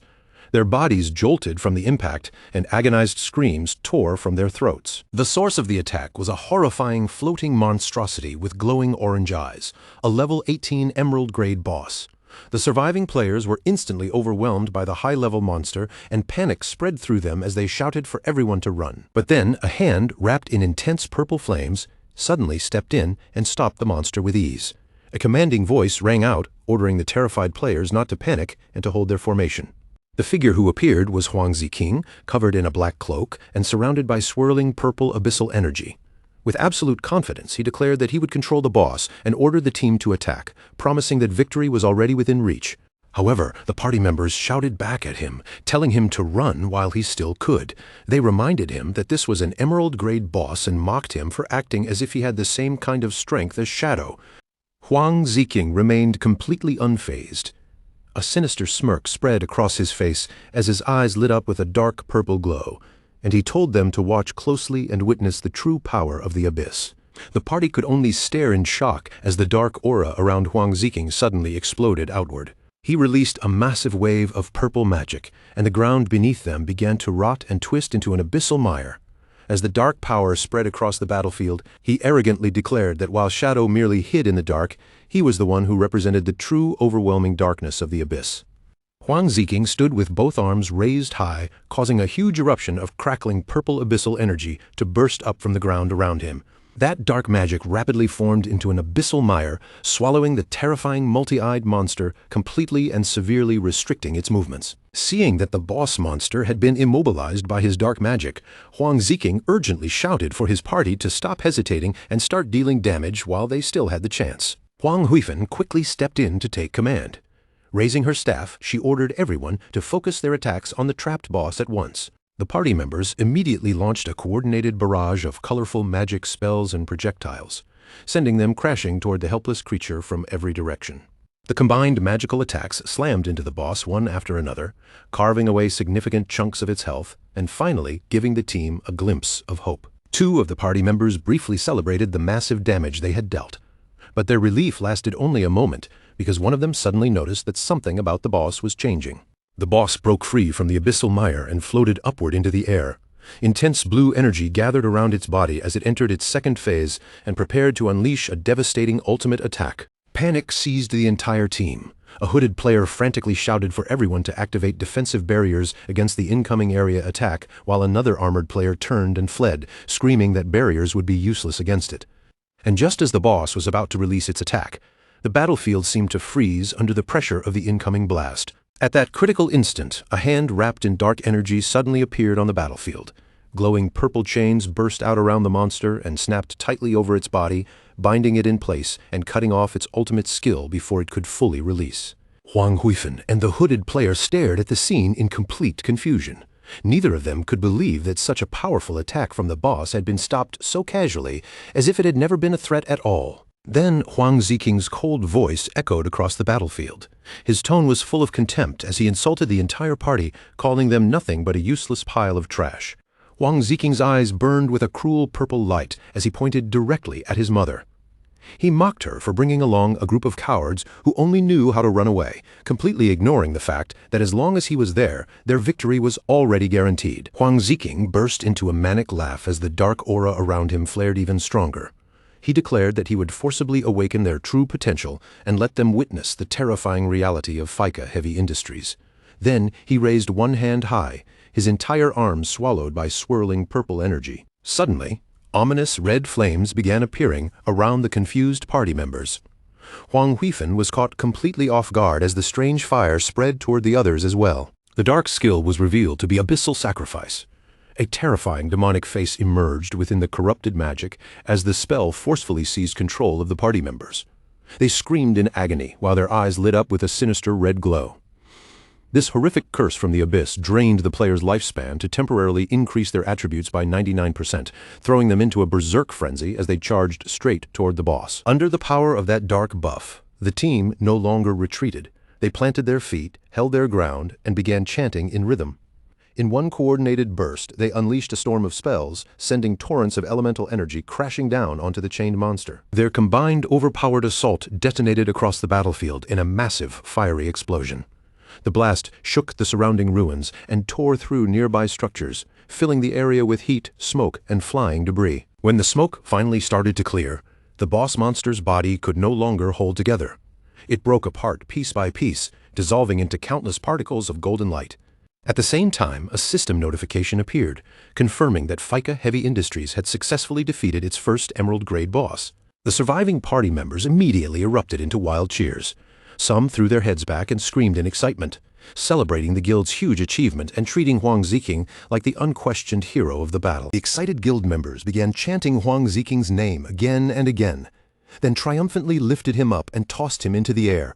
From a short distance away, his mother watched the celebration in silence. After the excitement finally settled down, Huang Heifan ordered the rest of the group to divide the loot. Then, with a stern look, she told Huang Ziqing to come with her, while his cousin stood nearby beside them. Following his mother's command, Huang Ziqing left the main group with Huang Heifan and his cousin. The three of them walked into the secluded ruins of an abandoned building, away from the noise of the others. Once they were alone, Huang Heifan turned to face her son. Her eyes glowed with a sharp, suspicious purple light as she demanded, in a serious voice, that he tell her the truth about where those strange skills had come from. Huang Ziqing immediately grew annoyed by her questioning. He complained that he had just won them an incredible victory, yet she was treating him as if he had done something wrong. But Huang Heifan did not back down and continued demanding an answer. Huang Ziqing clicked his tongue defensively and avoided looking directly at her. In a cold tone, he claimed that he had obtained those dark abilities as a reward after defeating a powerful boss. Huang Heifan stared at him with intense scrutiny, clearly not believing a single word. Then she bluntly called him a liar, leaving Huang Ziqing to turn his face away in guilty silence. Huang Heifan's eyes glowed even brighter as she continued pressing him. She pointed out that Huang Ziqing was a mage, yet those dark abilities did not resemble ordinary mage skills at all. Then she revealed the terrifying cost of his spell. Although they had defeated the boss, his skill had instantly consumed 300 years of the guild's collective lifespan. Huang Heifan kept pushing him, reminding him that the lost lifespan had been saved to repay their enormous debt to Shadow. The price was simply far too heavy, so she demanded a complete explanation. Overwhelmed and irritated, Huang Ziqing covered his face and snapped at her to stop talking. Furious, Huang Ziqing finally lashed out. He shouted that he had achieved a massive victory, yet she was interrogating him like a criminal. His resentment toward her obsession with Shadow burst out all at once, and he declared that he would never become a submissive dog like her. He was sick of her cowardice, and he refused to let her control him any longer. Turning his back on her, Huang Ziqing arrogantly vowed that he would kill Shadow himself. He claimed he would lead FICA Heavy Industries to become the #1 guild in Great Xia. Huang Heifan desperately shouted for him to stop, warning that he was still too young to understand the cruel rules of survival in this apocalyptic world. His cousin stepped forward with tears streaming down her face. She gently placed a hand on Huang Ziqing's shoulder and pleaded for him to calm down, saying his mother was only acting for his own good. Huang Ziqing slowly turned his head toward her, his single eye glowing with purple malice. Huang Ziqing softly repeated those words, "For my own good," as his dark glare hardened. In that moment, the look in his eyes shifted into pure murderous intent. In a sudden burst of violent rage, Huang Ziqing spun around and punched the girl brutally in the face. The force twisted her neck in a sickening motion as he screamed, demanding to know why his mother had forced him together with such an ugly woman if she truly wanted what was best for him. The girl collapsed lifelessly onto the dirt path. Huang Heifan stared in absolute shock and horror, reaching out helplessly as she screamed at Huang Ziqing and demanded to know what he had just done. Standing over the girl's lifeless body, Huang Ziqing watched coldly as Xiao Hui dissolved into glowing golden particles. The system confirmed that he had killed her, and Huang Ziqing released a chilling sigh of satisfaction. A thin layer of sweat appeared on his face, but his resolve did not waver. With his eyes still glowing from the corrupted abyssal energy, Huang Ziqing coldly justified the horrifying act by muttering that they had forced his hand. Without looking back, Huang Ziqing walked away into the desolate wasteland.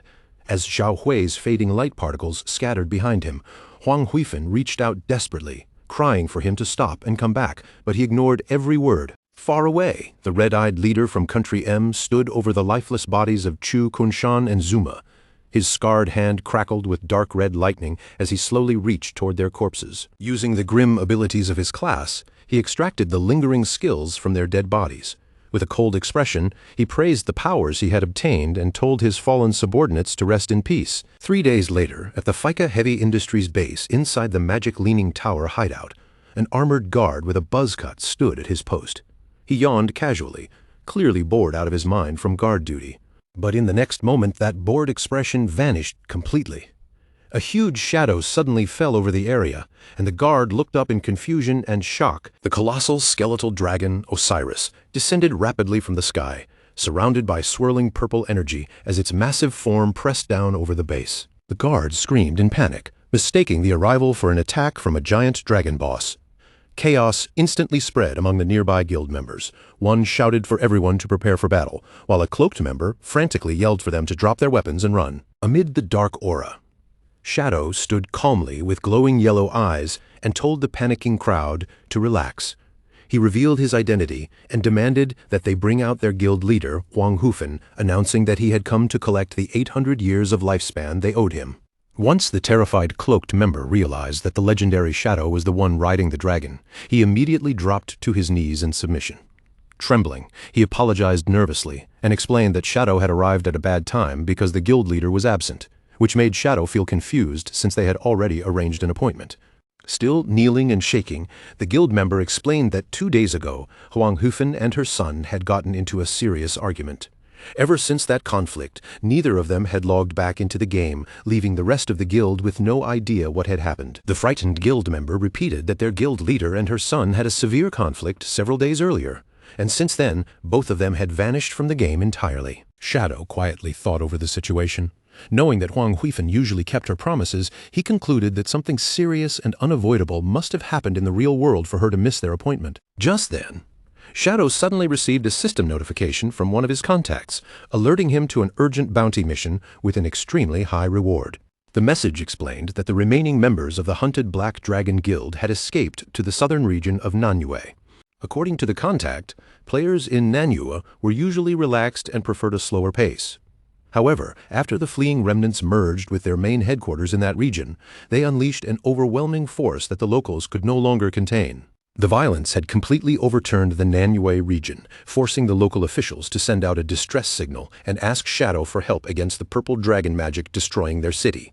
Shadow weighed the situation for a moment, then accepted the mission, noting that he had never visited Nanyue before. Relying on the memories from his past life, Shadow knew that Huang Hufen would eventually lead FICA Heavy Industries into becoming a top guild. Because of that, he believed she was not in immediate fatal danger. He instructed the guard to notify him the moment she logged back in, so he could return to settle the matter. Shadow climbed back onto his massive skeletal dragon, Osiris, and soared into the sky. He messaged his contact that he would arrive in Nanyue within an hour, leaving the contact stunned because that time frame meant his dragon could fly at supersonic speed. Meanwhile, in the real world, a heavy downpour covered the gloomy cityscape of the magic capital, turning the streets dark and cold beneath the endless rain. Under that stormy night, Huang Hufen walked alone with a somber expression, searching along a muddy riverbank beneath a huge highway bridge. There, pressed against the concrete support of the bridge, she finally found her son, Huang Ziqing, huddled on the ground as rain poured down around him. As Huang Hufen drew closer through the rain, Huang Ziqing lowered his head instead of meeting her gaze. Beneath his damp hair, one of his eyes gave off a faint, eerie blue glow, the kind of unnatural light that felt rotten and corrupt from the moment it appeared. Huang Hufen softened her voice and gently urged him to come back home with her. She told him she had already looked into the source of his dark abilities, and what she found terrified her. That power had come from an abyssal item. It could give him overwhelming strength in a short time, but it would also eat away at his mind bit by bit until there was nothing left of Huang Ziqing except a hollow slave of the abyss. With tears mixing into the rain on her face, Huang Hufen finally admitted the truth to Huang Ziqing. She had spent too long ignoring what he truly felt, and only now did she realize that her neglect had pushed him toward a dangerous path, making him desperate to prove himself through reckless shortcuts.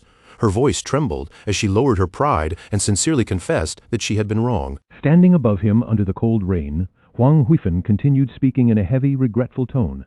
She understood that he wanted to make their guild powerful, and she knew that desire had never been fake. But strength could not be rushed, and success could not be seized without consequence. In this world, every shortcut demanded a price, and that price was often far crueler than anyone expected. Then Huang Huifen slowly reached out her hand toward him, no longer speaking like a commanding guild leader, but like a mother trying to reach her son. She promised that from this moment forward she would respect his decisions.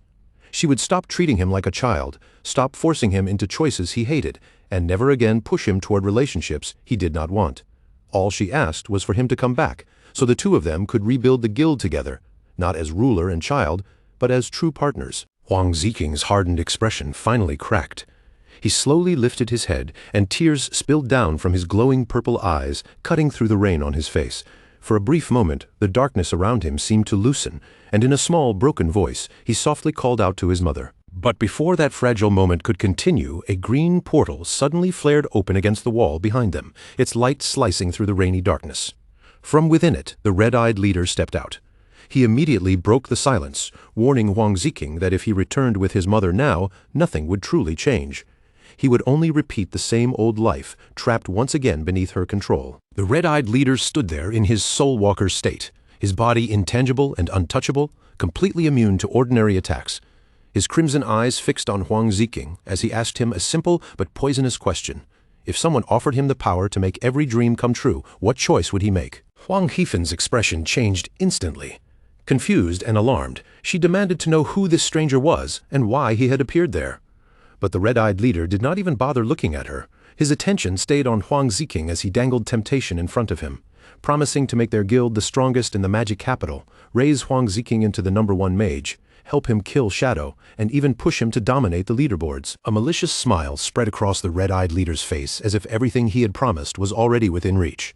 He calmly assured Huang Ziking that with his help, every one of those ambitions could be achieved without difficulty. Seeing the stranger trying to lure her son deeper into danger, Huang Huifen's protective instincts erupted.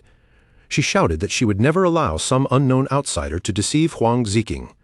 Purple magical light surged around her, forming chains of ghostly energy, and with a sharp command, she ordered the intruder to freeze where he stood. Without hesitating, Huang Huifen thrust her hand forward and sent those phantom chains tearing through the air.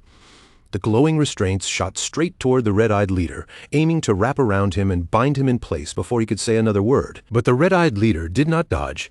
He simply stared back with cold, indifferent eyes as the purple chains reached him, then passed directly through his intangible body, as if they had struck nothing but mist. Huang Huifen froze in absolute shock as her attack failed to land at all. Her eyes widened, unable to believe what she was seeing, while the red-eyed leader's ghost-like form remained completely unharmed before her. In the next instant, the red-eyed leader moved.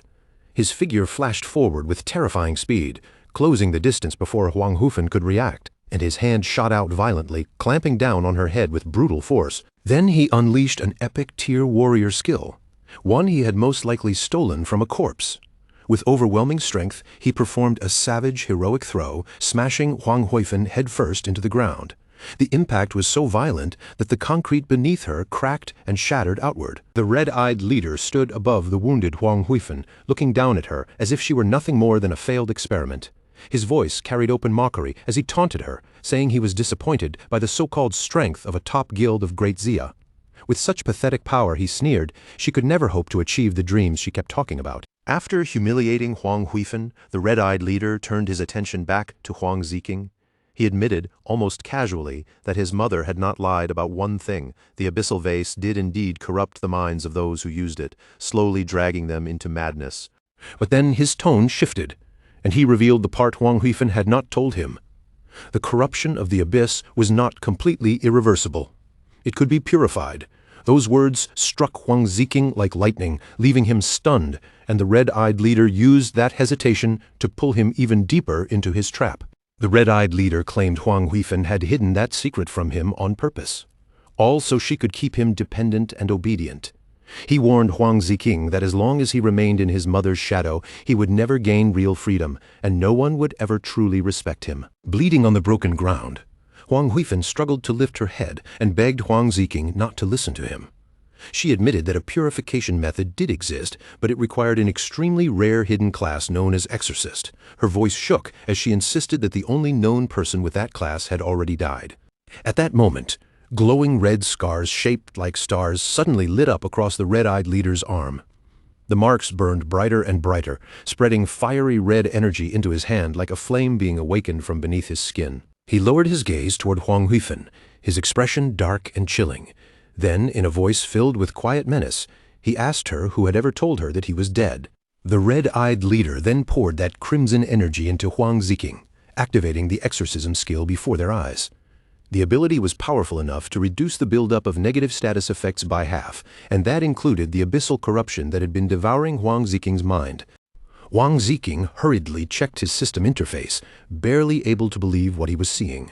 His abyss gauge had truly dropped. The corruption was being purified right in front of him, and the realization left him staring in amazement. Huang Huifeng lay there completely paralyzed by shock, her face filled with disbelief as she stammered that this should have been impossible. The exorcist was supposed to be dead, her voice sharpened with fear and suspicion as she demanded to know who this man really was. But Huang Ziking was no longer focused on her warning.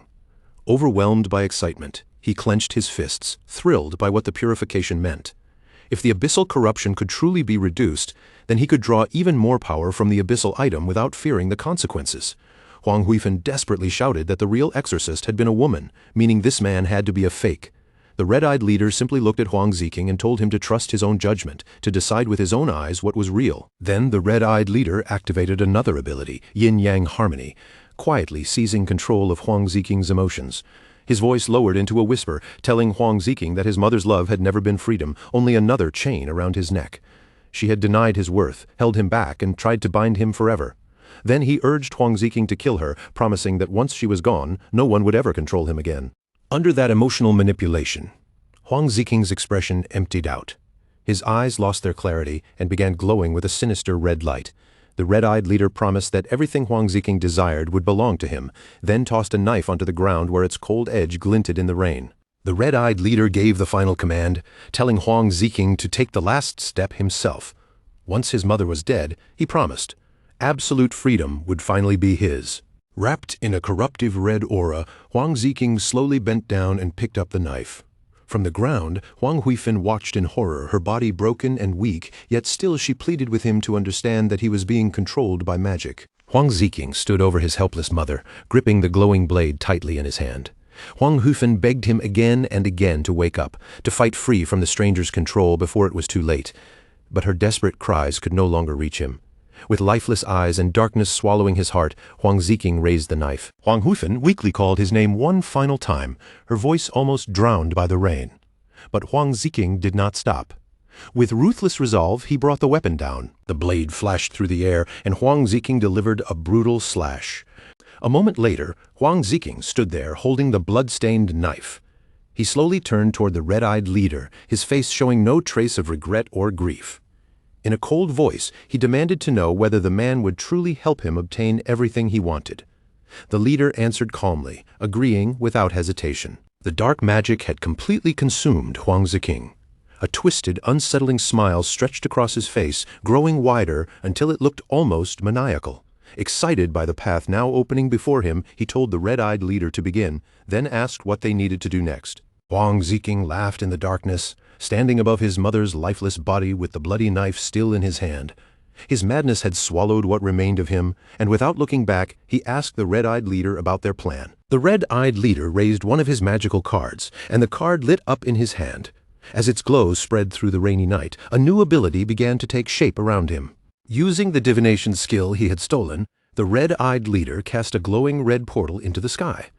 Huang Ziking looked up in shock as the crimson light opened above them, turning the night into something ominous and unreal. Within the spell, a catastrophic prophecy appeared. A massive fiery meteor tore across a blood-red sky, blazing like the end of the world. The vision warned that the abyss would devour the heavens, and that an ominous red star would descend to destroy all darkness. Huang Ziking stared at the apocalyptic scene hanging in the sky, his earlier excitement fading into confusion. He could see the destruction clearly, but he did not yet understand what the prophecy truly meant. The red-eyed leader explained that the power in the prophecy would eventually cover all of Great Xia, leaving no one with a place to hide. Not even Shadow would be able to escape it. Then he added that the darkness destined to be destroyed might refer to Shadow, or it might even refer to Huang Ziqing himself. Cold sweat formed on Huang Ziqing's face as the meaning of those words sank in. For the first time he realized that this coming catastrophe was not simply a chance for victory. It could also become the moment he died. The red-eyed leader reassured him that while the disaster itself was unavoidable, survival would still depend on human effort. He advised Huang Ziqing to use the abyssal power to rapidly expand his guild's strength, preparing himself and his forces for the inevitable clash against Shadow. Then the red-eyed leader summoned another glowing red card into his hand. The card pulsed with strange energy as he held it out and handed it over to Huang Ziqing. With his pawn now set in motion, the red-eyed leader turned away and walked into the mist-covered night. Before disappearing, he promised that when the proper time came, he would return to find Huang Ziqing again. Left alone in the darkness, Huang Ziqing no longer resisted the corruption inside him. His eyes burned red in the rain, and in that silent moment he fully accepted the mission that had been placed before him. Huang Ziqing raised his hand and channeled his dark magic over his mother's corpse. Red energy began swirling around Huang Hefen's body, wrapping around her like living mist as he activated the abyssal puppet spell. The dark power forced its way into Huang Hefen's body, and a scream burst from her as her eyes suddenly ignited with a red glow. The skill dragged her back as an undead puppet, binding her completely to Huang Ziqing's will while preserving every ability she had possessed in life. Huang Ziqing stood behind his reanimated mother as she turned to him and asked for her master's instructions. Lost completely in madness, he looked at her with a chilling smile and declared that from now on they would build their guild together. Far away from the chaos in the magic capital, the scene shifted to the southern region of Nanyue, where a gigantic tower stood high above the ruined city streets, casting its heavy shadow over the broken buildings below. The players living there were exactly as relaxed as the rumors said. Instead of rushing around in constant tension, they cared more about enjoying life. With steaming hot dim sum laid out beside fresh tea, one player cheerfully announced that work could wait, because it was time for everyone to take a proper break. Along the quiet riverbank, several players sat comfortably with fishing rods in hand, letting the peaceful water carry away their stress. Someone even reminded the others not to hurry, telling them to drink their tea first before worrying about anything else. But that calm afternoon was shattered in an instant. Behind them, a massive level 18 boss suddenly spawned, its huge two-headed bull body looming over the riverbank as both heads let out a thunderous roar that shook the air. Yet, instead of screaming in terror, one fisherman looked more irritated than afraid. He snapped at the giant beast and told it to shut up, complaining that all that roaring was scaring away the fish they had been patiently waiting for. The players were clearly annoyed that their rare moment of leisure had been ruined. One by one they set down their cups and snacks, magical auras rising around them as they got to their feet. With their relaxed mood gone, they called for everyone to charge and deal with the monster quickly. Their formation came together almost immediately. One player raised his hand and fired a freezing beam straight at one of the bull's heads, locking it down with crowd control so the two-headed monster could not properly synchronize its spells. An armored warrior pushed forward at the front, while a mage stepped in beside him, both of them taking command of the assault. They shouted for the armor-breaking team to focus on the boss's weak points, while the damage dealers followed right behind, urging everyone to finish the fight before it dragged on. Under their coordinated attacks, the boss's health began dropping fast. Blow after blow slammed into its body, shaving away huge chunks of its health bar, and in response, the monster's eyes suddenly flared with a fierce burning rage. Driven to the edge, the two-headed bull entered a berserk state. It stomped down and released a massive shockwave that tore through the ground, cracking the earth apart and sending one unlucky fisherman flying backward through the air. Frontline players immediately realized the boss had become far too dangerous to handle casually. Panic spread through the group, and they turned to run, shouting as they fled for their guild leader to come over and deal with the enraged beast. The call was answered almost right away. A tan-skinned young woman with white hair dropped her boba tea in surprise, then stepped forward with a sharp, focused glare. In her hands, she gripped a fishing rod like it was a deadly weapon. Wearing only simple sandals, she pushed off the ground with explosive strength and launched herself high into the air, soaring straight toward the rampaging monster without the slightest hesitation. Still furious that the beast had ruined their break, she cursed at mid-air and swung her fishing rod with expert precision. A glowing green fishing line shot out from the rod, cutting through the air as it flew toward the giant bull. The magical line stretched farther and farther, then spiraled around the boss with incredible speed. In just a few breaths, it wrapped tightly around the monster's massive body, locking its limbs in place and leaving it completely immobilized. With the boss trapped and unable to break free, the guild leader's lips curved into a confident smirk. She planted her stance in mid-motion and prepared to finish the fight with a single decisive strike. Then she yanked the fishing rod back with all her strength, activating her ultimate skill. The razor-sharp line tightened and sliced deep into the monster's body, triggering fatal damage that drained the last of its remaining health in one brutal instant. As the guild leader landed smoothly back on the ground, the system announced that she had slain the two-headed bull. Her ability had trapped the target first, then dealt damage based on how much health it had already lost, making the final blow even deadlier. A moment later, the boss dissolved into glowing golden loot orbs scattered across the grass. The surrounding players burst into cheers, their earlier panic instantly turning into excitement. They praised Sister Hai for calculating the damage perfectly, then began chanting their fishing-themed guild catchphrase with the same enthusiasm they had shown during tea time. Sister Hai laughed brightly and declared that protecting the Nanyue region was simply her duty. Her unique hidden class was then revealed, Fishing Master, an assassin-type role that used a fishing rod for long-range attacks, matching the laid-back lifestyle of her guild almost too perfectly. Just then, a guild member called out that the tea was ready. The moment they heard that, the group happily abandoned the battlefield and hurried back toward their tables, leaving the golden loot orbs sitting on the grass so they would not miss their tea break. Sister Hai smiled helplessly, waved after her team, and then followed them back toward the peaceful riverside setup. For now, even the spoils of battle could wait, because their break clearly mattered more. While the Nanyue players laughed and enjoyed their tea, the glowing loot orbs remained scattered nearby, untouched and almost forgotten. But without them noticing, a faint rustling sound suddenly came from the bushes close to the riverbank. From behind the leaves, a bald, scarred man with blue eyes quietly peeked out. He was one of the remnants of the Black Dragon Guild, and he scoffed at the Nanyue Guild for leaving valuable loot behind just to drink tea. With a cold signal, he ordered his men to move in. The Black Dragon members immediately activated a level 15 group stealth skill called Shadow Veil. A camouflage dome spread over them like a hidden curtain, concealing their bodies as they greedily moved in and began scooping up the abandoned golden orbs. Meanwhile, the Nanyue players were still chatting casually about fishing, completely unaware of the danger nearby. Hidden under their stealth, the thieves snickered to themselves, noting that this was the perfect time to strike while their targets had fully dropped their guard. Then the stealth suddenly fell away. The Black Dragon leader, Zentile, revealed himself and activated a buff called Boiling Blood Domain. A fiery aura erupted around him, boosting his allies' attributes, and he gave the vicious order to slaughter the fishermen. The Black Dragon members burst out from the tall grass with weapons already drawn. Their ambush came so suddenly that the relaxed Nanyue players had no time to react, leaving Sister Hai and her guildmates completely caught off guard. Zentile raised his blade high, aiming it straight at Sister Hai and the terrified guildmate beside her. Their shocked faces reflected the cold gleam of his weapon as he prepared to strike them down. In an instant, the peaceful tea break collapsed into chaos. Attackers swung their weapons wildly, laughing and shouting for blood, while cups, tables, and snacks were overturned.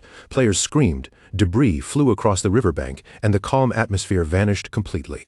Standing proudly among the stolen loot, Zentile clenched his fists with a cruel grin. He declared that this was exactly how the pigs of Great Jia should be hunted, turning the ambush into a twisted celebration. But their celebration did not last long.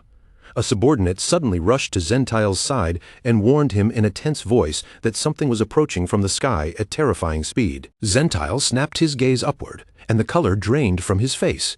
He instantly recognized the incoming threat as Shadow.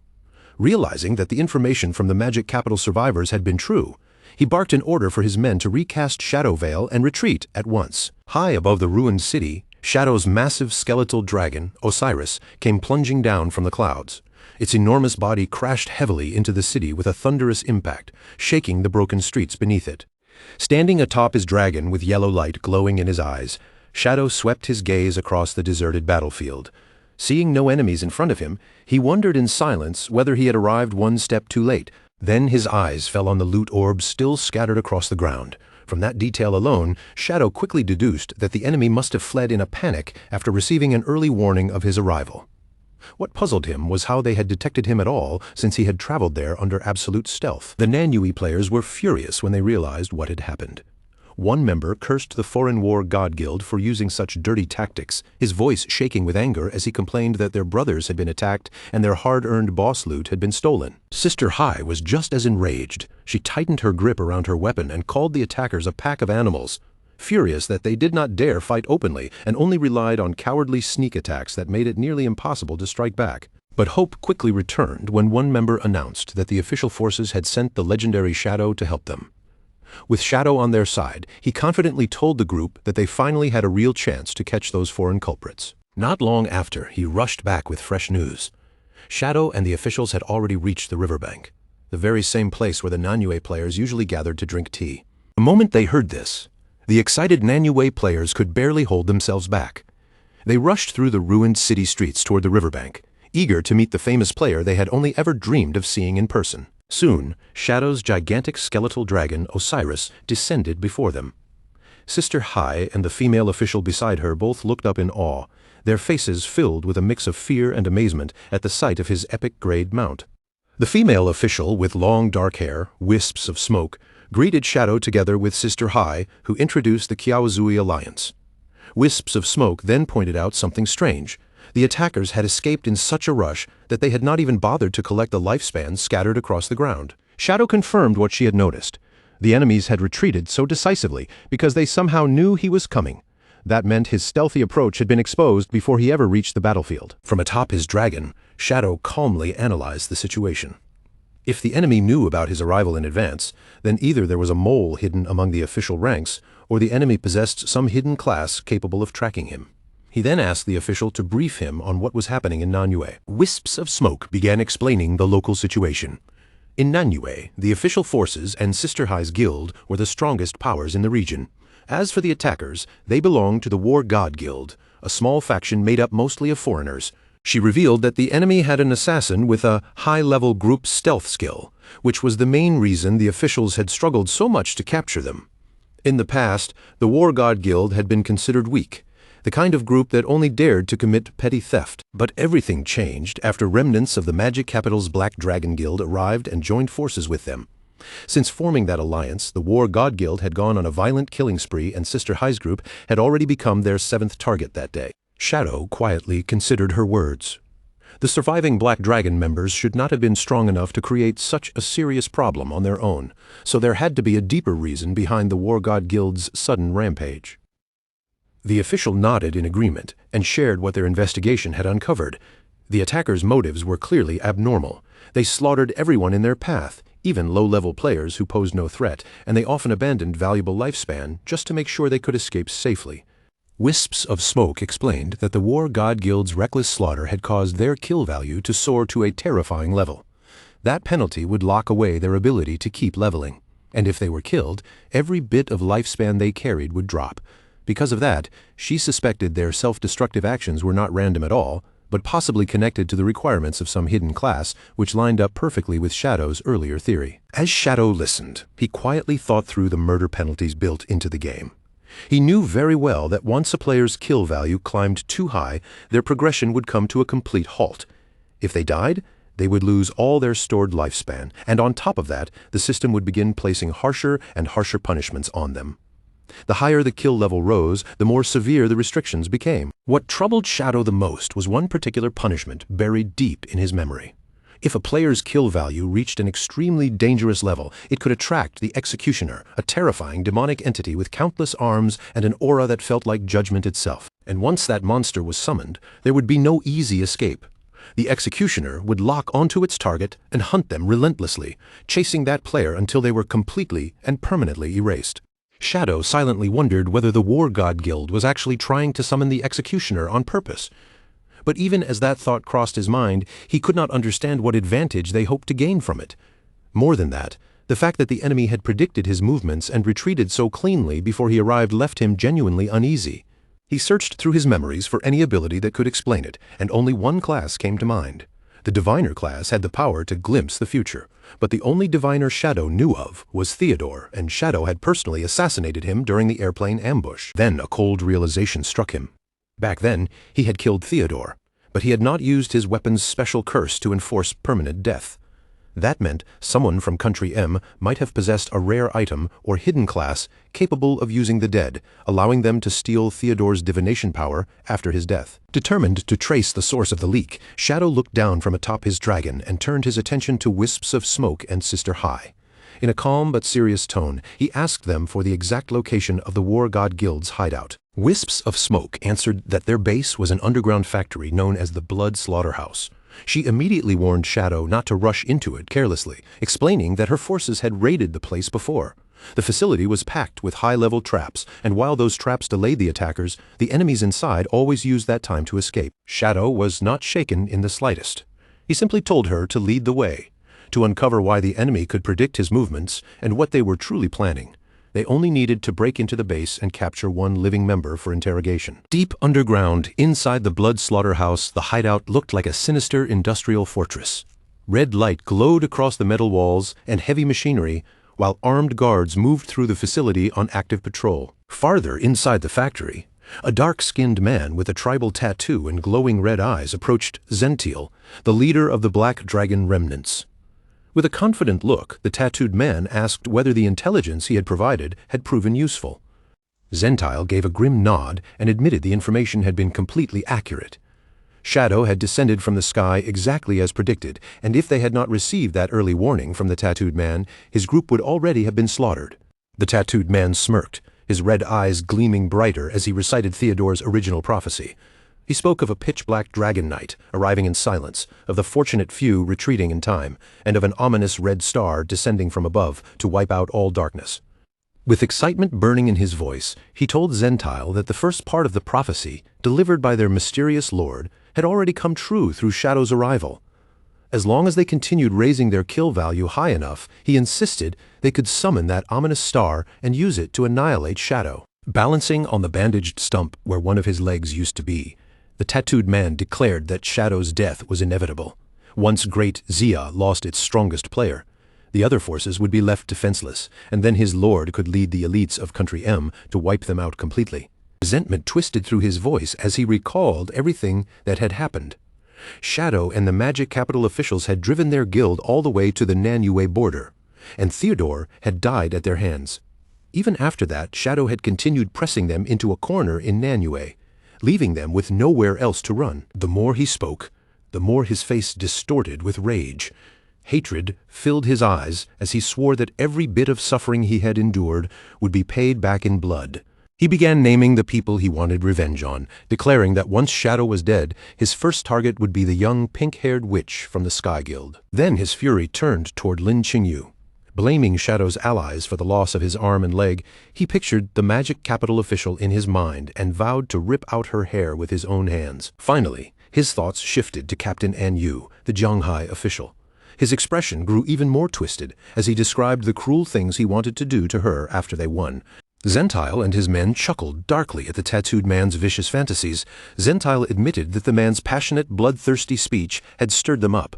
But after that brief amusement, Zentiel's expression hardened and suspicion returned to his eyes. He stared at the tattooed man and pointed out one obvious problem. If Theodore the Diviner had already been killed by Shadow, then they should not have access to any new prophecies at all. Zentiel made his distrust clear. He demanded proof that the prophecy was real, not just a trick designed to use the War God Guild as disposable pawns while the foreigner escaped safely back home. The tattooed man did not look offended. Instead, he smirked as if he had expected this reaction from the start. He said he understood Zentiel's doubts perfectly, because he had once doubted the same thing before meeting their lord. To prove his words, the tattooed man pulled out a magical card. The card immediately ignited with red flames in his hand, and he told the cautious Zentiel to watch closely. Then he declared that he would return to Country M right away. The moment he activated the card, a crimson spatial portal opened above him, casting red light across the Blood Slaughterhouse. One bald guild member stared at the spell in shock and instantly recognized it. That was one of Theodore's abilities. But what happened next stunned everyone in the room. A figure wrapped in dark, fiery energy stepped out from the portal, and the tattooed man's eyes widened in disbelief as he recognized the newcomer as the very lord he had been talking about. The new arrival was the red-eyed leader. He turned his gaze toward Zentiel, and at the same time, a glowing blue holographic screen suddenly materialized in front of the Black Dragon leader. Zentile froze as he stared at the floating screen, his expression shifting from suspicion to complete shock. The screen displayed a live feed of the tattooed man standing at the Statue of Liberty. A clear message confirmed that he had truly returned to Country M. As Zentile watched the broadcast, tears welled in his eyes. He finally understood that teleportation across continents was real. The red-eyed leader had not simply opened a portal. He had used the skill to swap places with the tattooed man. Faced with that almost godlike power, Zentile and his subordinates could no longer remain standing. They dropped to their knees in awe, and Zentile pledged absolute loyalty to the mysterious man, begging him to take them back to their homeland. The red-eyed leader agreed, but his promise came with a condition. Before he would send them home, they had to summon the ominous star and kill Shadow. As he spoke, he quietly activated yin-yang harmony, the powerful skill that manipulated emotions without its victims realizing. The mind-altering magic took effect almost instantly. Zentile and his men's eyes flared with fanatical red light, and their doubts were swallowed by a manipulated, bloodthirsty rage. They roared their desire to kill, becoming perfect pawns for the red-eyed leader's plan. Meanwhile, back on the surface beneath a cloudy reddish sky, Shadow arrived at his destination with Sister Hai and another Nanyue player at his side. They stood near the edge of a sunken area filled with ominous red mist. The player pointed down toward a massive concrete bunker buried below and told Shadow that this was the War God Guild's hideout, the Blood Slaughterhouse. The male player warned Shadow to be careful as they looked down at the gloomy entrance. The enemy's base was dangerous, hard to navigate, and far more troublesome than it appeared from the outside. He explained that the War God Guild deliberately kept the outer barrier turned off so enemies would think entering was easy. But once anyone stepped inside, they would find themselves trapped in a maze filled with deadly mechanisms. During a past raid against the Black Dragon leader Zentile, their forces had suffered heavy losses because of those hidden traps. Shadow calmly corrected him, saying the hideout did not have an outside barrier to begin with. Its defense depended entirely on the traps hidden inside. After acknowledging that the place was dangerous, Shadow turned to the guide and asked for his name. The player introduced himself as Unlucky Eguang. Despite the miserable nickname, he insisted that his luck was actually quite good, though a strange curse seemed to follow him everywhere. His teams often died, bosses tended to go berserk, and his teammates somehow always triggered traps. He added that wisps of smoke had sent him as a guide because the reward was generous. Sister Hai frowned and said with frustration that the War God Guild itself was not truly strong. The real problem was their reinforced bunker and shameless hit-and-run tactics, which made it nearly impossible for the authorities to wipe them out in a proper fight. On top of that, the base's internal alarm system was always active. If anyone forced their way in, Zentile would be warned immediately, giving the Black Dragon leader plenty of time to escape before they could reach him. Shadow remained completely unbothered by their concerns. He revealed that hideouts like this all depended on a central crystal. As long as he took control of that crystal, the entire base would become his, and the enemies would lose their shelter, leaving them homeless and easy to hunt down. Shadow then told Sister Hai and Eguang to stay outside on the cliff where it was safer while he went in alone. He stepped forward, ready to enter the bunker, but Eguang quickly moved to stop him. Sister Hai immediately volunteered to guide Shadow inside, warning that facing those hidden traps alone was too risky. Eguang agreed with her, saying Sister Hai's experience from the previous failed mission would be useful. After a brief pause, Shadow accepted her offer and allowed her to lead the way. Shadow then looked at Eguang and said he did not want the man's bad luck ruining the mission. Eguang's face stiffened in embarrassment, and he quickly defended himself, claiming that his unlucky name was just a joke. In his view, the fact that he had survived this apocalyptic game until now proved his luck was actually excellent. Shadow ignored the excuses, but he still allowed them to come along. He warned both of them that if an emergency happened, they had to protect themselves first. The two eagerly agreed, and then the trio jumped down from the cliff, heading straight toward the red-lit entrance of the bunker. Inside the Blood Slaughterhouse, a harsh system alarm suddenly echoed through the red-lit corridors, its warning blaring across the metal halls as it announced that intruders had entered. Inside the Blood Slaughterhouse, Zentile, the leader of the Black Dragon remnants, slowly lifted his head toward the blaring alarm. The moment he heard the warning echo through the base, his expression tightened, and a cold, dangerous look settled across his face. The red-eyed leader calmly asked what was happening. One subordinate quickly assumed it was only the local officials coming back to throw their lives away, but Zentile's instincts told him otherwise. His eyes narrowed as he guessed the intruder was most likely Shadow, and he began wondering whether the traps inside his base were truly enough to stop that famous player. Still unwilling to gamble blindly, Zentile turned toward the red-eyed leader and asked him to use his foresight. He needed to know what outcome awaited them, because only then could he decide whether to abandon the hideout and run, or stay and fight Shadow head-on. The red-eyed leader agreed without hesitation. He raised his hand, and with the stolen power under his control, a glowing red card appeared in front of him. As crimson light spread through the room, he activated the skill called Omen of the Star God. A vision soon unfolded above them, but what appeared was the exact same prophecy as before. A black dragon knight arriving in silence, a lucky one escaping, and an ominous red star descending to destroy the darkness. Zentile stared at the vision in confusion, pointing out that it was no different from what the tattooed man had already said. The red-eyed leader smoothly twisted the meaning to guide Zentile's thoughts. He explained that prophecies only revealed major turning points, so before those moments truly arrived, the vision would not change. Then he convinced Zentile that seeing the same prophecy again meant their fates were already tied together. Zentile fell for the lie almost immediately. A confident smile spread across his face as he decided the alarm could only mean one thing. The intruder who had entered the blood slaughterhouse was definitely Shadow. A red aura began glowing around Zentile as his arrogance swelled. He looked down at his own power and proudly declared that since his abilities were red, he must be the ominous red star from the prophecy. Convinced that destiny was on his side, he boasted that Shadow would suffer a painful death inside his endless maze of traps. The red-eyed leader watched his pawn stride confidently toward disaster, yet he gave no warning. He merely replied that Zentile could interpret the prophecy however he wished. Then he said he would return when the proper moment came, already preparing to make his own escape. With a spatial skill, the red-eyed leader vanished from the room, swapping places with the tattooed man. A red portal tore open and the crippled man tumbled out of it, while Zentile, completely unaware of what had truly happened, happily welcomed him back. The tattooed man quickly realized that his hopes of escaping were gone. He had only been used as a tool to send his so-called lord safely away. But Zentile did not notice the fear on his face at all. Still excited and blinded by confidence, he urged the tattooed man to help him kill Shadow, fully believing he was the ominous red star of the prophecy. The tattooed man stared at Zentile in pure terror. He had witnessed Shadow's terrifying power firsthand, and because of that, he understood exactly how foolish this plan was. Panic flooded his face as he realized Zentile had gone completely insane if he truly believed they could kill Shadow. At the same time, Shadow, Sister Hai, and a Guang landed inside the vast industrial interior of the blood slaughterhouse.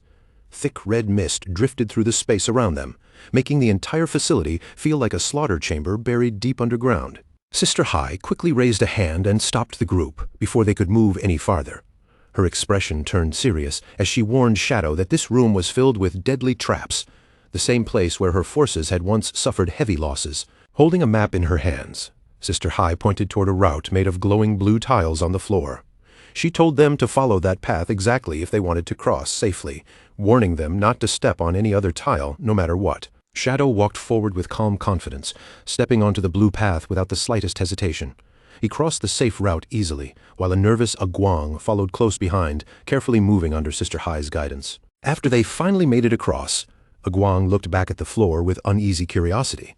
He asked what would happen if someone accidentally stepped on the wrong tile instead. Sister Hai explained that hidden spikes would shoot up from below and stab anyone who made a mistake. To prove she was not exaggerating, she picked up a heavy rock and threw it directly onto one of the dark, incorrect tiles. The rock struck the tile with a sharp, heavy sound that echoed through the room. Then an awkward silence settled over all three of them.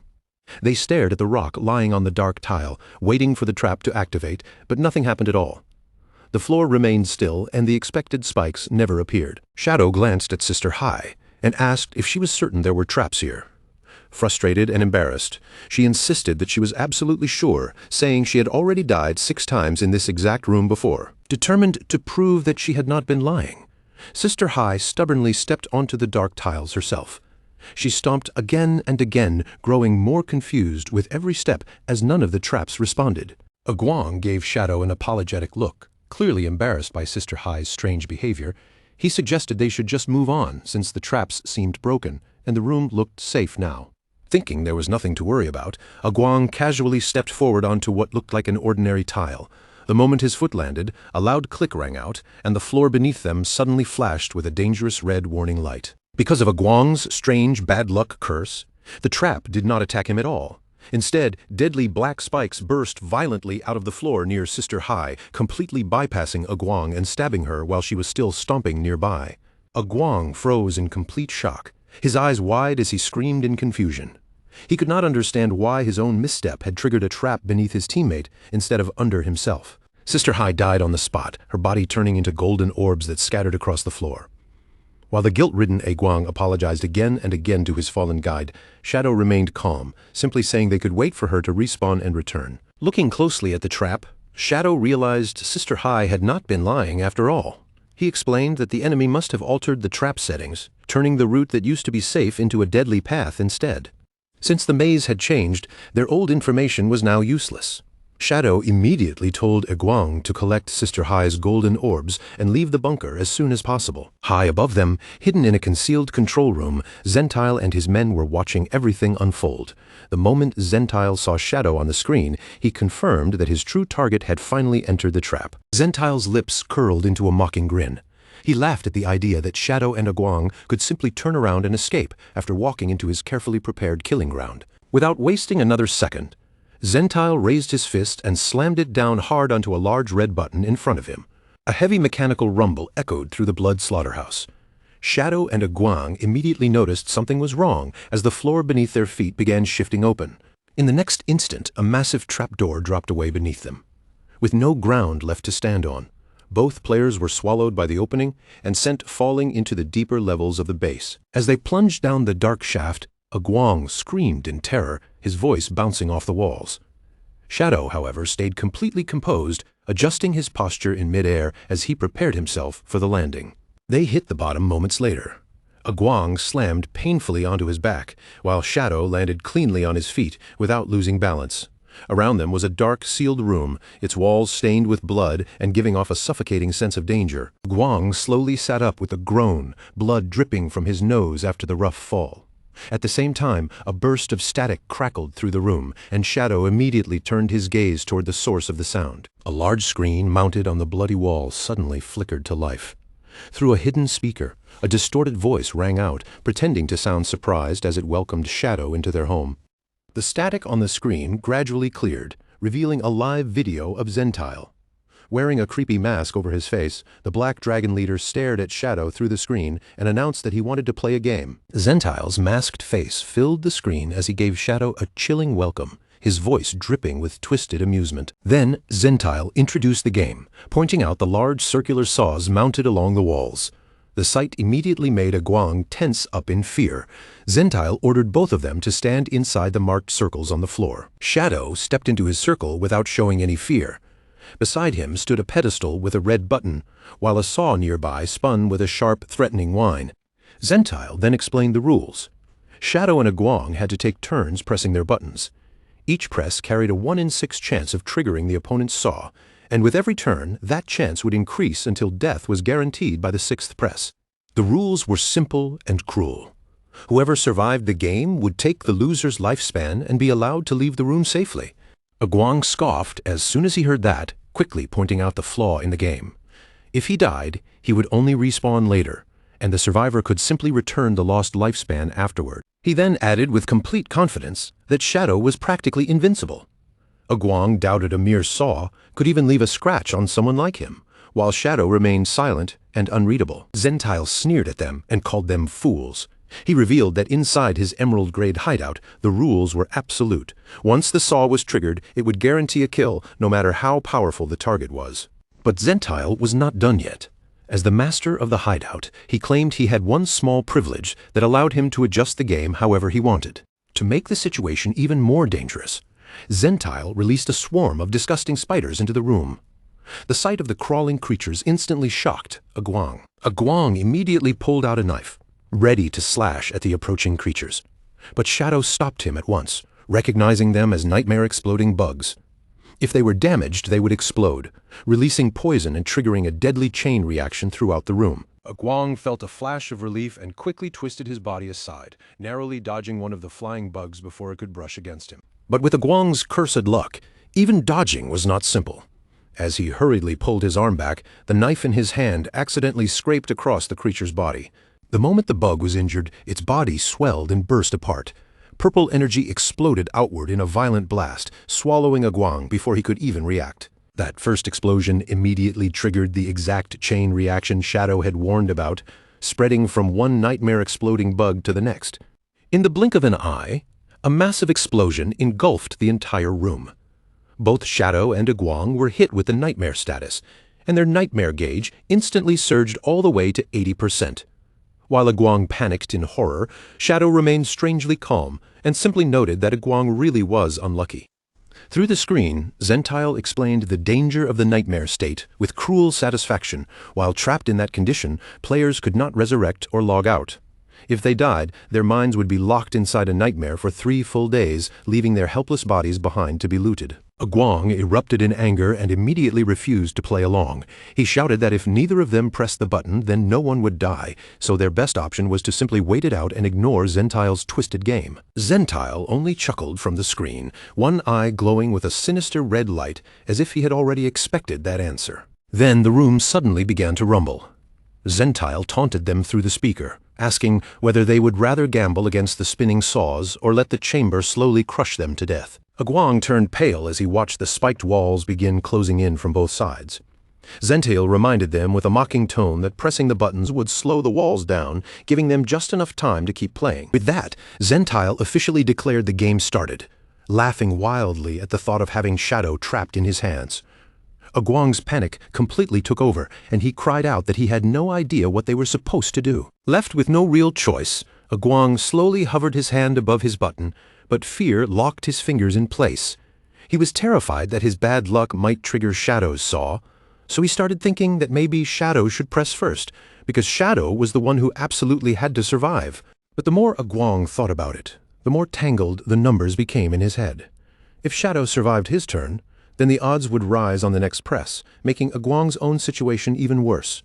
Fear and confusion paralyzed him, and he kept babbling nervously, unable to make a decision. Sweat rolled down Aguang's face as the pressure crushed his nerves.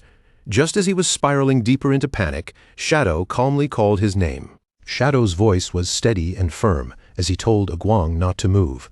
He ordered him to stay exactly where he was and do nothing. Aguang stared at him in disbelief, pointing out that the spiked walls were still closing in and would crush them if they just stood there. But Shadow did not change his expression.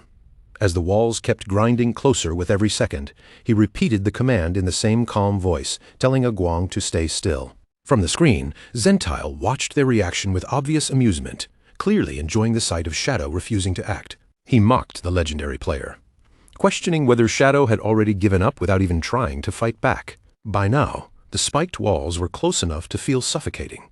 Aguang pressed against them with trembling hands, tears gathering in his eyes as he begged Shadow to do something before they were flattened. Zentile laughed even harder, telling them to enjoy being crushed alive.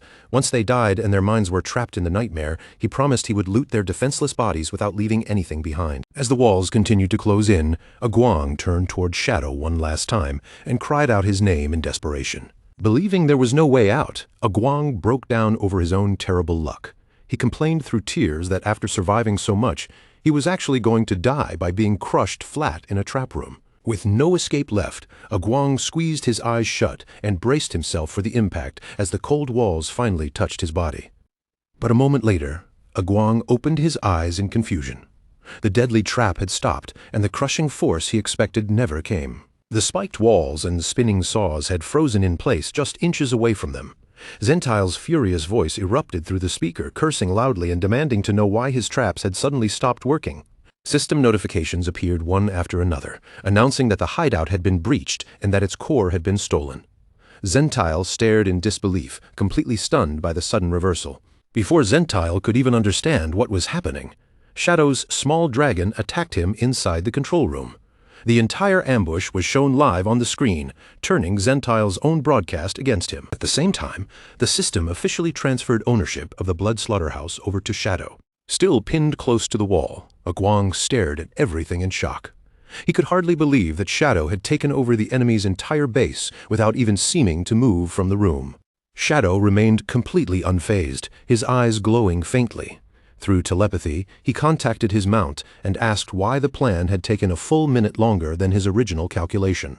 Only then did Shadow's real strategy become clear. While Zentile had been busy taunting them with the death game, Shadow had secretly summoned 12 spectral wyverns to carry out a separate infiltration. Those small dragons had slipped past the traps and moved through the base from another route, eventually ambushing the guild members hiding in the control room. Outside the bunker, the massive skeletal dragon Osiris apologized through their connection. He explained that the maze was more complicated than expected and heavily guarded, which had slowed the wyverns down. Even with the slight delay, Osiris reported that the operation had succeeded. Inside the control room, one of the wyverns was already carrying the stolen core crystal, and Zentile had been captured alive without setting off the alarms. Shadow immediately ordered the wyvern to shut down the remaining traps and open a path through the base. The small dragon obeyed at once, leaving Aguang staring at it in stunned silence, still trying to process where it had even come from. As the wyvern guided them forward, Aguang finally understood the truth. Shadow had already planned the infiltration before they ever stepped into the bunker. He realized the so-called deadly game had only been a distraction. He and Shadow had acted as bait to hold Zentile's attention, while the dragons quietly slipped through the hideout and took control from within. Shadow confirmed Aguang's guess, but calmly added that the operation would have gone much more smoothly if Aguang's bad luck had not caused the nightmare exploding bugs to detonate. Aguang could only smile awkwardly, embarrassed, and unable to argue. Shadow then turned his attention to their nightmare status, since dying in their current condition would be far too dangerous.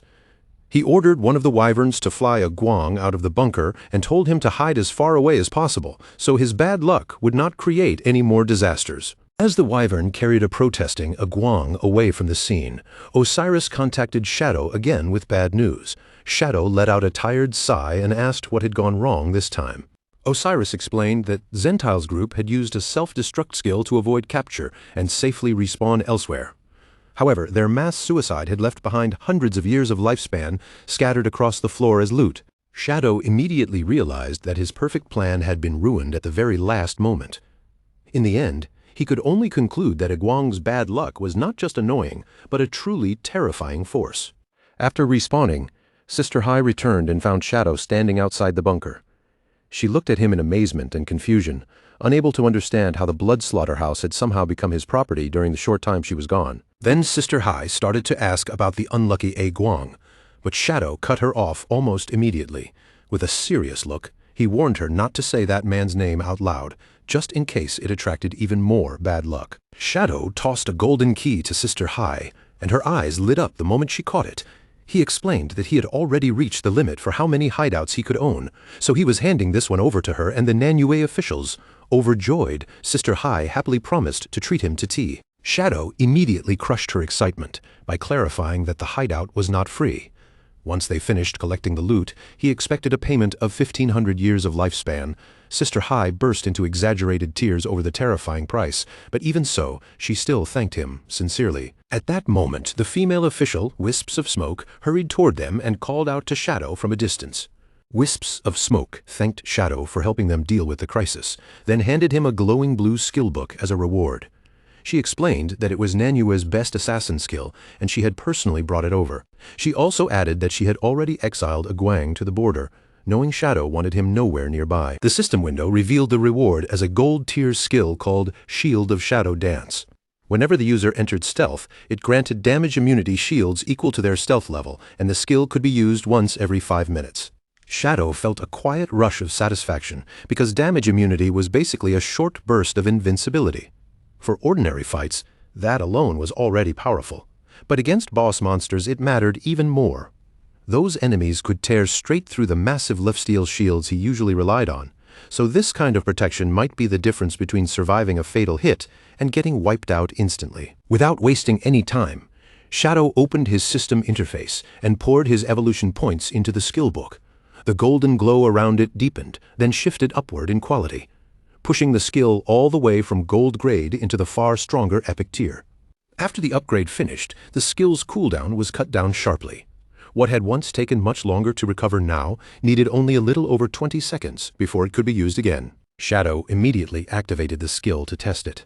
A cool blue aura wrapped around his body like a thin protective shell, and because his stealth had already reached level 21, it granted him 21 full layers of damage immunity against enemies with terrifying burst attacks.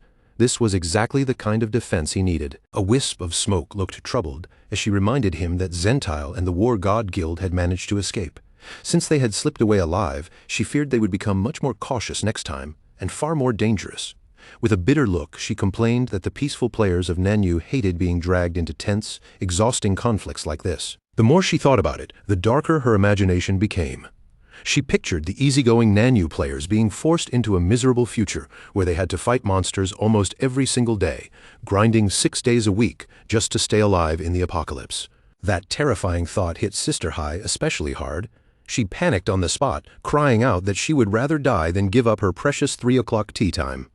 Beside her, the official also looked devastated, openly mourning the peaceful life they had just lost. Seeing them break down over the idea of working hard, Shadow suddenly remembered something from his previous life. Nanyu players had been able to live so comfortably during the apocalypse because their region possessed some of the strongest hidden classes. If they had not been so unbelievably lazy, Nanyu might have become the most powerful region of all. Shadow finally stepped in and steadied their emotions. He told them he would remain in Nanyu for the time being, at least until he tracked down Zentile. And while he was staying there, he would help them raise their combat strength so they would be able to protect themselves instead of panicking every time danger appeared. Sister Hai and a wisp of smoke quietly celebrated in their hearts. The official, in particular, felt secretly smug, thinking that even someone like Shadow still could not handle crying women. In her mind, their pitiful act had worked perfectly, and now they had successfully pulled him into helping them. The women's gloomy faces immediately brightened. They cheered happily around Shadow, thanking him again and again as if their biggest problem had already been solved. Then they eagerly asked about teaming up with him to fight bosses. But while asking for help, they shamelessly laid out their own relaxed schedule, work from 9 to 6, take a proper tea break in the middle, and still keep weekends and holidays completely free. Shadow was left speechless by just how lazy they were. In the end, he simply told them to form a party so he could carry them through leveling. At the same time, he ordered their subordinates to start scouting the area and report any bosses ranked Emerald tier or above. The girls burst into celebration again. To them, having a top-tier player do the dangerous work while they enjoyed an easy game was practically the perfect arrangement. Shadow summoned his skeletal dragon, Osiris, and the massive undead dragon swept down before grabbing the women and lifting them into the air. As they flew, a wisp of smoke reported that an Emerald tier boss had been found. It was the highly toxic Black Fish King, a monster that hid beneath black water slime and used that cover to make itself immune to ranged attacks. Shadow calmly told them to lead the way, while also reminding them to keep him informed about Zentile's movements. Before long, they reached a quiet riverbank near a ruined city, swallowed by dense forest. The water looked strangely calm, and broken structures could be seen through the trees in the distance.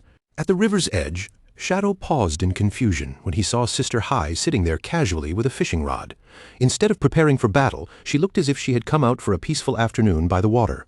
Shadow could not help asking what exactly she was doing. Sister Hai quickly shushed him and kept her eyes fixed on the river. She explained in a low voice that this boss could only be drawn out by fishing. Then she warned him that once its health dropped below 30%, it would dive back into the water and rapidly recover, which was exactly why killing it was so difficult. A wisp of smoke suggested that Shadow should first clear out the nearby low-level monsters, using them to build up energy for his strongest attacks. Shadow glanced at her in surprise, not expecting her to understand the way his energy-gathering mechanics worked. Her face immediately turned red. After a brief hesitation, the official admitted shyly that she was actually a huge fan of his. To prove it, she lifted her phone and showed him the screen. A secret photo of Shadow was set as her lock screen, and she proudly confessed that she had watched recordings of his boss fights hundreds of times. Shadow stared at the image in silence, completely speechless at how obsessive she was. Their conversation was suddenly interrupted by the arrival of large frog monsters near the riverbank. A wisp of smoke quickly turned to Shadow and asked whether he wanted to use them to stack combo energy, and Shadow gave a simple nod of agreement. Shadow moved first. Dark blades shot out from around him, slicing through the air and cutting straight into the frog monsters before they could properly close in. The attack wiped them out instantly. A wisp of smoke blinked at the result and pointed out that his damage was simply too high to build any kind of combo. Shadow let out a helpless sigh, realizing that his attacks were so slow and powerful that weaker enemies died before he could gather enough energy from them. Seeing him run into that problem, a wisp of smoke immediately offered to help. She raised her hand and summoned a glowing golden figure beside her, then asked Shadow if he wanted to try her special buff, something that might solve his energy problem. Shadow looked at her with obvious confusion. He asked what kind of strange technique she was talking about, clearly unsure why she looked so confident. Purple light began to glow around the official as she revealed her hidden class, a succubus witch who specialized in curses. Her ultimate skill could reduce a target's stats by 80% without needing combo energy at all. But then she added a very suspicious condition. Because the casting time was long, the two of them had to be completely alone in private. Her cheeks flushed as she leaned closer to Shadow, speaking in a bold and teasing voice. She said this intimate technique was something she only wanted to use on him, then asked whether he would agree. Shadow showed absolutely no interest. He rejected her flatly, turned around and walked away without hesitation, leaving her standing there in visible disappointment. Shadow then stated calmly that he had his own way to gather energy, and there was no need for such a strange method. He looked toward his skeletal dragon and gave the order. Osiris was to gather all the remaining monsters together in one place. Osiris spread its skeletal wings and rose into the air. Dark magic gathered around it, forming a powerful vortex that swept across the battlefield and dragged the frog monsters upward. The storm tightened around the monsters, compressing them into a dense sphere of purple energy. Trapped inside, the frogs were suspended helplessly in the air. A wisp of smoke stared up at the scene in amazement, her eyes fixed on the terrifying control power Osiris had just displayed. Now that every target had been forced into one place, Shadow bent his knees and launched himself into the sky. While hanging in midair beneath the trapped monsters, Shadow unleashed Dark Night Ring Blade. A huge circular wave of red energy expanded outward from him, slicing cleanly through the clustered enemies above. The official froze when she saw the damage numbers exploding across the air.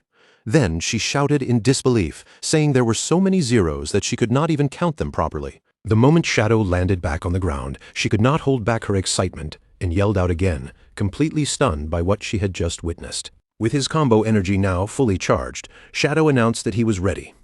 He turned towards Sister Hai and asked whether the boss had taken the bait yet. Almost at that exact moment, her fishing rod bent violently, and as she struggled against the force on the line, she shouted that the fish was hooked. Sister Hai pulled with all her strength and dragged a giant, dark-scaled fish out of the river, yelling her guild's catchphrase as the monster burst from the water. But right after landing the catch, she quickly retreated from the danger zone, clearly leaving the actual fight to Shadow. A massive red slash struck the giant fish almost immediately, tearing across its body and dealing 40,000 damage in a single blow. Standing on top of the highly toxic Black Fish King, Shadow quickly understood the problem. The thick slime coating its body reduced incoming damage by 90%. If he could not kill it in one decisive strike before its health fell below 30%, the monster would simply escape back into the river and recover. The enormous beast let out a furious roar. It pulled its head back, its mouth opening wide as dark poisonous liquid gathered inside. The Black Fish King released its rotten mud attack, sending a wave of toxic sludge surging toward the riverbank. Sister Hai and the official instantly turned and ran in panic, knowing that even touching that poison could be deadly. Shadow ignored the incoming sludge entirely. Around his body, several golden orbs appeared one after another, and inside each orb waited a shadow clone, ready to strike at his command. In the next instant, blue light flashed across the battlefield. Shadow and his clones activated instant shadow slash together, striking the beast's throat from multiple angles and carving heavy damage into it. Shadow landed lightly on the muddy riverbank. At first, he had planned to finish the boss in one hit, but after seeing the situation, he decided this was also a good chance to test another ability. A purple glow lit up in his eye, and dark energy began gathering around his body like smoke curling in the air.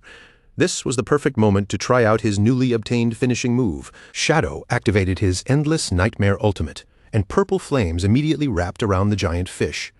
The skill caused the enemy's nightmare gauge to rise every second, while every attack Shadow landed would push that meter even higher. Surrounded by a deep purple aura, Shadow steadily controlled the dark spell. While the skill was active, it increased his damage by 80%, and once the nightmare gauge reached 100, the enemy would be dragged into a nightmare state. Once the nightmare state took hold, the monster would sink into a deep, helpless sleep, completely exposed for the next blow.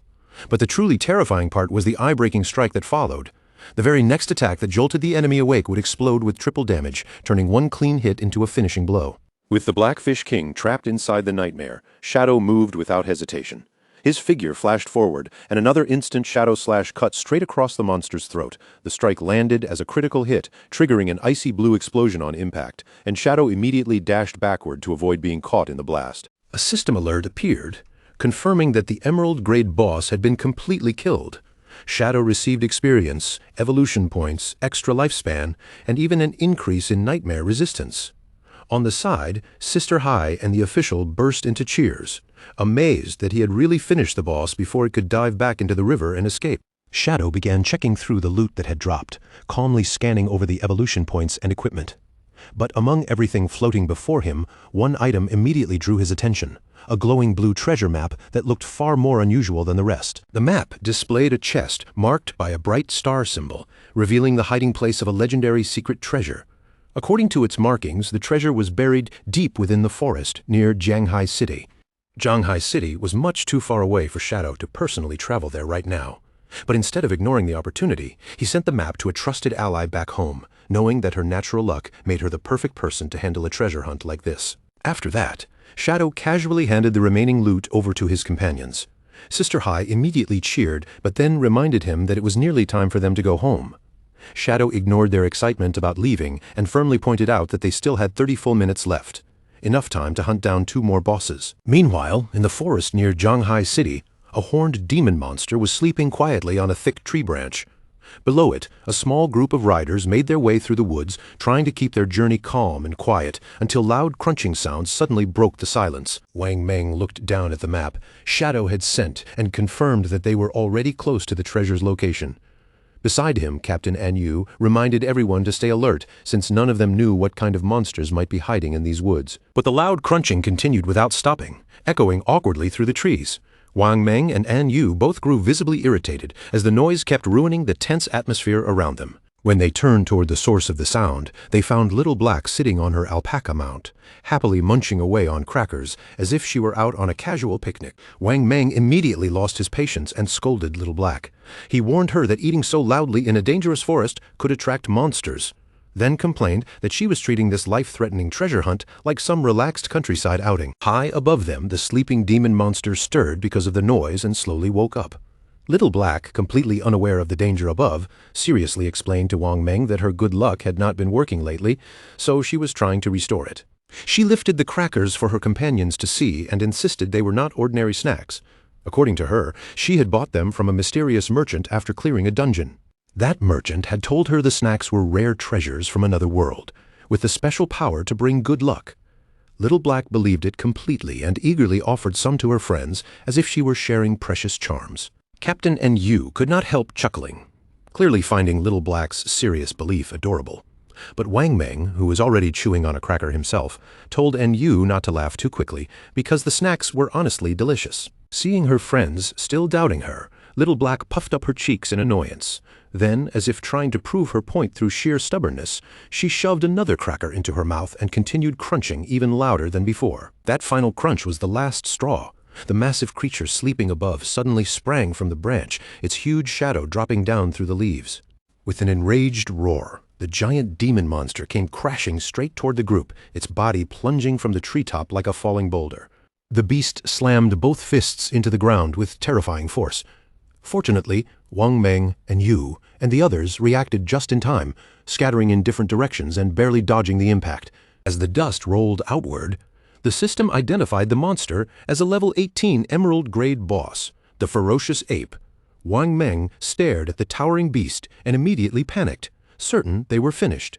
The ferocious ape roared, its red eyes locking onto the source of the loud crunching, then violently threw Little Black and her alpaca deep into the forest. To everyone's shock, the ferocious ape did not continue attacking the rest of the group. Instead, after hurling Little Black away, it simply swung back into the trees and left. Wang Meng stood there stunned, asking why the boss had spared them. And the answer was painfully simple. It had only woken up because of the noise, tossed the noisy culprit away, and immediately lost interest. While Little Black and her alpaca went flying through the air, her friends finally snapped out of their daze and rushed off to search for her. At the same time, the crackers scattered everywhere, raining down around Little Black and bouncing across the ground until several pieces landed on the treasure chest. The moment the snack struck the chest, the star emblem on its surface suddenly flashed. Then, as if the wooden box had come alive, Eyes opened on it, and a low growl rumbled from inside. Chest snapped open violently, revealing rows of sharp teeth and a huge tongue inside. A system alert immediately appeared, identifying it as a level 20 emerald-grade boss, the Greedy Devourer. Little Black screamed in terror and scrambled backward, finally realizing that the so-called legendary treasure was not treasure at all. It was a deadly monster waiting to eat whoever got too close. Frozen on the ground, she suddenly understood how close she had come to dying. If the crackers had not hit the chest first and triggered it early, she would have been the one opening it, and the monster would have swallowed her the moment she reached out. But then she saw the Greedy Devourer happily chewing on the crackers instead of attacking her right away. Relief washed over Little Black, and she immediately concluded that the mysterious merchant had not lied after all. These snacks really had brought her good luck and saved her life. That relief did not last long. Little Black quickly realized that even if the snacks had saved her once, she had no way to defeat an emerald-grade boss by herself. Without hesitating any longer, she decided to call Shadow for help. Back at the riverbank, Shadow's battle had just reached its end. He released a devastating blue slash, cutting through the boss and finishing the fight with overwhelming force. From a cliff above Sister High and the official, a wisp of smoke cheered loudly for Shadow's terrifying strength. Below them, Shadow stood victorious beside the glowing loot scattered near the fallen boss. Shadow calmly told his companions to collect the drops so they could move on to the next boss. As the women gathered around the loot, they could not help marveling at all the treasures the fight had produced. Then a timer showed that it was already 8 o'clock in the evening. The female official and Sister High instantly looked exhausted and began protesting, insisting that it was time to clock out and that they absolutely refused to work overtime. True to the famously relaxed Nanyu playstyle, the two women cheerfully said goodbye to Shadow and told him they would see him at 9 in the morning. Then they left without the slightest guilt, leaving Shadow standing there by himself. Shadow's quiet moment alone was suddenly interrupted by an urgent message from Little Black. She said she had found the legendary treasure, but the treasure had turned out to be a powerful mimic monster she could not beat, and she was desperately asking him to come rescue her. Shadow immediately asked her for the coordinates. The moment he received them, he mounted his skeletal dragon, Osiris, and flew straight toward her location. Deep in the dark forest, Little Black sat nervously with another cracker in her hand, carefully eating while keeping her eyes locked on the glowing purple Greedy Devourer chest boss nearby. Shadow arrived from above and descended with a massive strike. His crimson blade tore through the air and sliced straight into the monster, cutting across the Greedy Devourer with brutal force. The system immediately confirmed the boss's defeat, granting Shadow a huge amount of experience and tradable lifespan. His level rose to 25 as loot orbs floated around them. Little Black looked at him in amazement, praising him for finding her so quickly and killing the boss in a single strike. Shadow did not react much to her praise. Instead, he looked at her and asked how she had managed to find the mimic without falling directly into its trap. Little Black explained that she had accidentally fallen into the pit and almost touched the chest herself, but just before she made contact, one of the crackers she dropped landed on it first, waking the monster in her place. When Shadow asked about the cracker, Little Black quickly explained that she had bought the snack from a mysterious merchant.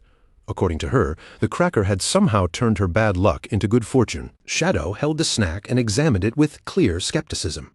Even with all the knowledge he carried from his previous life, he had never heard of any item that could truly alter someone's luck like that. Little Black watched him eagerly, her eyes fixed on his mask. In her heart, she secretly hoped he would take it off to eat the cracker, because this might finally be her chance to see what his face looked like. But Shadow seemed to anticipate exactly what she was thinking. Before she could get her wish, he activated his stealth skill and vanished into a swirl of dark blue flames, leaving Little Black staring in confusion. A moment later, Shadow reappeared with his mask still firmly on. He gave her a casual thumbs up and said the snack tasted good. Little Black immediately pouted, playfully accusing him of being way too shy. Then Shadow turned his attention to the real blue chest and explained why the mimic was so dangerous. If a player were captured by it, they would be trapped inside its stomach, unable to log out, and could even starve in the real world. Only by defeating the mimic safely would the true treasure chest be revealed. Shadow opened the real chest and began collecting the rewards inside, gaining evolution points along with several pieces of equipment. Among the drops, 2 items stood out above everything else, a map and a key connected to the city of unjust death. The moment Shadow recognized the key, his eyes widened in surprise. He immediately understood that this was no ordinary drop, but an incredibly rare artifact with extraordinary value. Shadow stared at the unexpected drop for a moment, genuinely stunned. The more he thought about it, the more he could not help wondering whether Little Black's strange cracker had really boosted her luck somehow. His mind immediately went to the City of Unjust Death, a place he remembered clearly as a forbidden zone where living people were never meant to set foot. In his previous life, only one person had ever managed to enter that terrifying place and come back with any story at all. At the same time, Shadow's sister, Qin Xiaoyu, was also pulled into the maze. Blue transfer light wrapped around her body, and in the next instant she appeared inside the trial space as the glow slowly faded beneath her feet. Qin Xiaoyu quickly spotted her friend and called out to her, but her voice received no answer. The woman simply stood there, staring blankly ahead, her eyes empty and unfocused, as if she had turned into a lifeless phantom. High above the maze, the system's voice echoed through the air and announced the rules of the Fair Judgment trial. There were 100 targets scattered inside the maze, but among them, only one was truly guilty. Shadow's task was to find that person and carry out the execution. But the trial came with a deadly restriction. If Shadow killed even a single innocent target by mistake, the entire challenge would immediately end in failure. Shadow turned to Asathas and asked how he was supposed to tell which target was guilty. Asathas gave no direct answer, only speaking in a cryptic tone as he told Shadow to use his own eyes to see the truth. Golden light slowly ignited in Shadow's eye. His expression remained calm, but his voice carried absolute confidence as he declared that the guilty one would never be able to hide from his gaze. Lu Jianfeng watched the situation and suddenly smiled with confidence. He quickly realized that the rules of this match favored his side perfectly because their advantage was numbers. Without hesitating, he raised his voice and began giving orders to his men. He ordered the first team to drag Shadow into duel after duel without stopping. They did not have to defeat him. All they needed to do was delay him, and the moment one fighter fell, the next would immediately challenge him. Meanwhile, the second team would sneak around the battlefield and steal the enemy flag. His men roared in response and charged out at once. The system immediately announced that a player named Mountain City Bear King had challenged Shadow to a duel. The large man rushed forward with a loud battle cry, throwing his body into the attack, but Shadow barely moved. With terrifying ease, he flicked a poisoned dart straight into the man's face, and the player only had time to gasp at that insane speed before the system declared his defeat. The instant the first opponent dropped, the system announced the next duel without pause. Facing the endless line of challengers, Shadow did not look bothered at all. He simply turned his head and calmly told Chen Wuming to guard their flag. Before Chen Wuming could even fully register the order, one of the enemies from the sneaking squad suddenly leapt at him. Pink hearts floated all around the man as he lunged forward, trying to wrap the guild leader in a tight and extremely creepy hug. Chen Wuming was so frightened that he screamed on the spot, begging the man to stop touching him. Shadow, meanwhile, merely stepped aside and watched the bizarre struggle unfold, showing no intention of getting involved. At the same time, Shadow's current opponent charged at him angrily, shouting for Shadow to stop looking away and focus on their duel. Shadow dodged the sloppy attack as if it were nothing, then ended the fight instantly with another poisoned dart. The defeated player tumbled away, his armor vanishing and leaving him in heart-patterned underwear. Shadow glanced at the pathetic scene and flatly called the attempt embarrassing just as the system announced his victory. The system wasted no time and immediately started the next duel against a player named Sichuan Chongqing, Dual Realm Walker. The new challenger stepped forward aggressively, warning Shadow not to interfere with his struggling teammate. At that exact moment, several of Liu Jianfeng's men moved in and cornered Chen Wuming, cutting off his path from multiple directions. Chen Wuming's face was covered in embarrassing lipstick marks from that strange hug, and the humiliation finally pushed him over the edge. He shouted for them to take him seriously, then activated his holy shield art. Golden light burst around him, making his entire body completely invincible for 8 seconds. Using those precious seconds of invincibility, Chen Wuming gripped his weapon and swung with all his strength. A powerful shockwave blasted outward, knocking the enemies around him away. He struck a dramatic pose in the golden glow and shouted proudly that he would hold the line. No matter who came at him, he would protect Shadow's base from every single enemy. But the enemies he had knocked down did not look scared at all. Instead of getting back up to attack, they sat on the ground and burst into laughter. One of them looked at the glowing guild leader with a mocking grin and told him he should probably check behind him. Chen Wuming instantly froze, and a bad feeling rushed over him. When Chen Wuming turned around, his face went pale. Another enemy was already sprinting into the distance with their red flag in his arms.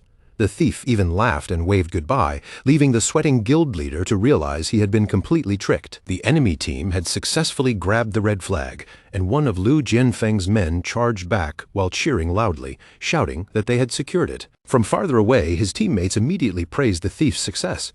They shouted that as long as he brought the flag back to their side, victory would be theirs. The flag carrier leapt forward with confidence, boasting that they were about to become the first team to defeat Shadow. But the moment his feet hit the ground, something hidden beneath him was triggered. A huge green explosion erupted beneath his body, swallowing him in a burst of poisonous light. When the poison fog slowly dispersed, the enemies stared in shock. The flag carrier had been killed instantly, and both his loot and the stolen flag had dropped right where he fell. Chen Wuming stood there stunned, and Shadow calmly explained that the blast had come from a poison trap. Then Shadow revealed the truth to Liu Jianfeng. From the very beginning of the match, he had used his high stealth level to secretly place invisible poison traps all across the battlefield. Liu Jianfeng was furious. He shouted at Shadow, demanding to know why he had not been disqualified for attacking other players while already locked in a duel. Shadow summoned a glowing trap into his hand and answered with a smug look. The rules only forbade active attacks outside a duel.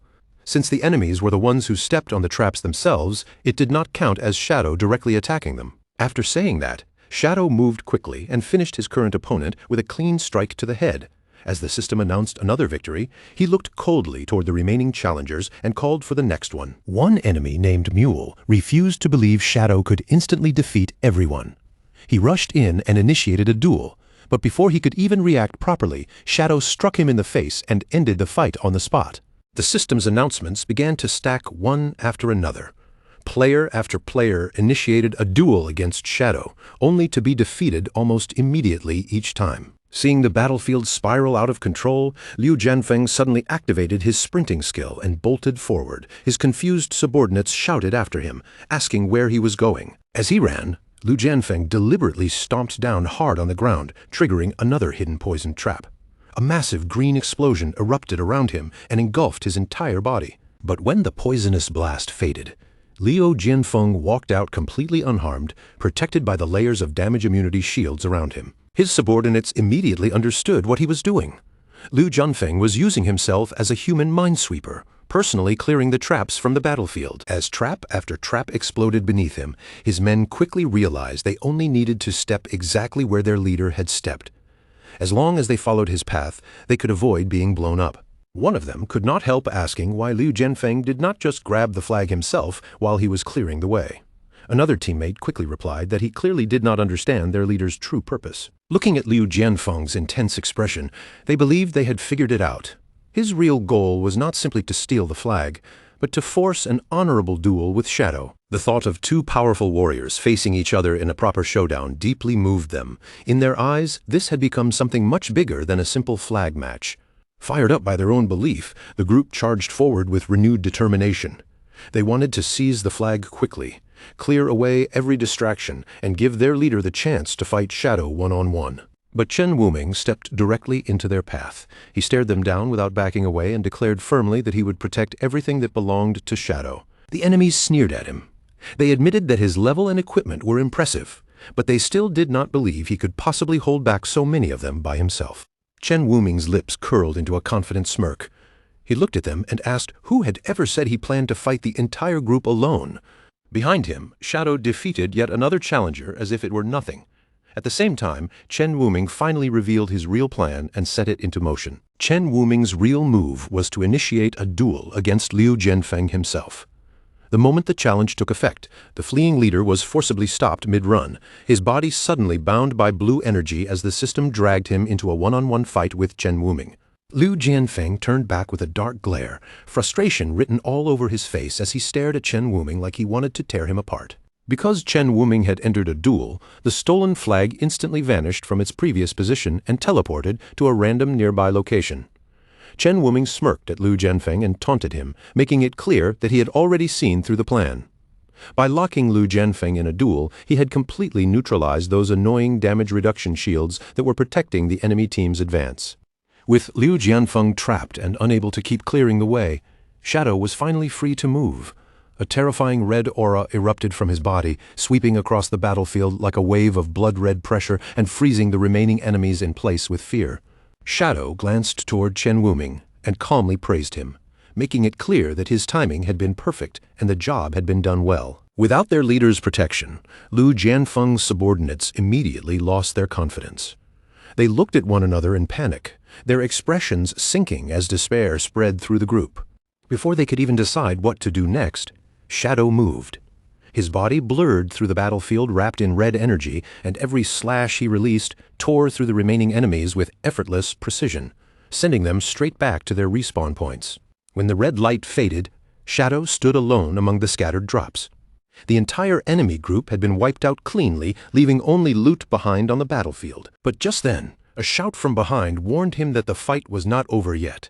Shadow turned around and saw Chen Wuming hanging unconscious by his collar, his body covered in bruises and completely limp. The system announced Chen Wuming's defeat, and Lu Jianfeng immediately threw him aside before initiating a duel against Shadow.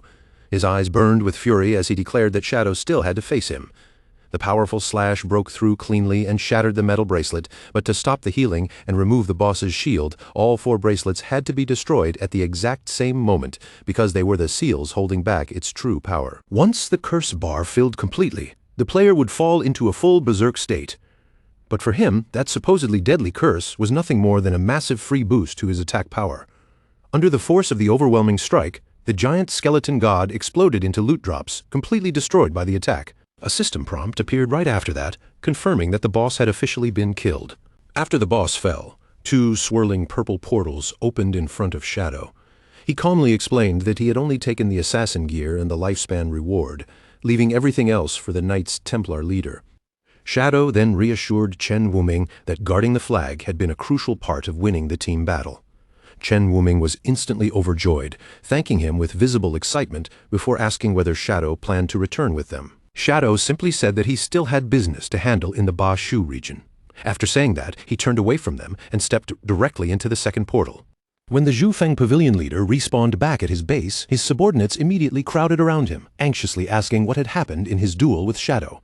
But Lu Jianfeng only dropped to his knees on the ground, silently weeping. His men hurried to comfort him, saying there was no shame in losing to the world's top player and that they could always challenge him again later. Still crying, Liu Jianfeng cursed their naive optimism. His voice cracked with devastation as he screamed that he had not even managed to take a single drop of Shadow's health. His subordinates fell silent as he confessed the truth. Even after using all his strength, skills, and tactics, he had not been able to touch even a single hair on Shadow's head. Liu Jianfeng explained just how massive the gap between them really was. Shadow had shattered all 99 layers of his absolute defense and emptied his entire health bar before he could even blink. At that moment, one of his men suddenly raised his head and spoke up, claiming that he understood the secret behind Shadow's impossible strength. With absolute certainty, the man declared that Shadow had to be cheating. Lu Jianfeng and the others all looked up at him in shock, stunned by how boldly he had made the accusation. The man quickly laid out his reasoning. Since everyone was playing under the same system, he insisted it made no sense for one person to solo a diamond-grade boss, instantly break through max-level shields, and dodge every single attack without fail. In his eyes, the only possible explanation was that Shadow was hacking. Desperate to find any excuse for their crushing loss, the others immediately latched onto his words. One by one, they nodded and agreed, convincing themselves that his logic made perfect sense. Their sadness quickly turned into anger. They told themselves that losing to a cheater meant nothing, and one furious member even demanded to know how they could report Shadow and get him banned. While the group was still cursing the so-called hacker, a sharp knock suddenly sounded at the door, cutting through their angry shouting. Already frustrated, one of the men snapped and yelled toward the door, furious that someone had chosen this exact moment to bother them. They yanked the door open while throwing out threats, but the moment they saw who was standing outside, every word died in their throats. There, filling the doorway, stood Shadow's tall and dark figure, silent and imposing. Panic instantly flooded the room as the men stumbled backward.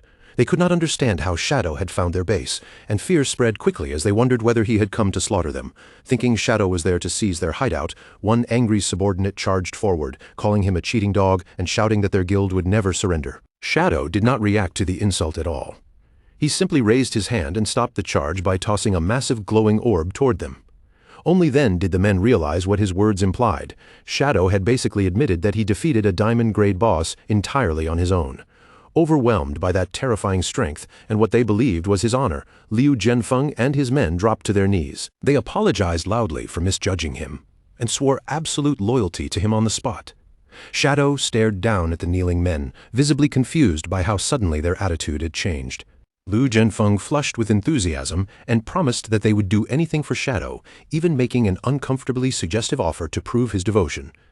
Shadow's expression immediately turned disgusted, and he rejected the bizarre offer without hesitation. He told them he only needed one thing: help finding the coordinates of every emerald grade or higher boss in the region. Liu Jianfeng hesitated, his face tightening with worry.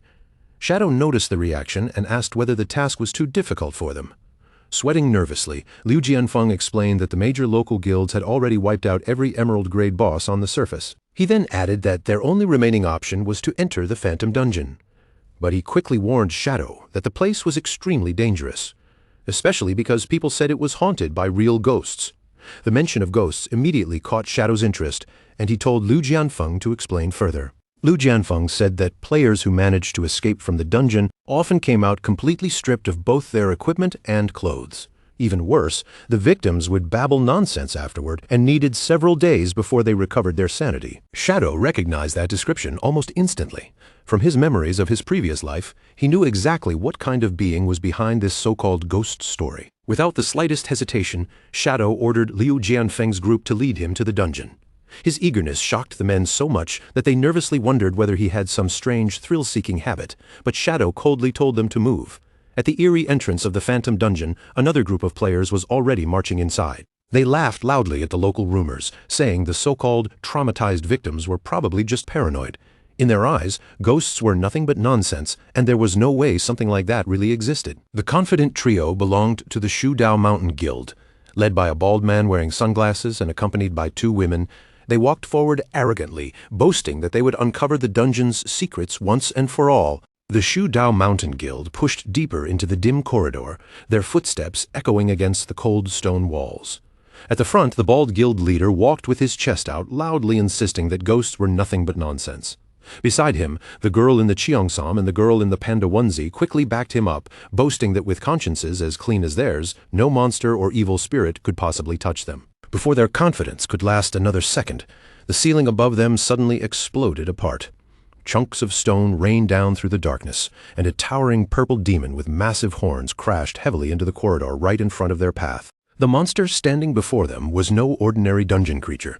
It was the Jilin Zhangjin Dragon King, a terrifying level 18 platinum boss whose presence alone filled the passage with pressure. But instead of backing away, the guild leader's eyes lit up with excitement. He threw his head back and laughed, already imagining the rare treasures and valuable drops that would come from taking down such a powerful boss. Gripping his weapon, the guild leader stepped forward and barked for his team to attack. In the next instant, a huge formation of glowing blue swords appeared around him, filling the dark corridor with sharp, floating light. The giant demon lowered its head and stared back at them with burning red eyes, its huge body tensed, claws ready, as if it was preparing to crush them the moment they came within reach. The guild leader suddenly saw a gap in the monster's defense. Without hesitation, he kicked off the ground and charged straight in, aiming to end the fight with one clean, decisive strike. With countless blue blades spinning around him, he leaped into the air and drove himself toward the demon's arm, his whole body committed to the attack. But just as he was about to swing, the sword in his hand disappeared completely, vanishing from his grip as if it had never existed. His face instantly twisted with panic. Still hanging in midair, he yelled in disbelief, unable to understand where his weapon had gone at the worst possible moment. Now completely exposed, he had no way to defend himself. The boss swung one massive arm and swatted him away like an insect, sending him flying backward while his guildmates screamed in pure shock. He slammed hard onto the stone floor right in front of the two girls. When they looked down, their faces froze because every piece of his gear had disappeared, leaving him stripped all the way down to his underwear. The panda girl went silent, her cheeks turning bright red as she stared in stunned embarrassment. The Xiongzim girl reacted even harder, blushing furiously as she shouted that the guild leader's equipment had somehow vanished into thin air. Then the situation became even worse. The two girls cried out in panic as their own outfits disappeared as well, leaving them just as helpless and exposed. Sitting on the freezing stone floor with nothing left to protect him, the guild leader completely lost his nerve. He screamed that the rumors had been true after all, and that this cursed dungeon really was haunted. The girls snapped at him in outrage, their faces burning with humiliation. Even with the boss still nearby, they could not stop yelling at their guild leader over his shameful reaction to the whole disaster. With no weapons, no armor, and no chance of fighting back, the three of them finally turned and ran for their lives. The girls panicked over their exposed state as they sprinted down the corridor, while the guild leader shouted for them to keep moving and swore he would not look. But from the furious way they glared at him, they clearly did not believe a single word. Meanwhile, at the dungeon entrance, Shadow and Lu Jianfeng emerged through the portal, stepping into the same dark and dangerous zone. A system warning immediately flashed before them, announcing that they had entered a frenzy zone where their lifespans would drain 100 times faster than normal. Lu Jianfeng, already terrified of ghosts, nearly fell apart on the spot and begged Shadow to be extremely careful. Shadow simply told him to calm down, his voice steady as he assured him that the danger here was not a ghost. That only made Lu Jianfeng more confused, and he anxiously asked what else could possibly explain all the strange things happening in this place. Before Shadow could answer, terrified screams came echoing through the dark hallway. A moment later, the three exposed members of the Shudao Mountain Guild came sprinting toward them in total panic, with the huge demon boss thundering close behind. The bald guild leader spotted the two men and immediately shouted for help, begging them to save his life. Behind him, his two female guildmates panicked even harder, mortified that they had been seen in such an embarrassing state. Shadow calmly raised a thumbs up and joked that these players were surprisingly open-minded to be running around like that. Liu Jianfeng broke into an awkward sweat, then quickly explained that they were not just random players, they were his rivals from the Shudao Mountain Guild. At that moment, Shadow received a system alert warning him that someone had just tried to steal from him. His passive skill activated and blocked the attempt, protecting his equipment, but the skill immediately entered a 30-second cooldown. Right beside him, Lu Jianfeng let out a horrified scream as his cape and shirt vanished in an instant. Feeling the sudden loss of his clothes, he became even more convinced that a ghost was standing right there with them. Shadow's expression sharpened as he gathered his power. Then he unleashed the Dark Knight Ring Blade, sending a massive wave of crimson energy tearing through the corridor straight toward the giant monster. The red slash carved directly through the Dragon King's huge body. In a single devastating hit, the Platinum Boss was destroyed, collapsing into nothing and leaving valuable loot scattered behind. The bald guild leader stood there half-dressed and completely frozen, his mouth hanging open. He could not believe that someone had just wiped out a Platinum Boss with only one attack. Still stunned, he wondered aloud whether their mysterious savior could be the legendary Shadow. The Panda Girl quickly agreed, pointing out that they could not even tell where the fighter had disappeared to. Shadow's strike had done more than kill the boss. It had also wounded an invisible epic-grade NPC named William Scott, the Thief Saint. Hidden from sight, the thief studied Shadow closely, recognizing his terrifying stealth and speed, and he quickly realized that a player like this must be carrying a pile of rare treasures. Concealed in the darkness, William Scott cursed under his breath. He was shocked that a newcomer had not only injured him, but had also blocked his theft attempt. Still, greed flickered in his eyes as he stared at Shadow's high-grade equipment, especially the valuable dagger that instantly drew his attention. Lu Jianfeng hurriedly warned the exposed players to get out while they still could, explaining that the thief was actually an epic-grade NPC with master-level stealth who would steal anything they had left. As the bald leader panicked, Lu Jianfeng turned to Shadow and asked whether he could really deal with an enemy like that. Shadow remained calm, explaining that this NPC's stats were far below a normal epic boss, so he intended to fight. Lu Jianfeng then looked at the bald leader with disgust and complained about being forced to leave with some local thug. The bald leader instantly fired back, calling him a fat fake, and in seconds their old rivalry flared up again. The two exposed men stepped right up to each other, faces almost touching as they traded insults. The bald leader challenged Lu Jianfeng to a bet, declaring that the loser would have to kneel publicly and apologize to the entire nation. Lu Jianfeng accepted without backing down and told him to name the rules of the competition. With an overly dramatic pose, the bald leader raised his voice and announced the terms. Whoever gave Shadow the most help in defeating the Thief Saint would be declared the winner. Lu Jianfeng immediately burst out laughing, mocking the bald leader for thinking he could assist a top-tier player like Shadow when he did not even have pants on. To him, the whole idea sounded completely ridiculous. The bald leader ignored the insult and instead pulled out a glowing skill book. Presenting it to Shadow as a gift from the Shudao Mountain Guild, he opened a trade window with a surprisingly serious expression. Shadow accepted the trade and received the skill book, final mark. The moment he recognized what it could do, he knew it was exactly what he needed, so he immediately spent more than 200 evolution points to push the skill all the way up to Mythic tier. After the upgrade, the Mythic Assassin's skill became incredibly dangerous. Shadow's next attack would mark its target, reveal their exact position for 30 seconds, and increase the damage they received by 20%. When Shadow praised the skill, the bald leader immediately lit up with pride. He excitedly explained that with this ability, the thief's stealth would become useless, because once Shadow landed even a single hit, the enemy's location would be locked down. Lu Jianfeng quickly cut in and pointed out the obvious problem. By shouting the plan so loudly, the bald leader had practically warned their target, which meant the thief would now know exactly what to avoid. The bald leader's confidence collapsed at once. Sweat rolled down his face as he realized he had just made a huge mistake. High above them in the darkness, William Scott had heard every word. After weighing the danger, he decided that robbing Shadow now was far too risky and began preparing to retreat. Besides, the exposed players below had nothing valuable left for him to steal. Down on the ground, the bald leader panicked while Lu Jianfeng looked smug, blaming him for ruining their chance to catch the thief. Then Liu Jianfeng suddenly raised his head and shouted into the darkness, calling the hidden thief nothing more than a cheap purse snatcher. The insult struck the shadows like a slap, startling the enemy who had been trying to slip away. With a proud grin, Lu Jianfeng revealed a glowing pink object on his backside and boasted that he still had one unbelievably valuable treasure left. He taunted the thief openly, daring him to resist the temptation of stealing an epic-grade accessory known as the Heart of Ba Shu. The bald guild leader stared at him in absolute disbelief and cursed on the spot. He could not process the fact that Lu Jianfeng actually possessed such a legendary item. The girl in the panda onesie quickly explained why the accessory was so famous. The Heart of Ba Shu could reduce back attack damage by an astonishing 90%, making it the ultimate symbol of glory throughout their entire region. Up in the shadows, William Scott looked down and froze. His eyes locked onto the glowing gem, and for a moment he seemed completely enchanted by its light. To William Scott, possessing that artifact was proof of who truly deserved to be called the King of Bashu.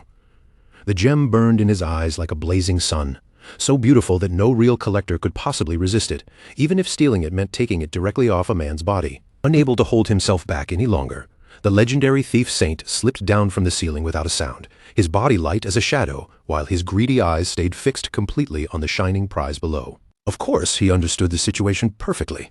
This was clearly a trap laid out in the open, and everyone below was waiting for the exact moment he finally lost patience and made his move. But even knowing all of that, the thief still made his choice. In his mind, a treasure this tempting was more than worth gambling his life on. In the blink of an eye, his hand shot forward, fingers moving like lightning as he ripped the glowing treasure straight from Lu Jianfeng's back. The instant Liu Jianfeng felt that sudden pull behind him, his eyes flashed a furious red, and without wasting even half a second, he gave Shadow the signal to attack. Shadow moved immediately, bursting into action as he shouted that this was the moment. Dark power surged around him, and he released the fierce strike of his Dark Knight ring blade. A huge crimson slash tore through the air and slammed straight into Lu Jianfeng's back, exploding against him with terrifying force. Lu Jianfeng collapsed face first onto the floor, tears streaming down his cheeks as he screamed in pain, crying that his precious Heart of Bashu had been stolen right from him. The bald guild leader stared anxiously at the chaos and wondered whether Shadow's fast strike had actually landed on the thief saint. Panda Girl shouted back that she could not tell from where she stood, but she desperately hoped their plan had not fallen apart. At the same time, the thief saint was already sprinting away at full speed, completely unaware that a giant red crosshair had locked itself directly over his head. As he fled through the dungeon, he laughed wildly, clutching the glowing pink Heart of Bashu in his hands while cheering that he had really pulled off the ultimate theft. He quickly realized that taking Shadow's hit had cost him a large chunk of health, and even worse, it had slapped him with an irritating tracking debuff. Even so, he stayed confident, convinced that the dungeon's maze-like passages would make it nearly impossible for anyone to catch him. Then, a system window appeared, showing that the tracking mark only had 23 seconds remaining. Pushing his movement speed as far as it could possibly go, he told himself that all he had to do was survive and stay hidden for just 20 more seconds. Once that timer ran out, Shadow would never be able to find him again. But right as the system timer dropped to exactly 20 seconds, the thief's body suddenly stiffened, and his expression changed as he sensed someone closing in on him at frightening speed. Without warning, a shadow clone rushed into the hallway directly in front of him. The thief jolted in panic, his eyes widening in disbelief that his pursuer had somehow caught up so quickly. The clone's white eyes glowed in the darkness as it locked onto him and charged forward without hesitation. But after that first shock passed, the The thief quickly noticed something was off. This was not the real Shadow standing before him, but only one of his Shadow clones. The clone launched a fierce storm of purple slashes, each one cutting toward him in rapid succession. But the thief reacted instantly, springing high toward the ceiling and slipping past the attacks with ease. With the timer already down to 16 seconds, the thief sneered from above, mocking the clone as naive, and saying that such a simple attack could never hope to touch someone like him. But the moment he landed and turned toward the next path, his confidence faltered. Another clone was already waiting silently around the corner. He cursed under his breath in surprise and threw himself out of the way just in time, narrowly avoiding the clone as it dashed past him. He darted deeper through the winding stone corridors, his footsteps echoing off the walls while he laughed and shouted that these clones were nothing but useless obstacles. As the system timer ticked down to 10 seconds, a confident smile returned to his face. In his mind, lasting through the final 10 seconds would be effortless. So when yet another clone suddenly appeared behind him, the thief merely scoffed and shouted that all this chasing was completely pointless. At last, the system timer burned through its final moments. 3, 2, 1. Then a notification appeared, confirming that the tracking mark had completely disappeared. Raising his hard-won treasure in triumph, the thief burst into proud laughter, believing he was finally safe. This treasure would sell for an unbelievable amount of lifespan, and with that, he would move one step closer to breaking the seal that bound him. But then, all at once, his laughter died in his throat. Just ahead of him, a silent figure was standing in the path. It was Shadow, waiting there calmly, without making a single sound. At first, the thief tried to convince himself it had to be another clone. But after looking again, his heart sank. This was no fake. This was the real Shadow. For a brief moment, panic flashed across the thief's face as he wondered how Shadow could have reached this place before him. But when he noticed the floating loot orbs scattered nearby, he quickly came up with another explanation. Maybe Shadow had only been farming monsters in this area by coincidence. He forced himself to calm down, reminding himself that the tracking mark was already gone, and with his master-level stealth active, there was no possible way Shadow could see him. Then, to his horror, Shadow slowly turned his head and looked straight into his eyes, his combo energy already charged to the limit. The thief went completely still, shock freezing his body in place as the truth hit him. Shadow could see him perfectly. That cold stare sent terror straight through him. The thief stumbled backward in blind panic, knowing he had to escape this place immediately before it was too late. But before he could flee, his feet stopped dead. A towering wall of purple flames erupted throughout the corridor, and several Shadow clones stepped out from the darkness, sealing off every possible exit around him. Trapped inside that burning ring of fire, the horrifying realization finally struck him. Shadow had not simply caught up by chance from the very beginning. He had been herded into this exact location like prey. Standing above him with overwhelming pressure, the real Shadow activated his ultimate skill, Endless Nightmare. A massive wave of dark purple magic surged forward and crashed down over the trapped thief. A nightmare status gauge appeared above the thief's head, and in an instant, the bar shot all the way up until it was completely full. The thief was dragged into a horrifying illusion, his screams tearing through the corridor as grinning demonic shadows clawed and ripped at his mind. His mask had fallen away, and his eyes spun wildly from the unbearable mental torment as he begged for mercy. He promised he would surrender and become Shadow's loyal servant if only he was allowed to live. Surrounded by the purple flames, Shadow stayed perfectly calm and simply remarked that he had finally seen what the famous thief saint looked like beneath the mask. Under the crushing pain of Shadow's ultimate attack, the thief completely broke. He screamed helplessly, pleading over and over to surrender.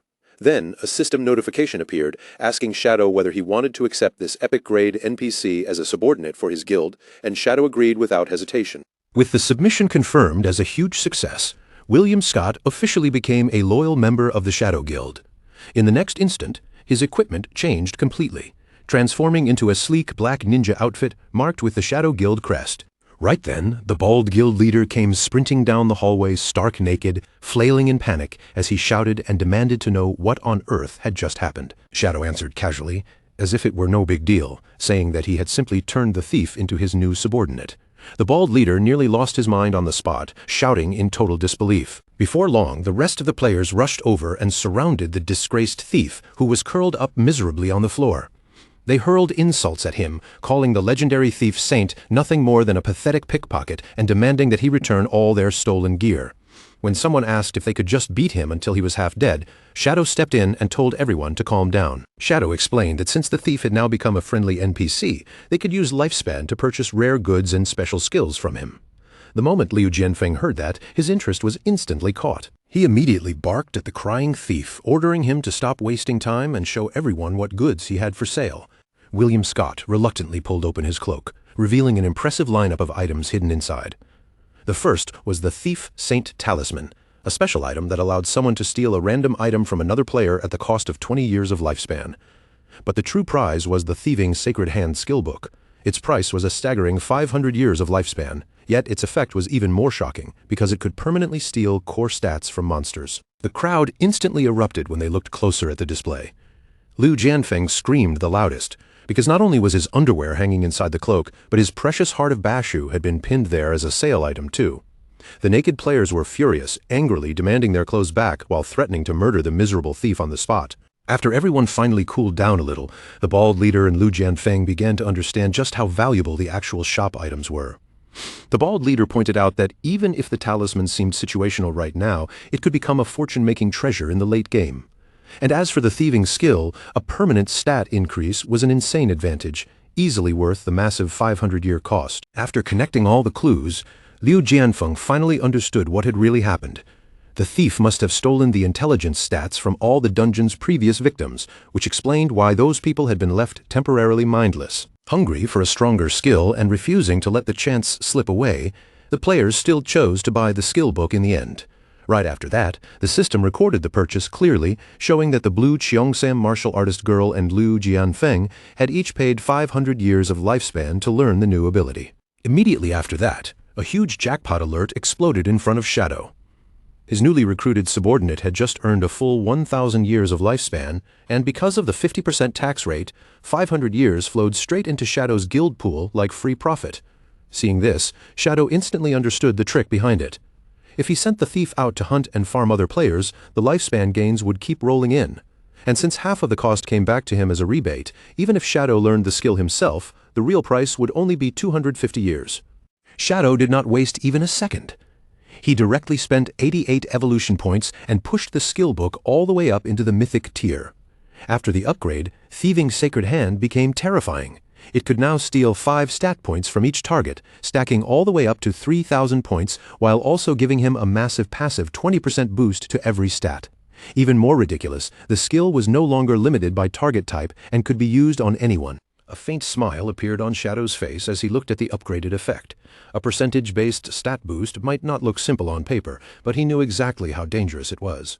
The stronger he became and the higher his level climbed, the more absurd that 20% bonus would grow. William Scott stood there frozen, his eyes wide as he stared at Shadow's hand. A strange mythical glow was pulsing from it, and the energy alone was enough to leave him completely stunned. Barely able to believe what he was seeing, William Scott asked how Shadow had possibly mastered the ultimate mythic skill that belonged to the Starry Sky Thief clan. But before Shadow could even give him an answer, the thief suddenly dropped down and slammed his forehead against the stone floor again and again. With each heavy knock, he swore that he would follow Shadow for the rest of his life, begging with desperate excitement for Shadow to pass that skill down to him one day. Shadow only looked down at him calmly and told him to stand up. His voice stayed steady as he promised that as long as William behaved properly, he would eventually teach him the skill. Right at that moment, the entire roof began to collapse with a violent roar. The stone ceiling cracked apart overhead, and chunks of debris rained down as enormous glowing chains and thick purple tentacles smashed straight into the room. Through the crashing rubble, a thunderous voice rolled across the room, filled with rage as it cursed them all as despicable humans. From inside the smoke and dust, a gigantic, horrifying eyeball monster slowly appeared. Its huge body was bound in glowing chains, with tentacles twisting around it like something from a nightmare. The monster roared furiously, demanding that they release William Scott at once. William immediately panicked and tried to stop his friend, shouting with everything he had that she had misunderstood the situation. But the monster was already too enraged to listen to a single word. Its massive eye began to gather a frightening light, and in the next instant, it fired a devastating petrification ray straight at the group. Liu Jianfeng and the bald leader had no time to escape at all, and their bodies were instantly turned into solid stone statues. Shadow, however, did not even flinch. He calmly raised his magic resistance shield in front of him, and the beam slammed into it only to be blocked without any difficulty. The monster froze in confusion. its giant eye trembling slightly as it stared at the shield. It could not understand how its ultimate attack had been stopped so easily by something that looked like a simple barrier. Right after unleashing that attack, the giant eyeball monster's body began to distort violently. Yellow electrical energy crackled across her form, making her entire body flicker and glitch, as if it were being torn apart from within. The glowing chains wrapped around her suddenly tightened with brutal force. They dug into her body like burning restraints, and the pain was so intense that she let out a piercing scream. William's face changed instantly. He rushed toward the struggling monster in a panic, begging her not to use her power anymore. His voice cracked as he cried out that she could not die here. Shadow narrowed his eyes, clearly intrigued by the fact that this dungeon had somehow produced 2 epic-grade NPCs. He turned toward the sobbing thief and demanded that William explain exactly what was going on. With tears still on his face, William revealed that the giant eyeball monster's name was Aristotle. She was not just some random dungeon monster. She was his closest and most important friend. Many years ago, back when William was still nothing more than a low-level thief, he had met Aristotle by chance. Somehow, the two of them connected almost immediately, and before long, they had become the best of friends. Aristotle possessed an unbelievable amount of cosmic knowledge and could locate almost any rare treasure hidden in the world. William, on the other hand, relied on his god-tier stealing abilities to snatch those treasures once she found them. Working together, the two of them collected legendary loot in unbelievable amounts, piling up treasures one after another. That was exactly how William eventually earned the famous title of Thief Saint. But their luck did not last forever. One day, Aristotle sensed the presence of a legendary supreme treasure hidden deep inside the Phantom Dungeon, and that discovery changed everything. Filled with excitement, the two of them entered the ancient ruins and pushed deeper inside until they finally reached a massive chest glowing with mysterious light. William, thinking only of sharing the joy with his friend, generously told Aristotle that she should be the one to open the treasure chest herself. But the moment the lid slowly began to rise, what appeared in front of them was not gold, jewels, or any treasure at all. Instead, blinding pillars of golden light burst out from inside the chest, and at the same time, countless massive chains shot upward with terrifying speed. Before either of them could react, those chains violently pierced straight through Aristotle's body. In an instant, she was dragged upward and trapped helplessly in midair. That so-called legendary treasure chest was never a treasure at all. It was actually a terrifying primordial tear trap waiting for someone to trigger it. Aristotle was sealed inside the Phantom Dungeon on the spot, bound by inescapable chains of light that no ordinary force could ever break. William then revealed the most hopeless part of it all. To break that primordial seal, they needed an unimaginable 1 billion years of lifespan. To save Aristotle, he had remained inside the dungeon all this time, robbing players and collecting lifespan bit by bit, until Shadow's group finally arrived. Through his tears, he explained that Aristotle had just forced herself to use her powers in order to save him, and that act triggered the seal's deadly punishment, pushing her to the edge of death. William looked at his dying friend with despair filling his eyes. Now that he was bound to Shadow, he knew he would never be able to gather 1 billion years of lifespan. The farewell he had feared for so long had finally arrived. The thief completely collapsed. He cried so hard that his whole body shook, apologizing again and again to his oldest friend while screaming that he was sorry for failing her. Tears poured down William's face as he sobbed uncontrollably, calling out to Big Eye and apologizing over and over because he still could not save her. Then through his tears, William noticed Shadow stepping forward. When he saw his master draw the glowing primordial sword, confusion immediately flashed across his face, and he asked what Shadow was planning to do. William threw himself directly in front of the giant eyeball, using his own body to block the way. In desperation, he asked if Shadow was trying to kill his friend, then hurriedly tried to convince him that Big Eye would not drop anything valuable even if she died. William begged Shadow to show mercy, his voice shaking as he pleaded for Big Eye's life. But Shadow ignored his cries completely, lifted his sword and swung it down with cold precision. Yet the blade did not cut into the monster at all. Instead, Shadow's strike landed on the chains binding the giant eyeball, and the restraints shattered apart right before William's stunned eyes. The broken chains dissolved into light and vanished from the air, and with that single strike, the seal binding Aristotle was officially destroyed. William could only stare in disbelief, his mouth slightly open as he tried to understand what had just happened. He could not figure out how Shadow had pulled off such an impossible miracle. Shadow calmly explained that he simply wanted to test whether a primordial-grade weapon could destroy the chains. Since the attack had worked, the seal was now gone, and Aristotle should be fine. Aristotle slowly blinked, her voice weak as she called William's name. The moment William heard her speak again, joy rushed across his face, and he hurried to reassure her that everything was all right now. Aristotle then turned her giant eye toward Shadow and asked William how he had ended up becoming the servant of a blue star human. William immediately defended him, telling her that Shadow was not an ordinary human at all.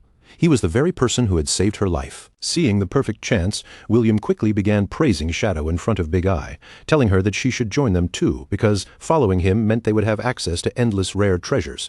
Aristotle cut him off and told him to be quiet for a moment because she wanted to examine this human herself. The moment Aristotle began analyzing Shadow, she was completely taken aback. From his equipment alone, she could tell he was wearing some of the best gear possible, and almost every skill he possessed had already reached mythic grade. But then Aristotle noticed something even more unbelievable, something far beyond excellent gear or powerful skills. This human actually carried the authority of ancient gods. At that exact moment, the system sent Shadow a new notification. The epic-grade NPC Aristotle wanted to join him voluntarily. Shadow did not hesitate for even a heartbeat and immediately clicked yes. The system then confirmed that Aristotle had officially become a dedicated guild NPC.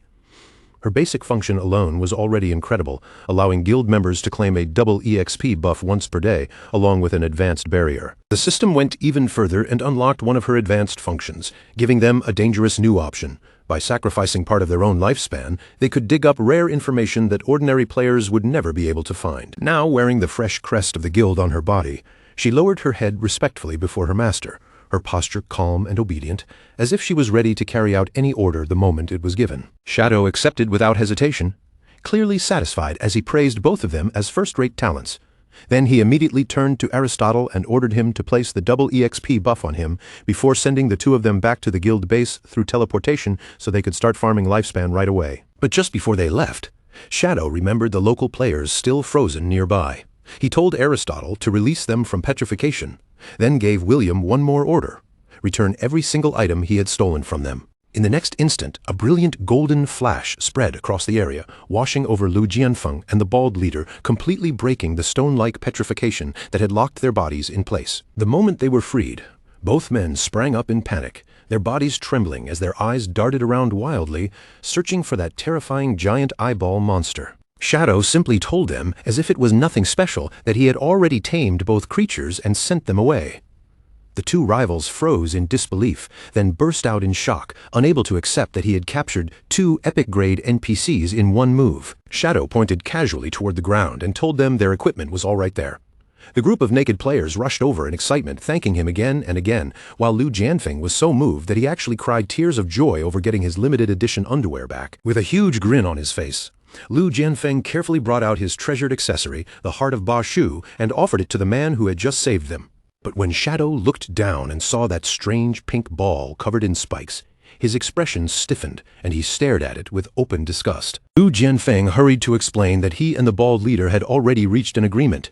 The heart of Ba Shu should belong to Shadow. In their eyes, only an overwhelming powerhouse like him had the right to own such a thing. The two of them pleaded with him sincerely, begging him to put it on and officially become the king of Ba Shu. Shadow did not look moved in the slightest.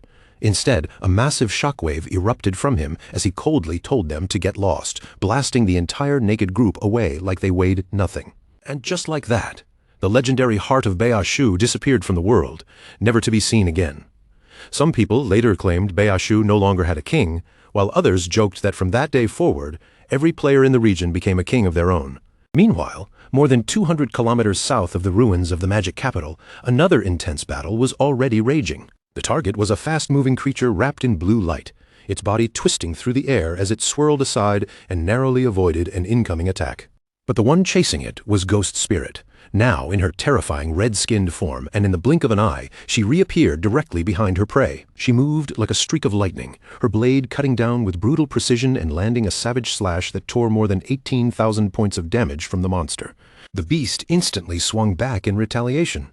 But Ghost Spirit slipped away with ease, dodging the counterattack as if she had already predicted its movement.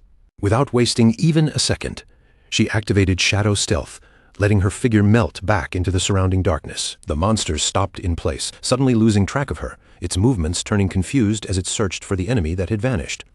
Ghost Spirit silently judged the situation. She had already been fighting this beast for more than 20 minutes, and after all that effort, its health had finally dropped to the last third. She told herself that once she finished off this monster, she would finally have the strength to solo farm emerald-grade bosses. Even though she knew the distance between her and her master was still enormous, taking down this enemy would at least give her a real spark of hope. But high above her, on a ledge overlooking the battlefield, a group of male players with heart-shaped eyes had been watching her fight the entire time.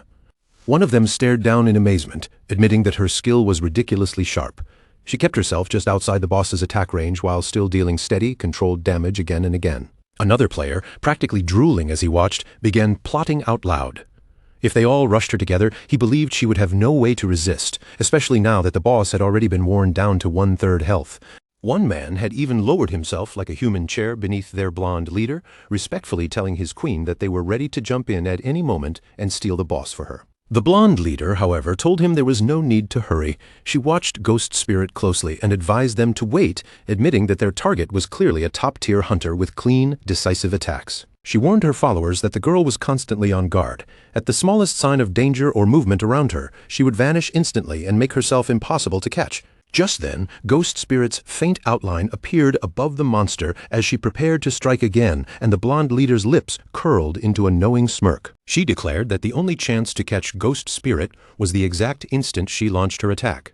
And as she spoke, a glowing red magic circle began to spread beneath them. The moment that red magic circle lit up, Ghost Spirit immediately sensed that something was wrong, her instincts warning her that a sudden trap had been activated. Red energy erupted upward, surging into the sky as the spell fully awakened, and the entire area was swallowed by the glow of the formation. Ghost Spirit was startled as she looked toward the source of the power, realizing it was a magic circle, and immediately questioning who had suddenly appeared there. Since she did not know what these people wanted or what the spell was capable of, she made the safest choice right away and decided to retreat first. Watching Ghost Spirit pull back so quickly, the blonde leader smirked with disdain, mocking her for running so fast and calling her nothing more than a typical rat from the Shadow Guild. Then she turned toward her brainwashed followers and gave the order, commanding them to rush in immediately and take control of the boss.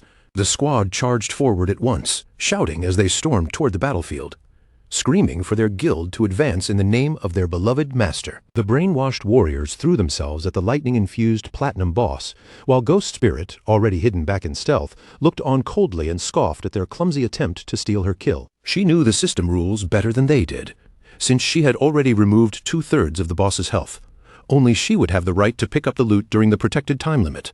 So Ghost Spirit planned to stay hidden in stealth, wait for them to finish the boss off, and then snatch the rewards the moment they dropped. From the rooftop above, the blonde leader giggled as if she had already seen through everything, mocking Ghost Spirit for hiding and accusing her of waiting for the perfect chance to steal the loot. With one final blow, the Cloud Mountain Fog Guild finally defeated the Platinum-grade Lightning Saber King. But the system immediately announced that because their battle contribution was only 27.5%, the loot was locked and no one could pick it up for the next 43.5 minutes. The guild members did not seem bothered by the long wait at all. They quickly surrounded the glowing drops, shouting over one another and ordering everyone to guard the loot until the timer finally ended. Ghost Spirit moved in an instant, darting through the crowd like a shadow, slipping between the stunned followers before they could even react.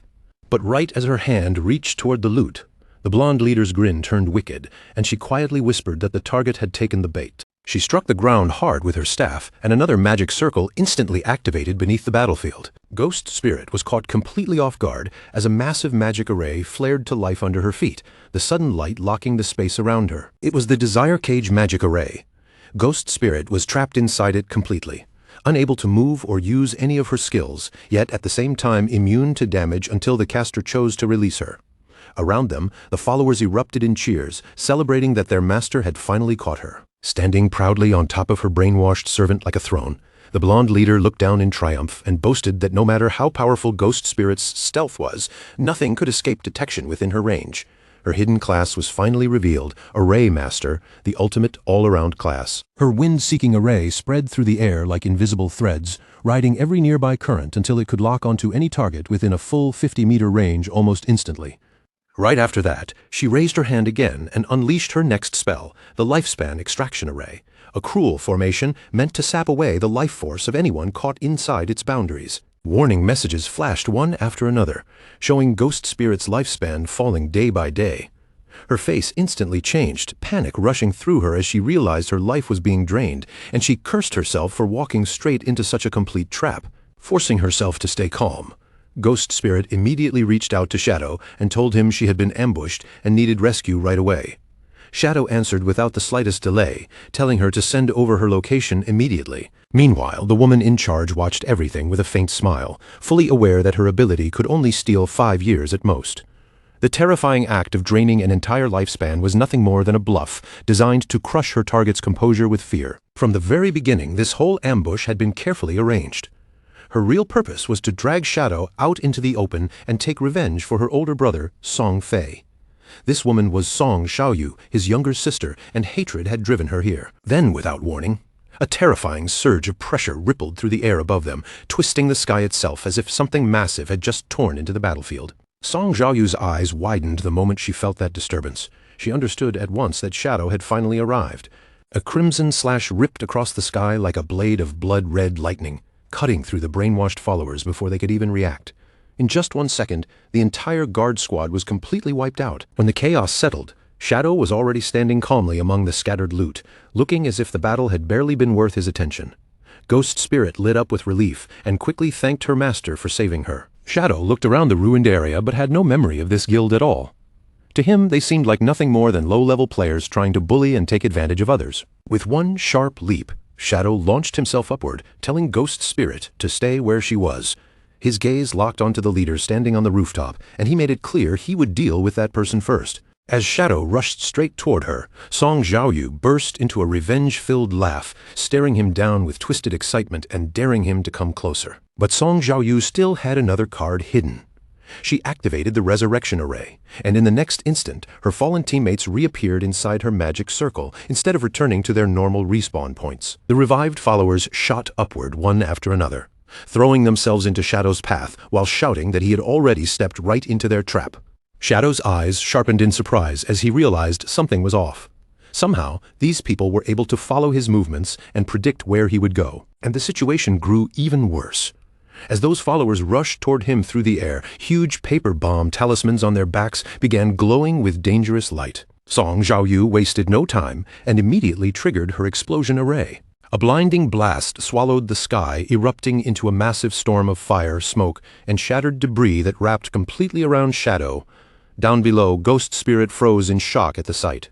Song Xiaoyu laughed wildly as she stared into the towering pillar of flames, screaming for Shadow to die. With tears and madness mixing in her voice, she cried out to her dead brother, saying she had finally avenged him. But when the smoke slowly thinned, a dark figure stepped forward from inside the blast. Shadow's voice remained calm as he realized they had been aiming for him from the very beginning. The game interface confirmed that his shield of black light had been broken, but his health was still nearly untouched. Shadow looked at Song Xiaoyu almost casually and said she had done a decent job, since she had at least managed to remove one layer of his defense. Song Xiaoyu snapped at his arrogance, calling him a fool and telling him to check his own status. Then a sly grin spread across her face as she declared that she had already checkmated him and ordered him to become her obedient dog. In that instant, Shadow's eyes went blank and glowing pink hearts flashed across them. A warning appeared, revealing that he had been struck by the charm curse of Irenas, the goddess of ultimate love. Song Xiaoyu sneered at him, asking if he really thought she would come after him without preparing anything. She proudly declared that he had already lost, boasting that he never could have expected her to possess the ancient divine stone tablet of the goddess of ultimate love. With a wicked smile, she explained the trap behind her attacks. Every time she struck him, a charm gauge built up little by little, and once that gauge filled completely, Shadow would become her permanent slave. She then revealed the most terrifying part of the curse. This charm carried the power of rules themselves, meaning ordinary mortals had no way to resist it. But Shadow's interface immediately revealed the countermeasure. Effects empowered by rules could only be erased by another power of rules. Fortunately, Shadow was holding his primordial-grade divine weapon, the Blade of Judgment, and the system offered to resist the curse by consuming 10 of his 16 divinity points. Shadow did not hesitate for even a moment. He immediately ordered the system to resist the curse, and 10 divinity points were burned away in an instant. A brilliant burst of light erupted around him as the system confirmed that the charm curse had been completely purified. Song Xiaoyu froze in total shock, her confidence crumbling as she screamed in disbelief, unable to understand how Shadow had erased her ultimate magic. Her eyes locked onto the glowing weapon in Shadow's hand, and desperation crept into her voice as she demanded to know what that blade truly was. Shadow looked down at her with cold, emotionless eyes and told her that her time had come. In a flash, he lunged forward and thrust the glowing blade straight toward her neck. But at the exact moment his strike landed, Shadow's eyes narrowed slightly in surprise. He spun around without losing momentum and easily cut off the heads of the brainwashed lackeys who had tried to leap at him from behind. Yet even after dealing with them, Shadow immediately sensed that something about the situation was not right. He realized he had not actually struck Song Xiaoyu at all. Her body had turned into a glowing green phantom, dissolving into nothing before vanishing completely and leaving Shadow empty-handed. Shadow recognized the technique almost immediately. It was Zuma's stolen Soul Walker ability. At the same time, he remembered the mysterious cloaked figure he had seen in Hu Keban's memories, and it became clear that the mastermind behind the scenes must have stepped in to save her. Ghost Spirit hurried over and eagerly asked if he had finished her off. Shadow calmly admitted that Song Xiaoyu had escaped, and his student was left stunned by the answer. Shadow explained that someone was gathering forces specifically to target him, and this ambush was clearly one of their planned operations.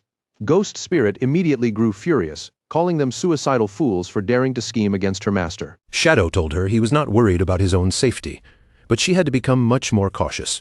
She still lacked experience, and that made it easy for her to fall into enemy traps. Determined not to become a burden, Ghost Spirit nodded eagerly. Shadow then handed her the loot from the Platinum Boss, including a new bloodline she could fuse with and a dual-wield mastery skill book. Ghost Spirit looked at the rewards in surprise and asked if he really did not want them for himself. Shadow explained that the bloodline's instant death effect was useless to him, and as for dual-wielding, he had already mastered it long ago. Ghost Spirit's face brightened with happiness as she thanked him, then immediately fused with the new power he had given her. The system confirmed that she had obtained the instant death bloodline. From now on, each of her attacks could add instant death points to a target, and once that gauge filled completely, the enemy would be executed on the spot. Shadow told Ghost Spirit that this bloodline would raise her damage to an entirely new level. He also mentioned that 2 new NPCs were already waiting at their guild hideout with useful functions, making her gasp with excitement. After that, Shadow said his next plan was to travel to the Bashu region and grind his way up to level 30. He gave Ghost Spirit the job of watching the foreign player guilds and the Cloud Mountain Fog Guild, and she agreed without any hesitation. Far away, deep inside a mysterious cave, blue light suddenly flashed through the darkness. A badly injured Song Xiaoyu appeared in the glow and collapsed hard onto the cold stone floor. Standing above her was the red-eyed leader, looking down with chilling indifference. In a cold voice, he asked who had given her permission to act on her own, then mocked her for thinking the small amount of goddess power he had granted her would be enough to kill Shadow. Song Xiaoyu immediately snapped back at him, her face twisted with anger as she blamed him for destroying everything she had set up. In her eyes, she had already been right at the edge of success, only for him to interfere at the worst possible moment. Tears spilled from Song Xiaoyu's eyes as she shouted that every single night she dreamed of her brother drenched in blood, calling out to her for help. Her voice shook with hatred as she accused the leader of never understanding that pain because he didn't carry the same personal grudge against Shadow. The red-eyed leader didn't show even the slightest trace of sympathy. He only stared down at her coldly and called her nothing more than a foolish woman. Then the darkness behind him slowly split apart, and one figure after another stepped into view, all of them staring forward with glowing red eyes. Surrounded by that chilling crowd, the leader asked her who among them didn't already carry a deep, blood-soaked feud with Shadow. His voice dropped lower as he warned her that if her selfish little actions ruined their grand plan, the others wouldn't spare her for even a second. They would rip her apart themselves, because not a single person there was stupid enough to believe Shadow could be brought down alone. He stepped closer, his shadow stretching over her as he towered above her trembling body. If she truly wanted revenge, then she had only one choice left: shut her mouth and follow orders. Song Xiaoyu collapsed there on the floor, tears still running down her face. After struggling for a moment, she finally lowered her head and agreed. The red-eyed leader turned away from her and stepped forward, facing the rest of the gathered group. With a cold, commanding tone, he told them the time had finally come to begin. Crimson lightning suddenly crawled across the strange brand on his arm, crackling like living blood. Zentile and the other members of the Black Dragon Guild stood nearby, watching in silence as that terrifying power began to rise. The leader lifted his hand toward the air, and a huge surge of red energy gathered around him before blasting upward like a violent wave. The entire space seemed to tremble beneath that pressure. Then he activated his skill, Murderous Intent Wave. A brutal aura spread outward from his body as he began drawing in the kill values of other players, using their accumulated slaughter to force his own stats even higher. The system immediately confirmed the result. His stacked stats had reached 450 layers, granting him a terrifying 900% attribute boost. Even with that monstrous increase, the red-eyed leader still wasn't pleased. He let out a disappointed sigh and said that if they had absorbed the kill values from the Cloud Mountain Fog Guild as planned, they would have reached a full 500 layers. His sharp gaze then fell back onto the kneeling Song Xiaoyu as he reminded her that because of her mistake, their entire operation now had to be delayed. Song Xiaoyu quickly bowed her head and begged for forgiveness, saying she was willing to accept any punishment. The leader's expression stayed ice-cold as he told her that apologizing to him wasn't enough. She needed to apologize to the rest of the crew, and her punishment would be left in the hands of his men.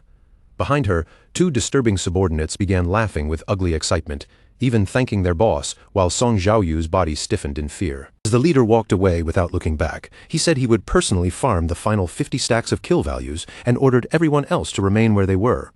Behind him, the thugs rushed towards Song Xiaoyu, yanking at her clothes as she screamed desperately for them to stop. The red-eyed leader continued into the darkness, his footsteps calm and unhurried. In his mind, only one thought remained. There was just one final piece missing before they could kill Shadow once and for all. Behind him, Song Xiaoyu could only stare helplessly, with her face flushed from terror and humiliation, while pieces of clothing flew through the air and her panicked screams continued echoing through the darkness. Meanwhile, Shadow was calmly going through a massive list of boss locations that his newly recruited followers had sent over.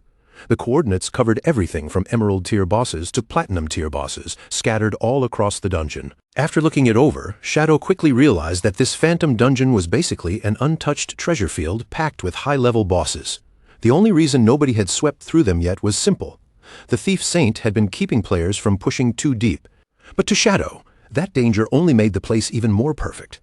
He summoned Osiris, his eyes locked on the long list, already thinking that dozens of bosses were exactly what he needed to push himself straight to level 30. His plan was simple and ambitious. He wanted to gather enough experience in one stretch so that he could break through his 4th-class advancement all at once. Down near the entrance of the Phantom Dungeon, Lu Jianfeng and the bald leader of the Shu Dao Mountain Guild were already calling out to Shadow, waving him over as if they had been waiting for him. But the moment Shadow arrived, the two of them immediately started arguing. Lu Jianfeng wanted to head to the 3rd floor, because the Shadow Knight there dropped excellent assassin equipment. The bald leader, however, insisted that the 4th floor's bone-rotting giant lizard was the better target. Lu Jianfeng snapped back that the giant lizard was incredibly annoying to fight, while the bald leader stubbornly claimed he was only trying to choose the most efficient route. Shadow didn't bother listening to them bicker any longer. He coldly told both of them to shut up, then made the decision himself. They would clear the dungeon one floor at a time, and whoever found the boss first would get to lead the way. The bald leader instantly puffed himself up and bragged that he had found the soul-devouring witch. Lu Jianfeng immediately shouted back that they had discovered it together, and not only that, the monster had nearly killed both of them. Lu Jianfeng then leaned closer to Shadow with a nervous expression and warned him that this particular boss was extremely troublesome. Her battle mechanics were the kind that could make even experienced players feel helpless. The system soon identified the target in front of them, a level 20 Emerald grade boss known as the soul-devouring witch Ella. The bald leader quickly began explaining her battle phases, saying that she had 4 stages in total. At the start, she would cover herself with a soul fire shield that blocked all incoming damage, while also releasing cursed spirits that could explode across a wide area with devastating force. But before he could even finish his explanation, Shadow had already moved. In an instant, he unleashed Shadow Slash, and the terrifying boss was completely destroyed before anyone else could react. The system immediately confirmed the kill and poured out the rewards. Shadow received a massive 180,000 experience points, 92 evolution points, 87 years of tradable lifespan, 9 pieces of equipment, and 4 skill books. Bald Leader stood there completely stunned, his eyes nearly popping out as he screamed that Shadow had just vaporized her. He almost wanted to cry as he remembered how he and Lu Jianfeng had fought that same boss for half an hour and still couldn't even break through her shield. Lu Jianfeng immediately reminded him that the fight wouldn't have been so miserable if he hadn't spent most of it hiding in the back. The bald leader quickly defended himself, saying he had only been keeping an eye out for that sneaky little thief kid. Shadow didn't waste time arguing with them. He simply collected the golden lifespan orbs and the assassin equipment he wanted, then told the other two they could divide everything else before moving on to the next target. Just then, a massive skeletal beast suddenly shook the entire dungeon, its heavy presence making the ground tremble beneath their feet. The system marked it as a level 20 platinum boss, the Bone War Elephant Taurus. But to Shadow, its enormous size meant absolutely nothing. He rushed forward at once, cutting into the monster with a rapid storm of deadly slashes. The system confirmed another kill, rewarding Shadow with 120,000 experience points, 64 evolution points, 55 years of lifespan, 6 pieces of gear, and 3 skill books. Behind him, his 2 lazy guides instantly dove into the dirt, scrambling to scoop up the leftovers. From that point on, the dungeon turned into a one-man speedrun of pure slaughter. On the 3rd floor, Shadow found the emerald-grade Shadow Knight Sharon and cut it down in a single clean motion. Next came the platinum-grade Molten Giant, Baal. Before the huge monster could even launch an attack, Shadow's blade had already sliced straight through it, splitting it apart. Then the emerald-grade Death Language Priest, Solon, stepped into his path. But that boss met the same fate, collapsing onto the floor as just another corpse left behind. Shadow moved so fast he almost looked like a streak of darkness. One boss after another appeared before him, and one after another was completely erased. The gatekeeper Yeshin, the poison hand, Dr. Sundawe, the witch of the ruined kingdom Vox, and the intellectual magic child Wu Bin all fell in rapid succession, each of them crushed before they could slow him down. At last, Shadow faced a colossal skeleton serpent, the offspring of the Bone King, Phelan. After bringing that monster down as well, he gained another huge burst of experience, along with more precious lifespan. Not long after, the system announced that Shadow had reached level 30. Shadow's eyes lit up as he opened his stats, clearly thrilled by the result and unable to hide his excitement. After checking the numbers, he quickly calculated that he still needed another 400,000 experience points to unlock his 4th class advancement. In his mind, 3 more bosses should be enough to close that final gap. When he pulled up the map and prepared to search for the next target, his expression suddenly froze. The radar in front of him was completely empty. Only then did Shadow realize the problem. The boss he had just killed was already the final one on his list. Liu Jianfeng couldn't help laughing in disbelief, saying they had spent several days tracking down all of those bosses, only for Shadow to wipe them out in less than an hour. The bald leader then explained that Shadow had already cleared every boss on the first 4 floors. There should still be more bosses on the 5th floor, but the entrance gate had been sealed shut and wouldn't open. Shadow narrowed his eyes slightly and asked what exactly he meant by the gate not opening. Rather than standing around guessing, Shadow decided they should go see it for themselves. The bald leader quickly took the lead, guiding them deeper through the dungeon's dark, winding hallways. When they finally arrived, a massive stone archway stood before them, covered in a swirling current of dark purple energy that churned like a sealed vortex. The bald leader instantly lost his composure, his eyes widening as he shouted that the gate had actually opened. After everything they had tried before, after every failed attempt to force it open, it was suddenly unlocked right in front of them. Shadow stayed calm, studying the situation for only a moment before piecing it together. This dungeon must have been sealed by a hidden lock, and the only way to reach the 5th floor was probably to defeat every boss on the first 4 levels. Hearing that, Liu Jianfeng and the bald leader both froze, then their expressions lit up with excitement as they realized an insanely powerful boss might be waiting beyond that gate. Shadow didn't waste any more time. He simply said they should head inside now, his tone steady as he prepared to move toward the newly opened path. But just as he was about to step forward, the bald leader suddenly rushed to stop him. The bald leader lowered his voice and admitted something honestly. In the past, he had never truly believed all those wild rumors about the legendary Shadow. People had given Shadow one ridiculous title after another, calling him by all kinds of exaggerated names like some unstoppable myth. And back then, the bald leader had only laughed at those stories. Shadow's face immediately stiffened, and a bright red flush spread across his cheeks as those embarrassing nicknames were thrown out in front of everyone. But the bald leader didn't seem to notice his discomfort at all. With complete seriousness, he declared that after personally witnessing Shadow's terrifying skills today, he had completely changed his mind and now believed every word. Then, with a dramatic motion, the bald leader pulled out a glowing orange cube that shone brightly in his hand. He shouted with excitement that Shadow had pushed their guild forward more in a single hour than they normally managed to achieve in an entire month. To properly show his gratitude, the bald leader activated a rare item known as the Mandarin Duckpot. The moment it appeared, the system confirmed its powerful effect. Anyone who ate from this hot pot would gain a 10% increase to all attributes, lasting all the way until death. The bald leader proudly explained that this was their guild's ultimate trump card, a special item they would normally save only for a final boss battle. Without wasting a second, he eagerly began serving Shadow himself, treating him like the most important guest at the table. As he placed the food in front of him, he reminded Shadow with great seriousness that the beef tripe had to be boiled for exactly 30 seconds before eating, not a moment more and not a moment less. Shadow picked up a piece and took a bite, and the flavor hit him so hard that his expression changed on the spot. The fresh ingredients had soaked up the spicy broth perfectly, each bite carrying that rich, fiery taste as if it had been cooked at the absolute perfect moment. Liu Jianfeng watched all of this from the side, and his face darkened with frustration. Seeing his rival win Shadow over with such a clever move made him grit his teeth, and he silently swore that he would not lose this food battle. Not willing to fall behind, Liu Jianfeng immediately brought out his own legendary feast with an almost desperate eagerness. He begged Shadow to try Zhu Feng Pavilion's ultimate specialty, their famous Bobo chicken. The system quickly confirmed the dish's effect as well. This Bobo chicken was no ordinary food. It could increase all status resistances by a massive 50%. Making it an incredibly valuable boost before a dangerous fight. Shadow took one skewer and gave it a try, and the moment the flavor spread through his mouth, he was completely hooked. The spicy, numbing aftertaste lingered on his tongue, sharp and addictive, leaving him clearly impressed by the dish.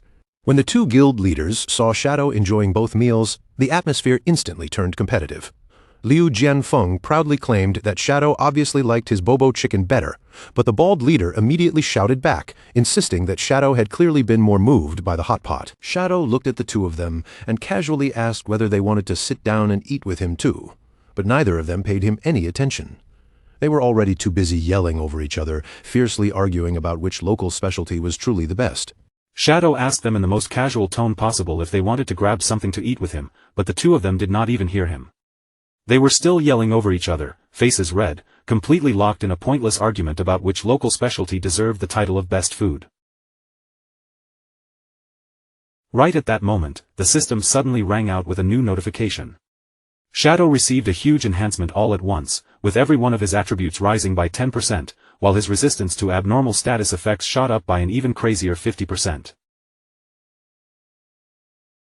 Shadow lowered his gaze to his own hand and watched the faint blue glow spreading across his fingers. Seeing the effect settle in, he could not help thinking that this buff was honestly pretty nice. He turned back with his usual relaxed expression and told everyone it was time to keep moving. But the second he stepped forward, Liu Jianfeng and the unnamed bald Shu Dao Mountain Guild leader started arguing again right behind him. Liu Jianfeng raised his chin proudly and insisted that Shadow had obviously been complimenting his Bobo chicken. The unnamed bald Shu Dao Mountain Guild leader immediately fired back, saying Shadow was clearly talking about their hot pot instead. And just like that, the two of them followed Shadow down the corridor while loudly shouting the names of their favorite dishes at each other.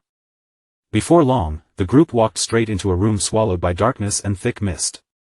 None of them noticed that above their heads, a huge and unsettling stone statue was silently looming in the fog. Then, without warning, the statue's eyes suddenly lit up from within. Liu Jianfeng broke out in a cold sweat as he stared upward, nervously asking what that thing was and whether something that creepy could actually be a boss. A deep crack tore through the statue's stone surface, and the sound echoed through the room like thunder. Piece by piece, the outer shell began to split apart. The stone suddenly burst open, revealing a giant woman with pink hair and glasses standing inside. This was Grelina, a level 20 diamond grade boss. The moment Liu Jianfeng and the unnamed bald Shu Dao Mountain Guild leader saw her rank, their faces twisted in panic. Both of them screamed at the same time, completely terrified that they had just run into a diamond grade boss. Shadow's expression sharpened, and he immediately warned them not to get careless. Diamond grade bosses were never simple damage targets, they always came with some kind of special mechanic. The unnamed bald Shu Dao Mountain Guild leader was already panicking, but Shadow had no intention of waiting around. He activated his gift of liberation, his figure blurring into motion as instant shadow slashes tore through the air and slammed into Grelina, each strike dealing nearly 500,000 damage. When Liu Jianfeng saw the damage numbers floating up, he froze in confusion and asked why Shadow's attacks had suddenly become so weak. The unnamed bald Shu Dao Mountain Guild leader immediately yelled back at him, explaining that diamond bosses naturally carried a terrifying 90% damage reduction. But Grelina was not the kind of enemy who would just stand there and let herself be cut down. She threw her head back, opened her mouth wide, and released a deafening scream filled with floating pink hearts. It was not just a cry of anger, it was her charming war cry. In the next instant, a pink charm gauge appeared above both Lu Jianfeng and the unnamed Bald Shu Dao Mountain Guild leader. The bars began filling at a frightening speed, climbing so fast there was barely any time to react. Shadow noticed it immediately and raised his magic resistance shield without hesitation. At the same time, he realized how dangerous this was. Once they were charmed, they would not just lose control for a moment, they would become the boss's mindless servants forever. But for the unnamed Bald Shu Dao Mountain Guild leader, Shadow's reaction came a step too late. His charm gauge instantly reached its limit. His eyes turned into glowing pink hearts, and with tears streaming down his face, he suddenly started crying out for his mommy like he had completely lost his mind. Lu Jianfeng's own gauge had only climbed to 70%, and seeing his rival fall first made him furious. He yelled at him that if he had just eaten the Bobo chicken earlier, he would have resisted the spell easily. Then another terrifying change appeared. A 5-minute countdown suddenly flashed into existence above the unnamed Bald Shu Dao Mountain Guild leader's head. Lu Jianfeng stared at the ticking timer as the seconds began slipping away. Meanwhile, his brainwashed rival just stood there with a blank face, drooling like a fool, and Lu Jianfeng panicked as he asked what that countdown was supposed to mean. Shadow explained in a low voice that once the timer reached 0, the unnamed Bald Shu Dao Mountain Guild leader would permanently become Grelina's slave, and that would even carry over into the real world. Lu Jianfeng instantly asked how they were supposed to save him, even wondering if killing him once would reset the status. Shadow shut that idea down right away. Killing the unnamed Bald Shu Dao Mountain Guild leader would not remove the curse, and the only real solution was to destroy Grelina before the countdown finished. But before they could come up with a plan, the brainwashed unnamed Bald Shu Dao Mountain Guild leader raised his power and summoned a cluster of pink magic swords around him. Muttering about killing all men, he suddenly rushed straight at Shadow. Lu Jianfeng's eyes widened, and he immediately screamed out a warning. Without wasting a second, Lu Jianfeng sprang upward and kicked the unnamed Bald Shu Dao Mountain Guild leader clean out of the air. The moment they hit the ground, Lu Jianfeng wrapped his arm around him in a tight chokehold and held him back with all his strength. Then he shouted for Shadow to ignore this idiot and focus on dealing with the boss. Across the room, Grelina calmly opened the red spellbook in her hands. A strange pink light spread out, and 3 chubby human servants suddenly appeared in front of her. Each one had a pink heart mark stamped on their forehead, and they all chanted the same phrase together, "Girls help girls." Shadow stared at the bizarre enemies in front of him, visibly puzzled by what he was seeing. He wondered whether these things were actually humans, and whether everyone charmed by Grelina ended up becoming strange clone-like monsters just like them. Then the contradiction hit him. In this timeline, he should have been the first player to reach this floor, so there should not have been any previous victims here. So how could Grelina already have so many human slaves? The brainwashed mob charged toward him while still shouting that same slogan. As Shadow watched them close in, he became certain that there had to be some hidden and ugly secret buried in the history of this dungeon. Shadow gathered his power in one concentrated burst, and the energy around him sharpened. Then he unleashed the blade of his Dark Knight ring. A massive red crescent slash swept across the room, cutting through the air with brutal force. In a single strike, all of the servants were destroyed. But that small victory lasted only a moment. Grelina activated her magic again, and in front of them, a huge army of identical servants began spawning one after another, so many that it looked almost endless. As the swarm kept pouring into the room, Shadow's eyes caught a strange red glow coming from Grelina's magic book. He understood it immediately. The reason she could keep summoning these servants was not just her own power, it was that spell book. Just then, the system notified Shadow that his limit break meter had reached full charge. He quickly judged that this was the perfect time to use his ultimate, because with so many remaining slaves around, he could farm them afterward and refill the meter almost instantly. Shadow did not hesitate. He activated his ultimate, Endless Nightmare, and a vast wave of dark purple energy flooded the room, washing over every enemy at once. Their strength dropped sharply, while Shadow's damage against them surged by 80%. Then Shadow launched himself high into the air, completely ignoring the clones swarming beneath him. His target was never the mob. He aimed his next instant shadow slash directly at the glowing spellbook in Grelina's hands and sliced straight through it, cutting the book in half. Grelina's eyes widened in disbelief as the book shattered apart in front of her. Then her shock twisted into fury. She let out a sharp, enraged screech, and Shadow immediately realized that the fight was moving into her second phase. Grelina suddenly sprang high into the air, then came crashing down with a massive blast of pink heart-shaped energy. The shockwave smashed into the floor and tore it apart beneath her. Shadow dodged the attack with ease, slipping clear before the impact could touch him. As he landed, he noticed that her movement was actually slow, and even worse for her, the blast had wiped out her own summons. But right after that, Shadow noticed something unusual attached to the attack, a strange special effect that had not shown itself yet. A curving beam of pink energy suddenly shot through the chaos and struck the unnamed Bald Shu Dao Mountain Guild leader directly in the head. Lu Jianfeng screamed in shock as the timer above them flashed again, now showing only 4 minutes and 25 seconds remaining. He tightened his grip in a panic and frantically shouted at his rival, warning him not to turn into some brainwashed simp. The unnamed Bald Shu Dao Mountain Guild leader slowly lifted off the ground, his whole body wrapped in a fierce pink radiance, while the countdown above them continued ticking towards 0. Time slipped away frighteningly fast, and before anyone could fully adjust, the countdown had plunged from more than 4 minutes remaining to a terrifying final 59 seconds. Lu Jianfeng's face changed instantly. He shouted toward Shadow in panic, warning him that the countdown had suddenly collapsed to only 1 minute. The unnamed Bald Shu Dao Mountain Guild leader raised one hand into the air, and a vast storm of glowing pink magic swords gathered above him as he unleashed his ultimate skill, 10,000 swords. Lu Jianfeng stared at him in shock, finally realizing that his old rival had grown even stronger than before and had somehow gained access to an ultimate skill.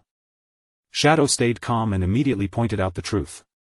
The boss must have strengthened him with a buff, temporarily allowing him to use the ultimate skill of his own class. Only then did Lu Jianfeng understand what was happening, and the confusion in his eyes finally turned into grim determination. Without hesitating any longer, he rushed straight ahead, yelling that although everyone claimed the unnamed Bald Shu Dao Mountain Guild leader had the strongest attack, his own defense had never lost to anyone. At the same time, he activated Wind Treading Indestructible, a defensive skill that granted him 1 layer of damage immunity for every 10 meters he sprinted forward. Lu Jianfeng roared that this would finally prove whose power was stronger, then charged head-on into the towering spiral of pink swords without slowing down at all. The unnamed Bald Shu Dao Mountain Guild leader gave the command, and countless pink swords shot forward like a violent rain of projectiles, forcing Lu Jianfeng to raise a wind barrier in front of him. He immediately released his swift gale/shield, whipping his arms at incredible speed until the rushing wind formed a solid wall that blocked every incoming blade. The clash erupted in a massive explosion of wind and pink sword light. Through the chaos, Lu Jianfeng yelled to Shadow that he would hold the guild leader back, while Shadow had to defeat Grelina and save him. Shadow answered without hesitation, promising that he would handle it and immediately turning his attention toward the real target. Shadow locked his gaze on Grelina. She still had 20 million health left, which was already low for a diamond-grade boss, but the timer showed only 40 seconds before the unnamed Bald Shu Dao Mountain Guild leader would be enslaved forever. Grelina swung at him with a heavy swipe, but Shadow slipped past the attack with ease, moving just outside the reach of her strike. In the next instant, he flashed back in and countered with a 4-hit instant shadow slash, each strike cutting directly across her throat. Grelina let out a shrill scream of pain, then threw herself forward with a bizarre pink-infused baby belly ram, trying to crush him through sheer force. Shadow avoided the charge effortlessly, already thinking that with her spellbook destroyed, Grelina's attacks had become crude, predictable, and far too easy to dodge. Her defenses were no longer sealed up either. The massive damage reduction she had relied on had fallen sharply, dropping from 90% all the way down to 50%. Shadow seized that opening immediately and drove in another heavy strike, landing the blow cleanly while her guard was exposed. His limit break gauge was now completely full, and with 30 seconds still left on the timer, he had more than enough time to end the fight. Shadow unleashed his ultimate skill, Endless Nightmare, and the moment its dark power erupted, Grelina screamed in horror as if she already sensed her defeat coming. He closed the distance in a single blink, appearing right in front of Grelina before slicing across her throat with a slash too fast to follow. Then Shadow spun like a deadly black blur, releasing his Dark Knight ring blade together with a huge crescent of red energy that tore straight through the giant boss's body. Leaping high into the air, he brought down his final ultimate strike, Crimson Blade, aiming to finish Grelina off once and for all. A system notification confirmed Grelina's defeat, and Shadow received a massive reward of experience, evolution points, lifespan, items, and several skill books. With only 8 seconds remaining, the pink brainwashing glow on the unnamed Bald Shu Dao Mountain Guild leader's forehead suddenly cracked apart and shattered. Lu Jianfeng caught his falling friend in his arms, overjoyed that their plan had actually worked. When the unnamed Bald Shu Dao Mountain Guild leader woke up groggily and asked what had happened, Lu Jianfeng explained that he had nearly become a mindless servant, and that the boss had saved him. Then an unusual item dropped from the battle, the cursed stone tablet of Irenas, the goddess of ultimate love. It carried a faint trace of divine power, adding a charm attribute to attacks, but there was one strict condition: only female characters could equip it. Shadow inspected the stone tablet closely, surprised that Grelina had dropped a cursed item, but his expression quickly soured when he saw the female-only equipment restriction. Lu Jianfeng suddenly blushed and asked in a shy voice if he could have the tablet since Shadow had no way to use it. Shadow looked at him in confusion and asked whether he was actually a woman. Lu Jianfeng admitted that his body was male, but deep down in his heart, he had always felt like a delicate little girl. Shadow was left completely speechless, but after a moment, he simply told Lu Jianfeng to try it. Lu Jianfeng immediately brightened up, thanked him eagerly, and reached toward the tablet.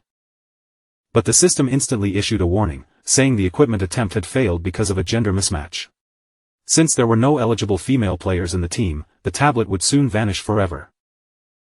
Lu Jianfeng completely broke down as the tablet floated away and began dissolving into light. He screamed for it to come back, demanding to know why it refused to acknowledge his inner identity and angrily calling the system's gender lock blatant discrimination.